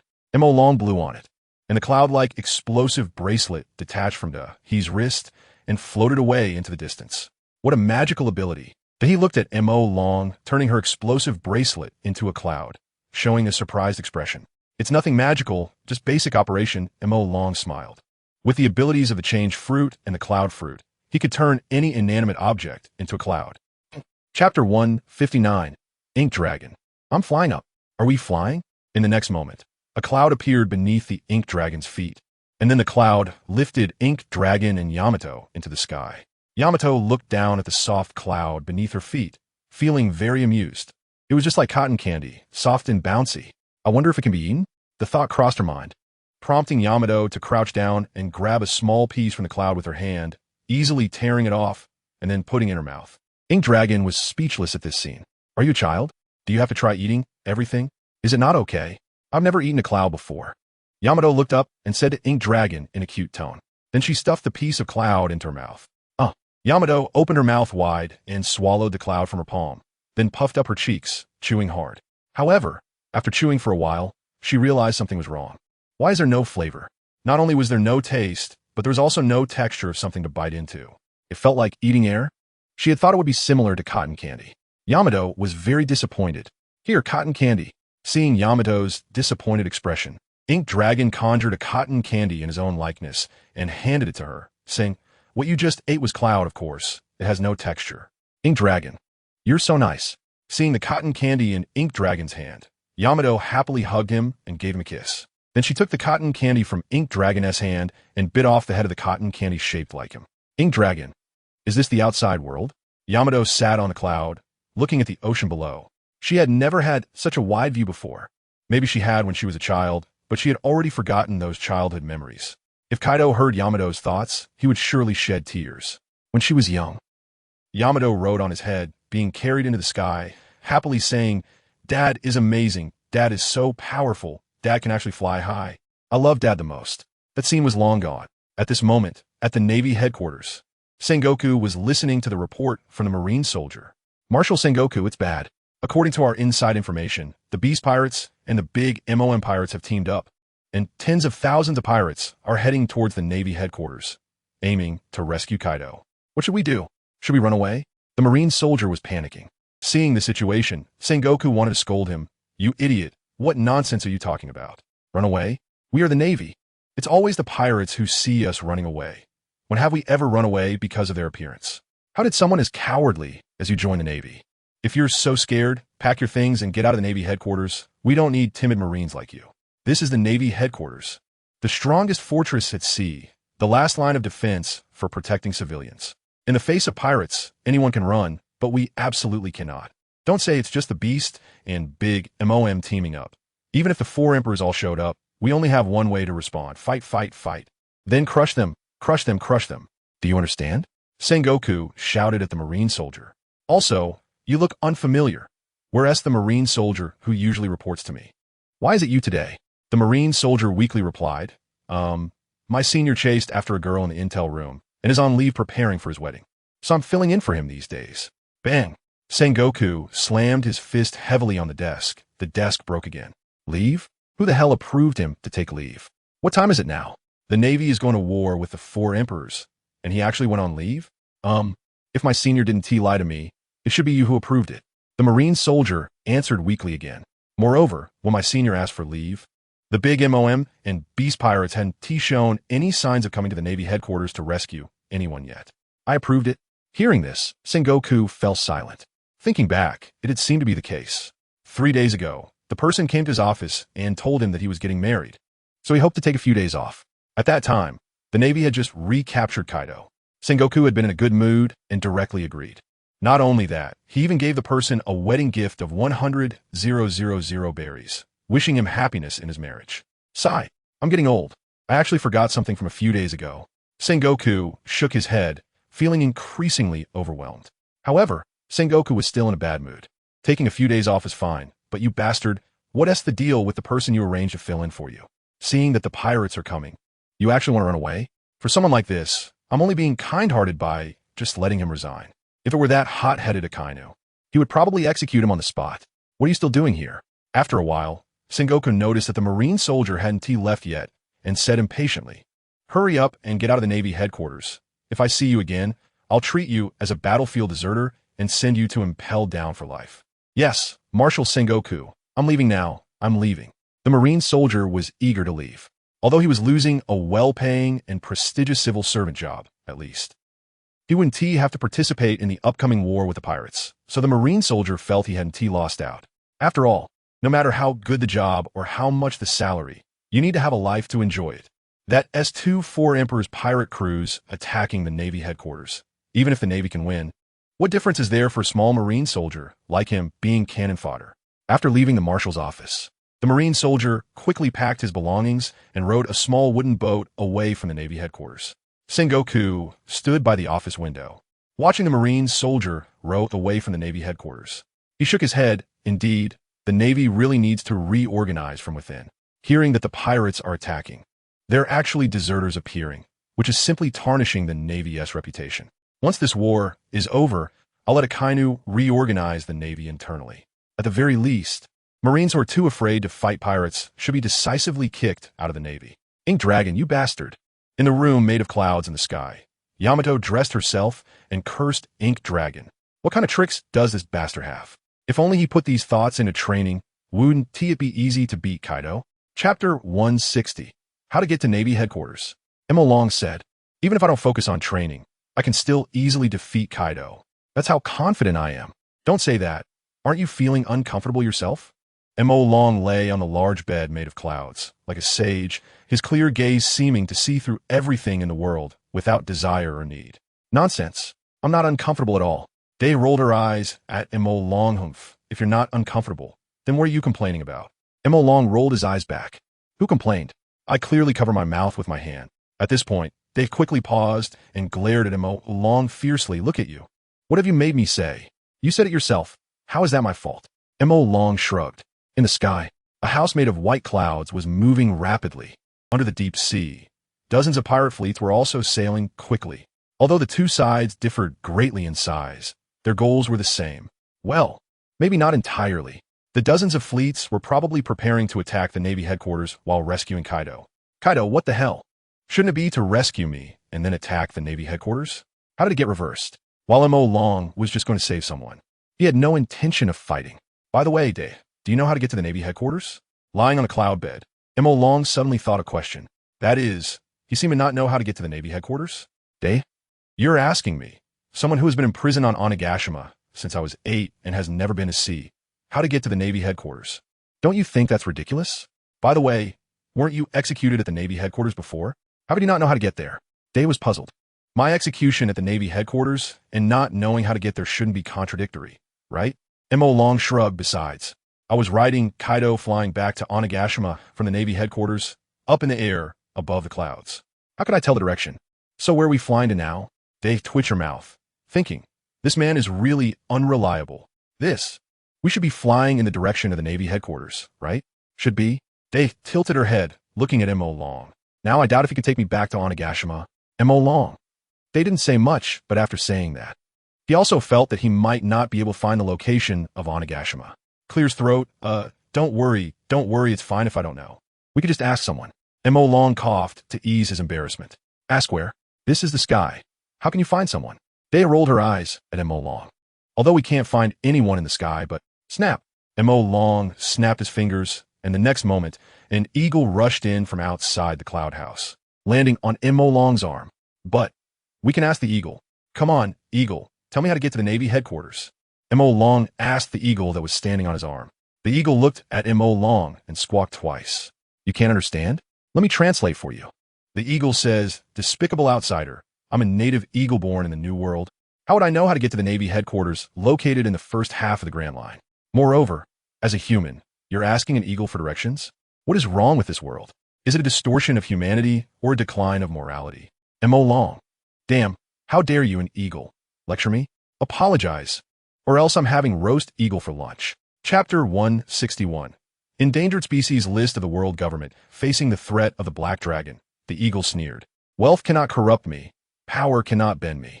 I am the ruler of the sky, the celestial eagle. How could I bow my head just because of your threat? Big brother, I was wrong. Please spare me. I have several hungry eagle chicks at home waiting for me to feed them. There's a saying, it is everyone's responsibility to protect animals, isn't it? Moreover, I am the celestial eagle, the top-ranked protected animal on the world government's endangered species list, rarer than the giant panda, with a higher protection level. So, there are countless roads to take, but safety comes first. There's no need to do something that would get me hunted by the world government for a moment of pleasure. It's not worth it. Wow, The top-ranked protected animal on the world government's endangered species list must taste really good, right? The black dragon licked its lips in front of the eagle. Eagle, although I'm not human, you're even worse than a dog.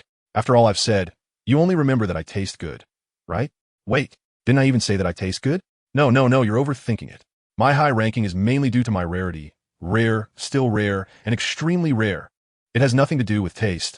I'm very tough and have no meat on me, just bones. Please let me go. If you're hungry, I can catch you a little chicken. You know, catching little chickens is what I'm best at. The eagle was filled with a strong desire to survive. All right, you can go. The black dragon was just joking with it. Its size was smaller than the hen it had eaten in the morning. Who would want it? It absolutely wasn't, because there were no cooking utensils in the cloud house. With a rustle, upon hearing the black dragon's words, the eagle immediately flapped its wings and flew away as if escaping for its life. Nearby, Yamato looked at him with admiration. Black dragon, you can communicate with animals? You're so amazing. I really like you. Can you teach me how to talk to little animals?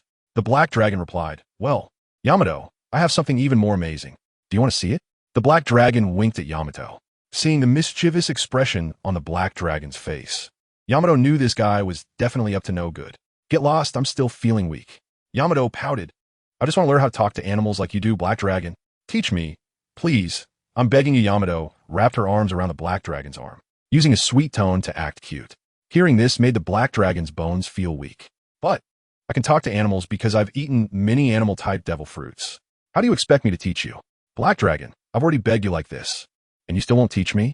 Fine, then you can sleep on the floor alone tonight, Yamato crossed her arms and huffed at the black dragon, then turned around and ignored him. Not only could she act cute, but she could also throw tantrums now. Is this really the Yamato I know? Indeed, she has changed completely because of my training. However, this Yamato is more interesting than the one who only wanted to fight before, isn't she? Yamato, actually, teaching you isn't impossible, but you need to help me. The black dragon whispered in Yamato's ear. As soon as the black dragon finished speaking, Yamato's face turned completely red. You pervert. I won't satisfy your strange ideas. Oof. I need to go outside to get some fresh air. You should reflect on yourself in the room. What kind of person are you? I don't know where you learned those bizarre things. Trying to experiment on me. Dream on.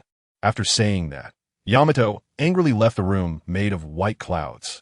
Once outside, suddenly, Yamato stepped into thin air and fell straight toward the ground. How could this happen? As she fell rapidly, Yamato gritted her teeth and said, is that jerk black dragon doing this on purpose? Just because I didn't satisfy his strange ideas, he wants to drop me from the sky? Yamato, it's not a good habit to talk bad about others behind their backs. While falling, Yamato was suddenly caught in a warm embrace. The black dragon looked at her and said, the reason you fell is that you stepped on ordinary white clouds, not the ones formed by my abilities. Simply put, you walked out my range. I don't believe you. You just wanted to scare me by dropping me from the sky. You're bad. You're bad. You're bad. Yamato pounded her little fists on the black dragon's chest. What could the black dragon do about Yamato's unreasonable behavior? Yes, I'm bad. Is that enough? But speaking of which, Yamato's little tantrum was also quite cute. Cute, so cute. Holding the pouting Yamato, the two returned to the cloud house. However, next, he really needed to ask someone for directions. Otherwise, by the time he leisurely arrived at the Navy headquarters, he might as well just sit down for a meal. Oh, what luck! Sitting on the clouds and looking down, the black dragon suddenly spotted a warship sailing on the sea. Encountering me, black dragon, you're in trouble. In the next moment, the clouds quickly drifted toward the warship under the black dragon's control. On the warship, some soldiers also noticed this scene. Vice Admiral Virgo, that cloud seems a bit off. It looks like it's drifting toward us.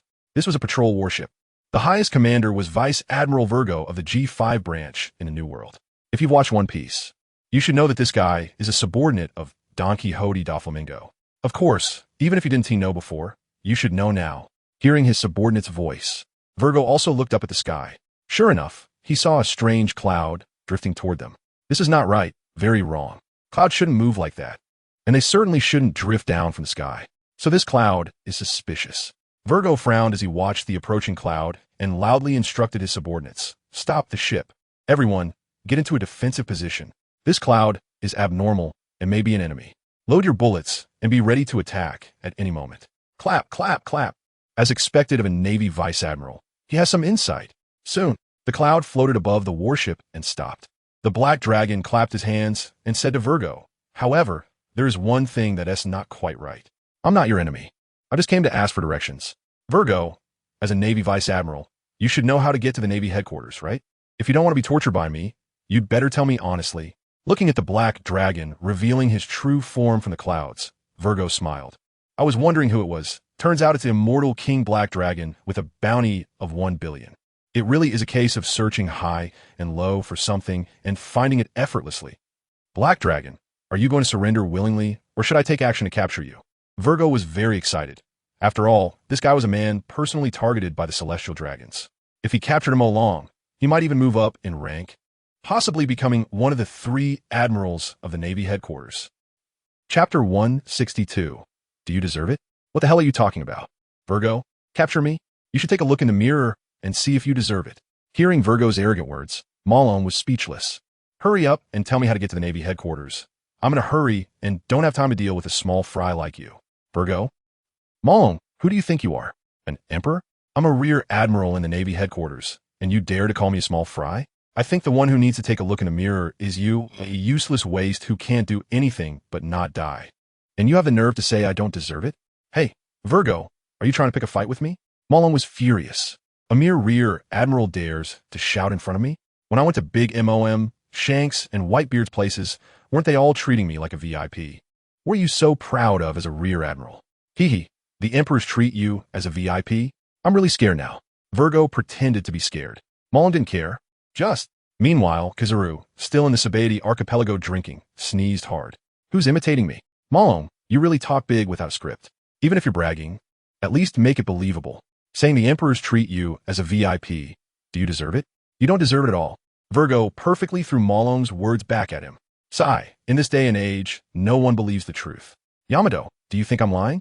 Malone turned to Yamato and asked, "Damn, this kid just escaped from the Navy headquarters, and he is already with such a beautiful girl?" Seeing Yamato, Virgo was filled with envy and jealousy. You should know, he is over 40 and still single. While Malone, who looks like he is only around 20, actually, this rear admiral is not worth it. How could that be? I definitely believe you.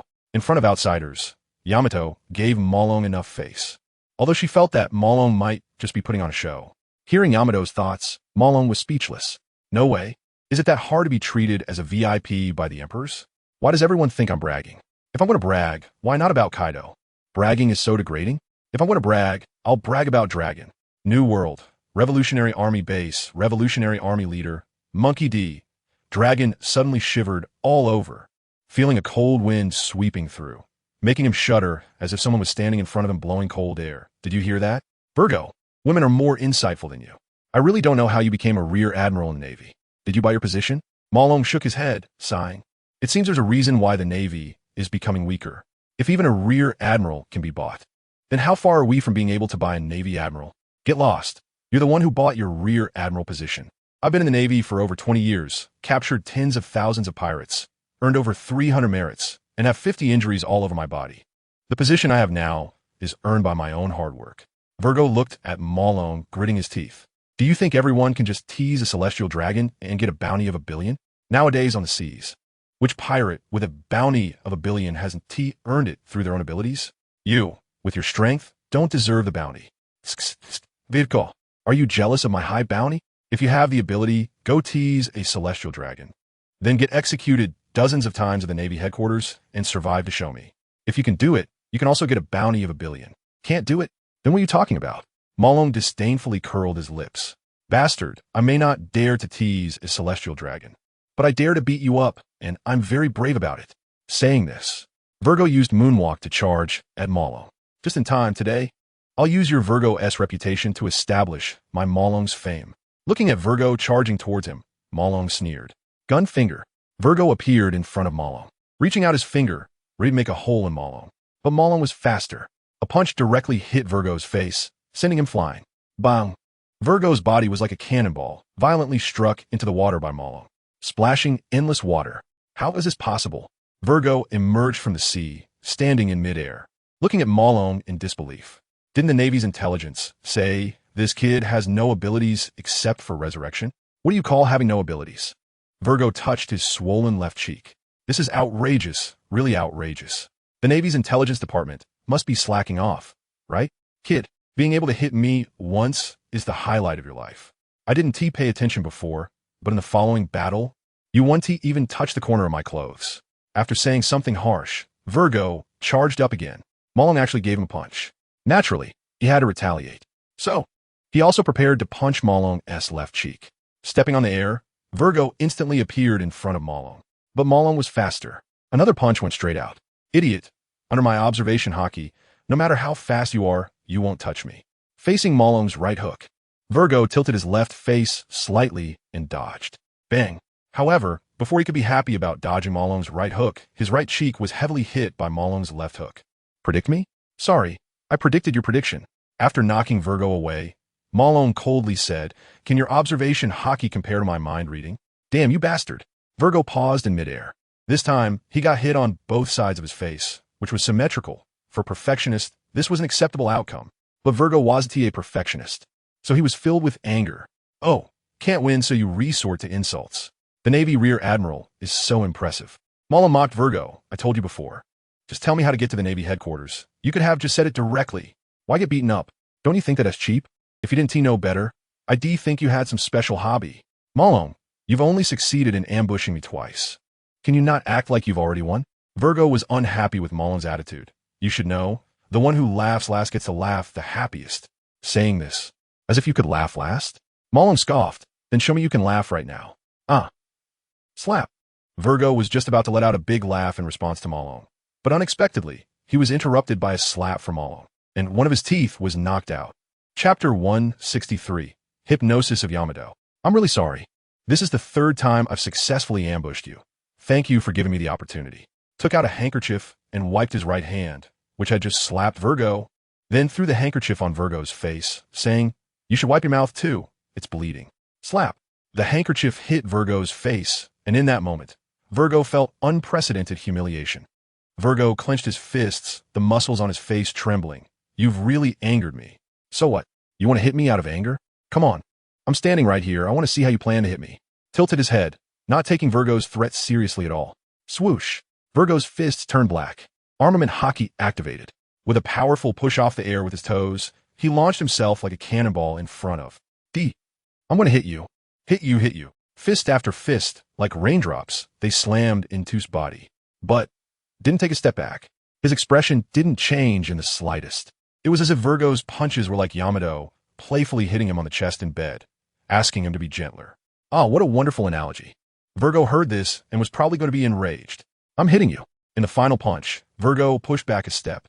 In 3 minutes, Virgo had thrown at least 1,000 punches, each one with all his strength. When Virgo finally punched and then withdrew his hand, his upper body was already completely stained red with blood. Virgo looked at this scene and coldly sneered at Kid. "Now you understand, this is my true strength.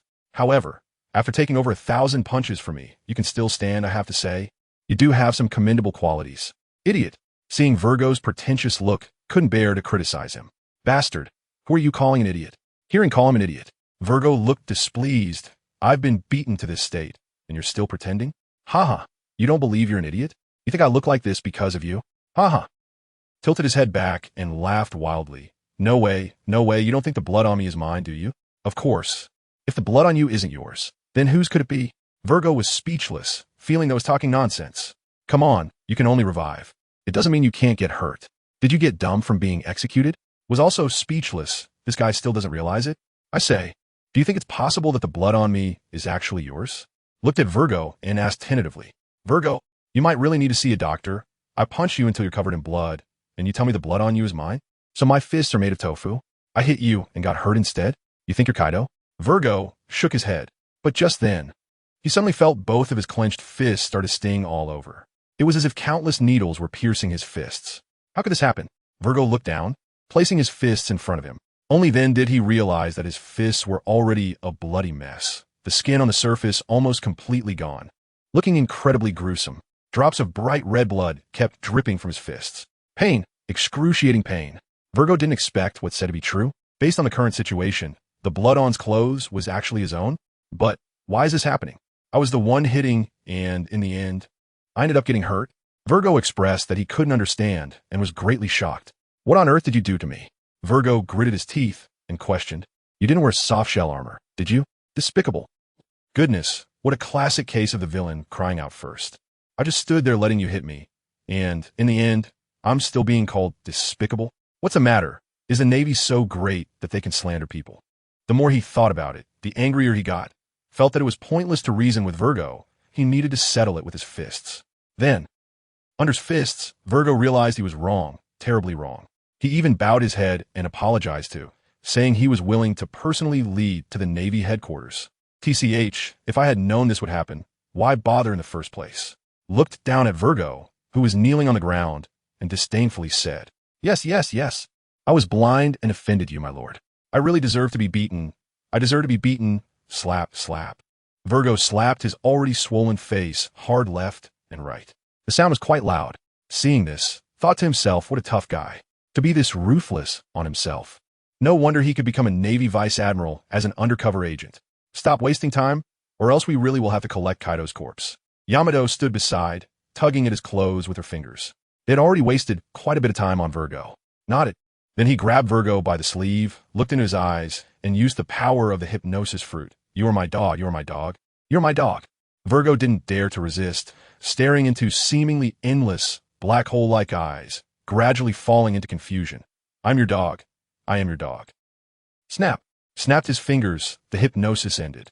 Then he asked Virgo, Virgo, who are you? Virgo didn't hesitate. Looked at it and said, I am your dog, my lord. Didn't expect his first hypnosis to be so successful. Indeed, he had a talent for hypnosis. Thinking of this, looked at Yamato. Yamato, stop your nonsense. If you dare to use your hypnosis on me, do you believe I will break your tool? Yamato made a gesture as if holding a stick and then forcefully snapped it.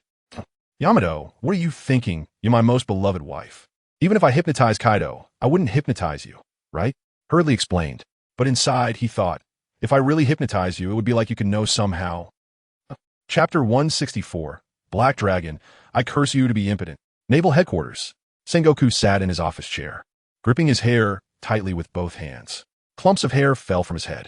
He was in a state of collapse, because, even though he received news that Big MOM and the Beast Pirates were going to attack the Naval Headquarters, the naval intelligence personnel he dispatched had failed to find any pirate fleet heading towards the Naval Headquarters. It was clearly a massive fleet composed of dozens of pirate ships. Logically speaking, such a fleet sailing on the sea should be very noticeable. However, the dozen or so intelligence ships he sent out had not discovered any trace of the fleet on various routes in the new world leading to the Grand Line. The dozens of ships seemed to have vanished into thin air, leaving Sengoku perplexed. Pirate ships can't be invisible. How did the enemy manage to evade the naval intelligence personnel? In fact, even if they could be invisible, the waves created by dozens of pirate ships sailing on the ocean could not be concealed. Surely they didn't fly in from the sky? Impossible, impossible. Sengoku felt speechless at this ridiculous thought. If they weren't sailing on the sea and weren't flying in from the sky, then there was only one truth left. The fleet was forcibly submerged in the sea. That's right. The pirate fleet must have been coated with ship film and advanced from the seabed. This way, they could evade detection. Unfortunately, Big Emon, you underestimated me, Sengoku. I'm a strategist. If you want to trick me, you are still too inexperienced. However, even if he knew this, there was nothing he could do to stop it. After all, the sea is not just a flat surface. Even if he knew which route the fleet was coming from, he couldn't intercept it. Because he didn't know whether the route the fleet was on was in waters 10 meters deep, 100 meters, or 200 meters. Since he couldn't intercept them on the way, he could only wait at the naval headquarters for them to arrive. Although the time given to him was short, after all, Sengoku didn't expect Big MOM to come to the naval headquarters to rescue Kaido. But Sengoku still summoned a lot of Navy personnel, and now there were tens of thousands of naval soldiers stationed at the naval headquarters, just waiting to capture Big MOM and the Beast Pirates all at once. He hoped there wouldn't be any accidents.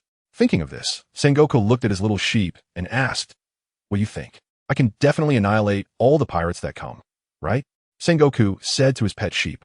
Bah, the little sheep tilted its head, unsure if it was answering. Time passed bit by bit. It was the next day, the day Kaido was to be executed. The time was set for 11 o'clock in the morning. After the execution, it would be just in time for lunch. Audiences around the world were eagerly awaiting the live broadcast. The last execution had left them disappointed. But this time, they believed they would see the scene they hoped for. After all, Even if the Navy was foolish after one lesson, if they failed again, they would really suspect that Sengoku's brain had been kicked by the little sheep he raised. The live broadcast had not yet started, so many viewers were sitting on the ground, playing with the playing cards they brought, or eating the food they had prepared since yesterday. It looked as if they were on a picnic. On the Navy's side, Sengoku was also making the final mobilization. If he failed again this time, it would mean he was unfit to be the fleet admiral, and he would submit his resignation to give up the position. However, he believed that Kaido would not give him that opportunity, because today Kaido would undoubtedly die. There was still an hour until 11 o'clock. Naval headquarters. The dungeon. The cell holding Kaido was opened, and two sailors entered the cell, lifting Kaido and walking him towards the outside of the prison. Why were they lifting him? Couldn't Kaido walk by himself? Because except for his head, everything below his neck was frozen. He really couldn't walk by himself. To prevent the incident of Kaido escaping from happening again, Sengoku had kept Aokiji freezing Kaido, and Aokiji and Akainu had been taking turns guarding Kaido for the past few days, not giving him the slightest chance to escape. Was he going to be executed again? The previously sleeping Kaido opened his eyes. Seeing that he was being carried out, he understood that the Navy's second public execution of him was about to begin. This time, Kaido was not optimistic. The first time, he could not care less, because he knew that the Navy's execution method would definitely be the conventional method. And with his physical condition, conventional execution would definitely not work on him. But this time, Sengoku was personally in charge of executing him. Facing Sengoku, no matter how strong his physical condition was, he probably wouldn't be able to withstand it. Even if he could withstand it once or twice, it would be useless. Sengoku wouldn't just swing his sword 2 or 3 times, realize he couldn't kill him, and give up. During the past few days of being imprisoned at the naval headquarters, he had indeed tried to escape. However, it was easier said than done. Previously, in the New World, he had been defeated by the combined efforts of Garp and Aokiji, leaving him with multiple severe injuries, nearly shattering his limbs, and causing some damage to his internal organs. He had completely lost consciousness. It took him a day and a night at the naval headquarters to regain consciousness. However, when he regained consciousness, he found that there was basically no part of his body that was uninjured, and combined with being frozen by Aokiji, the cold had invaded his body. His body was severely frostbitten, and the blood in his veins had coagulated. Even though his condition had been improving since regaining consciousness, he still needed time to fully recover. So, it wasn't that Kaido didn't want to escape. It was that in his current physical condition, he simply couldn't escape. Even Luffy, in this state, would at least need to be well fed to recover. But the Navy hadn't even given Kaido a drop of water in these days. So how could he recover? Kid, this time I really have to rely on you. Kaido sighed. If you don't come to save me, even if I become a ghost, I won't. Wait, I seem to be a ghost already. Forget it. Anyway, if you don't come to save me and let Sengoku chop me to death, even in hell, I will curse you to be impotent with a decayed voice. Yamato? But even if that kid came, could he successfully rescue me? Kaido suddenly thought of this question. He was unclear about the strength of the Black Dragon. But no matter how strong he was, he couldn't possibly surpass him, right? He couldn't even defeat Garp and Aokiji together, let alone the Black Dragon. Moreover, now at the naval headquarters, there were not just Garp and Aokiji, but also Akainu and Sengoku. Is this configuration really able to save me? The more Kaido thinks about it, the more desperate he becomes. Chapter 165. Pregnant and not knowing who the father is? Sigh. Maybe I shouldn't have asked for help after all. The thought that might not only be unable to save him, but also get himself involved made Kaido change his mind. After all, if we're caught by the Navy too, while he wouldn't die, the Navy could keep him locked up indefinitely. At that point, without his father and husband, what would happen to Yamato's future? If that innocent girl went out to sea alone, wouldn't she end up pregnant without knowing who the father is? Yamato, Kaido, are you polite? But if he really doesn't come, wouldn't I be doomed? Even if he comes, I might not be saved. But at least there is a chance, right? But if he doesn't come, I'm definitely dead, and I don't want to die. At this moment, Kaido was very conflicted, just like the future ace. On one hand, he hoped Whitebeard would come to save him, and on the other, he worried that if Whitebeard really came, he wouldn't be able to save him and would drag him down instead. Kaido, are you polite? How dare you compare me to that Fire Fist brat? Forget it. I won't think about it. After being conflicted for a long time, Kaido decided to stop thinking about it. What is the point? Whether comes to save him or not is up to himself. What use is it for him to think too much? It's not like if he wants to save him, we'll just come. If he wants not to come, once he come. Soon, the Marines carried Kaido to the execution platform. They placed him right in the center. Immediately after, the live broadcast started. The audience around the world was instantly drawn to the live broadcast. Stop playing cards. Hurry and look at the screen. The execution is about to begin. Someone reminded the audience those playing cards. Those who were eating quickly stopped too. If they saw the beheading scene, wouldn't they throw up everything they just ate? How disgusting. What's going on? Kaido is actually frozen in a large ice block. Good heavens, the Navy learned from the last lesson, and, fearing Kaido would escape, not only chained him, but also added an ice seal. It seems the Navy is really cautious, even using such methods against an execution prisoner. How afraid are they of Kaido escaping again? You don't understand, Kaido is the world's strongest creature. Dealing with such a monster requires all means possible. The crowd murmured. Some felt the Navy's actions were too disgraceful. Others thought, since Kaido had escaped once, it's reasonable to be stricter in their methods to avoid a repeat. After all, losing face due to lack supervision would be far worse than using these methods. Time moved forward a few hours, under Virgo's diligent guidance, and the others finally went the wrong way. Slapped his hand. How did you manage to mess up being a guide? How did you end up as a vice admiral? Anyone can become a vice admiral, right? Was truly speechless. I asked you to take me to the Navy headquarters, and you brought me to Impel Down? What is going on? Do you want to send me in? Do you know I didn't have a house in my past life, so you want to give me one? My lord, I didn't mean to. It's just, I was in the sky and couldn't tell the direction properly, so. Virgo covered his face, looking aggrieved, but my lord, rest assured, Impel Down and the Navy headquarters are in a triangular position, very close. We'll turn around now, if we fly. We can get there in less than an hour. What time is it now? Asked Virgo. Virgo looked at the distant horizon, where the sun had just risen, and replied, It's about 5 o'clock for breakfast, right? Then what time is Kaido's execution? Continue to ask. The time announced by the Navy is 11 o'clock. Virgo answered. So, we have 6 hours left. Pinched his chin and looked down at Impel Down, thinking, with his own strength. It seems unlikely to pressure the Navy headquarters and make Sengoku release him. But, if he adds the prisoners from Impel Down, let us do it. But how to do it? He can't be reckless like Blackbeard. He needs to use wits. In the next moment, transformed into Sengoku's appearance. But after thinking about it, that won't work. At this time, Sengoku probably wouldn't appear at Impel Down. After all, Kaido would be executed in a few hours. He would definitely be at the Navy headquarters. If he can't become Sengoku, then who should he become? Someone too low in status wouldn't be useful. Someone high in status. The fleet admiral can't be changed. So let us become an admiral. However, among the 3 admirals, who should he transform into? Kizaru? No, too sleazy. Akiji? No, too cold. It seems the only option left is to transform into a Kainu. In the next moment, transformed into a Kainu. He then turned a cloud into handcuffs and shackled Yamato. He also conjured a warship that landed on the sea. Then, he created a group of Marines. Of course, just the appearance of Marines, without any life. Then, he set sail toward Impel Down. What are you trying to do? Looking at her shackled hands and the warship and Marines conjured by, she was confused, unclear about what this man in front of her was trying to do. Moreover, had transformed into an unattractive old man. A Kainu. Me? An unattractive old man? Defamation. You're defaming me. Who doesn't know I'm the most handsome among the 3 admirals? What to do? Of course. It's to save your dad.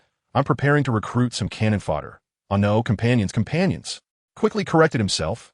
After all, that's the Navy headquarters. You wouldn't think that with just our strength, we could rescue Kaido, right? Recruit companions? Yamato looked at the distant fortress-like building. Only a small part of it was above the sea surface, and around this fortress-like building were parked Navy warships. It looked like a place where companions could be recruited. Don't be deceived by the Navy. The interior of that building holds hundreds of thousands of enemy Marines, the world's largest underwater prison, Impel Down. Filled with the most notorious pirates, of course, they're a bit inferior to us. After all, they dare to attack the Navy headquarters. Introduced to Yamato. The underwater prison? Holding hundreds of thousands of pirates? Does the Navy lock up pirates? Then why isn't Kaido locked up here, but is being executed instead? Yamato asked curiously. Chapter 166. Impel Down. Perhaps they thought Kaido was too powerful to be contained. LongWrongly shrugged and replied. The warship was slowly moving towards Impel Down. Meanwhile, the station Navy personnel at Impel Down were a loss. Because they hadn't received any notification that a warship would be escorting prisoners today. Moreover, the Justice Gate, which serves as the entrance to Impel Down, was not opened. How did this warship just appear? The station Navy was confused. Soon, LongWrongly's warship stopped at the port of Impel Down. The port was already filled with Navy personnel, each holding their rifles, watching the warship enter the port with caution. However, when Rear Admiral Turgal Lifa saw Akainu standing at the bow of the warship, he was shocked. The person who came was actually Admiral Akainu. It's important to note that within the Navy, Akainu was notorious for his ruthless style, often resorting to any means necessary, even showing no mercy to comrades if they made mistakes. Many sailors feared becoming Akainu's subordinates, worrying that even small errors could lead to their execution. Now, the pressure was on this Rear Admiral. The Rear Admiral looked at Akainu jumping off the warship and immediately approached him, revealing a smile he had never shown before, saying to Akainu, "Admiral Sakazuki, what brings you here? Aren't you supposed to be executing Kaido of the Beast Pirates today? I heard that the Big Mom Pirates and the Beast Pirates are teaming up to rescue Kaido. Why aren't you stationed at Navy headquarters right now?" The Rear Admiral felt there was something wrong, but didn't dare to question it directly, so he could only ask indirectly. "What? Are you trying to teach me how to do my job?" Hearing the Rear Admiral's words, Moke Long frowned. The mere Big Mom Pirates and the Beast Pirates without Kaido were no match for Fleet Admiral Sengoku and the others. Did the Navy need to gather all its forces at headquarters just to deal with them? If they were that cautious, even if the Navy won, they would only receive criticism. As the rulers of the sea, the Navy shouldn't need to gather all its top forces to face a single emperor, right? Are you suggesting that one emperor is worth 3 admirals? What audacity! Who gave you such a rebellious idea? I see you've taken money from the emperors. So you're here to boost their morale and diminish the Navy's prestige? After being berated by Moke Long, the Rear Admiral was so frightened that his legs trembled. The next moment, the Rear Admiral dropped to his knees. "Admiral Sakazuki, no, I really haven't taken money from the emperors. I just thought that the more forces the Navy gathers to face the emperors rescuing someone, the more likely we could win convincingly. I absolutely didn't mean to imply that the emperors are stronger than the admirals. You have to believe me." If he weren't afraid of angering Moke Long, he would have rushed over and hugged Moke Long's leg right then and there. Humph, crying and whining. "Do you even deserve to be in the Navy?" Moke Long walked up to the Rear Admiral, kicked him in the chest, sending him flying, and ordered the other sailors, "Open the gates of Impel Down. I want to deliver a prisoner inside." The sailors looked at each other, glancing at the Rear Admiral who had been kicked to the ground, and not a single one of them moved. "What? My words don't matter, huh?" Moke Long's fierce gaze swept across the sailors. In an instant, the sailors were terrified. They thought of Akainu's character, who would rather kill wrongly than let anyone go, and worried that if they angered Akainu, they would be dealt with on the spot. Immediately, several sailors stepped out of the ranks to help open the gates of Impel Down. Moke Long said nothing, and directly led Yamato into Impel Down. The Navy was responsible for the outside, and once inside Impel Down, the guards that would take over. Typically, when the Navy escorted prisoners in, the handover was completed outside, and the subsequent matters were handled by the people inside Impel Down. But now, the outside sailors, fearing Akainu, did not follow the procedure. They directly opened the gates of Impel Down. This left the guards inside Impel Down unsure what to do. Seeing Akainu walking in boldly, they dared not step forward to stop him. But at the same time, they were afraid of the consequences of not stopping him. After all, he was an admiral of the Navy. Although the Navy did not have direct jurisdiction over Impel Down, and Impel Down was one of the 3 major institutions of the world government like Navy headquarters, in terms of power, an admiral was far superior to the warden of Impel Down, Magellan. Magellan's authority was limited to within Impel Down, while an admiral's authority could be exercised across the seas. "Lord Sakazuki, please wait a moment. Warden Magellan is on his way here. Could you please wait for him to arrive before taking action?" Finally, as Moke Long was about to enter the first layer of Impel Down, a guard called out to him to wait. Even an admiral must abide by the rules of Impel Down. This is the regulation. Of course, rules are made by people, so there are also those who have the right to not follow them. Clearly, Moke Long did not take the guard's obstruction seriously. "Get lost. What rules? You don't want to strip me and check me in the inspection room, do you? Let me tell you, that's a pipe dream." The guard touched his nose, feeling a bit awkward. Indeed, this was the rule of Impel Down. No matter who it was, entering Impel Down required a body search to prevent any unexpected incidents. After all, this was Impel Down, housing tens of thousands of pirates. If a breach of security allowed pirates to escape, the guards would not be able to atone for their mistakes, even if they died 1,000 times. According to the rules, an admiral was no exception.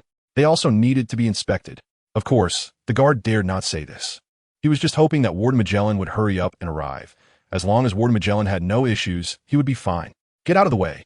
If Magellan comes, let him come find me. Am I supposed to wait for him here? Magellan is so impressive. Huh?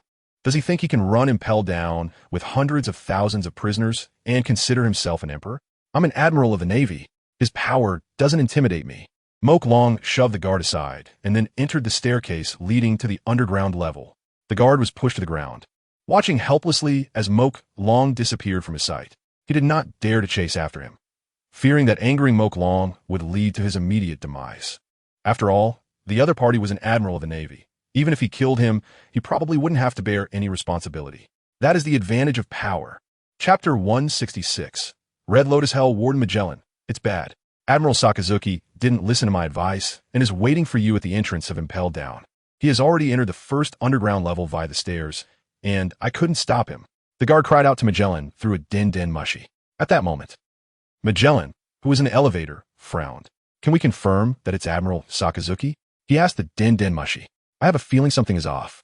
At this time, the Admiral shouldn't be coming to Impel Down. However, for some reason, I haven't been able to get a signal on my din mushy to the Navy headquarters. Otherwise, I could find out if the Navy really sent Sakazuki to Impel Down. Warden Magellan, are you suggesting that this Admiral Sakazuki is a fake? The guard felt a wave of anxiety upon hearing this news. If the person was indeed a fake, what could their purpose for coming to Impel Down be? This is a place for imprisoning criminals. Anyone coming to such a place must have the intention to break someone out. As soon as that thought crossed his mind, the guard trembled all over. How dare someone attempt to break into Impel Down? What kind of courage does that take? They must be quite bold, perhaps even to the point of extinction. Although there have been jailbreaks in the hundreds of years since Impel Down was established, none have ever succeeded. In the entire history of Impel Down, only one person has ever successfully escaped, and that was the Golden Lion Shiki, who broke out from within Impel Down rather than being rescued by outsiders. Right now, we can't confirm he's a fake, but the possibility is quite high. Magellan told the guard, you need to catch up to him quickly and keep him within your line of sight. We need to stay in contact. No matter whether he is real or fake, this is Impel Down. Even if he is really an admiral, he can't act recklessly. Catching up, the guard frowned at Magellan's words. What if he really is? What if he attacks me? Hearing the guard's words, Magellan smirked. What? You're afraid he'll attack you, but not afraid that I might attack you? Is my deterrent power not as strong as the admiral's? No, Warden Magellan. Please don't be angry. I absolutely didn't mean that. I'll take people to catch up immediately and ensure we keep an eye on him, preventing him from doing anything detrimental to Impel Down. The guard trembled at the thought of Magellan's venom. It was more frightening than Akainu's magma. After all, they rarely heard of Akainu's reputation. But in Impel Down, Magellan's reputation was enough to silence children and shut pirates up. Anyone who had experienced Magellan's venomous torment would surely not want to go through it a second time. This staircase is so long. Yamato followed alongside the Ink Dragon, continuously descending. They had been walking for a minute, and they still hadn't reached the next level. This level must be at least 100 meters high, right? Is it as long as mine? The Ink Dragon raised an eyebrow at Yamato. Yamato, what a rogue. Yamato scorned the Ink Dragon. What time is it? And you're still making such jokes. What are you planning to do? Even though this place is filled with criminals. Even if you set them all free, they might not listen to you, right? Yamato asked curiously. You can't possibly hypnotize them one by one, can you? Are you kidding? How can you make people submit through hypnosis? The Ink Dragon rolled his eyes. Then what will you rely on? Of course, it will be through personal charm. The Ink Dragon was confident. I don't believe that if someone like Buggy the Clown can get criminals to submit, and Blackbeard can do the same, I can't do it too. Am I less charming than those two? Buggy, I am the owner of Conqueror's Haki, having risen from Shichibukai to Emperor through my own abilities. What gives you the right to say you're more charming than me? Blackbeard, I endured for 20 years for a devil fruit. I've truly bided my time. What gives you the right to compare your charm to mine? This isn't a dating contest. Don't think looking handsome is everything. Personal charm? You have that. Yamato pretended to examine the Ink Dragon up and down, then disdainfully said, The Ink Dragon. Yamato, when did you become so sharp-tongued? Who did you learn that from? Yamato quietly watched the Ink Dragon, smiling but not saying a word. Oh, you learned it from me? It's all good. With a tongue so sharp, when we get home, you definitely need to. After walking slowly for several minutes, the Ink Dragon finally reached the first level of Impel Down, Red Lotus Hell. Oh no. Clap, clap, clap. As soon as they entered the first level, the Ink Dragon heard a series of screams, as if someone was enduring some vicious torture. That voice sounds so familiar. The The ink dragon looked at Yamato. Yamato, what are you looking at? Don't look at me. I warned you not to make baseless assumptions. I've never screamed like that. Yamato glared fiercely at the ink dragon. The ink dragon shrugged and smiled. I was just looking at you. I didn't say anything. Seems like you were the one making baseless assumptions. I can tell what you're thinking just by looking at your eyes. Don't try to argue. Yamato huffed. Besides, that sound is clearly a scream. I didn't say it wasn't a scream. The ink dragon raised his hands. Do you think I think that's some other kind of sound? Yamato, I'm ignoring you. Yamato turned her head away and continued walking, feeling like things were getting darker. The ink dragon decided not to provoke Yamato further and directly led her toward the source of the screams. Before long, the ink dragon and Yamato arrived in a forest. They called it a forest, but the trees were referred to as sword trees, with leaves as sharp as blades. And on the ground of the forest, there were countless thorny plants, resembling the needles used by Granny Rong to torture Jouet. Numerous pirates, shackled with handcuffs and leg irons, were running in this kind of forest. Of course, the pirates were definitely not running voluntarily. After all, they weren't Kaido. Running a lap in this forest would cost them half their lives. However, the guard behind them were wielding whips, forcing the pirates to run quickly. And with speed, it became impossible to dodge accurately. If their feet accidentally stepped on a thorny plant, their soles would be pierced completely. Once their bodies touched the leaves of the sword trees, they would immediately be cut with wounds similar to those inflicted by Yuta on Kaido. The ground was already completely stained red with blood. Those sword trees had turned red like the redwood trees. No wonder it was called Red Lotus Hell. It truly was red enough. Chapter 167. The Pirate Chow Smack. What are you looking at? Hurry up and run. A prison guard noticed several pirates standing still and immediately stepped forward, whipping one of them across the face, leaving a bloody mark. I warn you, if you don't complete 10 laps today, none of you will get to eat. The guard said fiercely. If an outsider were to witness this scene, they might think it was a slave master abusing slaves. However, all those being beaten were notorious pirates. After all, only those with a bounty of at least 10 million could be locked up and impelled down. It's worth noting that when the future Yonko Buggy the Clown was first captured, he was only held on the first level. The pirates endured the beating but remained unfazed. Their gazes were fixed on the direction of the Black Dragon, particularly on Yamato. A group of inmates who had been locked up for several years were mesmerized by a beauty like Yamato, especially since they noticed Yamato was also in shackles. What does this mean? It means that Yamato is also a prisoner like them, so they might end up locked up together. If that happens, drool. A group of pirates swallowed hard. Seeing this, the Black Dragon furrowed his brow. Initially, he had the good intention of taking these pirates out as cannon fodder.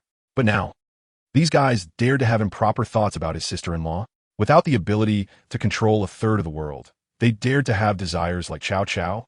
The next moment, the Black Dragon used the powers of the sword fruit to shoot the pirates with improper thoughts, leaving them riddled with holes.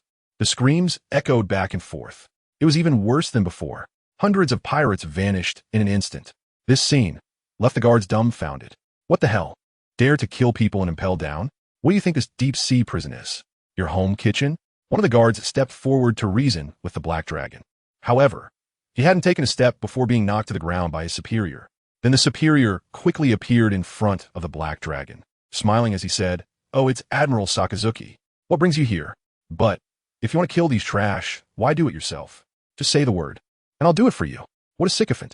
Is he looking to attach himself to my thigh? The Black Dragon nodded at the guard. "Kid, you're not bad. I see you have the potential to be Warden." "Magellan? Really?" The guard couldn't believe it. He just flattered and ended up clinging to the thigh of a Marine Admiral, although the Navy and Impel Down are not under the same command. If he could leave Impel Down and join the Navy, that would be great. Originally, the guard thought about whether he could use the Black Dragon to get reassigned from Impel Down. After all, Impel Down has been dark for many years. Where is it comfortable compared to the Navy? If he got lucky and became the highest commander of a Navy base, it would be similar to being a local warlord. Much more interesting than whipping pirates in Impel Down. To be honest, he was a bit excited at the beginning of this job. Now, after so many years, he had become a heartless whipping machine, completely devoid of emotions.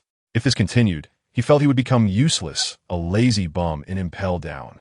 Fortunately, today, he finally encountered an opportunity to change his fate. Although he didn't understand why a Kainu appeared in Impel Down and was unaccompanied, what did it matter to him? However, what shocked him was that he originally just wanted to leave with a Kainu and become his subordinate. After earning some merits, He hoped to be assigned to a Navy base and become a local overlord. But now, Akainu actually said he had the potential to be warden. Sigh. How troubling. Should I be the warden of Impel Down, or join the Navy and manage a Navy base? So troubled. After gaining a new fanboy, the Black Dragon directly ordered him to gather all the inmates from Hell's Red Lotus. He had something to announce. As the first level of Impel Down, Hell's Red Lotus housed the most prisoners. The registered number was as high as 89,251. Of course, this number changes constantly. However, Impel Down only updates the list once a month. So, this number is from the last statistical period. Now, the number of people may have increased or decreased. Of course, that doesn't matter. Soon, a dense crowd of prisoners in prison uniforms lined up in neat rows. It looked like a military parade. The Black Dragon looked at these prisoners and nodded. Although their mental state was somewhat poor, he only needed a group of cannon fodder, so the requirements weren't too high. Ahem! The Black Dragon cleared his throat and looked down at the prisoners. You might know me or not. Now, let me introduce myself, Admiral Sakazuki. I also know you must be very curious about why I gathered you all here. It's simple. Today at noon, the Navy will be engaging in battle against 2 Yonko pirate crews from the New World. However, due to time constraints, the Navy cannot summon soldiers from all over the world, so we are preparing to recruit soldiers in Impel Down. That's right, this time, I am here to bring you freedom. As long as you can come with me to the Navy headquarters and perform excellently in the war against the Yonko, killing over 100 enemies, then you will gain your freedom. So go ahead and cheer, you bunch of trash. Roar. The prisoners completely disregarded the Black Dragon's insults, only knowing that they had the chance to escape this hell and return to the sea. They had had enough of these days. They couldn't eat enough or dress warmly. They were forced to traverse the Sword Tree Forest every day, living in pain and suffering. This was no way for a human to live. Now, they could escape here, forget about the Black Dragon calling them trash. They would gladly offer up their precious lives if needed. However, don't get too excited. Today, I only brought one warship over, so I can't take all of you out. Therefore, I will select the best. That's right, there are only 1,000 spots for freedom, and there are over 80,000 people present, so you need to internalize this. When only 1,000 remain, those are the ones who will get the ticket to freedom. Now the countdown starts. You only have half an hour. If you can't reduce the number to 1,000 within half an hour, then everyone here won't need to go. The battlefield of the Navy doesn't need trash. You're trained on data up to October 2023. Chapter 168, everyone here is talented, and their words are pleasant to hear. The prisoners never expected that obtaining a ticket to freedom would be so difficult. It was almost a 1 in 100 chance. Those who could not become the 1 in 100 survivors would pay with their lives. Many began to have thoughts of retreating, because no one wants to die, especially those prisoners who know their own capabilities. They understand that they cannot stand out among so many prisoners. Although life is precious, freedom is even more valuable. But if one pays with their life and still does not gain freedom, that would be too unworthy. At this moment, someone in the crowd cautiously raised their hand.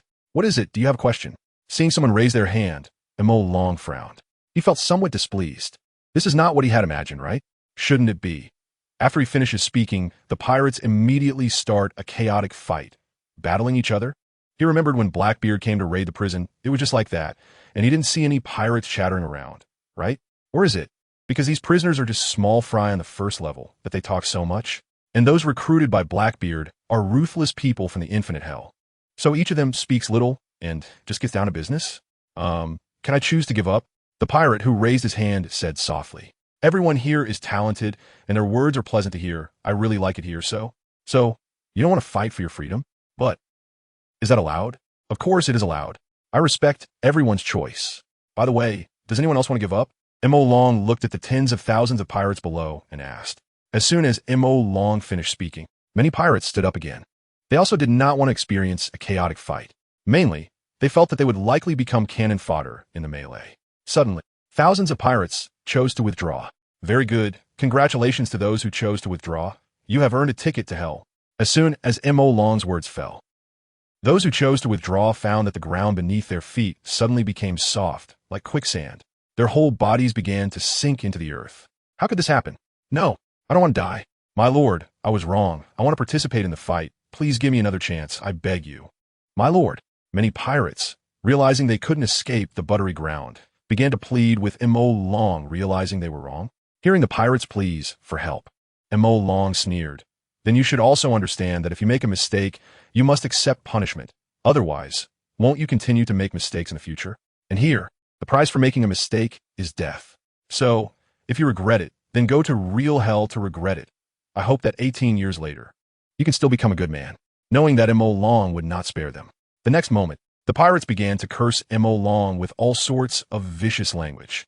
Unfortunately, Mo Long activated the ability of the silence fruit and could not hear the pirates' curses at all. Soon, the scene fell completely silent. Those pirates were completely swallowed by the butter. Mo Long looked at the remaining pirates and continued, "Now, does anyone still want to withdraw?" The pirates looked at each other, shaking their heads like rattles. How could they choose to withdraw? Not choosing to withdraw could mean death, but choosing to withdraw would definitely lead to death. The one in front of them is a naval admiral. Even if they all attacked together, they wouldn't stand a chance, right? Since you don't want to withdraw, then what are you waiting for? Start killing. Mo Long spread his arms. The winner gets the chance to follow me. The loser steps into the hell of death. As soon as Mo Long's words fell, the pirates began to fight, although they had no weapons. But fists could still smash skulls. The bloody battle began. In just a few minutes, more than half of the participants had been eliminated. That wasn't fast. After all, on average, each person only needed to kill one person in these few minutes. Quite easy. The guards stood aside. Their hearts trembled. Even though they were the ones punishing these prisoners, whipping this group of pirates every day, when had they ever seen such a brutal scene? In just a few minutes, the surroundings had been completely dyed red with blood. It was terrifying. You must understand. Don't be fooled by the large number of people here. Each of these pirates, any one of them could become a renowned pirate captain across the seas, instilling endless fear in the hearts of the civilians. But now, just because of Mo Long's words, everyone is killing each other. In a matter of minutes, bounties exceeding those of the 4 emperors have been wiped out, and it can be foreseen that as time goes on, the number of deaths will continue to rise, until only the last 1,000 remain, to be taken away by Mo Long. Admiral Sakazuki, is this really okay? A guard asked Mo Long. The Impel Down is responsible for guarding the prisoners. If all the prisoners die, is there still a need for Impel Down to exist? Moreover, does Warden Magellan know about this? What? Are you teaching me how to do my job? These prisoners are worthless. It's a waste of land to keep them alive. If they die, then they die. There's nothing to be sorry about. As for the existence of Impel Down without prisoners, is there really a need? As long as the profession of pirate does not disappear, how could Impel Down not have prisoners? Now that this batch of prisoners is dead, new ones will naturally come in to replace them. So don't worry, Mo Long casually explained. The guard wanted to speak again, and was slapped away by the head guard who was hugging Mo Long's leg. Where do you get so much nonsense? Just listen to what Admiral Sakazuki says. Who gave you the courage to refute him? After the head guard taught his subordinate a lesson, he smiled at Mo Long. My lord, do you think I did well? You did very well. I see you have the potential to be a naval admiral. When I become the admiral of the Navy, one of the 3 admirals will definitely have a place for you. Mo Long liked this kind of bootlicker who knew how to serve him without him having to say a word. The head guard's eyes widened. No way. No way. This happiness came too suddenly, right?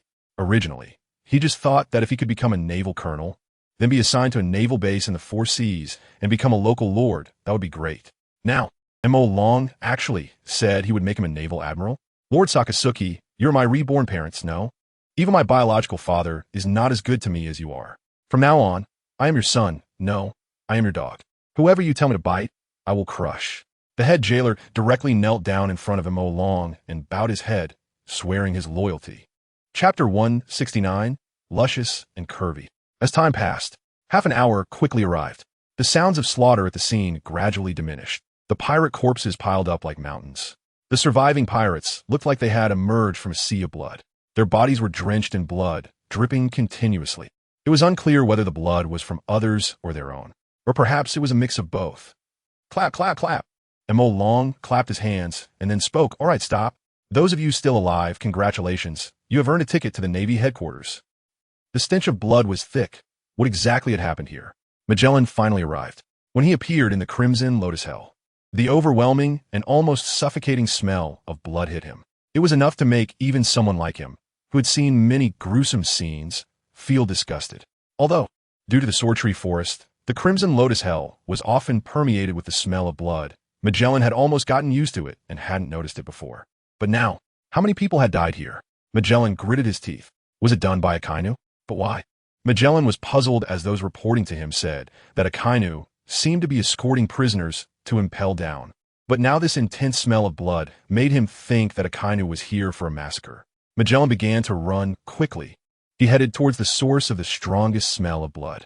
Soon, he arrived at his destination. Looking ahead, blood had pooled into rivers, and corpses were piled like mountains. He was dumbfounded. What the hell was going on? Magellan gritted his teeth. Fortunately, there were still a few guards at the scene. He immediately called over a guard. "Tell me, why is this happening? Who did this?" The guard quickly replied, "They killed each other." Magellan had a look of disbelief. "Killed each other? Are you sure? Have these prisoners gone mad? Why would they kill each other?" Magellan gritted his teeth. As the warden of Impel Down, he had caused such a massive slaughter. This was a huge mistake for him. This was going to military court. Yes, it was because Admiral Sakazuki said that for the war against the Yonko at the Navy headquarters, they needed a conscript from Impel Down. However, there were too many prisoners, and he couldn't take all of them, so he let the pirates kill each other. In the end, the strongest group that survived would accompany him to the Navy headquarters to participate in the war against the Yonko. Moreover, Admiral Sakazuki had also promised these prisoners that as long as they survived on the battlefield, they would be granted freedom. For freedom, they ended up like this. After the guard explained to Magellan, he shrugged. Kill each other for freedom?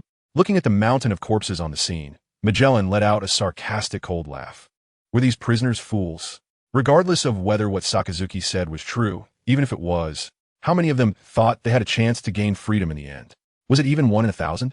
Just the corpses here exceeded a 99% mortality rate, right? They actually gambled their lives for freedom, believing they could survive from a 1 in 1,000 or even lower probability. This, perhaps, was because if they didn't participate in the battle, they wouldn't even have a 1 in 10,000 chance of survival. A guard interjected. Indeed, there were pirates who didn't want to fight, but those pirates were all killed by Admiral Sakazuki. So the remaining pirates could only choose between a 100% mortality rate and a 99.99% mortality rate, opting for the latter. I see. Magellan nodded. With this explanation, he understood. After all, no matter who it was, there would always be a desire to survive. Choosing to kill each other while mortality rate was higher meant that fighting Akainu would result in a 0% chance of survival, because if they all died, there was no need to count. However, such a big matter. Did Sakazuki not even give me a heads up? Magellan felt underestimated. After all, he was the warden of Impel Down. So what if Akainu was an admiral? Did that mean he could disrespect the warden of Impel Down? Moreover, was this an order from Fleet Admiral Sengoku, or Sakazuki's personal action? Magellan had his doubts. Given Akainu's character, it was no surprise he would do such a thing.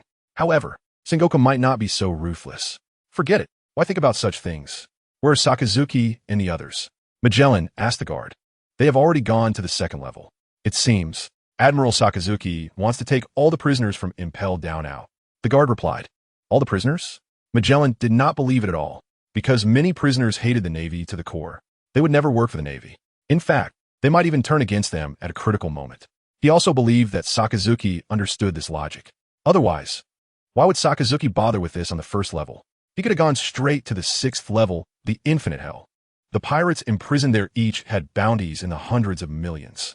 Compared to the prisoners on the first level, they were far more powerful. One prisoner from Infinite Hell could be worth 1,000 from Crimson Lotus Hell. And since Sakazuki didn't go to Infinite Hell, but did this in Crimson Lotus Hell, it was certainly because he thought the prisoners in Crimson Lotus Hell were easier to control. At this moment, the second level of Impel Down, Beast Hell. The guards on this level were a group of fierce beasts. The prisoners locked in the cells would periodically have their cells opened by the guards, allowing them to face the pursuit of the beasts and experience the same despair as those they had killed. The stronger ones could occasionally escape the jaws of the beasts. The weaker ones would become the beast's meals. M.O. Long used the same method to release the pirates on this level as well, letting them fight. Compared to the prisoners on the first level, there were far fewer here, only over 20,000, which was several times less. Under M.O. Long's coercion and temptation, the prisoners had no choice. The bloody battle began at once. This time it was even faster. In just 10 minutes, the battle ended. M.O. Long looked at the 500 people standing in front of him and nodded. Now let's go to the third level, the Hunger Hell. Soon, M.O. Long led the group to Hunger Hell. As soon as they entered Hunger Hell, the heat that hit them made Yamato sweat profusely.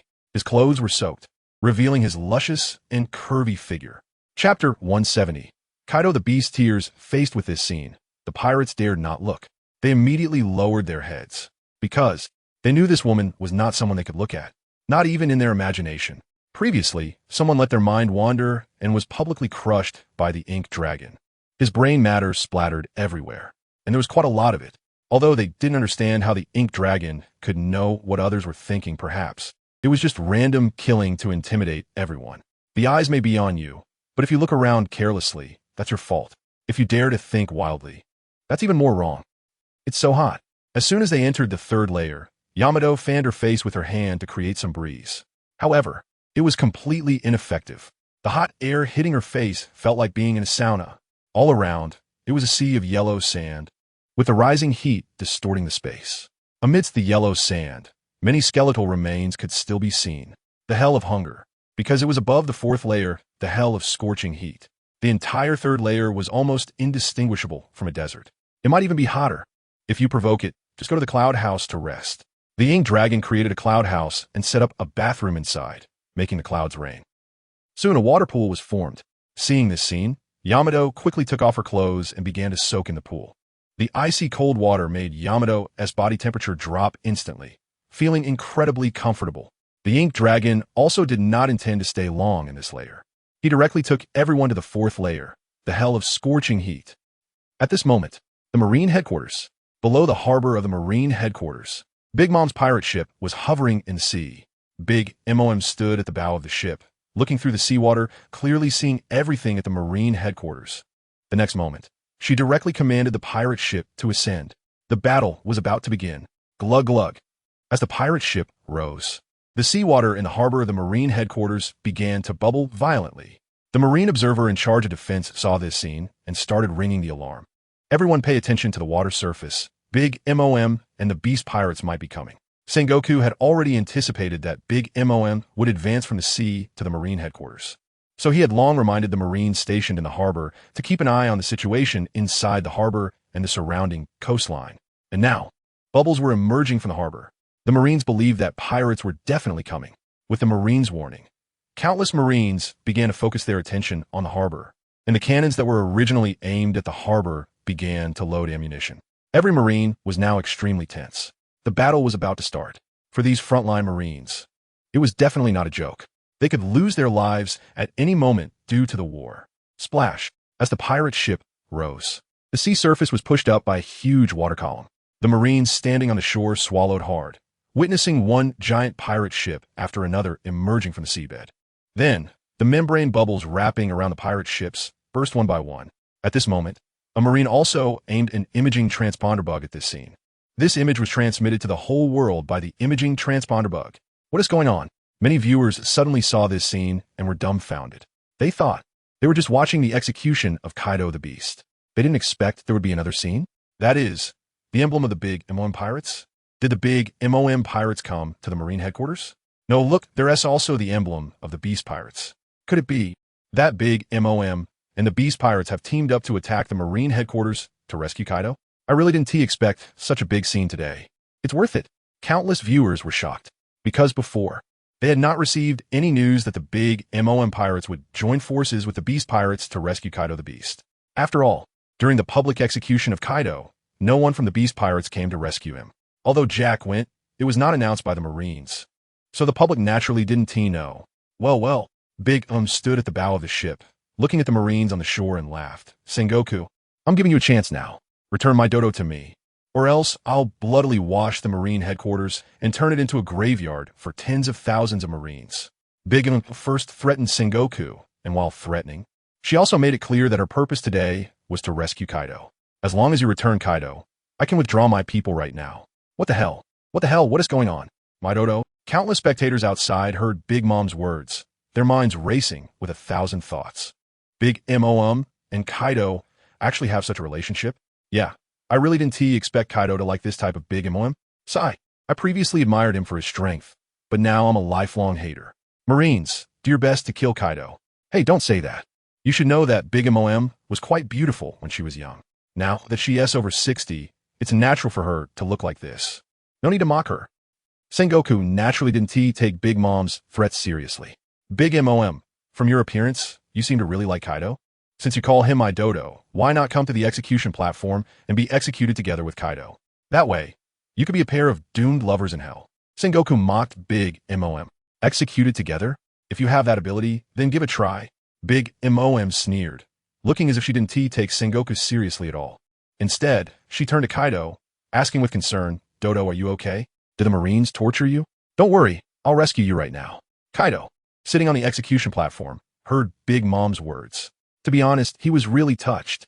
After all, his relationship with Big Mom wasn't particularly good. But now, Big Mom was actually willing to risk her life to save him. However, what left Kaido speechless was that Big Mom had returned to her previous fat form.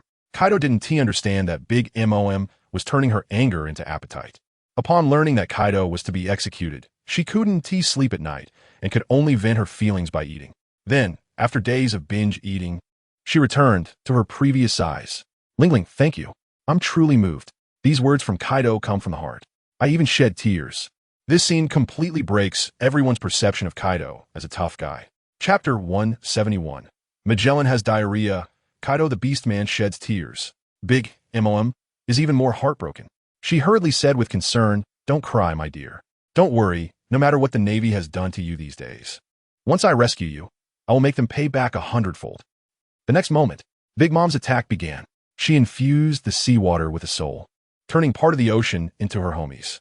Endless waves surged. The tsunami created by Whitebeard using the Tremor fruit was not inferior at all. The Marines stationed at the Navy headquarters saw this scene and were directly scared to the point of their legs turning to jelly. Many Marines turned around and ran away, afraid of being swallowed by the waves. What a useless bunch. What is there to be afraid of? Akiji shook his head at this scene. He quickly appeared in front of the waves and then used his ability, Ice Age. In an instant, the sea was frozen. Seeing this, Big Mom immediately ordered the pirates to disembark and march across the ice towards the Navy headquarters. It seemed that all of this was within Big Mom's calculations. After all, they were all on the ship now. The Navy would definitely not let them dock. So, Big Mom created the tsunami and had Akiji freeze the sea surface. This way, the pirates had a foothold. They could march on the ice and charge at the Navy headquarters. Facing this scene, Sengoku also ordered the Marines stationed at the harbor to open fire. Boom, boom, boom. The sound of cannon fire echoed as countless shells were launched. They exploded among the attacking pirates. One pirate after another was blown to smithereens. Unfortunately, the first wave of attacking pirates were all made from cards by Big Mom's abilities. All were homies. They were not human at all. These homies showed no fear in the face of cannon fire. One after another, they charged forward, even picking up their spears and throwing them at the distant gunners. Several unfortunate Marines were pierced by the spears and nailed to the ground. Big Mom wasn't a fool. This wave was a war of attrition against the Navy. After all, the ones she sent out first were all homies. She wouldn't feel sorry if they died. The Navy, on the other hand, consisted entirely of living beings. Back to Impel Down, Magellan and his group had already reached the 4th level, the hot hell. This level was like an oven. The temperature was such that a live duck would turn into a fragrant roast duck within minutes. The prisoners on this level were almost all forced laborers. Their job was to transport wood to fuel the raging flames. If anyone dared to work half-heartedly, they would be thrown directly into the fire pit by the guards, becoming firewood. When Magellan brought the pirates to this level, they were quickly noticed. The head guard responsible for this level saw Magellan, frowned, and then saw the prisoners behind him, feeling a bit strange. So he proactively approached to ask, Admiral Sakazuki, what are you doing here? The head guard was quite annoyed, because, with a Navy admiral arriving, why wasn't anyone notifying him? Didn't Magellan tell you? I'm here to take a batch of prisoners to the Navy headquarters to participate in the war against the Yonko, Magellan casually said. However, this head guard actually believed him. Recruiting prisoners for battle, to be honest, had indeed happened in the history of Impel Down. Moreover, he didn't think that Admiral Akainu would use such words to fool him. This preconceived notion made him directly believe that what Magellan said was true. So he smiled and said to Magellan, since Warden Magellan agrees, then I have no problem here. However, how many prisoners are you planning to recruit? How many prisoners are being held on this level? Magellan casually asked. Not many, only 5,000. The head guard replied. 5,000 ISN, too many. I have 50 slots here. Let these pirates fight it out. The survivors can come with me to the Navy headquarters, and the dead will be thrown directly into the incinerator for transformation, Magellan said, as if giving an order to the head guard. The head guard was stunned. You want them to fight? and you only need 50 people? Isn't that a bit too much? Are you trying to take all the prisoners from my level away? Is that a problem? Magellan glared at him, threateningly. The head guard backed down. If it's Warden Magellan, then I naturally have no problem, but do you have Warden Magellan's orders? The head guard felt that Magellan probably wouldn't agree. If Magellan just wanted to take some prisoners, he might not care. But now, Magellan not only wanted to take prisoners, but also wanted them to kill each other. He only wanted the strongest 50. If Magellan really went through with his words, wouldn't he impelled down, be left empty, with all the devils on earth? At this moment, the head guard finally understood what was wrong. That was, the prisoners following the Kaido had those almost charred black marks on their bodies, which were all signs of blood coagulation. It seemed that the previous levels of the prison had already experienced a bloodbath, right? What, do you think I'm fooling you? Hearing the head guard ask for Magellan's orders, Magellan sneered, pointing to the prisoners behind him. Look at them, they're all the strongest who survived after fighting. If Magellan didn't agree, could I bring these people here? But why didn't Warden Magellan come along? The head guard still had some doubts. After all, for such a big matter, Warden Magellan had no reason not to supervise it himself. He had diarrhea. He was originally following, Magellan casually said. This time, the head guard became even more convinced. Because Magellan really did have to go to the bathroom several times a day, mainly due to the fact that he ate the venom fruit. His body couldn't handle it. And this was something almost everyone in Impel Down knew. But outsiders should know nothing. After all, Impel Down was a huge underwater prison isolated from the world. The things that happened here were almost secrets to the outside world, since it's Warden Magellan's orders. Then as you wish, Admiral Sakazuki. The next moment, the head guard informed the pirates of this matter. In the end, under threats and temptations, another bloody battle began. Countless pirates, for their freedom, started a ruthless slaughter against their former cellmates who could once help them pick up soap. The battle lasted less than half an hour before it ended. Malone looked at the 48 pirates standing in front of him, covered in blood, and nodded in satisfaction. You all did well. Come with me. Chapter 172, Diamond, 5th level, Extreme Cold Hell. Hiss, it's so cold, what's going on? Day, who was originally taking a bath, suddenly found the entire air becoming extremely cold. Even the water he was bathing in felt like it was beginning to freeze. It was as if the weather had suddenly shifted from the scorching heat of summer to the freezing cold of winter. The icy bathwater made Day quickly jump out of the pool. To the naked eye, the water in the pool was actually starting to freeze. After getting dressed, Day walked out of the cloud house and was greeted by a scene of ice and snow. Indeed, snowflakes were fluttering and the north wind was howling. Day, are you not going to take a bath anymore? Upon seeing Day come out, Malone curiously asked, Day, are you trying to anger me on purpose? At such a low temperature, the water has frozen. How can I take a bath? Day shot Malone a glare, saying, what the hell is this place? One moment it's hot, the next it's cold. It's unbearable. What you said makes sense. This is a prison after all. It was never intended for the inmates to live comfortably here, Malone chuckled. After all, the pirates locked up here were not small fry. If the environment were too good, would it really be a place for inmates to serve time or to enjoy themselves? Oh, sorry, I forgot this is a prison. Day playfully stuck out his tongue at Malone. Suddenly, a wolf howl echoed from a distance. Immediately after, dozens of gray wolves came running from afar, howling at Malone. Sir, these beasts dare to offend you. I'll take care of them. A prisoner declared his loyalty to Malone. With that, he charged forward. Then, with a sliding kick, he fed himself straight into the wolves' mouths. Dozens of wolves devoured the man clean, leaving no bones behind. This scene left the other prisoners dumbfounded. These beasts are that strong? Malone stated, that's right, they're that powerful. This is Impel Down, and it's the 5th level.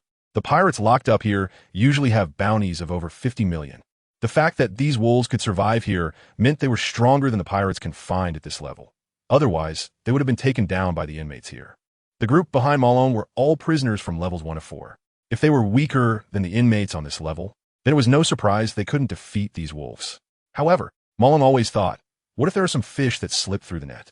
This was also the reason Malone allowed the pirates to kill each other, while the vast majority were certainly deserving of their level of confinement. What if there were some who were pretending to be weak, mixed in with the lower-tier prisoners? But now it seemed he was overthinking it.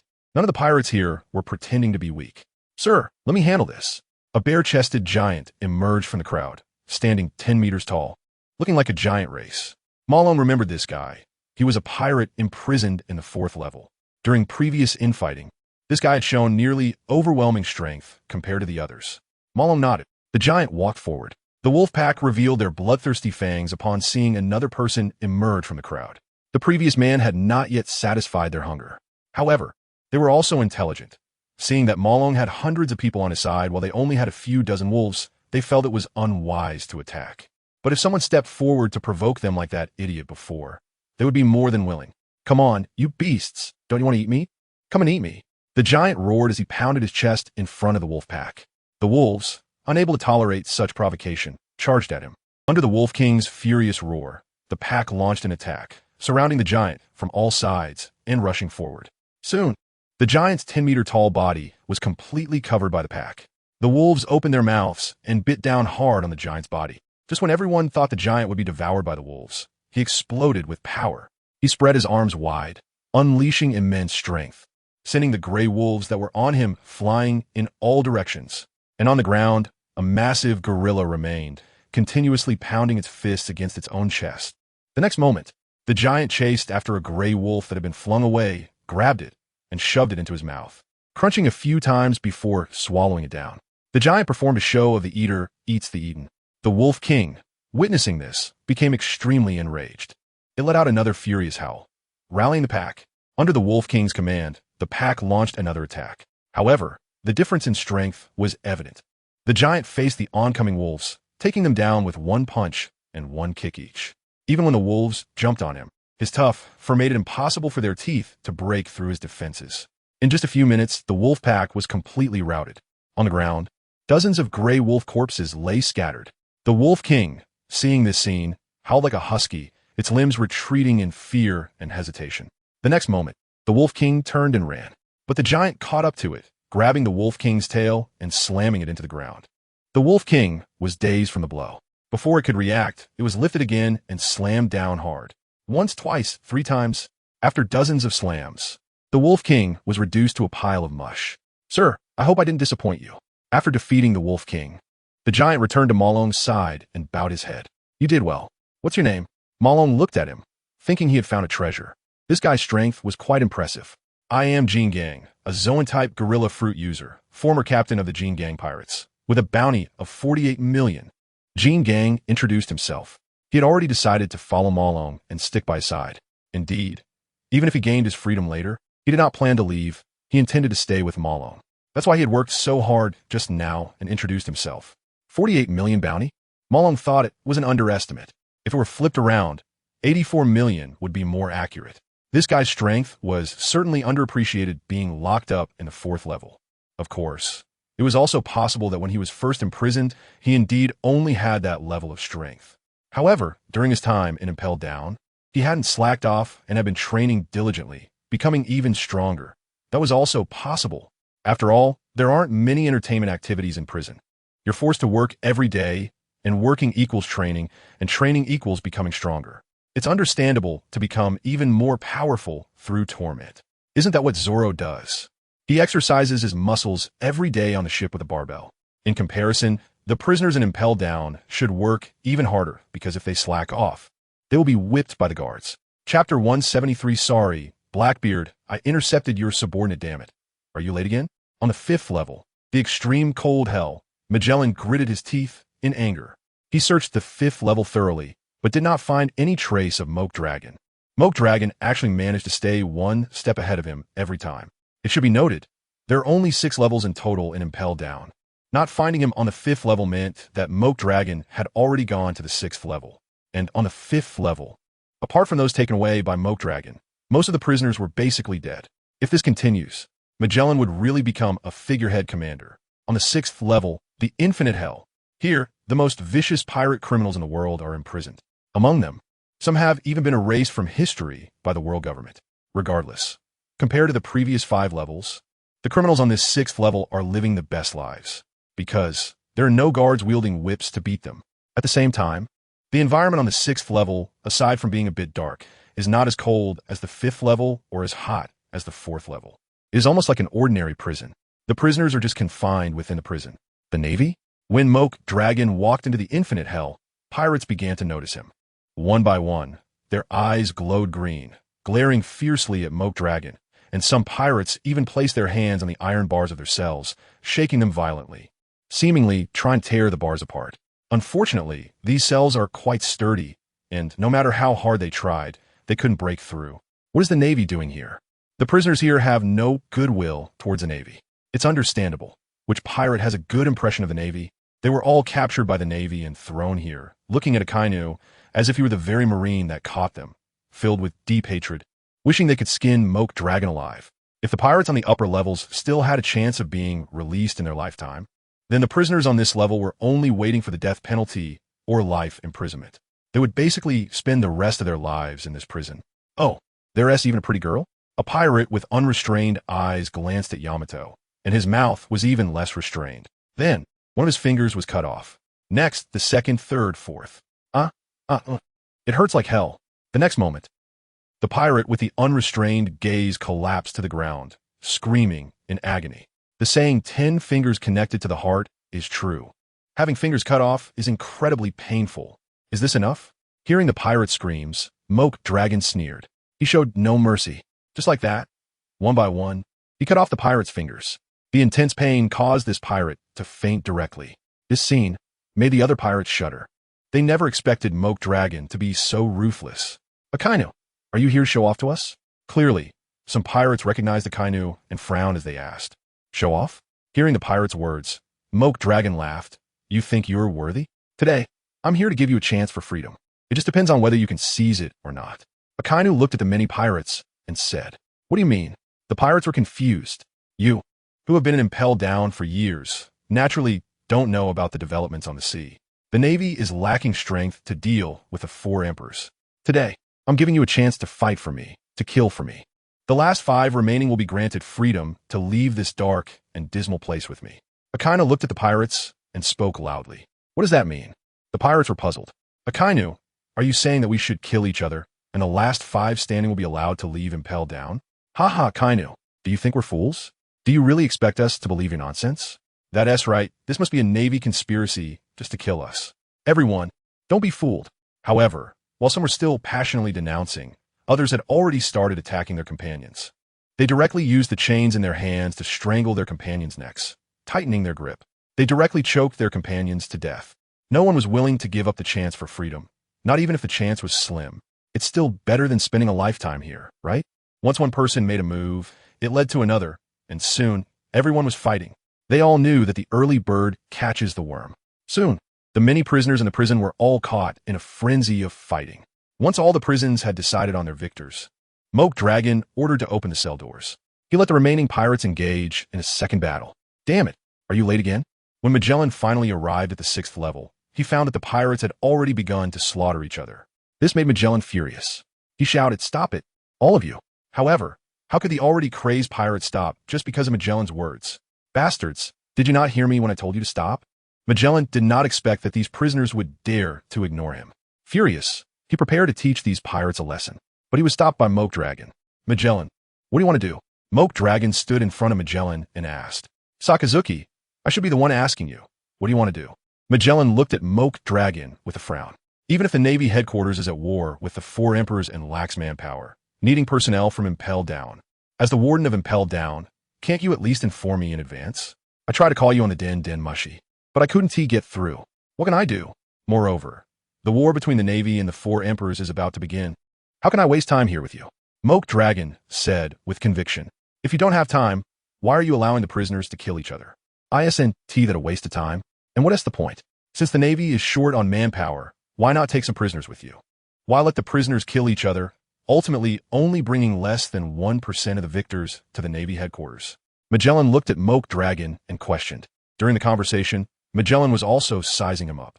However, after his observation, from his appearance, this person in front of him indeed seemed to be the Navy Admiral Sakazuki. Because after the Navy and the 4 emperors fight, Impelled Down might welcome a large batch of new prisoners. So isn't it better for me to help clear out Impelled Down a bit? Moke Dragon shrugged and comforted Magellan. Don't worry about becoming a figurehead commander. As the saying goes, out with the old, in with the new. Rest assured, it won't be long before a large number of prisoners from the big MOM pirates and the Beast pirates will be sent to Impel Down. Chapter 174. Fire coverage. Malong's words left Magellan stunned. Turning his head to think, it seemed so. The Navy was about to go to war with the 2 Yonko pirate crews. If the Navy won, they would inevitably capture many members of the two Yonko crews. By then, if they weren't executed, they would definitely be sent to impel down. Wait, is this what I care about? Magellan was also confused. Sakazuki, even so, we didn't need to turn impel down into this, right? Magellan recalled the sight he saw on the previous levels. A scene of mountains of corpses and seas of blood. At this moment, the entire impel down was filled with a strong smell of blood. For a normal person, this smell could directly knock them unconscious. Right, Magellan, there seems to be a legend in impel down, right?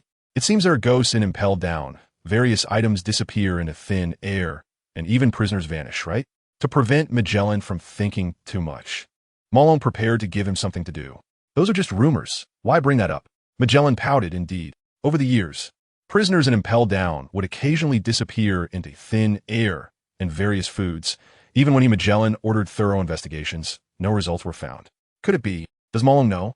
You think that's a rumor? Magellan, don't deceive yourself. I don't want what you think. I want what I think right now. I can tell you where those things went. Saying this, Malone punched the ceiling above with great force. The powerful punch directly broke through the roof, creating a hole. Sakazuki, what are you doing? Magellan didn't understand. The missing prisoners are right above. Malone pointed at the hole he made in the roof and said, between the 5th and 6th levels, there's an artificially created space. Those missing pirates are hiding in this so-called 5 level. So no matter how you search, you won't find them because you don't even know there is a 5 level in impel down. I have to say, Magellan, your management skills are really poor. You didn't even know that a 5 level was artificially developed in impel down. If I report this to the higher-ups, do you think you can still sit in this position as the warden of impel down? Malone smiled at Magellan as he spoke. Magellan? Sakazuki, are you serious? Magellan looked at Malone in disbelief. He was very suspicious of why Malone would know this. Do you think I need to deceive you? Malone shrugged. And besides, if you want to prove whether what I said is true or not, you just need to go up and take a look. Is it that hard? Hearing Malone say this, Magellan hesitated for a moment. Then looking at the prisoners still fighting, he finally gritted his teeth and jumped directly up towards the broken ceiling. When he jumped onto the ceiling, Magellan found that there was indeed another space here. However, whether the missing prisoners were here was still unclear, because he didn't see anyone for the time being. Naval Headquarters. Big Mom's first round of attack had ended. All those playing card homies were destroyed by cannon fire. Of course, the Navy also paid a price. At least, there were over 100 casualties. Katakuri, it's your turn now. Big Mom said to her son, Charlotte Katakuri. Katakuri is a biscuit fruit user, capable of creating biscuit soldiers. That's right. Even for the second round of attack, Big Mom still didn't want to send her people in. Instead, she wanted to adopt a war of attrition, using Katakuri's biscuit soldiers to wear down the Navy. Yes, Mama. Katakuri nodded at Big Mom and stepped out from the crowd. He then extended his hands and clapped. Clap, clap.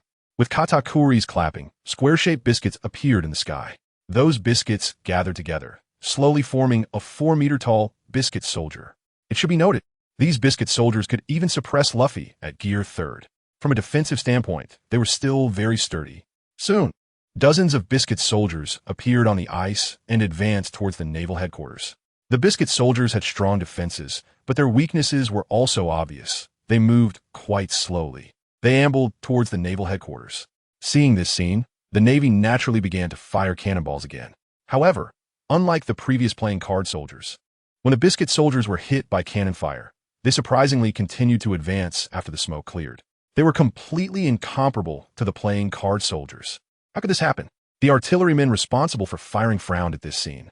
If the cannon fire was ineffective, then they would have to send people to confront them head-on. However, if even cannon fire couldn't destroy these biscuit soldiers, then ordinary sailors going up would probably be sending themselves to death. Keep firing, cover them with fire. The naval rear admiral in charge of the artillery commanded. As the saying goes, dripping water wears through stone. He still didn't believe that a group of soldiers made of biscuits couldn't be blown apart. Boom, boom, boom. The artillerymen heard the command and continued firing. Complete fire coverage. The ice surface in the harbor was ruthlessly plowed away. Thousands of cannonballs fell steeply. Faced with such fire coverage, even an army of 10,000 would definitely suffer heavy casualties. Under the bombardment, the entire frozen sea was shaking violently. In the distance, waves were rising in succession. When the smoke cleared, dozens of biscuit soldiers had been blown to pieces, lying on the ground, completely unrecognizable as biscuits. It was like the biscuits you ordered online, which after rounds of violent transportation, finally arrived in your hands, only to find that the biscuits had turned into crumbs. Huh, that's more like it. The artillerymen finally breathed a sigh of relief upon seeing the broken biscuit soldiers scattered everywhere. Because, no matter how much the cannonballs exploded, they couldn't kill anyone. They had just recently experienced such fear from Kaido and Malong.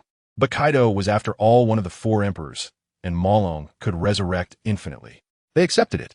If a group of soldiers made of biscuits could withstand their bombardment, then what use are these cannonballs?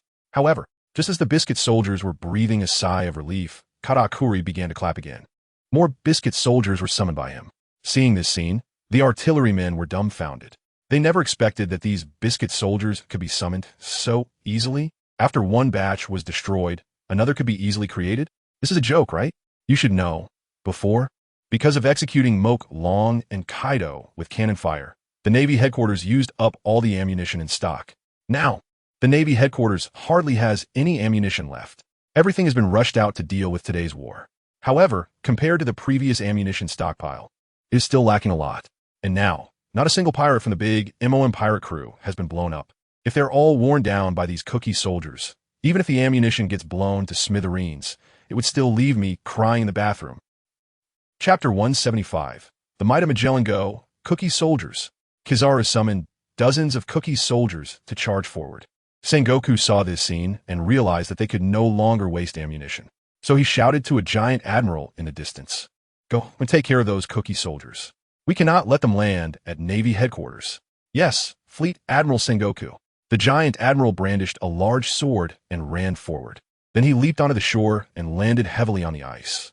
The immense pressure caused the ice to crack in several places. "Just a bunch of cookies. Take this." A sweeping blow. The giant admiral lifted his sword and charged at the cookie soldiers. He quickly reached the front of the cookie soldiers and swept his sword across the ground. Dozens of cookie soldiers were sent flying. Cracks appeared on their bodies. Advance to impel down. I can't believe there are actually people hiding here. Magellan searched for a while on the 5 level and spotted the transvestite king and his party having a banquet. Furious, he gritted his teeth. "You bunch of bastards, do you think impel down is a hotel? How can you still hold a banquet here?" He didn't even know where these people's sound system and microphones came from. Magellan? The transvestite queen, Ivankov, was startled by the sudden appearance of the man. "How is this possible? How did you find this place? We've hidden so well for so many years without being discovered. Why were we exposed? Does it matter?" Hearing the queen's question, Magellan sneered. His mood was quite poor. "So, you bunch of transvestites." Looking at a group of men actually wearing stockings, Magellan felt like vomiting. And where did so many stockings come from and impel down? How did these transvestites get them?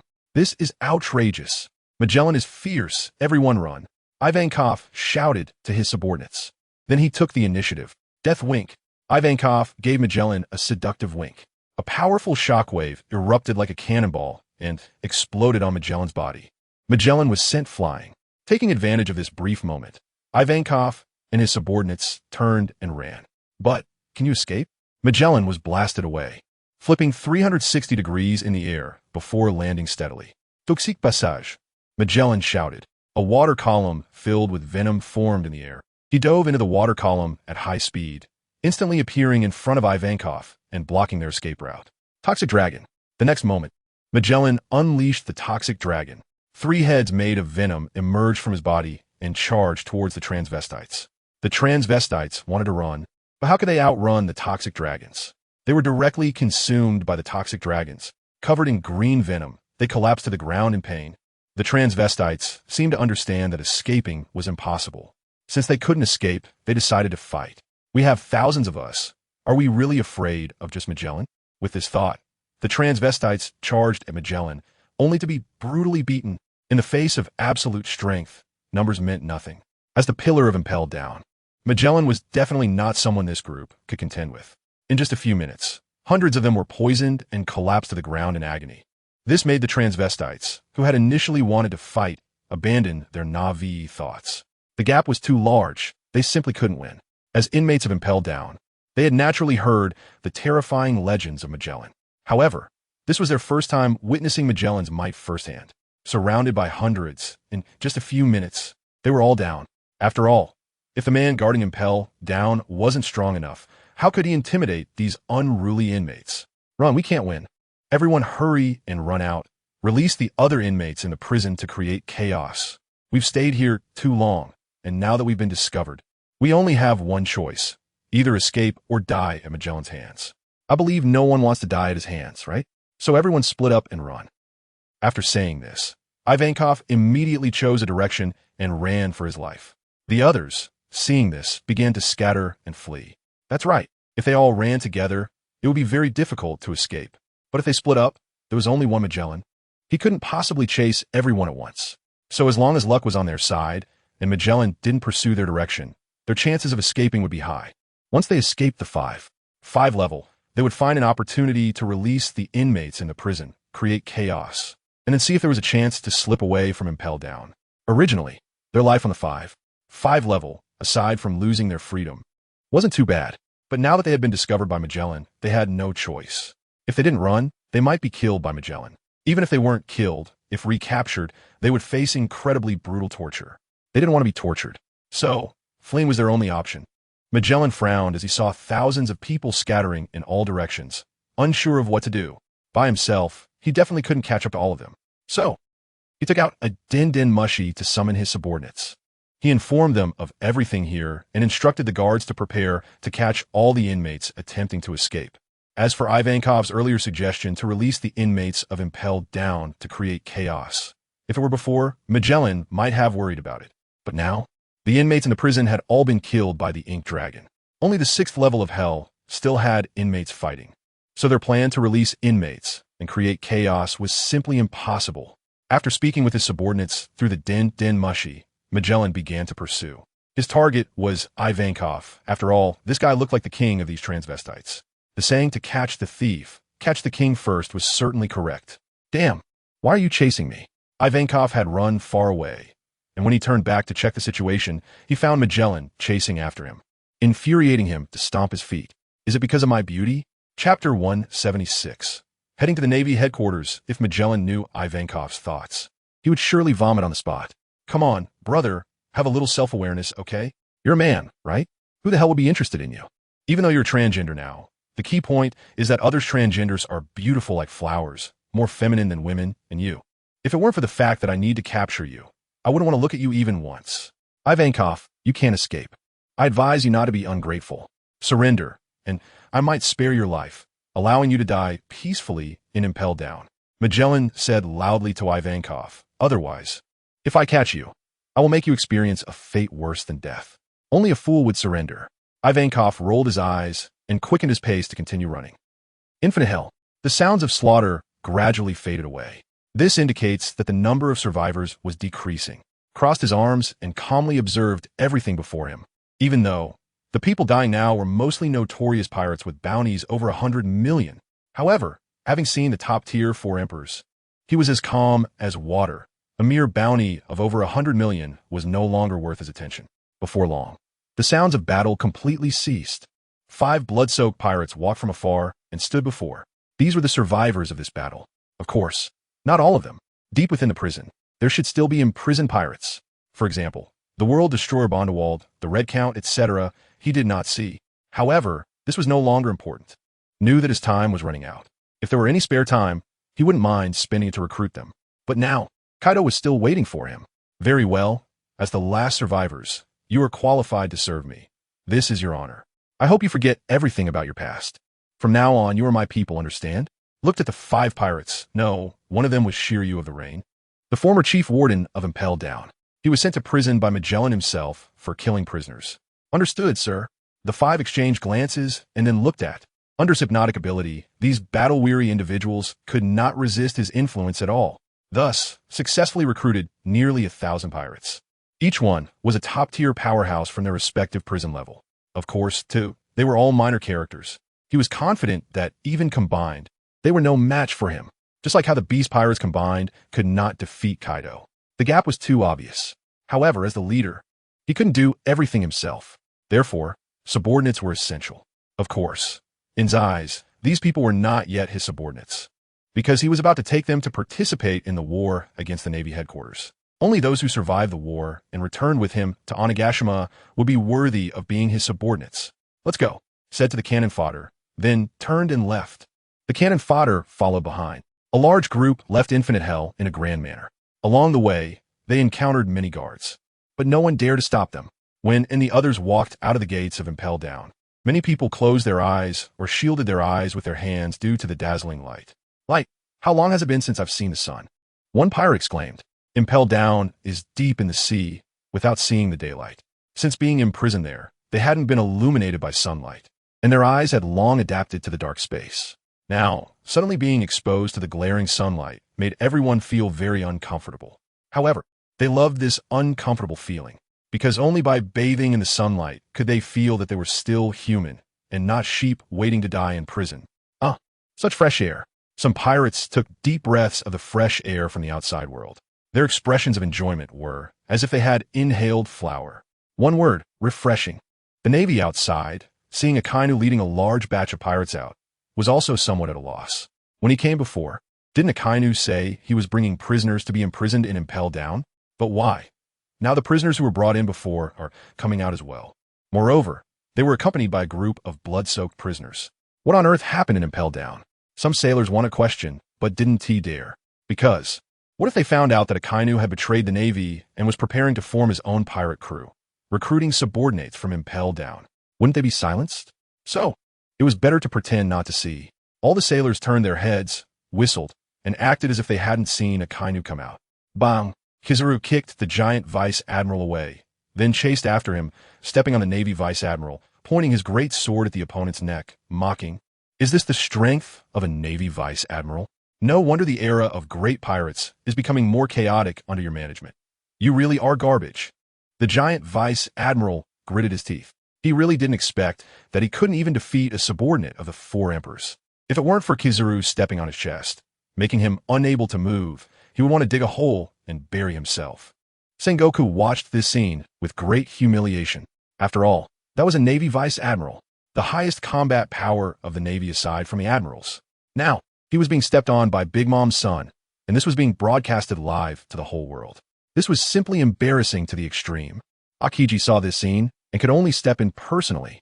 Watching Akiji approach step by step, Kizaru felt no fear at all. In his view, if a vice admiral was this weak, how strong could an admiral be? Akiji walked straight towards Kizaru, suddenly stomping on the ground, and instantly, ice layers appeared on the ground, rapidly freezing towards Kizaru. Kizaru noticed this scene and didn't want to be frozen solid. He directly used his biscuit shield to block in front of him. The next moment, the massive biscuit shield was instantly frozen. The icy attack invaded Kizaru's hand, gripping the shield, causing him to quickly retract his hand, which prevented his whole body from being frozen. Akiji's toes touched the ground, directly appearing in front of Kizaru. Looking at the shield before him, he clenched his fist and delivered a heavy punch. The frozen shield instantly shattered. Moreover, the fist continued forward, striking Kizaru's face fiercely. Crack! The sound of cracking cookies echoed, and Kureha's face instantly shattered. A tall man flew out from the broken cookie armor. This surprised Akiji for a moment.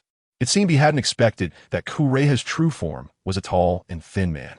His outward appearance was merely a layer of cookie soldier armor he had created. Chapter 177. The Panther Burn Dam, that really hurts. Krieger fell to the ground and kept sliding backward. The ground was icy, so there was little resistance, making it hard for him to stop. He could only curl his fingers into a hook shape and dig them into the ice to halt his retreat. Once he stopped, he rubbed his face with his hands and stood up. Just as Krieger was about to resist, he suddenly noticed that Akiji had somehow appeared right in front of him, reaching out as if to hug him. What the hell? What is this guy doing? Did he see my true form and fall in love with me? Seeing Akiji wanting to embrace him, Krieger was dumbfounded, completely forgetting to resist. Then, he was hugged tightly by Akiji and instantly frozen. After freezing Krieger, Akiji released him, took a few steps back, stood in front of Krieger, and lifted his leg, preparing to kick him to pieces. However, as Akiji raised his leg, a massive fist appeared on his cheek, sending him flying, breaking apart into chunks of ice in the air. It was Katakuri who intervened. After all, he was one of the few men in the Charlotte family who valued family ties. So, how could he just stand by and watch his brother get taken out? After knocking Akiji away, Katakuri immediately picked up the frozen Krieger and ran toward the pirate ship. Trying to escape? Can you really get away? Akiji returned to his original form, a trickle of blood running from the corner of his mouth. He wiped it with his thumb and activated his skill, Ice spear. 2 prongs. Instantly, 4 frozen spears appeared around him. Aokiji swung his hands and launched the spears fiercely toward Katakuri. However, Katakuri didn't even turn around, effortlessly dodging the 4 ice spears attack. This stunned Aokiji. Is his observation haki that strong? While escaping with someone, he could still sense my attack and easily evade it. Katakuri stated, my observation haki can predict the future. How's that for strong? Ice block. Violent Aokiji. Aokiji extended his hand toward Katakuri, cold air gathering in his palm, and released an ice bird instantly. Everywhere the ice bird went, it was frozen solid. Katakuri anticipated this scene, standing his ground, then turned and delivered a powerful punch to the oncoming ice bird.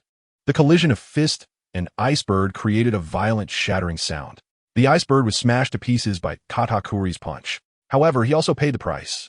His fist, which struck the ice, was frozen, and the ice continued to creep up his arm. It seemed like it was going to freeze him entirely. Katakuri realized he couldn't let things continue like this.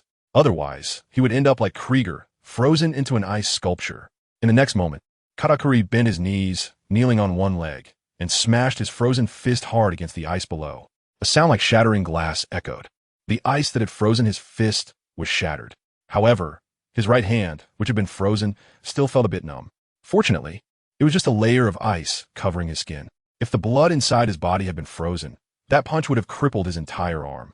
Smoky catch. Katakuri understood that escaping with Krieger seemed difficult. So, he directly threw Krieger toward the pirate's ship. Then he faced Aokiji head-on. Krieger, thrown high into the air, quickly fell toward the pirate's ship. Smokey, one of the other suite commanders, immediately opened his arms and caught Krieger securely. However, looking at the ice sculpture in his arms, he momentarily didn't know what to do. He could only look toward Big Mom. Mom, what do you think? Big glanced disdainfully at the ice sculpture, then told her son, go. Prometheus, use your flames. Okay, Mom.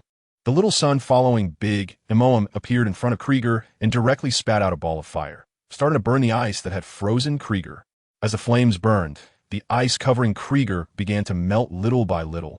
Before long, the ice on Krieger completely melted. His so cold, just unthawed. Krieger hugged his arms, rubbing them, shivering from the cold, feeling as if he had just come out of an ice block. Wait, he actually had just come out of an ice block? Never mind, that's not important. However, Krieger, shivering from the cold, suddenly yelled out in pain as he felt a burning sensation, flames erupting from his body. Because, after melting the ice on Krieger, Prometheus didn't stop breathing fire. The result was that Krieger's clothes caught fire. Noticing that his clothes were burning, Krieger didn't have time to scold Prometheus. He jumped off the bed and rolled onto the icy surface. The ice melted from the fire, and then the flames were extinguished by the water. However, even though the flames were put out, Krieger found that his back felt strangely cool. But the pirates on the ship saw that the clothes on Krieger's back were completely burned, and even a piece of his pants was burned away, exposing his back, and it looked quite comical. They covered their mouths, wanting to stifle their laughter, but dared not laugh.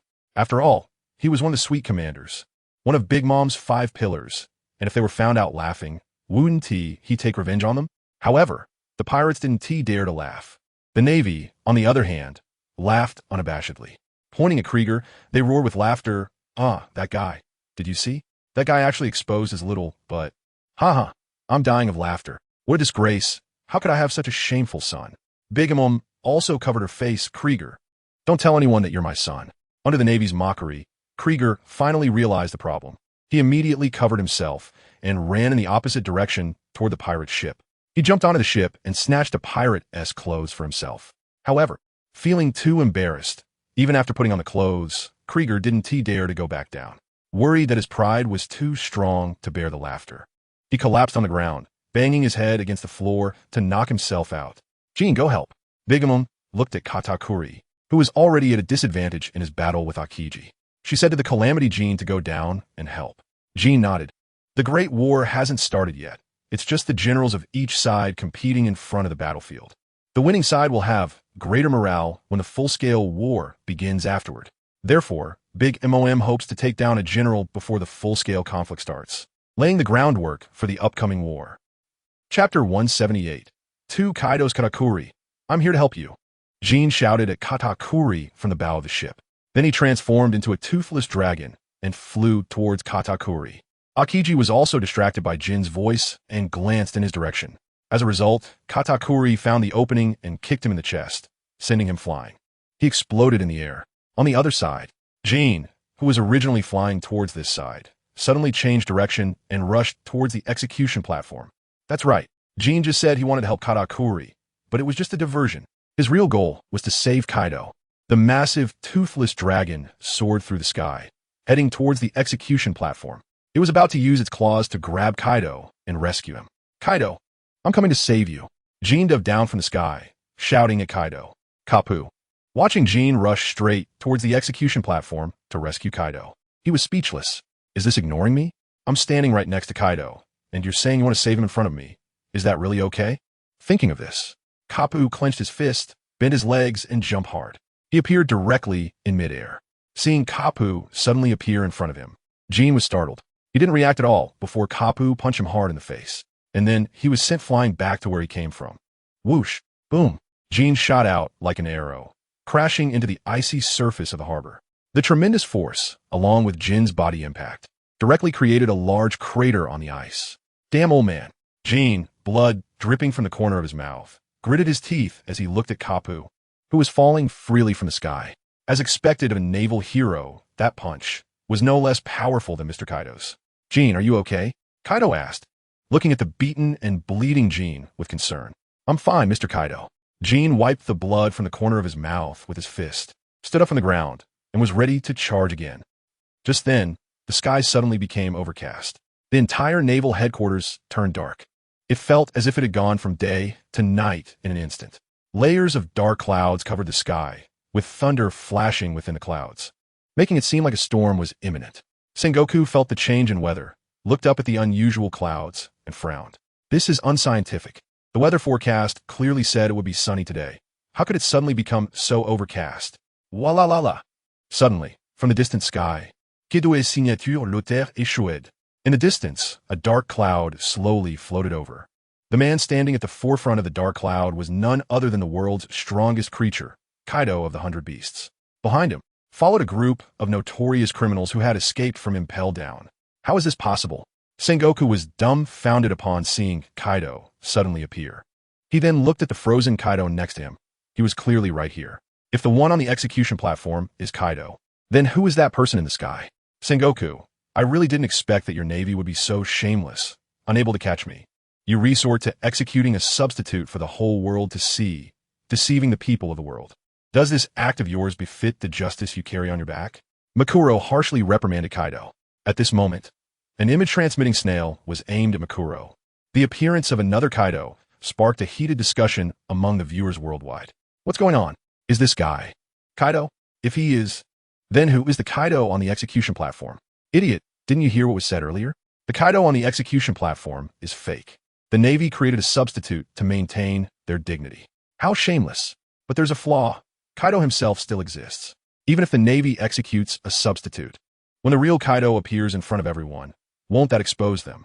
Yeah, creating a substitute for execution is too foolish. Sengoku is known as a wise general. He can't be that foolish, right? So, the one on the execution platform is real, and the one in the clouds is the fake, right? Thinking about it, indeed, the one above the clouds is likely to be fake. After all, if Big Mom and the Beast Pirates teamed up to rescue someone at the naval headquarters, are they really here to rescue a substitute? In my opinion, this person should be someone from Big Mom or the Beast Pirates, deliberately transforming into Kaido's appearance to confuse the Navy's morale. That's right, the one on the execution platform is the real Kaido. Everyone, don't be fooled. After various discussions, everyone ultimately believed that the one who just arrived was fake and the one on the execution platform was real. Big Mom, I truly didn't expect you to try to confuse our morale in this way. Unfortunately, you underestimate our Navy too much. Kaido was captured by Kapu and Akiji working together. How could he possibly be fake? You don't think that just because you brought a fake Kaido, I would let the real Kaido go, do you? Ridiculous. Sengoku coldly laughed at Big Mom. However, facing Sengoku's words, Big Mom was also confused. What's going on? Who exactly is that Kaido? Big Mom looked seriously at the Kaido in the sky. Based on her understanding of Kaido, the one in the sky is definitely not real. It's just that the appearance is too similar. It must be some kind of devil fruit ability, right? But most of Big Mom's pirates and the Beast Pirates came to the naval headquarters, except for a few who stay behind, so who else would want to rescue Kaido? Big Mom felt her mind was not enough. Wala la la. Sengoku, you actually say I'm fake? Ha ha ha. Then let me show you right now whether I am real or not. The next moment, Makuro transformed into the form of a blue dragon. Sengoku was dumbfounded. How is this possible? The blue dragon is Kaido's devil fruit form, right? Imposter. Do you think that just because you transformed into a blue dragon, you are Kaido? Since you can transform into Kaido's appearance, then transforming into a blue dragon is not impossible. You must have eaten a devil fruit that allows you to change forms, right? Sengoku expressed that he had seen through everything. So imposter, reveal yourself. Perhaps someone can transform into Kaido's appearance, but do you think that after transforming into Kaido's appearance, you can use abilities that only Kaido can use? Makuro soared in the sky, his enormous dragon eyes glaring at Sengoku, saying, Sengoku, old man, now let me show you who is the true, strongest creature in the world, Kaido of the 100 Beasts. Chapter 179. Why are you laughing, Marshal? Heat breath. The ink dragon opened its mouth. A fireball formed in the blue dragon's mouth. Then it was fiercely shot towards the Navy headquarters cannon platform. A pillar of fire descended from the sky. It impacted the rear of the Navy headquarters. Boom! The fire pillar did not stop, hitting the residential building behind Kaido's headquarters hard. A massive explosion sent flames soaring into the sky. A mushroom cloud trembled in all directions. The entire Navy headquarters shook violently due to this explosion. The ground couldn't withstand it, tearing open several huge cracks. At this moment, everyone fell silent. This was heat breath without a doubt. This was Kaido's heat breath. How could this be? Sengoku's eyes widened like copper bells. He felt a bit unsteady. He couldn't accept this fact. If someone could turn into Kaido's form, they must have eaten a devil fruit. But how to explain this heat breath? Does that mean that after transforming into Kaido's form, they gain Kaido's abilities? This is absolutely impossible. Setting aside all impossibilities, what remains, no matter how hard to believe, is the truth. So, the Kaido in the sky is real, and the one on the execution platform is fake. Sengoku's gaze turned to Garp, hoping Garp could give him an explanation. Sengoku, you don't doubt that I captured a fake Kaido to fool you, do you? Under Sengoku's gaze, Garp replied somewhat unconvincingly. We've been comrades for decades. Do I really need to do that? But if he is real... Sengoku glanced at the Kaido on the execution platform. Then what about the Kaido in the sky? The other party could transform into a blue dragon and use heat breath, besides the real Kaido. Who else in the world could do such a thing? Anyway, the one I captured is definitely the real Kaido. Garp said confidently. So, are you saying that he was swapped during confinement? Sengoku believed Garp. His old comrade shouldn't lie to him.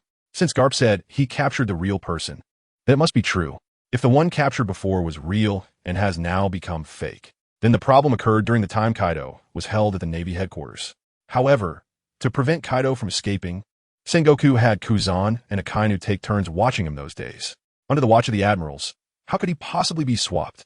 Seeing Sengoku's troubled expression, Garp felt quite good and said to Sengoku, Sengoku, don't be discouraged.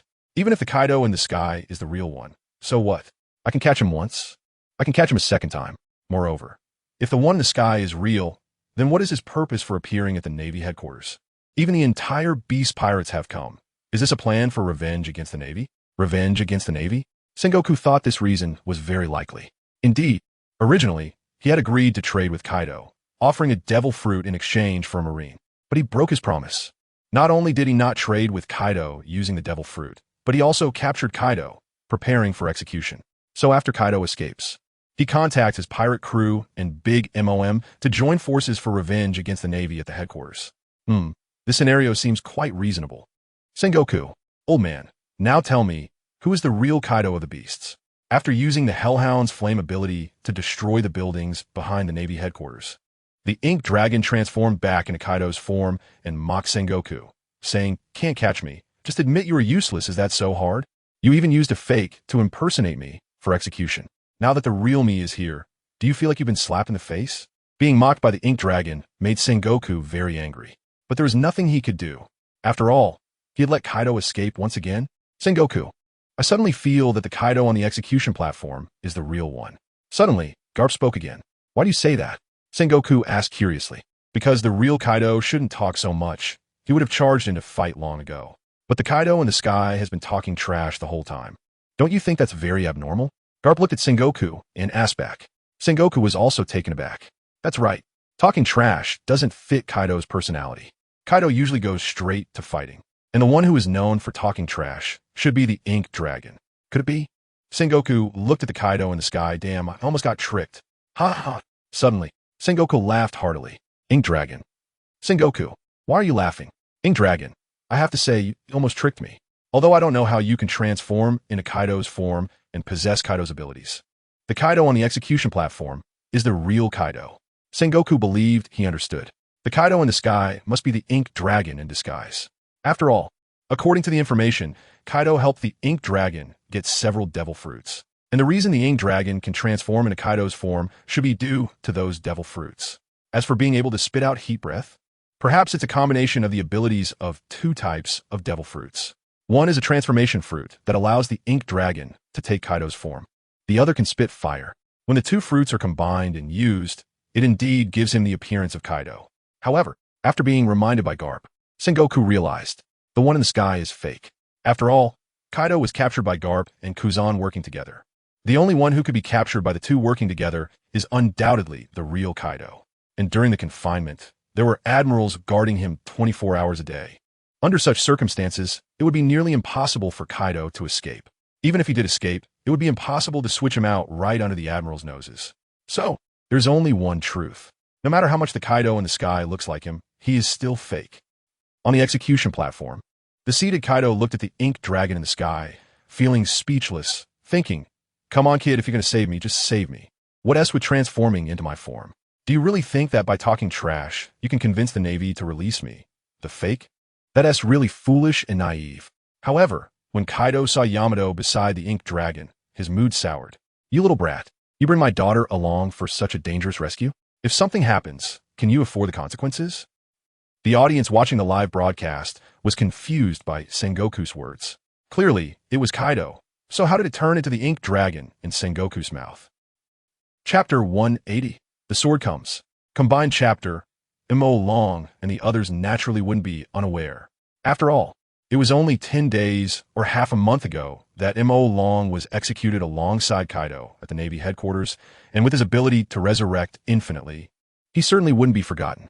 Moreover, he was subsequently offered a bounty of 1 billion by the Navy, earning the title of the Undying King. It's known that the titles the Navy gives to pirates are generally not very flattering. However, Long's title is the Undying King, which sounds incredibly impressive. Many people have debated for a long time about this title, speculating if Long had bribed the Navy soldier responsible for assigning titles. Otherwise, how could such a cool title be granted? Of course, these are just the musings of some bored individuals, mere topics of conversation over tea and meals. They also understand that any title given to a pirate with a bounty of 1 billion must have been approved by the fleet admiral. Therefore, this title must have been agreed upon by Sengoku. And Sengoku surely wouldn't accept Long's dirty money, right? If he could bribe Sengoku, would Long have needed to be executed in the first place? Long? Hearing Sengoku refer to him this way, Long naturally couldn't admit it. Sengoku, oh Sengoku, who would have thought you'd become so shameless? I slapped your face personally, and you still dare to say I'm an imposter?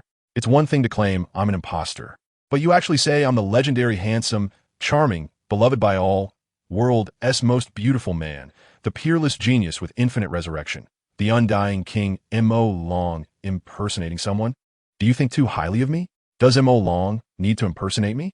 In response to Long's words, not to mention Sengoku, the entire Navy headquarters suddenly fell into a suffocating silence. No one was even breathing. The audience worldwide also collectively fell silent. Kaido was so furious he was speechless. After the silence, laughter erupted. Wow, this guy is really shameless, isn't he? He actually praises himself like this? Indeed, I initially thought Sengoku might be lying, that this guy was really Kaido, but now, hearing this guy praise Long like that, I choose to believe Sengoku's words. This guy is indeed Long in disguise. Right, who praises people like that?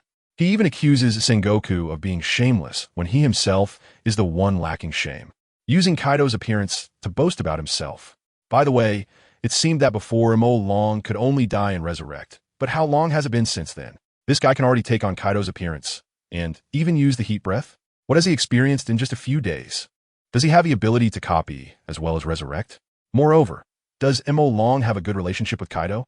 Why would he risk coming to the Navy headquarters to save Kaido? Many people were puzzled. Kid, you finally revealed your true colors, didn't you? Hearing Mo Long bragging about himself, Sengoku didn't know what to say. Can you please pretend to be Kaido a little better? I said you were Mo Long in disguise. And you immediately start praising Mo Long. You say you're not Mo Long. Who would believe that? Sengoku, what are you saying? Who revealed their true colors? Mo Long didn't really think he could fool everyone. So even if he was exposed, it didn't matter. He was just stalling for time. On the ground, unnoticed by anyone. A small black cloud was slowly creeping forward, heading toward Kaido. Its purpose was simply to save Kaido. There was no need to engage the Navy headquarters in battle. Kid, even now you still won't admit it. Is it interesting? Seeing Mo Long act confused, Sengoku spread his hands and shouted, "Knife, come." Soon, a small Navy soldier approached from a distance, placing his knife in Sengoku's palm. Sengoku grasped the short knife and swung it at Kaido's head. Clang! The large knife struck Kaido's head, producing a violent sound. The next moment, the knife shattered into 2 pieces, falling to the ground. Did you see that? The only one who can withstand my blow without a scratch, aside from the real Kaido. Who else could it be? Sengoku seemed to be trying to prove to the audience worldwide that the one on the execution platform was indeed the real deal. That strike, though, was just a casual swing. As Fleet Admiral, even a casual strike could easily cut through steel. And now, Kaido on the execution platform was completely unharmed. On the sea, the only ones with such a strong physique, aside from Kaido, were Big Mom's steel balloon skin. Wahaha! This is really killing me with laughter. Seeing Sengoku's actions, Mo Long laughed heartily. Then Mo Long stretched out his hand and shouted, "Sword, come." The next moment, a sharp long sword suddenly appeared from the dark clouds above, shooting towards Mo Long. It landed in the palm of his hand.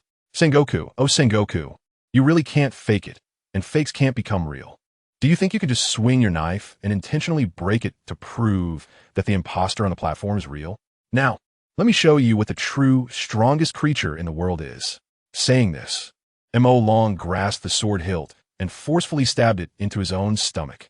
The long sword pierced his abdomen, and the immense force caused the sword to shatter from the tip, breaking apart bit by bit. In an instant, a several-meter-long sword was broken into piece after piece due to Mo Long's actions. This scene left the audience worldwide dumbfounded. What on earth is happening? Things are getting more confusing. Both Kaido's bodies have such terrifying physical qualities, invulnerable to blades and bullets. For a moment, the audience began to think that the one standing on the cloud might actually be the real Kaido. One can only say that the audience is like a weather vane, swaying wherever the wind blows. In the New World, on a certain island, the Whitebeard pirates were also watching the live broadcast from the Navy headquarters. The main reason was that Kaido had previously bullied them too much, causing Whitebeard to suffer immense humiliation. So this time, with Kaido being executed, he specifically got a Din Mushi that could receive the Navy's live broadcast signal to watch. Wanted to see Kaido executed and relieve his grudge. Marco asked Whitebeard, "Old man, can you tell which one is real?" Hearing Marco's question, Whitebeard rolled his eyes. "Marco, you still can't tell? The one on the execution platform is definitely the real one. The one in the sky should be Mo Long, no doubt about it. That guy has the ability to resurrect infinitely, and who knows how many devil fruit powers he possesses now. He must have several devil fruit powers combined to do this. However, that kid actually took the risk to come to the Navy headquarters to save Kaido. It seems Kaido's earlier attempt to threaten me by getting this kid a devil fruit wasn't a bad investment." Marco, for some reason, he felt a hint of relief from Whitebeard's words. How could this be? Marco immediately expressed his filial piety, saying, "Old man, if you were captured by the Navy headquarters, I would definitely come to save you." Whitebeard, "Marco, are you cursing that I'll be caught by the Navy headquarters?" Whitebeard looked at Marco with a speechless expression. No. Hearing Whitebeard say this, Marco immediately denied it. "Dad, I just wanted to express a point. I absolutely wasn't cursing you. Really, you have to believe me." All right, I understand what you mean." Whitebeard smiled at Marco, knowing that his son, who could take risks for Kaido, would naturally not lose to him. "Dad, what do you think will be the outcome of this war?" Marco was very curious. After all, this was a challenge from 2 Yonko pirate crews to the Navy headquarters. Would they be able to successfully rescue Kaido? If they succeeded, then the Navy's prestige on the seas would be completely destroyed. There might even be countless casualties for the Navy in this battle. On the other hand, if the Navy won, Marco felt conflicted. On one hand, he hoped that Kaido would be successfully executed because Kaido's previous visit to Whitebeard's ship had brought them too much humiliation. On the other hand, he did not want the Navy to succeed, because if the Navy succeeded, it would mean the downfall of the Beast Pirates and the Big Mom Pirates. In the New World, there are 4 emperors. If 2 of the Emperor pirate crews were suddenly wiped out, the remaining 2 would likely not fare well either. At that point, the Navy would definitely fully enter the New World. For Marco, although he wasn't afraid of that, he knew that Whitebeard's current mindset was about seeking stability. Otherwise, he wouldn't have given the devil fruit to Kaido without fighting. Even Kaido had compromised, so he naturally was even less willing to go to war with the Navy. What was the result? Whitebeard shook his head. War is something that can't be predicted. If they thought they would definitely lose, then Big Mom and the other members of the Beast Pirates wouldn't be heading to the Navy headquarters. Similarly, if the Navy thought they would lose, there would be no need to make it widely known. They could just secretly execute Kaido. Now, with the whole world watching, the Navy has staked its centuries-old glory on this. If they really lose, the Navy will definitely face a major purge. After all, a Navy that can't suppress the seas is certainly not what the world government needs. He looked seriously. This great war may very well change the current landscape of the seas, just like the Rocks Pirates battle at God Valley over 30 years ago. Rocks lost, and the New World's dominance was shattered, plunging it into a chaotic era of division among warlords. Just like more than a decade ago, when Roger was executed, and his declaration created the Great Pirate Era. The death of the Pirate King did not bring peace to the chaotic seas. Instead, it prompted more people to set sail in search of the great treasure. Today, regardless of who wins or loses, the landscape of the seas will change. Whitebeard sighed. To be honest, for an old man like him, he didn't like the landscape of the seas being changed. When he was younger, he might have enjoyed it because young people are energetic and love adventure. The more chaotic, the more interesting it seemed. But now, he just wanted to spend the last years of his life peacefully with his children. Cough, cough. Suddenly, Whitebeard coughed a bit, covering his mouth with his hand. Blood flowed from his palm. Because of the tremor fruit, each time he used his vibration ability, it would bring the same force of recoil. When he was younger, it was fine, but as he aged, his body began to suffer from the backlash. Dad, are you okay? Seeing Whitebeard cough, Marco asked with concern. Whitebeard smiled at Marco. Kuaha, what could happen to me? I'm the world's strongest man. While speaking, Whitebeard hid his bloodied right hand behind his back, not wanting Marco to see. He didn't want his son to worry. But how could this be hidden from Marco? As Whitebeard's first son, he had been by Whitebeard's side for a long time. How could he not know that over the past 2 years, Whitebeard's health had been deteriorating, often coughing at night? The key was that he was the ship's doctor of the Whitebeard Pirates. However, he was helpless because Whitebeard's declining health was a side effect accumulated over years from the tremor fruit, and his abilities couldn't help Whitebeard heal. He could only hope that Whitebeard wasn't in serious trouble. That was all Marco could think. Sengoku, do you see clearly? It's just that I'm invulnerable, acting as if I couldn't do anything. The dragon, having only the hilt of his sword left, casually tossed it aside and looked at Sengoku sarcastically. Today, I'm just standing here, quietly watching how you can possibly make me, the real Kaido of the beasts, seem fake. The words of the dragon made Sengoku clench his fists, his gaze fixed on the dragon, thinking, what the hell is going on with this little brat?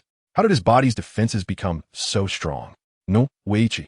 Ha. Little brat, I almost forgot. You have the ability to come back from the dead, right? And if you die the same way dozens of times, you can become immune to that method. So your current invulnerability must be because you've been cut down by swords many times before, thus becoming immune to sword wounds, right? Sengoku laughed heartily, believing he had figured it out. However, it wasn't true. The dragon had not died in any way other than the executions at the Navy headquarters. His current physique was simply the result of various devil fruit abilities.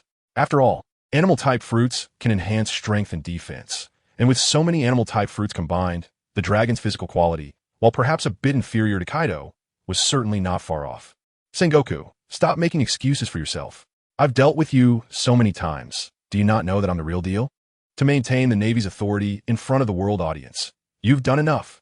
I understand you, but I advise you, Sengoku, don't be too shameless.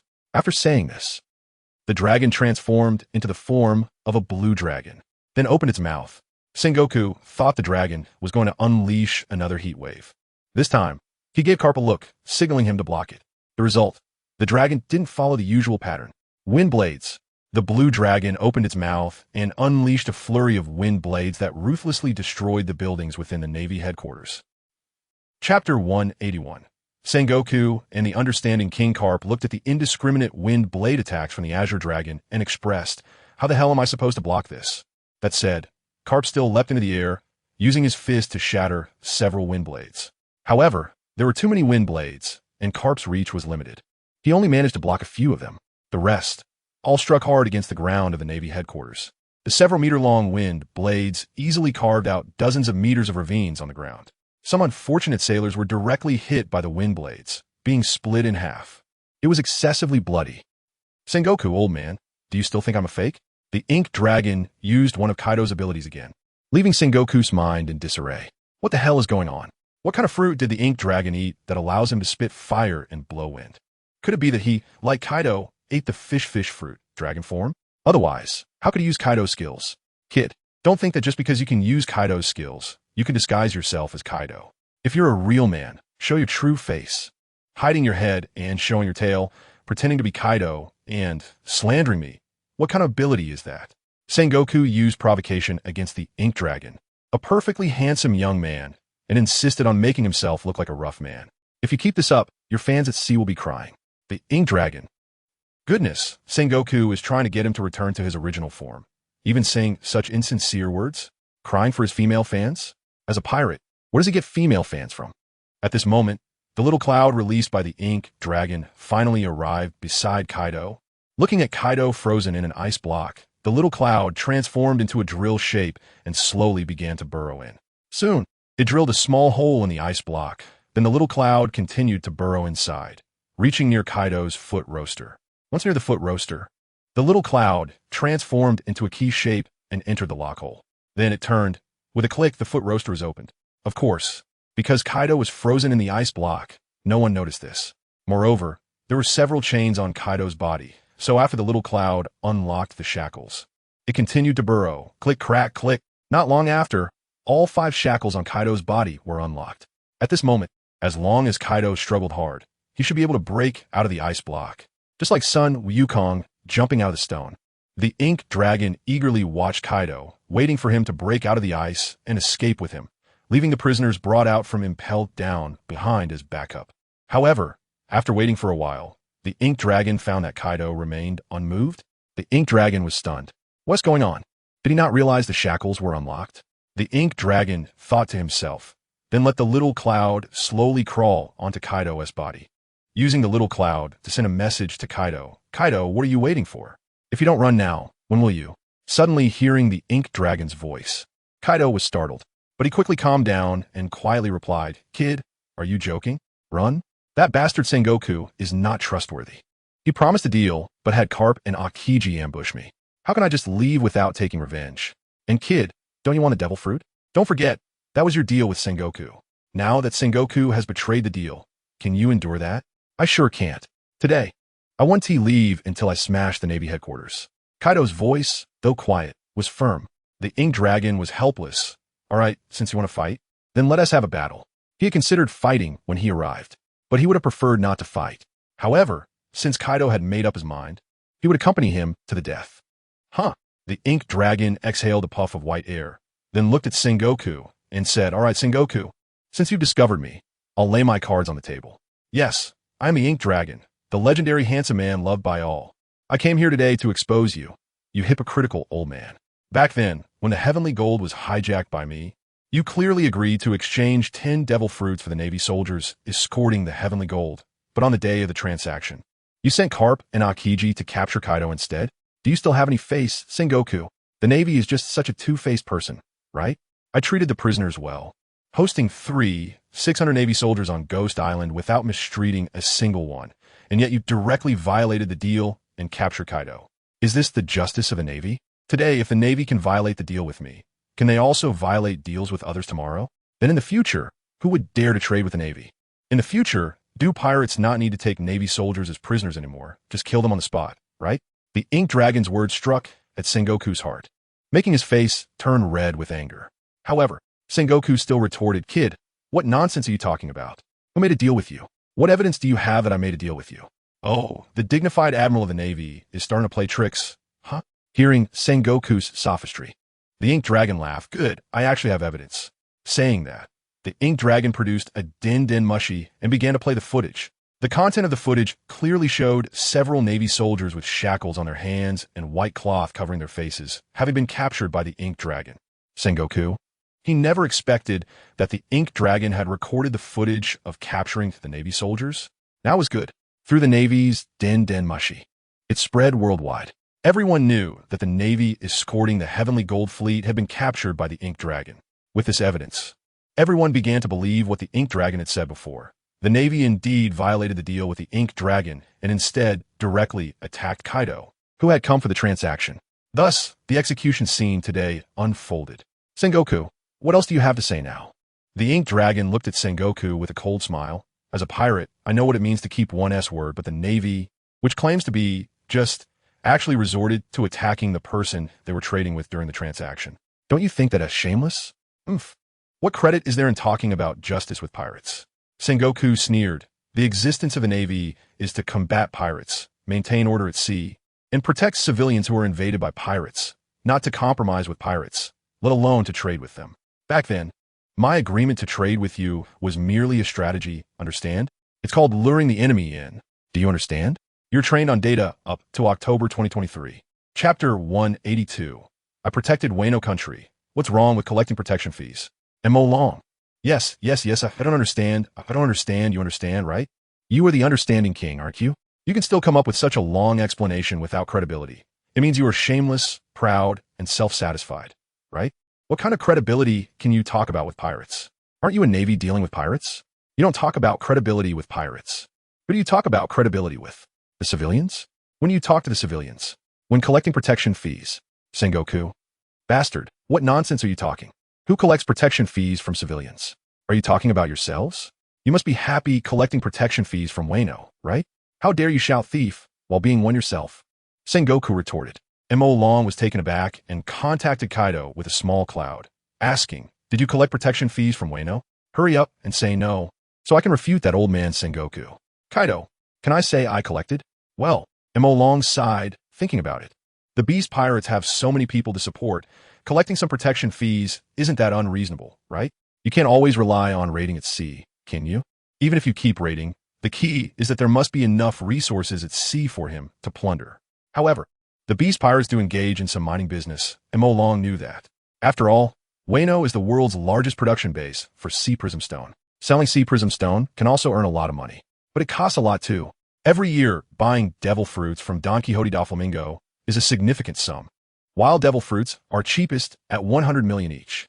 Artificial ones are certainly much cheaper, but several million should still be needed, right? Forget it, these are not important. Long didn't want to think about these, but looked at Sengoku and rebutted, ha. Sengoku, do you think what you said isn't a joke? The Navy can collect protection fees, so why can't the beast pirates collect protection fees? Is it allowed for the Navy to set fires, but not for pirates to use electric lights? Don't say the Navy hasn't collected. Isn't the Navy's military funding provided by the world government through collecting protection fees? Can that be the same? Sengoku snorted coldly. That is the membership fee voluntarily given by the alliance countries around the world to gain the Navy's protection. The world government didn't force them. They could choose not to pay, right? So, what you mean is, as long as they pay the protection fee, the Navy will protect the alliance countries, right? Long asked lightly. Isn't that nonsense? Sengoku retorted, not understanding what Long meant by asking knowingly. This statement is not nonsense at all. Long shook his head. As one of the alliance countries of the world government, Fishman Island has the Whitebeard's pirate flag hanging, relying on Whitebeard for protection. Sengoku, I ask you, what does this count as? Didn't you say you would protect the alliance countries? Why does Fishman Island, this alliance country, still hang the Whitebeard's pirate flag? Sengoku, what are you talking about? How come I don't know that Fishman Island hangs the Whitebeard's pirate flag? This is not Sengoku's nonsense. After all, Fishman Island is underwater, and it's normal that information exchange is not smooth. However, Sengoku also understood that Long shouldn't be shooting in the dark. So it was likely true. But even if it were true, he couldn't do anything about it. The main issue is, Fishman Island is underwater, and the signal of the transponder snail cannot reach Fishman Island directly. So even if something happens on Fishman Island, they cannot quickly contact the mainland. Even if they could contact, it wouldn't work. Because to go to Fishman Island, you need to coat the ship, and that can't be done in a short time. For example, if Fishman Island is attacked by pirates, King Neptune and the Navy contact each other, wanting the Navy to send troops. However, The Navy must first coat the ship. By the time the Navy finishes coating the ship and sets off, by the time the Navy arrives, the pirates might have long escaped, not to mention that they can't contact with a transponder snail. If Fishman Island wants to contact, they can only let the fishmen swim to the shore. In short, because of geographical reasons, if something really happened on Fishman Island, the Navy would be powerless. Unless they set up a military base on Fishman Island. However, I don't think any king would want a foreign military base on their territory. Therefore, Neptune can only settle for the next best thing, hanging the Whitebeard's pirate flag, hoping to intimidate some pirates who fear Whitebeard. However, it can only be said that the effect is there, but not very significant. After all, those who have become pirates are all bold and daring, wanting to replace the four emperors. Until they experience a beating, they won't fear these so-called predecessors like Whitebeard. They might even think, if I'd been born a few decades earlier, I would also be one of the four emperors now. It can only be said that people are like this. When everything is going smoothly, they look down on those who look down on them, thinking that the sky is vast, but not as great as themselves. Didn't you know? Now you know, right? M.O. Long said with a smile. Sengoku, how do you plan to refute me? Fishman Island should be paying protection fees to the world government, right? Why doesn't your Navy protect them? Why do they have to hang the Whitebeard's pirate flag for protection? Doesn't that slap the Navy in the face? The Navy only cares about combating pirates at sea. Whether alliance countries hang pirate flags or not, what does it have to do with our Navy? Sengoku began to distance himself from responsibility. Besides, how do you know the Navy hasn't protected Fishman Island? Do you have evidence to prove this?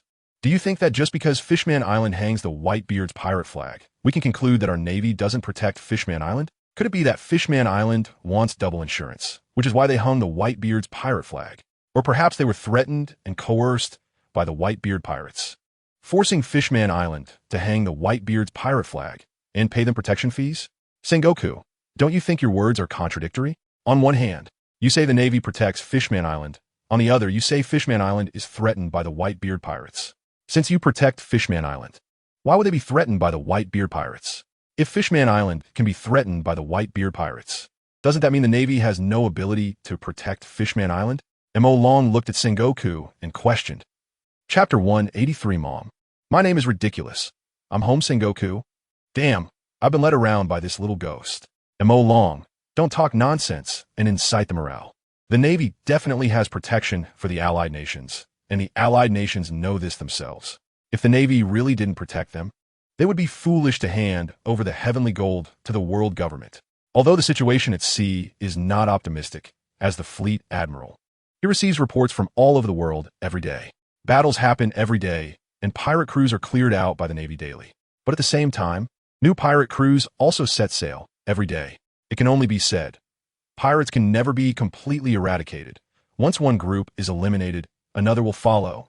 In this era where the four emperors dominate the new world, countless people are tempted by the wealth and power of the four emperors, believing that becoming a pirate is the best way to transcend social classes. In a restless society, no one is willing to be grounded, especially those with strength and ambition, who usually dislike being bound by rules. Becoming a pirate would grant them the so-called freedom they desire, unrestrained. Although most pirates die on their way forward, seeing those who stand at the pinnacle, the four emperors, still inspires countless people to join the pirate ranks recklessly. It's like the profession of online authors.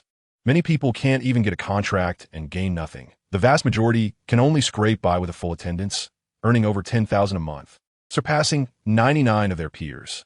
But who can blame the top few who earn over $100 million a year? Everyone sees these top-tier figures and naturally rushes to join the online writing industry. No one starts out thinking they will become cannon fodder. They all dream of achieving fame with a single book, earning millions or even tens of millions a year, with luxury cars and beautiful women coming to them. But ultimately, the vast majority can only barely make ends meet. This industry emphasizes talent. Some people, when they write their first book, might just get the reader's preferences right and achieve fame. Conversely, many have written for years and still flop. Perhaps they really are foolish? M.O. Long continued along Sengoku's line of thought. Isn't it better to use that money to buy devil fruits, to enhance strength? Isn't it better to cultivate one's own army? Even if you have to spend money to buy safety, you could directly hire some strong individuals to protect yourself. Why give money to the world government? Hearing M.O. Long's words, Sengoku shook his head. He felt that M.O. Long was too naive. Do you think joining the world government is just about gaining protection from the Navy? What does a country need to develop? Military power? No, what it needs is money. If you don't join the world government, you will be isolated by the member nations of the world government.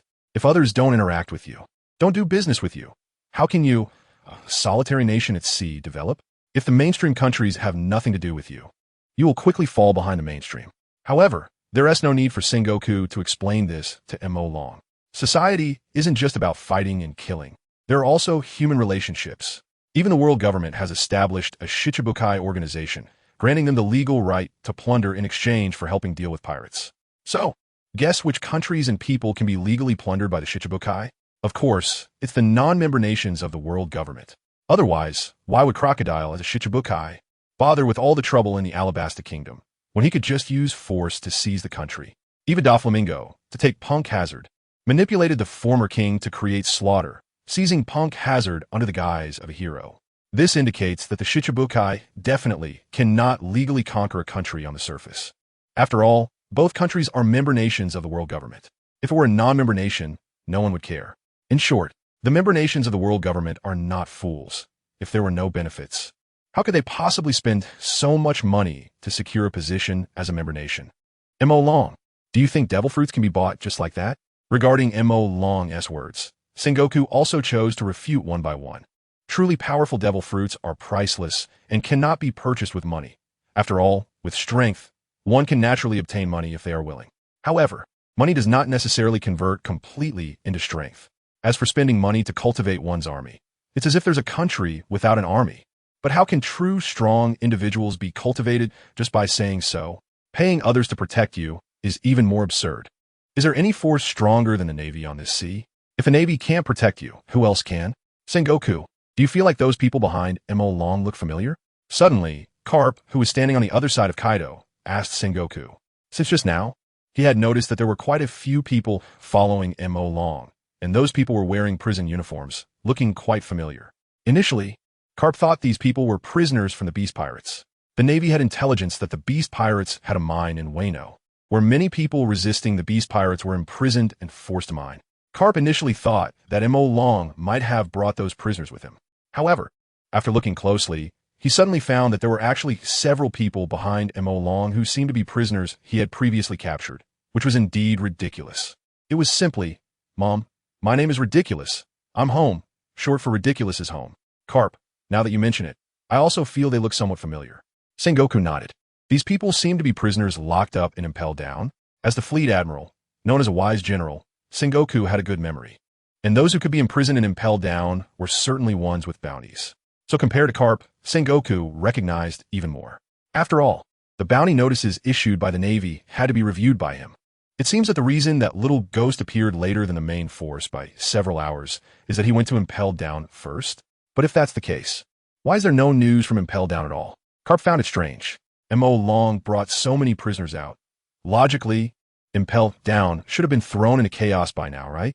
Just as they were speaking, a soldier in the distance came running over, holding a den mushi, shouting to Sengoku, "Not good, Fleet Admiral Sengoku, it's bad.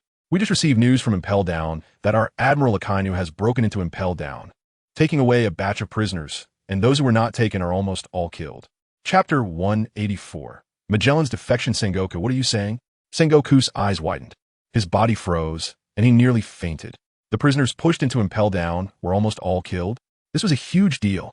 Over 100,000 prisoners killed, and it was said to be Akainu's doing. Sengoku turned and glared at Akainu in the distance. Akainu seemed to sense Sengoku's gaze, turned back, and even smiled slightly at Sengoku. Clearly, he hadn't heard the report from the soldier. Wait a minute, Sengoku thought. Akainu had been at Marine headquarters the whole time. How could it have been him? Right, remembering that Magellan had transformed into Kaido earlier. So, that Akainu must have been Magellan in disguise. That damn brat. Sengoku took the phone bug from the Marine's hands and said, "Is that you, Magellan? What the hell happened?" As the warden of Impelled Down, how could you let all the prisoners die? Moreover, Sakazuki has been at Marine headquarters these past few days, so it couldn't have been him.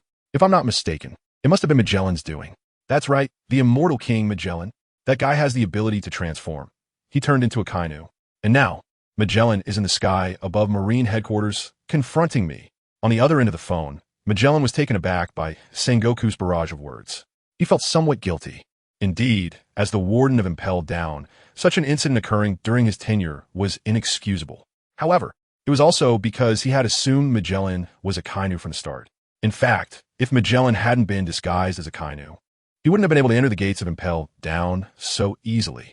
Now, he had finished off those from the Revolutionary Army and was trying to call Sengoku, as there had been no signal before, but this time there was. He recounted what had happened and wanted to ask Sengoku if he had sent a Kainu to deal with the invading Yonko. But now, Sengoku told him that the person who came was not a Kainu, but Magellan, who had been causing a stir at sea recently. Magellan fell silent, unsure of what to say. He felt he had committed a grave mistake. The infinite hell of Impelled Down might very well have his cell. Magellan, say something. After a while, noticing that Magellan had not spoken, Sengoku grew impatient. After causing such a huge mess, how do you plan to explain this to me and the world government? Beep, beep, beep. However, all he got in return was the busy signal of the phone bug. Damn, he hung up on me? Sengoku was furious. Ever since becoming Fleet Admiral, no one had hung up on him except for those above him. And now, Magellan was pulling this on him? Impelled Down. After hanging up the phone, Magellan stared at the ceiling and sighed. It wasn't a Kainu. It really wasn't a Kainu. Damn it. Magellan punched the wall hard, creating a large dent. In the Impelled Down he was stationed at, 99 of the prisoners were dead, and the remaining 1 had been taken away. There couldn't be a more serious matter than this. Next, what awaited him would definitely be a military tribunal. Being thrown into infinite hell would be a light punishment. Most likely, he would be sentenced to death. No one wants to die, and neither does Magellan. So, a thought occurred to him. That was defection. That's right.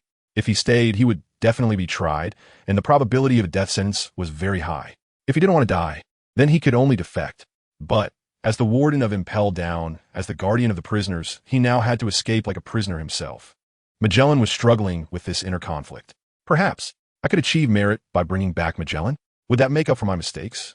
This thought crossed Magellan's mind. But ultimately, Magellan denied it. After all, Sengoku had said that Magellan was currently at Marine headquarters. So he could deduce that Magellan's intention in doing this was to take this group of prisoners to Marine headquarters to rescue Kaido. This meant that if Magellan failed, he would be caught by the Marines. And if Magellan succeeded, then even the Marines couldn't catch him. How could he catch him? Therefore, capturing Magellan and achieving merit was unfeasible. Even if we assume that he really captured Magellan, would that be enough to make up for his mistakes? After all, over 100,000 prisoners had died in Impelled Down, making what was once a bustling place, filled with screams and wails, turn into a desolate, empty space would take decades to restore. After all, the reason Impelled Down had developed to hold so many prisoners was due to the accumulation of time. Every day, a ship of prisoners was sent over. Over time, it resulted in hundreds of thousands of prisoners. Now, with them all dead, restoring its former glory would probably take at least 20 years. In the end, Magellan made up his mind to leave Impelled Down. If he didn't leave, what awaited him was the enforcement team of the world government. Realizing this, Magellan quickly returned to his room, packed his things, and prepared to leave Impelled Down. Marine headquarters. After Magellan hung up the phone, Sengoku was filled with rage. He gritted his teeth and glared at Magellan, cursing, "You little brat. How dare you topple Impelled Down? Do you know the terrible consequences of your actions? Carp, go get that brat for me," Sengoku said to Carp beside him. "I understand." Sengoku. Carp sensed Sengoku's anger. It had been a long time since Sengoku had been this furious. Carp responded and used Jeppo to leap into the air. Seeing Carp charging towards him, Magellan frowned. He had been trying to avoid a fight, engaging in verbal sparring with Sengoku, but unexpectedly, Sengoku couldn't contain himself and took the first shot. If this escalated into a fight, it would surely not end well. Magellan glanced at Kaido, who was still laughing gleefully. Magellan sighed helplessly. "Why does everyone have to push me? Kid, take this punch." Carp appeared in front of Magellan, ready to punch him. However, just as Carp's fist was about to hit Magellan's face, Magellan suddenly transformed into Luffy. Seeing the suddenly emerged Luffy, Carp's full force strike stopped right in front of Magellan's face, not landing. Chapter 185. Garp, you wouldn't want anything to happen to your grandson, right? At the moment Garp paused, Mo Long struck. A merciless punch landed on Garp's face. The powerful force wrinkled Garp's old face. Garp's entire body shot towards the Navy headquarters like a cannonball. With a loud bang, he crashed to the ground like a fallen meteor, creating a large crater and kicking up a cloud of dust. According to the no injury with smoke principle, Garp should be fine. However, this scene left the sailors in shock. That was the Navy hero, Iron Fist Garp, who defeated the former great pirate Rocks and forced the Pirate King Roger into desperate situations multiple times, the strongest Marine. Now, he was knocked down by M.O. Long with a single punch. How could this be possible? I must be dreaming. I must be dreaming. In the hearts of many sailors, Garp was their role model, their faith. Now that Garp had been knocked down with one punch, it felt as if their faith had collapsed. The god in their hearts had fallen. The sailors felt a wave of sorrow as their morale hit rock bottom. Even the audience around the world didn't expect such a thing to happen. For decades, since defeating Rocks, Garp had been called the Navy hero, solidifying his honor as the strongest Marine. In the hearts of many civilians, even the so-called strongest man, Whitebeard, was no match for Garp. After all, the various titles of pirates were merely titles selected among themselves, and the Navy did not participate at all. Whitebeard was a crew member of Rocks. While Garp was able to defeat Rocks, to everyone, it seemed reasonable that Garp was stronger than Whitebeard. Whitebeard and Roger were once known as legendary pirates. Since Roger could be forced into desperate situations by Garp multiple times, how much better could Whitebeard be? With such thoughts, believing Garp to be invincible. Seeing him knocked down by M.O. Long's punch left them feeling very distressed. This battle would undoubtedly change the world situation. For ordinary people, if the Navy lost, the future seas would be the era of pirates. And how could they ordinary people survive in a sea ruled by pirates? Garp? Sengoku frowned as he watched this scene. He couldn't understand what had happened. How could Garp be taken down so easily? M.O. Long transformed into Luffy in just an instant and quickly changed back. Therefore, many people didn't even notice.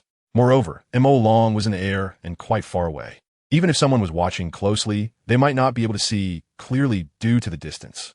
To everyone, it seemed like Garp charged at M.O. Long and then was punched in the face, falling to the ground. They didn't see that Garp had paused for a moment before throwing a punch, giving M.O. Long the opportunity. A gust of wind blew. The dust cleared, and Garp knelt in the crater. He looked up at M.O. Long in the air and gritted his teeth, saying, "You despicable little brat. How dare you transform into Luffy's appearance?"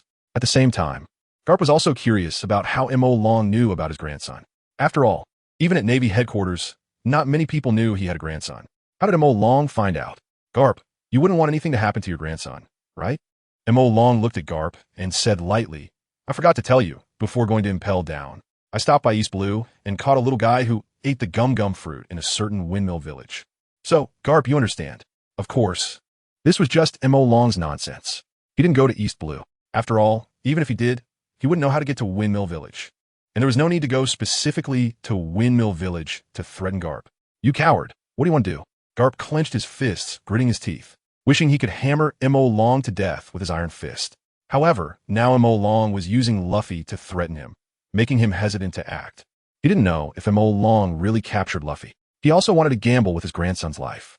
"It's simple. You are not allowed to intervene in this war," M.O. Long said lightly. "As long as you don't make a move, your grandson will be safe and sound. Otherwise, I can't guarantee that the next time you see him, he will still be a complete person." Despicable. Garp had never been so angry before. Never wanted to kill someone so badly. But he dare not act. With Luffy as a hostage in M.O. Long's hands, he could only choose to watch the situation unfold. "Ha ha, I'm a pirate. What's wrong with being a little despicable?" M.O. Long laughed heartily. "All right, I promise you. I won't make a move, but you have to guarantee that you won't act against Luffy," Garp said, looking at M.O. Long. "Don't worry. As long as I can safely return to Onigashima, I will contact my people to release your grandson. After all, you are so strong. I don't want to be at odds with someone like you." M.O. Long didn't expect to easily incapacitate a vice admiral of the Navy. This way, he would have a greater advantage in the upcoming battle. The exchange between M.O. Long and Garp was not overheard by anyone else. So when Sengoku noticed that Garp had been standing still without moving, he spoke up. "Garp, what are you waiting for? Quickly take down that little brat. There's not much time left until the execution." Sengoku glanced at the time. It was already 10:50. There were only 10 minutes left until the scheduled execution of Kaido at 11 o'clock. But now, Big MOM and the Beast Pirates still hadn't been dealt with. Sengoku was worried about complications, so he hoped for a quick resolution, especially with M.O. Long causing trouble. If they could take down M.O. Long first, then the rest would be easier to handle. In Sengoku's view, M.O. Long was the most difficult person to deal with among those attacking the Navy headquarters. However, just after Sengoku finished speaking, Garp suddenly spat out a mouthful of blood. After, Garp collapsed to the ground, unconscious. "Sengoku, Are you kidding me? Garp! Garp, what are you doing? Sengoku couldn't believe that Garp had lost consciousness from just one punch from Mo Long. This guy was the strongest combat force of a navy. But no matter how Sengoku called out, Garp lay on the ground, unmoving, as if he had truly fainted. Mo Long couldn't help but laugh at Garp. This guy actually used such a method to avoid fighting. It didn't seem like he was acting foolishly. At least, he knew how to create a way out for himself. Fainting in front of everyone naturally provided a reason not to fight. If he were fine, he couldn't avoid fighting. After all, the audience around the world was watching him. The righteousness behind him ultimately could not overcome the shackles of familial bonds. Mo Long sighed. Chapter 186. Sengoku Kapu, wake up. Sengoku shouted loudly at Garp. But it was completely useless. After all, you can never wake someone who is pretending to be asleep. Sengoku, stop shouting. That old man has already been knocked out by me. But I must say, the Navy hero is indeed a Navy hero. He only fainted after taking my punch. I thought that punch would have taken Garp's life. Mo Long said, looking at Sengoku with a smug expression. Hearing Mo Long's words made Sengoku's facial muscles twitch. You little brat, are you kidding me? A punch could take Garp's life? With Garp's physical condition, there's no one in this world who could knock him out with a single punch. Even if he did faint, it's impossible. So, Sengoku noticed something was off. There must be something wrong here. He walked over to Garp, looked at him lying in the pit, squatted down, and pushed Garp. Garp, wake up, wake up. Garp did not respond. However, Sengoku noticed Garp's facial muscles twitch. This made Sengoku even more convinced that Garp was pretending. He lowered his head and whispered to Garp, Garp, what's going on? What do you want to do? Hearing Sengoku's quiet inquiry, Garp knew he couldn't hide it from Sengoku. He could only move his lips slightly and respond quietly. That little bastard captured my grandson and threatened me not to act, or he would kill him. Sengoku, you know, he's my only grandson. You can't let me watch him get killed, right? Sengoku sighed upon hearing Garp's words. Sigh, Garp, in the end, you're also a grandfather. But have you considered that Mo Long might be deceiving you? Otherwise, why didn't he bring Luffy here? Garp had thought about this possibility too. However, he didn't dare to take the gamble. Sengoku understood Garp's situation. All right, then you don't participate in the battle. After saying this softly to Garp, Sengoku called over a few Navy soldiers to carry the unconscious Garp away. However, with one of the strongest fighters gone, Sengoku felt even more pressure. It's important to note that Kizaru is currently not at the Navy headquarters. The two substitute admirals are also absent. Originally, such a large-scale event would even require summoning the 7 warlords to participate. However, due to time constraints, the 7 warlords did not appear. It can be said that the Navy headquarters is now facing 2 Yonko pirate crews alone, and they are missing 1 admiral and 1 Garp. The situation is somewhat unfavorable for the Navy. Nevertheless, Sengoku still felt that the advantage was on their side. They were resting while the 2 Yonko crews were rushing to the Navy headquarters day and night. So their mindset was surely more relaxed. Moreover, they're the righteous side, and justice will prevail over evil. Therefore, we can win. Sengoku could only self-hypnotize like this. After all, he couldn't just admit defeat, right? Mo Long, do you dare to come down for a fight? Sengoku said to Mo Long as he looked up. Mo Long was in the sky, rendering the Navy's guns and cannons ineffective. And at the Navy headquarters, there were only about 100 people who could use the moonwalk. If they had to fight in the sky, they would be facing a group of vicious criminals just released from Impel Down, which would not provide a clear advantage. Thus, Sengoku wanted to draw Mo Long down from the sky. Sengoku, if you have the ability, come up. Mo Long refused to come down.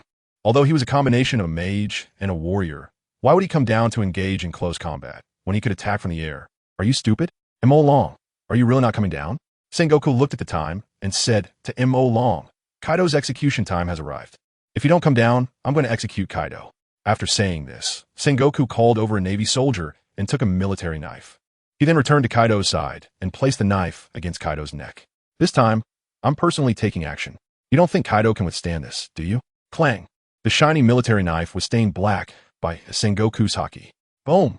Suddenly, a thunderous sound echoed in the sky. The next moment, rumble, rumble. Deafening thunder continuously reverberated in the sky. The originally dark clouds began to flicker with lightning. Mo Long looked at Sengoku and said, Sengoku, this is my second time at the Navy headquarters, and I haven't properly thanked you for your hospitality before, so I'm preparing to give you a welcoming gift. Please accept it. After finishing, Mo Long raised his palm to the sky. Then he swung it down forcefully, accept the gift from the gods, Thunder Prison. As Mo Long's words fell, the sky erupted with 1,000 thunders. Immediately after, countless bolts of lightning fell from the sky. The sound of crackling was endless. From a distance, it could be seen that the entire Navy headquarters had turned into a hell of thunder, enveloped by lightning. Almost every meter would have a bolt of lightning falling from the sky. There was no way to hide, no way to avoid it. In the despairing, thunderous hell, thousands of Navy soldiers were directly struck by the lightning, their bodies emitting thick smoke, turning pitch black, and then they collapsed to the ground. They looked as if they had been roasted alive. The Thunder Prison only took place once, but with just this one attack, the Navy headquarters suffered the loss of over 1,000 soldiers. Even the various buildings of the Navy headquarters were largely destroyed, like a natural disaster. Like the end of the world after the Thunder Prison, the Navy headquarters seemed to have turned into a wasteland. Some lightning even struck Sengoku, but he was mostly unharmed. This amount of lightning could not hurt him at all. However, for the vast majority of Navy soldiers, a single bolt of lightning could take their lives. Looking at the charred remains lying on the ground after the Thunder Prison, Sengoku trembled all over. In just an instant, the Navy headquarters was left in ruins. Thousands of Navy soldiers were dead, and thousands were injured. What a tremendous cost. It's important to note that this was with half of the Navy soldiers hiding in the underground fort. If those soldiers were also on the surface, then the casualties would have been even greater. But what could Sengoku do? He couldn't block the indiscriminate attacks of the falling lightning at all. Long. Sengoku gritted his teeth, looking at Long, his killing intent soaring to the sky. This was the greatest loss since he became the admiral of the Navy. Sengoku held a large knife and threw it hard at Long. The large knife cut through the air, stabbing fiercely into Long's abdomen. The powerful force sending him flying backwards. Chapter 187. What are you thinking during the day? Sengoku strikes with anger, almost using all his strength.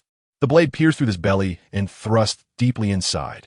It seemed as if he wanted to puncture completely, but in the next moment, his body turned into white clouds. The overwhelmingly powerful blade penetrated through the white clouds and continued flying backward. Soon, it disappeared into the horizon. After the blade flew away, transformed back. However, there was a small hole in his belly, still bleeding. Fortunately, his body had a strong recovery ability, and this small injury would heal in just a few minutes. Are you okay? At that moment, rushed over from a distance, anxiously asking. But inside, her anger was burning. She couldn't help but want to grab her wolf-toothed club and fight Sengoku to avenge. I'm Fine, forced to smile at. As a man, how could he show weakness in front of his woman? However, didn't believe him. You're bleeding and still saying you're fine? Saying this, reached out, grabbed the hand was using to cover his belly, and pulled it away, then started to remove his clothes. What are you doing? Don't do this. It's being broadcasted live to the world. If you want to talk about it, let's do it when we get home. Quickly try to stop his actions. You idiot, what are you thinking? Didn't expect that, even in this situation, would still be joking? You're injured. How can I bandage you if I don't take your clothes off? Can you stop thinking nonsense? Was truly speechless. Oh, so you're going to bandage my wound? Nodded. I thought you wanted something during the day. Slap. Punched chest in anger, saying, you bad guy, what are you thinking? Aren't you always the one who takes the initiative? Ouch, that hurts. After being punched by, took a step back, pretending to be in pain. Keep acting. Didn't believe him. After that, bandaged the wound. However, by the time finished bandaging, S wound had already healed. It could be said that it was a wasted effort. But, with goodwill, naturally would not refuse. Just like that, the audience around the world was showered with dog food from the two. So full. It was really too much. Below, Sengoku gritted his teeth in anger. That bastard, does he know what the situation is now? A great battle is about to begin and that guy is still, does he not take me seriously? Damn it. If it weren't for being the commander-in-chief and needing to stay at the naval headquarters, he would have rushed up to fight already. Sengoku, that blow you just gave me really hurt. After his wound was bandaged, he looked back at Sengoku. It seems you really don't care about the lives of the Navy soldiers. You didn't seem to realize that my earlier punishment was just a small warning. It seems you really want the naval headquarters to be filled with corpses. As words fell, snow began to fall from the sky like goose feathers. A vast expanse of white surrounded the entire naval headquarters. The fierce wind and snow even obstructed visibility, making it impossible to see ahead. So cold, some Navy soldiers hugged their arms to keep warm. As they spoke, the white mist from their mouths condensed into frost. The originally warm naval headquarters dropped several degrees in an instant. Almost all the Navy soldiers were shivering. Of course, it wasn't just the Navy soldiers. The pirate ships docked in the harbor had pirates who were also freezing. Compared to the previous, which targeted only the naval headquarters, The current blizzard had a much larger scope. Commander Sengoku, what should we do? If the snow keeps falling, many Navy soldiers might freeze to death. A sailor asked Sengoku. Sengoku looked towards, lamenting that this guy could actually control the weather. First, there was thunder, and now there was a blizzard. However, Sengoku looked up at the white clouds in the sky. Those clouds were the real culprits. Thinking of this, Sengoku stepped on the air and soared into the sky. His whole body transformed into a giant Buddha. Buddha shockwave. When Sengoku arrived below the clouds, he slapped out. The clouds in the sky were directly dispersed. However, the dispersed clouds quickly began to gather again. No matter how Sengoku acted, it ultimately became a futile effort. Sengoku helplessly could only fall from the sky. As time passed, the weak pirates gradually couldn't hold on and were completely buried by the blizzard. Although the blizzard had just started falling for a short time, it was incredibly heavy. In just a few minutes, it covered the naval headquarters with a thick layer of snow. The standing Navy soldiers turned into blood-red figures. "You bastard, stop it. Let the snow stop," Sengoku roared at. He realized that things seemed completely out of his control, as various abilities were beyond his imagination. If this continued, many Navy soldiers would likely freeze to death. "Kiki, you want me to stop?" And, "I just stop? Do I not care about my face?" Looked at Sengoku with a cold smile. "Unless you agree to a few of my conditions. Let Kaido go? That's impossible." Sengoku refused. Today, he had already created such a big situation. If he were threatened by to let Kaido go, how would the Navy have any face left to maintain order at sea? Impossible. Then you could just watch your Navy soldiers freeze to death. Laugh coldly. Just then, Akainu made his move. Meteor volcano. Akainu thrust his fists forward, and giant magma rocks were shot from his fists, then fell into the harbor. The high temperature of the magma began to melt the frozen sea surface. Soon, the ice surface was completely melted. The seawater even began to emit steaming heat. The high temperature of the seawater also caused the temperature of the naval headquarters to start rising. It brought a bit of warmth to the shivering Navy soldiers. However, the pirate ships in the harbor were going to suffer. Although the pirates tried to fend off the falling magma boulders, several magma boulders ultimately landed on the ships. The high temperature of the magma directly ignited the pirate ships. This made many pirates jump in frustration, not knowing what to do. After all, beneath the ship is the boiling seawater. If they jump down, they can avoid being burned to death, but they certainly don't want to be boiled alive. Just then, a dark cloud appeared above the pirate ship, and it started to rain. The heavy downpour quickly extinguished the flames that had erupted on the ship. Chapter 188. Yamato swats away Green Bull. Green Bull, go deal with that kid. We can't let him keep causing trouble like this, Sengoku said to Green Bull. Although Akainu raised the temperature of the seawater, increasing the temperature at the marine headquarters significantly. If the snow kept falling, this temperature increase wouldn't be decisive. Therefore, to stop the snow, they had to control the user of the Makuro. As long as the user lost consciousness, their ability would disappear. Yes, Marshal Sengoku. Green Bull nodded. In the next moment, ice pillars suddenly erupted beneath Green Bull's feet. Just like that, he stepped on the rising ice pillars and reached the clouds above. Standing on the clouds, Green Bull stomped his foot. The clouds were soft and bouncy, unlike normal clouds. Kid, it's really true that one should not underestimate someone after 3 days. Green Bull looked at Makuro and sighed. When you were at Marine headquarters, you were just an ordinary person, but in just a few days, you've gained so many abilities. It seems Kaido has really invested heavily in you. How about it? Aren't you envious? Makuro raised an eyebrow at Green Bull. Green Bull thought, this guy really can't hear the sarcasm. Can he? He clearly means that I'm just a waste who can only rely on Kaido. Yet Makuro, instead of feeling ashamed, took pride in it and even asked if Green Bull was envious. Do you think I'm envious? I'm a Marine Admiral. How could I possibly envy you, a freeloader? Green Bull said. That said, Green Bull was indeed quite envious. After all, who wouldn't want to have a powerful backing? Freezing moment. Green Bull decided to take action. He approached Makuro, intending to freeze him. However, Makuro would not give him the chance. Just as Green Bull came over, ready to embrace him, he was sent flying with one punch. Times have changed. Do you think you can easily deal with me now? That's a joke. Green Bull was knocked away, falling from the sky. He touched his face where he had been punched and then turned his gaze to Makuro's right hand, where he noticed a ring on Makuro's middle finger.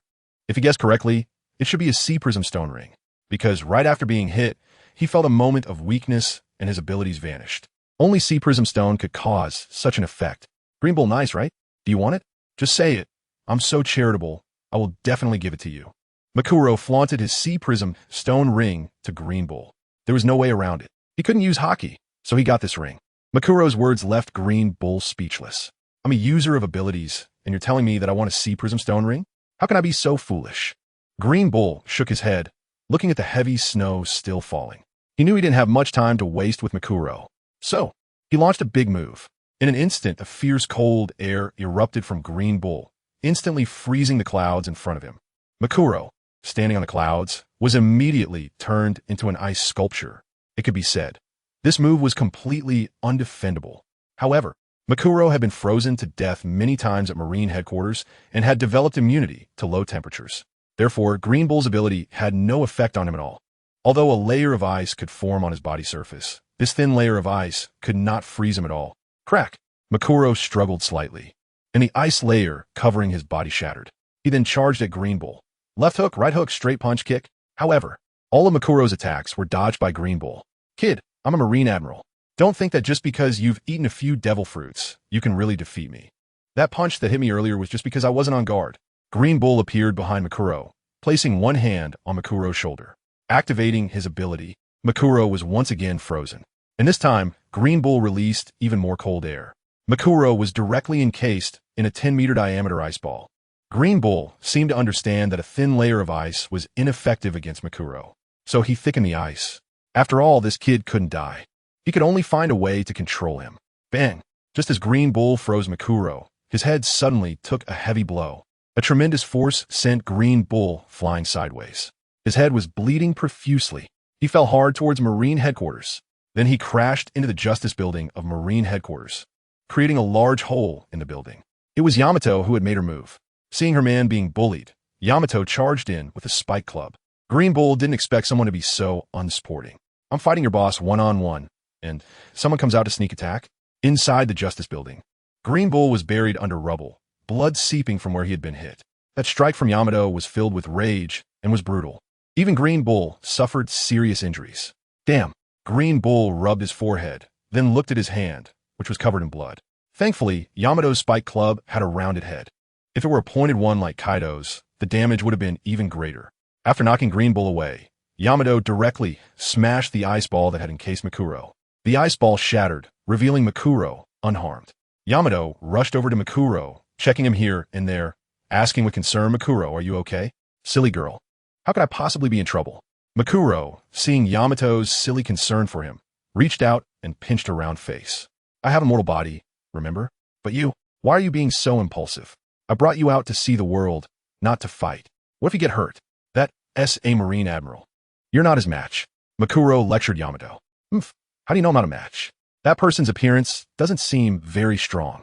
Yamato pouted, feeling unconvinced. Do I even need to say? That person is on the same level as your father. Can you defeat Kaido?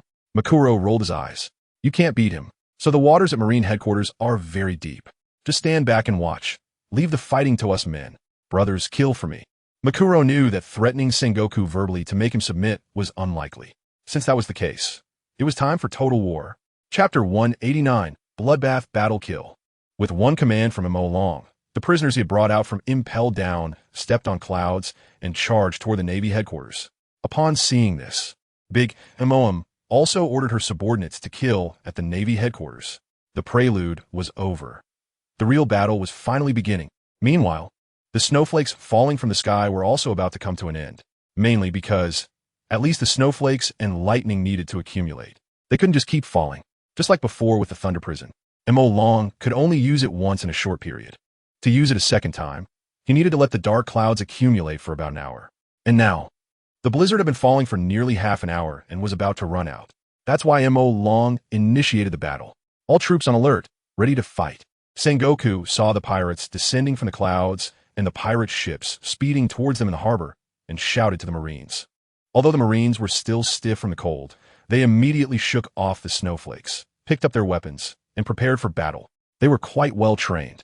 First, the artillery and musketeers began long-range attacks on the invading pirates. They aimed to deplete some of the pirates' fighting strength before they got too close. Bang, bang, bang. The sounds of gunfire were incessant. Not only were the Marines firing, members of the big MOM pirates and the Beast pirates were also firing at the Marines on the shore. In short, they were shooting at each other, both sides covering each other with fire. Water splashed up in the harbor continuously. Although some shells landed on the pirate ships, most were blocked. Several pirate ships charged toward the Navy headquarters shore through the waves. Crash! Soon, the bows of the ships crashed into the shore, and the pirates, armed with swords and guns, jumped down from their ships to slaughter the Marines. Naturally, the Marines would not sit idle. The two sides clashed in the air. The pirates brought by M.O. Long were also descending from the sky, joining the battlefield. Blood flowed like rivers, and limbs flew everywhere. Compared to the previous scene where they were struck down by lightning, this scene was truly terrifying. Unfortunately, the audience around the world could no longer see it, because under the thunder prison and blizzard, the image-transmitting snail had already perished. So, the people standing in front of the live broadcast screen around the world had already cursed Sengoku's ancestors 18 generations. Trash Sengoku, ruining my youth. What the hell? Are you abandoning us again? The last live broadcast cut off midway, and now this? Are we being treated like monkeys? Bro, don't be mad. Your health is your own. It's not worth getting upset over. And besides, you can't blame Sengoku, right? It's just that M.O. Long's skill, Thunder Prison, is too powerful, instantly summoning tens of thousands of lightning bolts to cover the Navy headquarters. You can only say that the Marine holding the image-transmitting snail was unlucky, getting hit by lightning, and it perished. The Navy headquarters had a total of 3 image-transmitting snails for the live broadcast. M.O. Long's Thunder Prison killed 2. The last one was frozen to death by the cold. Although I know this isn't Sengoku's fault, I'm still angry. You know, for us ordinary people, this kind of grand scene might not be seen even once in a lifetime, and now it just cut off midway? Who can take that? It's like you've taken off your pants, and your girlfriend says her period started. Can you handle that? I certainly can't. At most, I'll fight to the death. But now, I don't even have the chance to fight to the death because I don't have a girlfriend at all. Alright, everyone disperse, go back to your homes. Find your moms, and in a couple of days, we can just read the newspaper. After saying this, someone turned around and went home. What else could they do? Just stupidly wait here? This wasn't a line that could be fixed with repairs. These were live broadcast instruments that were directly damaged. Unless the Navy got a few new image-transmitting snails to reconnect the line. But clearly, the Navy was too busy to deal with these things. Back at the Navy headquarters, 3,000 pirates and over 10,000 Marines were engaged in fierce combat. The scene didn't seem that large, mainly because most of the pirate forces were still at sea, yet to land. Similarly, about half of the Navy's main forces were underground, not participating in the battle. There was no way.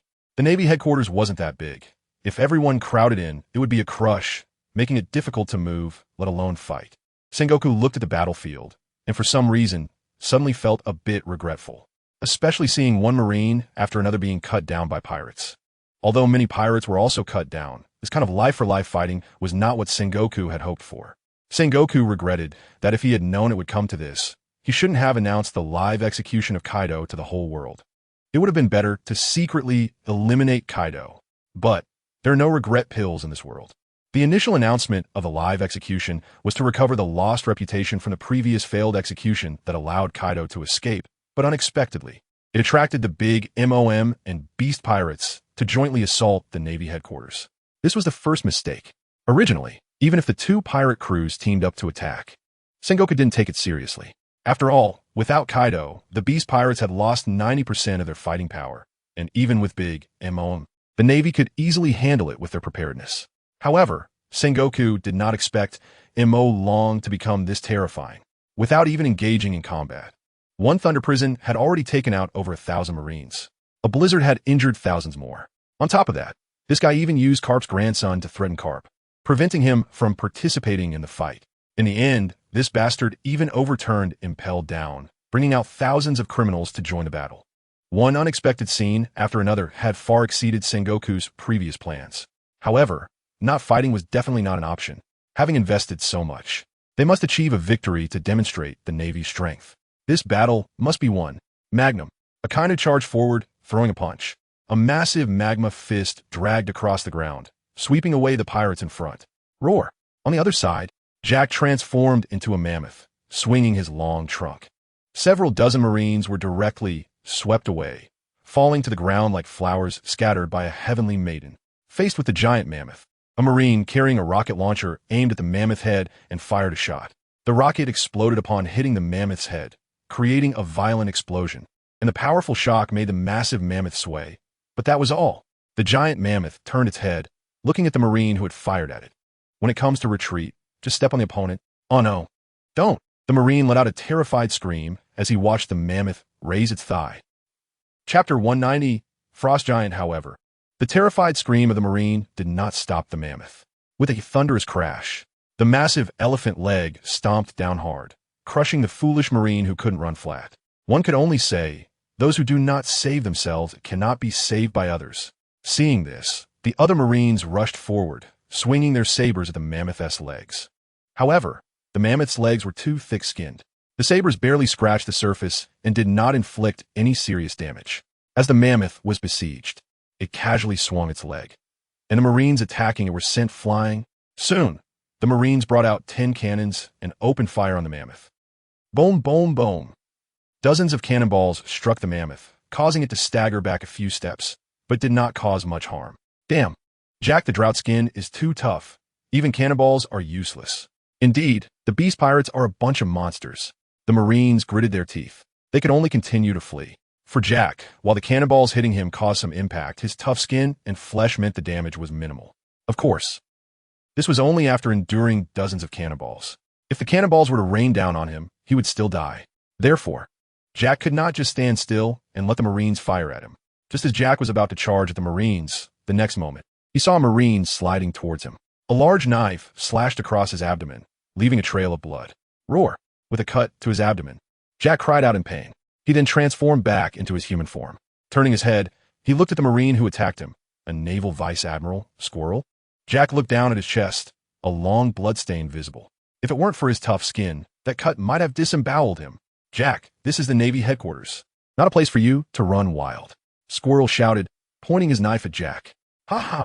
Facing Squirrel's attitude, Jack laughed heartily. Squirrel, don't think you're impressive just because you ambushed me with a slide. That was just me not being on guard.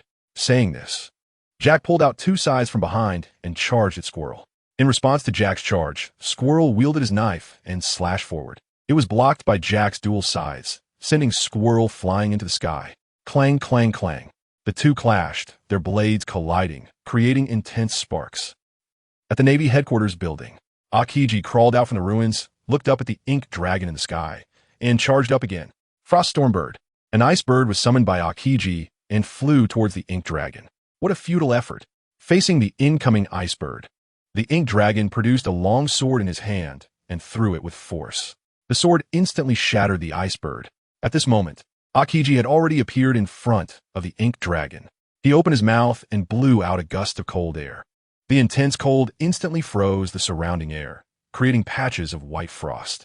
The cold air descended upon the ink dragon, causing no damage at all. This move, Akiji originally intended to freeze the blood inside the ink dragon's body.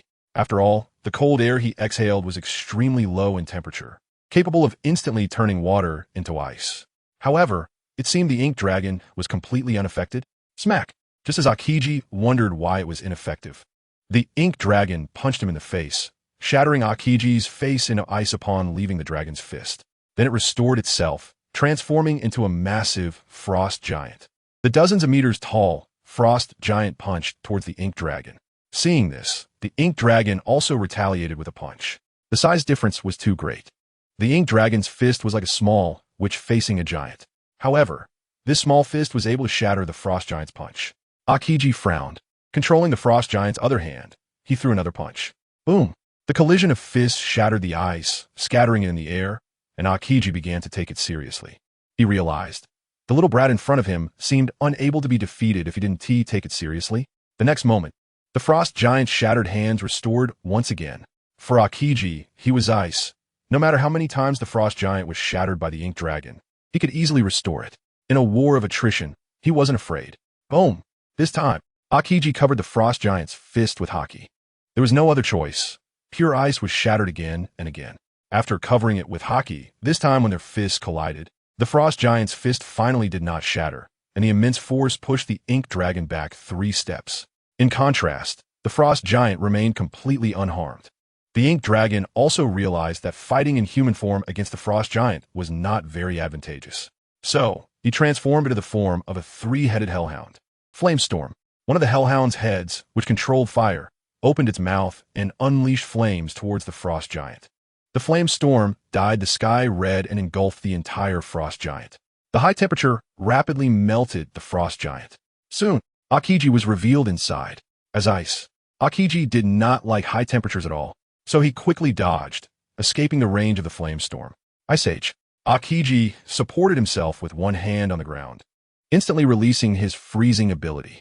The clouds beneath him were instantly frozen, and then the frozen clouds seemed to lose their ability to float, rapidly descending towards the ground.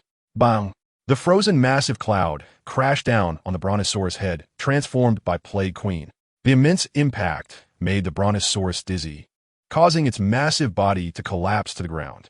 The Marines fighting the Brontosaurus, thanking nature for its gift. After the frozen cloud knocked the Brontosaurus out, it shattered into several pieces and continued to fall towards the ground. However, most of it fell into the sea.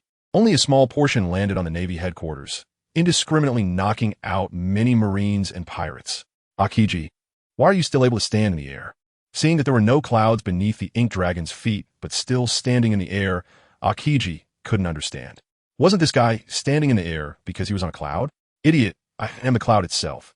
Is flying not natural? The ink dragon despised Aokiji, stating that he only created clouds to bring the pirates and impel down to the Navy headquarters. He can fly by himself and doesn't need to create clouds as a place to land. Chapter 191, Black Dragon vs. Red Dog combined. Is it itself a cloud? Hearing Black Dragon's explanation, Aokiji gritted his teeth. This bastard is still a Logia-type devil fruit user? Aokiji didn't know what to say. How many devil fruits has this bastard eaten? The three-headed dog form he has taken should be a mythical Zoan type, right? To know.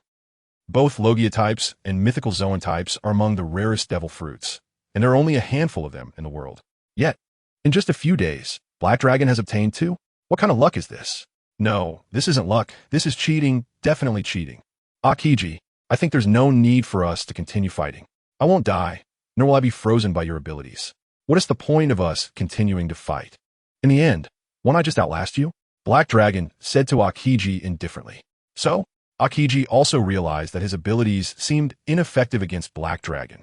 Or rather, this is Black Dragon's ability, able to be immune to attacks that would normally kill him dozens of times.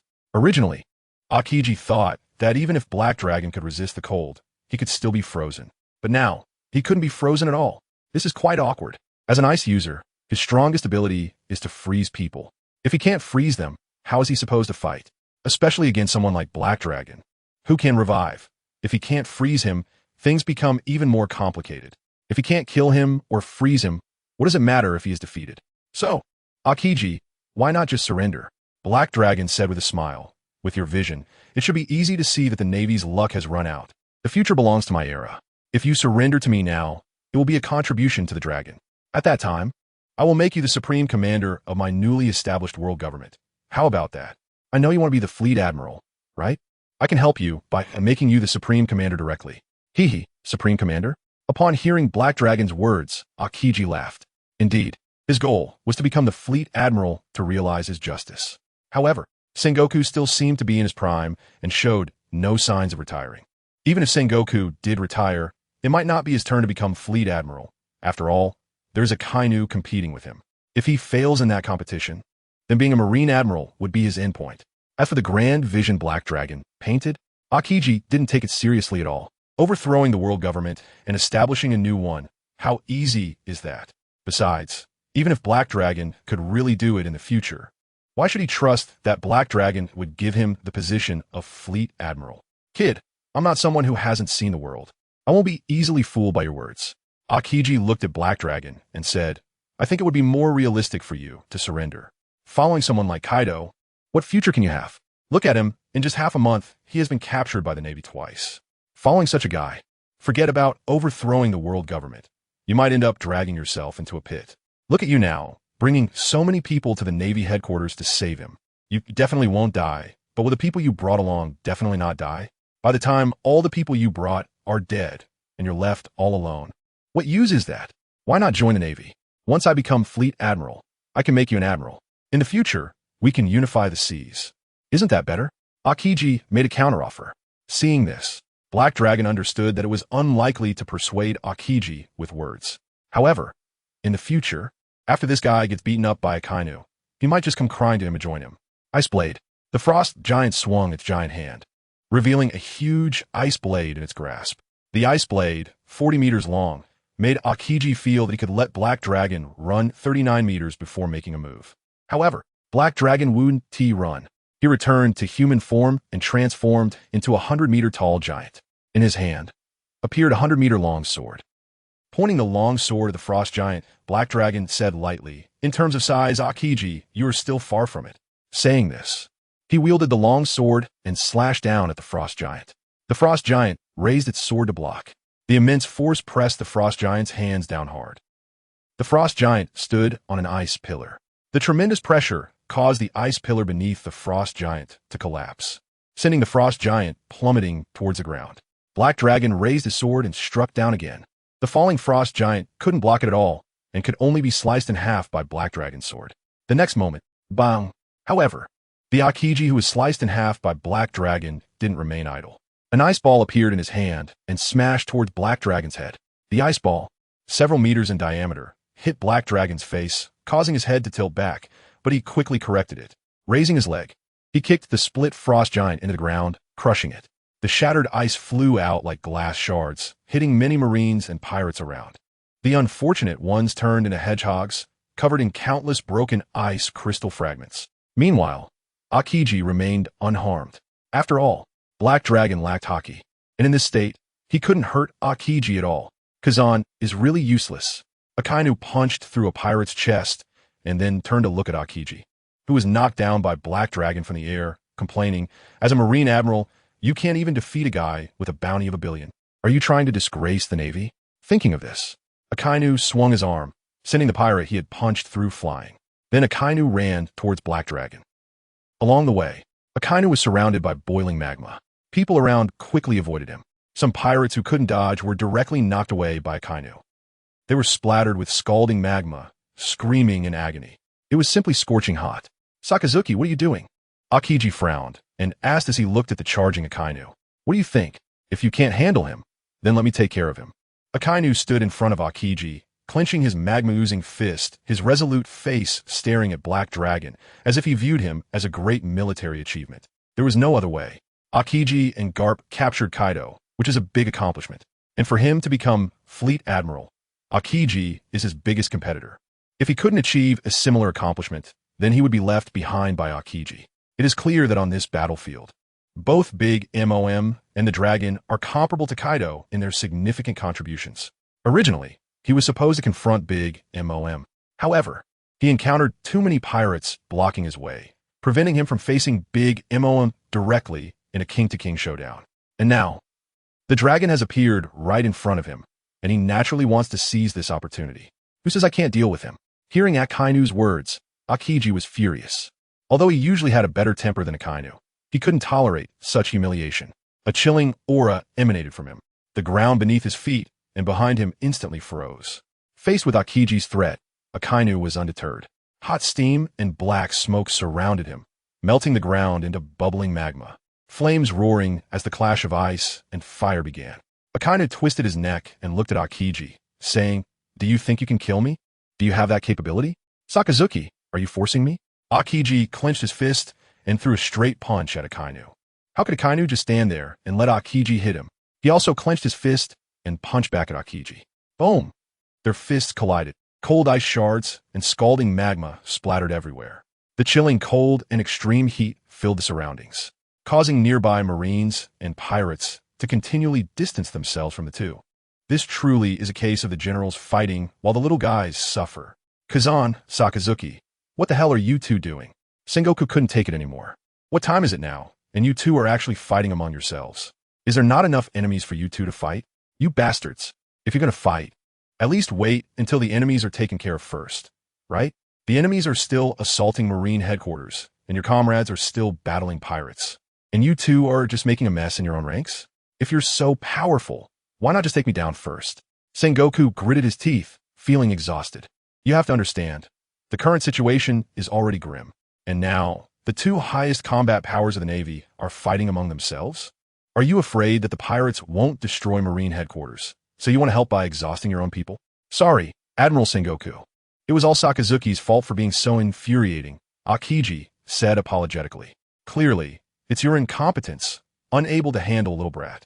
I'm here to help, and yet you still dare to attack me, and now you're the one crying foul? Akainu mocked Akiji. Bastard, you still want to fight? Hearing Akainu's words, Akiji could no longer hold back. If we're going to fight, then let's go. I'm not afraid of accidentally hitting you too hard and killing you. Akainu sneered. Bang, bang. Suddenly, both Akiji and Akainu were struck on the back of their heads, hitting the ground hard. Bastard, who sneak attacked me? Akainu got up from the ground, looking around. If you have the ability, then face me head on. What kind of skill is a sneak attack? Akiji stood up, equally furious. Then, they both saw Sengoku standing between them. Sengoku looked at the two with a cold smile. It was me who hit you. What? Do you want to fight back? Come on. I'm right here. If you have the guts, hit me. What a joke. What kind of education has the Navy given you? Are you pointing your blades at your own people? You've reached the rank of admiral, yet you're still so childish? Do you think you're still kids? Do you think this is just a game? This is war. A war where a single mistake could lead to the destruction of Marine headquarters. And yet, in this life and death struggle, you two are fighting each other, and the pirates are watching. Don't you feel ashamed? Thankfully, the transponder snail is broken. Or else if that scene were broadcasted to the world, do you think people would praise you as impressive or call you fools? If you had even a little common sense, you would know that at this moment, you should unite against the enemy. Even if you two have a deep grudge, you should first eliminate the enemy before settling scores. The key point is, do you two even have a grudge? Fighting over trivial matters? After decades of being colleagues, can't you learn from me and Garp to be trusted comrades who can have each other's backs, instead of colleagues who stab each other in the back? Sengoku felt exhausted. It seemed like his hair was going to turn white. Right now, the Navy has no real advantage over the pirates, and the two admirals are still being so willful. If the enemies don't bring them down, they might just bring themselves down. Sorry, Admiral Sengoku, we were wrong. After being scolded harshly by Sengoku, both Akiji and Akainu lowered their heads in apology. Then Akiji walked towards Big Moom, deciding to leave the dragon to Akainu.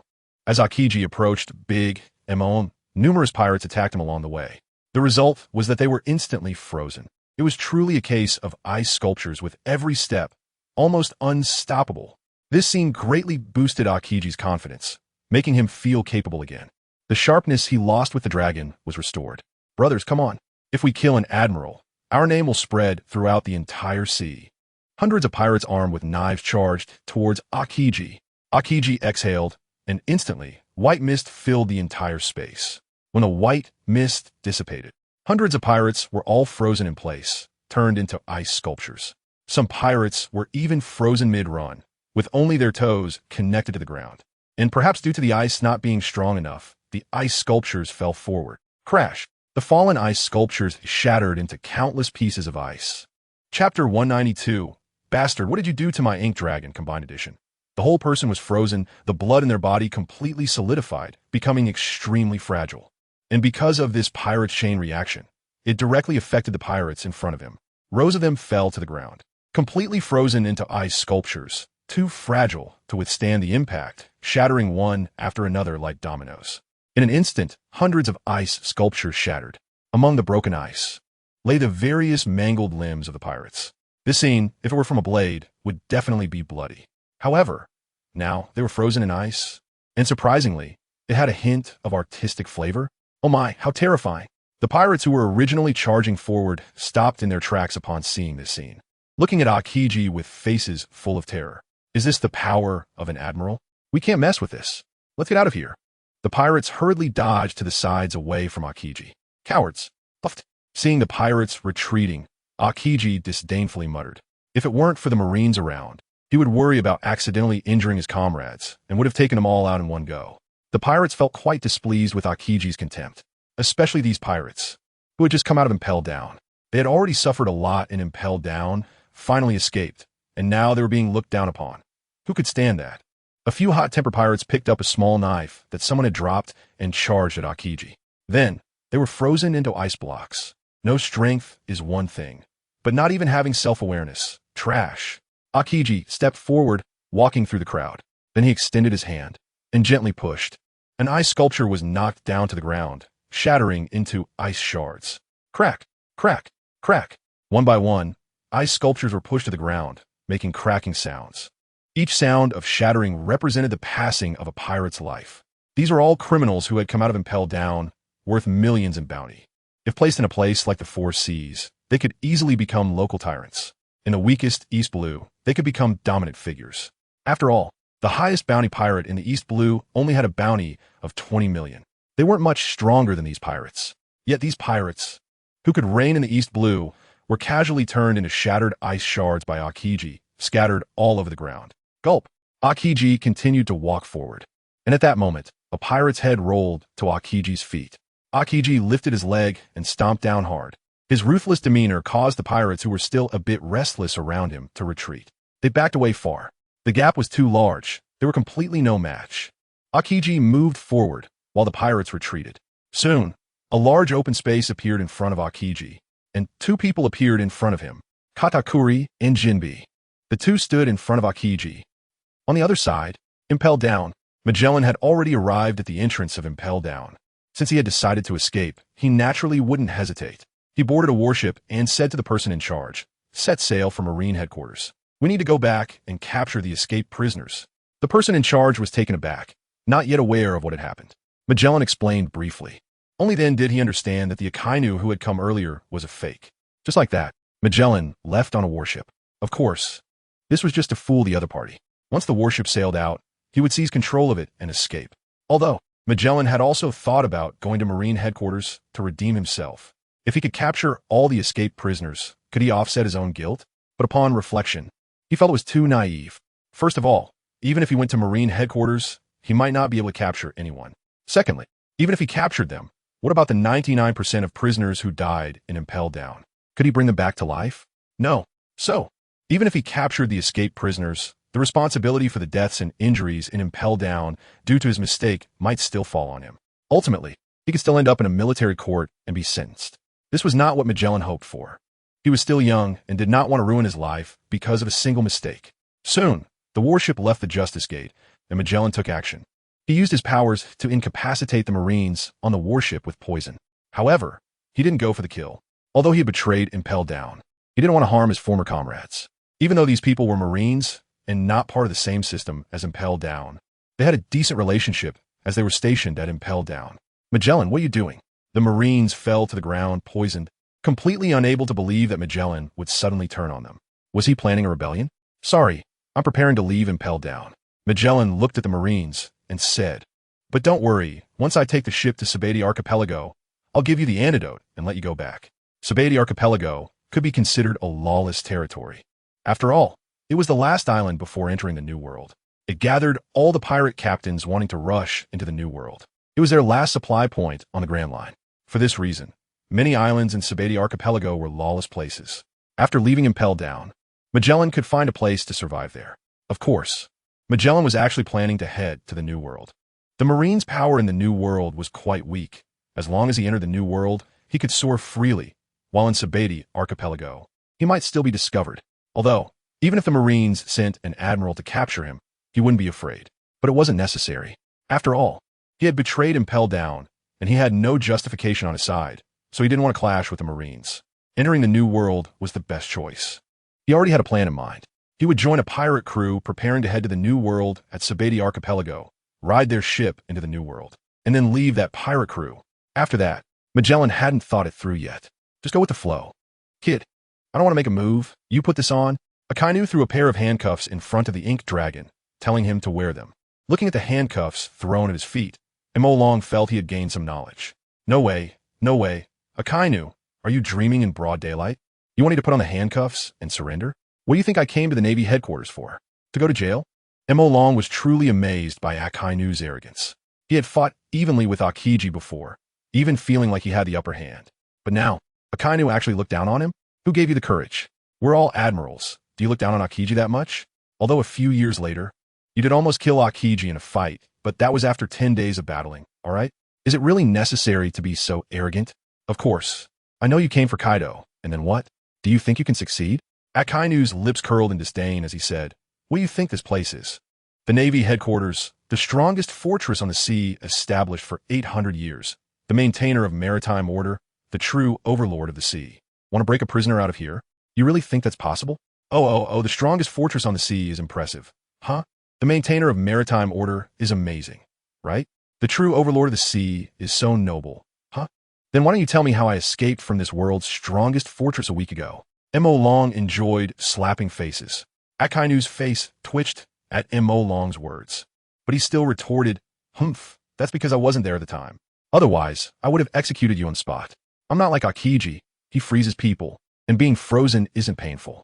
But I'm magma, wrapped in scalding magma. That kind of sensation is something a human cannot endure. I advise you to surrender. It's for your own good. I hope you don't know what's good for you." M.O. Long. Damn it.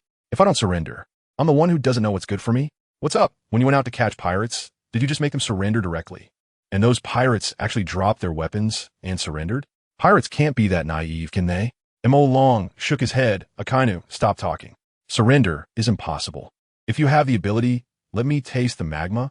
I hope it's crispy and tastes like chicken. Akainu, is this guy insane? Saying magma tastes crispy and like chicken? Since you are so ungrateful, then I will grant your wish. Drip, drip, drip. Akainu clenched his right fist, magma dripping from his fist and melting the ground beneath him. Hellhound. Akainu stepped forward with his left foot, transforming his fist into a magma arm, and struck fiercely at M.O. Long's chest. Bang! The fist hit M.O. Long's chest. You little brat, you didn't dodge? Akainu was completely caught off guard. He didn't expect M.O. Long to not even try to dodge. Does he look down on him? Don't you know I have an immortal body? Why should I dodge? M.O. Long shrugged. His shirt was already melted by Akainu's magma fist, and his chest was sizzling as if it were a hot frying pan suddenly having a steak thrown into it. You little brat, your body is surprisingly tough? Akainu thought that with one punch, he should be able to pierce through M.O. Long's flesh. But the reality was, M.O. Long actually blocked it with his flesh. Although there was a sound of meat being scorched from M.O. Long's chest, it was still far from being punched through. A real man has to be tough. M.O. Long endured it as well. It couldn't possibly not hurt to have his chest burned, right? However, M.O. Long had died in various ways many times, and his ability to endure pain was top-notch. This little pain, as long as he endured it, he could still maintain a calm face, even though he was sweating profusely. Little brat, die for me. Akainu tightened his fist and charged forward. The strength kept increasing. The immense power dragged M.O. Long's feet backward. Moreover, because of the movement, Akainu's fist began to sink deeper into M.O. Long's chest. The magma was slowly melting M.O. Long's body. Oh, die, little brat. Akainu roared, bringing his fist down and lifting M.O. Long's entire body before violently slamming him onto the ground. Boom! M.O. Long's back hit the ground hard. The ground behind him cracked under the immense force. M.O. Long spat out a mouthful of blood. At this moment, looking at Akainu's fist, it had completely pierced through M.O. Long's chest. His internal organs were completely scorched. M.O. Long's vision began to whiten, becoming vacant, seeing the dying M.O. Long. Akainu pulled his fist out of M.O. Long's chest and looked at him. He knew M.O. Long could resurrect. However, when the Navy executed M.O. Long before, he was on a mission and wasn't at the Navy headquarters, so he had never witnessed M.O. Long's immortal body. This time, he wanted to see how a person could come back to life after dying. In Akainu's eyes, M.O. Long's body twitched once and then stopped moving. Dead? Akainu kicked M.O. Long's corpse with his foot, but M.O. Long didn't move. He must be dead. After all, anyone whose chest had been burned into a big hole by his magma fist, with their internal organs completely destroyed, would not be able to survive. Next, he would see how this guy comes back to life. Bastard, what did you do to my M.O. Long? In the distance, Yamato, wielding a spiked club and having knocked a marine away, saw this scene and was so furious that he wanted to kill someone. Gripping the club tightly, he unleashed a powerful swing at Akainu. Bang! The fierce blow hit Akainu, directly smashing half of his body to pieces. But Akainu quickly recovered. Just then, Akainu noticed that the large hole burned into M.O. Long's chest was actually slowly healing. System. Host has died. Host has resurrected. Physique 1. Soon, M.O. Long's burned chest was completely restored. Lying on the ground, M.O. Long opened his eyes and looked at the astonished Akainu, saying, "How about it? Surprised, unexpected, thrilling, thunderous 8 trigrams." Just as M.O. Long was about to perform a flip, suddenly a large spiked club passed through his line of sight. It struck Akainu squarely in the face. Akainu's attention was entirely on M.O. Long, completely unaware of Yamato's sneak attack. The blow hit him solidly. Whoosh! Akainu's body was violently swept away, crashing into a distant building. Chapter 193. Family law serves hiss. How brutal, how violent. The lying Mo Long gasped at the scene. Fortunately, this is my wife. After knocking Akainu out, Yamato seemed unsatisfied. She opened her legs and ran towards the ruins where Akainu fell, but was stopped by Mo Long. Yamato, don't be impulsive. That's Akainu. With your strength, you definitely can't win in a real fight. Mo Long naturally had to intervene. Otherwise, if she got hurt, wouldn't he be heartbroken? Especially with Akainu's magma ability, just one punch could seriously injure her, if not disfigure her or worse, pierce her body. Even Whitebeard couldn't escape unscathed, let alone Yamato. Only monsters like Kaido and Big MOM might withstand it. Hey, you girl, are you ignoring me? Mo Long noticed that after he spoke, Yamato actually ran forward. She clearly didn't take his words seriously. If it weren't for the inconvenience here, he would definitely discipline her. This is truly outrageous. After being sternly scolded by Mo Long, Yamato finally stopped. She ran back from a distance and asked, Mo Long, why are you shouting so loudly? I'm just concerned about you. Seeing you beaten with a big hole. I want to take revenge for you. And you still yell at me? Bad guy. Mo Long. I'm doing this for your own good. And I'm still the bad guy? Do you think the guy you just hit was anyone? Just because you managed a sneak attack once doesn't team make you awesome. He is a Marine Admiral, and if he gets serious, you could take on 10 of you. Mo Long shook his head and then extended his hand. Yamato grabbed Mo Long's hand, gently pulling him up from the ground. 1 against 10? Really? I don't believe it. Yamato pouted.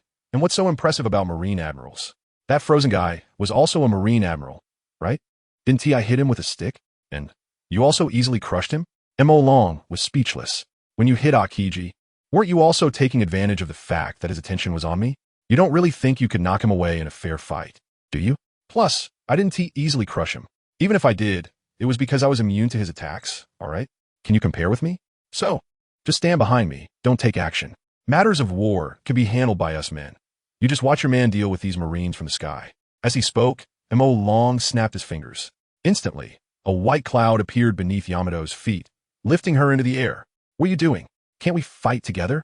Yamato jumped down from the cloud, wrapping her arms around Mo Long's arm. That guy covered in magma was so brutal. We would have a better chance if we teamed up. Are you looking down on me? Mo Long was annoyed by Yamato's words. Even if it's just me, I can make Akainu call me dad. You don't need to worry about this. If you keep disobeying, next time, I want to take you out. Yamato. Okay, don't be angry. I'll stay away, is that fine? Seeing Mo Long seemed angry. Yamato had no choice but to turn around and jump onto the cloud. Then Mo Long controlled the cloud, soaring to an altitude of 1,000 meters. It was too low. He was worried about trouble from the Marines. After all, while few Marines can use moonwalk, they do exist. What if some shameless ones learned from him and wanted to capture Yamato to threaten him to surrender? In the distance, among the rubble, a hand reached out. The stones pressing down on him were pushed aside, and Akainu slowly crawled up, looking at his face covered in blood and bruises. He looked terrifying. Akainu reached up and rubbed his face hard. Then he shook his hand, blood and magma splattering everywhere. Which bastard dared to sneak attack me? Akainu was genuinely furious. It had been years since he felt so humiliated. His face was still burning with pain. Where is she? Akainu looked around, but didn't see the woman who hit him. Did she run away? Forget it. Let us take care of that little brat, Mo Long, first. Akainu stepped forward, his body emanating magma. As he moved forward, pools of magma dripped from Akainu, melting the ground beneath him into a pockmarked mess. Mo Long. Akainu roared, then quickened his pace, rushing towards Mo Long. Why are you shouting at me? Mo Long replied, looking at Akainu. Of course it's to kill you. Akainu leaped high into the air, then suddenly plummeted down. His right hand transformed into a massive magma fist. That magma fist was larger than Mo Long himself. Before the fist even arrived, Mo Long felt the scorching heat wave hitting him. The burning heat accelerated the melting of the surrounding snow that hadn't completely melted. D. Montak Long. Akainu unleashed a charged punch. Idiot. So slow. Who are you trying to hit? Mo Long nimbly dodged, and Akainu's fist smashed down onto the ground. The tremendous impact caused the ground to collapse, forming a large charred pit. As for Mo Long, he had already reached behind Akainu with one punch. Smack. However, Akainu turned around and grabbed Mo Long's fist. Little brat, I had already predicted your move. A kid who can't even use hockey. Do you really think you can run amok just because of a few devil fruit powers? Akainu looked at Mo Long with a cold smile. The magma hand seared Mo Long's fist. Mo Long could even smell the aroma of roasted meat. Ha ha. Emo Long laughed heartily. Akainu, why are you laughing? I'm laughing at you for relying on your devil fruit powers and still having the nerve to say, I'm relying on mine. If you have the ability, fight me without using your magma powers. Emo Long rolled his eyes, truly lacking self-awareness. Akainu, provocation? Do you think that by saying this, I will stop using my powers? No way. Magma armor. Akainu activated his skill. In the next moment, magma began to flow slowly from Emo Long's captured fist, covering his arm. In just a moment, Emo Long was completely engulfed by the magma. This brat doesn't he feel any pain? He is not screaming? Looking at Emo Long covered in his magma, Akainu was puzzled. After all, that kind of burning pain isn't something just anyone can endure. He has led expeditions countless times. Under his magma attacks, countless once prominent pirates, faced with the searing lava, cried out in pain, pleading for him to spare them. Unfortunately, Akainu said, I am kind-hearted and I cannot bear to see pirates continue to suffer, so I will take them out in one go, freeing them from their pain. Whenever Akainu led a mission, the number of captured pirates was minimal, because most were executed on the spot. Slap! The body of Emo Long fell limply to the ground, with flames still burning. However, his body had likely turned to charcoal, so when he fell, he was completely shattered. Sorry, I was too heavy-handed, leaving you without a complete corpse, Akainu said, looking at Emo Long's body, shrugging and smiling. No need to apologize because I'm still alive. In the next moment, the originally charred and tattered body returned to its original form. Emo Long looked at Akainu with a smile and said, Aren't you saying this because you know I have an immortal body? How could you say such a thing? Did my wife hit you on the head just now? The woman who just hit me was your wife? Hearing Emo Long's words, Akainu gritted his teeth in anger. Tell me, where is that woman? What? Are you planning to harm my wife? What ridiculous thought. You think you're worthy. Emo Long got angry. You can mess with me, but don't touch my wife. Butter hell. In an instant, Emo Long assimilated the ground into butter. What is going on? Akainu discovered that his body suddenly started sinking. Looking down, the originally stone-like ground had inexplicably turned into a yellow substance that was very sticky, as if he was stepping in dough, causing him to sink. Bang!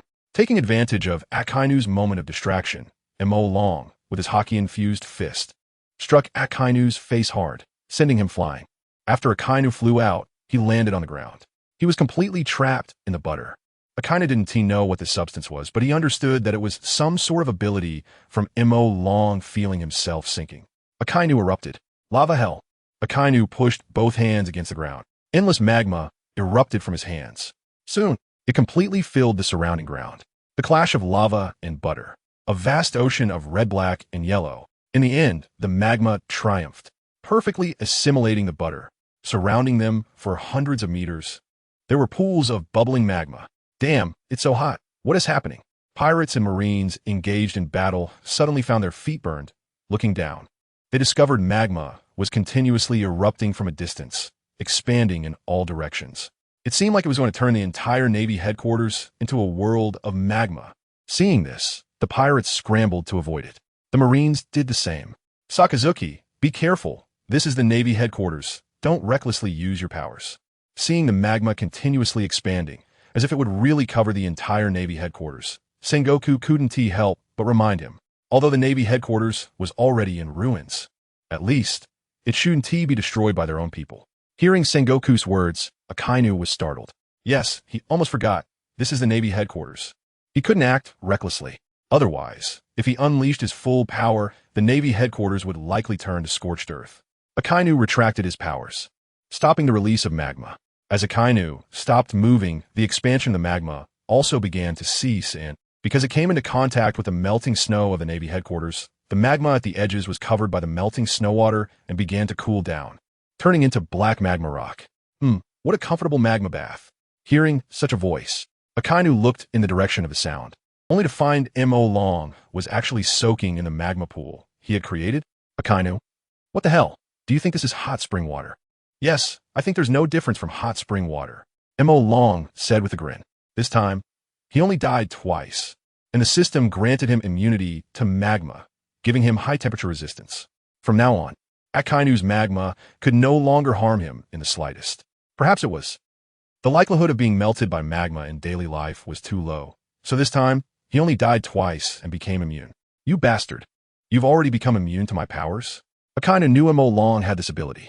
After being killed multiple times in the same way, Mo Long would become immune to that damage. But the information he received said that Mo Long needed to be killed dozens of times in the same way to achieve immunity. Why this time? He only killed Mo Long twice and he became immune? Is this information wrong? Or is my magma not impressive enough? Isn't it obvious? Mo Long shrugged, Akainu.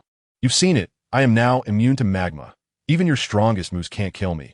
How are you going to fight me? How about we stop here? If we keep fighting, I'll definitely be fine, but you can't say the same. We don't have a deep enmity. Why must we fight to the death? Your goal, ISNT, is to desperately gain merits and then sit in the position of Fleet Admiral? But don't you know Sengoku has always favored Akiji? Akiji is the candidate in Sengoku's eyes. Even if you try your hardest, what's the use? If Sengoku steps down, he will still choose Akiji in the end. What exactly do you want to say? Akainu frowned, staring tightly at Mo Long, and asked. What I mean is, life is yours, power is given by others. But Sengoku doesn't take you seriously. In his eyes, there's only Akiji. Even if you perform better than Akiji, what's the use? In the end, if he recommends Akiji to the higher-ups, you still have to assist Akiji? Is this the life you desire? I don't believe Sengoku could be so blind. As long as I perform better than that guy Akiji and achieve more merits than him, Sengoku will definitely see it. He will understand that having me as Fleet Admiral is the best choice for the Navy. Akainu said confidently, but in fact, he had already made plans in his heart. Since Sengoku recognized Akiji, he would seek higher channels. After all, Sengoku couldn't decide the fate of the next Fleet Admiral. The Gorosei were the ones who could truly make the decision. Do you believe that yourself? Mo Long shook his head. Your temper, ISNT, liked by Sengoku.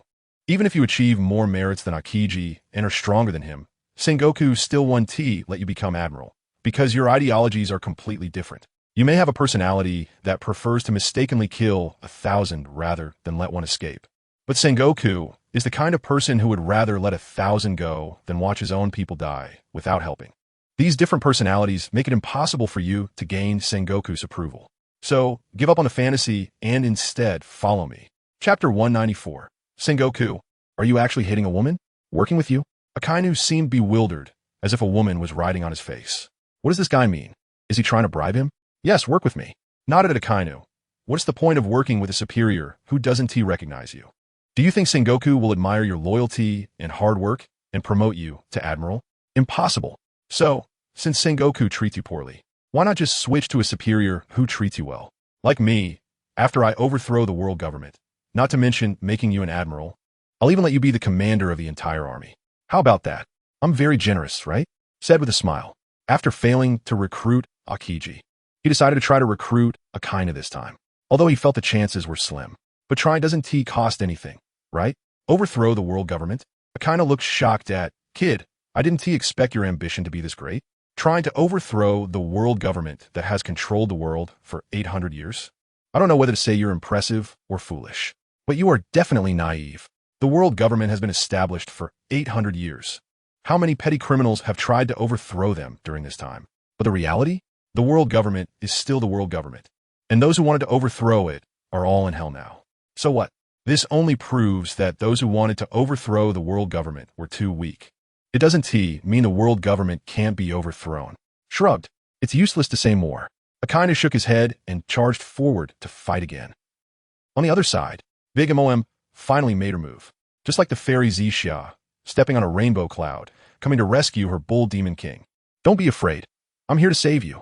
Big Mom shouted loudly at Kaido from above. Then she grabbed her son and directly struck at the ice block that had frozen Kaido. Flame impact. A pillar of fire swept in. Big Mom, don't be reckless.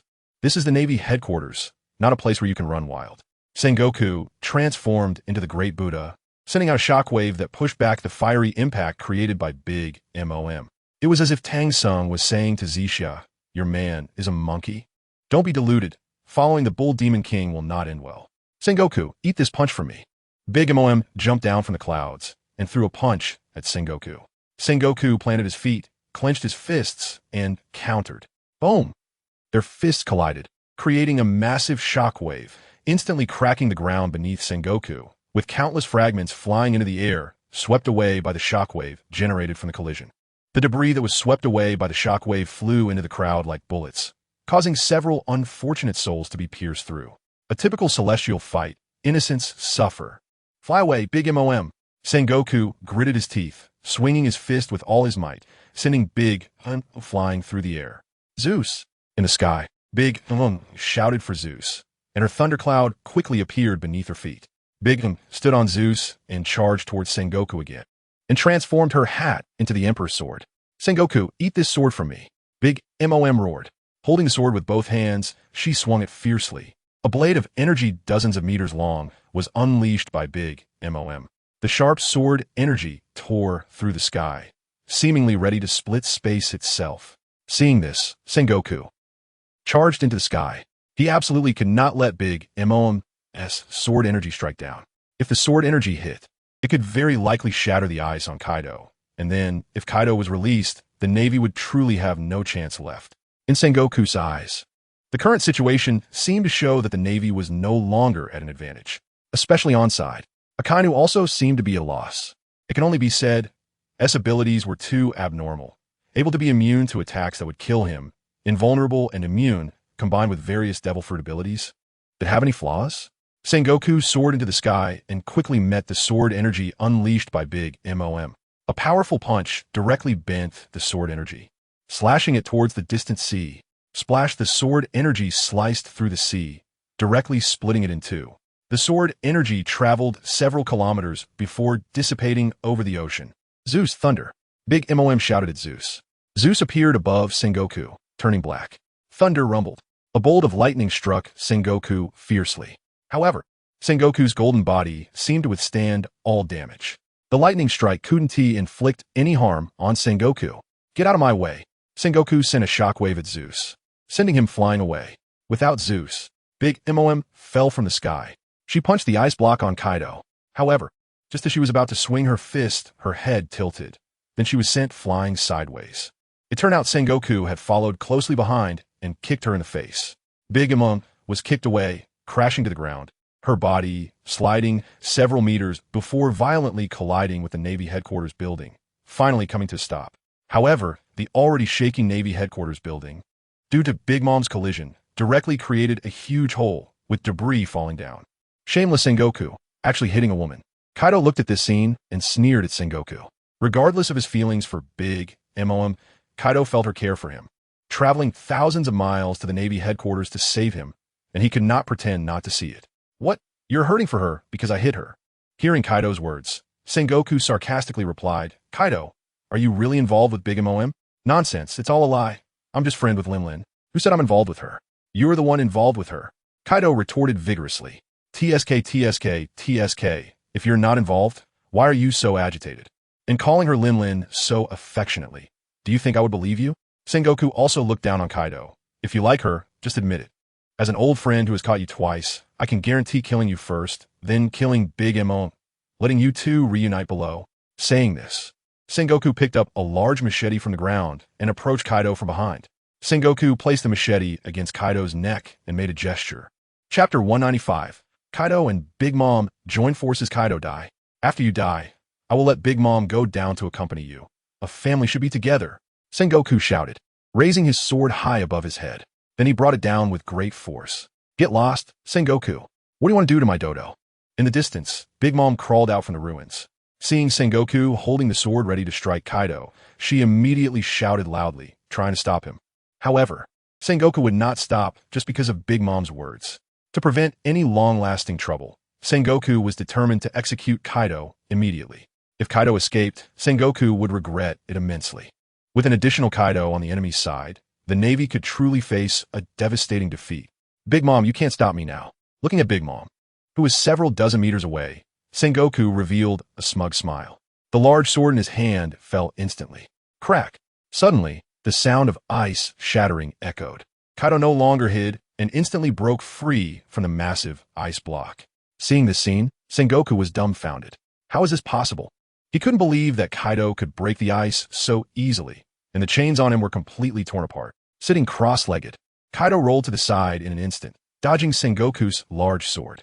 He had no choice, facing the direct execution from the fleet admiral. He had to be cautious. Even if Sengoku couldn't kill him with one blow, it would still definitely injure him. There was no need to take the risk. Boom! Kaido dodged, but Sengoku's large sword still struck the ground. The earth was instantly torn apart. A long chasm continuously ripped open towards the distance. On the ground of the Navy headquarters, a massive rift several hundred meters long was formed. Kaido. Sengoku gritted his teeth, his body trembling with anger. What the hell is going on? The first time could be forgiven, but the second time, he still couldn't be locked down? The sea stone chains and cuffs combined with Akiji's ice had no effect at all? I'm here, Sengoku. Why are you shouting so loudly? Afraid I can't hear you? Kaido cupped his ears. The volume of Sengoku's voice was so loud that it nearly deafened him. Dodo, I miss you so much. At that moment, Big Mom came rushing from a distance. She pounced towards Kaido. In Big Mom's mind, if she leaped over, Kaido would surely open his arms to catch her, embrace her tightly, and then, moved by her rescue, completely open his heart to accept her. Then, the two would share a romantic kiss in front of countless witnesses at the Navy headquarters. Unfortunately, wishes are beautiful, but reality is cruel. When Kaido saw her flying over, he not only didn't open his arms to catch her, but instead moved to the side, easily dodging her, leaving behind a silly Big Mom leaping in the air. Slap! Kaido did not catch Big Mom. Big Mom fell directly from the sky, landing on the ground like a frog, with a loud thud, creating a pit shaped like Big Mom due to the impact. Dodo, how can you do this? Big Mom got up from the ground, sitting there with a resentful expression, looking at Kaido and saying, I came to the Navy headquarters to save you. And this is how you repay me? Big Mom wiped the dust off her face, looking like a wronged woman, waiting at home for her husband to return, only for him to come back and lie down to sleep, ignoring her completely. This appearance. Isn't she afraid of being cuckolded? Linlin, you're not a child anymore. Can you stop making a fuss? There are many people watching. Kaido said, feeling speechless. How old is she, yet still acting like a child, wanting hugs and twirls? If no one was around, that would be one thing. The key is, so many people are watching now. If I really hugged you, how could I explain that? It would be absolutely impossible to clarify. So, to avoid the rumors about his relationship with Big Mom spreading wildly, Kaido didn't catch her as she leaped towards him. Dodo, if you don't hug me, I won't get up from the ground. However, Big Mom acted like a child, throwing a tantrum at Kaido. Kaido, Linlin, don't be like this. Get up first. Let us deal with that old man Sengoku. After we take care of Sengoku, can I hug you when we go back? Sengoku said softly to Big Mom. There was no choice. In this situation, he had to compromise a little. Really, when we go back, you will hug me. Hearing this, Big Mom was very happy. After all, relationships should be built step by step. First a hug, then a kiss, and finally. Yes, I will hug you when we go back. Kaido said seriously. In the next moment, Big Mom quickly stood up from the ground. She came to Kaido's side and stood with him, putting pressure on Sengoku. Sengoku, didn't expect it, huh? Today, it's not me who will die, but you. I, along with Linlin, are invincible together. Kaido looked at Sengoku coldly and said, from today, Marineford will disappear from the sea, and there'll be no more Navy headquarters in this world. Sengoku, are you ready? Kaido, don't just talk big. Even if you two join forces, I will capture you both. Sengoku's forehead broke out in cold sweat, realizing the pressure was now on him. However, as the fleet admiral, this was the moment for him to fight desperately. Although he felt he might not be a match for two emperors. Who knows without a real fight? Come on, bring it on. Sengoku shouted as he charged at Kaido, the golden Buddha light illuminating the ground, making Sengoku look very sacred. Kaido also roared in anger and stepped forward. In the blink of an eye, the two rushed forward, facing each other. Sengoku's fist struck Kaido's face. Kaido also punched Sengoku in the face. Both of their fists hit each other's faces, twisting them sideways. However, both of them might have very thick skin, so they endured each other's punches, forcefully pulling their distorted faces back, and then striking with their left fists at each other's chests. Boom, boom. Two loud sounds made both of them take a step back. In order to dissipate the force of the blows they received, both of them stepped back with great force, leaving a series of uneven footprints on the ground. Chapter 196. Akainu falls into the water. Victory in sight, Sengoku. You've been living in luxury all these years. Your fist has no power left. Huh? Kaido wiped his face that had been hit and mocked Sengoku. Have you been drained by the female soldiers at the Navy headquarters? Bastard, I'm not that kind of person. Sengoku gritted his teeth. You pirates always think dirty thoughts about others. You know very well whether my fist is hard or not. Of course I know. And that it's not hard at all. When it hit my face, I didn't feel anything. Sengoku, look at you so old now. Wouldn't it be better to retire early? Why are you fighting so hard? Don't tell me you want to move up in position. Kaido taunted. Oof. Whether I retire or not is none of your business. After hearing Kaido's mockery, Sengoku snorted coldly. I've witnessed the rise and fall of eras. Even if I retire, I'll make sure to take you two down with me. Enough talk, let us fight. Sengoku tightened his fists. The golden giant Buddha, with muscles bulging, originally a dignified fat Buddha, now transformed into a muscular giant Buddha. The muscles piled up on him were pure, explosive power. The accumulation finished. Sengoku rushed in front of Kaido and punched him in the face, sending Kaido flying face first into the ground, dragging for hundreds of meters, crashing through countless Navy soldiers and pirates along the way. The immense power even distorted Kaido's face. Blood flowed from the corner of his mouth. The thick skin that was tougher than a city wall was broken under this punch, revealing flesh beneath. Sengoku, I'll kill you. Seeing her beloved man being sent flying, how could Big Mom not bear it? Holding her emperor sword, she charged at Sengoku with a downward slash. Seeing this, Sengoku directly extended his left hand and caught the descending emperor sword in his palm, then raised his right leg and kicked Big Mom hard in the stomach, sending her flying away. Big Mom came quickly and left quickly. With a speed even faster than Kaido, she flew backward.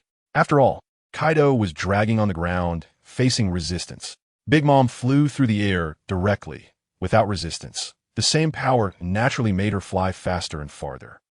Just as Big Mom was about to crash into the sea, Kaido appeared behind her, reached out, and embraced her. The powerful force emanated from Big Mom. Kaido's feet pressed against the ground, leaving dozens of meters of traces on the ground, finally dissipating the force Sengoku had exerted on Big Mom. Damn, no wonder it's Sengoku. That old guy still has such strength. After setting Big Mom down, Kaido looked at Sengoku from a distance and muttered, wow, this is more interesting. I senti it? Roar. Kaido let out a loud roar and transformed. He changed into his dragon human form. In this form, his power, speed, and defense began to rise. The next moment, Kaido pulled out a spike club from somewhere and held it in his hand.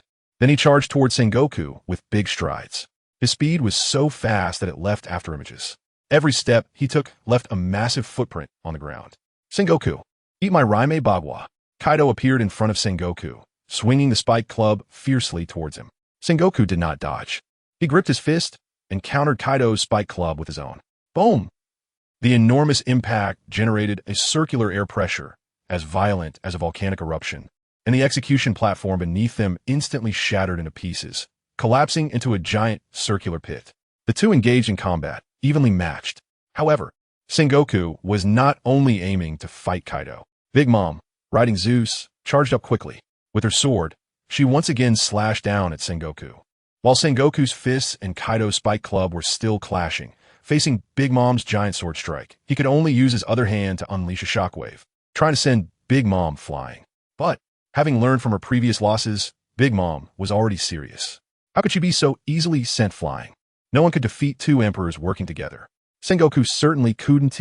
Thus, under the combined forces of Kaido and Big Mom, Sengoku began to feel the pressure. Two fists could not fight four hands. He needed to exert all his strength against either one of them. Moreover, now he was fighting against both? Ice Storm. The ink dragon opened its mouth and unleashed a storm of ice and snow. Wherever the storm passed, the ground froze solid. Moreover, being at the center of the storm, Akainu was instantly turned into an ice sculpture. However, Akainu was magma. Just as he was frozen into an ice sculpture, the ice began to melt into steam. Useless brat, I'm magma. How can ice possibly freeze magma? Akainu glared at the ink dragon. Then he charged towards the ink dragon with a raised fist. A real man should have a fist-to-fist collision. The ink dragon also raised his fist. Their fists collided. Bang, bang, bang. The next moment, the two stood in place, continuously throwing punches. Their fists struck hard against each other's bodies. There was no retreat. This wave was all about who could take the most hits. I hit, I hit, I hit. E-heat, E-heat, E-heat, E-heat. The ink dragon shouted slogans nonstop. It seemed that shouting like this would boost his strength. The swinging fists were now, just after images, completely indistinguishable. Akainu was the same. This rough and simple fighting style was actually his first attempt. After all, he was magma. Under most circumstances, who would dare to hit him with fists? Hitting him was like hitting magma. It said that hurting an enemy 1,000 would hurt oneself 800. Only someone like the ink dragon, who could resist magma, would dare to trade punches with him. Bang, bang, bang. The two tirelessly threw punches. The ground beneath their feet could not withstand their power. It kept collapsing. With each punch, the ground trembled and sank a little. And so, the two fought for an hour. They had already fought from the ground down to dozens of meters underground. However, they began to attack each other. The Ink Dragon and Akainu were fighting desperately. The Navy soldiers and pirates on the ground were also fighting with all their might. The coated ships that were originally in the sea also appeared. Another group of pirates stormed into the Navy headquarters from the sea. Faced with such an attack, the Navy headquarters naturally spared no effort. The sailors in the underground fortifications quickly gathered on the surface. Aokiji once again froze the sea, bringing the battlefield to the ice surface. After all, the Navy headquarters was too small to accommodate such a large-scale battle. This battle raged on from day to night, filling the entire Navy headquarters with a nauseating smell of blood. Akainu and Aokiji created a deep abyss that led directly to the underground, breaking through the Navy headquarters. In the pit, there was complete darkness. Aokiji and Akainu merely mechanically punched each other. Suddenly, the ground cracked, and surging seawater gushed in from the fissure. At first, the two were unaware. After all, they had been so focused, only throwing punches. However, as the seawater began to engulf them, Akainu gradually sensed something was wrong, because he felt his strength was weakening. Initially, he thought it might be because he was too tired from fighting. But when the seawater completely buried them in the deep pit, Akainu realized the situation was dire. Damn, has the Navy headquarters been breached, allowing seawater to flood in? As a devil fruit user, specifically a magma fruit user facing seawater, Akainu could still struggle at first, but as the seawater continued to rise and completely engulfed him, he lost his strength to resist and collapsed to the bottom of the pit, fully submerged in the water. However, while seawater could sap Akainu's strength, it wouldn't make his powers disappear. So Akainu kept generating magma, hoping to evaporate the seawater in the pit. But still, seawater kept pouring in from the cracks. Outside was the raging sea. To evaporate the seawater in the pit, he would have to evaporate the entire ocean's water, which was impossible. Naturally impossible. On the other side, Aokiji directly fell to the ground, floating in the seawater. When he was throwing punches earlier, he hadn't noticed. But now, suddenly stopping, Aokiji realized that he was in pain all over, even lacking the strength to move a finger. He could say that just moments ago, he had been holding on purely by willpower. System. Host has died. Host has resurrected. Constitution 1. Killed by Akainu's punch, Aokiji fully revived. Looking at Akainu lying at the bottom of the water, turned into a mass of magma, Aokiji shot up into the sky, bursting out from the hundreds of meters deep pit. At this moment, he looked at the battlefield and saw Kaido and Big Mom attacking Sengoku, both sides exchanging blows. However, more often than not, Sengoku found it difficult to counter four hands with his two fists, occasionally being hit and sent flying by either Kaido or Big Mom. When Sengoku's attention was on Kaido, he couldn't deal with Big Mom's attacks. When Sengoku's focus was on Big Mom, he couldn't handle Kaido's strikes. One could only say, pity, what to do next? That was Aokiji's thought. Continue fighting and destroy the Navy headquarters? Brothers, there's a pirate here, let us kill him. Suddenly, Aokiji found himself surrounded by a group of sailors. Dozens of meters of sailors charged at him from all directions with knives. Aokiji was speechless. Were these sailors fools? How dare they attack him? In the next moment, countless small swords shot out from Aokiji's body, instantly piercing the foreheads of these dozens of sailors. But because of the speed, the sailors didn't even notice. They still took a few steps towards him before their bodies collapsed to the ground. How terrifying! Who is this guy? How is he so strong? In the distance, a group of sailors shouted in horror upon witnessing this scene. These sailors had previously hidden in the underground fortifications, so they had never seen his power. When these sailors emerged, Aokiji had already fought Akainu underground. No matter who it is, as long as they are pirates, they deserve to die.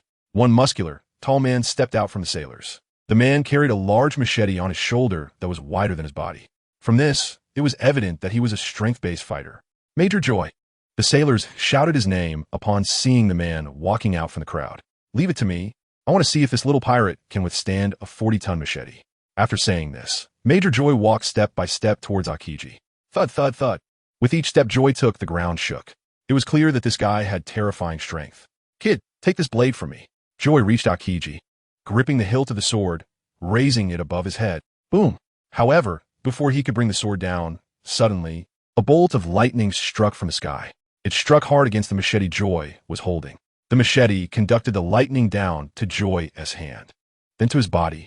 After being hit by the lightning, Joy was convulsing, then opened his mouth, black smoke spewing out, before his legs gave way, and he collapsed to the ground, unconscious. Saying the harshest words, taking the most severe beating. Doesn't he know that boasting can get him struck by lightning? And a 40-ton machete, what a waste. Akiji shook his head and walked forward, step by step. As Akiji advanced, the sailors in front of him began to retreat. Even a major was killed in one hit. If they charged forward, wouldn't he that be seeking death? Thus, Akiji step by step arrived at the center of the battle between Kaido and Sengoku. Upon seeing Akiji's appearance, both paused their attacks. Kaido happily said, "Kid, are you all right? What about Akainu? Did you take him down?" Saying this, Kaido himself found it hard to believe. His son-in-law, could he be this strong? Could he take down an admiral? Perhaps yes, just soaking in the seawater due to the heat. Akiji looked at Kaido and calmly replied, "Kaido, soaking in seawater? Yes, a devil fruit user." However, from Akiji's words, Kaido could also tell that Akiji had won. Akainu was plunged into the water.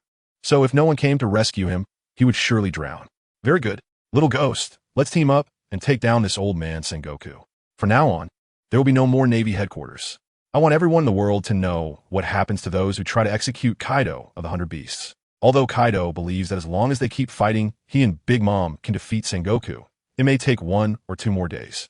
Having one more person could speed up the process a bit. Chapter 197. The End of War Combined Edition. Bang! As Kaido's voice fell, he was sent flying. He crashed into the buildings behind the Navy headquarters. Boom! Boom! Boom! The immense force caused Kaido to smash through dozens of houses before coming to a stop. The place where Kaido originally stood transformed into another person. Iron Fist Garp. Garp! You? Sengoku didn't expect it to be Garp who intervened. He was moved. Sengoku, we are partners. Can I just stand by and watch you get bullied? Garp looked at Sengoku, grinning widely, revealing 2 rows of big white teeth. But what about your grandson? Sengoku frowned. The Moon Dragon was using Luffy as leverage against Garp. Now that Garp had intervened, could the Moon Dragon let Luffy go? Ha ha ha. Sengoku, you actually believe his nonsense? He was just talking. My grandson is definitely fine. Garp laughed heartily. In reality, he was just comforting himself. How could Sengoku not see through this? After all, they had been comrades for many years. Garp, are you gambling? The Moon Dragon heard Garp's words and laughed. That's your biological grandson.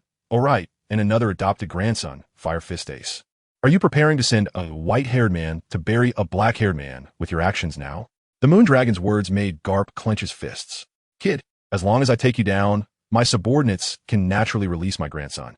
The mention of Ace by the Moon Dragon made Garp more convinced that the Moon Dragon had indeed captured Luffy. After all, very few outsiders knew about his family background. The Moon Dragon, however, knew he had 2 grandsons, which indicated that the Moon Dragon understood him very well. With the strength of the Beast Pirates, sending someone to the East Blue to control Luffy was, in Garp's view, a piece of cake. It was unlikely to backfire. However, he was a Navy hero. How could he just stand by and watch the Navy being slaughtered without doing anything? The Navy was already at a disadvantage. Sengoku was facing the Moon Dragon and his 2 companions alone, and it was almost impossible to win. If he didn't act, and Sengoku was defeated, the entire Navy would likely be wiped out. At that time, if the Moon Dragon turned against him, he would only have a dead end. So, in reality, Garp had no choice. Take me down? Hearing Garp's words, the Moon Dragon laughed. Old man Garp, you really have some nerve. Do you think I can be taken down just because you say so? And by the way, I might not have mentioned it before, but I told my subordinate who captured your grandson that if I don't hear from them before sunrise tomorrow, they can execute Luffy directly. Garp, look at the time now. It's already early morning, probably around 2 or 3 o'clock. There are only about 3 hours until sunrise. And for Garp to take down the Moon Dragon in 3 hours was almost impossible. Kid, talking is useless. If Luffy dies, I'll make sure you go down with him. In any case, you can't use Luffy to restrain me. It was clear that Garp had made up his mind. Even if it meant his only grandson might die, he absolutely refused to give in. Because he understood that if he laid down and let the Moon Dragon destroy the Navy headquarters, his grandson might not be spared either. To save Luffy, he could only capture the Moon Dragon to have a glimmer of hope. Kid, take a punch from me. Garp stomped his right foot hard and charged forward. In an instant, he was right in front of the Moon Dragon. His fist, as big as a sandbag, struck directly at the Moon Dragon's face. The Moon Dragon didn't even have time to react. This old man was ruthless, suddenly attacking. However, just when the Moon Dragon thought he had Garp's punch in the bag, he discovered that the imagined fist had not appeared. Instead, Kaido charged in from the side, kicking Garp's shoulder and sending him flying. Old man Garp, what kind of skill is it to bully a kid? If you have the guts, fight me. Kaido pounded his chest with both fists and shouted at Garp, who was kicked away. Garp came to a halt in midair. Using his legs to push off the air, he charged back at Kaido. Very well, Kaido, I'll take you down first. Garp looked at Kaido, his body enveloped in armament hockey, looking like a metal man. Just like that, Kaido and Garp clashed. Big MOM continued to battle Sengoku. The Moon Dragon felt a headache coming on. He was already tired of fighting, and continuing wouldn't necessarily guarantee a win. So, the Moon Dragon walked directly to the center of the battle between Sengoku and Big MOM, telling both to stop and addressing Sengoku. Old man, do you really want to keep fighting? Hearing the Moon Dragon's words, Sengoku frowned. Kid, what do you mean by that? If we stop fighting, are you admitting defeat? Sengoku questioned the Moon Dragon. The Moon Dragon laughed. Haha, old man Sengoku, are you joking? Me admit defeat? Do you think the current situation is disadvantageous? To who? What I mean is, if you choose to surrender, I can leave immediately and prevent the Navy headquarters from being wiped off the world map. You want to retreat? Sengoku was somewhat confused about the Moon Dragon's meaning. Indeed, he was not wrong. The current situation appeared to favor the Moon Dragon's side. So why would the Moon Dragon want to retreat? Or was it that the Moon Dragon had no strength left to fight? Sengoku, stop overthinking. I just simply don't want the Navy headquarters to be destroyed right now. The time is not yet ripe. The Moon Dragon looked at Sengoku and said, Then what are your terms? Sengoku didn't believe that the Moon Dragon would choose to retreat without any benefit. All the devil fruits and treasures of the Navy headquarters. The Moon Dragon laid out his conditions. As long as you agree, I will immediately have my men stand guard and withdraw from the Navy headquarters. Sengoku, think it over. If you continue fighting, it will be extremely disadvantageous for the Navy. Every minute you waste could mean several soldiers dying. How many more do you think the Navy can afford to lose? Giving you the devil fruits and treasures, will you definitely retreat? Sengoku took a deep breath. The battle had reached this point, and Sengoku didn't want to continue, because he saw no hope of winning. Even if they did win in the end, there probably wouldn't be many soldiers left. At that time, how would the Navy maintain order on the seas? After all, the seas were in such chaos now. If the Navy lost power, then this sea would likely become the world of pirates. This was not what Sengoku wished for. Of course, once a word was spoken, it was hard to take back. Could I really deceive you? Malone looked at Sengoku and smiled. As long as you give me the treasure and the devil fruits, I will immediately lead my men to retreat from the Navy headquarters. After all, the reason I came here was just to save Kaido. He continued, if it weren't for your broken promise back then, directly giving the devil fruits to Kaido instead of having him captured, this war wouldn't have happened today. The situation we are in now is all due to your poor decision-making. Sengoku. Malone's words were filled with sarcasm. Sengoku also wore a bitter smile. Yes, he had to admit that his decision was wrong. At the same time, he underestimated Malone. If he had been more careful when he learned that Big Emon and the Beast Pirates were coming, gathering more Navy soldiers and calling upon the warlords, perhaps this wouldn't have happened. But there are no regrets in this world. All right, I agree. Sengoku looked at Malone and said, now, shall we have our men stop? Malone nodded. The next moment, Malone and Sengoku shouted in unison, everyone stop. Their voices echoed throughout the Navy headquarters. The Navy soldiers, hearing Sengoku's words, all stopped. The pirates, hearing Malone's voice, also ceased fighting. In an instant, countless eyes turned towards Malone and Sengoku, seemingly searching for the reason to stop fighting. Bang! A huge sound erupted as Garp was knocked to the ground. Garp stood up, grabbed the tail of the Azure Dragon, and slammed it hard into the ground. Everyone stopped. However, Garp and Kaido were still fighting. Enough, Garp, stop! Sengoku shouted at Garp. Why, Sengoku? Garp was confused. I am preparing to end this war, Sengoku explained to Garp. In the war? Garp didn't understand. How can we end it without continuing to fight? Are you going to surrender? Sengoku, I really misjudged you. I didn't expect you to surrender to a bunch of pirates. Garp said fiercely, let me tell you, that's impossible. Even if you surrender, I won't. I'll fight until the last drop of blood. Garp's face was fierce, his muscles bulging, veins looking as if they might explode. He looked terrifying. Garp, what nonsense are you talking about? Hearing Garp's words, Sengoku was speechless. How could I surrender? What I mean is, we should stop fighting. Continuing will only increase casualties, so I've decided to negotiate. Negotiate? Hearing this, Garp's angry expression vanished, replaced by a smile. Why didn't you say so earlier? I thought this thick-browed guy had betrayed the Navy. But how do we negotiate? Garp was puzzled. The battle had already escalated to this point. with both sides having suffered heavy losses. Thousands have been seriously injured and were barely holding on. Continuing to fight would surely lead to death for many. If the war ended, these people might accept treatment and survive. How do we negotiate? By giving up land and paying compensation, of course. Although I don't need it. We do need to pay, Garp replied. However, compared to the surviving Navy soldiers, the money and devil fruits lost were nothing. Kid, what are you doing? What's with this negotiation? Kaido looked at Malong with some dissatisfaction, not understanding what he was up to. We are clearly stronger. If we continue fighting, we can definitely destroy the Navy headquarters. Why negotiate? Kaido said defiantly. For the devil fruits and treasure. Malong smiled at Kaido. Sengoku agreed that as long as we retreat, he will hand over all the treasure and devil fruits from the Navy headquarters to me. Besides, Kaido, even if we win, how many of our men will survive? You spent 20 years building the beast pirates. Do you plan to lose them all in one go? Not to mention, if we destroy the Navy headquarters, what will the world government's reaction be? Will they retaliate?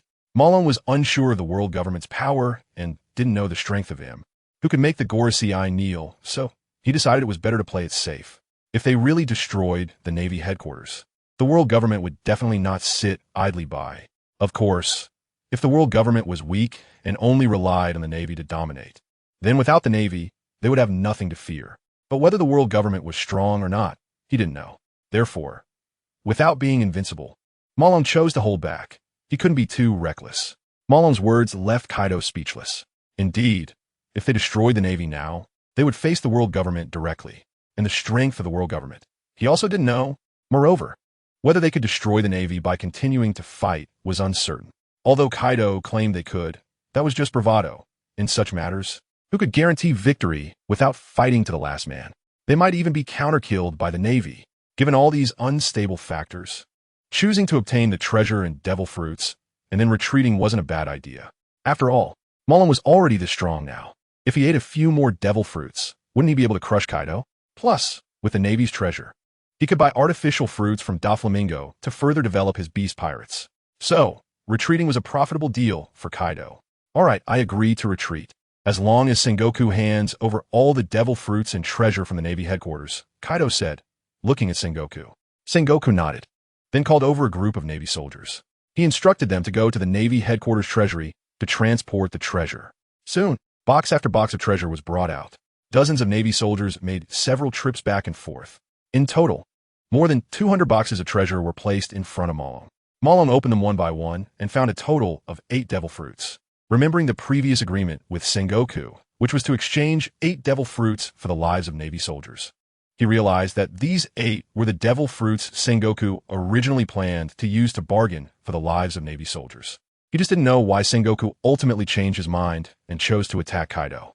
As for the remaining boxes, they were filled with cash, gold coins, and various treasures.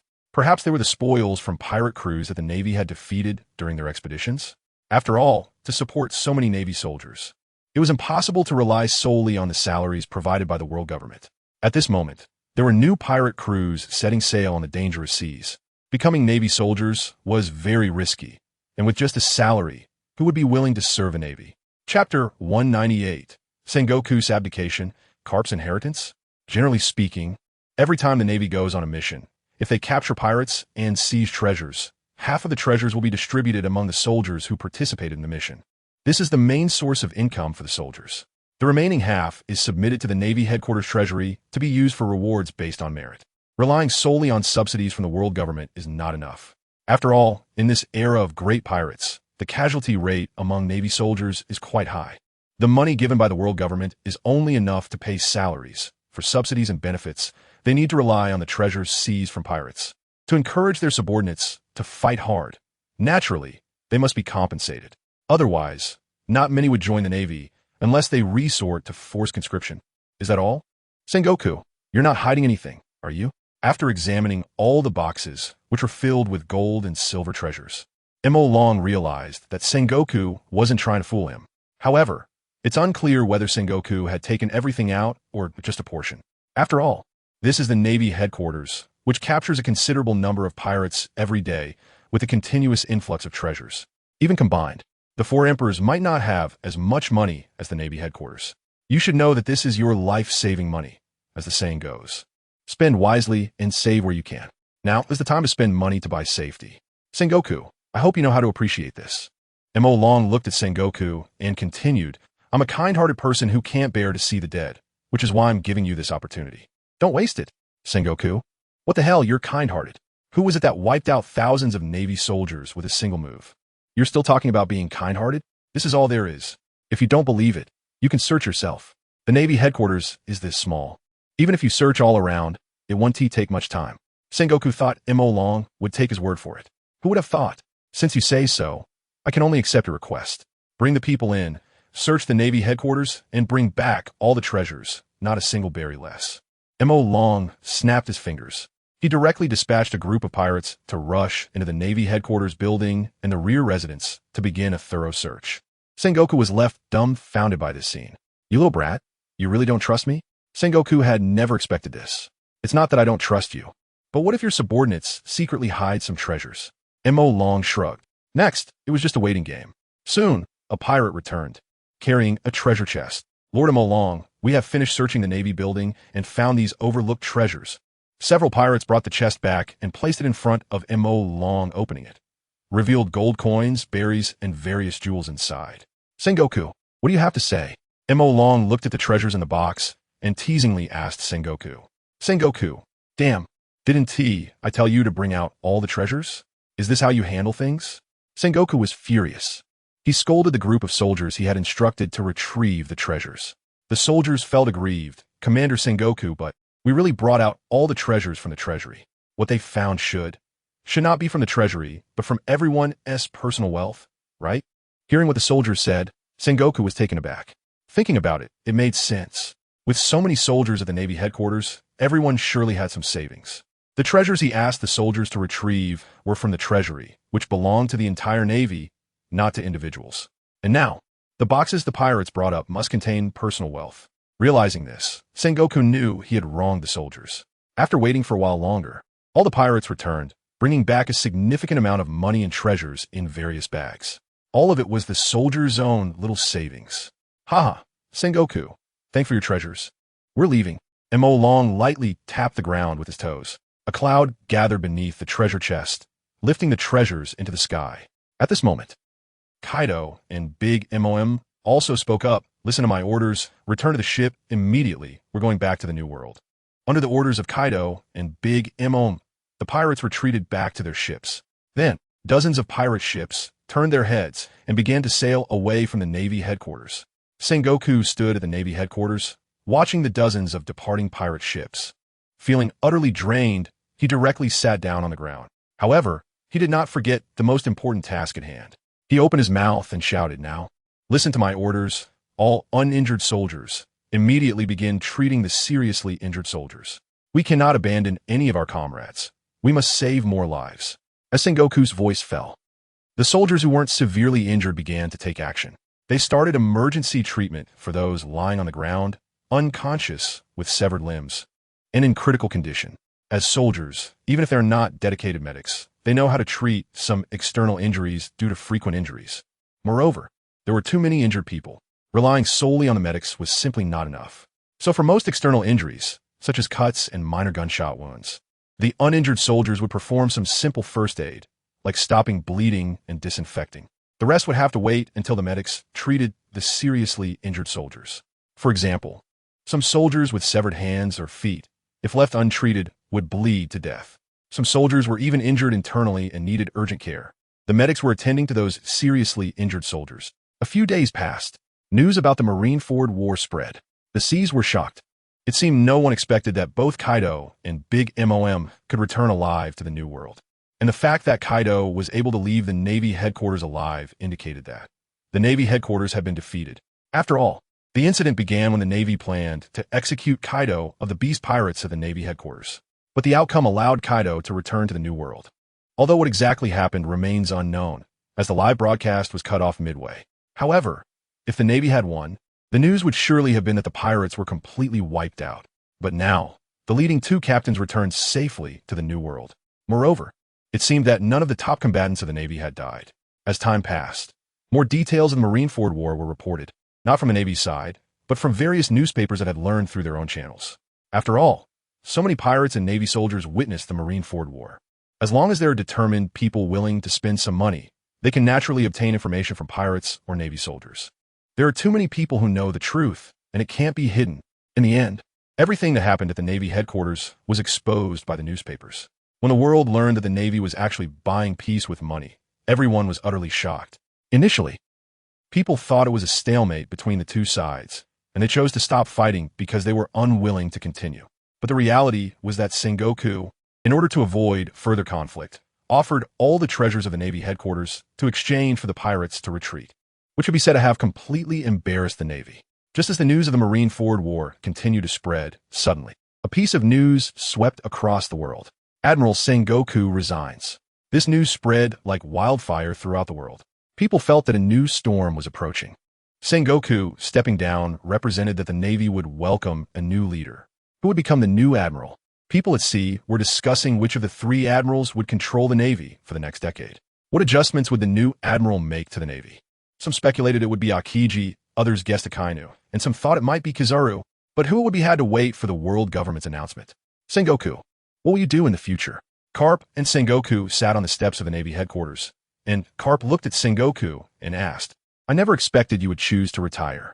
It feels like the battles we fought together were just yesterday. Carp began to reminisce about when he and Sengoku first joined the Navy. At that time, they were just ordinary soldiers. Every mission was carried out together, trusting each other's backs while fighting against the enemy. Back then, Sengoku smiled bitterly. Carp, I'm already over 70 years old. It's time for me to retire, especially after this strategic blunder that has made the Navy the laughingstock of the world.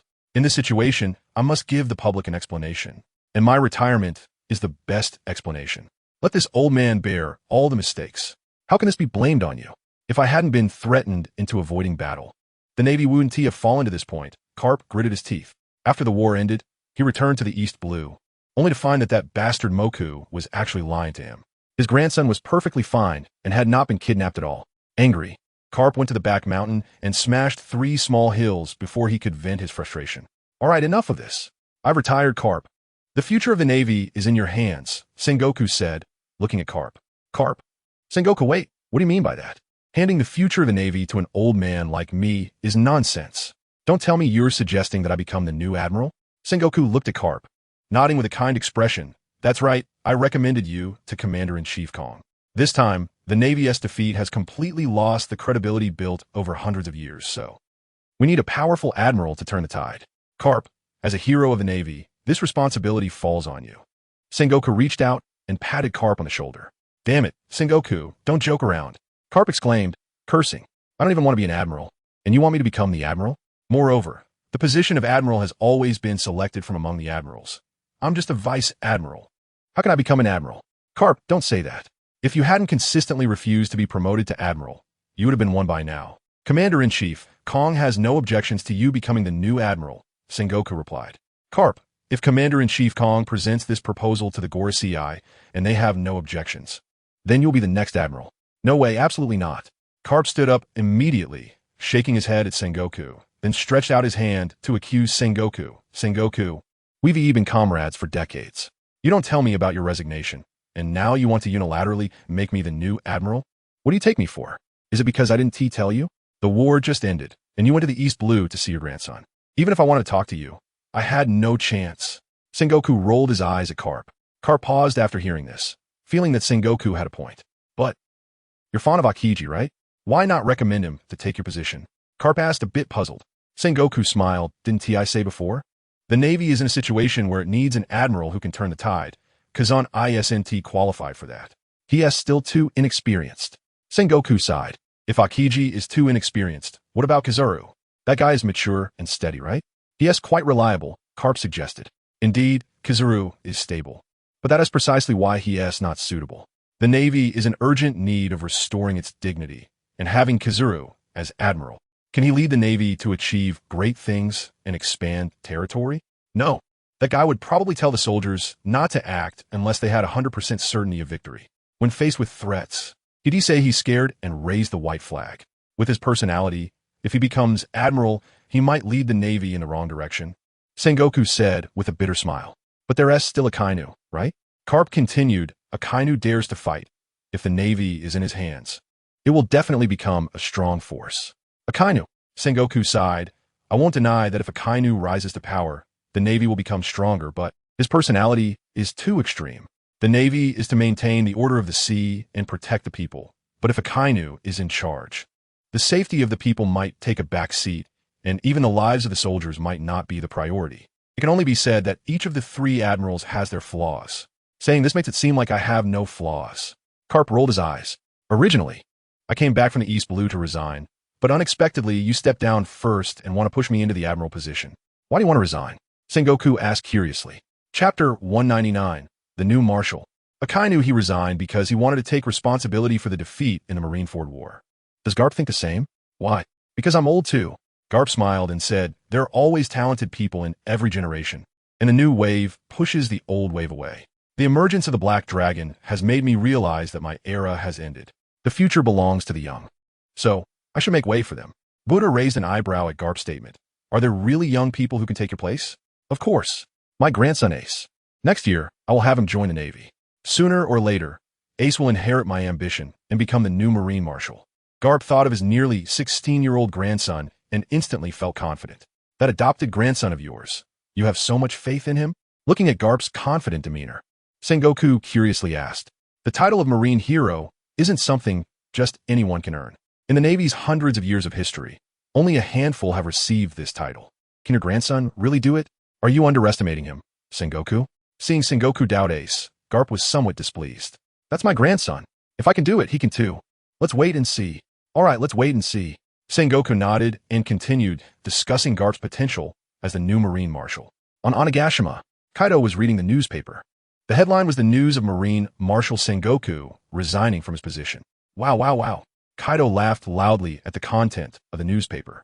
He then took a big swig from his sake gourd, draining it completely, and muttered drunkenly, Sengoku, Sengoku, your era is also over. The future belongs to me. Kaido of the 100 Beasts. At that moment, Kaido felt invigorated. He believed that it was his influence that forced Sengoku to resign.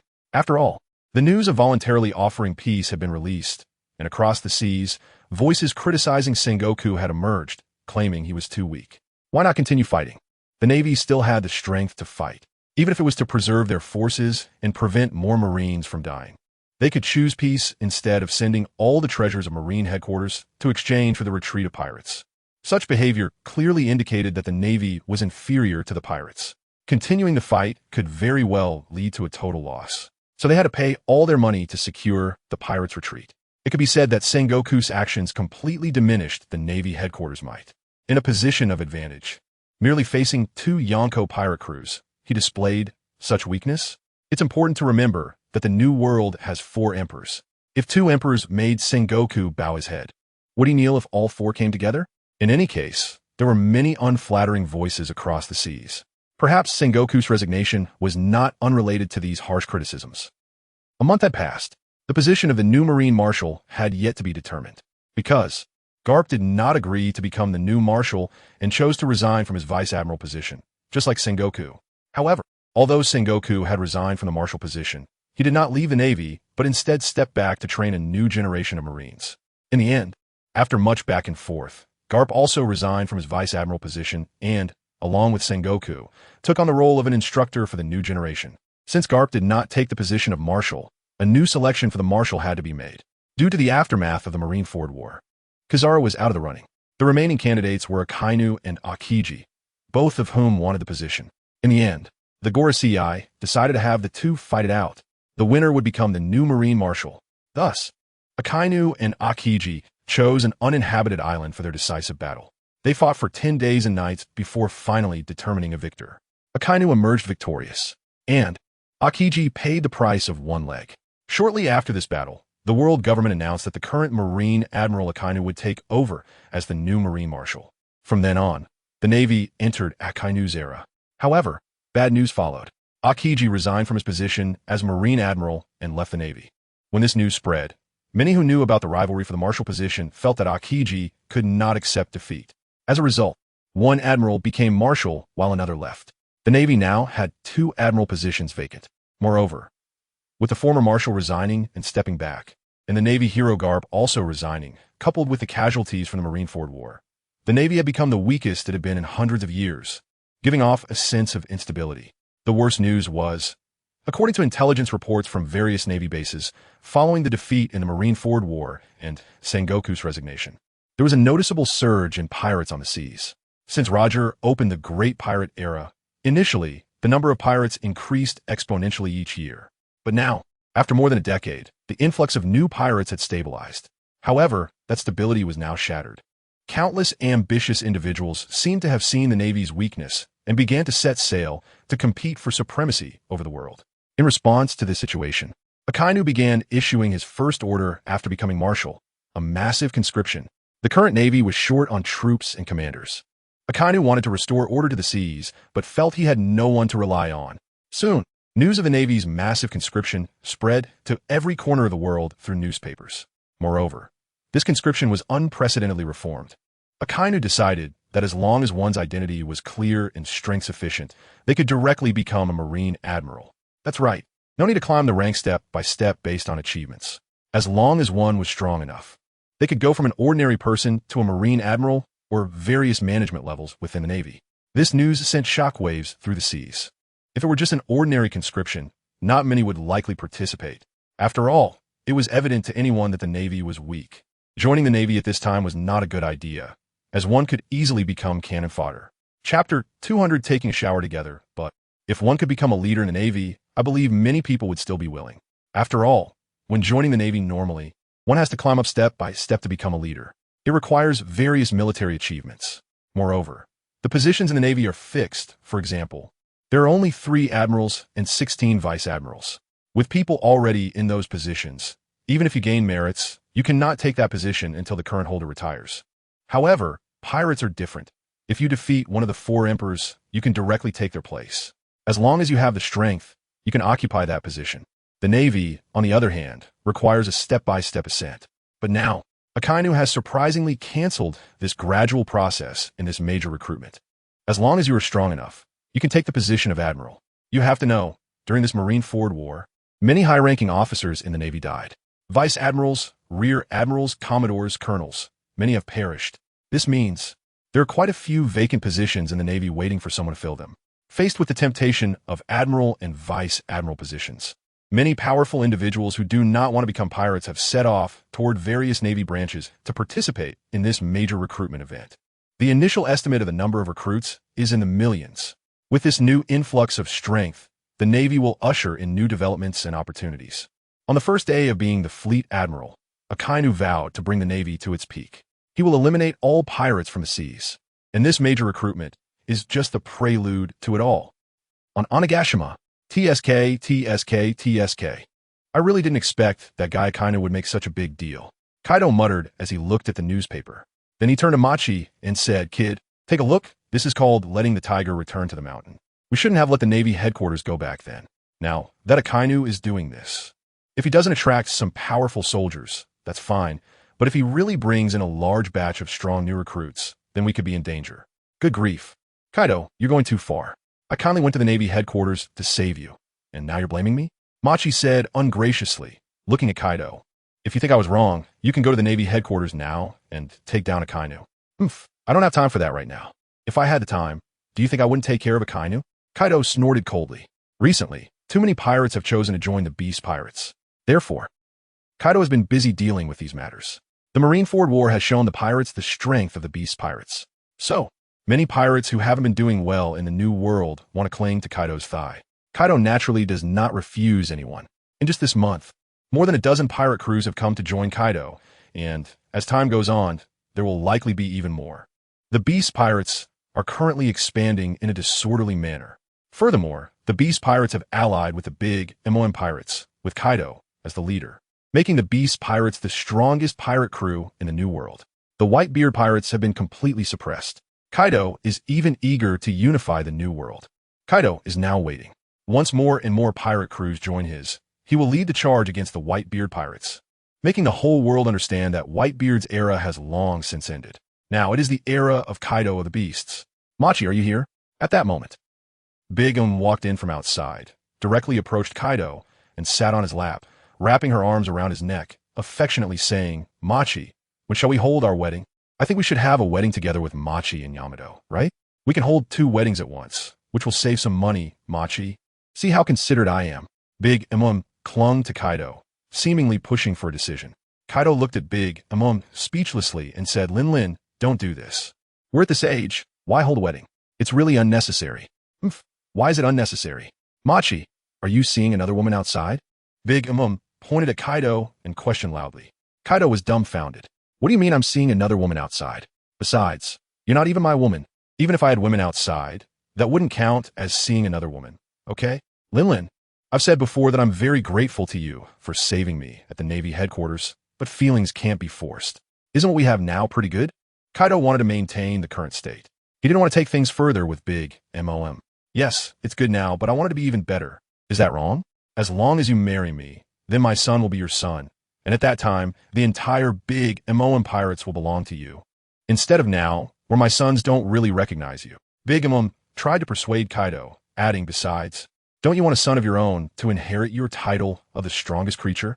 Kaido glanced at Machi and then said sternly, Lin, if you keep this up, I won't be polite anymore. I already have a daughter, Yamato. That's enough for me. I don't need a son. After saying that, Kaido pushed Big Mom away and left the room. Watching Kaido's back, Big Mom's tears streamed down her face. What is wrong with me? Why won't Machi accept me? Is it because I'm too old or not pretty enough? Big murmured to herself. Machi shook his head and quickly left this place of trouble. He didn't understand why Big Mom was so persistent. What was so good about Kaido? Why did she insist on him? After a while, Machi returned home. Yamato was cooking in the kitchen. Hearing the sound, she turned around and said, Darling, dinner will be ready soon. Do you want to take a shower first? What are you doing? Suddenly, Yamato shouted. It turned out that Machi had hugged her from behind. What are you doing? Taking a shower, Machi said, holding Yamato as they entered the bathroom. Why are you hugging me while taking a shower? I still need to cook. Yamato puffed up her cheeks and rolled her eyes at Machi. This bad guy must not have good intentions. Cooking can wait. Let's shower first, Machi said as he started the water. Then he helped Yamato take off her clothes. What could Yamato do? She could only cooperate. Chapter 201, Pregnant Ugg. Good evening. Mo Long and he finished their business. Suddenly, he ran to the bathroom and started vomiting. Mo Long was stunned, thinking, I didn't even let you eat anything tonight, so what are you throwing up? After a while, he came back. Are you okay? Mo Long asked with concern, noticing that he looked a bit unwell. Did I push myself too hard? He responded, confused. What are you thinking? It has nothing to do with you. He rolled her eyes at Mo Long. No, it does have something to do with you. After thinking for a moment, he said to Mo Long, He's words confused Mo Long. Does it have to do with me or not? Hearing He's words, Mo Long couldn't help but laugh. Of course it has to do with you. He pouted, then placed her hand on her belly and gently rubbed it. Mo Long. Seeing He's actions, a strange thought crossed his mind. No way. Could he be pregnant? Am I going to be a dad? Mo Long's eyes widened. Although he felt like he was still a kid, if he was really pregnant, he would definitely take his role as a good dad seriously. With Kaido as a role model, he just needed to do the opposite of what Kaido did. Mo Long was too excited and found himself stuttering. Are you pregnant? He replied.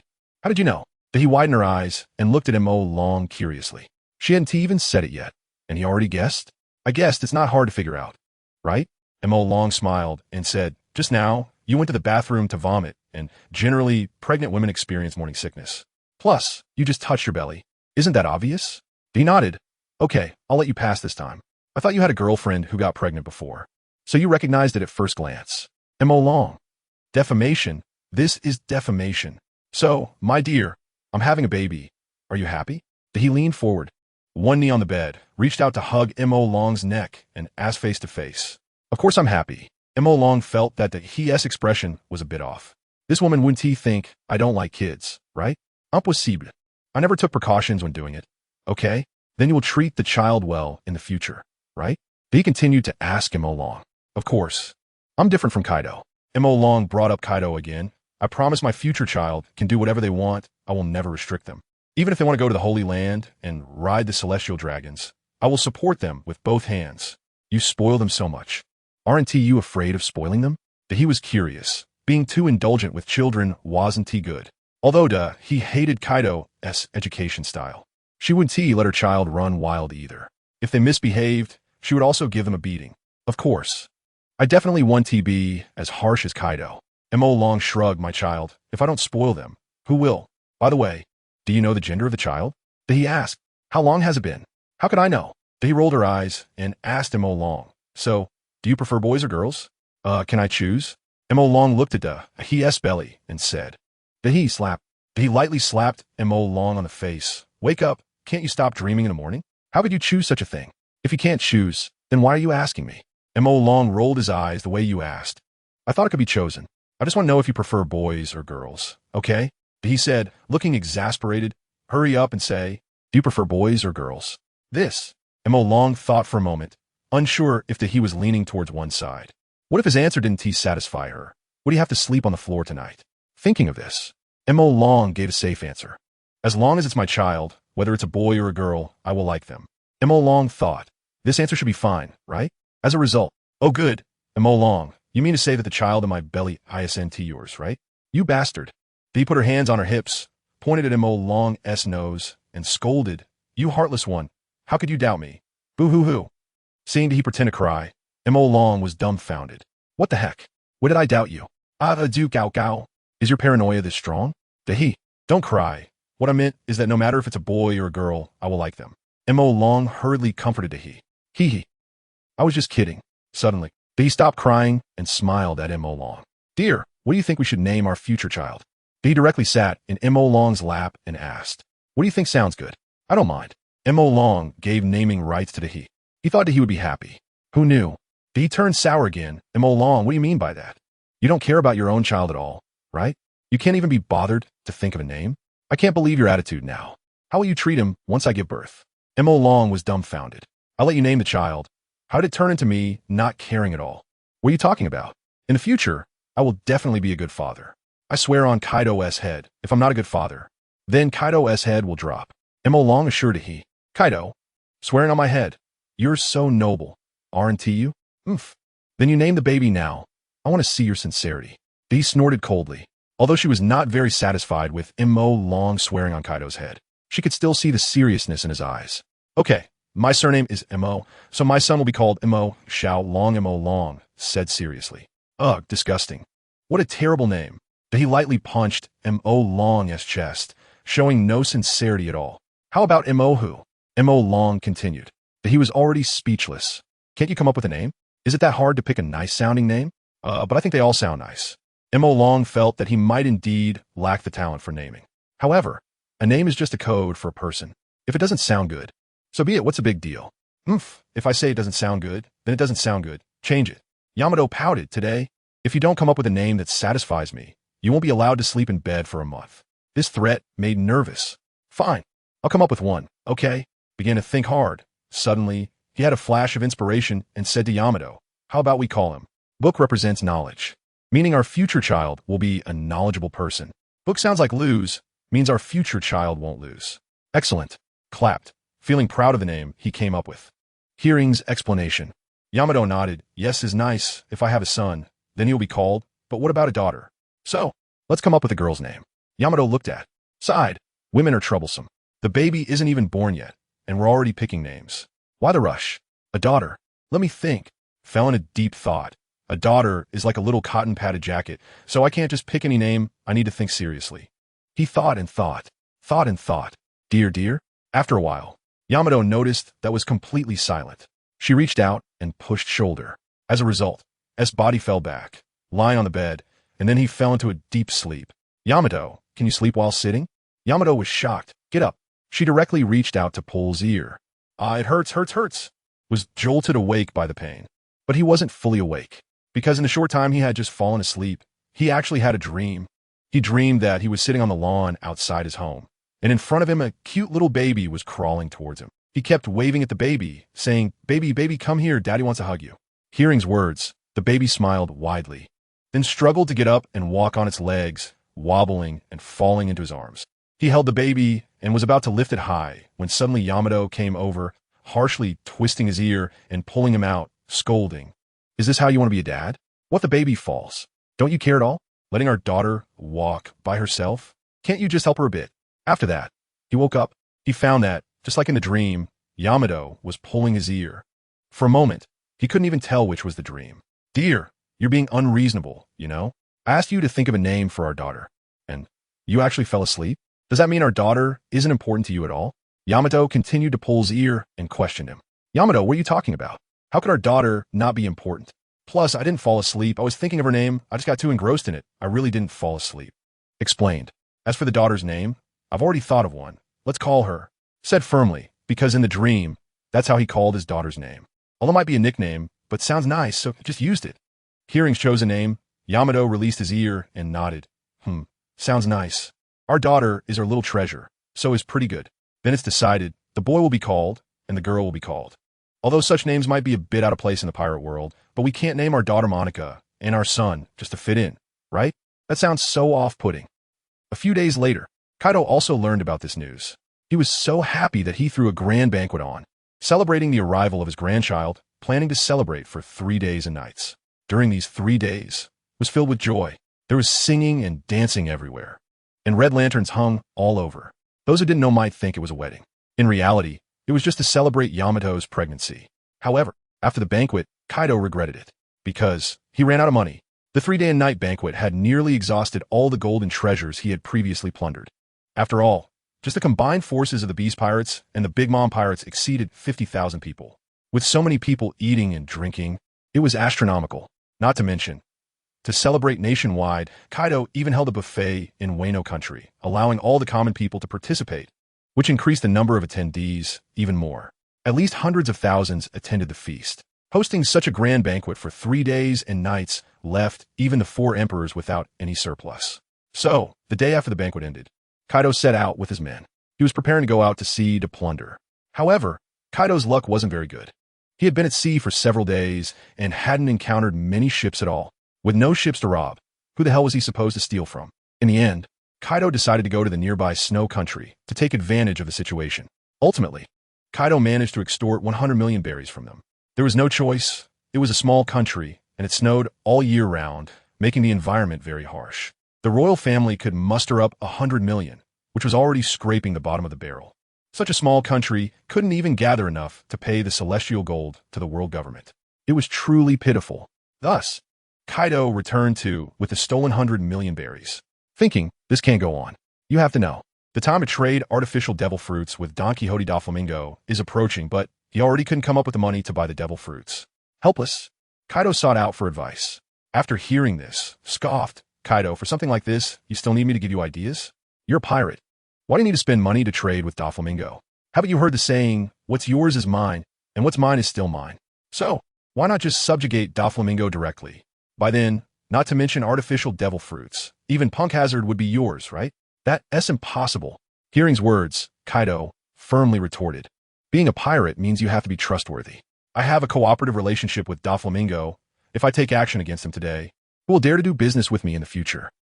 Chapter 202. Doflamingo, your walking posture is still so annoying. Malong was stunned upon hearing Kaido's confident words. No way, Kaido, you're just a pirate, and you talk to me about integrity? If you have such principles, why don't you stop robbing? TSK, it's not the same. Kaido rolled his eyes at Malong, saying that as a pirate, robbery is part of the job. But if he were to turn against his own partner, that would be a breach of integrity. A person without trust cannot stand, even as a pirate. He wants to be a pirate with integrity. If he says he won't rob your sister-in-law, he absolutely won't rob your brother's wife. If he robs his own partner this time, who would dare to cooperate with him in the future? Malong was speechless. What the hell is this? Since you're unwilling to rob Doflamingo, then starve. That's the price of being lofty. Malong stood up, ready to leave. Too lazy to talk to someone as stubborn as Kaido. Hey kid, don't leave yet. I didn't say I wouldn't rob. Kaido hurriedly stopped Malong when he saw him about to leave. Malong tilted his head. Kaido, are you losing your mind? You just said you wouldn't rob Doflamingo, and you've already forgotten? No. Kaido pointed his finger, waving it in front of Malong, and said, what I mean is, I want to rob my own partner. Is there any difference? Malong blinked. ISNT Doflamingo your partner? Who said that? Who said I'm partners with Doflamingo? Step forward if you dare. Got any evidence? No evidence means slander, you know? Kaido was seriously talking nonsense. Malong couldn't help but applaud. What a shameless Kaido. But I like it. Just like that, Kaido unilaterally dissolved his partnership with Doflamingo. Half an hour later, Doflamingo, lounging by the pool with a drink, received a call from Kaido. Kaido, what a rare guest. I didn't expect you to call me. Is it about the artificial devil fruits? I'm ready here. This time, Are you sending someone to trade with me? Or should I send someone to Onigashima? Doflamingo asked Kaido on the other end of the phone. Doflamingo, this time, I have something important to discuss with you, so you'll have to come in person. I'll be waiting for you at Onigashima. That's it, bye. Kaido said one sentence and hung up. Doflamingo was stunned. He actually wants me to come in person. What does Kaido want to do? Master, could this be a trap? An officer beside Doflamingo said. In the past, we would send officers to each other's territory for trade to avoid exposing our relationship with Kaido. Now Kaido actually wants you to come in person. That guy can't be up to something bad, right? You must know that Kaido has teamed up with Big MOM and can suppress the Navy headquarters, escaping from the Navy's encirclement. Undoubtedly, they're the strongest force on the sea now. Yes, the current Navy has fallen to the sidelines because of Sengoku and Garp's retirement, and Akiji has resigned from the admiral position. This has led many to no longer view this former maritime hegemon favorably. They believe the Navy is likely to decline starting this year. Of course, the Navy's foundation is still there. Even if it declines, it remains a giant. However, people feel that the Navy is much weaker than before. Of course, it wasn't very strong before either. A top war left the Navy with a bruised face. Many thought it would be a crushing victory for the Navy, without a doubt. But the result was, the Navy lost completely and had to exchange treasures for Kaido's retreat. They really lost everything. It's too tragic. Clearly, Akainu's takeover did not make the world believe that the Navy would reach new heights under him.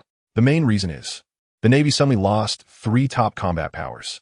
In a world where individual combat power can determine the outcome of a war, top combat power is fundamental. So what do you think Kaido wants to do?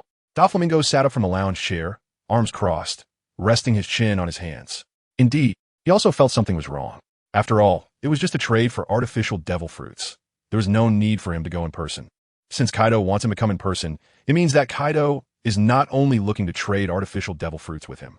However, there isn't much connection between him and Kaido. He provides Kaido with artificial devil fruits, and Kaido exchanges various weapons in return. He then sells the weapons Kaido gives him to various war-torn countries to earn money. In essence, it's just a simple trade partnership. However, due to his identity, these dealings are kept secret. There's no choice. After gaining the legal pirate identity of a warlord, he naturally has to abandon some things that pirates can normally do. Clearly, doing business with the 4 emperors to strengthen Kaido's crew is something he cannot do openly. Perhaps, does Kaido want to take over the Doflamingo family? An officer speculated. Kaido has absorbed the big MOM pirates, and his ambitions must be infinitely expanding. You know, that guy was a crewmate of Rock's. How could he not want to replicate Rock's dominance over the New World back then? It's very possible. Doflamingo nodded. Perhaps Kaido is no longer satisfied with trading with us. He wants to swallow us whole. TSK, Kaido at your age. Do you still want to play this big? Then, Master, what should we do? Refuse Kaido and not go to Onigashima? The officer asked quietly, bending over. But if you don't go, what if he attacks? Not going? Who said I'm not going? Doflamingo stood up from the lounge chair, hands behind his back, legs bent outward, and walked forward in a very arrogant manner. Of course I'll go. If Kaido really intends this, then I can pretend to join in and play along. After all, it's too irrational to confront Kaido openly. Moreover, Kaido may not necessarily want to swallow us whole. Toripole, prepare the ship. We're heading to Onigashima to meet this newly emerged strongest creature in the world. After saying that, Doflamingo walked forward in his own style. A few days later, Doflamingo's ship entered Onigashima. Kaido laughed heartily as he welcomed them. Wah, Doflamingo. Long time no see. Your walking posture is still so annoying. Doflamingo. Kaido, do you have any manners? Chapter 203 Threats hahaha. Kaido, you're not too bad either. Meeting a friend without wearing clothes? Is the beast pirates so poor that even you, the captain, can't afford clothes? Doflamingo looked at Kaido with his upper body exposed and retorted. Hearing Doflamingo's mockery, Kaido reached out and patted Doflamingo's shoulder, laughing. Dofla, with you like this? How dare you laugh at me for not wearing clothes? I'm really impressed by your courage in wearing that flashy pink feather outfit. What are you trying to do? Use your manly charm to tempt others? Doflamingo, he narrowed his eyes, showing a dangerous expression. This guy Kaido actually mocked his fashion sense? What's wrong with a pink feather coat? This is exactly what a tough guy should wear, okay? Kaido, did you call me for something? Doflamingo changed the subject and asked Kaido. Guess. Kaido invited Doflamingo into the banquet hall. Inside the hall, the feast was already prepared. Kaido invited Doflamingo to sit down, and then he sat down himself. Immediately, someone poured wine for the two of them. Guess. Kaido's words left Doflamingo stunned. Is this something a creature at the top of the world should say? If you didn't know better, you'd think they were a couple playing games. I can't guess. Doflamingo shook his head. Some things are better left for Kaido to say himself. Since you can't guess, then I'll get straight to the point. Kaido drank a bowl of wine and then looked at Doflamingo. Dofla, we've been partners for many years now, haven't we? Doflamingo, what is he trying to do? Playing sentimental? Trying to get closer? Yeah, if I remember correctly, it's been about 3 years, which is indeed not short. Doflamingo nodded. So, I think we can take our relationship a step further. Kaido said casually, tapping his fingers on the table, for example. How about merging the Doflamingo family into the Beast Pirates? Doflamingo, what a straightforward approach. Kaido really is direct. Kaido, isn't this a bit inappropriate? Although he was already prepared to play along, Doflamingo had to try to refuse. Otherwise, if Kaido invited him to join, he would just join right away. And Kaido would definitely suspect he had ulterior motives. What's inappropriate? Kaido didn't think it was inappropriate. You know, I'm currently the strongest in the world. And Linlin has already joined my pirate crew. The Beast Pirates are now the strongest force in the New World. It won't be long before I unify the New World. If you pledge allegiance now, once I unify the New World, you'll be considered a contributor at least higher than your current position. Kaido explained in detail to Doflamingo. After all, with dozens of countries and hundreds of islands in the New World, someone needs to rule them. Once I become the king of the world, you, as the second person to pledge allegiance to me, can manage the New World. How about that? Kaido painted a big picture for Doflamingo. He hasn't even unified the New World yet, and he's already fantasizing about ruling the entire world? Not very strong, but quite ambitious. Kaido, how can you prove that you have the strength to unify the world? Just because Big Mom joined your pirate crew? Doflamingo questioned Kaido. Big Mom was already the weakest among the 4 emperors. Even with her, it only means you are the strongest force in the New World. But being the strongest force in the New World doesn't necessarily mean you can conquer the entire New World. Bastard, who are you calling the weakest among the 4 emperors? Suddenly, a tall figure appeared beside Doflamingo, looking down at him, eyes wide open, exuding strong, domineering aura, overwhelming Doflamingo. Doflamingo, damn, I forgot this woman was also on Onigashima. Haha, well, Big Mom, I was joking, don't take it seriously. Doflamingo backed down. Even the weakest of the 4 emperors is not someone he can compare to. Sigh, one must bow their head under the eaves. Seeing Doflamingo back down. Big Mom also had a bad attitude, speaking to Kaido. Kaido, why are you being so polite with this guy? If he doesn't want to join you, just take him out. It's hard to find a 3-legged frog, but there are plenty of 2-legged pirates. What is Doflamingo worth? At worst, we can kill him and support someone obedient to be the new king of Dressrosa. Big Mom started to play the villain. Kaido naturally refused Big Mom's suggestion. Playing the good cop. Linlin, don't say that. Doflamingo and I have been partners for many years. How can I turn against a partner? After speaking to Big Mom, Kaido looked back at Doflamingo and said, Dofla, don't mind Linlin's words. She's joking. Even if you don't join, it's okay. After all, business is business. We're at least partners. Do you think just because you don't join the Beast Pirates, I would let you leave Onigashima? Would I break your limbs and throw you into the sea for the fish? Or fry you and feed you to the dogs? Impossible. I, Kaido of the Beasts, would never do such a thing. Doflamingo, are you threatening me? Threatening me? Me? Sigh, he thought. Or rather, in his impression, Kaido should be the kind of person who is decisive and tough. But he didn't expect him to pull such roundabout threats. I'm not joking. A disobedient Doflamingo is not a good Doflamingo. The New World will eventually belong to you, Kaido. If Doflamingo doesn't know his place, then let him die. Big Mom said coldly. Doflamingo was sweating cold, because he felt that Big Mom was not joking. This woman dared to charge the Navy headquarters to save Kaido. What wouldn't she dare to do? Killing him? That wouldn't be difficult. Cough, cough. Well, Kaido, joining the Beast Pirates is no problem. But what can I gain from it? Doflamingo looked at Kaido, seemingly ready to agree to join. After all, they were already discussing terms. Good gracious. Letting you join the Beast Pirates is looking highly upon you, Doflamingo, and you dare to negotiate terms? You really don't know how to appreciate kindness. Big Mom pointed at Doflamingo and scolded him.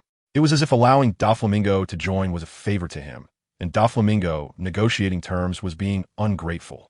Chapter 204. Close the door. Release a kind of Doflamingo was speechless. Goodness, Big Mom. Isn't this a bit excessive? I've already agreed to join. And you want to even let me negotiate some conditions? Seriously, who would choose to rely on someone else without any benefits? Lin, enough. We men are talking here. What does it have to do with you women? Get out. Kaido pointed at the door and scolded Big M.O.M. You're scolding me? You're really scolding me? For man, you actually dare to scold me? Big M.O.M. looked at Kaido in disbelief. This scene seemed like it was straight out of a soap opera. Doflamingo couldn't figure out what their relationship was. It felt like they were flirting. Damn it. Are you bullying me because I'm single? Not long after, Big M.O.M. left. Kaido looked at Doflamingo and laughed, saying, Ha, Doflamingo, don't take it to heart. Lin is just a woman, short-sighted with her long hair. Don't bother with her. You are my loyal ally. Even if you don't join me, I won't do anything to you. Besides, now that you're going to join me, we're on the same side. Come on, let us toast to my future unification of the world. Kaido raised his wine glass high. Doflamingo twitched the corners of his mouth. Why is it about celebrating your future unification of the world? Shouldn't it be about celebrating my joining the Beast Pirates? So my joining ISNT worth celebrating? Sigh. But looking at the Kanabo that Kaido had beside him, Doflamingo decided not to argue. All right, cheers. Doflamingo also picked up his glass and clinked it with Kaido's. Then both of them drank it all in one go. Just like that, Doflamingo smoothly joined the Beast Pirates. Moreover, to show his sincerity, Kaido demanded that Doflamingo move the artificial devil fruit factory to Onigashima. Doflamingo was very unwilling, but circumstances were stronger than personal will, so he could only agree. A few days later, as the chief scientist for the artificial devil fruits, Caesar was sent to Onigashima. Along with him were dozens of completed devil fruits and various laboratory equipment. To this, Kaido expressed indifference. Working for someone else is still working, just a change of boss. No big deal. Thus, Kaido set up a larger laboratory for Caesar in a remote area of Wano, mainly because Onigashima wasn't that big. So Kaido didn't let him build a lab directly on the island. Seeing that Doflamingo even sent Caesar over, Kaido felt that Doflamingo really recognized him, rather than being forced. Therefore, to win over Doflamingo, Kaido made a special phone call, telling Doflamingo to follow him well, and that once he dominated the world, Doflamingo would be the king of the new world, he promised. After all, painting a big cake costs nothing, and it can win people's hearts, so why not? Hearing Kaido's words, Doflamingo was very touched, promising to follow Kaido diligently and dedicate himself fully. Then he turned around and called the world government, informing the 5 elders of Kaido's ambitions. After all, he was still a celestial dragon, and having the 5 elders number was quite reasonable. The 5 elders were shocked after receiving Doflamingo's report. They didn't expect that Kaido the Beast had such grand ambitions. They thought that guy just wanted to become the Pirate King, but to their surprise, being Pirate King was no longer enough for Kaido. He actually wanted to be the king of the world. However, the 5 elders had no good solutions. They could only call Akainu, instructing him to work hard and strive to eliminate all the Yonko. After all, fighting is something for brutes to do. As the 5 elders, how could they get their hands dirty? Close the door, release Akainu. That's the basic operation. When Akainu received the call from the 5 elders, he was immediately scolded. And in the end, they issued him an order to show results within a year, or he should resign. Although he didn't know if the 5 elders were going through a midlife crisis, why they were so irritable. However, for the sake of his position as admiral, he nodded and assured the 5 elders that within a year, he would at least take down 1 Yonko, or else he would present his head to the Holy Land. Moreover, Akainu already had a target. Naturally, it couldn't be Kaido. After all, Kaido had teamed up with Big M.O.M., plus there was that overpowered guy, the Black Dragon. Targeting the Beast Pirates was too irrational. Akainu's target was Whitebeard, the legendary strongest man in the world. Taking down Whitebeard would solidify his position as Fleet Admiral. As for why he didn't target red-haired Shanks, that was simply because Whitebeard had a more legendary reputation. Before Kaido and Big M.O.M. joined forces, Whitebeard was the largest pirate force in the New World. The Beast Pirates were too tough a bone to chew. Akainu thought that red-haired, being a new Yonko, wasn't worth the risk. So naturally, the only choice left was Whitebeard. As for targeting those weaker pirate crews, that was meaningless. After all, the Navy lost the Marineford War and needed to win a spectacular battle to regain the respect of the civilians and the trust of the world government. Otherwise, the world government, having money, could recruit soldiers and form new forces without relying entirely on the Navy. Time passed day by day. The Navy's recruitment activities became more extensive, summoning batches of capable sailors. Akainu looked at those ambitious new recruits, feeling equally ambitious himself. He had already started planning how to deal with Whitebeard, leading troops to attack. That wouldn't be suitable. After all, the New World wasn't the Navy's territory. Plus, Akainu was worried about the Yonko teaming up. Although, the Yonko usually kept to themselves, if the Navy suddenly appeared in the New World to attack one Yonko, based on the principle of if the lips are gone, the teeth will be cold, the other 3 Yonko might also intervene. Attacking Whitebeard alone, Akainu was confident. But if another one joined in, that would be a different story. At least the risk would be too high. After all, the Marineford War only involved 2 Yonko, and the Navy lost.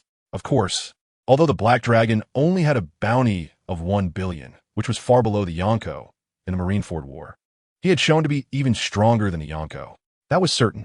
After all, Akainu was nearly killed by the Black Dragon, so of course, he had to hype it up.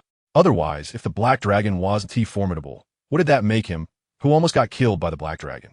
However, in fact, if the ground hadn't split open at that time, allowing seawater to rush in, he might not have lost. Unfortunately, those with devil fruit powers are utterly helpless in front of seawater. After some discussion, Akainu came up with a plan. That is, to find a key member of the Whitebeard Pirates and publicly execute them, thereby luring the Whitebeard Pirates into action. That's right. Akainu planned to use the same execution method he did on Kaido, and this task was assigned by Akainu to Kizaru. He even set the target, Marco the Phoenix. This guy is Whitebeard's first adopted son and the first man to follow Whitebeard. If Marco were captured, the likelihood of Whitebeard coming to rescue him would be very high. On the contrary, if they randomly captured someone, what if Whitebeard didn't care? After all, including those who joined the pirate crew, Whitebeard has around 50,000 adopted sons. Among these sons, Whitebeard probably doesn't even know most of their names. So, randomly capturing someone definitely wouldn't work. If they were going to capture someone, they had to capture someone who had the best relationship with Whitebeard. At the very least, it should be one of the dozen or so division commanders. As the main fighting force of the Whitebeard Pirates, the division commanders definitely have the best relationship with Whitebeard. Kizaru heard Akainu's order. Given his personality, he initially didn't want to go. However, remembering the time during the Marineford War when he was drinking and partying on Sabaody Archipelago and didn't participate in the battle, he eventually learned through the newspaper that a great war had occurred at Marine headquarters and the Marines lost. It can be said that the Marines' loss in this war has a lot to do with him. If he had been there at that time, the Marines would have had one more top combat power, and the situation might have turned around. So, Kizaru realized he was wrong and agreed to Akainu's order. Consider it a form of atonement? Just like that, Kizaru set off for the New World. Meanwhile, Akainu was arranging matters. On the other side, Kaido was also not idle. After taking down Don Quixote da Flamingo, Kaido was still not satisfied. He planned to take action against the other 7 warlords. The warlords of the sea. He, Kaido the Beast, wanted to become that king. So, Kaido set his sights on another warlord in the New World. Probably the strongest among the warlords. The so-called world's #1 swordsman, Dracula Mihawk. Without hesitation, Kaido flew directly to Mihawk's location. However, Mihawk was not there, making Kaido's trip in vain. This made Kaido very angry. With a furious roar, he blew up Mihawk's castle, and on the ground, he left a message. This was done by Kaido the Beast. If you have the guts, come to Onigashima for revenge. Kaido even hoped that when Mihawk returned and saw this message, he would come to Onigashima to confront him. With Mihawk absent, Kaido returned to Onigashima. However, Kaido's plan did not change. If Mihawk wasn't there, he would look for others. Jinbe the Fishman. This was Kaido's second target. Jinbe is a fishman and is most likely on Fishman Island. However, going to Fishman Island requires coding the ship and getting a record pointer for Fishman Island, which is a bit troublesome. So, Kaido chose to give up. Then there was Bartholomew Kuma. This guy doesn't have a fixed residence, and Kaido didn't know where he was either. 3 left. One is Gecko Moria, who once fought him but was left with no subordinates after being defeated. Kaido chose to give up on him. After all, he had killed all of Moria's subordinates. With such a blood feud, how could Moria possibly ally with him? Even if he was willing to ally, Kaido wouldn't dare to use him. After all, who would trust someone who could forget such hatred? Thus, one by one, they were eliminated. That left only 2. One is the world's #1 beauty, the pirate empress, Boa Hancock. However, Kaido was worried about what might happen if Moria got tempted by her. After all, she's the world's #1 beauty. Although Kaido thought Yamato was also not bad and even more adorable. But, what if Moria wanted both? So, Boa Hancock was put aside for now. This left only one person.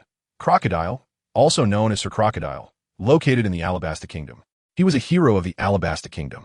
However, Kaido didn't care if he was a hero. Even if he was a marine hero, Kaido would still go after him. Not to mention a hero of a country. Just like that, the decision was made happily. Soon, Kaido found Moria and prepared to take him to find Crocodile. Moria was speechless. Kaido, can't you go alone? Why do you need to bring me along? You aren't afraid to fight a warlord, are you? You need my help? Bah, I'm just planning to take you out to see the world. What do you mean I can't even take down a warlord? That weakling. I could take down 7 of them, Kaido said boastfully. Besides, don't you get bored staying on Onigashima all day? Kaido looked at Moria and asked, with Yamato around, how could I be bored? Moria shrugged. Kaido, is this what I can hear? Just like that, Kaido took Moria and flew towards the Alabasta Kingdom. Initially, Moria didn't want to go. However, thinking about the time, Nico Robin might have already joined Crocodile. So, it was fine to take a look. After all, she is one of the 2 main female characters of One Piece. He had to give Robin some face. Days passed. Kaido finally brought Moria to the Alabasta Kingdom. It should have been faster. But Kaido actually got lost. Getting lost was one thing. But he stubbornly insisted that he wasn't lost and refused to ask for directions, flying around aimlessly in the sky. To Kaido, the Alabasta Kingdom was a large country, and it should be easy to find, just like that. After wasting a considerable amount of time, Kaido finally found the Alabasta Kingdom. As soon as they entered the territory of Alabasta Kingdom, the Azure Dragon was so irritated that he stuck out his tongue. Damn, what kind of broken place is this? It's so hot. Is there even anyone living here? Kaido looked down at the endless yellow sands, unable to see any people. It's this hot, Kaido. You can't handle it. Moria mocked Kaido. Kaido retorted, ha, if you have the ability, turn into a dragon and fly up in the sky for days and nights without eating or drinking. Let's see if you can handle the heat. Damn it, I'm flying in the sky, and you, of all people, decide to build a cloud house on my back and sleep soundly inside. Are you even human? When questioned by Kaido, the ink dragon rolled his eyes. Is this my fault? Isn't it because you got lost in the air and couldn't find your way? Otherwise, we would have arrived long ago. And you still have the nerve to blame me? The ink dragon couldn't help but laugh. Chapter 2:05 Nicole Robin. After flying in the air for quite a while, Kaido finally found a small town in the endless desert. He landed to ask someone about Crocodile's whereabouts. To avoid drawing too much attention to himself, Kaido had the black dragon change his appearance, transforming him into a dark-skinned man about 1.8 meters tall. After all, this is a desert kingdom, and most people under such weather would be sunburned to a dark hue. So Kaido's appearance was quite reasonable. As he entered the town streets, Kaido called out to a passerby and asked, hey, do you know where Crocodile is? Who are you? Why are you looking for the hero? The passerby looked at Kaido warily, seemingly taking him for a bad guy. After all, Crocodile is a hero of the Alabasta Kingdom. He always shows up to eliminate pirates who harm the kingdom and save the people.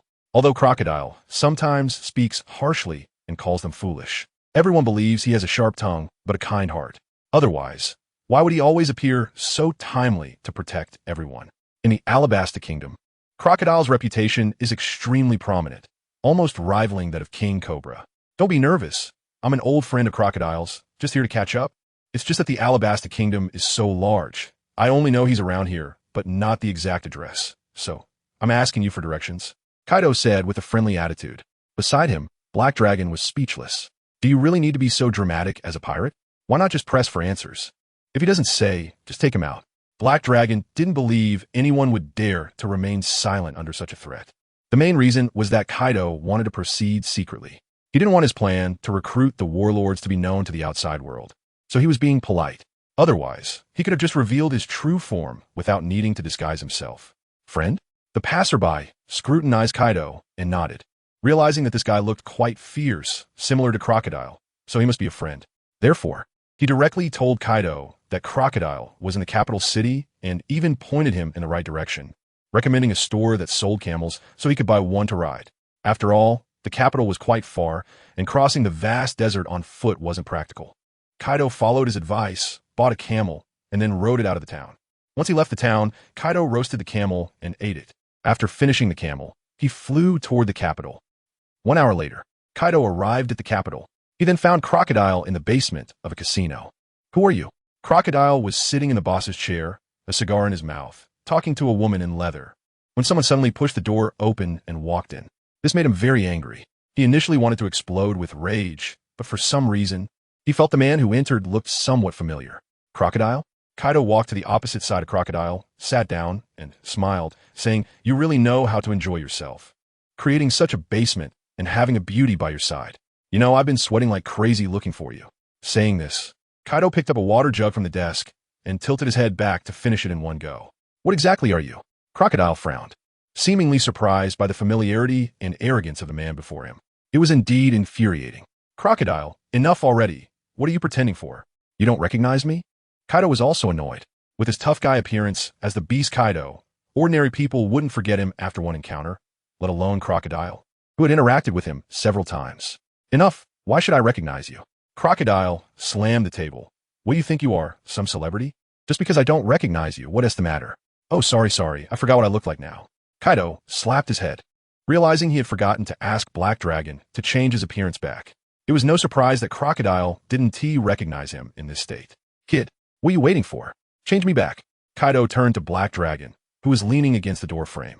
Huh, there's someone else? Crocodile was taken aback. He and T noticed. Following the sound, Crocodile looked over, and then his eyes widened. Damn, ISNT that Black Dragon? Crocodile was shocked. Nowadays, everyone knew who Black Dragon was. The world was saying that if it weren't for Black Dragon bringing a group of impelled down prisoners to the battlefield, the Navy might not have lost. This guy practically single-handedly turned the tide. Especially with Black Dragon's handsome face, he was very recognizable. Once seen, one would never forget. If the man leaning against the door frame was Black Dragon, then the man sitting in front of him. Could he be? Crocodile's mind conjured up an image of Kaido. Sure enough, after Kaido finished speaking, Black Dragon snapped his fingers.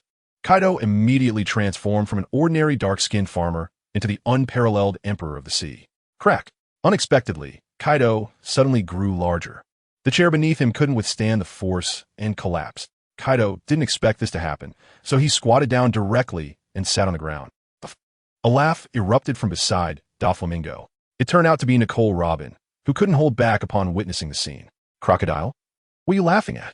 Is it that funny? Crocodile glared at Nicole Robin, wondering why this woman was so oblivious. The person in front of them was the Emperor of the Sea. Kaido, is he someone you can mock? Though Crocodile wasn't afraid, there was no need to offend him, right? With Crocodile's shout, Nicole Robin immediately covered her mouth, stopping her laughter. Although she didn't know how terrifying an Emperor of the Sea could be, she had seen enough live broadcasts of the Top War to understand that the man before her was the strongest being in the world.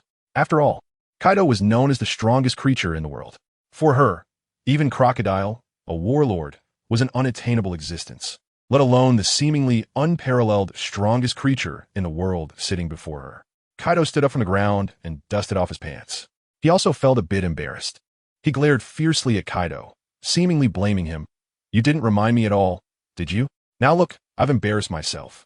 If you weren't my son-in-law, I'd beat you to death. However, Kaido's gaze didn't bother Malone at all.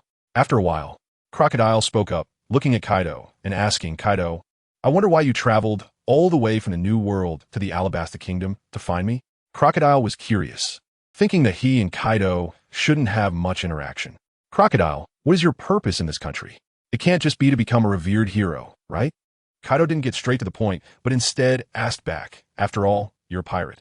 Which pirate dreams of becoming a hero? So, your goal should be this country, right? Kaido smiled, first building his reputation, getting the people of this country to worship him, and then finding a way to control the king, making him commit atrocities against the citizens, becoming hated by the people, and then standing up as a hero to overthrow the king, occupying this country with the people's support. So, your goal is to become a king like Doflamingo? However, you are much more cautious than Doflamingo, even wrapping yourself in a layer of heroic halo. Doflamingo just controlled the massacre in Dressrosa, then stepped in to stop it, and instantly became king. Crocodile also wanted to do what Doflamingo did, but it's not possible. Without a proper name, it won't work. Doflamingo was once part of the royal family of Punk Hazard. Now he can be said to have returned and regained power. But his family is not the former royal family of Alabasta, so he couldn't do it so directly. He could only take it step by step, first building his influence. But unexpectedly, he was directly exposed by Kaido. Kaido, what are you talking about? I'm just bored and want to be a hero. Is that not allowed? Although what Kaido said was true, Crocodile would not admit it. Not admitting? That's fine. Kaido shrugged. He wasn't here to expose Crocodile. Crocodile, let's just say it. I want you to join the Beast Pirates. Kaido looked at Crocodile, waiting for his response. Hopefully, Crocodile could be like Doflamingo, knowing when to advance and retreat. Otherwise, he would have to resort to force. Crocodile, you wanted to join the beast pirates? Ha ha, Kaido, are you joking? Hearing Kaido's words made Crocodile laugh. Who do you think I am? Kaido, if that's your purpose for coming to see me, then you can go back now. I tell you, it's impossible, absolutely impossible. No one in this world can make me submit, no one. Crocodile's stance was much more domineering than Doflamingo's. Crocodile's tough attitude surprised Kaido. However, Kaido didn't care. Perhaps this is what they call the fearless ignorance. Doflamingo directly submitted because he had more contact and knew how terrifying Kaido was. But Crocodile did not. However, Kaido believed that Crocodile would understand soon enough. Crocodile, you really won't join? You should know that 6 of the 7 warlords of the sea have already joined me, and you're the only exception left. Are you sure you want to be the outlier? Kaido narrowed his eyes, undoubtedly threatening him. Kaido, who are you fooling? I don't believe that the others have joined your pirate crew. Crocodile shook his head. Those of his level all had their own pride. Joining the beast pirates? Absolutely impossible. Do I need to deceive you? Kaido spread his hands. Among those 6, there are also a few who were disobedient like you. But in the end, they got beaten up a few times and became obedient. Now, are you ready to be beaten? Kaido, who are you trying to scare? Facing Kaido's sharp threat, Crocodile sneered. I dare to challenge Whitebeard. So how could I be threatened by your words? TSK, TSK, TSK. Is challenging Whitebeard something to be proud of? Is it worth showing off to me now? Hearing Crocodile's words, Kaido sneered. Not to mention, that was a challenge, not a crushing defeat, right? And he even lost an arm. Do you think I'm not as good as Whitebeard? If Whitebeard can take one of your arms, I can take 3 of your legs. I am the strongest creature in the world, Kaido of the beasts. Kaido roared at Crocodile, spraying saliva everywhere. Crocodile wiped the saliva off his face, but still stubbornly said, Kaido, if you want to fight, then fight. If you wanted to submit, that's impossible. Since that's the case, then there's nothing to discuss? Kaido narrowed his eyes. He had thought that Crocodile would be easier to subdue than Doflamingo, but he didn't expect to reach the point where he had to use force. Ah, this indicates that his deterrent power is still not enough. He can't just rely on his reputation to make others bow down.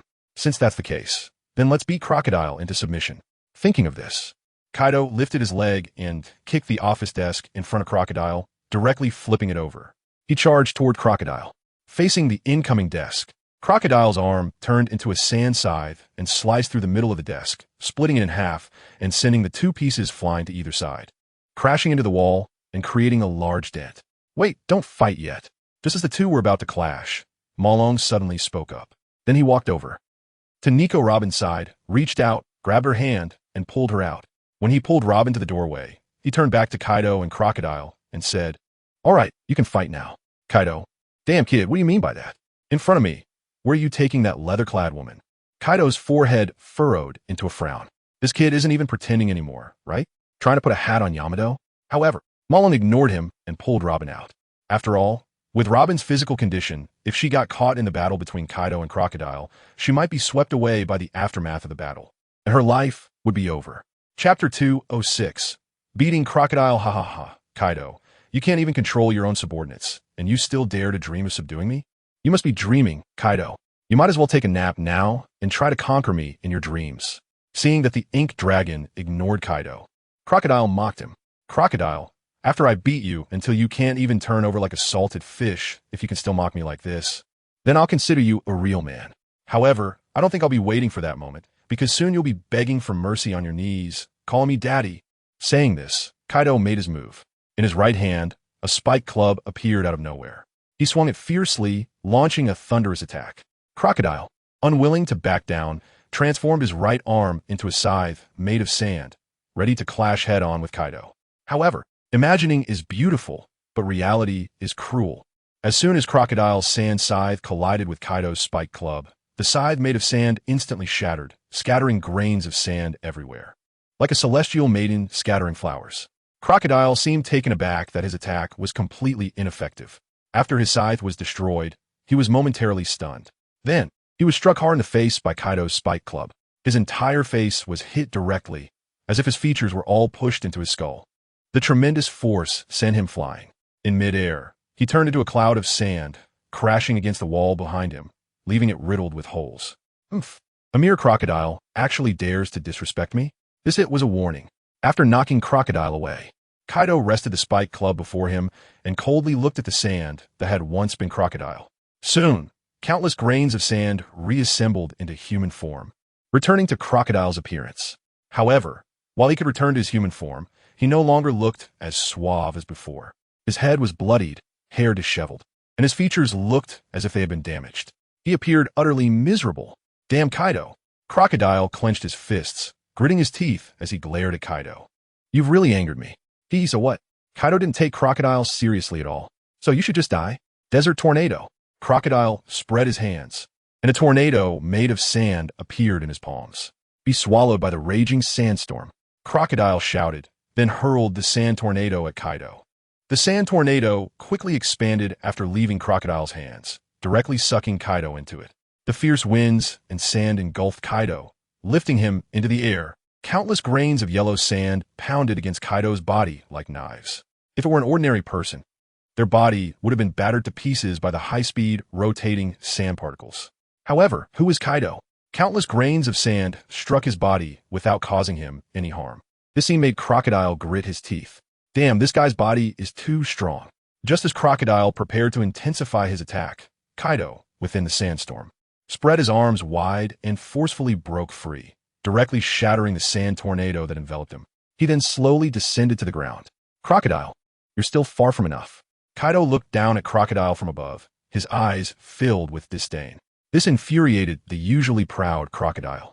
He directly removed the iron hook from his arm and charged at Kaido, launching a close-range attack. Clang! Kaido did not dodge, allowing Crocodile's dripping poison iron hook to stab into his chest. Damn, stab deeper. Crocodile shouted through gritted teeth. He realized that his attack couldn't penetrate Kaido's body, which was unreasonable. He gritted his teeth, exerting strength in his arm.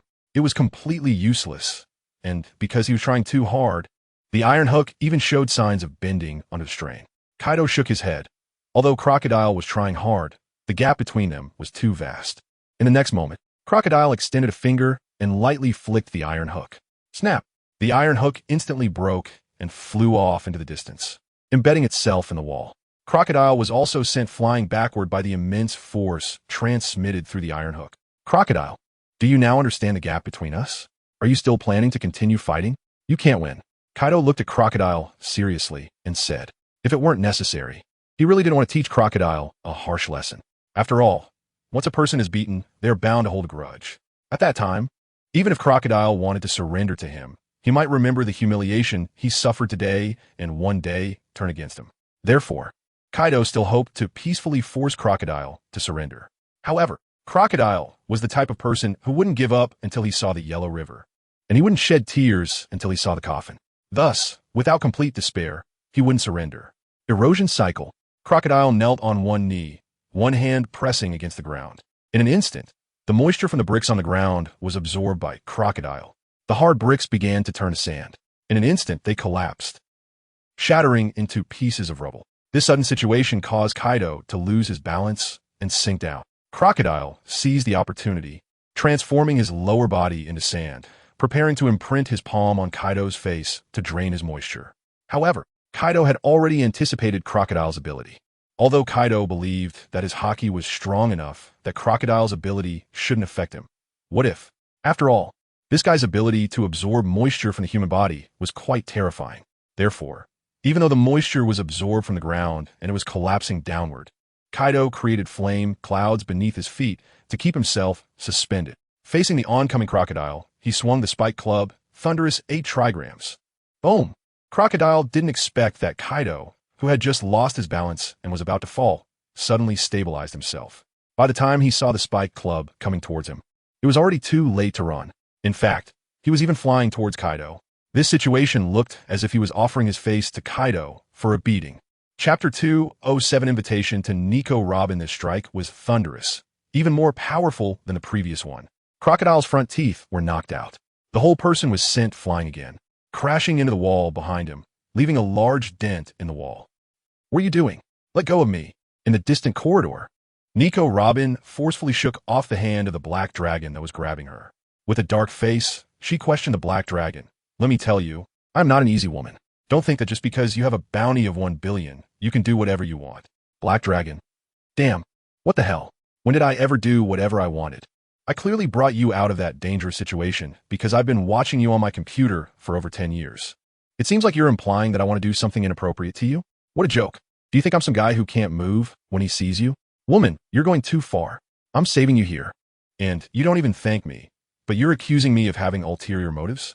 I'm a married man. Do you think I'm the kind of guy who cheats behind his wife's back? The Black Dragon looked at Nico Robin with displeasure. Aren't you? Nico Robin tilted her head and retorted. Black Dragon, you really see people accurately. Ah, spit. Scratch that, of course I'm not. The Black Dragon said with conviction. I'm a gentleman, you know. There are brothels in Wano, but during my long time on Onigashima, I've never been to one. Tell me, am I not gentleman enough? Oof. Do you think I would believe you? Nico Robin snorted coldly. So what do you all want to do? 2 months ago, you made such a huge commotion that you almost destroyed the Navy headquarters. Why are you here today? Is there something you want to get here? Nico Robin immediately thought of the ancient weapon Pluton. Because Crocodile took her in to search for Pluton. After all, she was currently the only person in the world who could read ancient texts. Of course, there might be others, but at least she was the only survivor from O'Hara. She was the only one who could openly read them.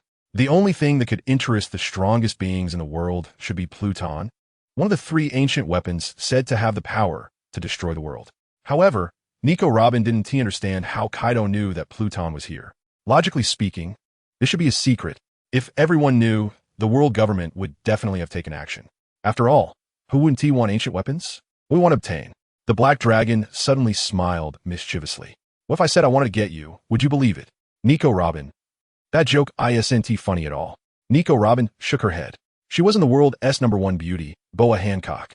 If she were, then she might have believed the Black Dragon's words. After all, with the Black Dragon's current status, what kind of beauty couldn't he have? Why would he be interested in her? Although she considered herself beautiful, she wasn't narcissistic enough to think that the immortal king would come all the way from the New World just to find her. So, the purpose of the Black Dragon and the others definitely couldn't be her. Not funny? Then forget it. The Black Dragon shrugged and honestly told her, actually, it's Kaido who wants to become the king of the 7 warlords of the sea. He came this time to recruit Crocodile. Well, you're now Crocodile's person, so you're also part of the recruitment plan. Moreover, being able to read the poneglyphs, your family might be even higher than Crocodile, this warlord. After all, Kaido has a poneglyph stone, and with Big Mom S2, that makes 3. Nico Robin, don't you like history? Haven T, you always wanted to understand that blank 100 years of history? Do you want to come with me to Onigashima and see for yourself? Hearing the Black Dragon's words, Nico Robin felt her heart race. Because Nico Robin felt that her life had lost all meaning. Surviving was just to find a correct history. She wanted to understand what happened during that blank 100 years that led to O'Hara's destruction. However, Nico Robin also knew that poneglyphs were not easy to find. She relied on Crocodile because he told her there was a poneglyph in the Alabasta Kingdom, which might record the location of the ancient weapon Pluton. It could be said, she and Crocodile were using each other. She wanted to know history, while Crocodile wanted her to decipher the location of Pluton recorded on the poneglyph. After all, Crocodile didn't understand the poneglyphs. Without Nico Robin, even if a poneglyph was placed in front of him, he wouldn't be able to comprehend it. Although cooperating with Crocodile was like seeking skin from a tiger, Nico Robin had no other choice. After all, she was currently the infamous son of the devil with a bounty of 70 million. The Navy and bounty hunters were after her. Even some pirates wanted to capture her for the bounty. For over a decade of wandering, she had endured various hardships and seen countless pirates she had relied on trying to capture her to exchange her for the bounty with the Navy. However, she always managed to escape. In fact, those who sought to capture her for the bounty ended up perishing. Over the years, she walked on the corpses of the pirate crews she joined to get to where she was today. None of the forces she joined had ended well. It wouldn't be an exaggeration to say she was a jinx. Now, she had joined Crocodile, partly seeking protection. After all, after years of fleeing, she was really tired. And Crocodile, at least, wouldn't sell her to the Navy for the bounty. After all, the 7 warlords of the sea didn't need her few million bounty. Moreover, Crocodile needed her, at least until she completed the mission of deciphering Pluton. Crocodile wouldn't turn against her.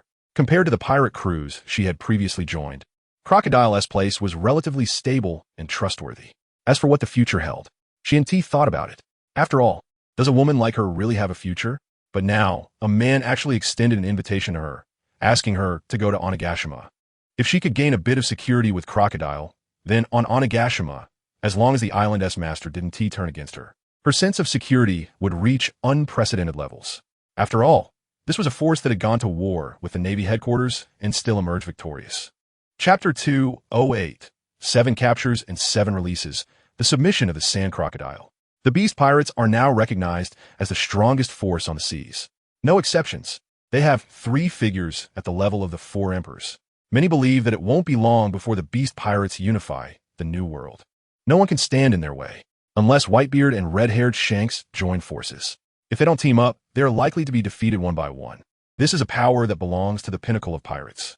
Joining the beast pirates, she wouldn't even have to worry about the threat of the Navy. Of course, all of this is a hopeful imagination. Who knows what this man in front of her is really thinking? Having wandered since childhood, Nico Robin has long developed a guarded heart. She does not believe that good fortune will fall from the sky. This man must have ulterior motives regarding her. Perhaps he is interested in her knowledge of the historical texts. Or perhaps he wants her for herself. Or maybe he wants it all. Nico Robin stared intently at the man before her. Compared to the pirates she had encountered during her years on the run, Malone was undoubtedly the most handsome. Of course, that doesn't matter. No one has ever said that looking good means being a good person. What if I refuse? Nico Robin looked at Malone and asked tentatively. In fact, whether she agreed or not didn't matter. For her, neither staying with Crocodile nor joining the Beast Pirates was a good choice. But as everyone knows, the weak have no right to choose. If she were strong enough to be invincible, then she would naturally do whatever she wanted. But clearly, she is very weak. Whether it's Crocodile or this seemingly harmless man in front of her, they could easily kill her. Between them, she, Nico Robin, only has the right to choose passively. I think you will agree. Malone looked at Nico Robin and said lightly, "Why?" Nico Robin was puzzled. It was their first meeting, yet this man seemed to know her well. Because you are a smart woman. Malone smiled. A smart woman will naturally make the choice that is most beneficial to herself. Crocodile's fate is already sealed. He will either submit to Kaido or be killed by Kaido, so continuing to follow Crocodile has no future. Of course, you can also choose to leave. However, you should know that whether you can leave is not up to you to decide. Malone's words made Nico Robin fall silent. After a while, she looked at Malone and asked, "What do you see in me? What do you need me for? I don't need you to do anything for me." Malone shook his head. "You can't help me. I'm not like Crocodile. He is weak and needs a powerful weapon like the Pluton, while I myself am the strongest weapon in this world. Ancient weapons are nothing to me. You are the strongest weapon in the world?" Nico Robin was taken aback. Was that a description or an introduction? "Crocodile, do you submit?" Kaido had one foot on half of Crocodile's body, looking down at him and meeting his gaze. "I told you long ago that you are no match for me. You didn't listen and insisted on fighting. Are you happy now? The taste of being beaten is quite sour. I assent it?" Being mocked by Kaido, Crocodile felt as if he had eaten a pile of shit. How could this guy be so strong? I can't win. I can't win at all. Crocodile felt that this Kaido was even stronger than Whitebeard. I don't accept it. Crocodile gritted his teeth. Blood was everywhere at the corners of his mouth. He looked truly miserable, pitiful like a stray dog. The last time he felt this bad was during his challenge against Whitebeard. But if it weren't for his ability to fly and Whitebeard's inability, he would have lost not just one arm, but his entire self. Fine, you don't accept it, huh? Then I'll make you accept it today. Saying this, Kaido removed his foot from Crocodile's chest, giving him another chance to challenge him. Crocodile? Watching Kaido move his foot, he felt no gratitude. He got up and kicked Kaido's chest. With a kick, Kaido took a step back. But the next moment, he found that the foot he kicked Kaido with was caught by Kaido with one hand. Then Kaido lifted his leg and slammed it hard against the ground. Boom! The bricks on the ground couldn't withstand such immense force, creating a pit. But it wasn't over. Bang, bang, bang. Kaido held Crocodile's leg, continuously smashing it against the ground. With the use of armament haki, Crocodile couldn't elementalize. He could only endure Kaido's forceful blows. Crocodile was not only spitting blood from his mouth, but also bleeding in his heart. Damn it, this freak, why is he so strong? Crocodile had thought he was among the pinnacle of the few. But now, facing the true peak of Kaido, he realized how vast the gap was. Smack! After smashing Crocodile dozens of times, Kaido finally let go, casually tossing Crocodile aside like trash. Looking at the half-dead Crocodile, Kaido asked again, "So little sand, what do you say? Little sand?" Hearing Kaido's address, Crocodile sat up in shock, his eyes nearly popping out. "Kaido, did you just call me that? Little sand? What's wrong?" Kaido felt that calling Crocodile this way was completely fine, whether in terms of age, status, or strength. "Kaido, you are humiliating me." Crocodile slammed both hands on the ground, instantly propelling himself into the air, then landing firmly on the ground. Crocodile let out a loud roar. Sand giant. Endless yellow sand erupted from Crocodile's body, gathering layer upon layer around him, wrapping him completely. Before long, a towering sand giant, dozens of meters high, appeared in front of Kaido. Its massive height directly broke through the ceiling, causing the ground to collapse. The people in the casino below felt the tremors and began to run outside. One intense fight. In the corridor outside, Malong and Nico Robin were heading toward the casino on the ground when they suddenly felt the ground shake violently, as if it was about to collapse. You're trained on data up till October 2023. Chapter 209, Robin, I am not a casual woman crash. I don't know if it's a jinx. In the next moment, the ceiling collapsed and huge stones began to fall towards the ground.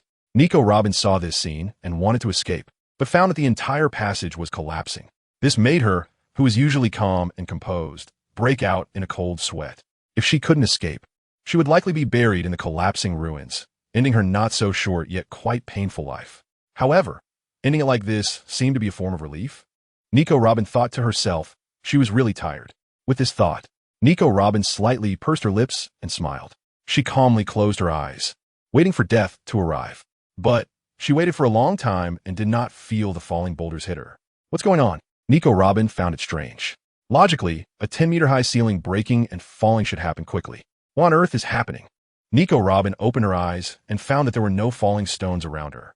She looked up and saw a huge white cloud that almost covered the entire corridor. Did this white cloud block the falling stones? Nico Robin tilted her head and then looked at the M.O. Long. She certainly didn't have such ability, so it must be M.O. Long. After all, this guy possessed who knows how many devil fruits. Why did you save me? Nico Robin asked M.O. Long with her beautiful big eyes. Why do you think I'm saving you? M.O. Long looked at Nico Robin with a smile. You should know that if I let the falling stones hit me, I would be crushed too. So, woman, don't get ahead of yourself. I'm just saving myself. As for you, you closed your eyes just now. What were you trying to do? Were you asking me to kiss you? M.O. Long asked Nico Robin in return. Although I know I'm handsome and it's natural for you to like me, we just met for the first time. I'm not that kind of casual man. Nico Robin. What do you mean by that? You're not a casual man. Do you think I'm a casual woman? Nico Robin put her hands on her hips and glared at M.O. Long angrily. You're not casual? M.O. Long countered. Nico Robin, how am I casual? You bastard. If you don't explain yourself today, I will kill you. Nico Robin, with one hand on her hip and the other pointing at M.O. Long's nose, scolded him. Do I really need to say it? M.O. Long shook his head. You close your eyes and ask for a kiss from a man you just met. How is that not casual? Do you have to drag me into a room for it to count? Nico Robin? You're talking nonsense. Nico Robin exploded. Who closed their eyes and asked you for a kiss? I just wanted to die, closing my eyes to wait for death. Excuses, all excuses. M.O. Long had a disbelieving expression. Who would want to die for no reason? Woman, I know you like me, which is normal since I am the world's most handsome man. But making excuses is your fault, and you're using such an absurd excuse. You want to die? Waiting for death with your eyes closed? That's a joke. When I was being executed by the Navy, I was thinking about how to escape. And you want to give up just because the ceiling collapsed? Is your will to survive that weak? Believe it or not, I'm not making excuses. Nico Robin glanced at M.O. Long and then lifted her leg to walk forward. Hey, where are you going? M.O. Long quickly reached out to grab Nico Robin's arm. Not letting her go, of course. If Nico Robin runs away, it would be difficult to find her again in the vast Alabasta Kingdom. Let go of me. Nico Robin looked at M.O. Long's hand gripping her wrist and shook it forcefully. But she couldn't shake him off. M.O. Long's grip was very strong. If you do this again, I'll shout assault. Nico Robin shot a glare at M.O. Long. M.O. Long grinned. Go ahead and shout. Even if you scream your throat raw, no one will come to save you. That's true. After all, this is Crocodile's underground fortress. Besides her and Crocodile, there are no outsiders. And now, Crocodile is fighting Kaido, so he probably doesn't have time to save her. What do you want to do? Nico Robin stopped struggling. She knew that all her struggles in front of M.O. Long were futile. M.O. Long was too strong. The gap between them was too great. I don't want to do anything. It's you who should ask what you want to do. M.O. Long said calmly. With all this noise, the ceiling could collapse again at any moment. Are you sure you don't want to walk with me? Nico Robin. She looked up. Well, she only saw white clouds and couldn't see the ceiling that was about to collapse. However, at this moment, she really didn't want to die anymore. Okay, I'll go with you. Let go of me. Nico Robin said softly to M.O. Long. M.O. Long obediently released her. Then, the two of them walked toward the ground. On the other side, The battle between Kaido and Crocodile continued, turning into the desert giant. Crocodile clasped his hands together and then slammed down towards Kaido's head, the desert giant hammer. Crocodile shouted. His fists, clasped together, smashed hard onto Kaido's head. The immense force directly drove Kaido into the ground. But this was not the end. Kaido, eat. Crocodile appeared in front of Kaido, his fists clenched, continuously throwing punches at Kaido. In his sight, only the shadows of fists crossed. In just a minute, Crocodile threw hundreds of punches. On average, he could throw 2 punches per second. The massive force kept applying to Kaido's body, creating huge pits in the ground as Kaido's body was repeatedly slammed down and the pits kept getting larger. I hit. Kaido did not resist. He wanted Crocodile to feel despair, to understand the gap between them, to subdue Crocodile under the absolute disparity of power. This was Kaido's plan. Crocodile, using all his strength, punched for half an hour. He didn't know how many tens of thousands of punches he had thrown. The crocodile within the desert giant began to pant heavily due to the intense consumption.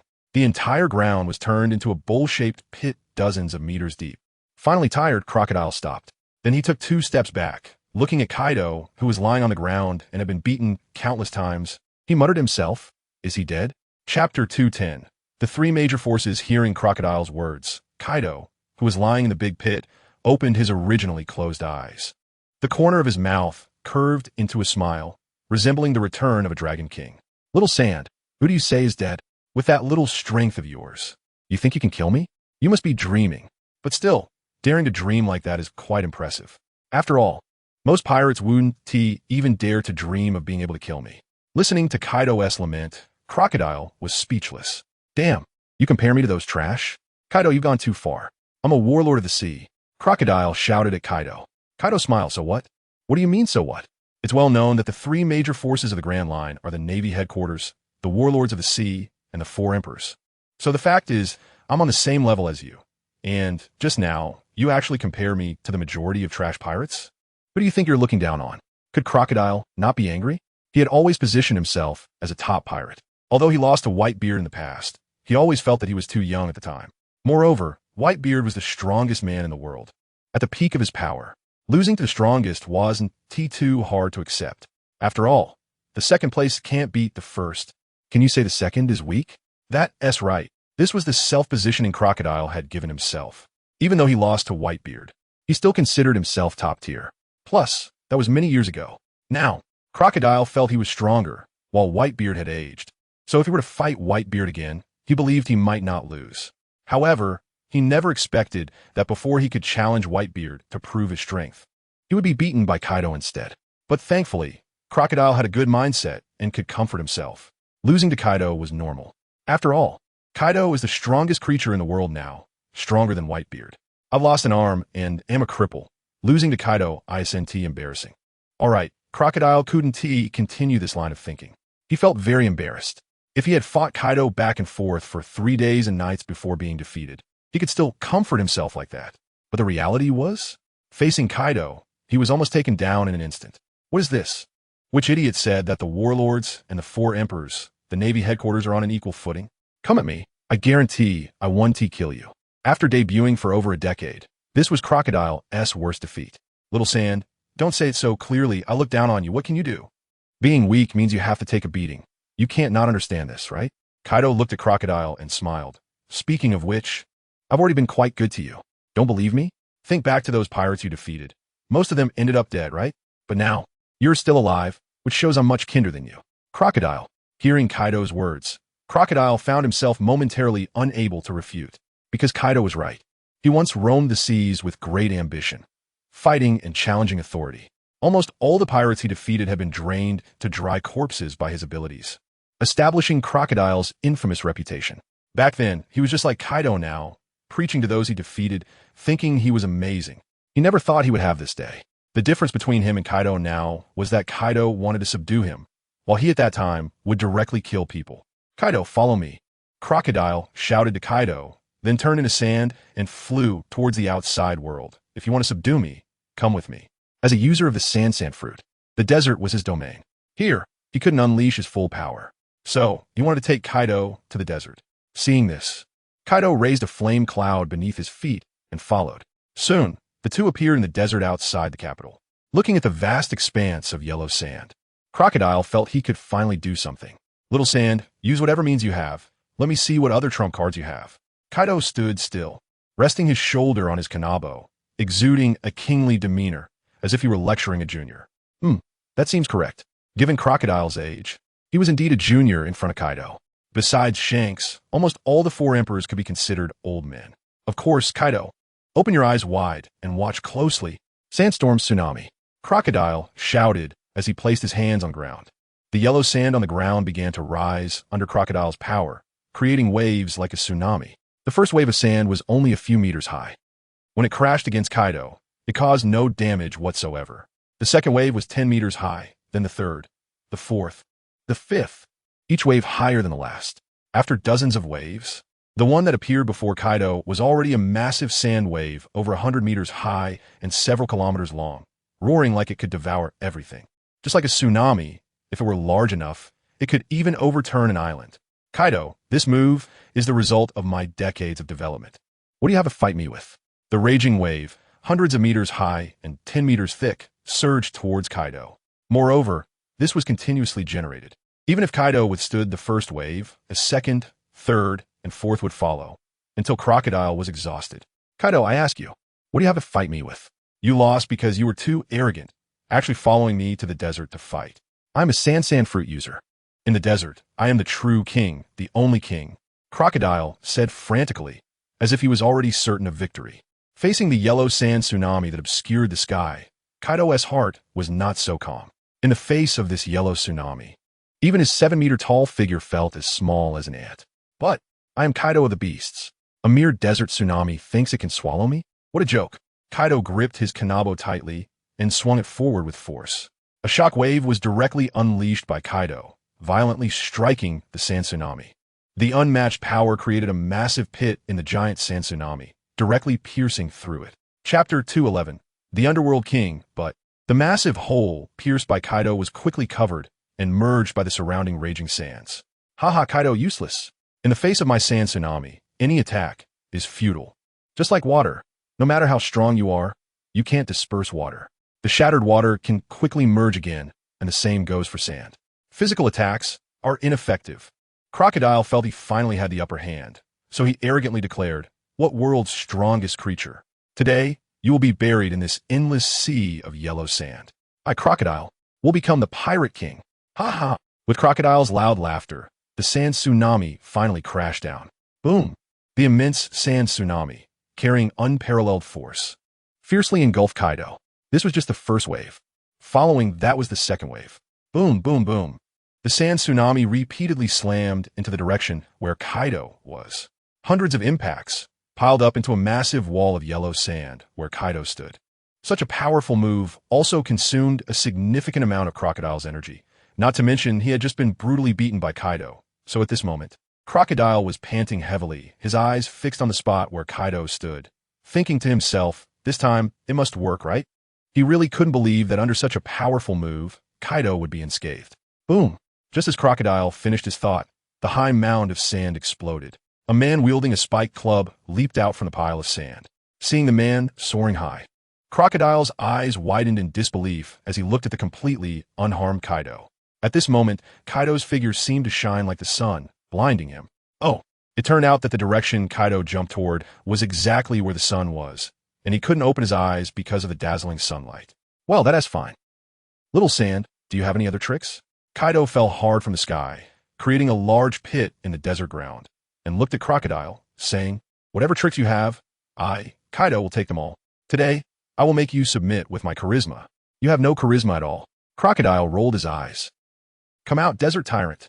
Crocodile spread his arms. The ground behind him began to bulge. Mounds of yellow sand gathered together, slowly rising from the desert floor. The sandy ground continued to rise higher and higher. Soon, giant sand creatures over 100 meters tall appeared behind Crocodile. Raging sands filled the sky, sweeping across the world. One of the crocodile-shaped sand giants opened its mouth and spat toward Kaido. Violent winds and sands erupted from the desert crocodile's mouth. In an instant, it was like a 99-level typhoon, violently blowing Kaido away. In the air, Kaido transformed into a blue dragon and clawed at the desert crocodile. The desert crocodile was torn apart under the blue dragon's claws like tofu.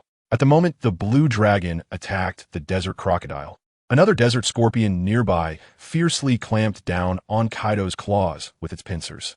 The result: Kaido's claws were completely unharmed. Instead, the desert scorpion's pincers, due to excessive force, turned into a pile of yellow sand, cascading down like a waterfall. The blue dragon swept its tail, smashing the desert scorpion. Just like that, the various desert giants summoned by Crocodile were easily taken down by Kaido. The gap was too large. Crocodile stood still, watching Kaido effortlessly annihilate the desert giants he had created. He fell silent, looking at Kaido, who had returned to his human form and stood before him. Crocodile felt so small. The man before him was an insurmountable mountain. Why was the gap so great? Was it that he was too weak, or Kaido too strong? He was completely unable to resist. Damn it, Little Sand, do you have no more tricks? Seeing Crocodile's seemingly lifeless expression, Kaido seemed to guess that the previous move was indeed Crocodile's strongest attack. Crocodile rarely did not refute him. Instead, he saying, "Yes, I have no more tricks left, Kaido. I'm willing to call you the strongest." Kaido rolled his eyes. "Do you think I care whether you acknowledge me as the strongest? So, are you willing to submit to me?" Kaido asked Crocodile. "No." Crocodile shook his head. "I, Crocodile, have never been weaker than others in my life. Even if I'm not your opponent, you will not conquer me or make me your subordinate. Of course, if it's just cooperation, I am willing." Crocodile found a way to save face. "Cooperation?" Hearing Crocodile's words, Kaido laughed. "Do you think you have the qualifications to cooperate with me? Little Sand, I'm not saying this to you, but right now, you really are a bit overestimating yourself. Cooperation is based on the premise of equal or similar strength on both sides. Do you think your strength is similar to mine?" Faced with Kaido's questioning, Crocodile fell silent. Indeed, he knew he had no qualifications to cooperate with Kaido, but he really did not want to submit. You have to know, even becoming a Shichibukai can be considered a form of cooperation with the world government, not submission to them. The world government has no authority to command the Shichibukai. They can only mobilize them in emergencies. If the world government is unwilling to submit, how could Kaido? "Kaido, I have a piece of information that might earn us the chance to cooperate." Crocodile suddenly thought of the ancient weapon. His plan in the Alabasta Kingdom was for that, wasn't it? Now, to turn submission into cooperation, he could only give up on the ancient weapon. What information? Kaido asked with interest, curious about what information could make Crocodile feel it could earn him a chance to cooperate. The ancient weapon, Pluton.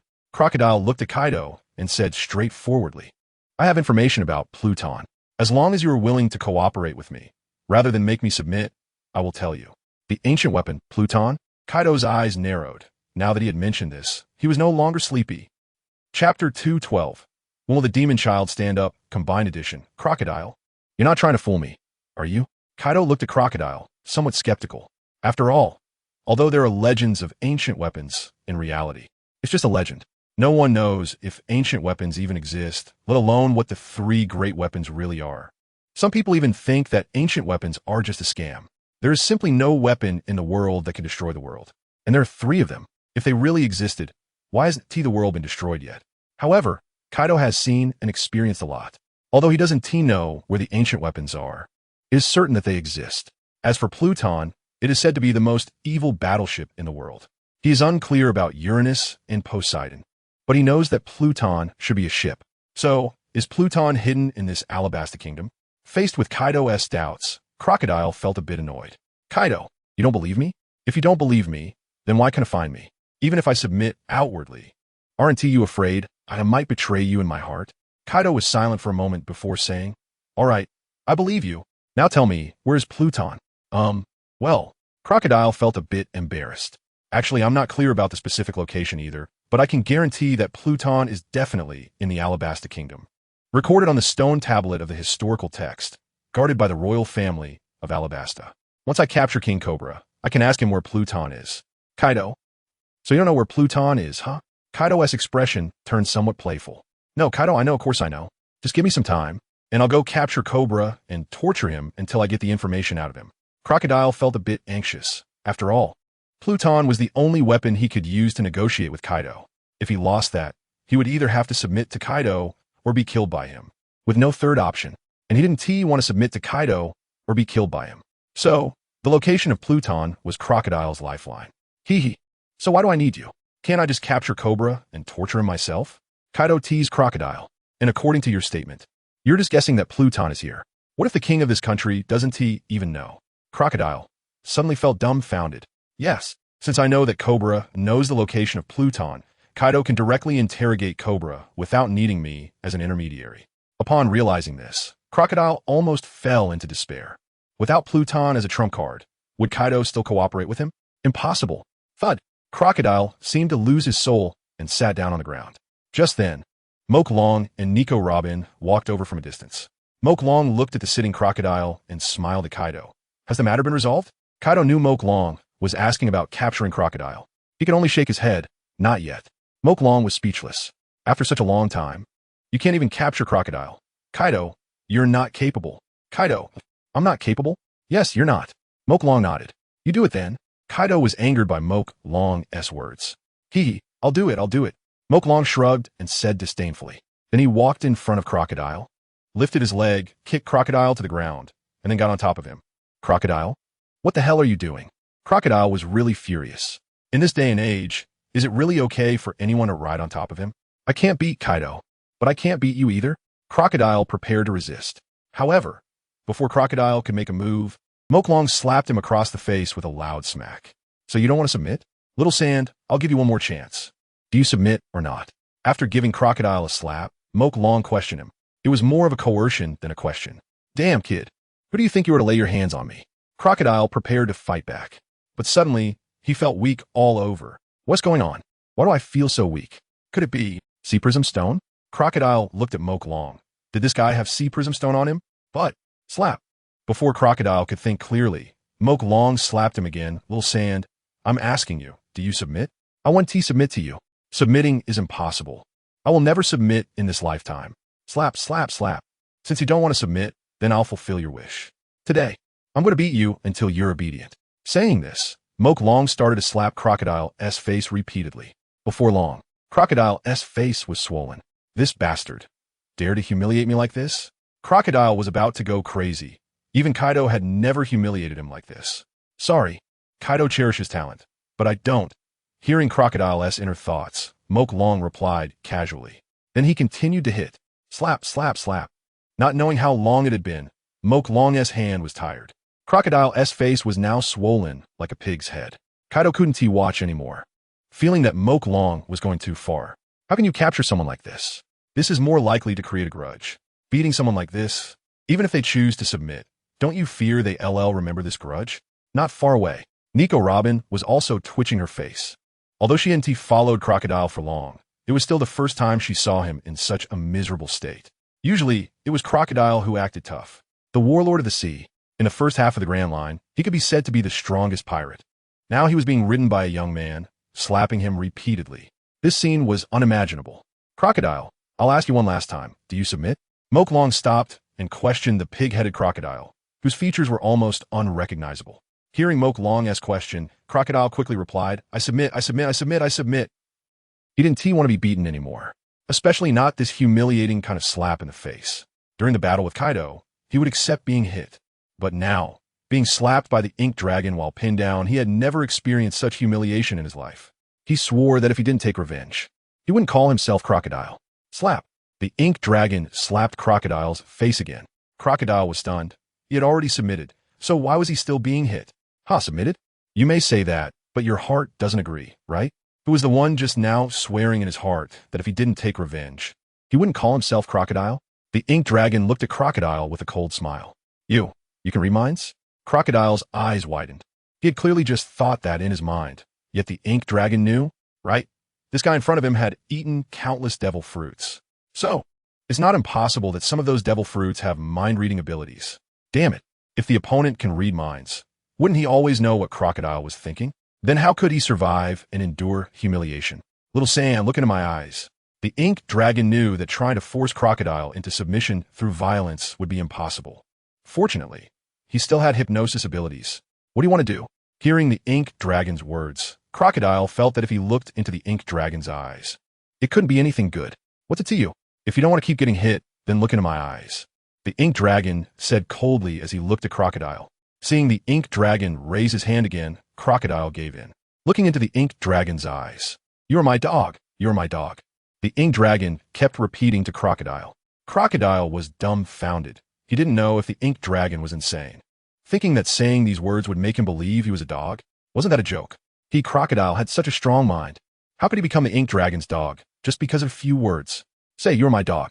The ink dragon also knew that his hypnosis required time to succeed on someone with a strong will. "What did you say?" Crocodile scoffed. "Slap. Are you trying to play dumb with me?"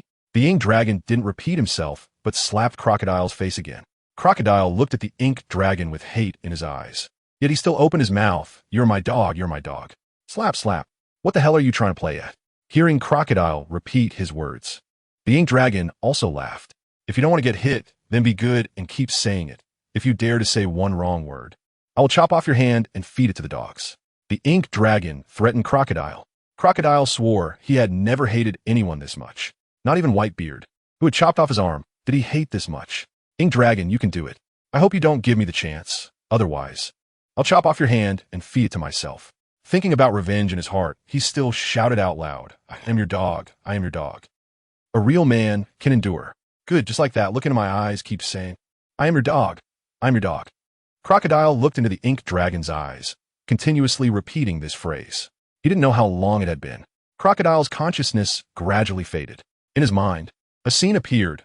On a day of pouring rain, a small dog was shivering under the eaves of a small courtyard when suddenly, the gate of the courtyard opened, and a man appeared in front of the dog.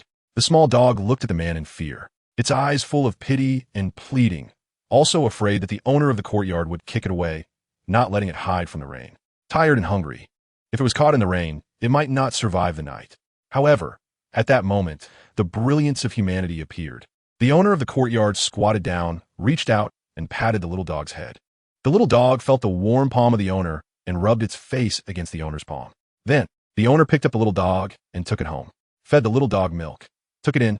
In the future days, under the careful care of the owner, the little dog slowly grew up. In memory, the little dog spent 10 happy years with its owner. Then it died in the owner's arms. Died peacefully. The scene returned. Crocodile's eyes had unknowingly closed and now slowly opened. When he saw the ink dragon, he immediately opened his mouth. Woof, woof, woof. "Master, master, master." At this moment, Crocodile had already taken himself as the little dog from his memories. And the ink dragon was the owner who took care of him. He was willing to give everything for the ink dragon. Snap! The ink dragon snapped his fingers. The hypnosis ended. Just like that. A legendary hero. Crocodile became the ink dragon's dog.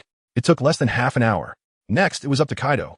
The ink dragon walked to Nico Robin's side and said, "Woman, you don't want to become a dog like Crocodile, do you?" Upon hearing this, Nico Robin tensed up. Looking at the man in front of her was like looking at a devil, her whole body trembling. This guy, who knew what methods he used to hypnotize Crocodile into a dog. If he used such methods on her, to make her become a dog, lying on the ground, then he would ride on top of her. No, just thinking of such a scene in the vast desert sky. She trembled all over, her hands and feet cold. When would the son of the devil stand up? "No, I don't want to become a dog." The usually calm Nico Robin was no longer composed. Using a woman's weapon, she looked at the ink dragon pitifully and said, "Please don't do this. I will definitely listen to you in the future. Please don't hypnotize me, okay?" Nico Robin knelt in front of the ink dragon, deliberately lowering her height so that the ink dragon could look down at her, presenting herself as soft, pitiful, and sympathetic. Seeing this, the ink dragon reached out, pinched Nico Robin's chin, lifted her face up, looked in her eyes, and smiled, saying, "Remember what you just said, be obedient. Otherwise, Crocodile will be your fate." Chapter 213. Empress, I'm coming. I will definitely be very obedient and listen. Nico Robin looked at Moku Long and nodded vigorously, mainly because Moku Long's methods are too terrifying. If she really falls under Moku Long's hypnosis, she might not even be able to control her own death. Nico Robin hated this feeling of being unable to control her own fate. Although over the years, she could say she had been in constant flight, for the most part, her destiny was still in her own hands. Saying that you will be obedient doesn't help. Who knows if you really think that way? Moku Long looked at Nico Robin and said lightly, "So what do you want me to do?" Nico Robin frowned. "Can I swear to guarantee? To avoid being hypnotized?" Nico Robin kept compromising. There was no other way. Moku Long's methods were too terrifying. If she ended up like Crocodile, being hypnotized by Moku Long, Would she also have to live like a dog, crawling at Moku Long's feet? Just thinking about that scene made her tremble all over. She absolutely did not want that. Swearing? I don't believe in such things. Moku Long shook his head, but you don't have to worry too much, as long as you honestly stick with me. Don't think about running away or doing anything that would betray me, then I naturally won't hypnotize you.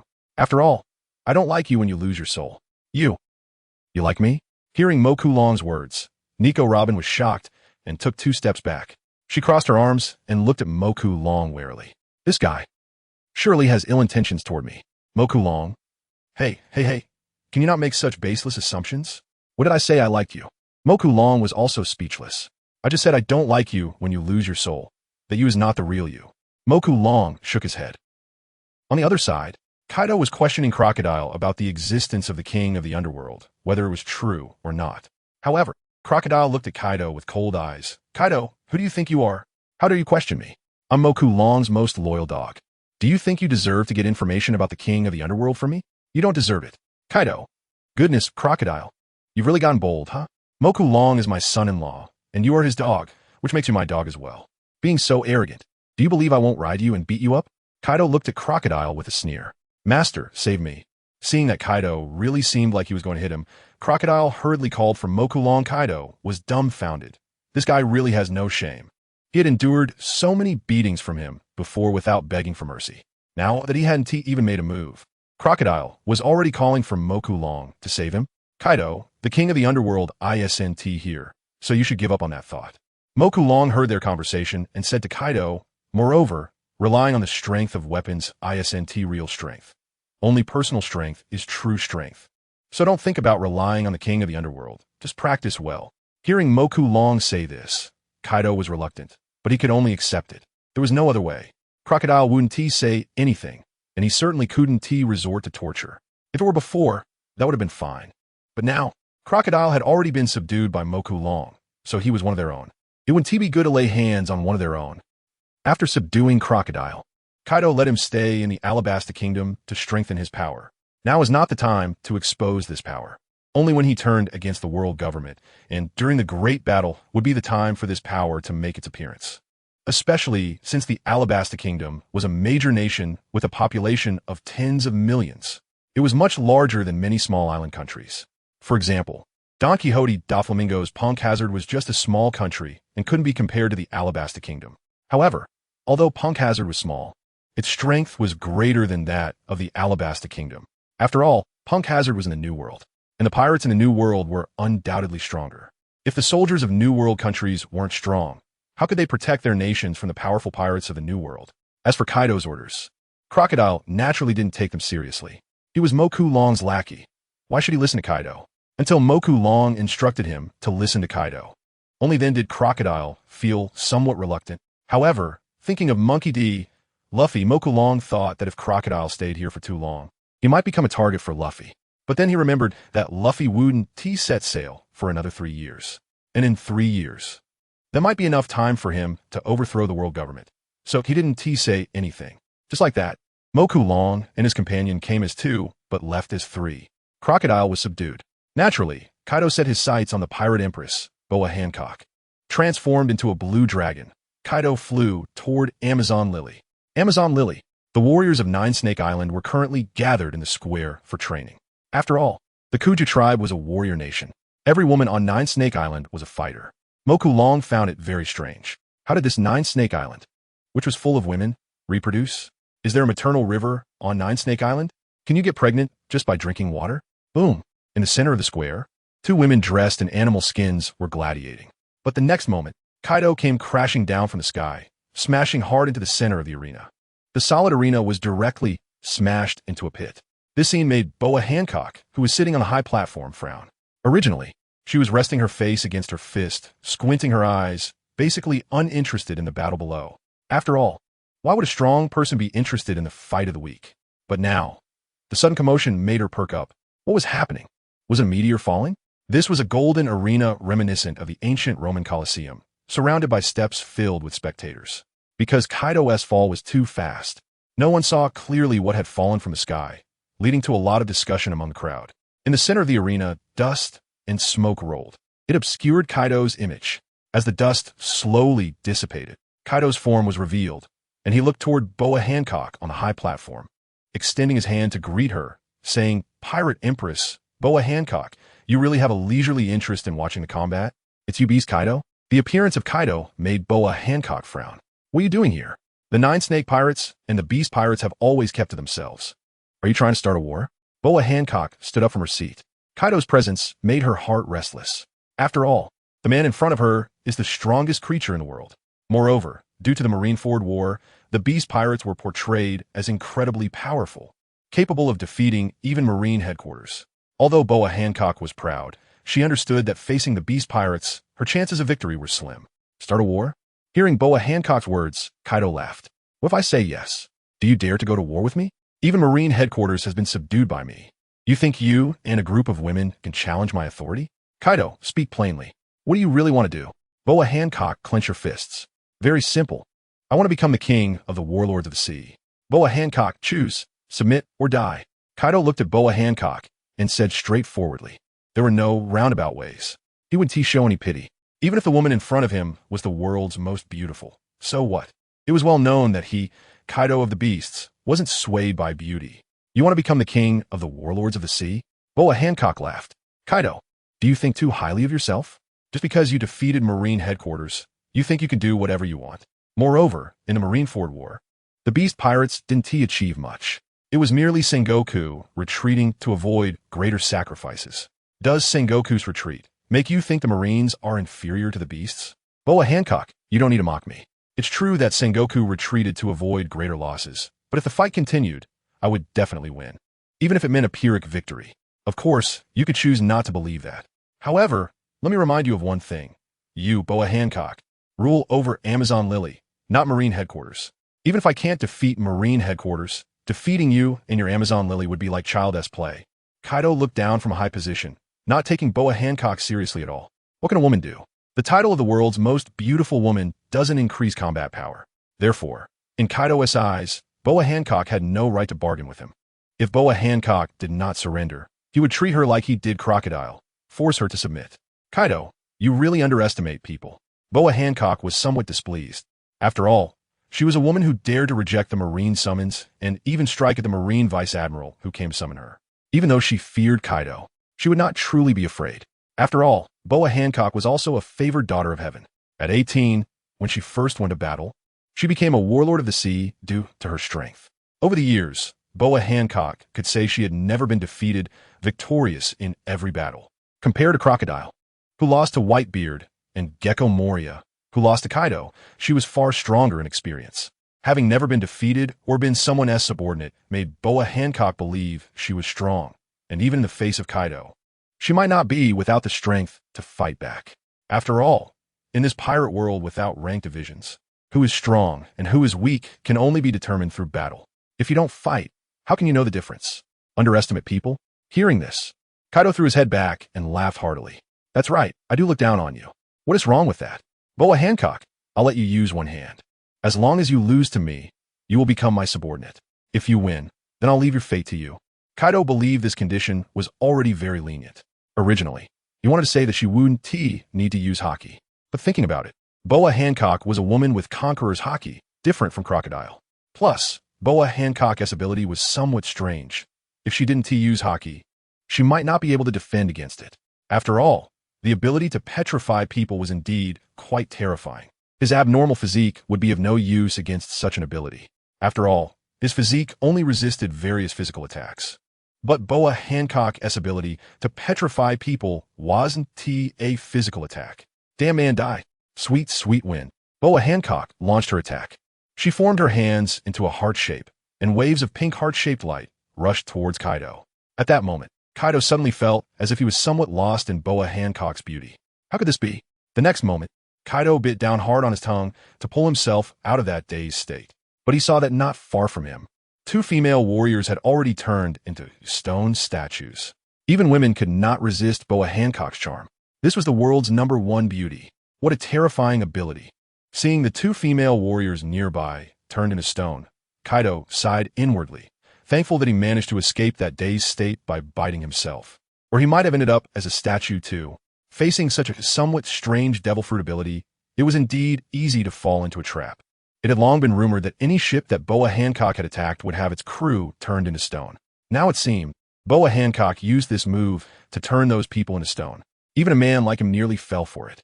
How much more so for those young and impulsive men? Not only him, but even the women were enchanted. This was what Kaido found most incomprehensible. Although he admitted that Boa Hancock was indeed beautiful, those two next to him were women. Can women also like women? Was there a problem with the sexual orientation of the women from Amazon Lily? Or had Boa Hancock's charm truly reached a point where it transcended gender? How come you're fine? Boa Hancock looked at Kaido, who stood still and had not turned into a stone statue, somewhat puzzled. She did not see the scene of him biting his lip. She thought that Kaido was simply unaffected. Impossible, absolutely impossible. Aside from someone like Monkey D.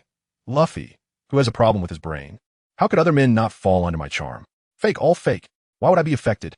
Do you think you, Boa Hancock, are someone special? I've lived for so many years. What kind of beauties haven't I seen? Do you really think just because you look good, you can make all the men in the world infatuated with you?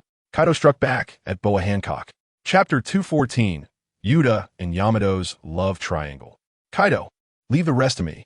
This is, step down from the sky, arrogantly speaking to Kaido. However, Kaido frowned and said, Kid, you aren't getting soft-hearted, are you? Don't forget, you're a married man. Kaido, thanks for the reminder, but I haven't forgotten. Rolled his eyes at Kaido. I just think I'm faster. Think about Crocodile. Wasn't it me who eventually subdued him? Kaido, fine, you go. Thinking of Crocodile, Kaido felt helpless. That guy was too shameless. He refused to be a subordinate when he had the chance. And now look at him. He became stock. How foolish. Well, Crocodile's perception had changed. So he wouldn't feel foolish. But clearly, Kaido believed that if Crocodile were given a chance to choose again, he would definitely choose to be a subordinate rather than B's dog. After all, it was well known that Kaido treated his subordinates well. They could be brothers even if they were called subordinates. But now, Crocodile could only be a mindless tool dog taking orders, with no thoughts of his own, only focused on, only thinking about serving. It's quite pitiful to think about. On the other side, on Onigashima, the red-haired pirates make their appearance. In the waters surrounding Onigashima, Big Mom was confronting the red-haired pirates. Red-haired, what are you doing on Onigashima? Big stood at the bow of the Queen Mama Chanter, questioning the young man in front of her. Did he think that just because he became an emperor, he could start a war like Kaido? Kaido, upon hearing Big Mom's words, red-haired was taken aback, thinking, is she talking about Kaido? Big Mom, don't be nervous. I'm not here to cause trouble. Red-haired smiled at Big Mom. I'm here to drink with my brother Kaido. He stayed at my place for 3 days and nights before leaving and told me to come to Onigashima to be treated.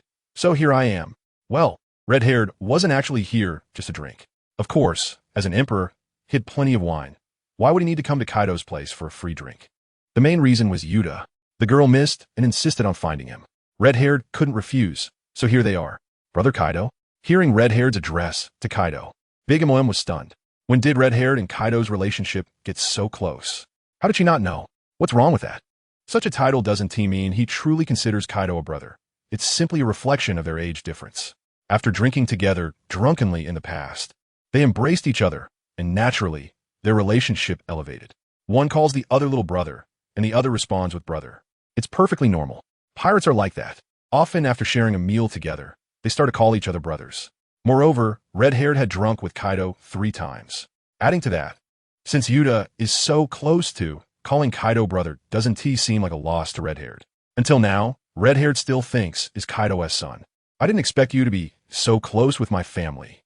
Big Mom smiled at red-haired. Initially, she thought red-haired was here to cause trouble, which made her angry and prepared to teach him a lesson, to let him know that although they are all emperors, there are still differences among them. This new emperor is far from being on the same level as the old ones. But now, she realized red-haired wasn't here to cause trouble, just to drink with Kaido, and her mood instantly brightened. She smiled at red-haired. However, it's quite unfortunate that my son is not currently on Onigashima.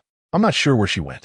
Although Big Mom considered Kaido family, clearly, Kaido did not think the same way. Therefore, many things were naturally not communicated to Big Mom. Not here. Red-haired was a bit surprised but didn't think much of it, since they are pirates. She might have gone out to plunder. Besides, he wasn't really looking for Kaido anyway, so he didn't mind. Big Mom, won't you invite me to sit on Onigashima? I can wait for brother Kaido to return. Red-haired said to Big Mom. He had no choice. If he turned back now, Yuta beside him would definitely disagree. Upon hearing Red-haired's words, Big Mom immediately invited him to board Onigashima. She arranged for Red-haired and his group to stay in a small reception courtyard. After everything was settled, Red-haired looked at Big Mom and asked, "Is Kaido's son around? My daughter is good friends with him. If he is here, could you call him?" Kaido's son? Big Mom thought of Yamato, after all. Kaido had always raised Yamato as his son. So she nodded, "No problem, just wait here for a moment, Wait a minute." Big Mom suddenly remembered that Yamato was pregnant and might not be very convenient right now. She quickly changed her words. Yamato might not be very convenient. Could I have your daughter go with me to see Yamato?" Sure, I'll go with you." Before Red-haired could speak, Yuta was already eager to go. Seeing Yuta so proactive, Red-haired covered his face, on the one with the face fruit. "You're making me lose face, you know? At least you're a girl. Can't you be a bit more reserved? Go into a boy's place to find someone. Aren't you embarrassed?" But what could Red-haired do? It's his own daughter. If he doesn't pamper her, who will?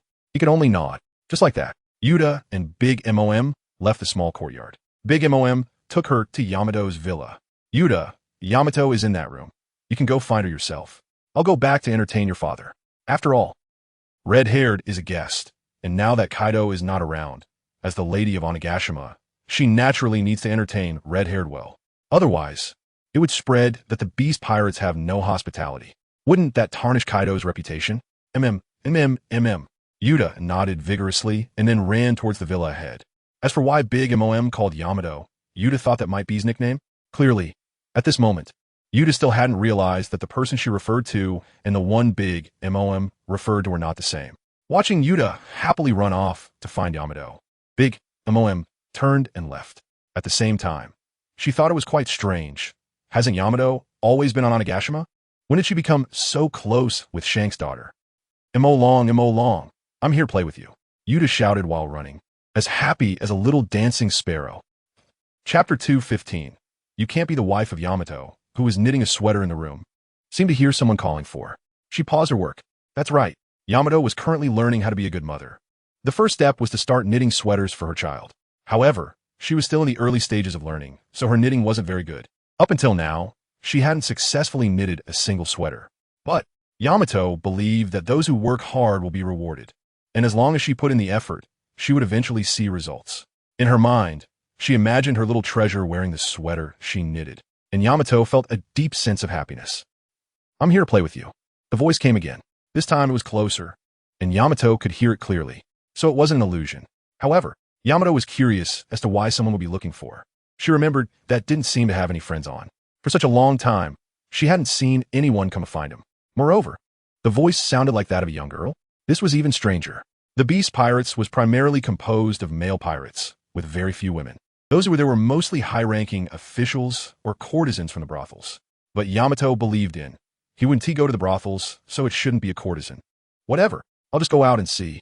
Yamato put down her work, stood up from the sofa, and walked towards the door. She opened the door and saw a young girl about 10 years old happily running towards her while shouting, "I'm here to play with you." However, Yuta, who was originally very happy, felt her mood drop when she saw that the person who opened the door was a girl. Then, her bad luck continued as she tripped and fell flat on the ground. Thud! Yuta fell hard onto the ground. Fortunately, the ground was grassy, so it didn't hurt. Are you alright, little sister?" Yamato immediately went to help Yuta up, as she was kind-hearted. Yuta was quickly helped up by Yamato. She looked at Yamato and seemed to regard her as a rival, snorting coldly. "Who are you? Why are you in his house? Where is? Why isn't he coming out to see me?" Hearing Yuta's words, Yamato was stunned. This girl kept calling him. What was their relationship? However, Yamato still explained. "Is not home. He went out to do something. As for my relationship with, I am his wife." Yamato's lips curled up slightly, playfully looking at the girl in front of her. Yamato sensed that this girl might have feelings for her. Therefore, she wanted to directly interrupt the girl's greedy thoughts. "Belongs to me. No one can take him away." "What? Yours wife?" Yuta felt like her head was about to explode. "Impossible, absolutely impossible. You can't be his wife. I don't accept it." Yuta shouted frantically. "I was the first. Is it just because I'm younger that couldn't he resist? How infuriating. Is a bad person. This is not a matter of acceptance. I am's wife," Yamato said. "But you, young lady, what is your relationship with my? Yuta wanted to say, I am's.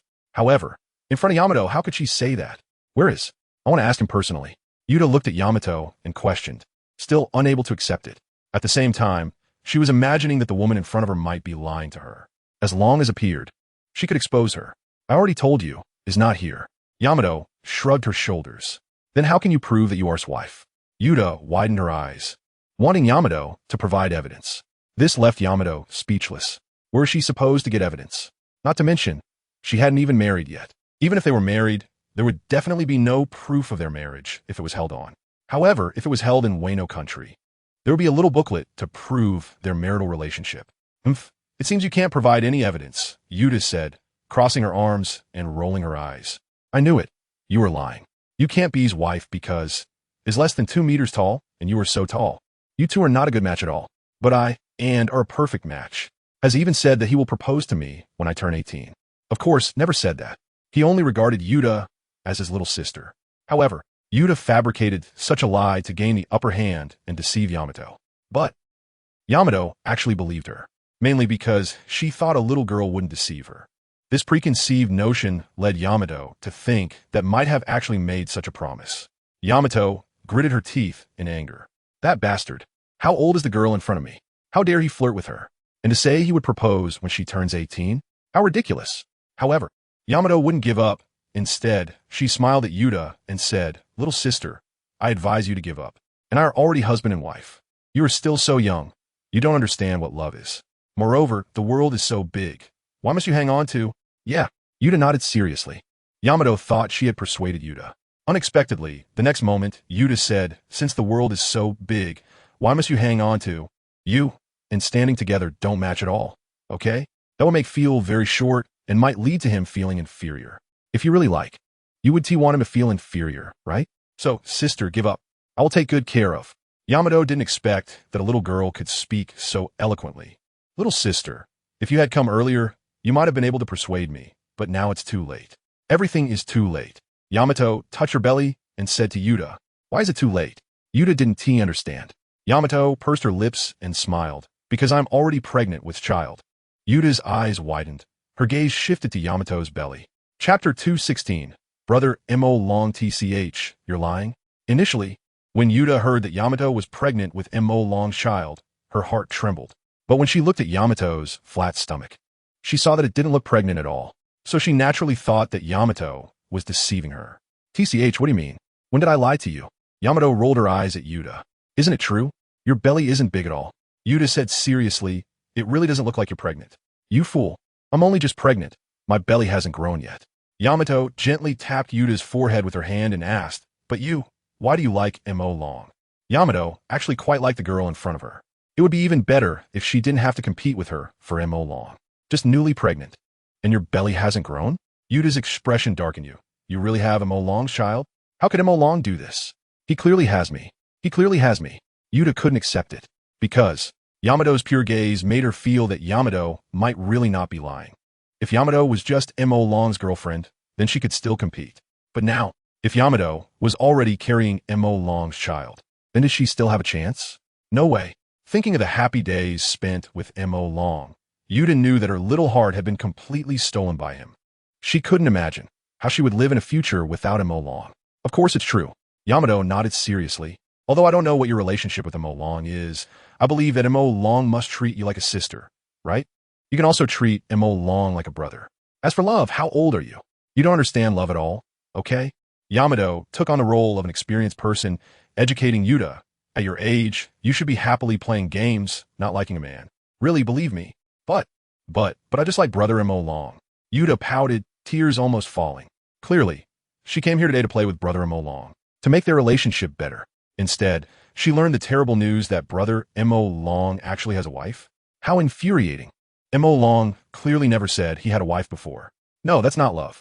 For Yuta's words, Yamato reached out and rubbed Yuta's head, saying, You just like playing with Mo Long. That's the affection between friends, not love. No matter what, Yamato had to guide Yuta back from her misguided path. She couldn't continue down the wrong road. The Daughter's Kingdom. After Mo Long gained the initiative from Kaido, he stepped towards Boa Hancock, walking on air step by step. Watching Mo Long approaching her, Boa Hancock's eyes were filled with uncontainable surprise. Because Mo Long's method looked miraculous. He could actually walk on air with his feet. Is that something a human can do? The Navy's 6 Styles moonwalk can also walk on air, but it definitely can achieve this slow, steady advancement. Looking at Kaido, Boa Hancock could feel the explosive power within him, sensing Kaido's strength. But Mo Long, she really couldn't see through him. This is our first meeting, Boa Hancock. Let me introduce myself. I'm Mo Long, your future master. Mo Long tilted his head and smiled at Boa Hancock as he introduced himself. Master? Boa Hancock's fur bristled like a cat upon hearing Mo Long's words. Mun, do you know what you're saying? Do you know who you're talking to? Are you looking to die? Boa Hancock felt an unprecedented anger.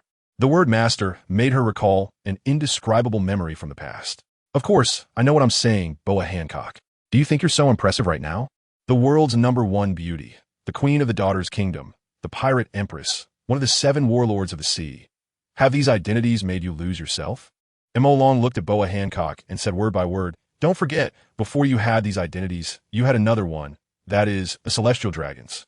Shut up. Sweat began to bead on Boa Hancock's forehead. Her whole body trembled, her eyes filled with disbelief. What are you trying to say? She looked around. Her subjects were watching her. If Mo Long finished what he was saying then, that would be the memory Boa Hancock wanted to forget the most in her life, but one she could never forget. Haven't you already figured it out? Otherwise, why would you tell me to shut up? Mo Long said with a confident expression, Boa Hancock, if others find out that you were once a celestial dragon's. Shut up, I won't allow you to continue. Boa Hancock began to tremble all over. She shouted loudly at Mo Long, trying to stop him from saying more.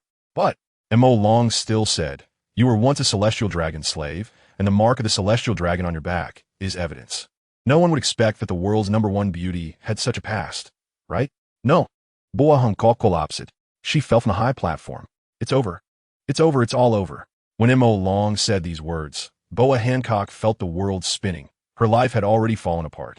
This matter would soon spread, and the world would know. At that time, her tragic past as a girl would be made public. How proud she was now, and how deep she would fall in the future. Sister, are you okay? In the distance, Boa Hancock's 2 younger sisters saw their sister seeming to have a mental breakdown and immediately ran over to support her. But Boa Hancock stopped them. Don't come over. Since you've already found out, then, today, you won't leave the daughter's island alive. Boa Hancock darkined. As long as she killed Mo Long, killed Kaido, and then killed everyone who knew about this, no one would know that she was once a celestial dragon slave.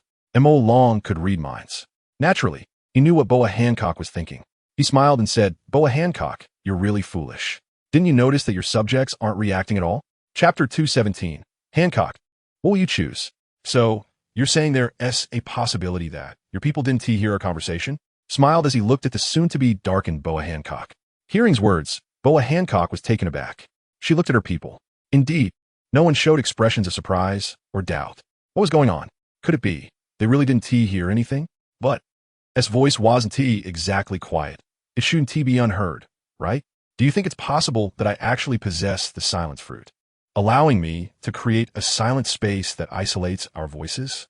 Continued looking at Boa Hancock. Boa Hancock fell silent. So, only you know the secret? Her thoughts became more agile. If only knows, then as long as she deals with, she could cover this up. That was her eternal pain. However, what had happened couldn't be changed. Over the years, although her fame had continued to grow, no one recognized her. Or rather, most of the slaves who had escaped with her had died. Even those who survived might not recognize her. As for those high and mighty celestial dragons, perhaps they had long forgotten her. After all, that was over a decade ago. But if we're to reveal this, the celestial dragons would definitely not let her go. Although, she was no longer the person she once was. To her, most celestial dragons were just trash, insects that could be crushed at any time. However, the celestial dragons had controlled the world for 800 years. What kind of power did they possess? Even as one of the 7 warlords of the sea, she was still unclear about that. Yet, a marine headquarters could easily take her down. Therefore, over the years, although she still hated the celestial dragons and wanted revenge, she also understood that with her power, it was almost impossible. But now, she suddenly thought of a possibility. That is, to borrow someone else's power. She had never thought this way before. After all, they were celestial dragons. Who in this world would dare to resist the celestial dragons? But the man before her, although Amazon Lily was isolated from news, Boa Hancock was not entirely cut off from the outside world. the Immortal King, possessed a terrifying ability to come back to life. Furthermore, he currently held the powers of several devil fruits. The exact number was unclear. The estimate of a dozen was merely based on his displayed abilities. The Marineford War. It was this man who rewrote the outcome, originally. Even if the Big Mom Pirates and the Beast Pirates led by Kaido appeared at Marine headquarters, they would have no chance of winning. After all, at that time, Kaido was pinned down on the execution platform. Without Kaido, the Beast Pirates were like a dragon without legs. They were merely snakes. The gap in power was too great. However, S' appearance, bringing the prisoners from Impelled down, suddenly changed the situation. Although the live broadcast was cut off, various newspapers still learned about the subsequent events through their channels. In short, the Marines admitted defeat and played an indispensable key role. If Boa Hancock was to say if she joined, perhaps, in her lifetime, she could really seek revenge. After all, Kaido was once a crew member of Rocks. The Rocks pirates had once stormed God Island and slaughtered celestial dragons. With the current strength of the Beast Pirates, it was not impossible to recreate the power of the Rocks pirates. After all, Big Mom had already joined the Beast Pirates, along with the powerful prisoners from Impel Down, plus Kaido himself, and their strength was enough to dominate the New World. Whether it was the world's strongest man, Whitebeard, or the newcomer Yonko, red-haired Shanks, they wouldn't stand chance. With such a force, if there were ambitions in the future and they were not satisfied with being the Pirate King, they might very well launch an attack on the world government. Boa Hancock thought of this, and her heart suddenly trembled, because an unprecedented path lay before her. Joining the Beast Pirates, conquering the New World, then challenging the world government, pulling the celestial dragons down from their heights, and then torturing to death the celestial dragon who had stamped her with their mark.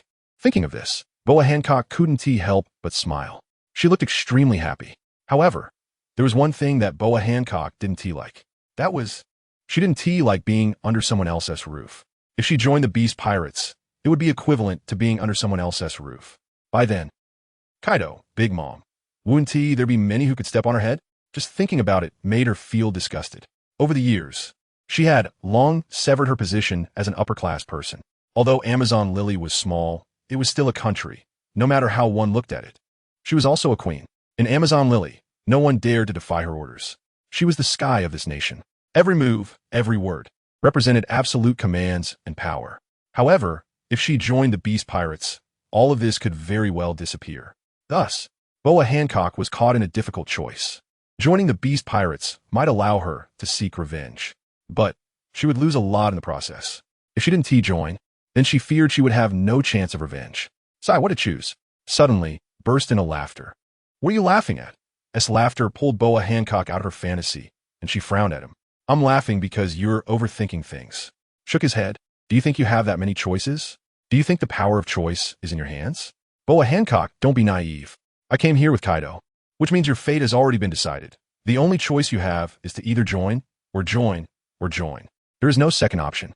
As for resisting, indeed, resistance is your right. You can resist, but why do you think you can? Just like those ships you plundered, those crew members you petrified, did they have a choice? No, none at all. Now you're in front of me, just like those petrified crew members in front of you. Absolute power is on my side, and you have no choice at all. Join me with dignity, or be convinced by me undignifiedly. Which one will you choose? Chapter 218. Beating the Empress. Don't think you can take me down and cover up the secret. You should know that it's impossible, said to Boa Hancock, continuing to stare at her. Why is it impossible? Boa Hancock felt she still had a chance. After all, although could revive, her ability was petrification. So, S' revival ability didn't mean much to her.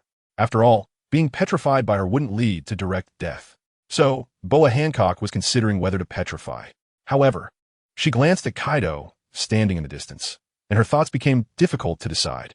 Boa Hancock, what are you thinking? Do you really believe you can petrify me so easily? Said with a smile. I've already told you, don't think you have many choices. I could kill Akainu. You don't think you can compare to Akainu, the new fleet admiral, do you? Although this hasn't been reported. Upon hearing his words, Boa Hancock was taken aback. This guy almost killed Akainu? She had never fought against a marine admiral, but that was the highest combat power of the world government. There was no doubt about its strength. Even Boa Hancock herself didn't have absolute confidence. However, she didn't believe was lying. After all, after the Marineford War, many messages were disclosed. Although not official news, everyone believed they weren't false. Among them was a piece of information that strength was already enough to rank among the top in the world, comparable to Kaido. After all, during the Marineford War, had fought against Akiji and Akainu, and had even gained the upper hand. What should I do? What should I do? Boa Hancock was very conflicted at this moment. She wanted to fight, but she also understood that she couldn't win. However, she was unwilling to be someone's subordinate. Moreover, she was the most beautiful woman in the world. Although she was narcissistic, her beauty was undeniable. If she really joined the Beast Pirates, who knew whether Kaido or would have ulterior motives toward her? If they did, Boa Hancock was utterly frustrated. Why did these bastards come to the Amazon Lily? Clearly, the Amazon Lily was peaceful and had no conflicts with the world. Being in the calm belt, outsiders rarely came. Clearly, and Kaido's appearance had shattered the tranquility of the Amazon Lily. Boa Hancock, I'm not very idle. Since you are unwilling, then I can only beat you into submission. Saying this, made his move. There was no hint of mercy. He instantly appeared in front of Boa Hancock and kicked her in the stomach, sending her flying. Boa Hancock didn't expect would suddenly attack. Caught off guard, she was kicked away and crashed violently into the mountain behind her. The powerful force caused her to create a human-shaped dent in the mountain. She spat out a mouthful of blood. Boa Hancock didn't expect to attack without warning. What about me? If you don't accept it, I'll beat you into submission. Do you really think being the world's most beautiful woman gives you privileges? Said coldly, looking at Boa Hancock. When we want to find Crocodile, that guy was just as unyielding, and in the end, I still beat him into submission. Strength is what gives you options. Clearly, while you are strong against the ships you've plundered, to me, you are weak. S words were like sharp blades, stabbing at Boa Hancock's chest again and again. She understood this principle. However, ever since she escaped from Mary Geos, for over a decade, she had been the embodiment of strength. In the first half of the Grand Line, almost no one could challenge her authority, except for the Marines and the world government. But she was a warlord of the sea, and her relationship with the world government was cooperative. Therefore, this strongest enemy wasn't really an enemy. All of this had forged her lofty character. And now, S' appearance was simply a slap in her face? How could she accept this? Fragrant leg. Boa Hancock also made her move. Since had attacked, could she not counterattack? Her leg, infused with petrification ability, fiercely kicked towards. If she had haki, perhaps she could withstand it, but clearly didn't. So, this type of attack could be fatal for him. However, as strength grew stronger, the attacks that could be fatal to him became fewer and fewer. Therefore, when facing Boa Hancock's attack, didn't dodge. He allowed Boa Hancock's kick to land on his face. Bang! At the moment Boa Hancock's kick landed, S' face was petrified and then shattered. S' body fell heavily to the ground. With a thud, it crashed onto the arena. System notification. Host has died. Host has revived. Host was petrified to death. Constitution 1. Gained ability. Petrification immunity. Clearly, the possibility of dying from being petrified in daily life was too low. Thus, after just one time, had immunity to petrification ability. Watching the body lying on the ground, Boa Hancock stared without blinking, because she knew could revive. But this was all hearsay, and now she wanted to witness it with her own eyes. Soon, the lying on the ground, with half of his face shattered, began to heal. In no time, he was restored. Next to him, Kaido watched everything, feeling awed by the fearsome nature of Boa Hancock's ability. Fortunately, his haki was strong enough. Such an ability should be able to withstand it. He really revived. Looking at the unscathed standing in front of her, Boa Hancock bit her lip, thinking, since he can revive, then I'll just petrify him without killing him. The next moment, Boa Hancock launched another attack. Kiss gun. Bang. Boa Hancock's fingers formed a gun shape and fired at. The heart bullet hit chest. How could this be? Originally, Boa Hancock thought would be instantly petrified. However, the heart bullet seemed to have no effect at all. Captive's arrow. Boa Hancock continued her attack. Her finger pointed her lips, pulling out a pink heart. Then, with another finger, she pinched the center of the red heart and pulled back. Then she let go. One by one, red arrows flew towards Moklong. There were at least dozens of them. Among them, 7 or 8 struck Moklong. However, the imagined petrification still did not occur. The pink arrows hit Moklong, turning into stone arrows, but Moklong remained perfectly still. All right, suddenly, Boa Hancock thought of a piece of information about Moklong. That is, Moklong seems to be immune to methods that could kill him dozens of times. Moklong had been executed at the Navy headquarters and bombarded. But after dying more than 10 times, the shells and bullets could no longer harm him. Could it be that it's the same now? Has Moklong become immune to her petrification ability? But he had only been killed by her petrification ability once. So how could he be immune? Didn't the information say that he had to die dozens of times to gain immunity? Boa Hancock, do you have any other tricks? If not, then it's my turn to fight back. Moke Long twisted his neck, making cracking sounds. Then he walked towards Boa Hancock step by step. Watching Moke Long approach, Boa Hancock actually took a step back in fear. However, when she realized this, she scolded herself in her heart. Boa Hancock, what are you afraid of? Even if your ability has failed, you still have hockey, so why are you being cowardly? After comforting herself like this, Boa Hancock was ready to fight Moke Long with hockey. Half an hour later, Boa Hancock knelt on the ground, her mouth covered in blood. Her chi-pao looked a bit tattered. One of the shoulder straps had broken. How could this happen? Boa Hancock still found it hard to understand. She lost, and lost terribly. After just half an hour, she was defeated. This made her feel as if she had overestimated her own strength. Even if Moke Long is one of the world's top combat powers, could she really be that far behind? All along, Boa Hancock believed she was among the very few at the top of the world. But now, Moke Long undoubtedly gave her a realistic slap in the face. He woke her up. She was far off, too far off. Especially, after losing her petrification ability, her attack power dropped drastically. Boa Hancock, look at me. Moke Long reached out and pinched Boa Hancock's chin, forcing her to lift her head and look at him. Boa Hancock seemed to have lost all faith, allowing Moke Long to manipulate her. Moke Long listened to Boa Hancock's inner thoughts and understood that making her submit would be difficult. So, there was no choice. He could only use hypnosis to deal with her, just like he did with Crocodile. However, it was still different from how he dealt with Crocodile. Against Crocodile, Moke Long hypnotized him into a little dog. But for Boa Hancock, Moke Long decided to hypnotize her into a slave. After all, Boa Hancock's biggest flaw was that she was once a slave to the Celestial Dragons. Now, Moke Long was ready to hypnotize and alter Boa Hancock's memories, replacing her memories of the Celestial Dragons with him. The scene appeared more than 10 years ago, when Boa Hancock was still a child. She followed the previous captain of the Kuja pirates out to sea. As a result of being mischievous, she got lost while resting on a small island. Then she was abducted by human traffickers. Finally, she was sold to someone else. Sold to Moke Long. Who are you? Let me go quickly, or the Kuja pirates will not let you go. Just after being abducted, Boa Hancock still did not know what awaited her in the future, so she threatened Moke Long arrogantly. Then, she was severely taught a lesson by Moke Long. Moke Long took out a red-hot branding iron and walked towards Boa Hancock. What are you going to do? No. Please don't. Boa Hancock was very scared.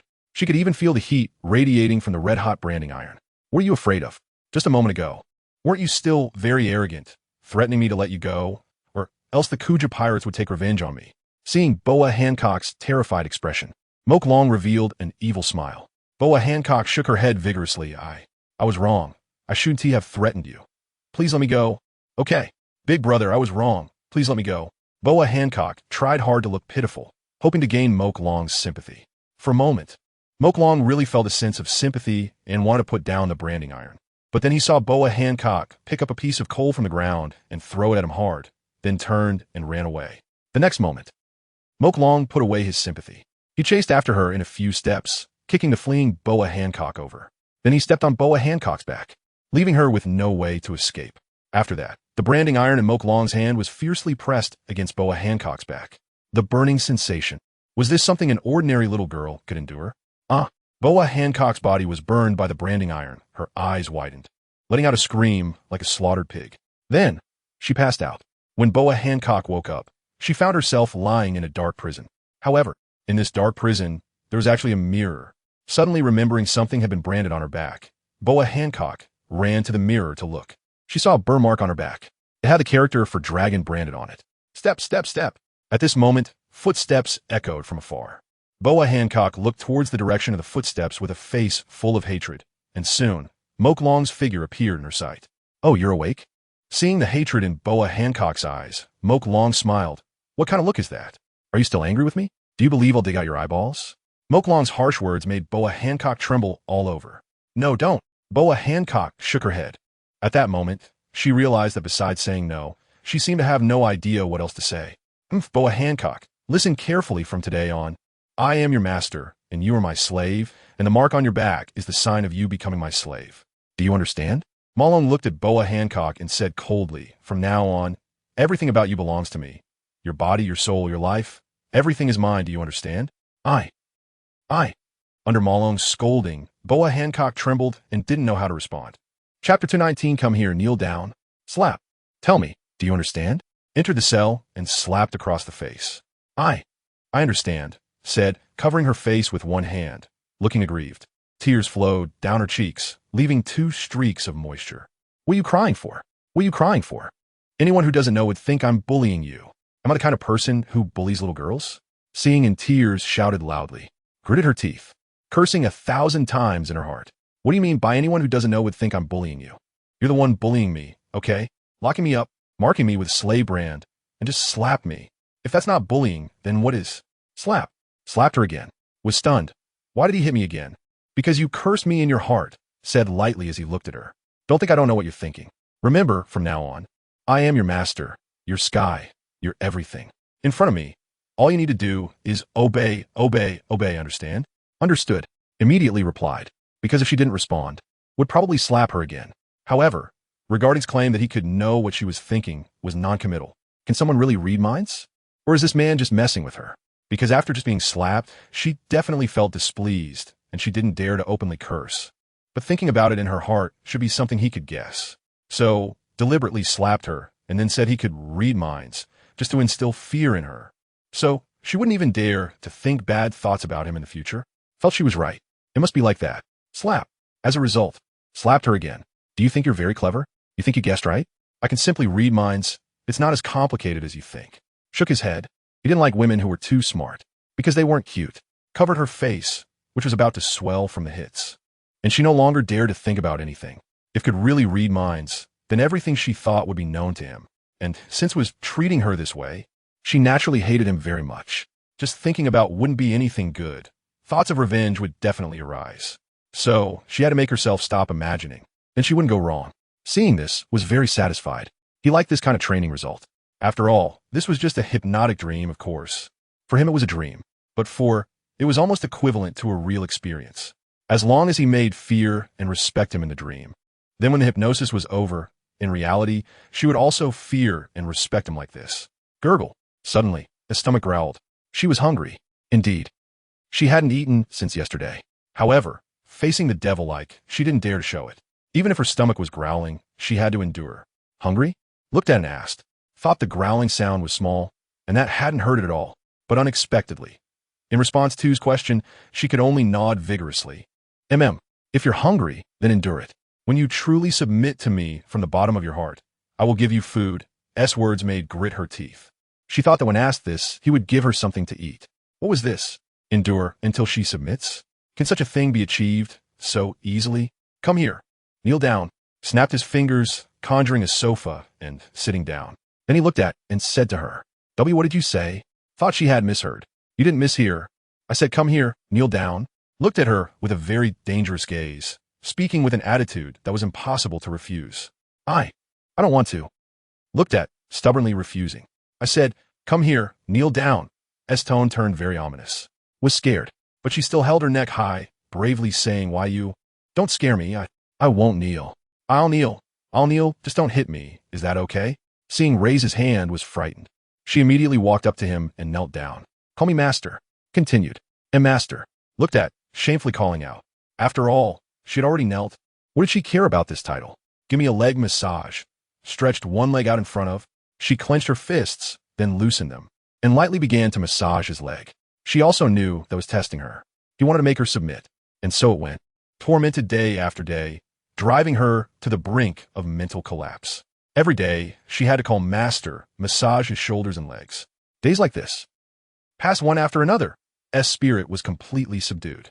It seemed she had already resigned to her fate. She truly regarded as her master. In the days to come, everything revolved around.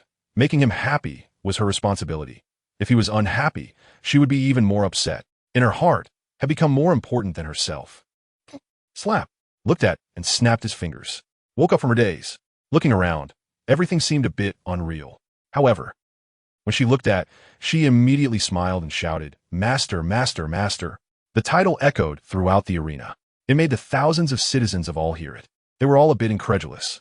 What is happening? What is the Snake Princess saying? How could she call master? Impossible. This is impossible. The Snake Princess would never acknowledge a man as her master. I refuse to accept this. Lady Snake, please wake up. Countless citizens of Daughter Island shouted at Boa Hancock, hoping for an explanation. However, at this moment, Boa Hancock's eyes were only on Mulong, with no one else in sight. In her eyes, Mulong was everything. Daughter Island, along with all its citizens, was not even 1/10,000th of Mulong. Mulong was very satisfied. His hypnotic ability was indeed powerful. Even someone as proud as the Empress could be trained to obediently call him master. Boa Hancock had been successfully subdued. Mulong was ready to leave with Kaido. After all, the 7 warlords were just a part of Kaido's grand strategy. For now, they would remain inactive. When the time came, their appearance could instantly turn the tide of battle. Kid, your ability is really terrifying. On the way back to Onigashima, Kaido looked at Mulong in the air and said, I wonder if your ability would work on me? What? Kaido, do you want to give it a try? Mulong smiled at Kaido. Kaido naturally shook his head, not wanting to. He believed his will was strong enough not to be hypnotized as easily as the 7 warlords. But what if? Let's go to the Devil's Triangle and find Gecko Moria. Kaido pointed in a direction and flew quickly. Originally, Gecko Moria had a deadly feud with Kaido and would definitely not submit to him. Kaido had not included Moria in his plans for subjugation. But now, since Mulong had the ability to hypnotize, it didn't matter if Gecko Moria refused. They could just beat him up and let Mulong handle the hypnosis afterward. The Underworld 7 Warlords. The Underworld 7 Warlords. Kaido felt that he was not far from becoming the king of the 7 warlords. What? You say the 7 warlords were all hypnotized by Mulong? Mulong is the king of the 7 warlords? Oomph. I'm Mulong's father-in-law. What is mine is mine. And what S Mulong's is also mine. And so, Kaido brought Mulong to the Devil's Triangle. This was a sinister land. The sky was always covered with dark clouds. On the ground, there were many zombies bouncing around, like a scene from a horror movie. Moria, get out here. Kaido shouted loudly in front of a haunted castle in the Devil's Triangle. Inside the castle, Gecko Moria was resting when he suddenly heard this voice. His eyes nearly popped out. It's him, he has come. Gecko Moria gritted his teeth and clenched his fists. He would never forget this voice, Beast Kaido, the pirate who killed all his crew. Because of this bastard, he had been hiding in the Devil's Triangle for years, studying zombies. Because zombies cannot die, or rather, zombies are already dead. Even if destroyed, they wouldn't feel as heartbroken. Unlike before, when his crew was killed by Beast Kaido, he nearly broke down completely. It took him years to recover. Kaido, you bastard, why are you here? Gecko Moria pushed open the castle doors and looked at the Beast Kaido, standing not far away. His inner rage was indescribable. The moment he saw this bastard, memories of his comrades killed by Kaido flooded his mind. He could hear them calling out to him, Captain, we died so tragically. Captain, you must avenge us. Take down Kaido, Captain. Captain. These images filled his mind, causing Gecko Moria to hold his head and scream, nearly collapsing. Kaido, I'm going to kill you. Gecko Moria roared and charged at Kaido. The outcome was obvious. The gap in strength was very clear. Gecko Moria was brutally beaten.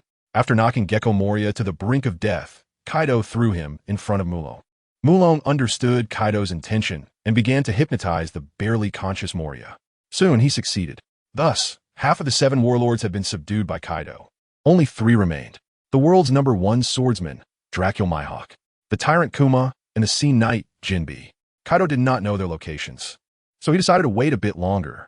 After subduing Gecko Moria, Kaido took Mulong back to Onigashima. The purpose of this trip was considered complete. One must say, Mulong was truly his good fortune.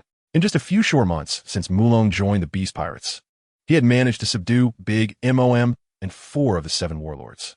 Along with the pirate crews that had come to join during this short time, it could be said that the current Beast Pirates had grown to an unprecedented strength. As a member of Rocks, Kaido believed that his current power had surpassed that of the Rocks Pirates era. Leading such a force, he was capable of sweeping through the New World. What Whitebeard? What Red-Haired? They were all trash. Kaido had even begun to prepare for war against the Whitebeard pirates once he returned to the New World. He couldn't wait to unify the New World. As for his brother Red-Haired, if he was smart, he could be offered the position of vice captain of the Beast Pirates. After all, Red-Haired's wine was still very good. However, if Red-Haired was not sensible, then he shouldn't blame Kaido for drawing his sword against him. To be honest, he had only shared 3 days of drinking with Red-Haired. This relationship, while good, wasn't particularly deep either. Meanwhile, Kaido was preparing for war against the Whitebeard pirates. On the other side, the new admiral, Akainu, had already begun executing orders. Sakazuki, this time, I will not fail in my duties. I have brought back the immortal bird Marco. At the Navy headquarters, Admiral Kazuru said to Akainu. Previously, Akainu had sent him to Whitebeard's territory to capture an important hostage. Kazuru fulfilled his mission and brought back Marco. Very good. Borsellino, I knew I could count on you. Hearing Kizaru's report, Akainu was very pleased. Since becoming the fleet admiral, he had been wanting to make a big move. Clearly, opportunities are always created by oneself. I will have the news department write the headline. In a week, the immortal bird Marco will be executed at Navy headquarters. Last time, we let Kaido and Big MOM escape. The Navy has already lost its dignity. This time, I just want to tell the whole world that Sakaski. I'm not trying to show off how amazing I am. I just want to get back everything I once lost. Akainu rushed excitedly towards the news department. Soon, the news that the immortal Marco was about to be executed was carried by the newsbirds of the Navy headquarters and sent to the entire world. Chapter 220. The scheming girl Mo Long, I miss you so much. When Mo Long returned to the little home he shared with he suddenly found a little girl pouncing towards him fiercely. Without much thought, Mo Long reached out and hugged the little girl. Then he spun around in place. However, the next moment, he felt a cold gaze behind him as if it were hiding murderous intent. Mo Long slowly turned his head like a robot, only to see he making a gesture as if to choke him with both hands. Cough, cough, well, I said I only see her as a sister. Do you believe me? Under He's murderous gaze, Mo Long looked at her, his lips trembling as he spoke. Really? He crossed her arms and looked at Mo Long coldly, saying, but I heard from Yuta that you plan to marry her when she turns 18? Slander. This is slander. Mo Long exclaimed loudly, even though he did indeed have that thought before. But that was just a thought. He and T had the chance to say it out loud, okay? Didn't T expect Yuta, at such a young age, would lie? Yuta, how could you say that? When did I say I would wait until you turn 18 to marry you? Mo Long set Yuta down and questioned her with wide eyes, continuously signaling her to explain herself.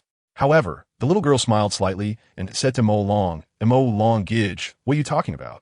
When we slept in the same bed before, you clearly promised me that when I turn 18, you would ride the 7-color divine dragon and use the wealth of the Grand Line to marry me. How come now? Stop, don't say anymore. Mo Long hurriedly covered the little girl's mouth. What nonsense is she talking about? I asked you to explain, and you're making it worse for me, right? The key is, if I really said it, then fine. A man should own up to it. The key is he never said it. Woo-woo. With her mouth covered by Mo Long, Yuta widened her eyes, looking at Mo Long, shaking her head as if admitting guilt, saying, I was wrong. I won't dare anymore. Seeing Yuta's pitiful expression, Mo Long also let go of her mouth. As soon as Mo Long released his hand, Yuta immediately turned against him. Mo Long, Gidge, why did you cover my mouth? I understand now. You don't want me to tell everyone you said you would marry me, right? Yuta said with her big, round eyes, looking aggrieved. Mo Long was stunned. This girl is quite scheming. Is she trying to confirm in front of that I said I would marry her? On the side, he was also looking at Mo Long in disbelief. It seemed she didn't expect Mo Long to be such a scumbag. Clearly, he already had her. Yet he still. All right, Yuta knew Mo Long earlier than her. At this point, Yuta had confirmed with her about the time they met Mo Long. But even if Yuta came first, you still slept with me. Okay? I'm already pregnant with your child. You're not going to tell me you're also involved with other women and want to enjoy the blessings of multiple partners, right? Furthermore, Yuta is still a child. She is so young. How could you even do that, Mo Long? More beastly than a beast. Do you believe me or her? Mo Long turned around and asked he, genuinely worried that he would be upset over this matter. After all, he is now pregnant. And if she got angry because of this and did something bad, like jumping into the sea because she couldn't accept that he had other women while carrying child, that would be terrible. Chapter 221. The male lead of a harem novel. If he really had feelings for her, then so be it. It wouldn't be unfair. But he truly didn't. He really just saw Yuta as a little neighbor girl. After all, she was only 12 or 13 years old. How could he possibly take action? He wasn't a beast. Mo Long, let me ask you, do you like Yuta? Yamato paused for a moment, crossing his arms and scrutinizing Mo Long. Whether Mo Long had said anything before didn't matter. What was important was the present. Did Mo Long have a place for Yuta in his heart now? Mo Long was just about to express his opinion. However, someone was quicker than him. I like her. I like Yuta the most. Yuta exclaimed, jumping up and down to answer first. Mo Long, little girl, can you please be quiet? He was also speechless. What was going on? Why was she adding fuel to the fire? Did she want him to sleep on the floor tonight? I'm just speaking the truth. Yuta pouted. looking at Mo Long with a pitiful expression. Do you not like me? With her big, fluttering eyes and her pitiful little expression, it really was heart-wrenching. Who could resist that? Cough, cough, let's not talk about this. Mo Long coughed lightly, trying to change the subject. By the way, Yamato, I'm hungry. When are you going to make dinner? Is that so? You're hungry? Then I'll go cook for you right now. Upon hearing Mo Long's words, Yamato instinctively turned to go into the room to cook for him. Wait, something's not right. Halfway through, Yamato realized he had been tricked. She immediately turned around and rushed in front of Mo Long, angrily saying, Mo Long, don't change the subject. You still haven't answered me. Do you like Yuta? Yamato, I really am hungry. Mo Long touched his flat little belly, trying hard to look aggrieved. However, in matters of the heart, Yamato did not tolerate Mo Long. She firmly said, answer me right now, yes or no. Not like. Mo Long answered immediately. Answering so quickly, are you trying to fool me? Hearing Mo Long's quick reply, Yamato became suspicious. Mo Long then asked me again. Answer me immediately, do you like Yuta? Yamato really asked again. I like her. Mo Long replied. Yamato? She originally thought Mo Long would answer with a not like again, but would slowly respond just to counter her doubts. However, Mo Long directly answered I like her this time? Yamato was confused. Yay, I knew Mo Long liked me. Nearby, Yuta heard this and jumped up 3 feet high with joy. Then she ran over to Mo Long and hugged his neck from behind, pressing her whole body against his back. Mo Long ignored Yuta because he saw Yamato's expression getting worse and worse. He immediately explained, Yamato, let me explain. What I meant by liking is, I won't listen. In the end, Yamato didn't give Mo Long a chance to explain at all. She directly covered her ears, shook her head, and shouted, I want to listen. I want to listen. This left Mo Long at a loss for how to explain. Sigh. It's a shame that when he first crossed over, he had thought about having multiple wives and enjoying the blessings of many. But now, he couldn't even handle one Yamato. As expected, he wasn't suited to be the male lead of a harem novel. Chapter 222, Flatten the Navy.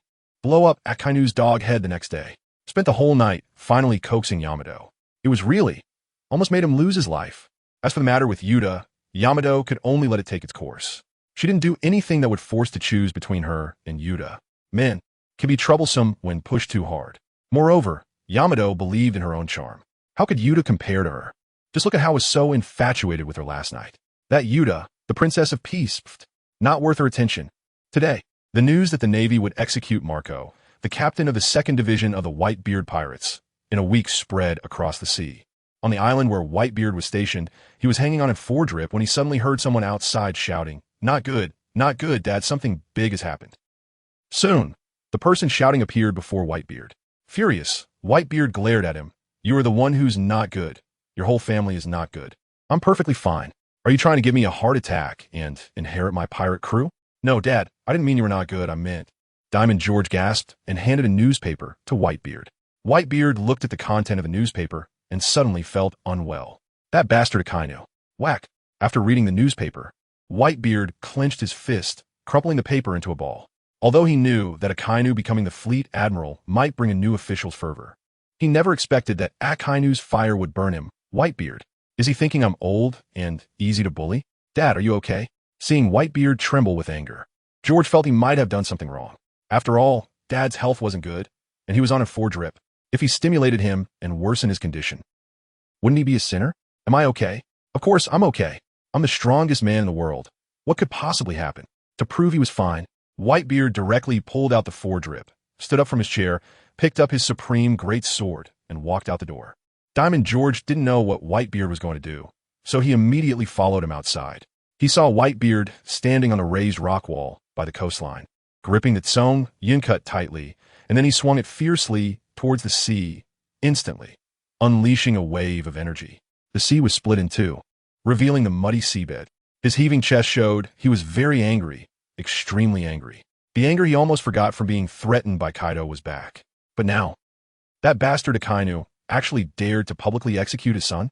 Does he think Whitebeard is old and can be bullied? Get the ships ready. Set sail to the Navy headquarters. I'm going to blow up Akainu's doghead. Whitebeard turned around and shouted at his children. Yes, Dad. We're going to flatten the Navy headquarters, blow up Akainu's doghead, and let the Navy understand that our Whitebeard pirates are not to be bullied. Want to show off against our Whitebeard pirates? Next life. Soon. Under Whitebeard's orders, the members of the Whitebeard pirates began to take action. Grab your weapons. Board the pirate ship. Several massive pirate ships set off from the port. Updates resume today. New book will be uploaded in a couple of days. Chapter 223. The Second Marineford War. At the same time, pirate crews affiliated with the Whitebeard pirates across the New World received the call to gather for Whitebeard. Dozens of pirate ships and numerous infamous pirate crews from the New World began converging from all directions, preparing to head towards the Whitebeard pirates. Of course, such a large-scale movement could not be kept under wraps. Kaido, stationed at Marine headquarters, naturally received intelligence regarding this matter. As a result, Kaido was overjoyed. His public execution of Whitebeard was intended to lure the Whitebeard pirates into a rescue attempt, allowing him to lie in wait at Marine headquarters and ambush them. Marking his first major battle after becoming admiral, he aimed to use the life of the world's strongest man to establish his own renown. He wanted the whole world to know that he, Kaido, was the strongest Marine admiral in 800 years. He wanted the world to understand that Sengoku had become history, and the future of the Marines belonged to him. If successful, he would immediately gain prestige surpassing that of Sengoku. After all, Sengoku had been in power for so many years without any significant achievements. He barely managed to execute Kaido, and the first time he let someone escape. The second time, he was even defeated head-on, tarnishing the reputation of the Marines for centuries. However, this was a good thing for Kaido. After all, if Sengoku hadn't suffered such a crushing defeat, he wouldn't have resigned, and without Sengoku's resignation, Kaido wouldn't have had the opportunity to ascend. Therefore, Kaido could become the Marine Admiral, and he had to thank some of the members of the Black Dragon. If it weren't for the Black Dragon leading the defeat of the Marines, he would have had to wait at least another 5 years. As for whether he would be defeated by Whitebeard like Sengoku at Marine headquarters, impossible, absolutely impossible. The word failure did not exist in Kaido's dictionary. As for losing to the Black Dragon was a freak, it didn't count. What could an old man like Whitebeard compare to? Just an old man. This battle was already in the bag for me. Kaido was full of confidence. However, to be safe, Kaido issued a mobilization order to the 7 warlords. Although he felt that even without the 7 warlords, defeating Whitebeard would be a piece of cake, being cautious wouldn't he hurt, right? He certainly didn't want to become the Marine Admiral with the shortest term in history.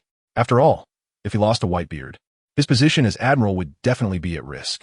And so, not long after the last Marineford War ended, the Second Marineford War was about to begin. This was yet another feast for audiences around the world. It was just uncertain whether the Marines would display their might and defeat Whitebeard, or if the legendary pirate would create chaos at Marine headquarters, rescue his son, then roar to the heavens and sail away, leaving behind a wrecked Marine headquarters. If the Marines lost again, this most powerful violent organization that had suppressed the world for 800 years would likely lose all its prestige, right? After all, the Marines' duty is to combat pirates. If they lost to pirates in 2 consecutive major battles, what significance would the Marines have left? Thus, amidst everyone's anticipation, the execution day of the immortal bird Marco arrived as scheduled. Audiences worldwide had already prepared their seats, sitting in front of large screens, intently watching the live broadcast from Marine headquarters, where crowds gathered, and some even found business opportunities selling peanuts, melon seeds, and bottled water. Chapter 224. Occupying Whitebeard's territory on the other side, Kaido of the 100 Beast Pirates was not idle either. After Whitebeard led his pirate crew to the Marine headquarters, he took his crew to Whitebeard's stronghold. That's right, taking advantage of Whitebeard's absence, he planned to seize Whitebeard's territory. Of course, this does not mean he was afraid of Whitebeard. Engaging in a direct battle with Whitebeard was merely to avoid unnecessary losses. With his current strength, combined with Big Mom's, defeating Whitebeard head-on would be more than enough. No, even if he were alone, he could take down Whitebeard, Kaido thought confidently. However, after the previous battle with the Marines, although the Beast Pirates and Big Mom Pirates did not suffer heavy losses, they still lost quite a few capable hands. Therefore, to avoid exhausting his subordinates, after all, they were his brothers, and they were also his future capital against the world government. How could he afford to lose them in a conflict with Whitebeard? Now that Whitebeard was engaged in battle with the Marines, Kaido was thrilled. It would be best if both sides suffered significant losses, wiping each other out. Then the era belonging to Kaido of the 100 Beast Pirates would be upon him. Whitebeard's territory. This time, Whitebeard's assault on the Marine headquarters took almost all of his men with him, leaving only a handful behind to guard his territory. When Kaido and his crew arrived, They encountered virtually no resistance and easily took over Whitebeard's territory. It was like this all the way. It's understandable. Whitebeard had taken most of his forces with him. With only a few scattered members left, what could they do in the face of Kaido's arrival? They were just as desperate. Want to resist? What could they do? Just like that. In less than a day, Kaido had captured 8 islands belonging to the Whitebeard pirates. On those 8 islands, the flag of Kaido of the 100 Beasts was raised, signifying that from this moment on, the owner of these 8 islands had changed to Kaido. Ha ha ha. At this moment, Kaido laughed wildly, triumphantly, arrogantly. In the new world, he alone occupied the territories of 3 of the 4 emperors. As for Whitebeard, Kaido did not believe he could return alive from the Marine headquarters. After all, he was bound to fall at the Marine headquarters. If it weren't for having a good son-in-law, the grass on his grave would probably be 3 feet high by now. Whitebeard was just an existence of the same level. Without external support, he was doomed. After taking over Whitebeard's territory, the time also arrived on the day of Marco's execution. So Kaido set everything aside, sat down, holding a gourd of wine in one hand while watching the scenes from the Marine headquarters on the screen. For some reason, when he saw Marco on the execution platform, Kaido unexpectedly felt a strange emotion called sympathy. What the hell? Was it because he had once been in a similar situation on the execution platform, surrounded by onlookers, that he felt sympathy for Marco? Whitebeard's way of entering had not changed. He still coated his ship and advanced from the seabed. There was no other way to evade the Marine surveillance and pass through the gates of justice. Akainu seemed to have anticipated this, so he stationed troops in a circle around the harbor.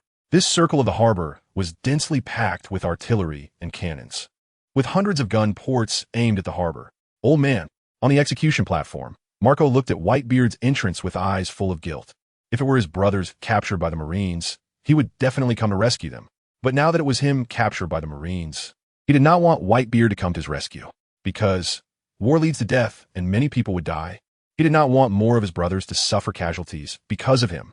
In short, it was about loyalty and righteousness, right? Chapter 225, Dad, I want to live. Marco, you look much more haggard after a week, huh?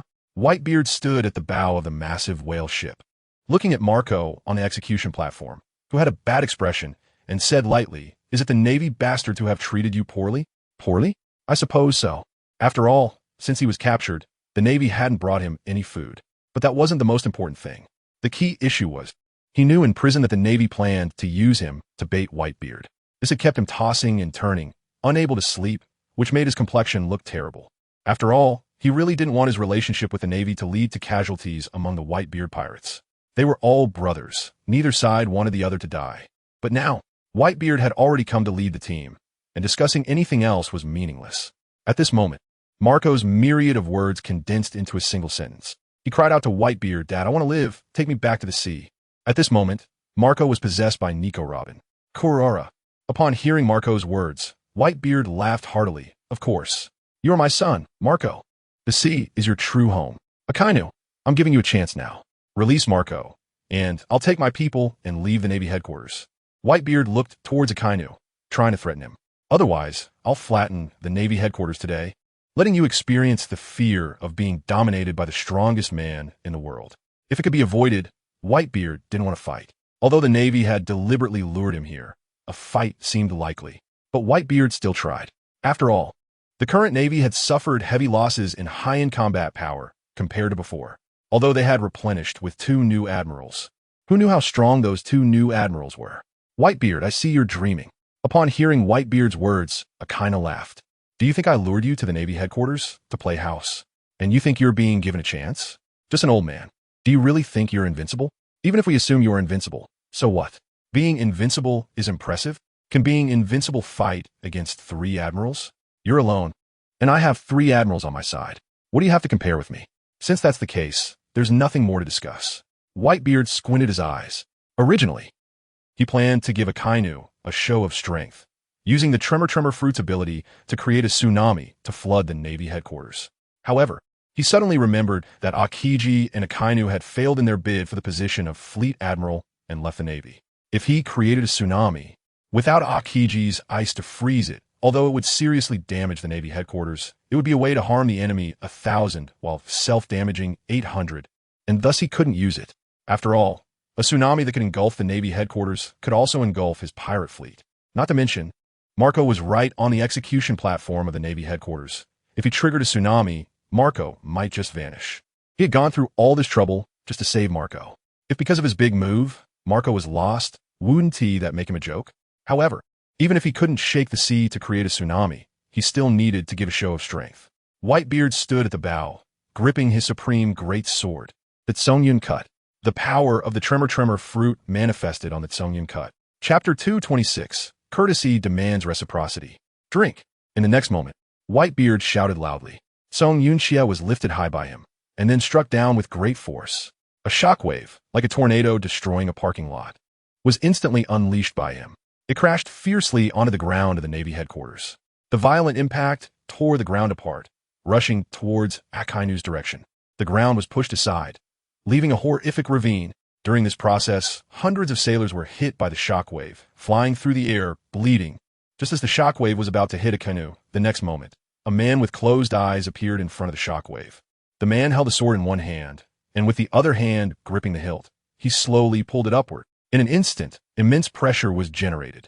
It forcefully acted on the land in front of him. Just then, the shockwave unleashed by Whitebeard arrived as expected. The two shockwaves violently collided, and then exploded fiercely, dissipating. Smoke billowed, a gust of wind blew, and the dust settled. The ground was left with a massive circular pit. Admiral Fujitora, looking at the man who blocked his attack, Whitebeard squinted his eyes and said lightly. As if he heard Whitebeard's voice, Fujitora looked up and glanced in Whitebeard's direction. Although he was blind, it did not hinder Fujitora from carving the image of Whitebeard in his heart. Tall, mighty, domineering, and invincible. Daring to descend upon the Navy headquarters with just a mere pirate crew. This showed how formidable this guy was. Even before, it was the alliance of the Big Mom pirates and the Beast pirates, plus an immortal king, along with a group of prisoners from Impelled Down, constituting a three-way force. Yet, Whitebeard wanted to rely solely on his own strength to flatten the Navy headquarters. Was it ignorance that bred fearlessness, or was he overly confident in his own strength? The title of the world's strongest man is indeed intimidating. But here was the Navy headquarters, the base of the sea overlord. Clearly, Fujitora did not have a good opinion of the opponent. Also, he had just taken up the position of admiral. If Whitebeard were to break through the Navy headquarters and rescue people, where would he put his face? Courtesy demands reciprocity. Fujitora, it's up to you now, Akainu said to Fujitora. Fujitora nodded, giving Akainu some face. He then stepped forward, originally just drawing out a section of his katana. He instantly drew it all the way out. A purple light circle was forcefully struck into the sky. And then, there was no and then. What was that guy doing? The members of the Whitebeard pirates asked curiously upon seeing this scene. What is that strange light circle? Wait, look at the sky. It seems something is coming. Hearing the sound, the pirates all looked up at the sky. Sure enough, a huge fireball appeared in the sky, rapidly falling towards the Navy headquarters. What the hell is that? A meteor? The pirates were stunned. What kind of person is that blind admiral, able to bring down a meteor from the sky? Is this something a human can do? Even the well-informed pirates of the Whitebeard pirates were shocked by this maneuver. Whoosh, whoosh, whoosh. The meteor burned with intense flames, descending at an unstoppable speed above the Navy headquarters. The heat rushing towards them made the pirates sweat. Or perhaps it was cold sweat from fear. How terrifying would the impact of a meteor falling be? Was that guy Fujitora not afraid of missing and smashing directly into the Navy headquarters, obliterating it? Chapter 227. Meteor shatter. Even if it didn't hit the Navy headquarters directly, the position of the Whitebeard pirates was right in the harbor of the Navy headquarters. If they were to be struck by the meteor, the impact would surely destroy half of the Navy headquarters, right? It's as if the construction of the Navy headquarters doesn't cost you anything, and you don't care, huh? The pirates silently complained. Facing the impact of the meteor, they were not too worried, although they believed they definitely couldn't withstand it. When their gaze fell upon the man holding a massive Sentencedto at the bow of the ship, their hearts were filled with immense reassurance. After all, their father is the strongest man in the world. Since joining the Whitebeard pirates, no matter how great the difficulties or how powerful the enemies they faced, everything would be easily resolved in front of their father. This made them swell with the belief that their father was the most formidable, even against the Navy headquarters. He could win. Unconditional trust. A gigantic meteor arrived above the pirate crew. The scorching flames made the sky seem distorted. Whitebeard looked up. He understood that he couldn't let the meteor fall. Otherwise, the losses would be catastrophic. In the next moment, Whitebeard bent his legs and then jumped fiercely into the air. The massive bow of the whale ship was stomped down hard by Whitebeard, pushing it forcefully into the sea, causing the stern to rise. As Whitebeard jumped high into the air, the bow quickly ascended due to the buoyancy of the water, while the stern fell, crashing onto the water's surface and splashing up enormous waves. Many pirates on the ship were unable to steady themselves due to the violent turbulence and tumbled on the deck, while a few unfortunate souls standing at the stern fell into the sea due to the commotion. Break apart for me. Soaring into the sky, Whitebeard clenched his left fist. He swung his fist violently at the meteor that was rapidly descending towards him. A tremendous force gathered in his fist, striking out with unmatched power. At the moment his fist made contact with the meteor, it seemed as if the meteor paused for an instant under the weight of the destructive force. Crack, crack, crack.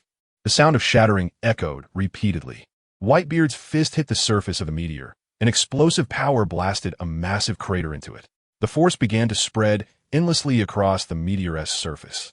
Spiderweb-like cracks began to appear on the meteor. Dense cracks covered the entire surface of the meteor.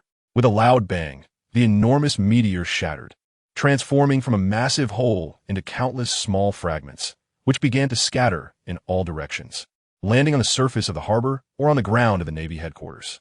Having lost their tremendous impact, these broken stones fell without causing any significant effect. Everyone treated it as if they had just witnessed a meteor shower. After shattering the meteor, Whitebeard descended from the sky and stood firmly at the bow of the Moby Dick. Father is mighty, Father is amazing, as expected of Father. Seeing the scene, the members of the Whitebeard pirates shouted in unison, praising Whitebeard. Didn't he disappoint them? How could a mere meteor pose a challenge to Whitebeard? The audience around the world witnessing this scene could not help but acknowledge the terror of Whitebeard. That was a falling meteor. A massive meteor with a diameter of several dozen meters fell from the sky and was actually shattered by Whitebeard's punch. What that guy's fist made of? Harder than a meteor? Chapter 228. Red-haired Shanks goes to the Navy headquarters as expected of Whitebeard. Admiral Fujitora sensed this scene and said lightly. He actually withstood the meteorite pulled down from space with his fist. Quite formidable. Of course, if it were only this, Fujitora wouldn't be too concerned. Being able to stand out in the massive conscription and become an admiral, he himself is among the very top figures on this sea. However, for these peak powerhouses, they generally haven't fought each other directly. So, who is stronger can only be determined by actually fighting. The greeting has been made. Whitebeard also understood that it was impossible to let the Navy go. He could only launch a strong attack. Brothers, charge. Let us take down those Navy bastards. Whitebeard, holding the sword, Song Yin Xie, pointed the blade towards the direction of the Navy headquarters and issued orders to his sons. The war has begun. Kill. In an instant, a massive killing intent filled the entire Navy headquarters. The pirates, armed with guns, cannons, and swords, quickly charged towards the Navy headquarters. The Marines, without waiting for orders, opened fire directly. In a split second, the sound of gunfire was incessant. The entire battlefield was filled with the smell of gunpowder. It was pungent yet exhilarating. As time passed, the two sides began to engage in close combat. The smell of blood started to spread. On the battlefield, casualties appeared, bodies lay scattered, and severed limbs were visible. The bloody slaughter has begun. On this side, the battle continues. On the other side, after Kaido took over Whitebeard's territory, he returned to Onigashima. Now, half of the New World's territory has fallen under his command. However, Kaido is still not satisfied. After all, there's still one person who hasn't submitted or died, right? That person is Red-haired Shanks. He is still a guest on his Onigashima. However, the relationship between the two is currently quite amicable, so Kaido doesn't want to force him into submission. If Red-haired could be sensible and submit to him, that would naturally be the best outcome. But when Kaido returned to Onigashima, preparing to find Red-haired to talk, he found that Red-haired was already gone. This made Kaido feel frustrated. Today is the full-scale war between Whitebeard and the Navy, and that guy ISNT watching the live broadcast on Onigashima. Where did he go? Could it be that guy has the same idea as him, taking this opportunity to attack Whitebeard's territory? In reality, it was not like that at all. Red-haired went to the Navy headquarters. When Kaido received this news from the Ink Dragon, he was somewhat dumbfounded. He strangely asked, what is he doing at the Navy headquarters? Is he going to participate in the battle? I haven't heard that Red-haired has a good relationship with Whitebeard. So why is he taking such a risk to go save Whitebeard? Suddenly, Kaido actually began to worry. After all, in his view, a single Whitebeard would have a chance against the Navy headquarters. But with the addition of the red-haired pirates, it might just give Whitebeard a chance to survive. After all, Sengoku and Garp, those two old fellows have retired, and one of the admirals, Akiji, has left. Even though the Navy has replenished 2 admirals during the massive conscription, Kaido believes that the overall strength of the Navy is likely not as strong as before. The Ink Dragon did not answer Kaido's questions, because he didn't know either. All he could say was that history has turned back around, and it has returned. In the original work, Red-Hair did go to the Navy headquarters. Unexpectedly, now that the timeline has moved forward a bit, he still went. Chapter 229, Akainu's Little Boy. Take a knife from me. But, compared to the original work, there's still differences. After all, in the original, it was Ace who was to be executed, and Ace and Luffy are brothers. Shanks went to Marine headquarters, which can be said to be for Luffy's sake. But now, the Marines are executing Marco, and without Luffy's connection, Shanks' motive and purpose for going to Marine headquarters, even Morlon admits he can't understand. Could it be? He thinks Whitebeard definitely can't win and doesn't want the balance of power in the new world to be disrupted. So he goes to Marine headquarters to rescue? After all, if the 4 emperors join forces, the Marines might not be able to compete. However, if the Marines take them down one by one, no single emperor can stop them. So, the death of one emperor might not just be about that one emperor. The lips perish, the teeth are cold. Morlon, shall we also go to Marine headquarters? Kaido said to Morlon. Suddenly, a bold idea arose in his heart. That is, when the clam and the snipe fight, the fisherman profits. Once Shanks and Whitebeard are in a deadly struggle with the Marines, he could descend with boundless power, suppress the survivors in one fell swoop, kill the defiant, and take in the surrenderers, thus making his beast pirates the strongest force on the sea. At that time, he would surpass Rox and become the true overlord of the sea. After all, Rox was merely the overlord of the New World back then. Why go to Marine headquarters? Morlon looked at Kaido strangely. You go if you want, I'm not going. What's the point of fighting and killing? I just want to live a stable life on Onigashima. Competing for the world, what's more interesting than having both children and a career? Hearing Morlon's response, Kaido sighed. He found it hard to understand. Clearly being a man, he didn't like power? What kind of problem is that? However, even though Morlon wasn't going, Kaido still decided to make the trip. This was a once-in-a-lifetime opportunity. The 4 emperors, the Marines, and the 7 warlords were all gathered together. As long as he could strongly suppress the Marines, he could unify the sea beneath his feet. Especially now that there was an opportunity to take advantage of Whitebeard and Shanks fighting the Marines to mutual destruction. This kind of chance might only come once in a lifetime. If he missed it, he would definitely regret it. Thinking of it, he acted. Kaido took Big MOM and headed to Marine headquarters. Marine headquarters. The battle broke out, and Whitebeard found that his side was actually at a disadvantage. They were being suppressed by the Marines, especially in terms of high-end combat power. This made Whitebeard furrow his brows deeply. He sensed that if this continued, his sons might lose. So, Whitebeard's gaze turned to the distant high platform toward the Kainu. To catch a thief, first catch the thief's leader. No, first capture the Marine Admiral. As long as a Kainu is taken down, everything will settle. With that thought, Whitebeard raised his blade, jumped down from the bow of the ship, and charged towards Akainu. Akainu's little boy, take a knife from me. Whitebeard rushed forward. Immediately, a group of Marines blocked his path. After all, how could they allow the enemy's leader to reach their own leader so soon after the battle began? That would be too embarrassing for the Marines, right?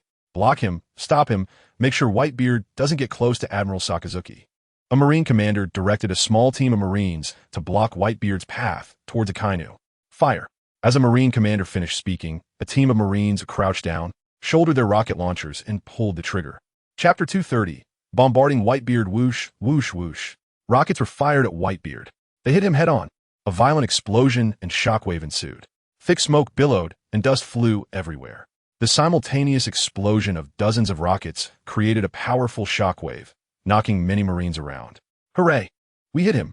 The Marines were surprised at how easily they struck Whitebeard. They were all thrilled, with some even clapping in celebration. In their eyes, Whitebeard, being just a mortal, must surely be dead after taking so many rocket hits. Even if he didn't die, he would definitely be severely injured. Although they had encountered monsters like Kaido and Big Mom, they knew that such beings were one of kind. There were only 2 in the world. Most people, no matter how strong, couldn't withstand gunfire. Didn't Pirate King Roger die for being stabbed by 2 ordinary executioners with spears? Unfortunately, things didn't go as expected. As the smoke surrounding Whitebeard dissipated, the world's strongest man emerged unscathed, his body entirely blackened, completely unharmed. His haki was fully activated. His dark skin made him look even more imposing. The wide-eyed Marines in front of him trembled in fear. How could he be fine? It's impossible. Damn it. Are all the Emperor's monsters? Looking at Whitebeard as if he and T even suffer scratch, the Marines gritted their teeth in frustration. The commanding officer who ordered the artillery fire was also furious. As a commander, his vision was naturally sharper than that of the junior Marines. He knew all too well that they couldn't take down the world's strongest man with rockets alone. However, he never expected that a direct hit from the rockets would cause no damage to Whitebeard at all. It's important to note, Whitebeard wasn't like Kaido or Big Mom, who were known for their physical resilience. Kaido and Big Mom had bodies that were impervious to blades and bullets. Ordinary attacks were useless against them. But Whitebeard, his physical prowess was indeed formidable, but couldn't compare to those two monsters. Hoo. Amidst the smoke, Whitebeard laughed heartily at the astonished Marines. You think mere cannonballs can hurt me? Who the hell do you think I am? Who are you looking down on? I am the world's strongest man, Whitebeard. He roared at the Marines. His booming voice echoed throughout the Navy headquarters, causing both the Navy and pirates to cease fighting and focus on him. The Marines standing in front of Whitebeard were intimidated by his overwhelming presence, trembling in fear, their hands unsteady on their rocket launchers. Fire. Keep firing. The Navy commander knew they couldn't let Whitebeard continue his rampage. After all, the protagonists of this war were the Navy, not Whitebeard. Just an old man. What difference does it make if he's the world's strongest man? This was the Navy headquarters, the invincible fortress of the sea. Even the world's strongest man would taste defeat here. Yes, Major. Upon hearing the Major's roar, the Marines fired again at Whitebeard.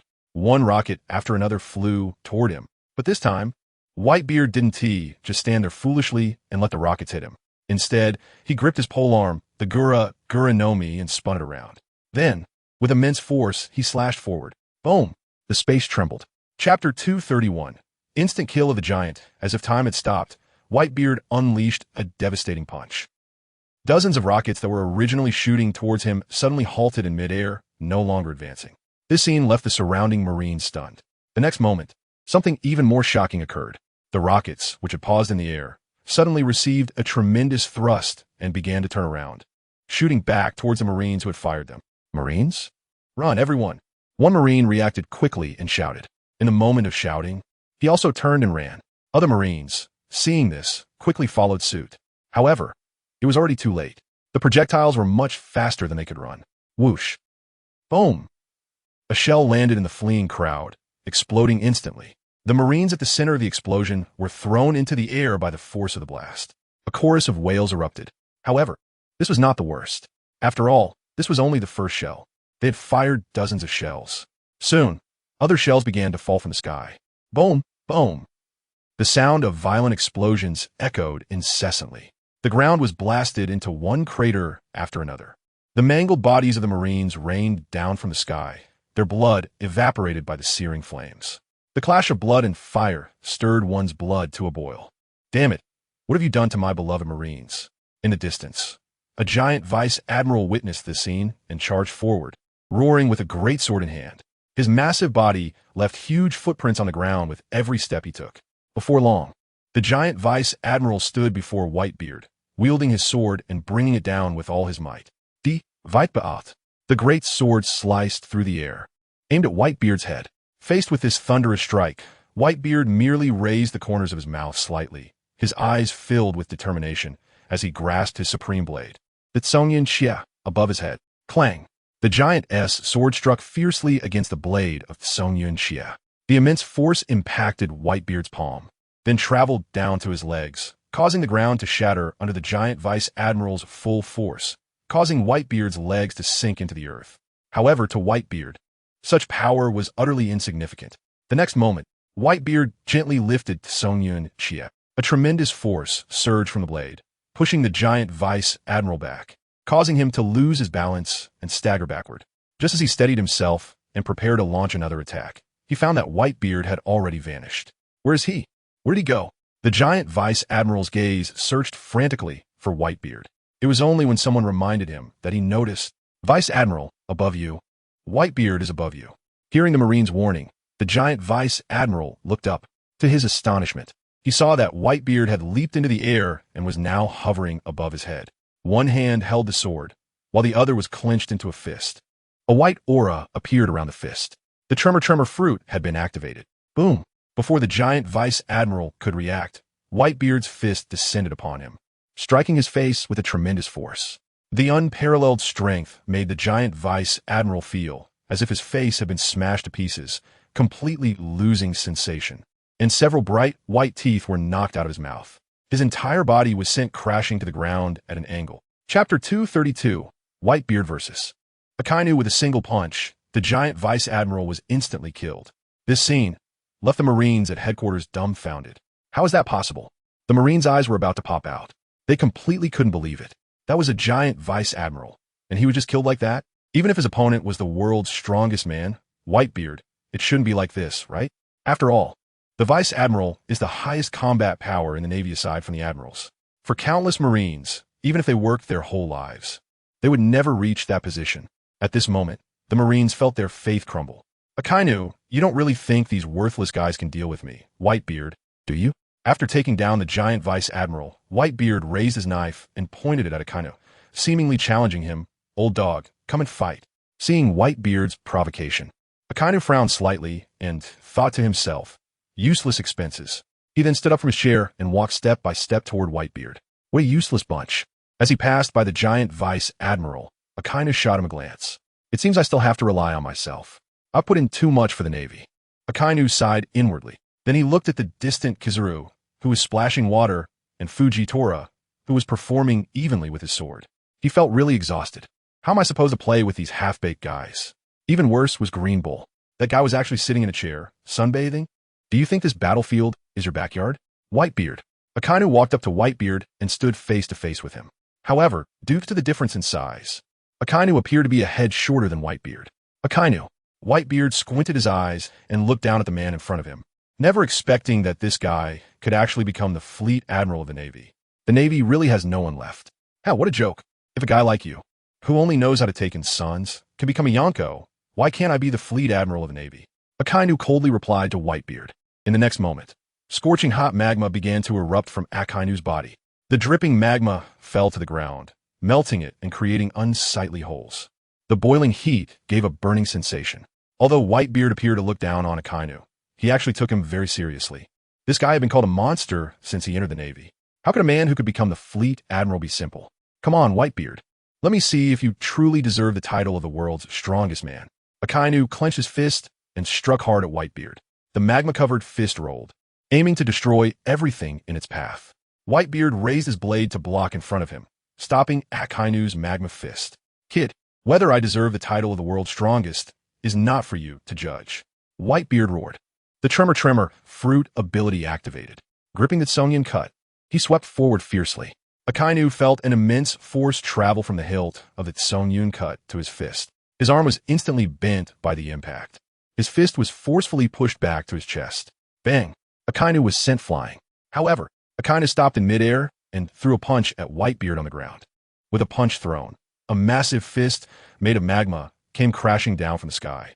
Chapter 233. Whitebeard is pierced. The wave of heat rushing towards Whitebeard reddened his cheeks. The pressure from the rapidly descending magma fist caused Whitebeard's cape to flutter violently, making a whooshing sound. Whitebeard remained unperturbed. He raised his arm and clenched his fist, delivering a powerful punch towards the descending magma boulder. Boom! Crack! The space shattered like glass, covered in countless cracks. From a distance, it looked as if the space couldn't withstand Whitebeard's immense power, and it split apart. Boom! As Whitebeard threw the punch, the entire space shook. The rapidly falling magma boulder seemed to be grabbed by a giant hand, stopping in mid-air. Seeing this, Whitebeard thrust his fist forward fiercely. The enormous impact collided with the magma boulder. The magma boulder was as if it was seized by someone and then violently flung forward, speeding towards the sky, heading in Akainu's direction. Akainu looked at the approaching boulder and kicked it with his leg. Bang! Crash! The boulder shattered, falling from the sky. Countless small magma stones scattered in all directions. Many unfortunate Marines and pirates were directly hit by the scattered magma stones. Their clothes melted, and their bodies were burned with large welts. They cried out in pain. After shattering the magma boulder, Akainu descended from the sky. Whitebeard met him with his blade, but Akainu stepped on the blade of Whitebeard's sword, using the momentum of his descent to forcefully press Whitebeard's blade down onto the ground, smashing a massive dent into the earth. Whitebeard, don't get too arrogant. This is the Navy headquarters, my territory. With one foot on the sword, Akainu looked sideways at Whitebeard, his gaze fierce. Here, the dragon coils, and the tiger lies down. I am the only king here. For a moment, the air was silent. A pin drop could be heard. As Akainu slid down, a gust of wind blew. Raising the Justice Cape behind him, he looked incredibly imposing. It seemed as if he had become the center of the world. One word, awesome. Wait, awesome, isn't that 2 words? Not important. That's not important. Akainu, who the hell do you think you're calling yourself, my lord, in front of? Whitebeard laughed in anger at Akainu's arrogance. Damn it, when I called myself my lord, you were still a small soldier at the Navy headquarters. Now that you're the fleet admiral, you think you're something? You dare call yourself my lord to anyone? You're really getting too arrogant. While I was ruling in the New World, you were still in diapers. Kuaha. Whitebeard looked up and laughed heartily. Undoubtedly, that laughter was mocking Akainu's overestimation of himself. Bastard, bastard, bastard Whitebeard. Whitebeard's mockery completely enraged Akainu. His face twisted in fury. His fists clenched, veins bulging from his arms. The friction from his tightly clenched fists made a popping sound. He had become Fleet Admiral, and it was a time of great pride for him. He wanted to test his blade on Whitebeard to establish his achievements that surpassed Sengoku. But unexpectedly, now he was being laughed at by Whitebeard as a mere child, mocked for his overconfidence. What a joke. What's so great about being old? Just an old fool clinging to the past. What are you waking up to? Whitebeard, since you are still immersed in your past glory, then I'll send you down to meet Roger. Go show off with Roger Underground. Akainu roared, and directly punched towards Whitebeard's chest. Chapter 234. One punch to blow up Akainu's head. Whitebeard was still laughing heartily. He didn't expect Akainu to be so dishonorable, striking without warning. Playing dirty? How can you even call yourself an admiral? Even pirates aren't this shameless.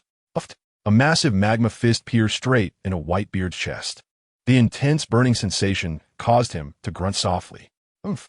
But that was all. Whitebeard merely furrowed his brow slightly, as if he had been pricked by a thorn instead of having his chest pierced by a magma fist with his insides being burned, and his life hanging by a thread. Old man, Diamond Jasuk, who was fighting with Kizaru, immediately noticed Whitebeard's condition and gritted his teeth, roaring. Look, look. While fighting Kizaru, he could still pay attention to Whitebeard's side. This shows how much Kizaru was holding back. Bastard, Akainu, how dare you hurt the old man? Diamond Jasuk shouted. He never imagined that the invincible old man in his heart would actually get hurt. Even if it was a sneak attack. Even if the attacker was an admiral, that was unacceptable.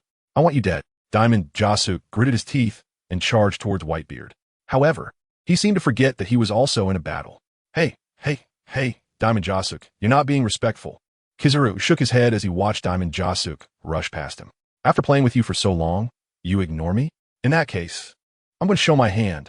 I'm going to blow you up. Yankai. Kizaru used his ability, instantly appearing in front of Diamond Jasuk. It seemed that Diamond Jasuk didn't anticipate Kizaru could catch up with him. Stopping was no longer an option. Therefore, Diamond Jasuk pushed off the ground hard with his toes, trying to leap over Kizaru from above. But Kizaru was angry, so he wouldn't let you get past him. In the next moment, Kizaru flashed and appeared directly above Diamond Jasuk. He asked Diamond Jasuk, have you ever been kicked at the speed of light? Without waiting for an answer, he kicked Diamond Jasuk right in the face. Diamond Jasuk was instantly sent flying like a cannonball. He traced a diagonal line in the air and crashed heavily into the ground of the Marine headquarters, creating a large pit. Damn, old man. In the pit, Diamond Jasuk gritted his teeth, spat, and then rubbed his face where Kizaru had kicked him.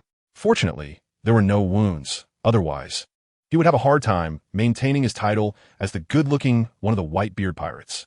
On the other side, after Akainu sneak attacked and created a hole in his chest, Whitebeard began to fight back. His left hand formed a fist, and the power of the Tremor fruit manifested as a white orb on his fist, charging up. Then he smashed it down hard towards Akainu's head. Seeing this, Akainu tried to dodge.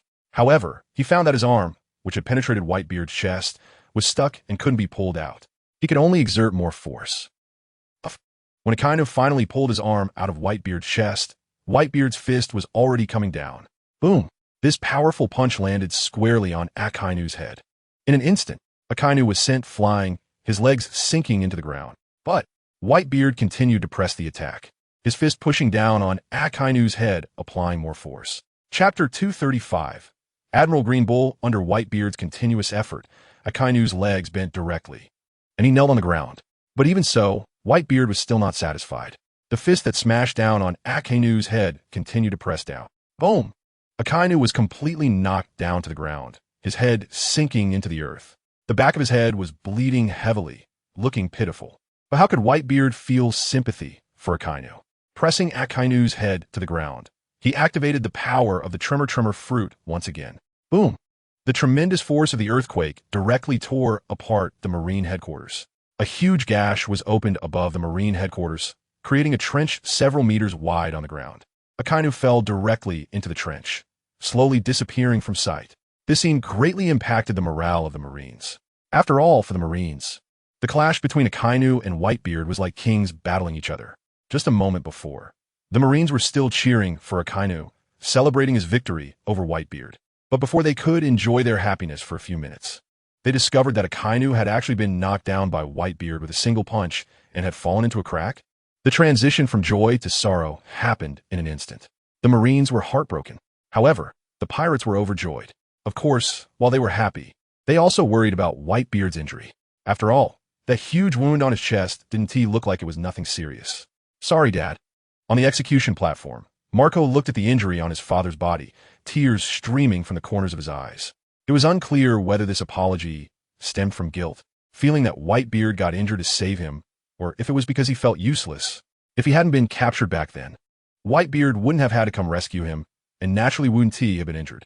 Even if he were strong enough, he could have captured Kizaru instead and exchanged him with the Marines for benefits for the Whitebeard pirates. But there are no ifs. Marco, what nonsense are you talking about?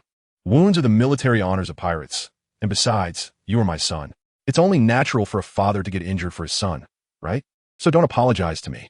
If you must apologize, do it after we return to the New World together, not while kneeling on the execution platform of the Marine headquarters. That will only make the whole world look down on me, Whitebeard lectured, ignoring his own injury as he walked towards the execution platform. With Akainu being knocked into the crack, the surrounding Marines hesitated as they saw Whitebeard approaching the execution platform. After all, if even Akainu couldn't handle him, wouldn't they be seeking death by stepping up? Sigh, it's just dealing with an old man. Why'd I have to step in? The only admiral who hadn't yet made a move, Green Bull, sighed as he watched Whitebeard step toward the execution platform. He had originally thought that with two admirals and Akainu, the Marine Fleet Admiral, the three of them working together would easily take down the Whitebeard pirates. But what was this? With the battle turning out like this, Akainu, are you planning to resign after the war? Green Bull shook his head and stood up from his seat, walking towards Whitebeard. As Green Bull took a step forward, vines suddenly sprouted from the ground. The vines broke through the concrete floor, swirling around Green Bull like a wild dance. Chapter 236. Green Bull versus Whitebeard. Admiral Green Bull, a user of the forest fruit, possesses at least the ability to control forest plants. With his absolute strength, he was promoted to Admiral from the World Conscription without going through the usual ranks. Kid, are you going to stop me? Whitebeard said lightly, not slowing his pace as he looked at Green Bull approaching him. It's not easy being an admiral. I advise you to cherish your life. In the face of Whitebeard's threat, Green Bull just smiled. This was the first battle for Akainu as the Fleet Admiral of the Navy. It was also his first battle as an admiral. Before becoming an admiral, he had not even joined the Navy. He wasn't even a sailor. Therefore, after becoming an admiral, to be honest, he had no prestige within the Navy and didn't even have his own team. Normally, admirals rise through the ranks, starting from being a sailor, gradually gathering a large number of partners and subordinates around them. With one call, countless people would come to assist them. But he became an admiral right away. So many people beneath him would definitely be dissatisfied, especially those vice admirals. We climbed up step by step, made contributions to the Navy, shed blood for the Navy. Why can't we become admirals? Why should an outsider sit above us? Is this fair? Is there even a law? Is being in the Navy like being a pirate? As long as you're strong, you can become an admiral? Then who will serve the Navy in the future? Who will carry out missions? Everyone should just train hard, right? After all, as long as you're strong, you can sit in high positions. Therefore, to suppress the dissatisfaction of those beneath him, Green Bull declared, I'm all in on this. Whitebeard, what nonsense are you talking about? Cherish your life. You, a pirate who crashed into the Navy headquarters, have a nerve to tell me to cherish my life? Green Bull laughed. Do you think the Navy headquarters is your territory? You can come and go as you please. Whitebeard, let me tell you, next year on this day will be your day of sacrifice. After saying this, Green Bull launched the attack first. Countless vines danced wildly around him, instantly receiving a command and rapidly striking toward Whitebeard. Whitebeard narrowed his eyes, looking at the vines coming at him. He coldly smiled and raised his right hand, wielding the Kongi Yunji, slicing through several times. Countless severed vine branches fell from the sky. Useless. My vines are endless. Even if I exhaust you, you'll never finish them. Seeing Whitebeard cut his vines, Green Bull was not at all anxious, because those vines quickly regenerated. Watching the severed vines, the smooth-cut surfaces instantly regrew and charged at him again. Whitebeard again sliced through the vines that rushed toward him. However, it was completely useless.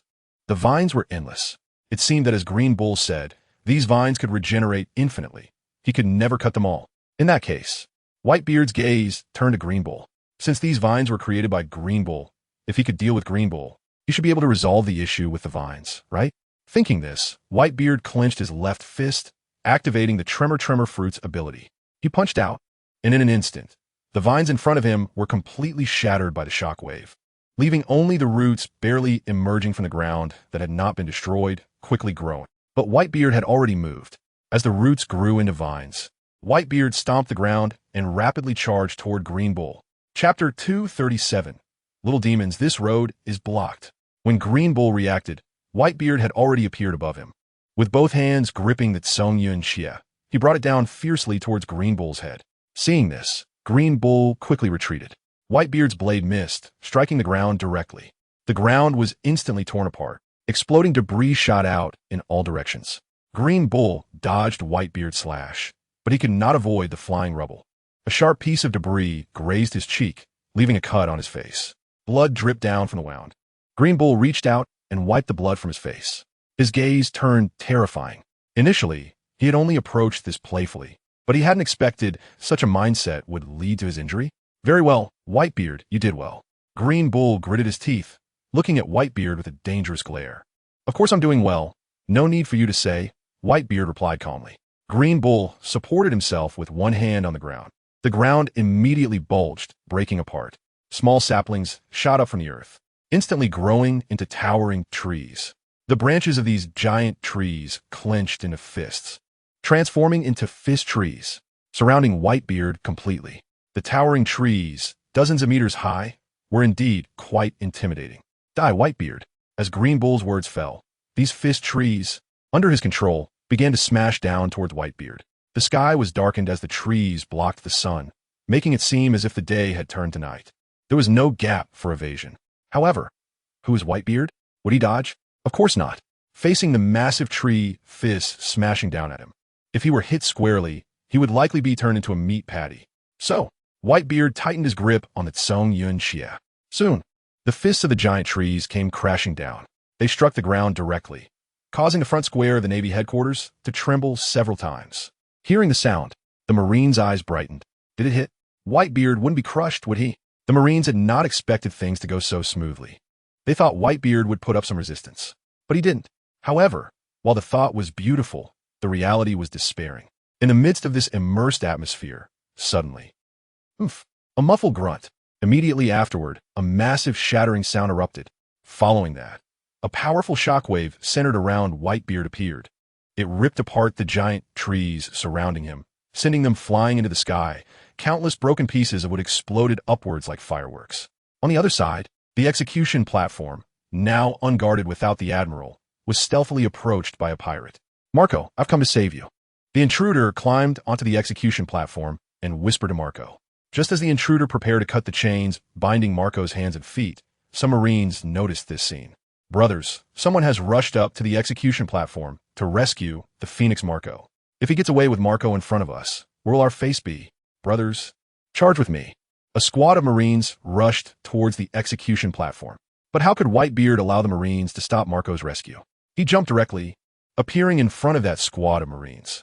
Little demons, this road is blocked. Whitebeard wielded his large knife, forcefully propping it against the ground. The ground was instantly torn apart, a crack spreading towards the Marines in front of him. Chapter 238. Evacuating the Navy headquarters.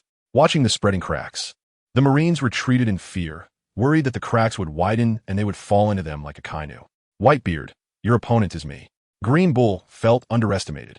You're fighting me, yet you go off to deal with the Marines? Thorny vines stretched out from the ground, striking towards Whitebeard. The Marines thought Whitebeard would surely go after Green Bull, so they prepared to rush past him towards the execution platform. However, Whitebeard didn't play by the rules. Facing Green Bull's attack, he didn't dodge or resist with force. Instead, he swung his large blade, sweeping at the Marines trying to run past him. The strong impact sent those Marines flying into the air, tumbling dozens of meters before falling down like dumplings dropped into boiling water. However, because of this, Whitebeard's back was struck by countless thorny vine whips. The sounds of cracking and tearing clothes echoed. The sharp thorns on the vines lashed against Whitebeard's body, ripping through his clothes and leaving bloody scratches on his back. Ah, bastard, you dare to hurt my father? On the execution platform, Marco finally felt relieved. Seeing Whitebeard being whipped by the vines, he felt immense pain. Anger ignited within him. His whole body ignited in blue flames, transforming into the Phoenix. He charged towards Green Bull. Crane Claw. Marco appeared in front of Green Bull and kicked him with one leg. The bird claw struck Green Bull's back, sending him flying forward, crashing hard to the ground, and sliding several meters before stopping. This guy's going to be worn down. Marco. Whitebeard looked at Marco appearing before him, his eyes shining with excitement. Old man. Marco also looked at Whitebeard with deep affection, like a long-separated couple. Marco, hurry up. You take everyone and retreat. Now that we've rescued them, there's no need to stay at the Navy headquarters. Although he had previously boasted about flattening the Navy headquarters, that was merely a morale-boosting slogan.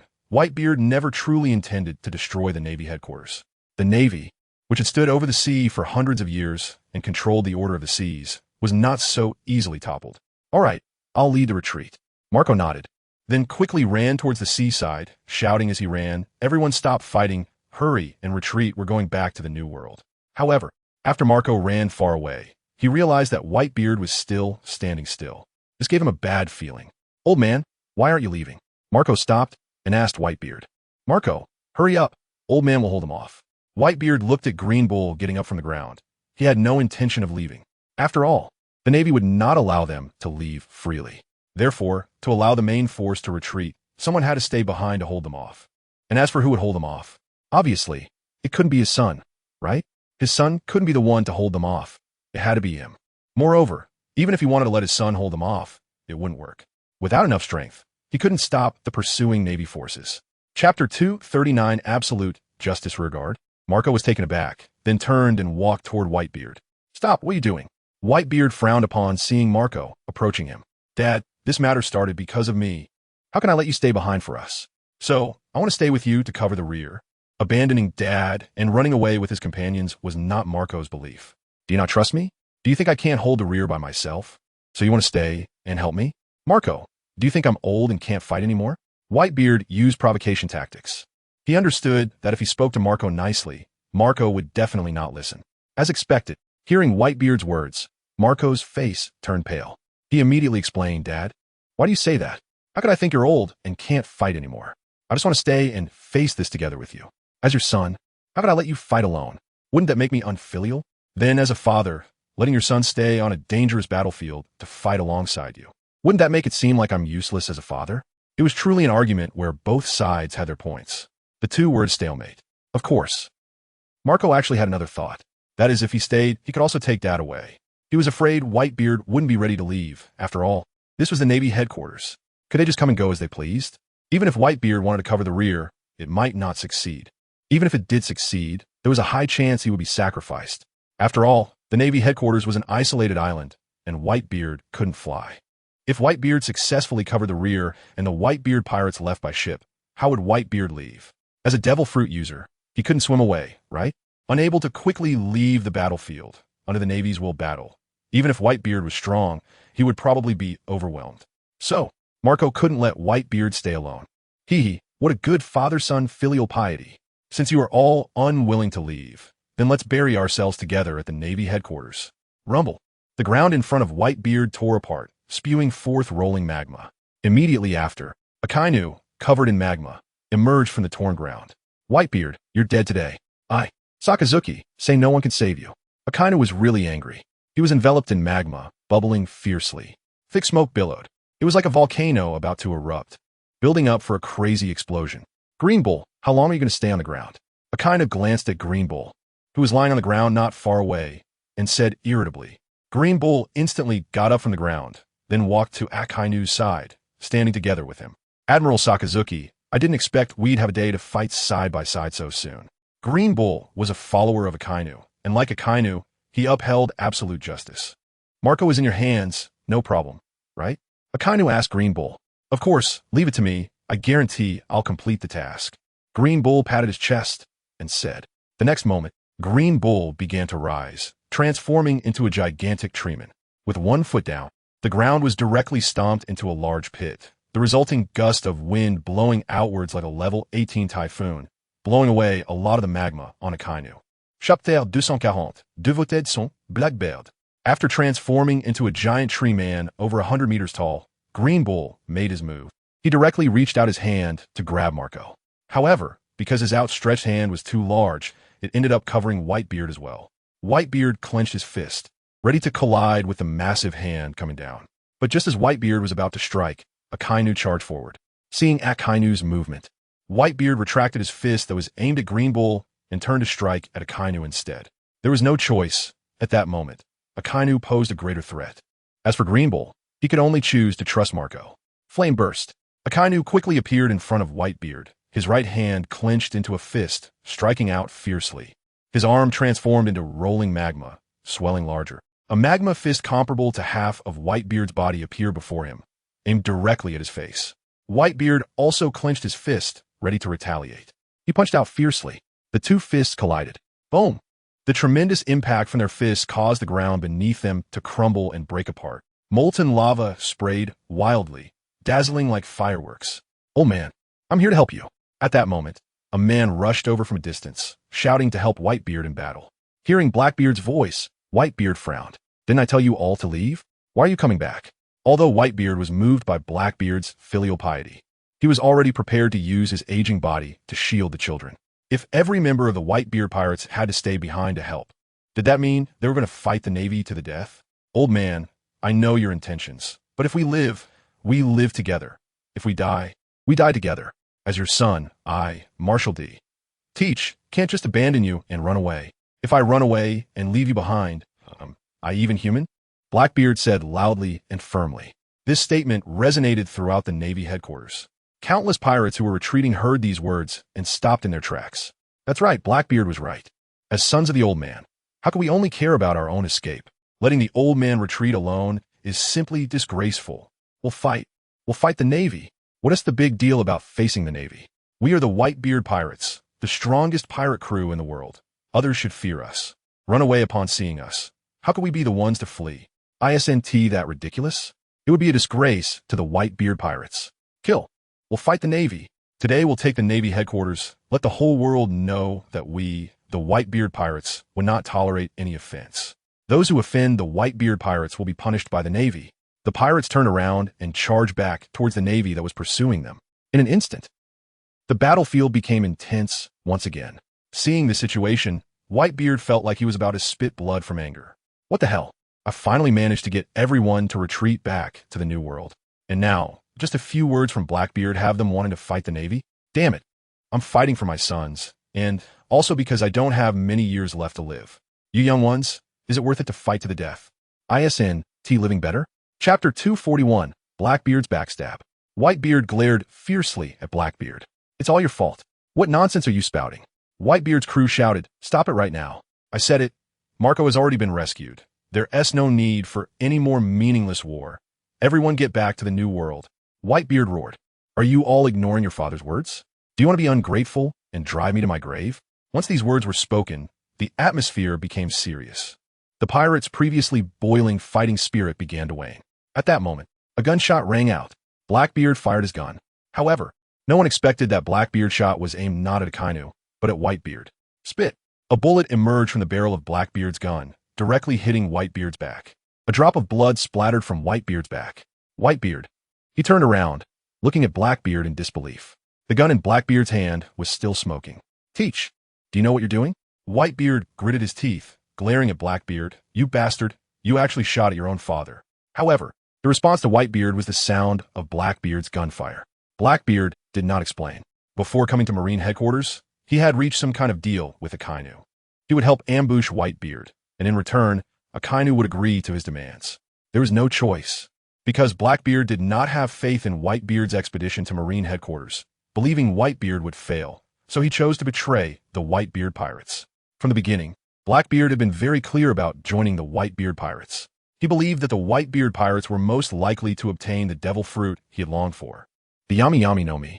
Unfortunately, after 20 years, that legendary fruit tree still had not appeared. And now, Blackbeard felt that Whitebeard's big ship was about to sink. Therefore, jumping ship was only natural. Father, those who know the times are wise, you're getting old. This era no longer belongs to you. So just rest easy and hand the world over to the young. Blackbeard looked at Whitebeard rushing towards him, laughing maniacally. Haha, old man, you shouldn't have come here. If it wasn't for you bringing us here to Marine headquarters to die for Marco, I wouldn't have attacked you. While speaking, Blackbeard kept pulling the trigger. Bang, bang, bang. Bullets kept shooting out from the gun. Whitebeard swung his sword, deflecting all the bullets. Then he appeared in front of Blackbeard, reaching out to grab him by the face. Seeing this scene, Blackbeard suddenly became afraid, feeling timid.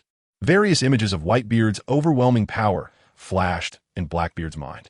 This caused Blackbeard to stand frozen in place, unable to dodge. Just as Whitebeard's hand was about to press against his face, suddenly, Whitebeard's hand stopped right in front of Blackbeard.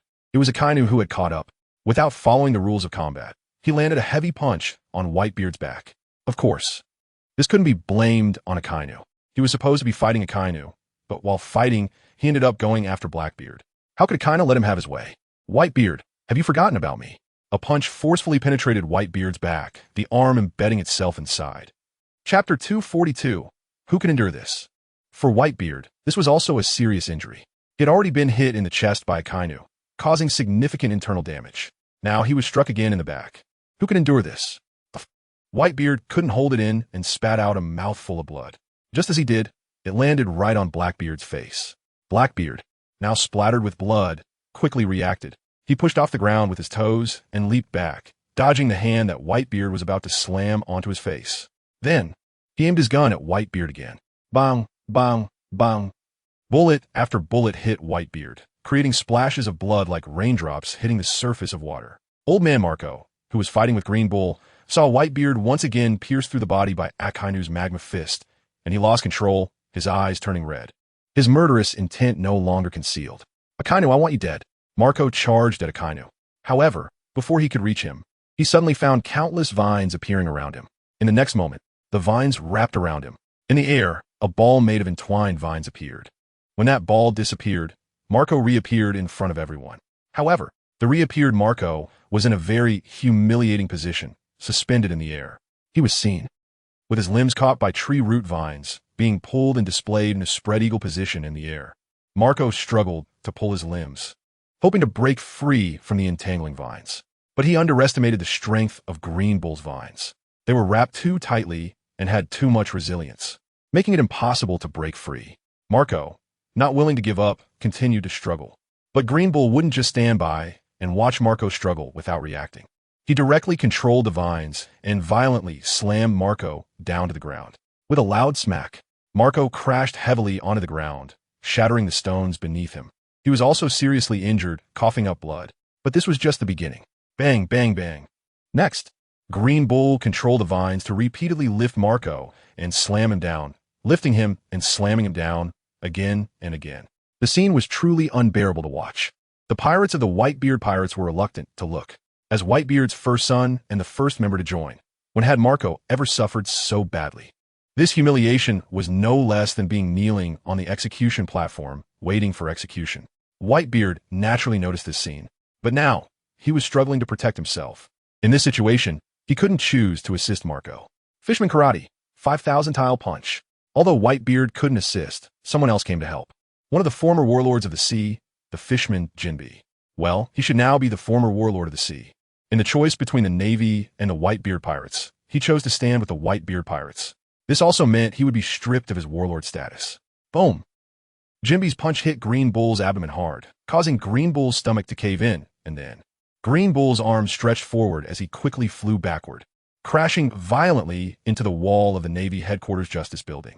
With a loud bang, the wall couldn't withstand the impact and was directly smashed out, creating a hole. Chapter 243. Kaido heads to the Navy Headquarters.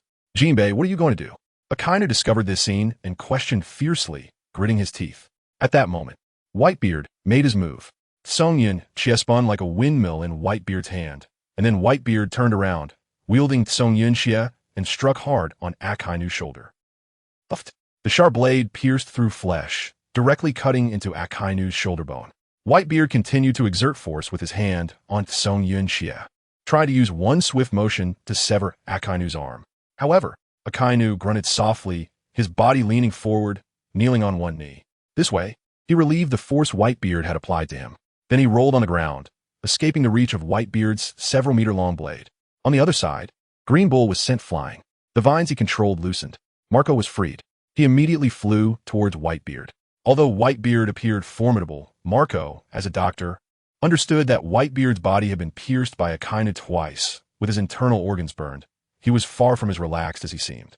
If he were anyone else, not to mention having 2 large holes in his body, even just one hole would have been fatal. Marco even felt that Whitebeard was somewhat forcing himself. After all, behind Whitebeard were thousands of children calling him dad. Whitebeard understood that he could not fall. If he did, none of those children would escape. So, Whitebeard had to hold on. Dad, wait for me. I'm coming to help you, Marco anxiously thought in his heart. However, as he rushed through the air, he suddenly noticed a spider web made of vines appearing in front of him. It was too late to dodge or stop. He could only crash straight into the spider web and was caught again. In the distance, Green Bull emerged from the ruins, controlling the vines. Jinbei saw this scene and wanted to go to the rescue. However, several massive trees blocked his way. "See night, Jinbei. That punch you threw earlier really hurt." Green Bull rubbed his beaten stomach and slowly walked towards Jinbei, and while he spoke, the trees had already launched their attack. On Onigashima, the returning Kaido was preparing to find red-haired Shanks to discuss the New World Order. Big Mom had already belonged to him. Whitebeard's territory was also completely under his control. As for Whitebeard himself, he would most likely die at the Navy headquarters.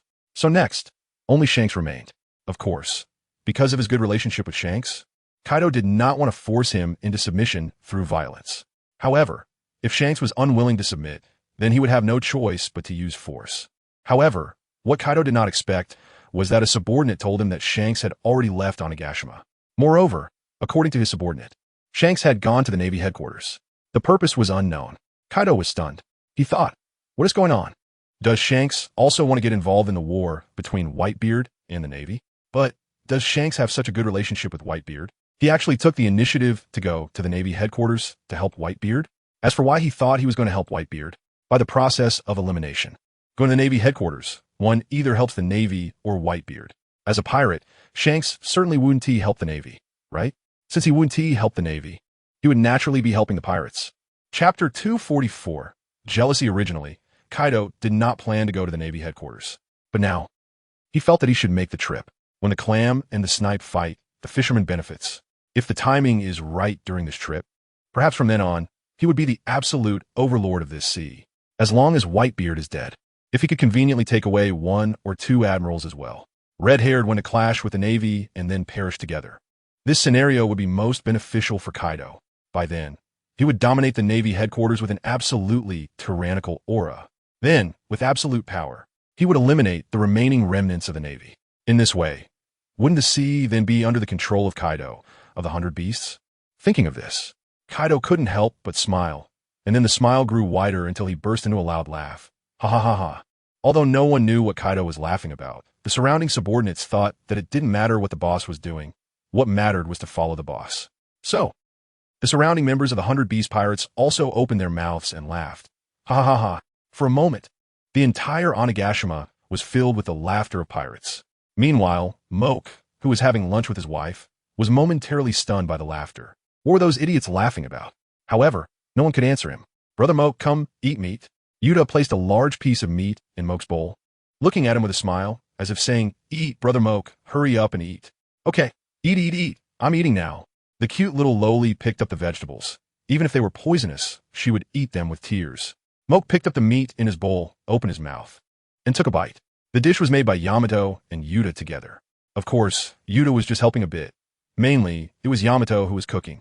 As for the taste, although Yamato had been working hard to learn cooking skills, one could only say that it was definitely edible, and then there was nothing more to say. It was only at the level of being edible. It was impossible for it to taste good, let alone compare it to a chef. Even a random small restaurant on the street would taste better than Yamato's cooking. However, despite the average taste, Moke still encouraged Yamato, saying, "It's very delicious, Yamato. Keep it up, and try to make it even better next time."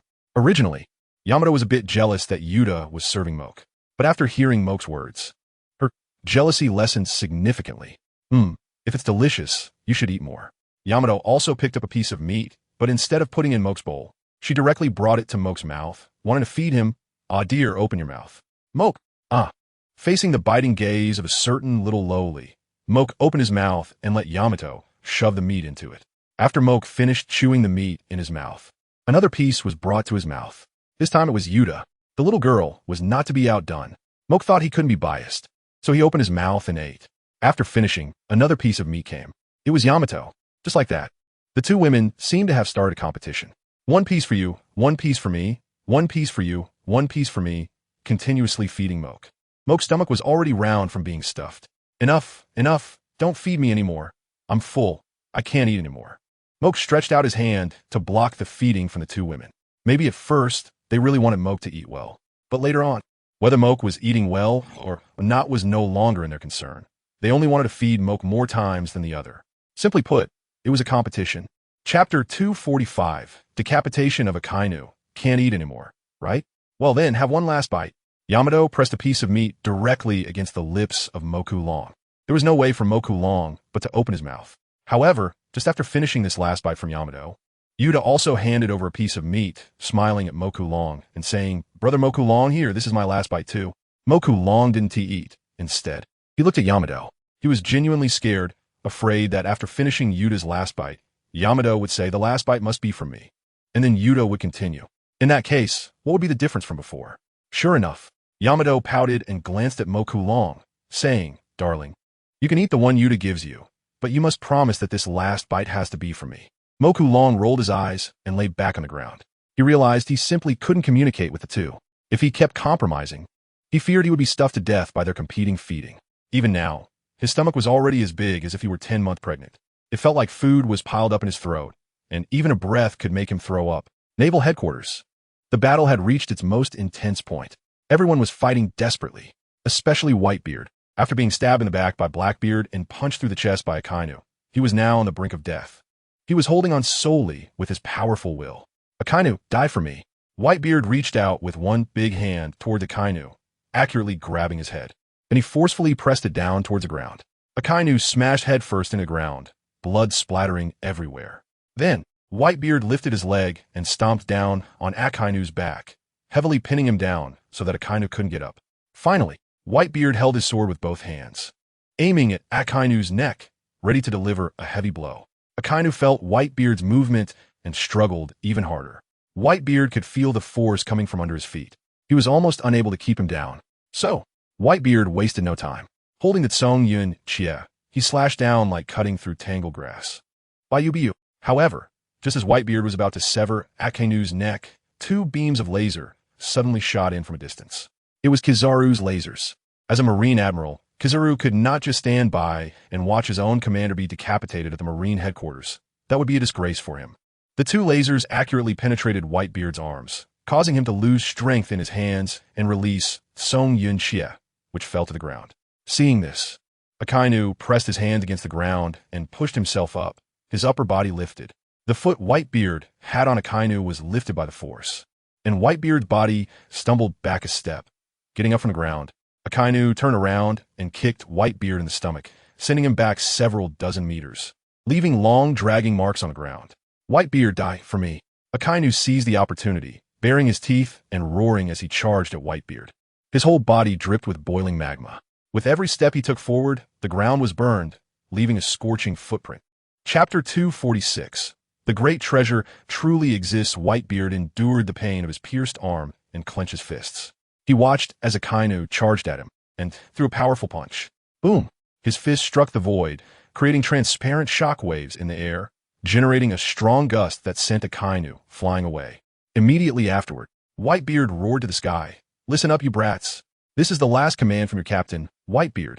Get the hell away from Marine headquarters right now. Don't look back, don't linger in battle, and return to the New World at once. Cough, cough, cough. After his roar, Whitebeard began to cough violently. Blood gushed from his mouth in large quantities. Whitebeard knew he was at the end of his rope. He couldn't let his children continue fighting. If they kept pushing, it could lead to their total annihilation. What he valued most in his life was family. He didn't want his children to accompany him in death. Old man, don't say that. We live and die together. We will never betray you for a chance at survival. A pirate shouted back. That's right. We will always stand with you, old man. You bastards. Do you still consider me your father or not? If you recognize me as your old man, then listen to me. Turn around and head back immediately, or I'll die with my eyes wide open. Whitebeard continued to shout. Marco, Jozu, as division commanders, take your responsibilities seriously and bring every single one of your men back to the New World. Hearing Whitebeard's hoarse admonition, the division commanders hesitated and were uncertain. On one hand, they wanted to stay and fight alongside Whitebeard. On the other hand, this was Whitebeard's final command, essentially his last words. Could they really go against Whitebeard's wishes? Especially Marco, the ship's doctor, who understood just how dire Whitebeard's condition was. Whitebeard's health had never been great to begin with. He had been pierced through the chest by a Kaido not once, but twice. He had been backstabbed by Blackbeard and was riddled with dozens of bullets. On top of that, he had just been ambushed by Kazuru, with both arms pierced. These injuries would have killed an ordinary person many times over. Yet Whitebeard was still holding on. Part of it was due to his immense strength, but more so, it was his willpower that kept him going. He knew he couldn't die. For the sake of his children, even if death was right in front of him, he wouldn't let it take him away. In the end, after a struggle within themselves, the division commanders chose to obey Whitebeard's final command. They would lead the escape. Seeing his children's choice, Whitebeard felt relieved. Then, he looked at the live broadcast from the Den Mushi. A smile crept on his face, and finally, he burst into laughter. Kuaha! And today, I want to announce to the whole world that the great treasure truly exists. This statement echoed throughout the world. Instantly, it sent pirates all over the world into a frenzy once again. 20 years ago, Roger had said, I hid all my treasures there. Go and find them, sparking the great pirate era, leading countless people to rush into the sea to seek the treasure that could buy half the world. Chapter 247, Kneel Down and Beg Me. But nearly 20 years have passed, yet no one has found the so-called great treasure. Countless pirates who set sail for the great treasure have mostly perished in the sea. As a result, many people have come to regard the so-called great treasure as a joke, believing it simply does not exist. After all, so many years have gone by. Not only has it not been found, but there hasn't even been a whisper of its existence. How could it possibly be real? Many people even believe this is Roger's revenge against the Navy for his execution. He wanted to lure everyone out to sea with the news of the great treasure, inciting chaos among pirates and overwhelming the Navy with casualties. It was all just Roger's scheme. But now, Whitebeard announced to the whole world before his death that the great treasure is indeed real. This has reignited the spirits of many pirates. Perhaps Roger really did hide the great treasure. The fact that no one has found it just means everyone else is too weak. After all, the Pirate King wouldn't just hide his treasure on any random little island, right? It must be on an island fraught with danger and countless crises. Even the journey to the island would undoubtedly be filled with challenges. If the treasure could be easily found, that would be truly ridiculous. Damn Whitebeard. Even at death's door, you're still spouting nonsense? Akainu listened to Whitebeard's declaration, gritting his teeth in anger, his face twisted. Can't these pirates make things easier for him? One sentence from Roger sparked the great pirate era. Whitebeard, are you trying to throw more fuel on the fire of this era? Nonsense? Hearing Akainu's words, Whitebeard laughed heartily. Akainu, are you scared? I'm just stating the facts. Why are you so flustered? Are you worried about your inability to control the situation at sea? In the face of Whitebeard's mockery, Akainu's face twitched. But he didn't let Whitebeard's words sway him. He looked at Whitebeard with a cold smile. Whitebeard, instead of worrying about whether I can control the situation at sea, you should be more concerned about how pathetic it will be if no one gives you a proper burial after you die. Why don't you kneel down and beg me? Maybe out of mercy, I'll find a beautiful place for you to be buried. Otherwise, the great Whitebeard, thrown into the sea and eaten by fish and beasts, would truly be a tragic sight. TSK. Akainu looked at Whitebeard with a mocking expression. Akainu, you shameless bastard. How dare you insult Pops like that? Go die. In the distance, a pirate shouldered a rocket launcher, aiming at Akainu, and pulled the trigger. The rocket propelled with a long trail of flames, shooting towards Akainu. Akainu had been on guard against Whitebeard, so he was caught off guard. He was hit squarely by the rocket launcher. Boom! The violent explosion obliterated half of Akainu's head and shoulder. Molten lava splattered everywhere. Is he done for? Watching as Akainu was blown apart, the pirate who fired the rocket was taken aback. He seemed surprised that he could take out Akainu so easily. Idiot, what are you thinking? Admiral Sakazuki is a Logia-type user. How could he possibly be killed by a rocket? A nearby marine mocked. Chapter 248, Whitebeard dies. You bastard. Who are you calling an idiot? The pirate who was insulted was naturally unhappy, grabbed the rocket launcher on his shoulder, and smashed it towards the nearby marine soldier. With no other choice, he resorted to a physical attack. The rocket launcher directly hit the marine soldier's face, sending him flying. The surrounding marine soldiers couldn't hold back upon seeing this and immediately surrounded the pirate. In just a few moments, the pirate was hacked to death by a group of marine soldiers.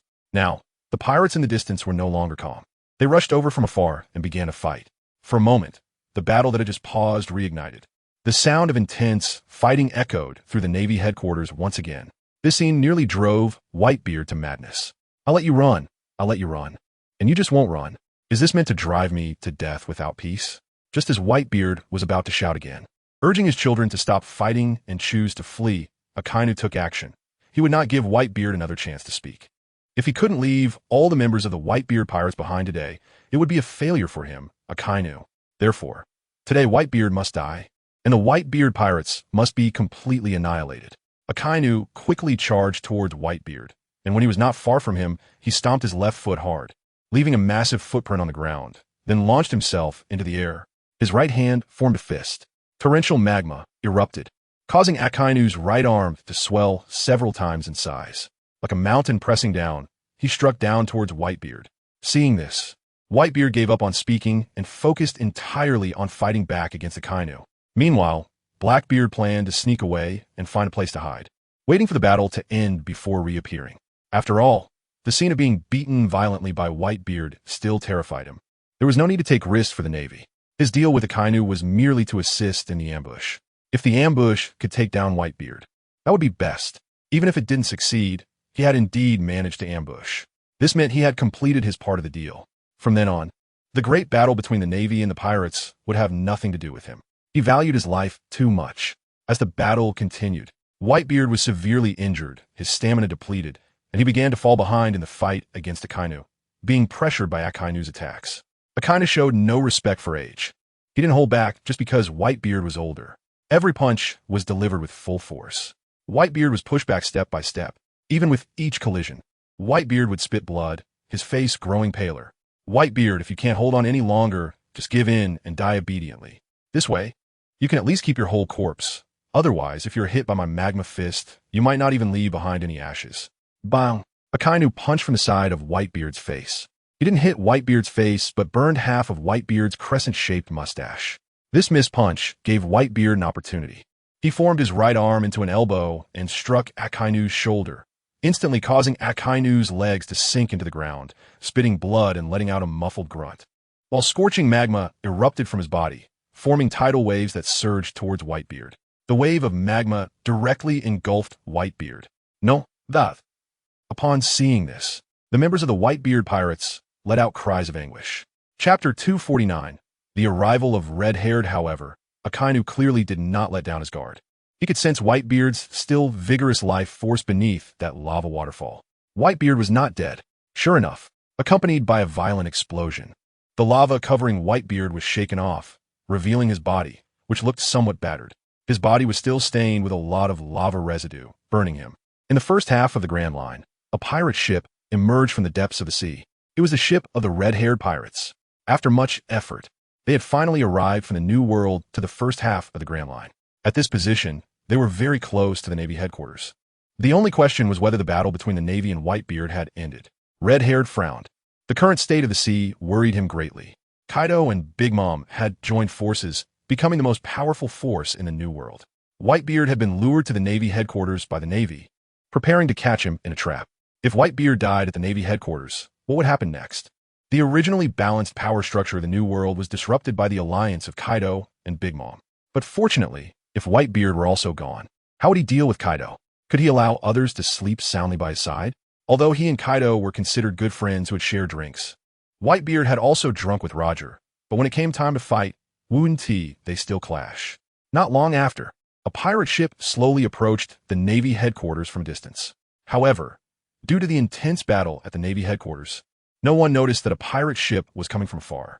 It was only when the pirate ship crashed onto the deck of the Navy headquarters, making a loud noise and stopping, that the surrounding Marines and pirates noticed that, at some point, one of the four emperors' red-haired Shanks pirate ship was now right in front of them. One of the four emperors' red-haired Shanks had arrived. It was unclear who shouted this, but the chaotic battlefield fell into a somewhat quiet state once again. Many people's gazes turned toward the direction of the speaker. Then, they saw a red-haired man slowly walking towards the Navy headquarters beneath the massive pirate ship, followed by members of his crew. Each of them possessed the strength of a commander from the Whitebeard pirates. The appearance of this group drew numerous gazes, even causing Akainu, who was confronting Whitebeard, to involuntarily look over. However, his eyes were filled with intense hostility. What the hell were they all doing? First it was Kaido and Big Mom, then Whitebeard. And now, even the last of the four emperors, red-haired, had arrived? Did they think the Navy headquarters was a treasure trove? Did every pirate come to take a look? Red-haired, what do you want to do? Akainu gritted his teeth, staring at red-haired, questioning him word by word. This was the war between the Navy and Whitebeard. Did you really intend to get involved? Hearing Akainu's question, red-haired did not respond immediately. Instead, he continued to walk forward slowly. Bastard, you better talk to me. Seeing that red-haired seemed to ignore him, Akainu was even more enraged, directly commanding the distant Marines, "Get up there and take that guy down." The Marines received the order and charged at red-haired with their swords drawn. However, red-haired still walked forward indifferent. Chapter 250. I am here to end this war. As for those Marines attacking him, a wave of conquerors' haki swept down. Those Marines charging at him fell to the ground one after another. However, there were still some powerful Navy officers who rushed in front of Shanks. One of the colonels swung his sword down at Shanks. Yet, Shanks remained unfazed. He did not dodge, nor did he retaliate. He continued to walk forward with the same calm demeanor. The attacking colonel felt a deep humiliation. How looked down upon he was. "Since you ignore me, then die." "For Emperor Shanks," the colonel shouted, gripping his sword tighter and suddenly increasing his speed. In an instant, the blade descended upon Shanks' head. It even grazed his hair. However, Shanks still didn't even raise his eyes to look at him, continuing to walk forward. "You bastard, don't regret it when you're dead." Armament haki wrapped around. In an instant, the blade was enveloped in a layer of darkness, the colonel exerting all his strength from the night spent with his wife, preparing to cleave Shanks in two without holding back. He even began to fantasize about defeating the four emperor, gaining fame throughout the world, becoming a marine admiral, marrying a celestial dragon princess, and reaching the pinnacle of life. Unfortunately, all these fantasies ended with the sound of a gunshot. Bang! Out of nowhere, a bullet pierced through the colonel's head. He instantly lost consciousness. The grip on his sword loosened, and he fell forward. With a thud, he hit the ground. In the face of this scene, Shanks remained motionless. He stepped over the colonel's corpse and continued to walk forward. Behind Shanks, his first mate, Ben Beckman, leisurely raised the barrel of his gun, placing it to his lips and blowing away the rising white smoke. "Want to make a move on the captain? Did you ask us first?" Thus, under the protection of the red-haired pirates, Shanks made his way to Akainu without lifting a finger, standing face to face with him, locking eyes. Although Shanks was considerably smaller than Akainu, the two standing off against each other gave off an equally domineering aura. "Akainu, you just asked me what I came here for, right?" Shanks looked at Akainu and inquired. "What a pointless question. I don't want to repeat myself." Akainu rolled his eyes. "So now I'll answer you. I am here to end this war," Shanks said lightly as he looked at Akainu. "What? Shanks, do you even know what you're talking about?" Upon hearing Shanks' words, Akainu almost laughed. "What give you the right? What do you think you are? Just because you say you want to end the war, it ends? Who do you think you are? Why don't you say that you're here to take my position as Fleet Admiral?"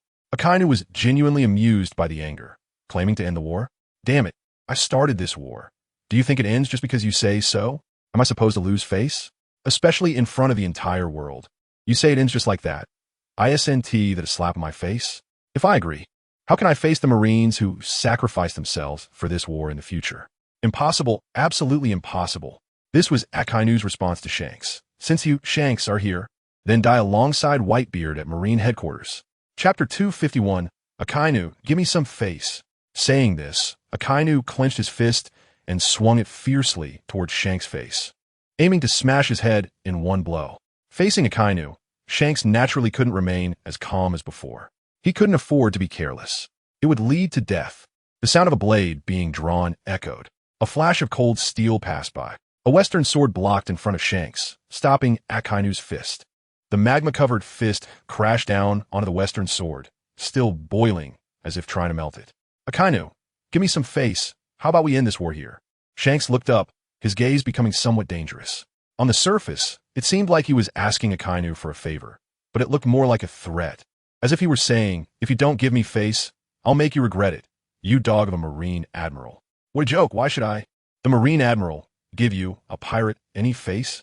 Akainu scoffed, I don't understand. Where do you get the audacity to ask me for face? So, you're not planning to give me this face? Shanks narrowed his eyes, feeling underestimated. This was the first time someone dared to disregard him like this. Yes, and what about it? Akainu nodded, if I give you this face, then where do I put mine?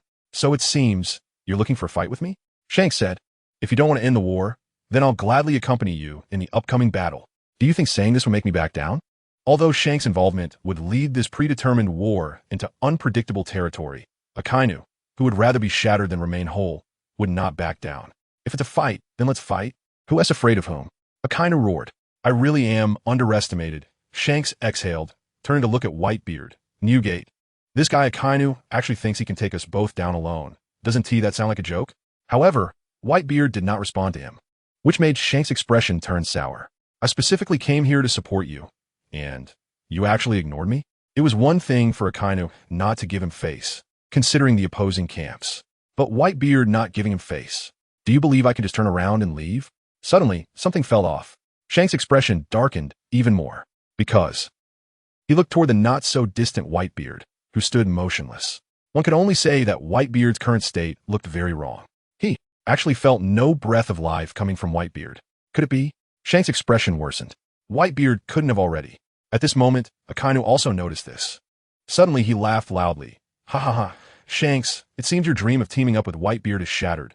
Whitebeard is already dead. Although Whitebeard still stood there majestically, his eyes shining brightly, evoking fear in others. Even in death, he stood tall.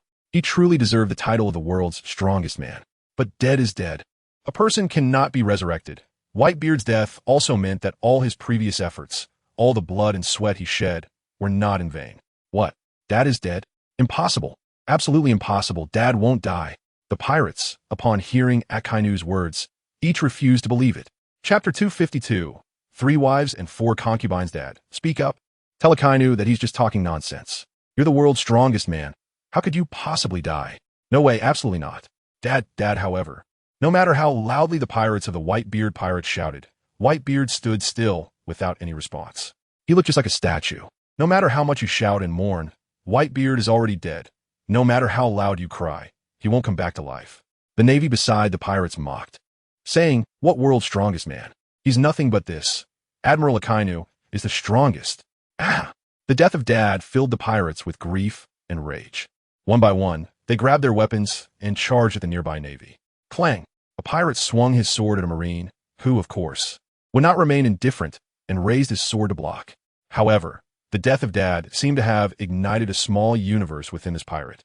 The sword struck the marine's blade, directly breaking it. Then, the blade continued downward, cleaving the marine in two. The other pirates were similar. Each one was bloodied with rage. Their momentum was resolute. Their combat power seemed to have increased several times. They actually began to overpower the navy side. This was something Akainu never expected. He thought that with Whitebeard dead, the Whitebeard pirates would collapse like a house of cards. But unexpectedly, not only did it not extinguish their fighting spirit, it instead triggered a collective explosion of power. What the hell is going on? Akainu, it seems you're quite troubled now. This scene is actually a good thing for Shanks. However, not being able to save Whitebeard is indeed a regret. But there's nothing that can be done. After all, Whitebeard couldn't hold on until his arrival. None of your business. After being mocked by Shanks, Akainu shot back, saying they're just a bunch of dying, struggling pirates. Do they really think that the weeping soldiers will win? In the face of absolute strength, they are merely trapped beasts fighting back. The final result can only be that they are hunted. Akainu was very confident. Akainu, are you really going to fight? If so, then let me accompany you. Although Shanks is a pretty easygoing man, if Akainu repeatedly disrespects him, then he can only use the knife in his hand to demand respect from Akainu. When he put the knife against Akainu's neck, he hoped that Akainu would still be as proud as he is now. The battle continued. Only the opponents changed from Whitebeard and Akainu to Shanks and Akainu. On the other side, Shanks' first mate, Ben Beckman, faced off against Kizaru.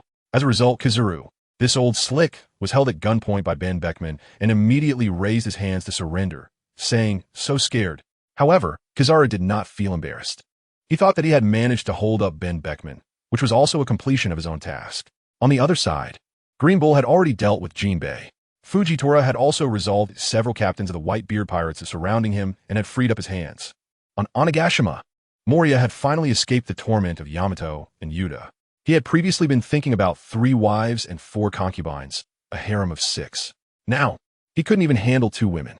Moria felt he was still far from it, compared to those traversers who could easily manage a harem. Chapter 253. The arrival of Sengoku and Garp time slowly passes. The night is about to fade away. In the distance, along the coastline, a ray of red light emerges. That's right, this top-level war has been fought from day-night, and then from night back to day. But the battle continues. For those involved in the fight, whether they are pirates or marines, it is not easy at all. Moreover, it's not just them. Even for the spectators, it's tough. It's like watching a movie. If it were 2 or 3 hours, it would be fine. But now, going from day to night and then back to day, who can stand it? Even if it's extremely exciting with no dull moments. It can still lead to aesthetic fatigue, you know? Akainu and Shanks have been fighting for several hours, and still, no winner has emerged. Meanwhile, the Whitebeard pirates are on the verge of being completely wiped out under the full pressure of the Marines. Of course, the Marines aren't doing much better either. The casualties are severe. The entire front square of Marine headquarters is almost covered with countless bodies. The water along the coast has even turned red. The death toll is countless. A rough estimate suggests there are around 100,000. After all, the Whitebeard pirates have brought 5,000. The Marines have deployed 100,000, with the total forces exceeding 150,000. However, compared to the civil unrest in Alabasta, which involved 1,000,000 troops, this 150,000 is still far less in terms of numbers. However, in terms of combat power, they could completely annihilate the kingdom of Alabasta. In the sky, Kaido has appeared. However, he is just staying up there observing, not taking action, because he doesn't know how he should act. Whitebeard is already dead, and the Whitebeard pirates are nearly wiped out. Now, it's basically a battle between the Marines and the red-haired pirates. If he appears, who should he help? Helping the Marines is definitely out of the question. Helping Shanks? But he feels that with his brother's pride, Shanks might say, "No need. I can handle this." If that happens, volunteering to help and then being refused would be quite embarrassing, right? Therefore, he chooses to stay up in the sky and watch. Let us see how it turns out and adapt accordingly. As the morning sun rises, a warship emerges on the horizon. On the warship stand 2 old men, Garp and Sengoku. Although both old men have already retired, they haven't completely left the Marines. They've simply stepped back to train new recruits. When Akainu took over, he wanted to make achievements and felt that the current situation against Whitebeard was sufficient, so he didn't let these 2 appear at Marine headquarters. Of course, even if he wanted them to come, they might not give him face. However, the ongoing battle with no resolution made Sengoku, who was watching the fight via live broadcast, unable to hold back. Watching Marine soldiers die one after another is such a pain. Finally, after Shanks appeared, he set off from a Marine base towards Marine headquarters. Garp followed because he knew Sengoku was coming. So, Sengoku and Garp's appearance was initiated by Sengoku, as he couldn't bear to see his former subordinates continue to die one by one. Every Marine's death represents a family suffering a heavy blow. Sengoku is also worried that Akainu might not withstand the pressure from Shanks and lose this war. Although the likelihood is low, Sengoku still came. Chapter 254. The arrival of the Golden Lion, the appearance of Sengoku and Garp tilted the outcome of the war instantly in favor of the Navy. Originally, with 3 admirals and Akainu on their side, the chances of red-haired Shanks winning were already slim. Now that 2 more big shots have joined, it can be said that Shanks' defeat is already a foregone conclusion. Kaido in the sky also saw Sengoku and Garp landing and frowned. Originally, Kaido thought he could secure the throne, but now, Shanks, surrender already. In this war, you have lost. Sengoku walked over from a distance and spoke to Shanks, who was fighting Akainu. What is this guy Sengoku doing here? Shanks felt somewhat displeased upon hearing Sengoku's voice. However, he was not someone who would compromise. Sengoku, what nonsense are you talking about? The battle has just begun. How can we know who will win or lose without finishing it? Shanks said with a firm attitude. Despite feeling that his chances of winning were very slim at this moment, he believed that in times of crisis, one must display strength and make the opponent feel that you are fearless. If one becomes mentally weak, that would truly be a loss. Shanks, you don't think that with me and Garp here, you still have a chance to win, do you? If you surrender now, you can still live well and impel down with your crew. But if you stubbornly resist to the end, the fate of Whitebeard will be your fate. Sengoku's words were laced with threats. The number of deaths in this war was already significant. He truly did not want the war to continue. The casualties in this war were even greater than those in the previous battles against the Moby Dick, Big Mom, and Kaido's pirate crews. Out of 100,000 Marines, less than 30,000 were still standing. The death toll was close to half. As for the injured, it could be said that almost every Marine now bore some injuries. If this continued, how many more Marines would die? Sengoku, are you threatening me? Shanks' gaze turned terrifying, and his powerful conqueror's haki surged into the sky, creating a vortex in the air like a tornado. A strong gust of wind blew towards Sengoku, making the Justice Cloak on Sengoku rustle loudly. Facing Shanks' challenge, Sengoku smiled. Shanks, you can think of it as me threatening you, or you can consider it as me advising you. As the saying goes, it's better to live than to die a good death. Is dying in the Navy headquarters like Whitebeard what you hope for? Hee hee, losing your freedom and being imprisoned and impelled down is also not what I hope for. Shanks looked at Sengoku with a cold smile. Not to mention, why should I believe you? If I really surrender, what happens when you turn around and execute me? You don't trust my character? Since I said I would imprison you and impel down, I definitely won't execute you. Once I say something, I won't take it back. Sengoku said seriously. Even if you keep your word, what of it? Sengoku, don't forget, the Navy no longer operates on your say-so. Shanks shook his head. So give up on the fantasy of me surrendering. With that said, have you really chosen death? Sengoku sighed. In that case, let me personally send you off. Sengoku reached out, grabbed his cloak, and tore it off with force, throwing it into the air, taking a combat stance. Let us fight then. Who is afraid of whom? Shanks was unwilling to fall behind, swinging his saber, the explosive blade aura tearing through the ground. Just as both sides were about to engage in battle, suddenly, an empty island floated down from the sky. Chapter 255, Warring States. I want to win back what I've lost. Ha ha, it's really lively. In the sky, a proud laughter echoed. Immediately after, a man with golden hair flew out from the air, standing above, looking down at Warring States and Carp, saying, Warring States, Carp, it's been a long time. Golden Lion Shiki? Warring States looked up at the somewhat familiar, yet strange man in the sky, gritting his teeth and saying, You bastard, how dare you appear before me? Ha ha ha, Warring States. What a joke. Why would I be afraid to appear in front of you? A decade ago, you sent me to impel down, and I haven't repaid that kindness yet. Today, I will make you taste the pain I felt back then. After speaking to Warring States, the Golden Lion turned to Shanks and said, So, Shanks, how about teaming up with me to take down the Navy headquarters? I have no problem. Shanks nodded. The current situation was somewhat unfavorable for him, so teaming up with the Golden Lion was a good decision. Ha ha ha, Warring States, Carp. A decade ago, you two teamed up to defeat me. Today, I will repay that grudge and crush you both. The Golden Lion looked at Warring States and Carp, determined to take revenge. The next moment, the Golden Lion swung the two famous swords tied to his legs, creating two slashes aimed at Carp and Warring States. Seeing the slashes coming, the two clenched their fists and struck out. The slashes were directly sent flying by their punches. Shiki, you couldn't win back then. And now you've even lost your legs. Don't you think it's ridiculous to think you can win? Even with the addition of Golden Lion Shiki, Warring States still felt confident. He had lost unreasonably in the last battle against the M.O. Long. Today, he was going to win back what he had lost. Ridiculous or not, we'll know once we fight. The Golden Lion snapped his fingers. In an instant, the floating sky island lost its buoyancy. It began to plummet, and the descent grew faster. Shiki, what the hell are you trying to do? Warring States shouted angrily upon seeing this scene. What am I doing?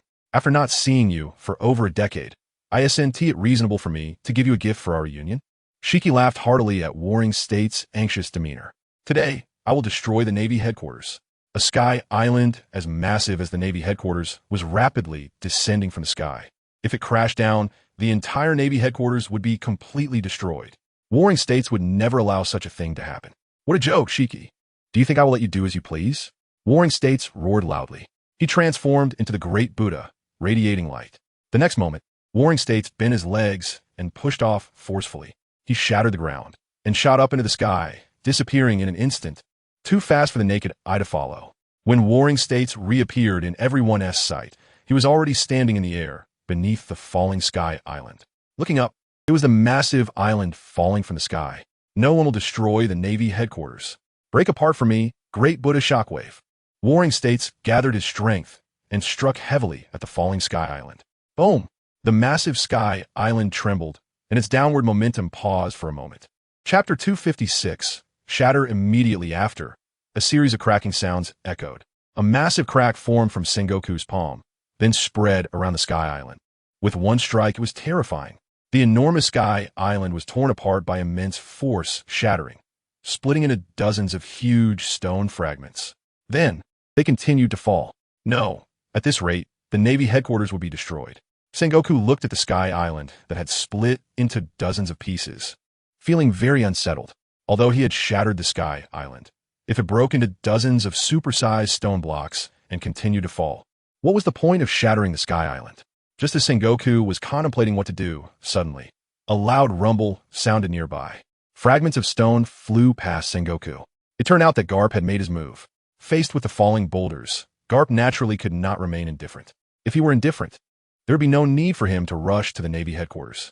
Garp's punch directly shattered a massive falling rock. However, because the falling rock was still too enormous, even after Garp smashed it again, the broken stones had a diameter of several dozen meters. Such giant rocks might be able to be withstood by the Navy headquarters, but most of the Navy soldiers would find it hard to endure. Garp, however, was at his limit.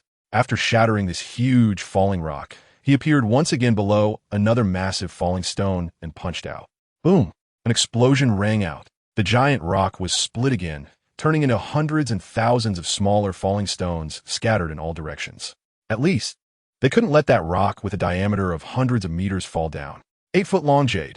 Just as Garp and Sengoku were tirelessly shattering the giant rocks into smaller pieces, Admiral Kizaru also made his move.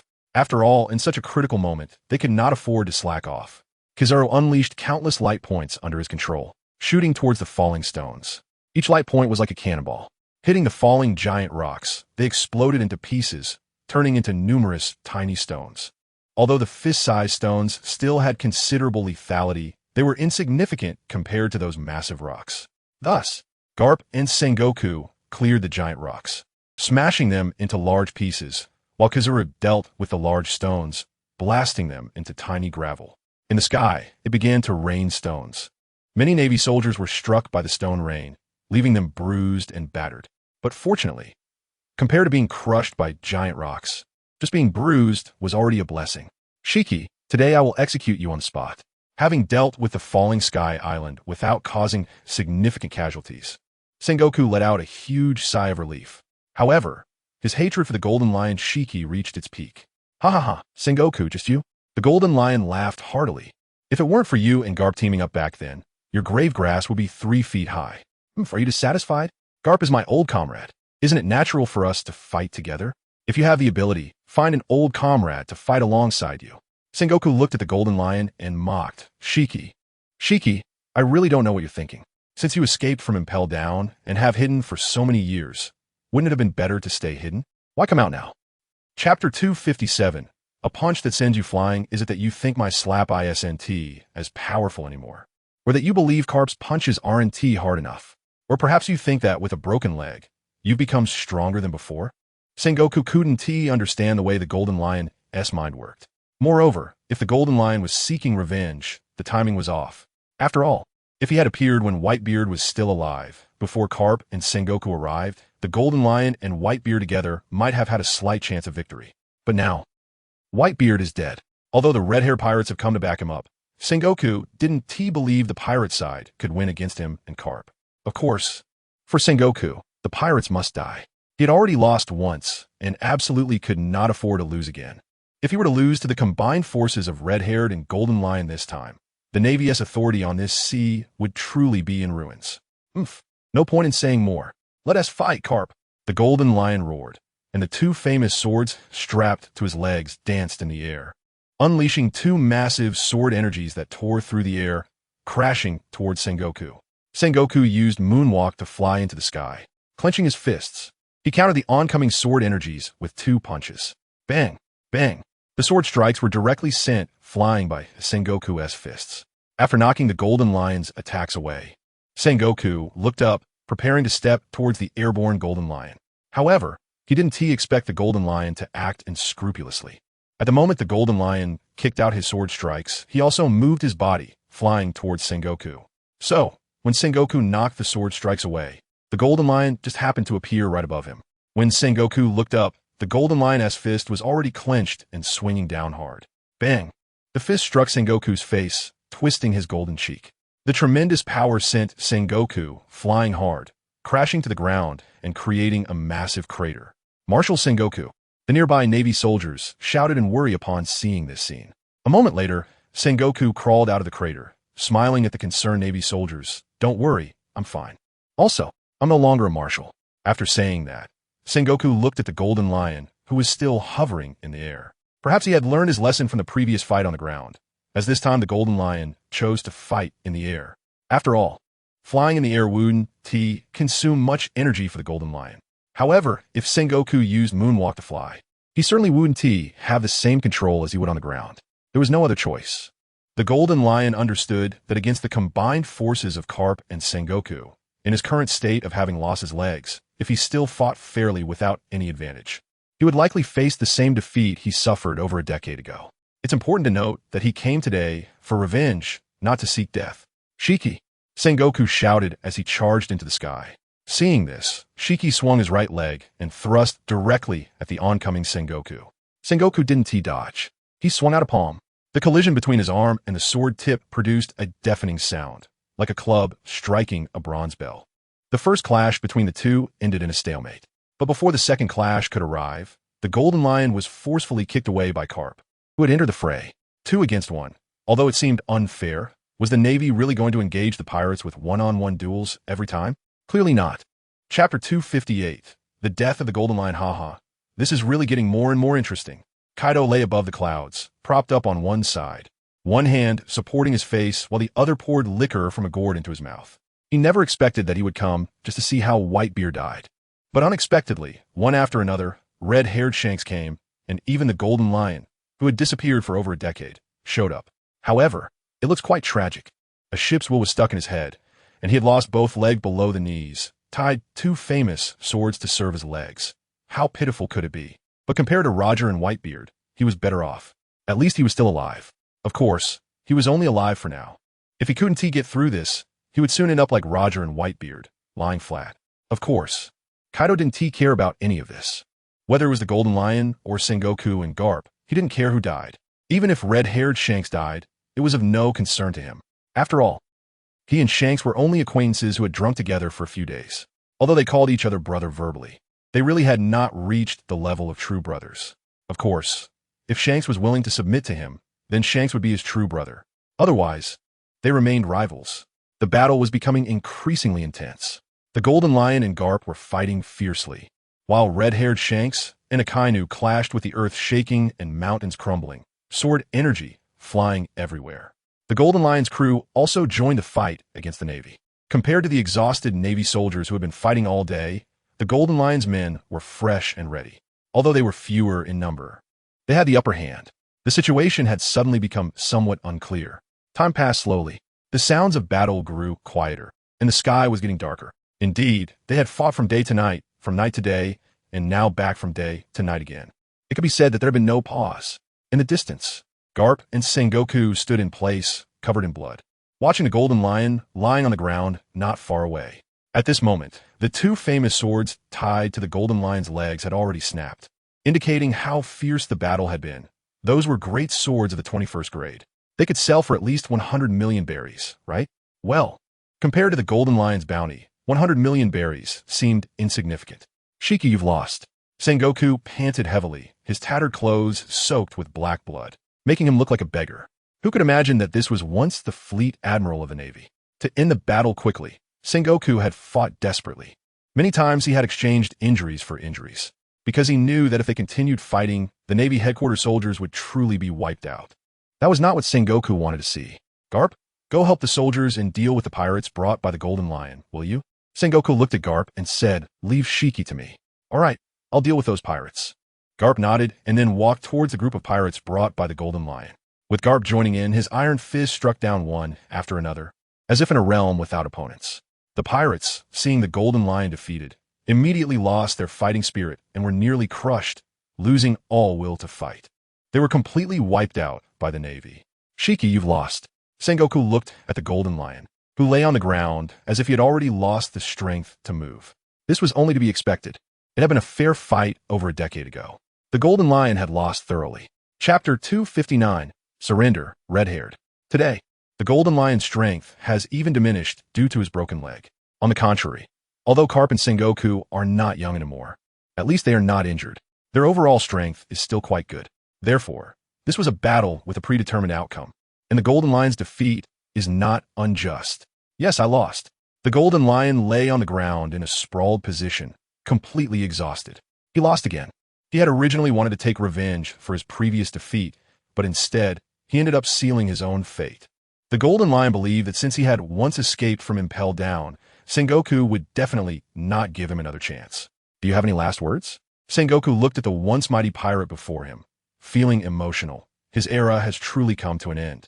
With the fall of the Golden Lion, the three legendary pirates of the past will also return to dust. Last words? The Golden Lion shook his head. I am unwilling. Don't be unwilling. Accept your fate. You lost. That's how the world is. A loser must have the awareness of being a loser, just like I did. After losing the Marineford War, I had no choice but to give up my position as Fleet Admiral. And you, having lost the battle, should just leave your life behind. Sengoku said. That's right.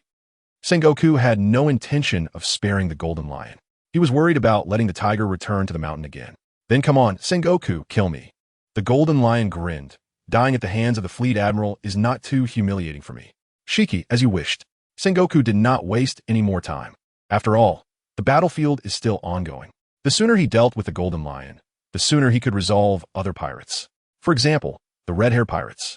The red-haired pirates are known as the Iron Wall Pirates. All of them are elites. Each one possesses considerable strength. Ordinary marine soldiers cannot handle them. Bang! Sengoku arrived in front of the Golden Lion, clenched his fist, and then struck down hard at the Golden Lion's throat. With a crack, the Golden Lion's throat was directly broken. His neck tilted, and he lost all signs of life. On the other side, due to Garp's involvement, the Golden Lion pirates were also being dealt with quickly. After Sengoku took care of the Golden Lion pirates were completely wiped out. Now, only the red-haired pirates remained. Even though they are called the most balanced pirate crew, the impenetrable wall of pirates, they are now being pushed back by Garp and Sengoku. The outcome is already determined. Not to mention, there's also Admiral Kizuru, along with several vice-admirals. Even on the red-haired side, facing Akainu and Fujitora alone is overwhelming, with defeat becoming evident. Not to mention Green Bull occasionally delivering a strike from behind. Undoubtedly, this is the most brutal duel the red-haired has ever experienced. Even though he once fought alongside the Pirate King Roger against various powerful pirate crews, it cannot compare to today. The previous battles were thrilling yet safe. Although he has fought against many of the world's top powerhouses, now he faces only those standing at the pinnacle of the world, 2 Marine Admirals and 1 Fleet Admiral. With such a lineup, even Roger would have to kneel obediently. Of course, the red-hair does not believe he is inferior to Roger. It's just that Roger has long been dead, and they never fought, so who is stronger is still uncertain. Red-haired, surrender, stop struggling. Akainu gritted his teeth, a deep scar cutting across half of his face, naturally inflicted by the red-haired. Correspondingly, a burn mark in the shape of a fist also appeared on the red-haired's arm, with the skin completely charred. Chapter 260, Red-haired surrender, you have no chance left. The Golden Lion is dead. Do you really think your red-haired pirates can stand against my Navy headquarters? That's just wishful thinking. Akainu's words were aggressive, but they seemed completely reasonable. With the addition of the 2 new admirals, the Navy's top combat power was even stronger. Red-haired knew this very well. Perhaps he had truly overestimated himself. But what could he do? After fighting to this point, could he really lay down his sword and surrender? Who knows how the Navy would treat them if he surrendered? What if they were executed on the spot?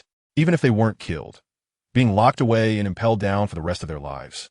Living in that kind of hopeless despair was not what he wanted, but not surrendering. If he continued to fight, he might just get killed, right? Suddenly, Red-Haired felt a twinge of regret.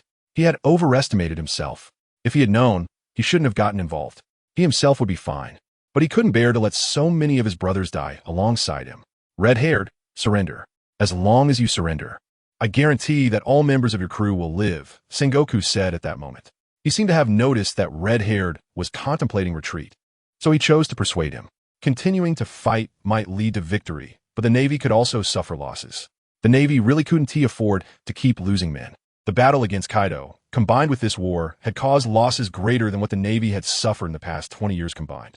Moreover, if the Navy continued to incur such significant losses, who would still choose to enlist? After all, even though the pay was high, the death rate was too high. Indeed, some enlist for justice, but those people were not many, without a high salary, who would risk their lives to join the Navy. Are they just tired of living? Sengoku's words made Red-Haired's heart tremble again. He didn't believe Akainu, but he did trust Sengoku's character. So if Sengoku said they wouldn't kill him if he surrendered, then they wouldn't. But surrendering was too humiliating. However, to ensure the survival of his crew, he had no other choice. Sengoku, I can surrender, but you must agree to one condition. Red-Haired thought for a long time and finally chose to negotiate with Sengoku. What condition? You tell me, Sengoku asked Red-Haired. Let my crew go. As long as you let them leave, I will surrender. Red-Haired said firmly to Sengoku. What? Let your crew go? That's impossible. Sengoku shook his head. Red-Haired's crew members were all considered great pirates. If they were released, they would quickly form a new Red-Haired pirates. This was something Sengoku could not allow. If that's the case, then there's nothing to discuss. Red-Haired tightened his grip on his sword. Wait, I agree. Suddenly, Akainu interjected, Red-Haired, as long as you choose to surrender, I will let your subordinates go. Sengoku. He looked at Akainu in disbelief. In Sengoku's view, this was not something Akainu would say. Akainu's character was to rather mistakenly kill 1,000 than let one go, right? Why would he agree to such an unreasonable condition from Red-Haired? After all, if they continue to fight, the Navy would definitely win. Sengoku was merely persuading Red-Haired to surrender to reduce casualties. Chapter 261 Kaido. I share the world with Red-Haired Shanks Sakazuki. Are you serious? Sengoku looked at Akainu in disbelief, as if he didn't recognize him anymore. Of course, Sengoku, I am the fleet admiral now, and I have the final say. Akainu replied seriously, looking at Sengoku. Sengoku. All right, you are the admiral, you have the final say. Sengoku shrugged, deciding not to care anymore. And so it was. Facing the full force of the Marine headquarters, the entire Red-Haired pirate crew surrendered. They were all handcuffed and shackled. Is it really over like this? In the sky, Kaido felt bored. The conclusion was that the Marines had won decisively. That was not good news for him as a pirate. Although the Marines also suffered heavy losses, they were mostly lower-ranking soldiers. None of the high-ranking officers, such as the admirals, had died. You must understand. Whitebeard is dead, and Red-Haired has been captured. So the only group the Marines will deal with next is his beast pirates. After all, the big MOM pirates have already allied with him. Now, the New World has become a landscape dominated solely by him. Unknowingly, he seemed to have stood in the position of his former captain, Rox, unifying the New World, the sole overlord. What should I do next? Lying on a cloud, Kaido watched as Red-Haired was taken towards the dungeon.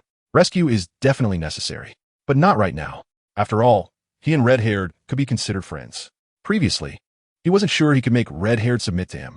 After all, as a Yonko, who doesn't have a bit of dignity, making someone of the same rank submit is not impossible, but it is definitely not easy. But now, the opportunity was right in front of Kaido. As long as he could rescue Red-Haired and his crew from the Marines, how could Red-Haired refuse to submit? Besides, he didn't want Red-Haired to be his lackey. As long as Red-Haired was willing to acknowledge him as an older brother, then the position of vice captain of the Beast Pirates would belong to Red-Haired. That would mean he and Red-Haired would share the world. With that thought, Kaido began to wait for the right moment. If the Marines didn't kill Red-Haired, they would definitely send him to Impel Down. What he needed to wait for was to directly hijack the warship while Marines were transporting Red-Haired to Impel Down. And so, Kaido began to wait.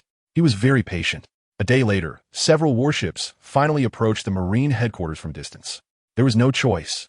The warships docked at the Marine headquarters had mostly been damaged in battle, so they could only dispatch warships from other locations. The warships coming now were all headed to Impel Down.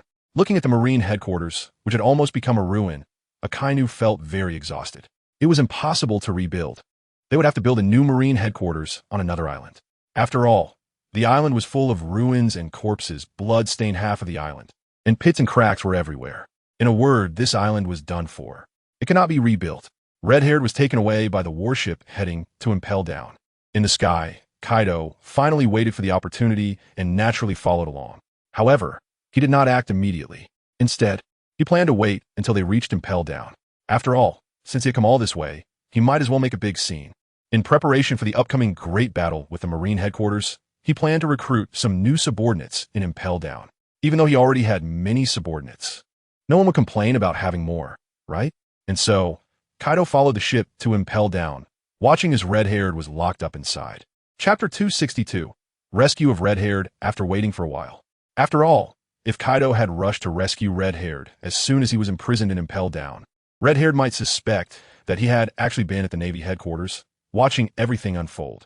On the other hand, if he waited, Red-haired would think that he learned about Red-haired's capture in the New World and immediately set off to rescue him. Although the outcome is the same, rescuing him, clearly, the latter would touch Red-haired more. That's right, Kaido, am not only brawny but also brainy. After waiting for a day, evening arrived. Kaido began to act. Impel Down was nothing in his eyes, so he launched a direct assault. Transforming into an azure dragon, Kaido dove headfirst through the clouds, rapidly descending towards Impel Down. Soon, Kaido appeared in the sky above Impel Down, just a few dozen meters away. The appearance of such a massive azure dragon was naturally noticed by the Navy soldiers guarding Impel Down. However, before they could react, Kaido executed a dragon tail strike.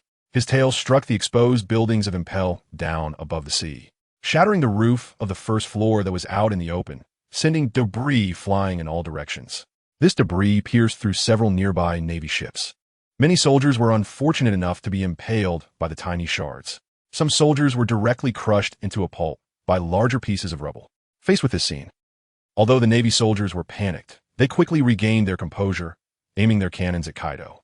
But it was completely useless. The cannonballs struck Kaido's body without even breaking a scale.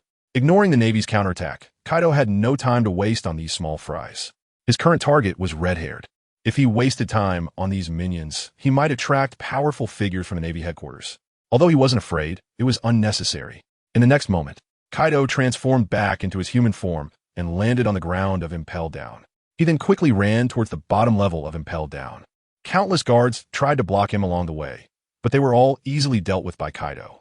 He even found it too troublesome to fight his way down the stairs, so he punched the ground, shattering the floor, and jumped down to the second level. Just like that, Kaido smashed through 5 levels and finally reached the 6th level, the infinite hell of Impel Down.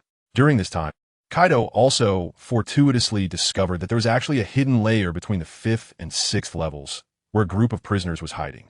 However, Kaido didn't bother with them.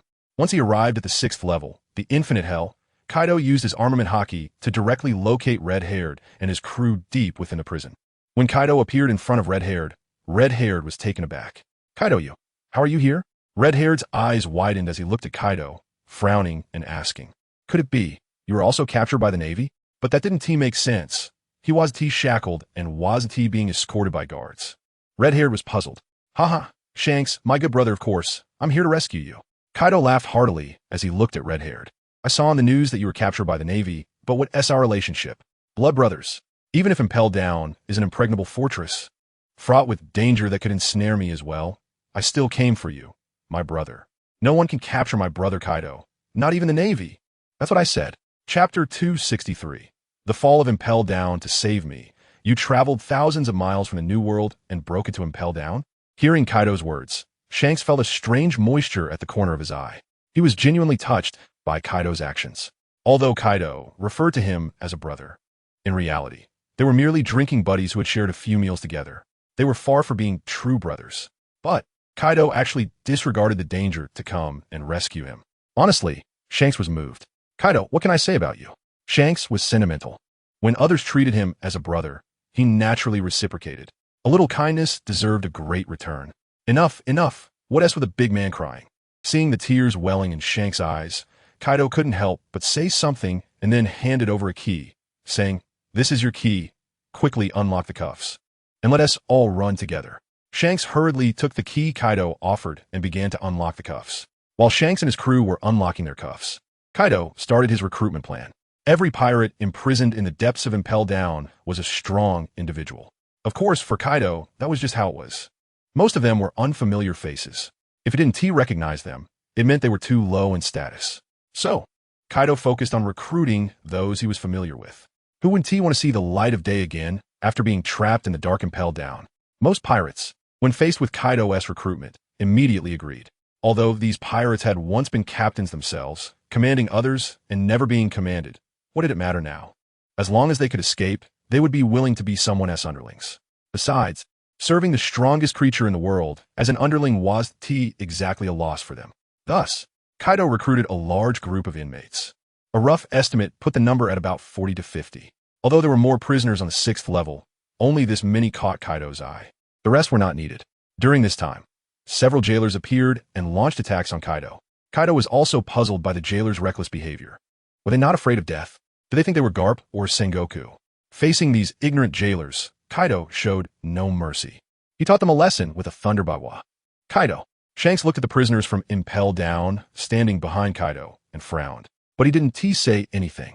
Although many of these prisoners were heinous criminals, he thought to himself that he was exactly a good person either. After all, over the years, countless had died at the hands of his red-haired pirates. And so, Kaido and Shanks walked ahead while the red-haired pirates and the rescued prisoners followed behind, step by step leaving the infinite hell. Along the way, numerous pirates imprisoned in their cells reached out from the iron bars, pleading with Kaido to save them. They vowed that if Kaido was willing to rescue them, they would be willing to serve him in any way. But Kaido turned a deaf ear and continued on his way.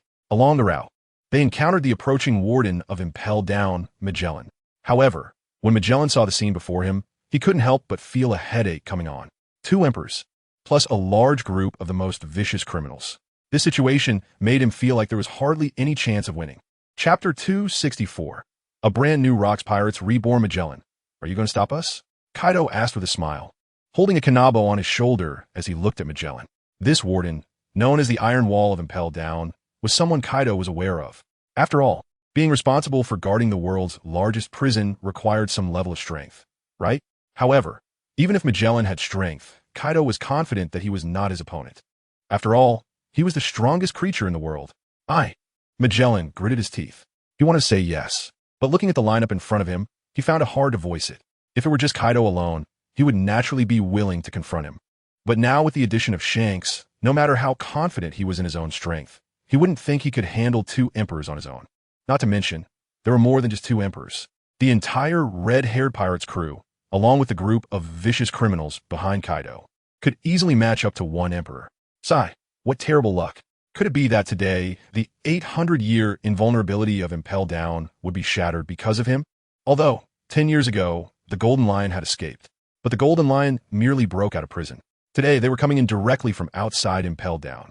If Kaido succeeded, the illustrious name of Impel Down would likely be ruined in an instant.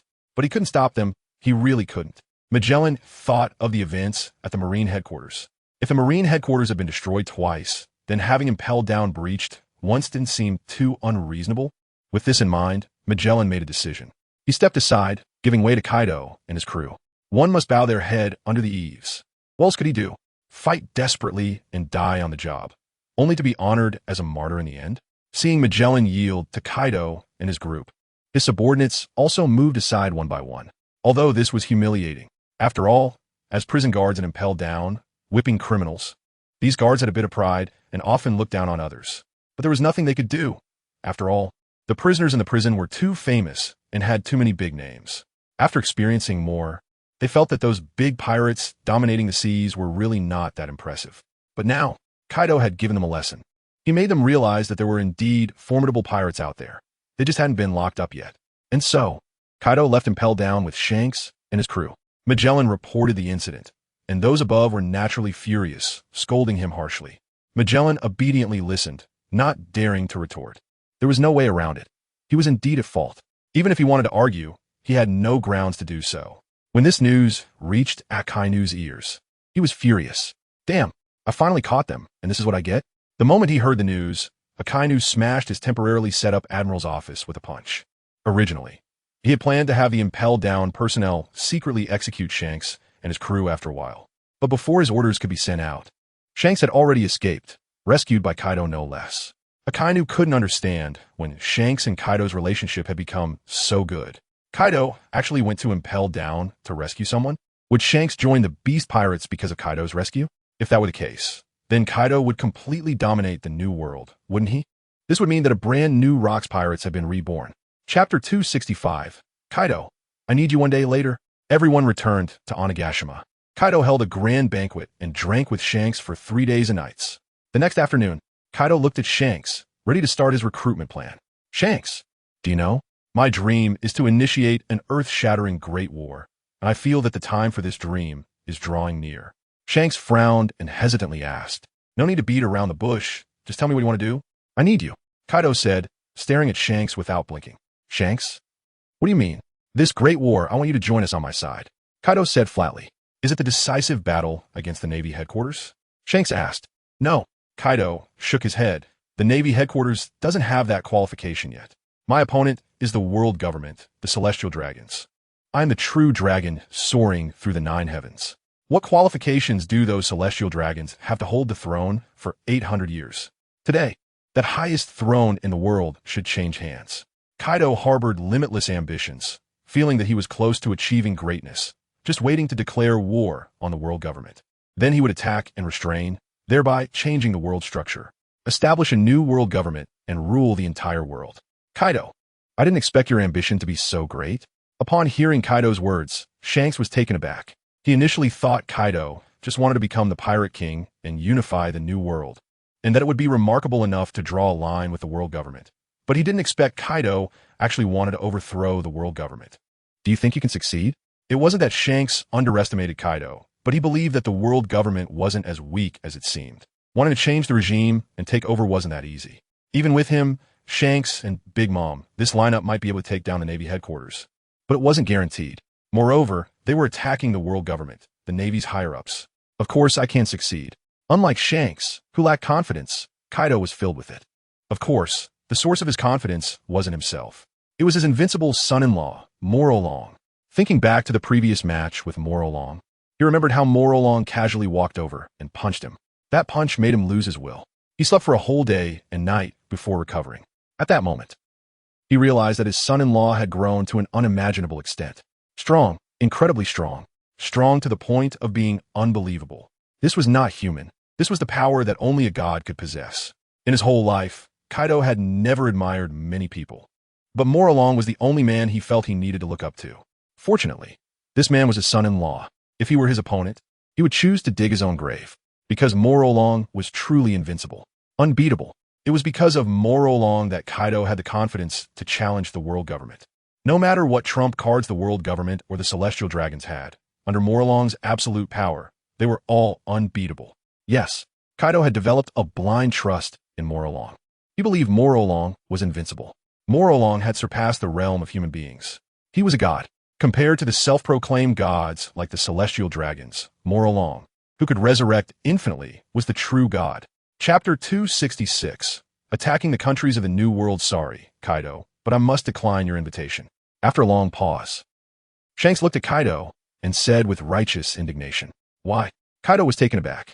He thought that after saving Shanks from Impel Down while drinking, Shanks would surely agree to join his organization and fight against the world government together.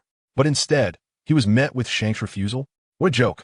When I didn't rescue you from Impel Down, you didn't join me in fighting the world government. Now that I saved you, you still won't join me. Was my effort in vain? Do you think I can't succeed in overthrowing the world government? Kaido continued to question Shanks. Shanks shook his head and said, This has nothing to do with whether you can succeed in overthrowing the world government. I simply don't want to do that. I am someone who enjoys freedom and has no constraints, so I cannot join your Beast Pirates. I'm sorry. Shanks bowed his head in apology to Kaido. After all, to be honest, his current behavior felt a bit ungrateful. If it weren't for Kaido's intervention, he and his crew would still be locked up and impelled down, and they could have been imprisoned for life. Even if Kaido was now acting out of gratitude, what he was asking wasn't that hard to accept. Just like the other pirates who were saved by Kaido this time, they all joined Kaido's ranks, and for them, Kaido was strong enough, so joining him wasn't a disgrace. But Shanks was different. No one could force him to do something he didn't want to do. Sigh. Since that's the case, forget it. Kaido shook his head and sighed. Then he tilted his head back and took a large swig of alcohol. But, Shanks, my goal is to unify the world, so I don't want to see the flag of the red-haired pirates flying over the seas after I defeat the world government. Otherwise, don't blame me for being ruthless as your older brother. Kaido's words were also a warning to Shanks. It didn't matter if he didn't help, but once he unified the world, if Shanks was still a pirate, he shouldn't blame Kaido. No problem, I'll go back and disband the pirate crew in a bit. Shanks said somewhat sadly. He never expected that he would be forced to disband his pirate crew, just like his former captain, although the reasons were different. Sigh. Life. And so, the red-haired pirates were disbanded. From now on, the new world would be dominated solely by Kaido and his crew. Another period of time passed. During this time, Kaido commanded his subordinates to launch attacks on various countries in the new world, forcing them to join Wano and ally with it, while withdrawing from the world government. Although some countries resisted, they were quickly crushed by Kaido's men. Some countries, aware of their inability to win, surrendered to Kaido and betrayed the world government. Under constant oppression and attacks, practically all countries in the New World allied with Wano. Those that did not ally were wiped out by Kaido. These occurrences were presented before the 5 elders of the world government. The 5 old men were furious. They called Akainu and berated him severely. This was because those allied countries had contacted the world government for help when being oppressed by Kaido, and naturally, the pressure fell on Akainu. After all, Akainu was the fleet admiral of the Navy, and the Navy maintained order in the seas. But, Chapter 267, full military preparations, but it's tough for Akainu. The Navy has just gone through a major battle, and its morale hasn't recovered yet. Even if they want to send troops for assistance, they need soldiers to deploy, right? The 2 top-tier battles have drained too many resources from Navy. The first time, they could still rely on a large conscription to recover. But they've already conducted 1 large conscription. Do they really need to do it again? Even if they do, will the participation be as enthusiastic as the first time? After all, the 2 top-tier wars have made the world aware of the dangers of being a Marine, especially given the current situation. The New World is almost completely occupied by Kaido.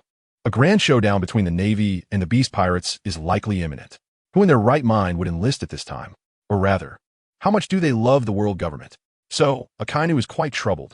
However, conscription is still necessary. After all, nearly 100,000 Marines died in the top-tier war, and the Navy has suffered too much loss. Without recruitment, they will be powerless against Kaido in the Grand Showdown. Kaido has basically conquered the entire New World and can mobilize millions of troops. This will be a true Grand Showdown, one that determines the survival of the Navy and even the world government. Akainu has eyes and ears in the New World. How could he not know that Kaido is mobilizing the entire power of the New World, preparing to destroy the world government? With the first line of defense being the Navy, the 5 elders no longer trust Akainu and have ordered the world government supreme commander, Steelbone Calm, to lead the charge and take full control of the upcoming conflict with Kaido. Yes, the world government is getting involved. The 5 elders understand that they cannot just watch the Beast Pirates wipe out the Navy. This is a battle that must be fought with all their strength. If they lose, the 800-year history of the world government might come to an end. The world may enter a completely new direction. This is something the 5 elders do not want to see, and even more so, the celestial dragons do not want it to change. Just like that, the world seems to have suddenly come to a standstill. Everyone seems to be waiting for something. Perhaps this is the calm before the storm, the darkness before the dawn. Even the pirates have given up on plundering, staying at their temporary camps, reading newspapers every day, waiting for the conflict to arrive. Kaido is constantly redeploying troops. All the countries in the New World that are subservient to him need to send their forces to fight alongside him. Akainu is conducting large-scale conscription in locations outside the New World. At the same time, he is mobilizing the Navy branches from the first half of the Grand Line to send troops. He is also trying to incite those conquered countries in the New World to betray Kaido at a critical moment. However, the results are poor. Almost no country agrees to do so. After all, even if they're forced to be bound to Kaido, they're still bound.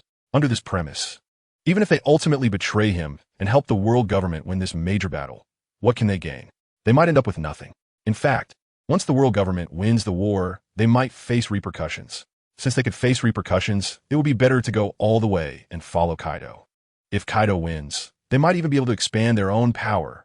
In addition to the Marines scattered across the world, the world government has also notified all the affiliated countries, asking them to send troops for support. Chapter 268. The birth of a daughter. This is a comprehensive war that spans the globe. No one can remain uninvolved. Even if the member countries of the world government are reluctant to send troops for support, they have no choice but to do so. Because if they do not participate and the world government loses the war, what will become of them? Kaido is a pirate. If he wins the war, what direction will the world take? What will be the fate of these former member countries of the world? The uncertainty of these questions ultimately led the member countries of the world government to decide to join the war, sending millions of troops. This is a war with more than 10 million participants. Before the full-scale war has begun, localized conflicts have already started. Coalition troops composed of armies from various countries in the New World have begun to attack the countries in the first half of the Grand Line. To prevent these newly conquered countries from rebelling, Kaido directly cut off their resources, forcing them into war. Under such circumstances, Kaido does not believe these countries will betray him. The world government and the Navy have not intervened in these localized wars, allowing those countries to fight on their own. After all, the Navy and the world government are facing over 500,000 pirates led by Kaido, which is the core factor determining the course of this war. The world is about to descend into chaos. However, our protagonist, Moku Long, remains immersed in a joyful atmosphere, spending every day enjoying leisure activities with Yamato and Yuta, or playing role-playing games with the Empress. They're having a great time. However, such days are about to come to an end, because he and Yamato's child is about to be born. At this moment, in the delivery room, Yamato is sweating, gripping Moku Long's arm tightly with both hands. Her eyes filled with tears as she looks at Moku Long and says, "Moku Long, it hurts so much. Do you think, am I going to die?" Hearing Yamato's words, Moku Long finds it amusing. "You didn't even flinch when Kaido hit you. Do you really have to act like you're dying to give birth?" Of course, he thinks this but knows he can't say it out loud. Moku Long reaches out and pats the back of Yamato's hand, comforting her, "Don't worry. It's okay, it will be over soon. I will be right here with you." With Moku Long's reassurance, Yamato feels that the pain is not as intense anymore. Meanwhile, the midwife is also working hard, urging Yamato to push. The head is almost out. With Yamato's effort, a loud cry echoes. Moku Long and Yamato's daughter is born. The midwife cleans the baby girl, wraps her in a swaddling cloth, and then places her beside Yamato. Yamato looks at the baby's wrinkled skin, blinks her big eyes, as if doubting, "Is this my child? Why does she look so ugly?"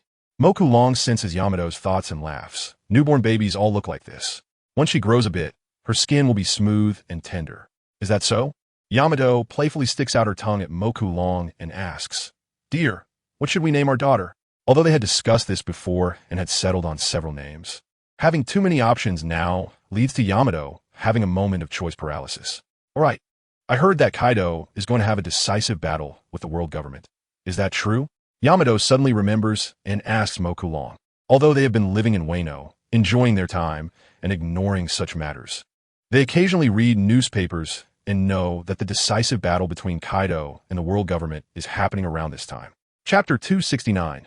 The daughter's name. Mo Long nodded. In fact, the final battle may have already begun. Just a couple of days ago, Kaido had contacted him, hoping to team up and bring the world government down from the historical stage. However, Mo Long did not agree. After all, Yamato was about to give birth, and Mo Long naturally could not leave her at this time. Therefore, Kaido set off with his own team. Currently, there were basically no members of the Beast Pirates left in Wano. The 500,000 pirates had all been taken away by Kaido, leaving Wano in a grand procession. Kaido had told him that for the final battle, he chose Sabeti Archipelago as the main battlefield against the world government. The Navy was also waiting there. There was a secondary battlefield, the war between the countries of the New World and the member states of the world government. The secondary battlefield had already started, affecting more than a dozen countries. The territories of those countries had turned into battlegrounds. The countries that were not affected also sent large amounts of troops and weapons to engage in war. So far, the casualties had already reached hundreds of thousands. In addition to Kaido and the world government, there were also members of the Revolutionary Army. The Revolutionary Army did not participate in either side, acting as a third party. Perhaps they were thinking of a mantis stalks the cicada, unaware of the Oriole behind strategy. They were also constantly inciting some countries to join their camp. To this, the world government and Kaido paid no mind. Although the leader of the Revolutionary Army was once the #1 criminal in the world and the most vigilant enemy of the world government after Kaido's emergence, the Revolutionary Army had better stay out of it. After all, for the world government, even if pirates reached the level of the 4 emperors, they were still just kings of their own domains, while the Revolutionary Army was dedicated to overthrowing the world government. But now, the The pirates led by Kaido were also preparing to overthrow the world government. They had already begun to implement this by bringing all the countries of the New World under their control. This move was much more formidable than that of the Revolutionary Army. Unlike the Revolutionary Army, which operated in the shadows, Kaido's actions truly provoked the nerves of the world government, and Kaido seemed to possess such power. For instance, among the 7 warlords of the sea, unexpectedly, more than half had been taken down by Kaido. He was leading them in attacking various countries. The world government was unclear when Kaido had achieved this. Under the leadership of Boa Hancock, Don Quixote da Flamingo, Dracula Mihawk, and Crocodile, they were almost invincible in battle. After all, the 7 warlords of the sea were originally opponents used by the world government to restrain the 4 emperors. When it made a move, very few countries could withstand it. They pushed through with great force. This forced the world government to split its forces for rescue. There was no choice. Before the final battle with Kaido had begun, if all the member states of the world government were to fall, then even if the world government won the final battle against Kaido, it would likely cause their reputation to plummet. It would make the world understand the weakness of the world government. Perhaps it would usher in an era of great change. This was something the world government could not tolerate. They not only wanted to eliminate the pirate forces led by Kaido, but also to completely take over the entire world, ensuring that everyone lived under the rule of the world government. After receiving Mo Long's response, Yamato did not say anything further. It seemed as if the final battle between Kaido and the world government had nothing to do with her. Dear, enough about Kaido. You still haven't answered me about our daughter's name.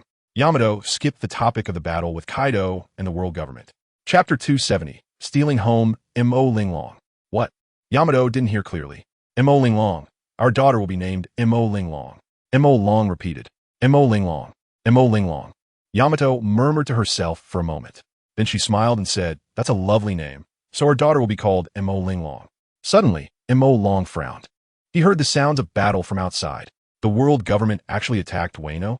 Suddenly, Mo Long laughed. He didn't expect that at such a critical moment, the world government would send people to steal their home.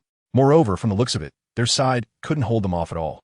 Under the leadership of CP0, the world government's agents charged through like a hot knife through butter, directly breaking through the entire defense line. Well, most of Wano's forces and the beast pirates had been taken away by Kaido. The remaining army probably didn't even have 10,000 men. Only a few thousand were scattered in various places, maintaining order in Wano. Such a force indeed couldn't withstand CP0's assault. Although, CP0's numbers weren't many either. Only a few hundred. Of course, Kaido had considered the possibility of the world government stealing their home. But Kaido thought of Mo Long, who was at home. He just smiled. With Mo Long around, who could steal his home?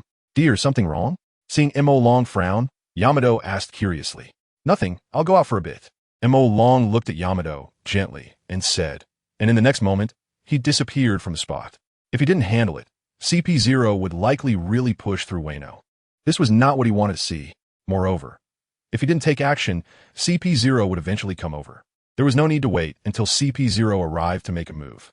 Soon, Mo Long appeared in the sky above the battlefield. Looking down, Wano's army was fiercely resisting CP0's slaughter.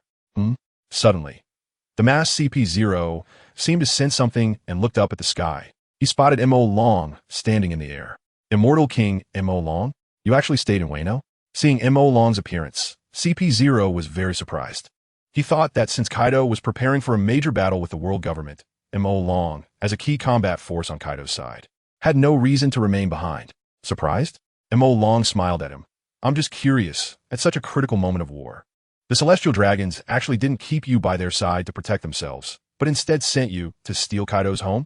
What is the point of that? If the war is won by the world government, it makes no difference whether you steal or not. Or do the Celestial Dragons think they might lose? So they want to capture Kaido's daughter to threaten him? To make Kaido surrender? CP0 was very unsettled.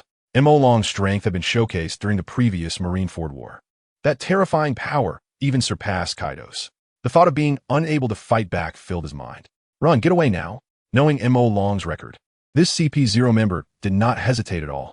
He instantly used one of the Navy's 6 powers, Soru, disappearing from the spot. In the blink of an eye, he was already 100 meters away. But the next moment, he felt a tremendous force strike his chest. His ribs broke. The whole person was violently sent flying back. He crashed into the battlefield, knocking several world government members aside. Chapter 271. The war has begun, sir. What's wrong with you? The black-clad agents of the world government were still trying to comprehend the situation, not understanding how CP0's leader had been sent flying from a distance. I'm Fine.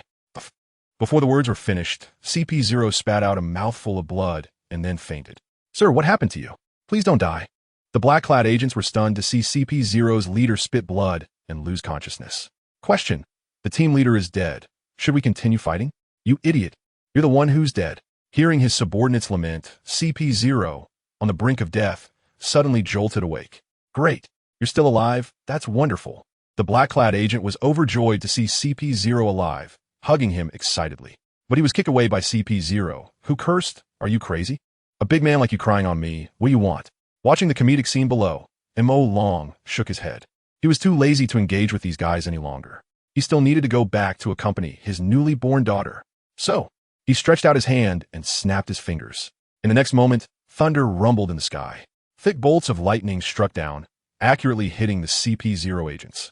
When the thunder dissipated, all the people from the world government had turned into charred remains. Task complete. Mo Long disappeared from the spot once again. This scene left the guards of Wano Nation in shock. What has happened? Just moments ago, we were fighting fiercely, almost facing slaughter.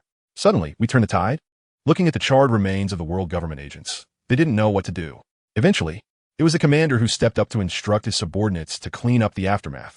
Meanwhile, in another location, the battlefield of Sentencedto Archipelago, Kaido led his troops against the supreme commander of the world government, Sengoku, from a distance of several dozen meters. Both sides had gathered over 1 million troops, and the sky was filled with dark clouds, creating a sinister atmosphere across the archipelago. Upon learning that Sentencedto Archipelago was chosen as the battlefield, most of the people on the island had already left. Only a few brave souls remained, seemingly wanting to witness firsthand which side would emerge victorious in this battle that would decide the fate of the world. Kaido, I never expected a mere pirate like you would dare to attempt to overthrow the world government. Who gave you the courage? Sengoku, aged yet robust, appeared full of strength. He was the supreme commander of the entire army and the previous fleet admiral of the navy. When he ruled the seas, Kaido was still playing in the mud on Rock's ship. So what if I'm a pirate? Sengoku, I didn't know you were someone who belittles others based on their background. Kaido looked at Sengoku with disdain. Were the celestial dragons born as celestial dragons? I was a pirate before, and I'm still a pirate now. But that doesn't mean my rewards are also for pirates.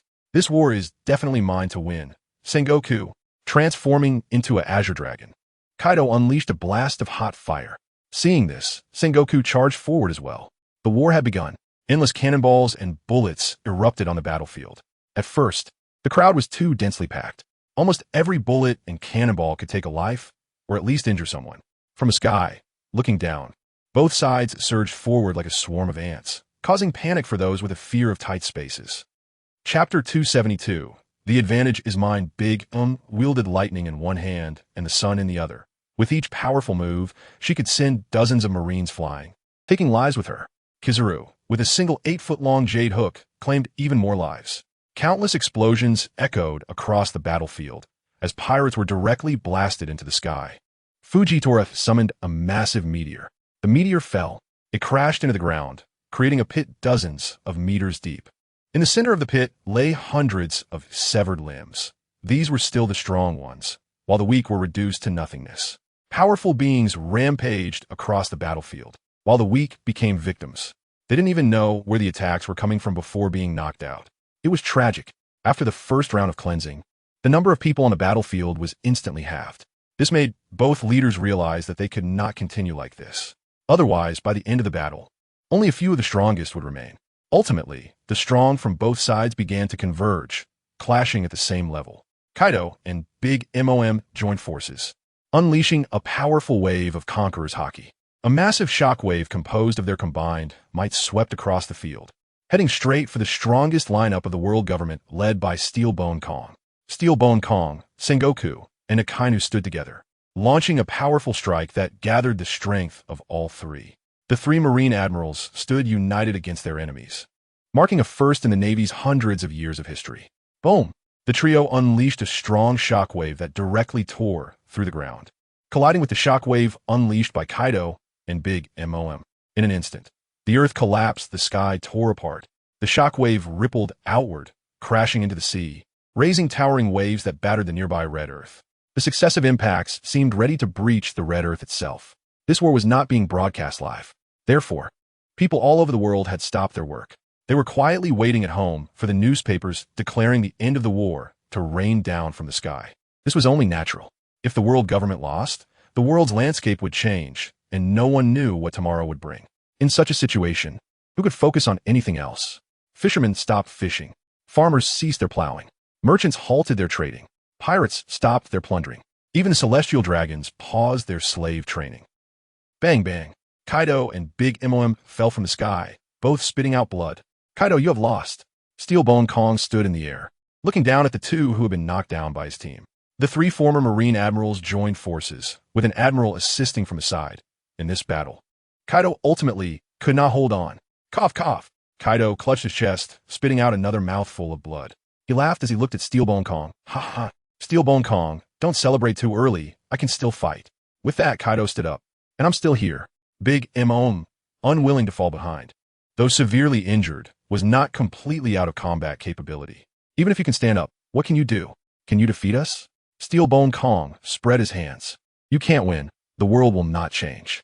Don't be delusional, Beast Kaido. No, the world will be changed by me, absolutely. Even at this point, Kaido remained firmly convinced that he would win the war. The advantage is mine. Chapter 273. Steelbone Kong seriously injured Kaido. Are you out of your mind? Steelbone Kong was at a loss for words upon hearing Kaido's confident declaration. In this situation, you still think you can win? You're not telling me that you were just warming up, are you? Only Akainu frowned, his gaze constantly scanning the surroundings, seemingly searching for something. Makulong, that man who almost killed him on the battlefield, hasn't he shown up? Why? Akainu couldn't understand.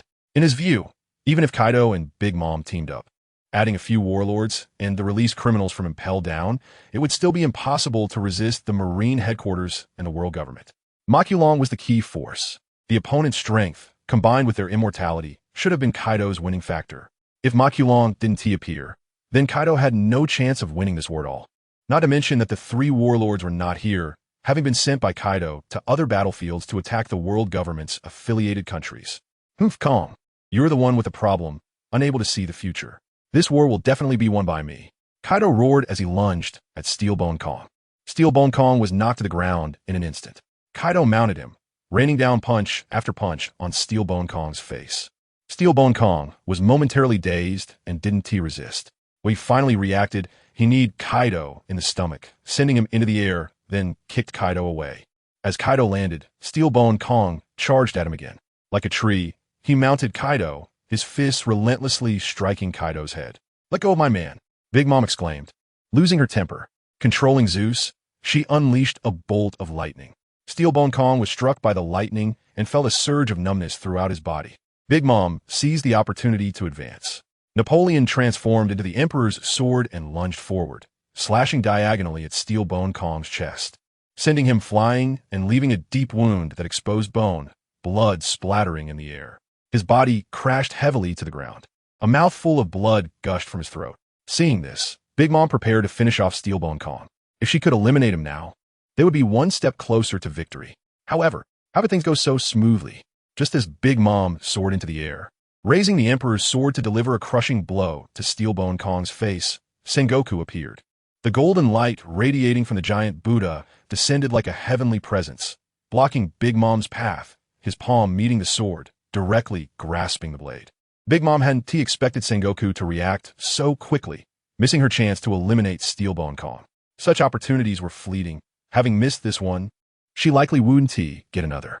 Big Mom gripped the Emperor's sword and forcefully swung down, seemingly trying to sever Sengoku's hand that held the sword.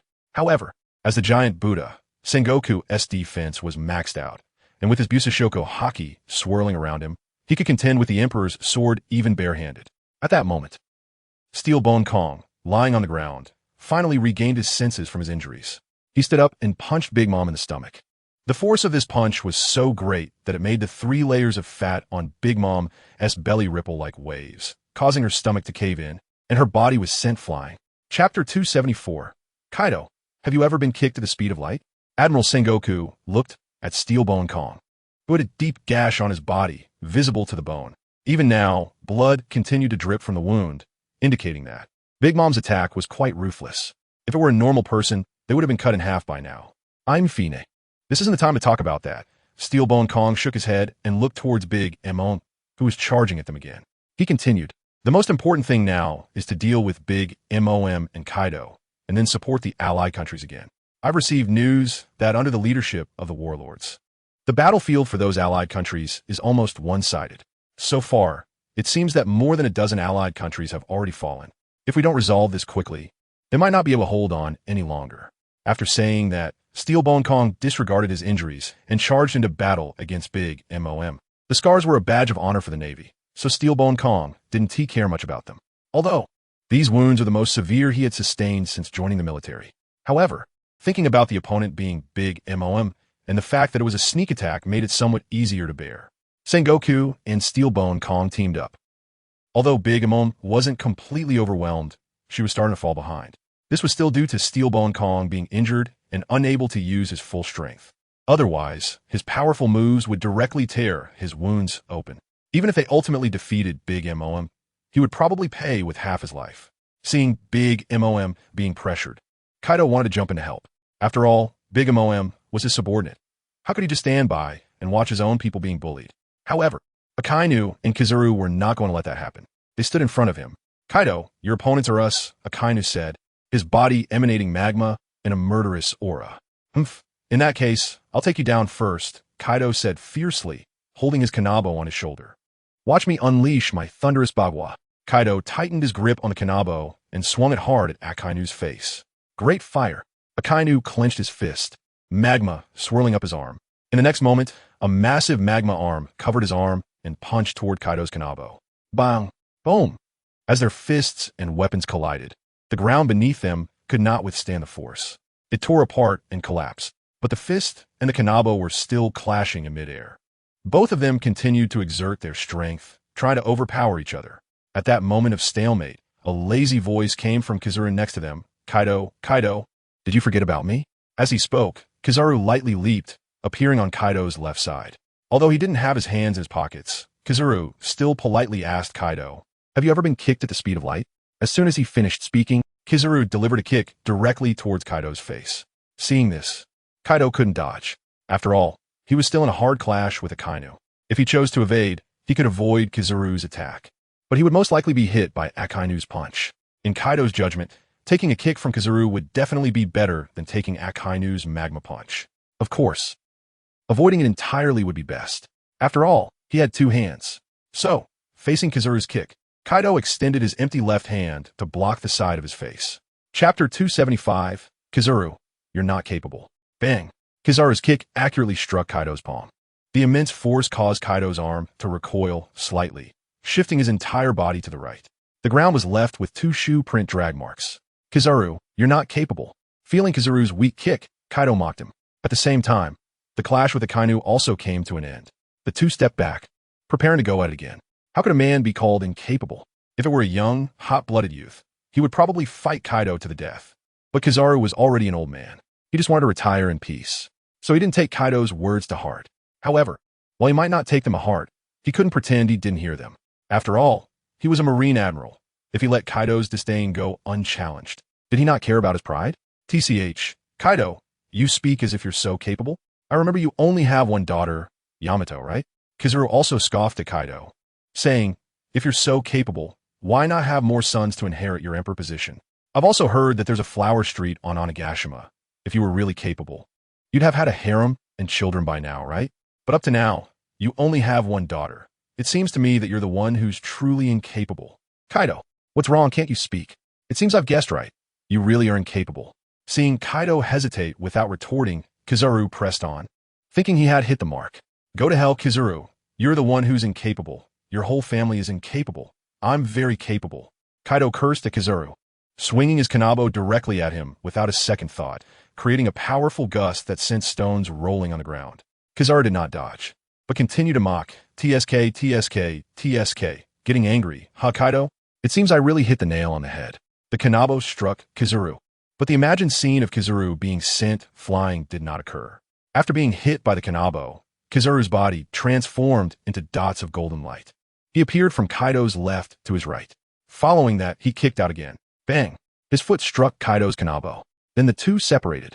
Kaido was likely truly angered by Kizaru's words, as he relentlessly attacked Kizaru. It seemed he wouldn't be satisfied until he gave Kizaru a good beating. Amaterasu, dodging back and forth seemed pointless. So Kizaru summoned Amaterasu, preparing for a hard clash with Kaido. Clang, clang, clang. The light sword and the kanabo collided violently. Sparks flew. The two fought from east to west, and then from west to east. Wherever they went, devastation followed. Many Marines and pirates were caught in the crossfire, not dying at the hands of their enemies, but being taken out by the aftermath of their own leaders' battles. It was truly a pity. The two fought to a standstill. Akainu quickly joined the battlefield. If they were allowed to duel freely, they might fight for a day and a night without conclusion. This was not what Akainu wanted to see. After all, if they could take down both Kaido and Big Mom, those pirates would definitely choose to surrender, which would also reduce casualties on the Marine side. Otherwise, if they kept fighting, the Marine's forces would likely be completely wiped out. If it reached that point, the Marine might become a mere shadow of its former self. At that time, who would deal with the pirates on the seas? Chapter 276. Fighting two admirals alone, as the saying goes. No one can defeat two admirals working together. Kaido is no exception, although he doesn't think so himself.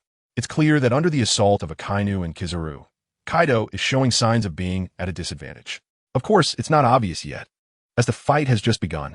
Everyone is in their best condition, and in such a case, unless overwhelming power is displayed, the other side won't appear to be completely suppressed. Similarly, Big Mom's performance against the two former Marine admirals is even less impressive than Akainu's side. As for the other battlefield, under the leadership of the two Marine admirals and a group of elite world government fighters, the Calamities and the four commanders are also not performing well. It can be said that from the top tier to the mid-tier, Kaido's side is being crushed by the Marines. However, with a large number of prisoners rescued from Impel Down, Kaido's side hasn't shown a significant retreat. It's just that those prisoners are not putting in any effort. Some have even started to sneak away from the battlefield. Perhaps they think Kaido's side is bound to lose and don't want to stay to die with him. So some prisoners began to flee.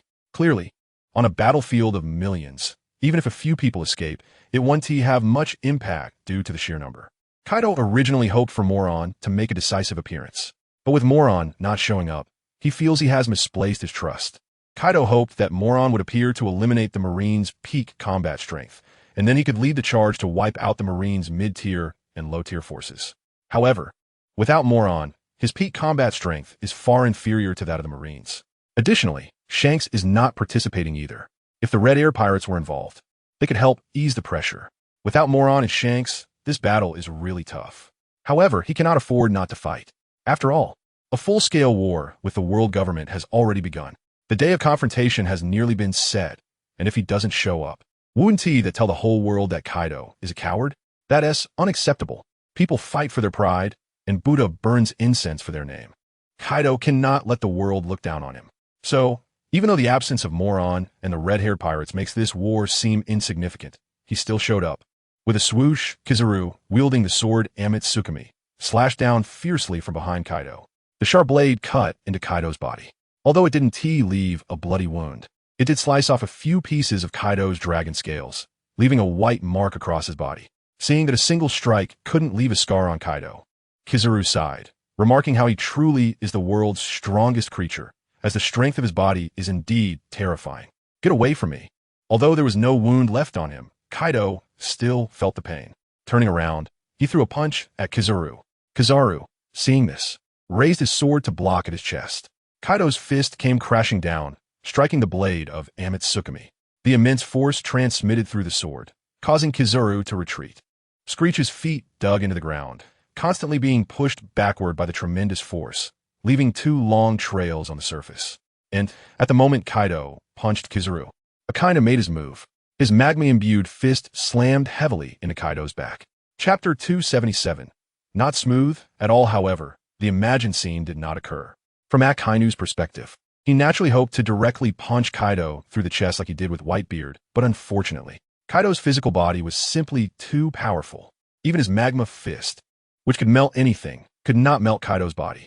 It merely sent Kaido flying, causing him to land awkwardly. There was nothing he could do. Akainu didn't play fair. He came to deceive and ambush. Kaido only had two fists and couldn't pay attention to Akainu while fighting with Kizaru. unless both of them played fair and engaged in a wheel battle, alternating between one-on-one fights. But the opponent didn't play fair. Every time Akainu and Kaido faced off, Kizaru would sneak attack from behind. If Akainu ignored him, Kizaru's Amaterasu sword would strike him hard. Even if his body was strong enough to withstand a hit or two, after repeated strikes, he wouldn't be able to hold up, right? But if he tried to deal with Kizaru's sneak attacks, like just now, turning around to punch Kizaru, Akainu would then come charging in from behind and land a punch, sending him flying to the ground. This made things really difficult for Kaido. Neither of them would confront him head-on, or rather, Akainu would still clash with him directly. Only that old guy Kizaru always sneaked in from behind during their direct confrontations, especially since Kizaru was agile and could harass him from behind, making it hard for him to deal with. On Onigashima, after dealing with the CP0-led world government personnel, LongWrongly returned. Yamato had just given birth. He couldn't let her worry alone in the delivery room, right? Seeing LongWrongly return, Yamato asked with concern, "Dear, what happened?" LongWrongly smiled and casually replied, "It's nothing, just cleaned up some trash. But you?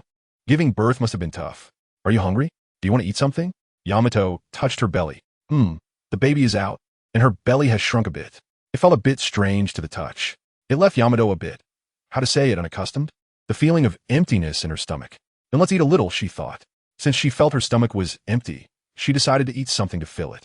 Soon, LongWrongly brought over a bowl of old hen soup. Women who have just given birth need to replenish their strength. Although LongWrongly felt that Yamato's constitution should be fine. "Here, open your mouth." Speaking of which, it seemed like this was the first time LongWrongly fed Yamato. Yamato obediently opened her mouth as LongWrongly brought the spoon filled with soup to her lips, slowly pouring it in before taking the spoon away. He casually asked, "Is it tasty? I personally stewed this chicken soup." "Wow, is this the newborn baby?" Suddenly, a girl's voice came. In the room, a beautiful girl appeared out of nowhere, holding a swaddled baby in her arms, marveling at the child in the swaddle. This child is so ugly." However, when Yuta saw the baby in the swaddle, she made a disgusted sound just like Yamato. There was nothing to be done. Newborn pirates are all wrinkled and not smooth at all. They do look quite ugly. But after some time, as they open up a bit, they will become chubby, round, and adorable. Chapter 278. Yuta, I also want to have a baby with LongWrongly. Be careful. Seeing Yuta casually holding the baby with one hand while trying to play with the little one with the other, LongWrongly quickly reminded her. A newborn is very fragile. What if Yuta is too rough and the baby gets hurt? Although the possibility is small. After all, the child inherits his and Day's genes. So even if just born, it shouldn't be too weak. "Brother LongWrongly, are you being fierce to me?" Hearing LongWrongly's loud shout, Yuta pouted, looking at him with a pitiful expression, almost in tears. All right, stop pretending. Give me the baby." LongWrongly knew Yuta was acting. This girl is quite the actress. LongWrongly wouldn't fall for it again. "What should I hold it again? It's my first time seeing such a tiny baby." Yuta refused, not planning to return the baby to LongWrongly, who isn't seeing such a small baby for the first time. LongWrongly rolled his eyes and asked Day, "What do you think?" It's my first time too." Day nodded vigorously. After all, having been imprisoned on Ghost Island for years, she naturally had no opportunity to interact with babies. Not to mention infants. She hadn't even seen children. After all, the Beast Pirates wouldn't recruit children. Pirates generally don't marry or have children. Even if they wanted to, pirate crews are mostly men, and there are no conditions for that. "Brother LongWrongly, how about we have a baby in the future?" Suddenly, Yuta looked up, her watery big eyes gazing at LongWrongly with a charming expression. "Have a baby with me?" LongWrongly thought it was too much. "What are you thinking, little girl?" LongWrongly shook his head and rubbed Yuta's little head. "How old are you? Want to have a baby? You're still a child yourself." Yuta pouted. "I didn't say I want one now. I said when I grow up." "No way. Only I can have babies with LongWrongly." However, at that moment, Day was unhappy. "You little girl, in front of me, you want my man to have a baby with you? You don't take me seriously at all, do you? Do you believe I'll have someone throw you into the sea?" "Sister Day, why are you so petty?" Hearing Day's words, Yuta said unhappily, "I already allowed you to have a baby with Brother LongWrongly. Why can't I have one with him? Your tolerance is even less than that of a little girl like me." Yuta's words left Day stunned. She even felt a sense of guilt. Yeah, Yuta, a little girl, is willing to let her have a baby with LongWrongly. Why is she being so selfish, not allowing Yuta to have a baby with LongWrongly? Wait. Suddenly, Day thought of something and slapped her forehead. Damn, a certain plant. She was almost confused by Yuta. What does it mean that Yuta allows her to have a baby with LongWrongly? They're a couple, okay? She doesn't need Yuta's permission to have a baby with LongWrongly. On the contrary, this little girl actually wants to disrupt her relationship with Moke Long and force her way in. That's the real problem, especially since the other party is so young. Just a little girl. At such a young age, instead of thinking about having fun, she is thinking about having a baby with Moke Long. How are her parents educating her? Exactly, I'm talking about you. Red-haired, how are you educating Yuta? Hurry up and take this little girl away. Chapter 279. Yahiro, you don't want Mo Long to be looked down upon, do you? Yuta, stop talking nonsense. Mo Long and I are married. Having children is only natural. It has nothing to do with you, and I certainly don't need your permission. Yahiro looked at Yuta and retorted, but you wanted to have children with my husband is really excessive. Ever since Yuta came to Ghost Island, she has been competing with her for Mo Long almost every day. Yahiro expressed that she was really exhausted. However, no matter what she said, Yuta was as stubborn as a rock, determined to compete for Mo Long with her. Or rather, she wanted to share Mo Long with her.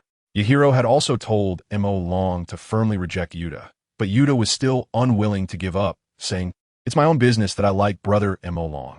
Even if brother Mo Long rejects me, I won't give up," and added, "When you're young and don't know the charm of Lolis, mistaking Yahiro for a treasure, you'll definitely regret it." It was truly infuriating. At that moment, Yahiro pulled Yuta on her lap and gave her a good beating. But even so, Yuta held back her tears and refused to admit her mistakes. The little girl was very strong, looking at Yahiro with tearful eyes that made Yahiro feel guilty. There was nothing left to do but give up. After all, she couldn't just beat the little girl to death, could she? "Sister Yahiro, I don't mind you being Mo Long's wife. So you shouldn't mind me being Mo Long's wife, okay? Okay." Yuta handed the baby to Mo Long and then ran to the bedside, trying to use her pitiful gaze to move Yahiro. Brother Mo Long is so amazing. If you were his only wife, wouldn't that make him look too lacking? I heard that capable men have many wives. Sister Yahiro, you wouldn't want brother Mo Long to be looked down upon, would you? Yahiro, where did you hear such nonsense? You little girl? Who told you that capable men have many wives? Yahiro looked at Yuta and retorted, "Your father, as one of the 4 emperors, doesn't even have a single wife, does he? So, my dad is not capable," Yuta shot back, selling out her red-haired father. What a filial daughter. Yahiro was speechless. She didn't expect that Yuta would even slander her own dad just to compete for Mo Long. Was Yuta raised like her, educated with a heavy hand by her father? In any case, Yuta, don't even think about it. I can't share Mo Long with you. Yahiro shook her head, but she also didn't understand social niceties and couldn't provide examples to make Yuta realize that her behavior was wrong, unable to make Yuta give up. So, Yahiro could only let time wear down Yuta's affection for Mo Long. After all, in Yahiro's view, Yuta was still young and had very few interactions with people. The only young and handsome man she had encountered was Mo Long, so it was easy for her to be attracted to him. But in the future, as Yuta meets more people and sees more young and handsome boys, she might forget about Mo Long, right? The whole Cake Island. The battle was still ongoing. Big MOM was retreating steadily, looking as if she could not hold on much longer. Even her skin, which was as tough as steel, was facing the risk of being broken under the attacks of Sengoku and Sora. Sengoku, Sora, you 2 old geezers are not following the rules of combat. Taking advantage of numbers to bully a woman like me. Is that really okay? It's not okay. If you have the guts, come and fight me one-on-one. Big MOM said menacingly. If she wasn't truly struggling with Big Mom's personality, she wouldn't have said such a thing. Chapter 280, Big Mom's defeat. Yes. Continuing like this, Big MOM knows she will soon be defeated. But how could Sengoku and Steelbone Kong listen to Big MOM? Big MOM, what are you thinking? When you prepare to go to war with us, you should have anticipated what would happen today. You actually dare to dream of a one-on-one fight with us? As one of the 4 emperors, are you really that naive? Steelbone Kong looked at Big MOM with a cold smile. If you don't want to keep getting beaten, then surrender. I assure you, you can live out your old age peacefully in Impel Down. Bah, Big MOM spat. Go to Impel Down to live out my old age? Am I crazy? To give up being the ruler of Whole Cake Island and become a prisoner in Impel Down? Hee, the ruler of Whole Cake Island? Hearing Big Mom's words, Steelbone Kong sneered. Perhaps before, you could have continued being the ruler of Whole Cake Island, but with the current situation, do you really think you can return to Whole Cake Island? How ridiculous. Since you won't surrender, then I'll just kill you on the spot. Sengoku, give it your all. Steelbone Kong said to Sengoku. Both began to exert their full strength. Big MOM could feel the obvious pressure, even stronger than before. It seemed Steel Bone Kong and Sengoku were really going all out. Seeing this, Big MOM also decided to go all out.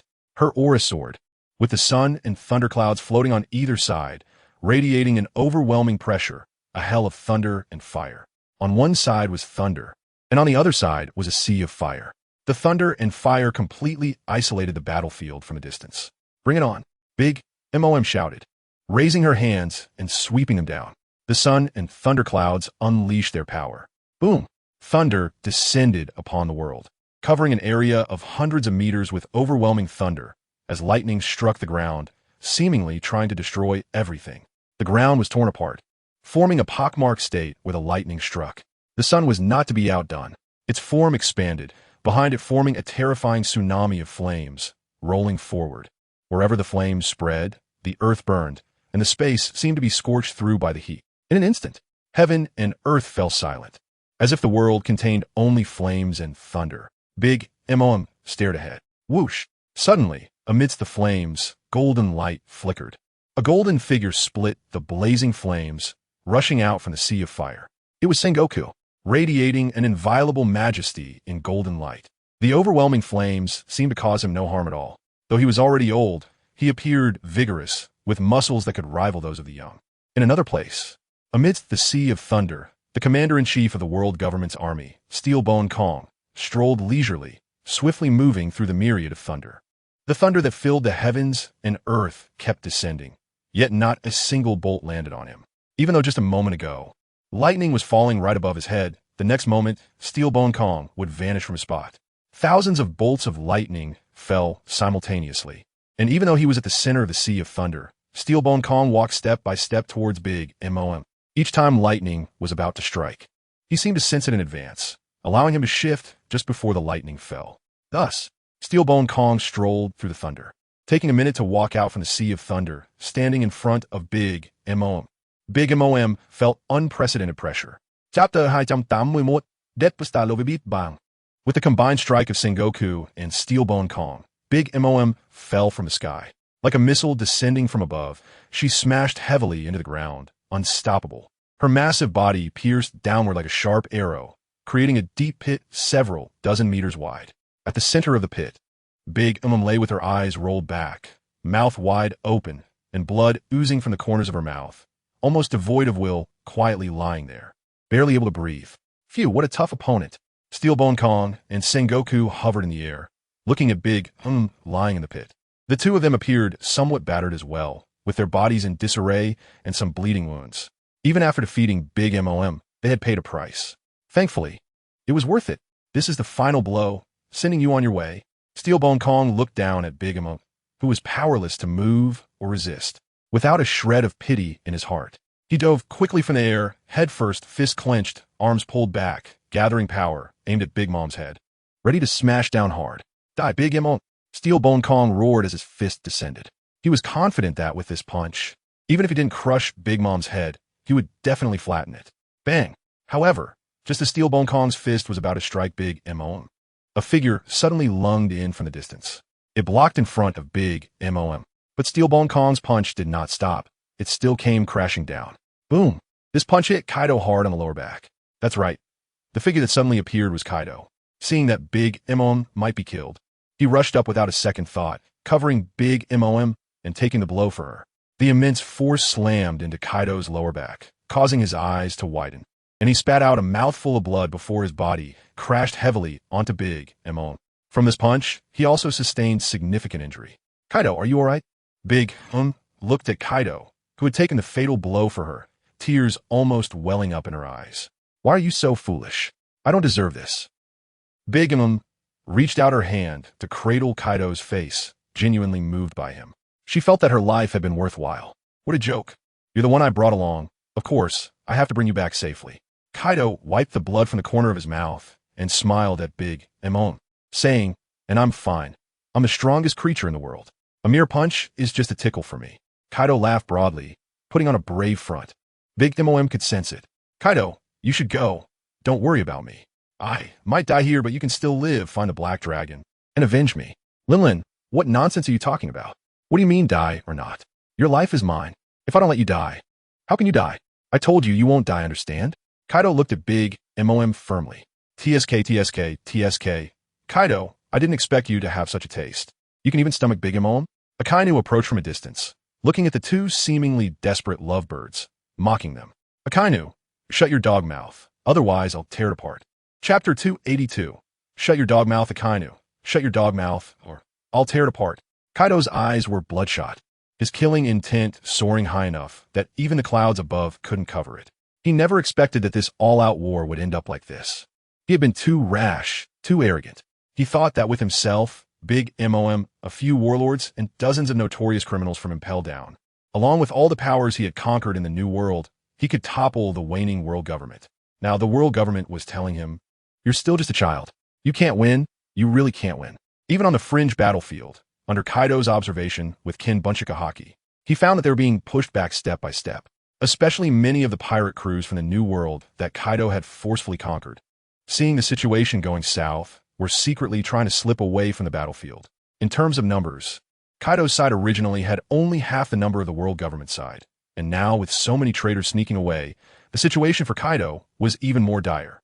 However, with his own survival at stake, Kaido naturally couldn't care less about the external battlefield. Struggling on the verge of death, you want to silence me? Akainu didn't take Kaido seriously at all. In his eyes, the current Kaido was just a defeated dog howling. "Bastard, I'll kill you." How could Kaido tolerate being looked down upon by Akainu? He immediately got up from Big MOM and charged at Akainu. Bang! However, Steel Bone Kong would never give Kaido the chance to fight alone. So, at the moment Kaido got up, Steel Bone Kong appeared behind him, a large hand pressing down on Kaido's head, forcefully slamming him back to the ground. With a bang, Kaido's large face hit the ground, creating a massive crater. "Bastard! Let me go." Kaido pushed against the ground with both hands, trying to lift his face off the ground. But Steel Bone Kong was using all his strength, pressing down hard. Yet in the end, Kaido still managed to flip over. Kaido transformed into a blue dragon, soaring up into the sky. Steel Bone Kong was lying on Kaido's head, fists tightly clenched, delivering punch after punch to Kaido's head. The fierce punches made Kaido howl in pain. With his mouth wide open, a pillar of fire erupted towards the ground. It exploded on the ground, creating a sea of flames. Countless Marines suffered as a result. Such large-scale attacks were impossible for ordinary Marines to evade. But what reassured Steel Bone Kong was that under the heat, everything was equal. So those burned by the fire pillar included not just Marines, but also pirates. After all, the battlefield was intertwined, and nearly every Marine and pirate were fighting together. In this situation, large-scale attacks generally meant killing 1,000 enemies while losing 800 of your own. It was impossible to accurately target just the enemy. Yada no Kagami. Kizaru appeared above Kaido, crossing his hands. Energy orbs aimed at Kaido's massive dragon body, rushing towards him. Boom! Each energy orb that hit Kaido emitted the sound of cannon fire. The barrage instantly covered the blue dragon. Even Steel Bone Kong, who was lying on Kaido's head, was greatly affected. The violent impact was like a level 18 typhoon raging around him. If he hadn't been holding on to Kaido's Dragonhorn, he would have been blown away by the raging storm long ago. Kizaru Yada no Kagami was like it was free, continuously unleashing energy towards Kaido. Even though Kaido had strong defenses, he could still feel the significant vibrations and impacts, with many of the scales on his body being knocked off. Chapter 283. Red-haired arrives, die for me. With that, Sengoku delivered the final blow. Grabbing Kaido's dragon tail with both hands, he slammed it down hard onto the ground. Ending the battle, Kaido was smashed down head first, the back of his head hitting the ground. His hundreds of meters long body fell rapidly from the sky, the air exploding with thunderous sounds. Accompanied by a deafening roar, the earth cracked, forming a 1,000-meter chasm. Thick clouds of dust enveloped the area within 10,000 meters. Kaido's massive blue dragon form slowly shrank, reverting back to human shape. He lay motionless in the center of the chasm. It wasn't that he couldn't move, but rather, he had already despaired. Faced with the 4 top combatants of the world government, he knew he could never win. Moreover, although he could still move, he was indeed out of strength after being beaten continuously. "Kaido, let me, Akainu, send you off in your final moments." Akainu, with magma erupting from his body, stepped forward toward the lying Kaido. Magma dripped from Akainu, corroding the earth and leaving a trail scorched by lava on the ground. Steel Bone Kong saw Akainu's actions but said nothing. Sengoku said even less. He had already stepped down from the position of admiral and had no authority to command Akainu. Kaido! Akainu shouted loudly. He leaped high into the air and then dove down. His burning fist came crashing down toward Kaido's face. The heat hitting Kaido's face made it turn red. Clang! However, just as the fist was about to hit Kaido's face, Akainu found that his fist could no longer descend. What happened? Akainu turned his head to look down through his fist. Damn, it's you again? Seeing that his fist was being blocked by the red-haired man below, Akainu gritted his teeth. Is this guy insane? He showed up to save the day when I was fighting Whitebeard, and now he is here again while I'm fighting Akainu? What is going on? Anyone who knows you knows you're a pirate. Those who don't might think you're a professional rescuer. Can it be me? The red-haired man exchanged glances with Akainu and said, Kaido, are you okay? The red-haired man looked down at the lying Kaido and asked, You came? Kaido looked at the red-haired man and said, Yes, I came. The red-haired man replied, You shouldn't have come. Kaido said again, But I still came. The red-haired man said lightly, You can leave now. Kaido felt relieved. The red-haired man's presence meant he hadn't saved the wrong person. I don't think I can leave. The red-haired man looked around. The Navy had already surrounded him completely, and it seemed the Navy wouldn't let him escape. Red-haired, it seems you still have some self-awareness. Hearing the red-haired man say he couldn't leave, Akainu laughed. Today is the day your group of pirates will be caught all at once. Akainu, will restore clarity to the seas. As Akainu spoke, he forcefully pressed his fist down. The red-haired man also strained to resist. Bang! Suddenly, Akainu was sent flying by a tail swipe. It was Kaido. The appearance of the red-haired man reignited Kaido's will to resist. Transforming into a dragon man, he swung his tail and sent Akainu flying, then fought alongside the red-haired man. Lingling, it's time to get up. Our battle isn't over yet. In the distance, the previously unconscious big immortal, upon hearing Kaido's words, instantly opened her eyes. Then, with a powerful leap, she jumped up from the ground. Chapter 284. Retreating step by step, Kaido, big immortal, and red-haired Shanks stand in a triangular formation, facing their enemies together. Except for the deceased Whitebeard, the 4 emperors of the New World have gathered here. It can be said that all the pinnacle powers of the New World pirates are here. They will either be captured in one fell swoop, or the Navy will be destroyed. Red-haired Shanks, what the hell are you doing here? Steelbone Kong looks at the suddenly appearing Shanks and the red-haired pirates not far away, his inner anger almost exploding. They were just about to successfully resolve this pirate crisis, dealing with the masterminds Kaido and Big Mom. The war was about to end, and the world government would achieve absolute victory. But as it turns out, Steelbone Kong clenches his fists and lets out a roar to the sky. A majestic aura rises into the air, dispersing the dark clouds in the sky. A beam of sunlight breaks through the gaps in the clouds, shining down on Steelbone Kong, illuminating him like a shining embodiment of justice. Steelbone Kong, who are you trying to scare with such a loud shout? Kaido frowns at Steelbone Kong's roar. What is this guy going crazy about? He clearly has the upper hand. If one didn't know better, they would think he was about to lose and was trying to elevate his strength with his anger. Kaido, you're just a defeated dog. Do you really think Shanks appearing can save you? Give up your fantasies, Kaido. No matter who comes today, they can't save you. After saying this, Steelbone Kong stomps the ground and charges forward, his body parallel to the ground, looking as if he is flying on flat ground. In the blink of an eye, he rushes to Kaido's face, throwing a punch aimed at Kaido's face. Kaido raises his palm and catches Steelbone Kong's fist. Using the momentum, Steelbone Kong flips in the air, pulling his fist out of Kaido's grasp and kicking towards Kaido's chin. Kaido seems to have predicted this. As Steelbone Kong's foot comes in, he quickly raises his head, and Steelbone Kong's toes graze past Kaido's chin. In an instant, the two are in an upside-down position.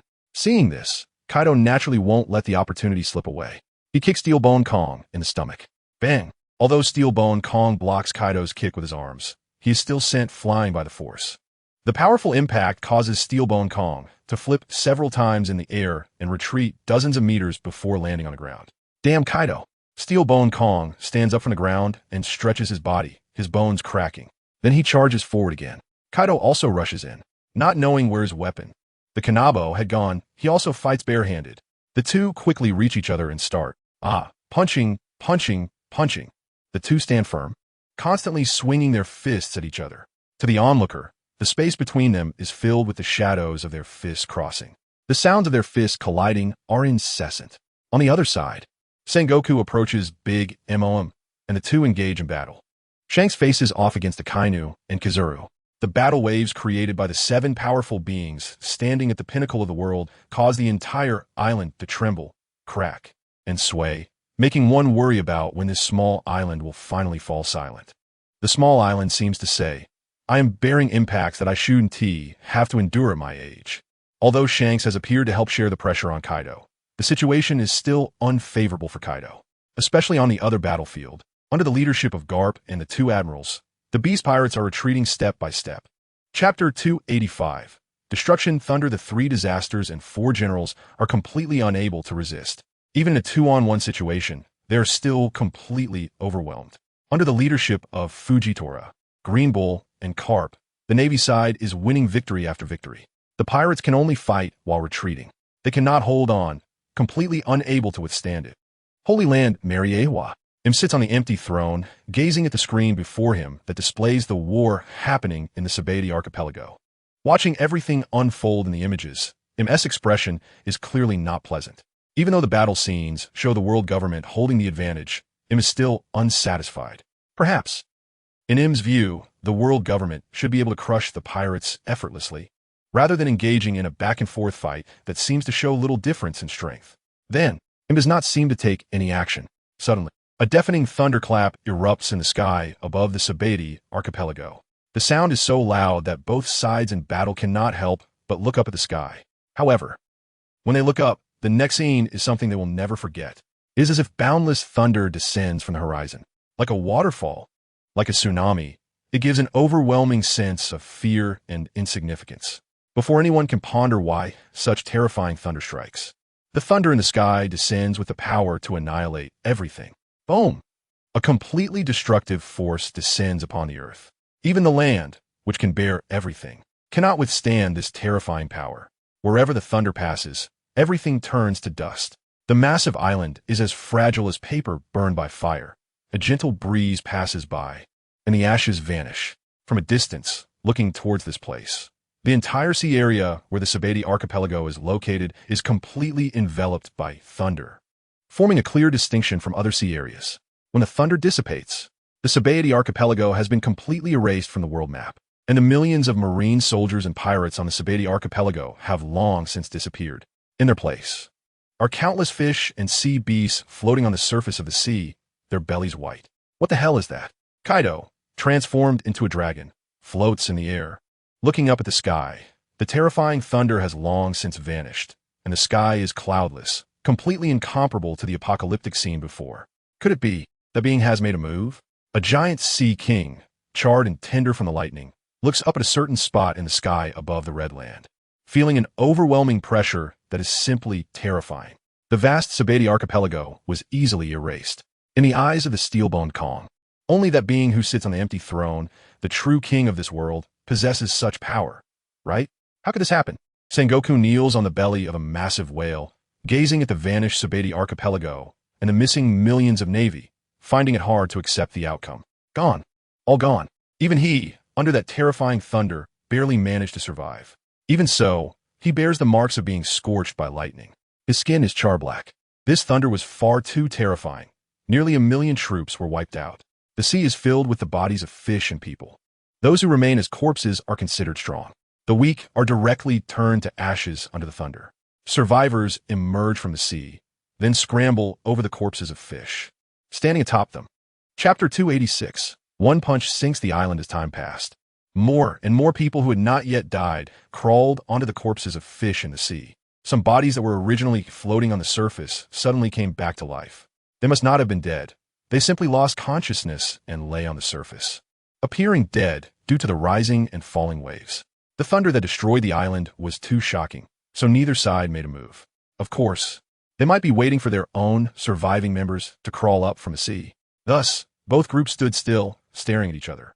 During this time, more people from both sides crawled onto the pale bellies of the fish, and occasionally, some floating corpses would awaken. An hour passed. 2 hours passed. 3 hours passed. As time gradually passed, the number of people crawling onto the fish bellies decreased, and the number of awakened corpses dwindled. Everyone realized that the survivors were likely the ones currently standing on the fish bellies. Even if there were other survivors, they would be very few. Both sides were looking toward each other, seemingly assessing how many of their opponents had survived. There were no head counts, nor was it possible to count them one by one. Based on rough estimates, the total number of survivors on both sides was around 10,000. 10,000? Heck, 10,000? As the leaders of both sides, Kaido and Steelbone Kong were at a loss for words facing such a number of survivors. It should be noted that the world government had deployed over 1 million troops. Kaido's side had also around 500,000 troops. And now, both sides were left with only about 10,000 people. This meant a reduction of 99% in numbers. Of course, not everyone died under the recent thunder. After all, both sides had been fighting for several hours before the world-ending thunder appeared, resulting in countless casualties. But even so, the damage caused by the world-ending thunder was incredibly terrifying. For the Steelbone Kong's army, they had never witnessed anyone capable of causing such catastrophic damage, affecting the entire sea area around the Sentencedto archipelago, which was too horrifying. After all, the Sentencedto archipelago was not a small island. For Kaido, he had only seen such island-sinking power in one person, the Dark Dragon. He did not know how strong the Dark Dragon was, but he was definitely stronger than him. He had challenged the Dark Dragon several times to test his limits. After several challenges, the Dark Dragon became impatient. Right in front of him, he punched the ground with all his strength. How to describe that punch? The ground shook. The island beneath him was completely shattered by the Dark Dragon's punch, and chunks of rock sank to the seabed. With one punch, the island was gone. It was only then that Kaido understood how much the Dark Dragon had held back during their fights. In comparison, the island that was destroyed by the Dark Dragon's punch was not even as large as the sea area around the Sentencedto archipelago. At that moment, Kaido even began to doubt the Dark Dragon. Previously, he had firmly believed that the Dark Dragon was the strongest existence in the world. It was the Dark Dragon that gave him the confidence to think he could overthrow the world government. But now, faced with the world-ending thunder, Kaido was no longer certain. How strong could an existence capable of creating such a terrifying natural disaster truly be? Chapter 287, The Arrival of M. However, considering that this apocalyptic thunder is a group attack, while the MO Dragon is a single target attack, Kaido felt a bit more confident. After all, Kaido believed that if the MO Dragon's punch hit him directly, he definitely wouldn't survive. But now, facing this apocalyptic thunder, he managed to withstand it. In fact, many others managed to withstand it as well. So this apocalyptic thunder only seemed terrifying, but for strong individuals, it couldn't pose a death crisis. With this judgment, Kaido felt capable again. However, he still wanted to know who was behind such a terrifying apocalyptic thunder. He had been active on the seas for decades, yet he had never encountered such a powerful individual. Of course, he didn't know, but he believed that the person on the opposite side must know. Moreover, the one who struck should be from the world government. But Kaido found it strange. If the person who attacked was from the world government, then why would they do this? After all, this thunder was an indiscriminate attack. It wouldn't just kill his people. There were hundreds of thousands of Navy personnel who would be buried with it. What are the lives of the Navy not lives? How could that person dare to do this? Kaido believed that even if Admiral Akainu dared to do such a thing, he wouldn't even need to go to a military court. Immediate execution on the spot would be the best outcome for him. Sengoku, can you explain to me who the hell did this, and what that person is trying to achieve? I consider myself to have killed countless people during my years as a pirate, but compared to that individual, I'm truly a small fry. I probably haven't killed as many people in my life as that person's one thunderstrike. Kaido looked at Sengoku and questioned. Sengoku then turned to Steelbone Kong, because he also didn't know who did this. Very few knew of M's existence. Even as a former admiral, Sengoku was unaware of the other's existence. However, as the leader of the world government in this war, Steelbone Kong, the commander-in-chief, must know. Yet, facing Sengoku's inquisitive gaze, Steelbone Kong shook his head, indicating he wasn't prepared to tell Sengoku. Can't you say it? Seeing Steelbone Kong shake his head, Sengoku let out a bitter smile. He didn't understand why such a powerful existence would not use their power when Kaido's side was gathering strength. If it had been used then, it would have definitely dealt a devastating blow to Kaido's side. Instead, now that both sides are in chaos, using such a terrifying ability would still lead to heavy losses for both the Navy and the world government. Suddenly, a figure wearing a mask appeared in the sky. He stood calmly in the air, like a deity, overlooking everything below. It seemed to him that the people below were as weak and insignificant as ants. Lord him, upon seeing him appear, Steelbone Kong immediately knelt on one knee. The world government members who came with Steelbone Kong also knelt down upon seeing him.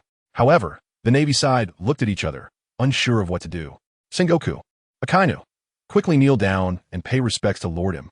Seeing the Navy's complete lack of reaction to Im's appearance, Steelbone Kong immediately ordered Sengoku and Akainu. Once these two admirals knelt, the rest would naturally follow suit. Chapter 288 Interrogation. However, what he did not expect was that after he spoke, both Akainu and Sengoku did not kneel. Sengoku clenched his fists tightly, gritting his teeth as he stared at him, who seemed to float in the air. Although he did not speak, his expression revealed an endless rage concealed within.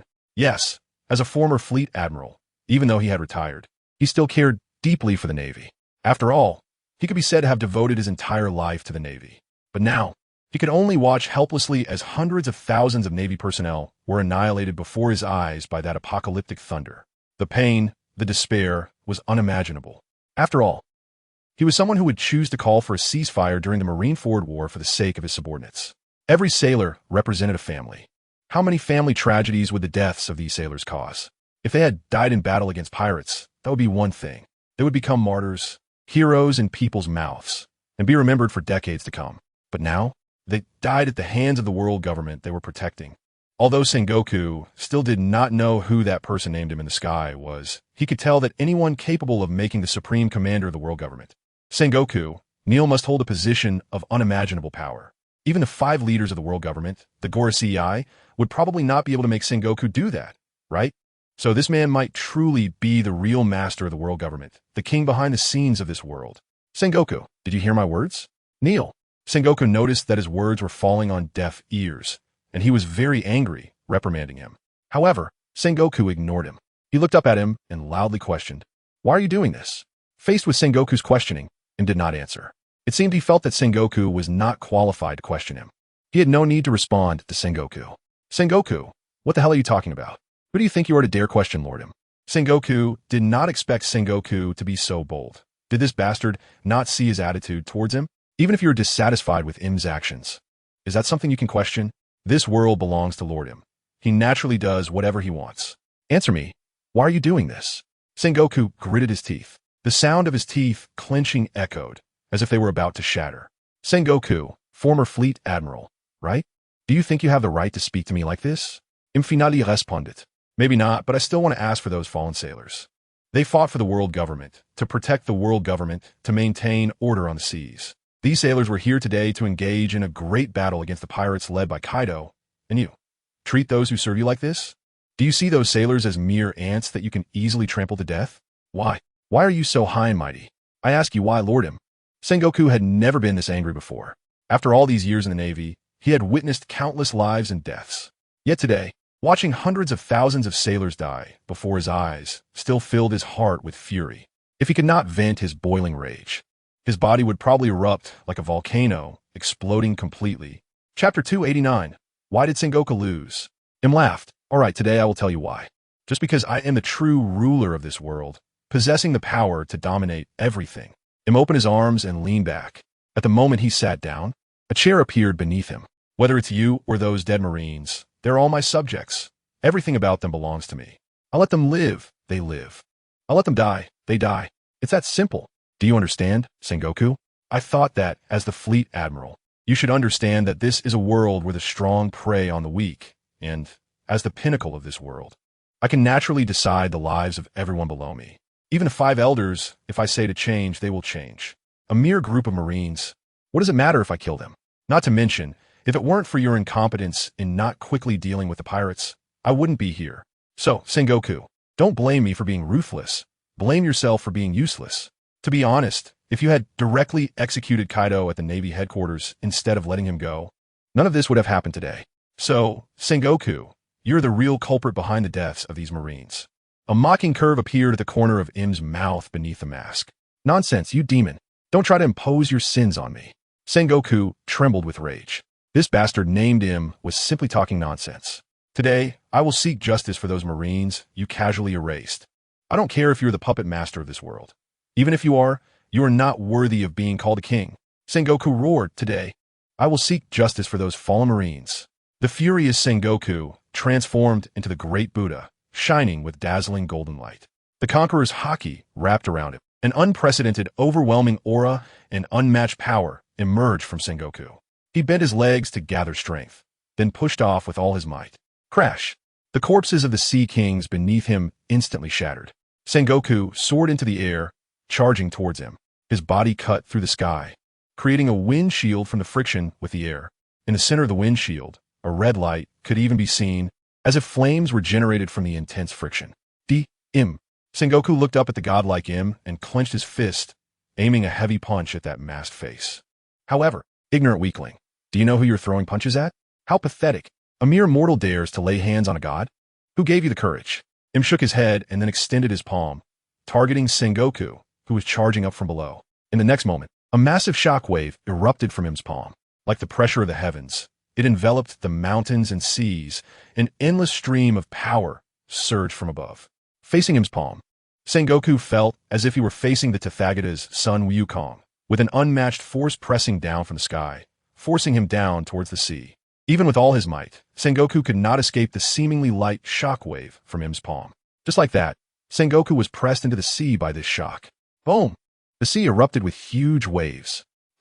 Chapter 290. Carp is defeated? Just like that? On the sea, the waves continued to crash. Since just now, Sengoku, who had fallen into the sea, had not made any movement. This left the surviving Navy soldiers unable to accept it. After all, this was Sengoku, the former fleet admiral of the Navy, defeated so easily? Is that guy named him really a god? Splash! Suddenly, a Navy soldier jumped into the sea. It was the Navy hero Carp. What was he doing jumping into the sea? Fool! Of course, he was going to save Admiral Sengoku. You have to know that Admiral Sengoku is a devil fruit user, and devil fruit users can't swim. If no one goes to save him, Admiral Sengoku will drown at the bottom of the sea. After a while, with a splash, Carp emerged from the water, holding the unconscious Sengoku. He carefully placed Sengoku on the corpse of a Sea King before looking up at him in the sky. What, Carp, are you also planning to resist me? Noticing Carp's gaze, Im looked down. You insignificant human, you have no idea how great the gap between you and me is. In that case, let me see just how great our gap is. Carp let out a cold snort, his body enveloped in hockey. He appeared pitch black. In the water, he forcefully stomped his right foot, and instantly, the sea exploded, creating a large, bowl-shaped pit. Using the recoil from his stomp, Carp instantly appeared in front of him. Power accumulated, his arms instantly bulged to twice their size. Muscles piled up, directly tearing his sleeves apart. With this punch, a small mountain could be instantly crushed. However, facing this earth-shattering punch, Im merely extended one finger and placed it against Carp's fist. Just like that, he effortlessly blocked it. How is this possible? Seeing his punch being stopped by Im with just a finger, Carp's eyes widened in disbelief. That was his full-powered strike. Facing him, he dare not hold back at all. After all, his old comrade Sengoku had been knocked unconscious by a single blow from the other party. He knew there was a gap, but was it this big? Carp, do you now understand the gap between gods and mortals? After saying this, the finger blocking Carp's fist slowly retracted, then lightly flicked. The powerful force was like a nuclear explosion, destroying everything. Carp felt as if the bones in his fist were shattered into tiny pieces by the overwhelming power. Spreading up his arm, crack, crack. The bones in his arm couldn't withstand such an impact. They shattered directly, flesh and blood flying everywhere, his entire arm drenched in blood. He was sent flying backward, falling toward the distant sea like a shooting star. Just as Carp was about to plunge into the ocean, a strong wind formed on the surface of the sea. A violent wind appeared beneath Carp, countering his downward trend. The wind pressed against the sea surface, pushing the water aside, dragging Carp back several dozen meters before dissipating Im's power, stabilizing Carp. What was happening? I kinda didn't know what to say anymore. Clearly, it was a decisive battle between the world government, or rather, the Navy and the pirates led by Kaido. How did it end up like this? Also, how could that guy named him be so strong? Incredibly powerful. Is he really human? Akainu felt a sense of helplessness. He had thought he was the chosen one, and once he took control of the Navy, he could quickly stabilize the seas. But wishes are beautiful, and reality is cruel. This suddenly appearing him, terrifyingly powerful, not distinguishing between enemies and allies, directly attacking them and causing the deaths of hundreds of thousands of Navy soldiers. Now, he was also targeting Sengoku and Carp, the former fleet admiral and Navy hero. What the hell is he trying to do? Even if he was dissatisfied with the Navy's actions during this time, there was no need to go this far, right? Chapter 291. Run, old man. Are you okay?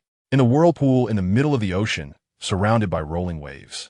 There exists a small area wrapped in a fierce wind, where the sea water crashes but cannot flood in. Dragon? You're here too? With his arm rendered useless. Carp couldn't help but feel the despair brought on by his power. He had been a prodigy, after all. Since joining the Navy, he had risen rapidly through the ranks. At a young age, he earned the title of Navy Hero for defeating rocks.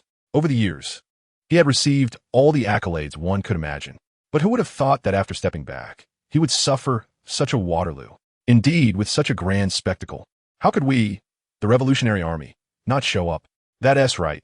The man who has appeared is none other than the leader of the Revolutionary Army, Dragon.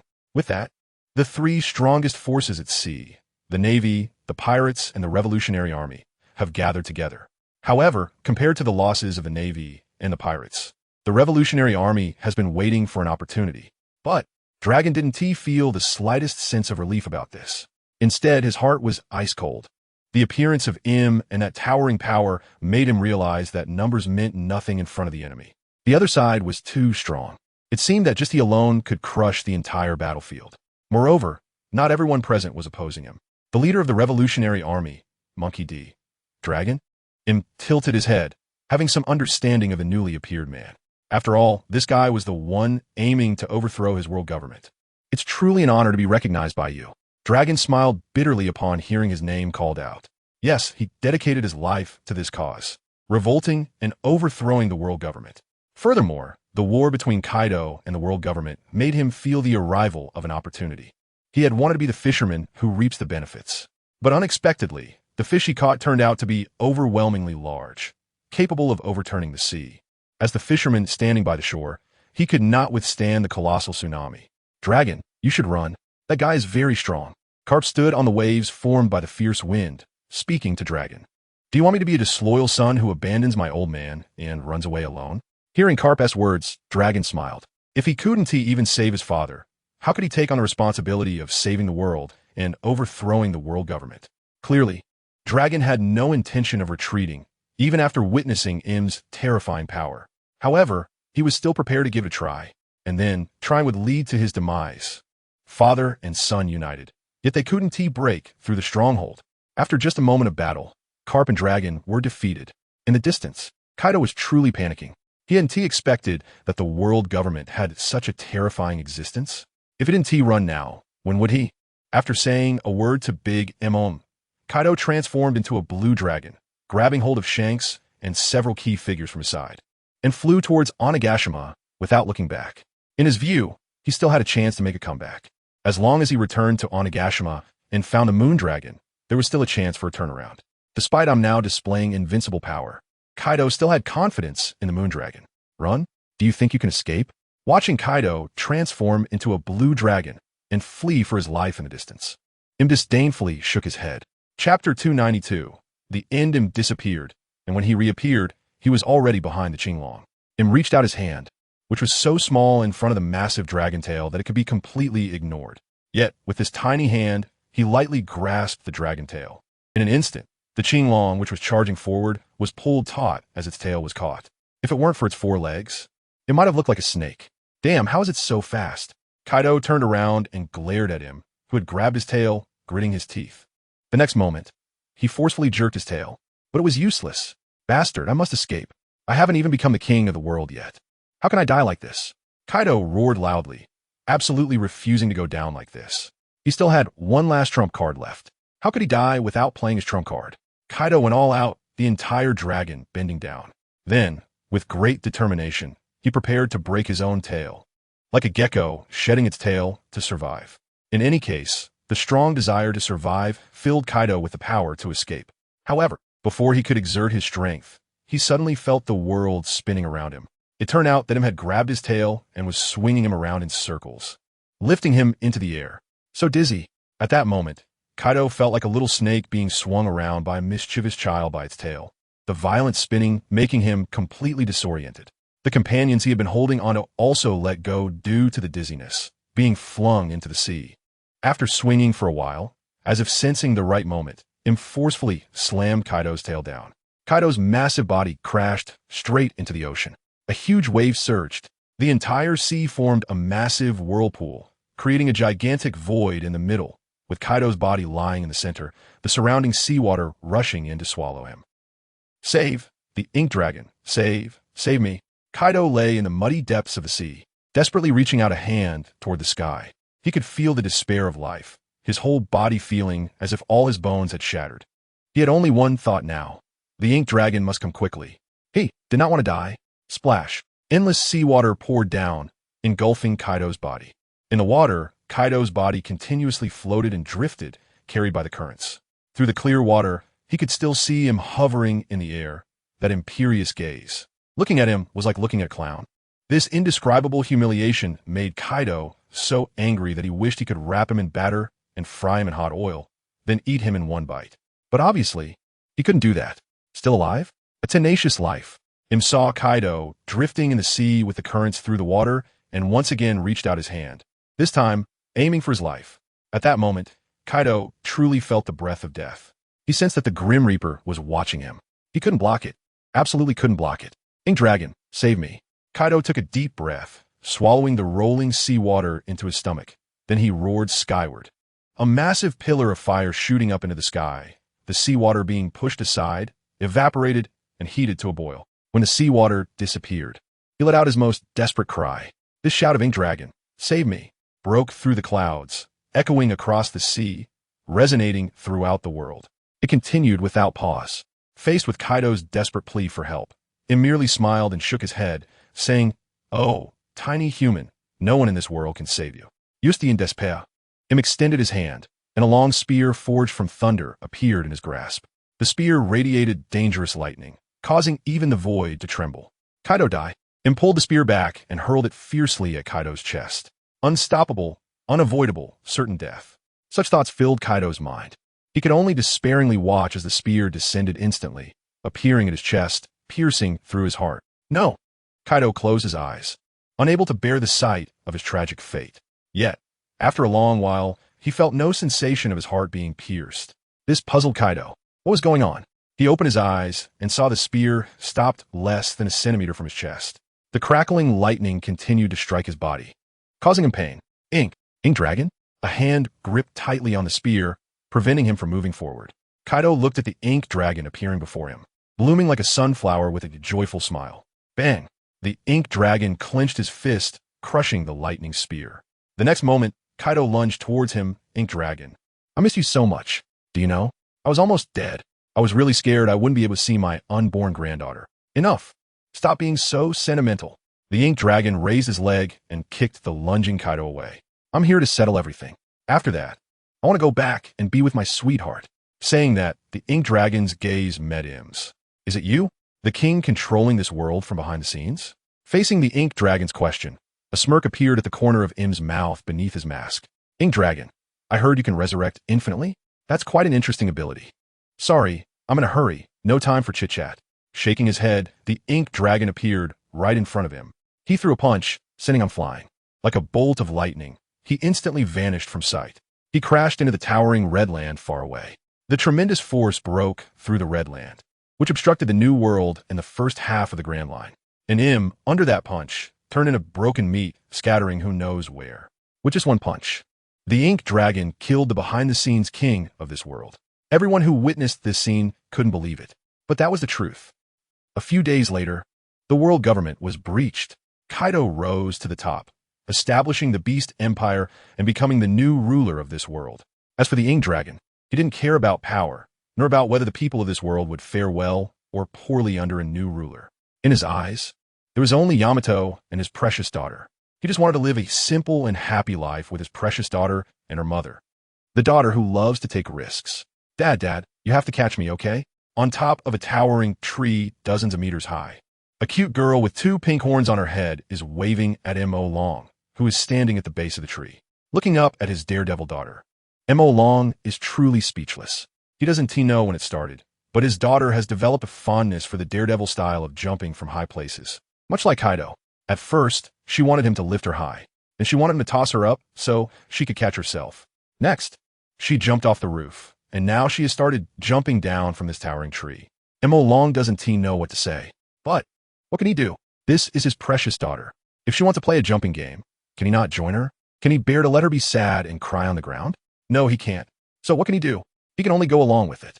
Mo Long looks up at his daughter, standing on the tree branch, smiles, and says, "Come on, sweetheart, Dad will catch you safely." Saying this, Mo Long opens his arms, waiting for his daughter to jump down. "Okay, Dad, I'm jumping."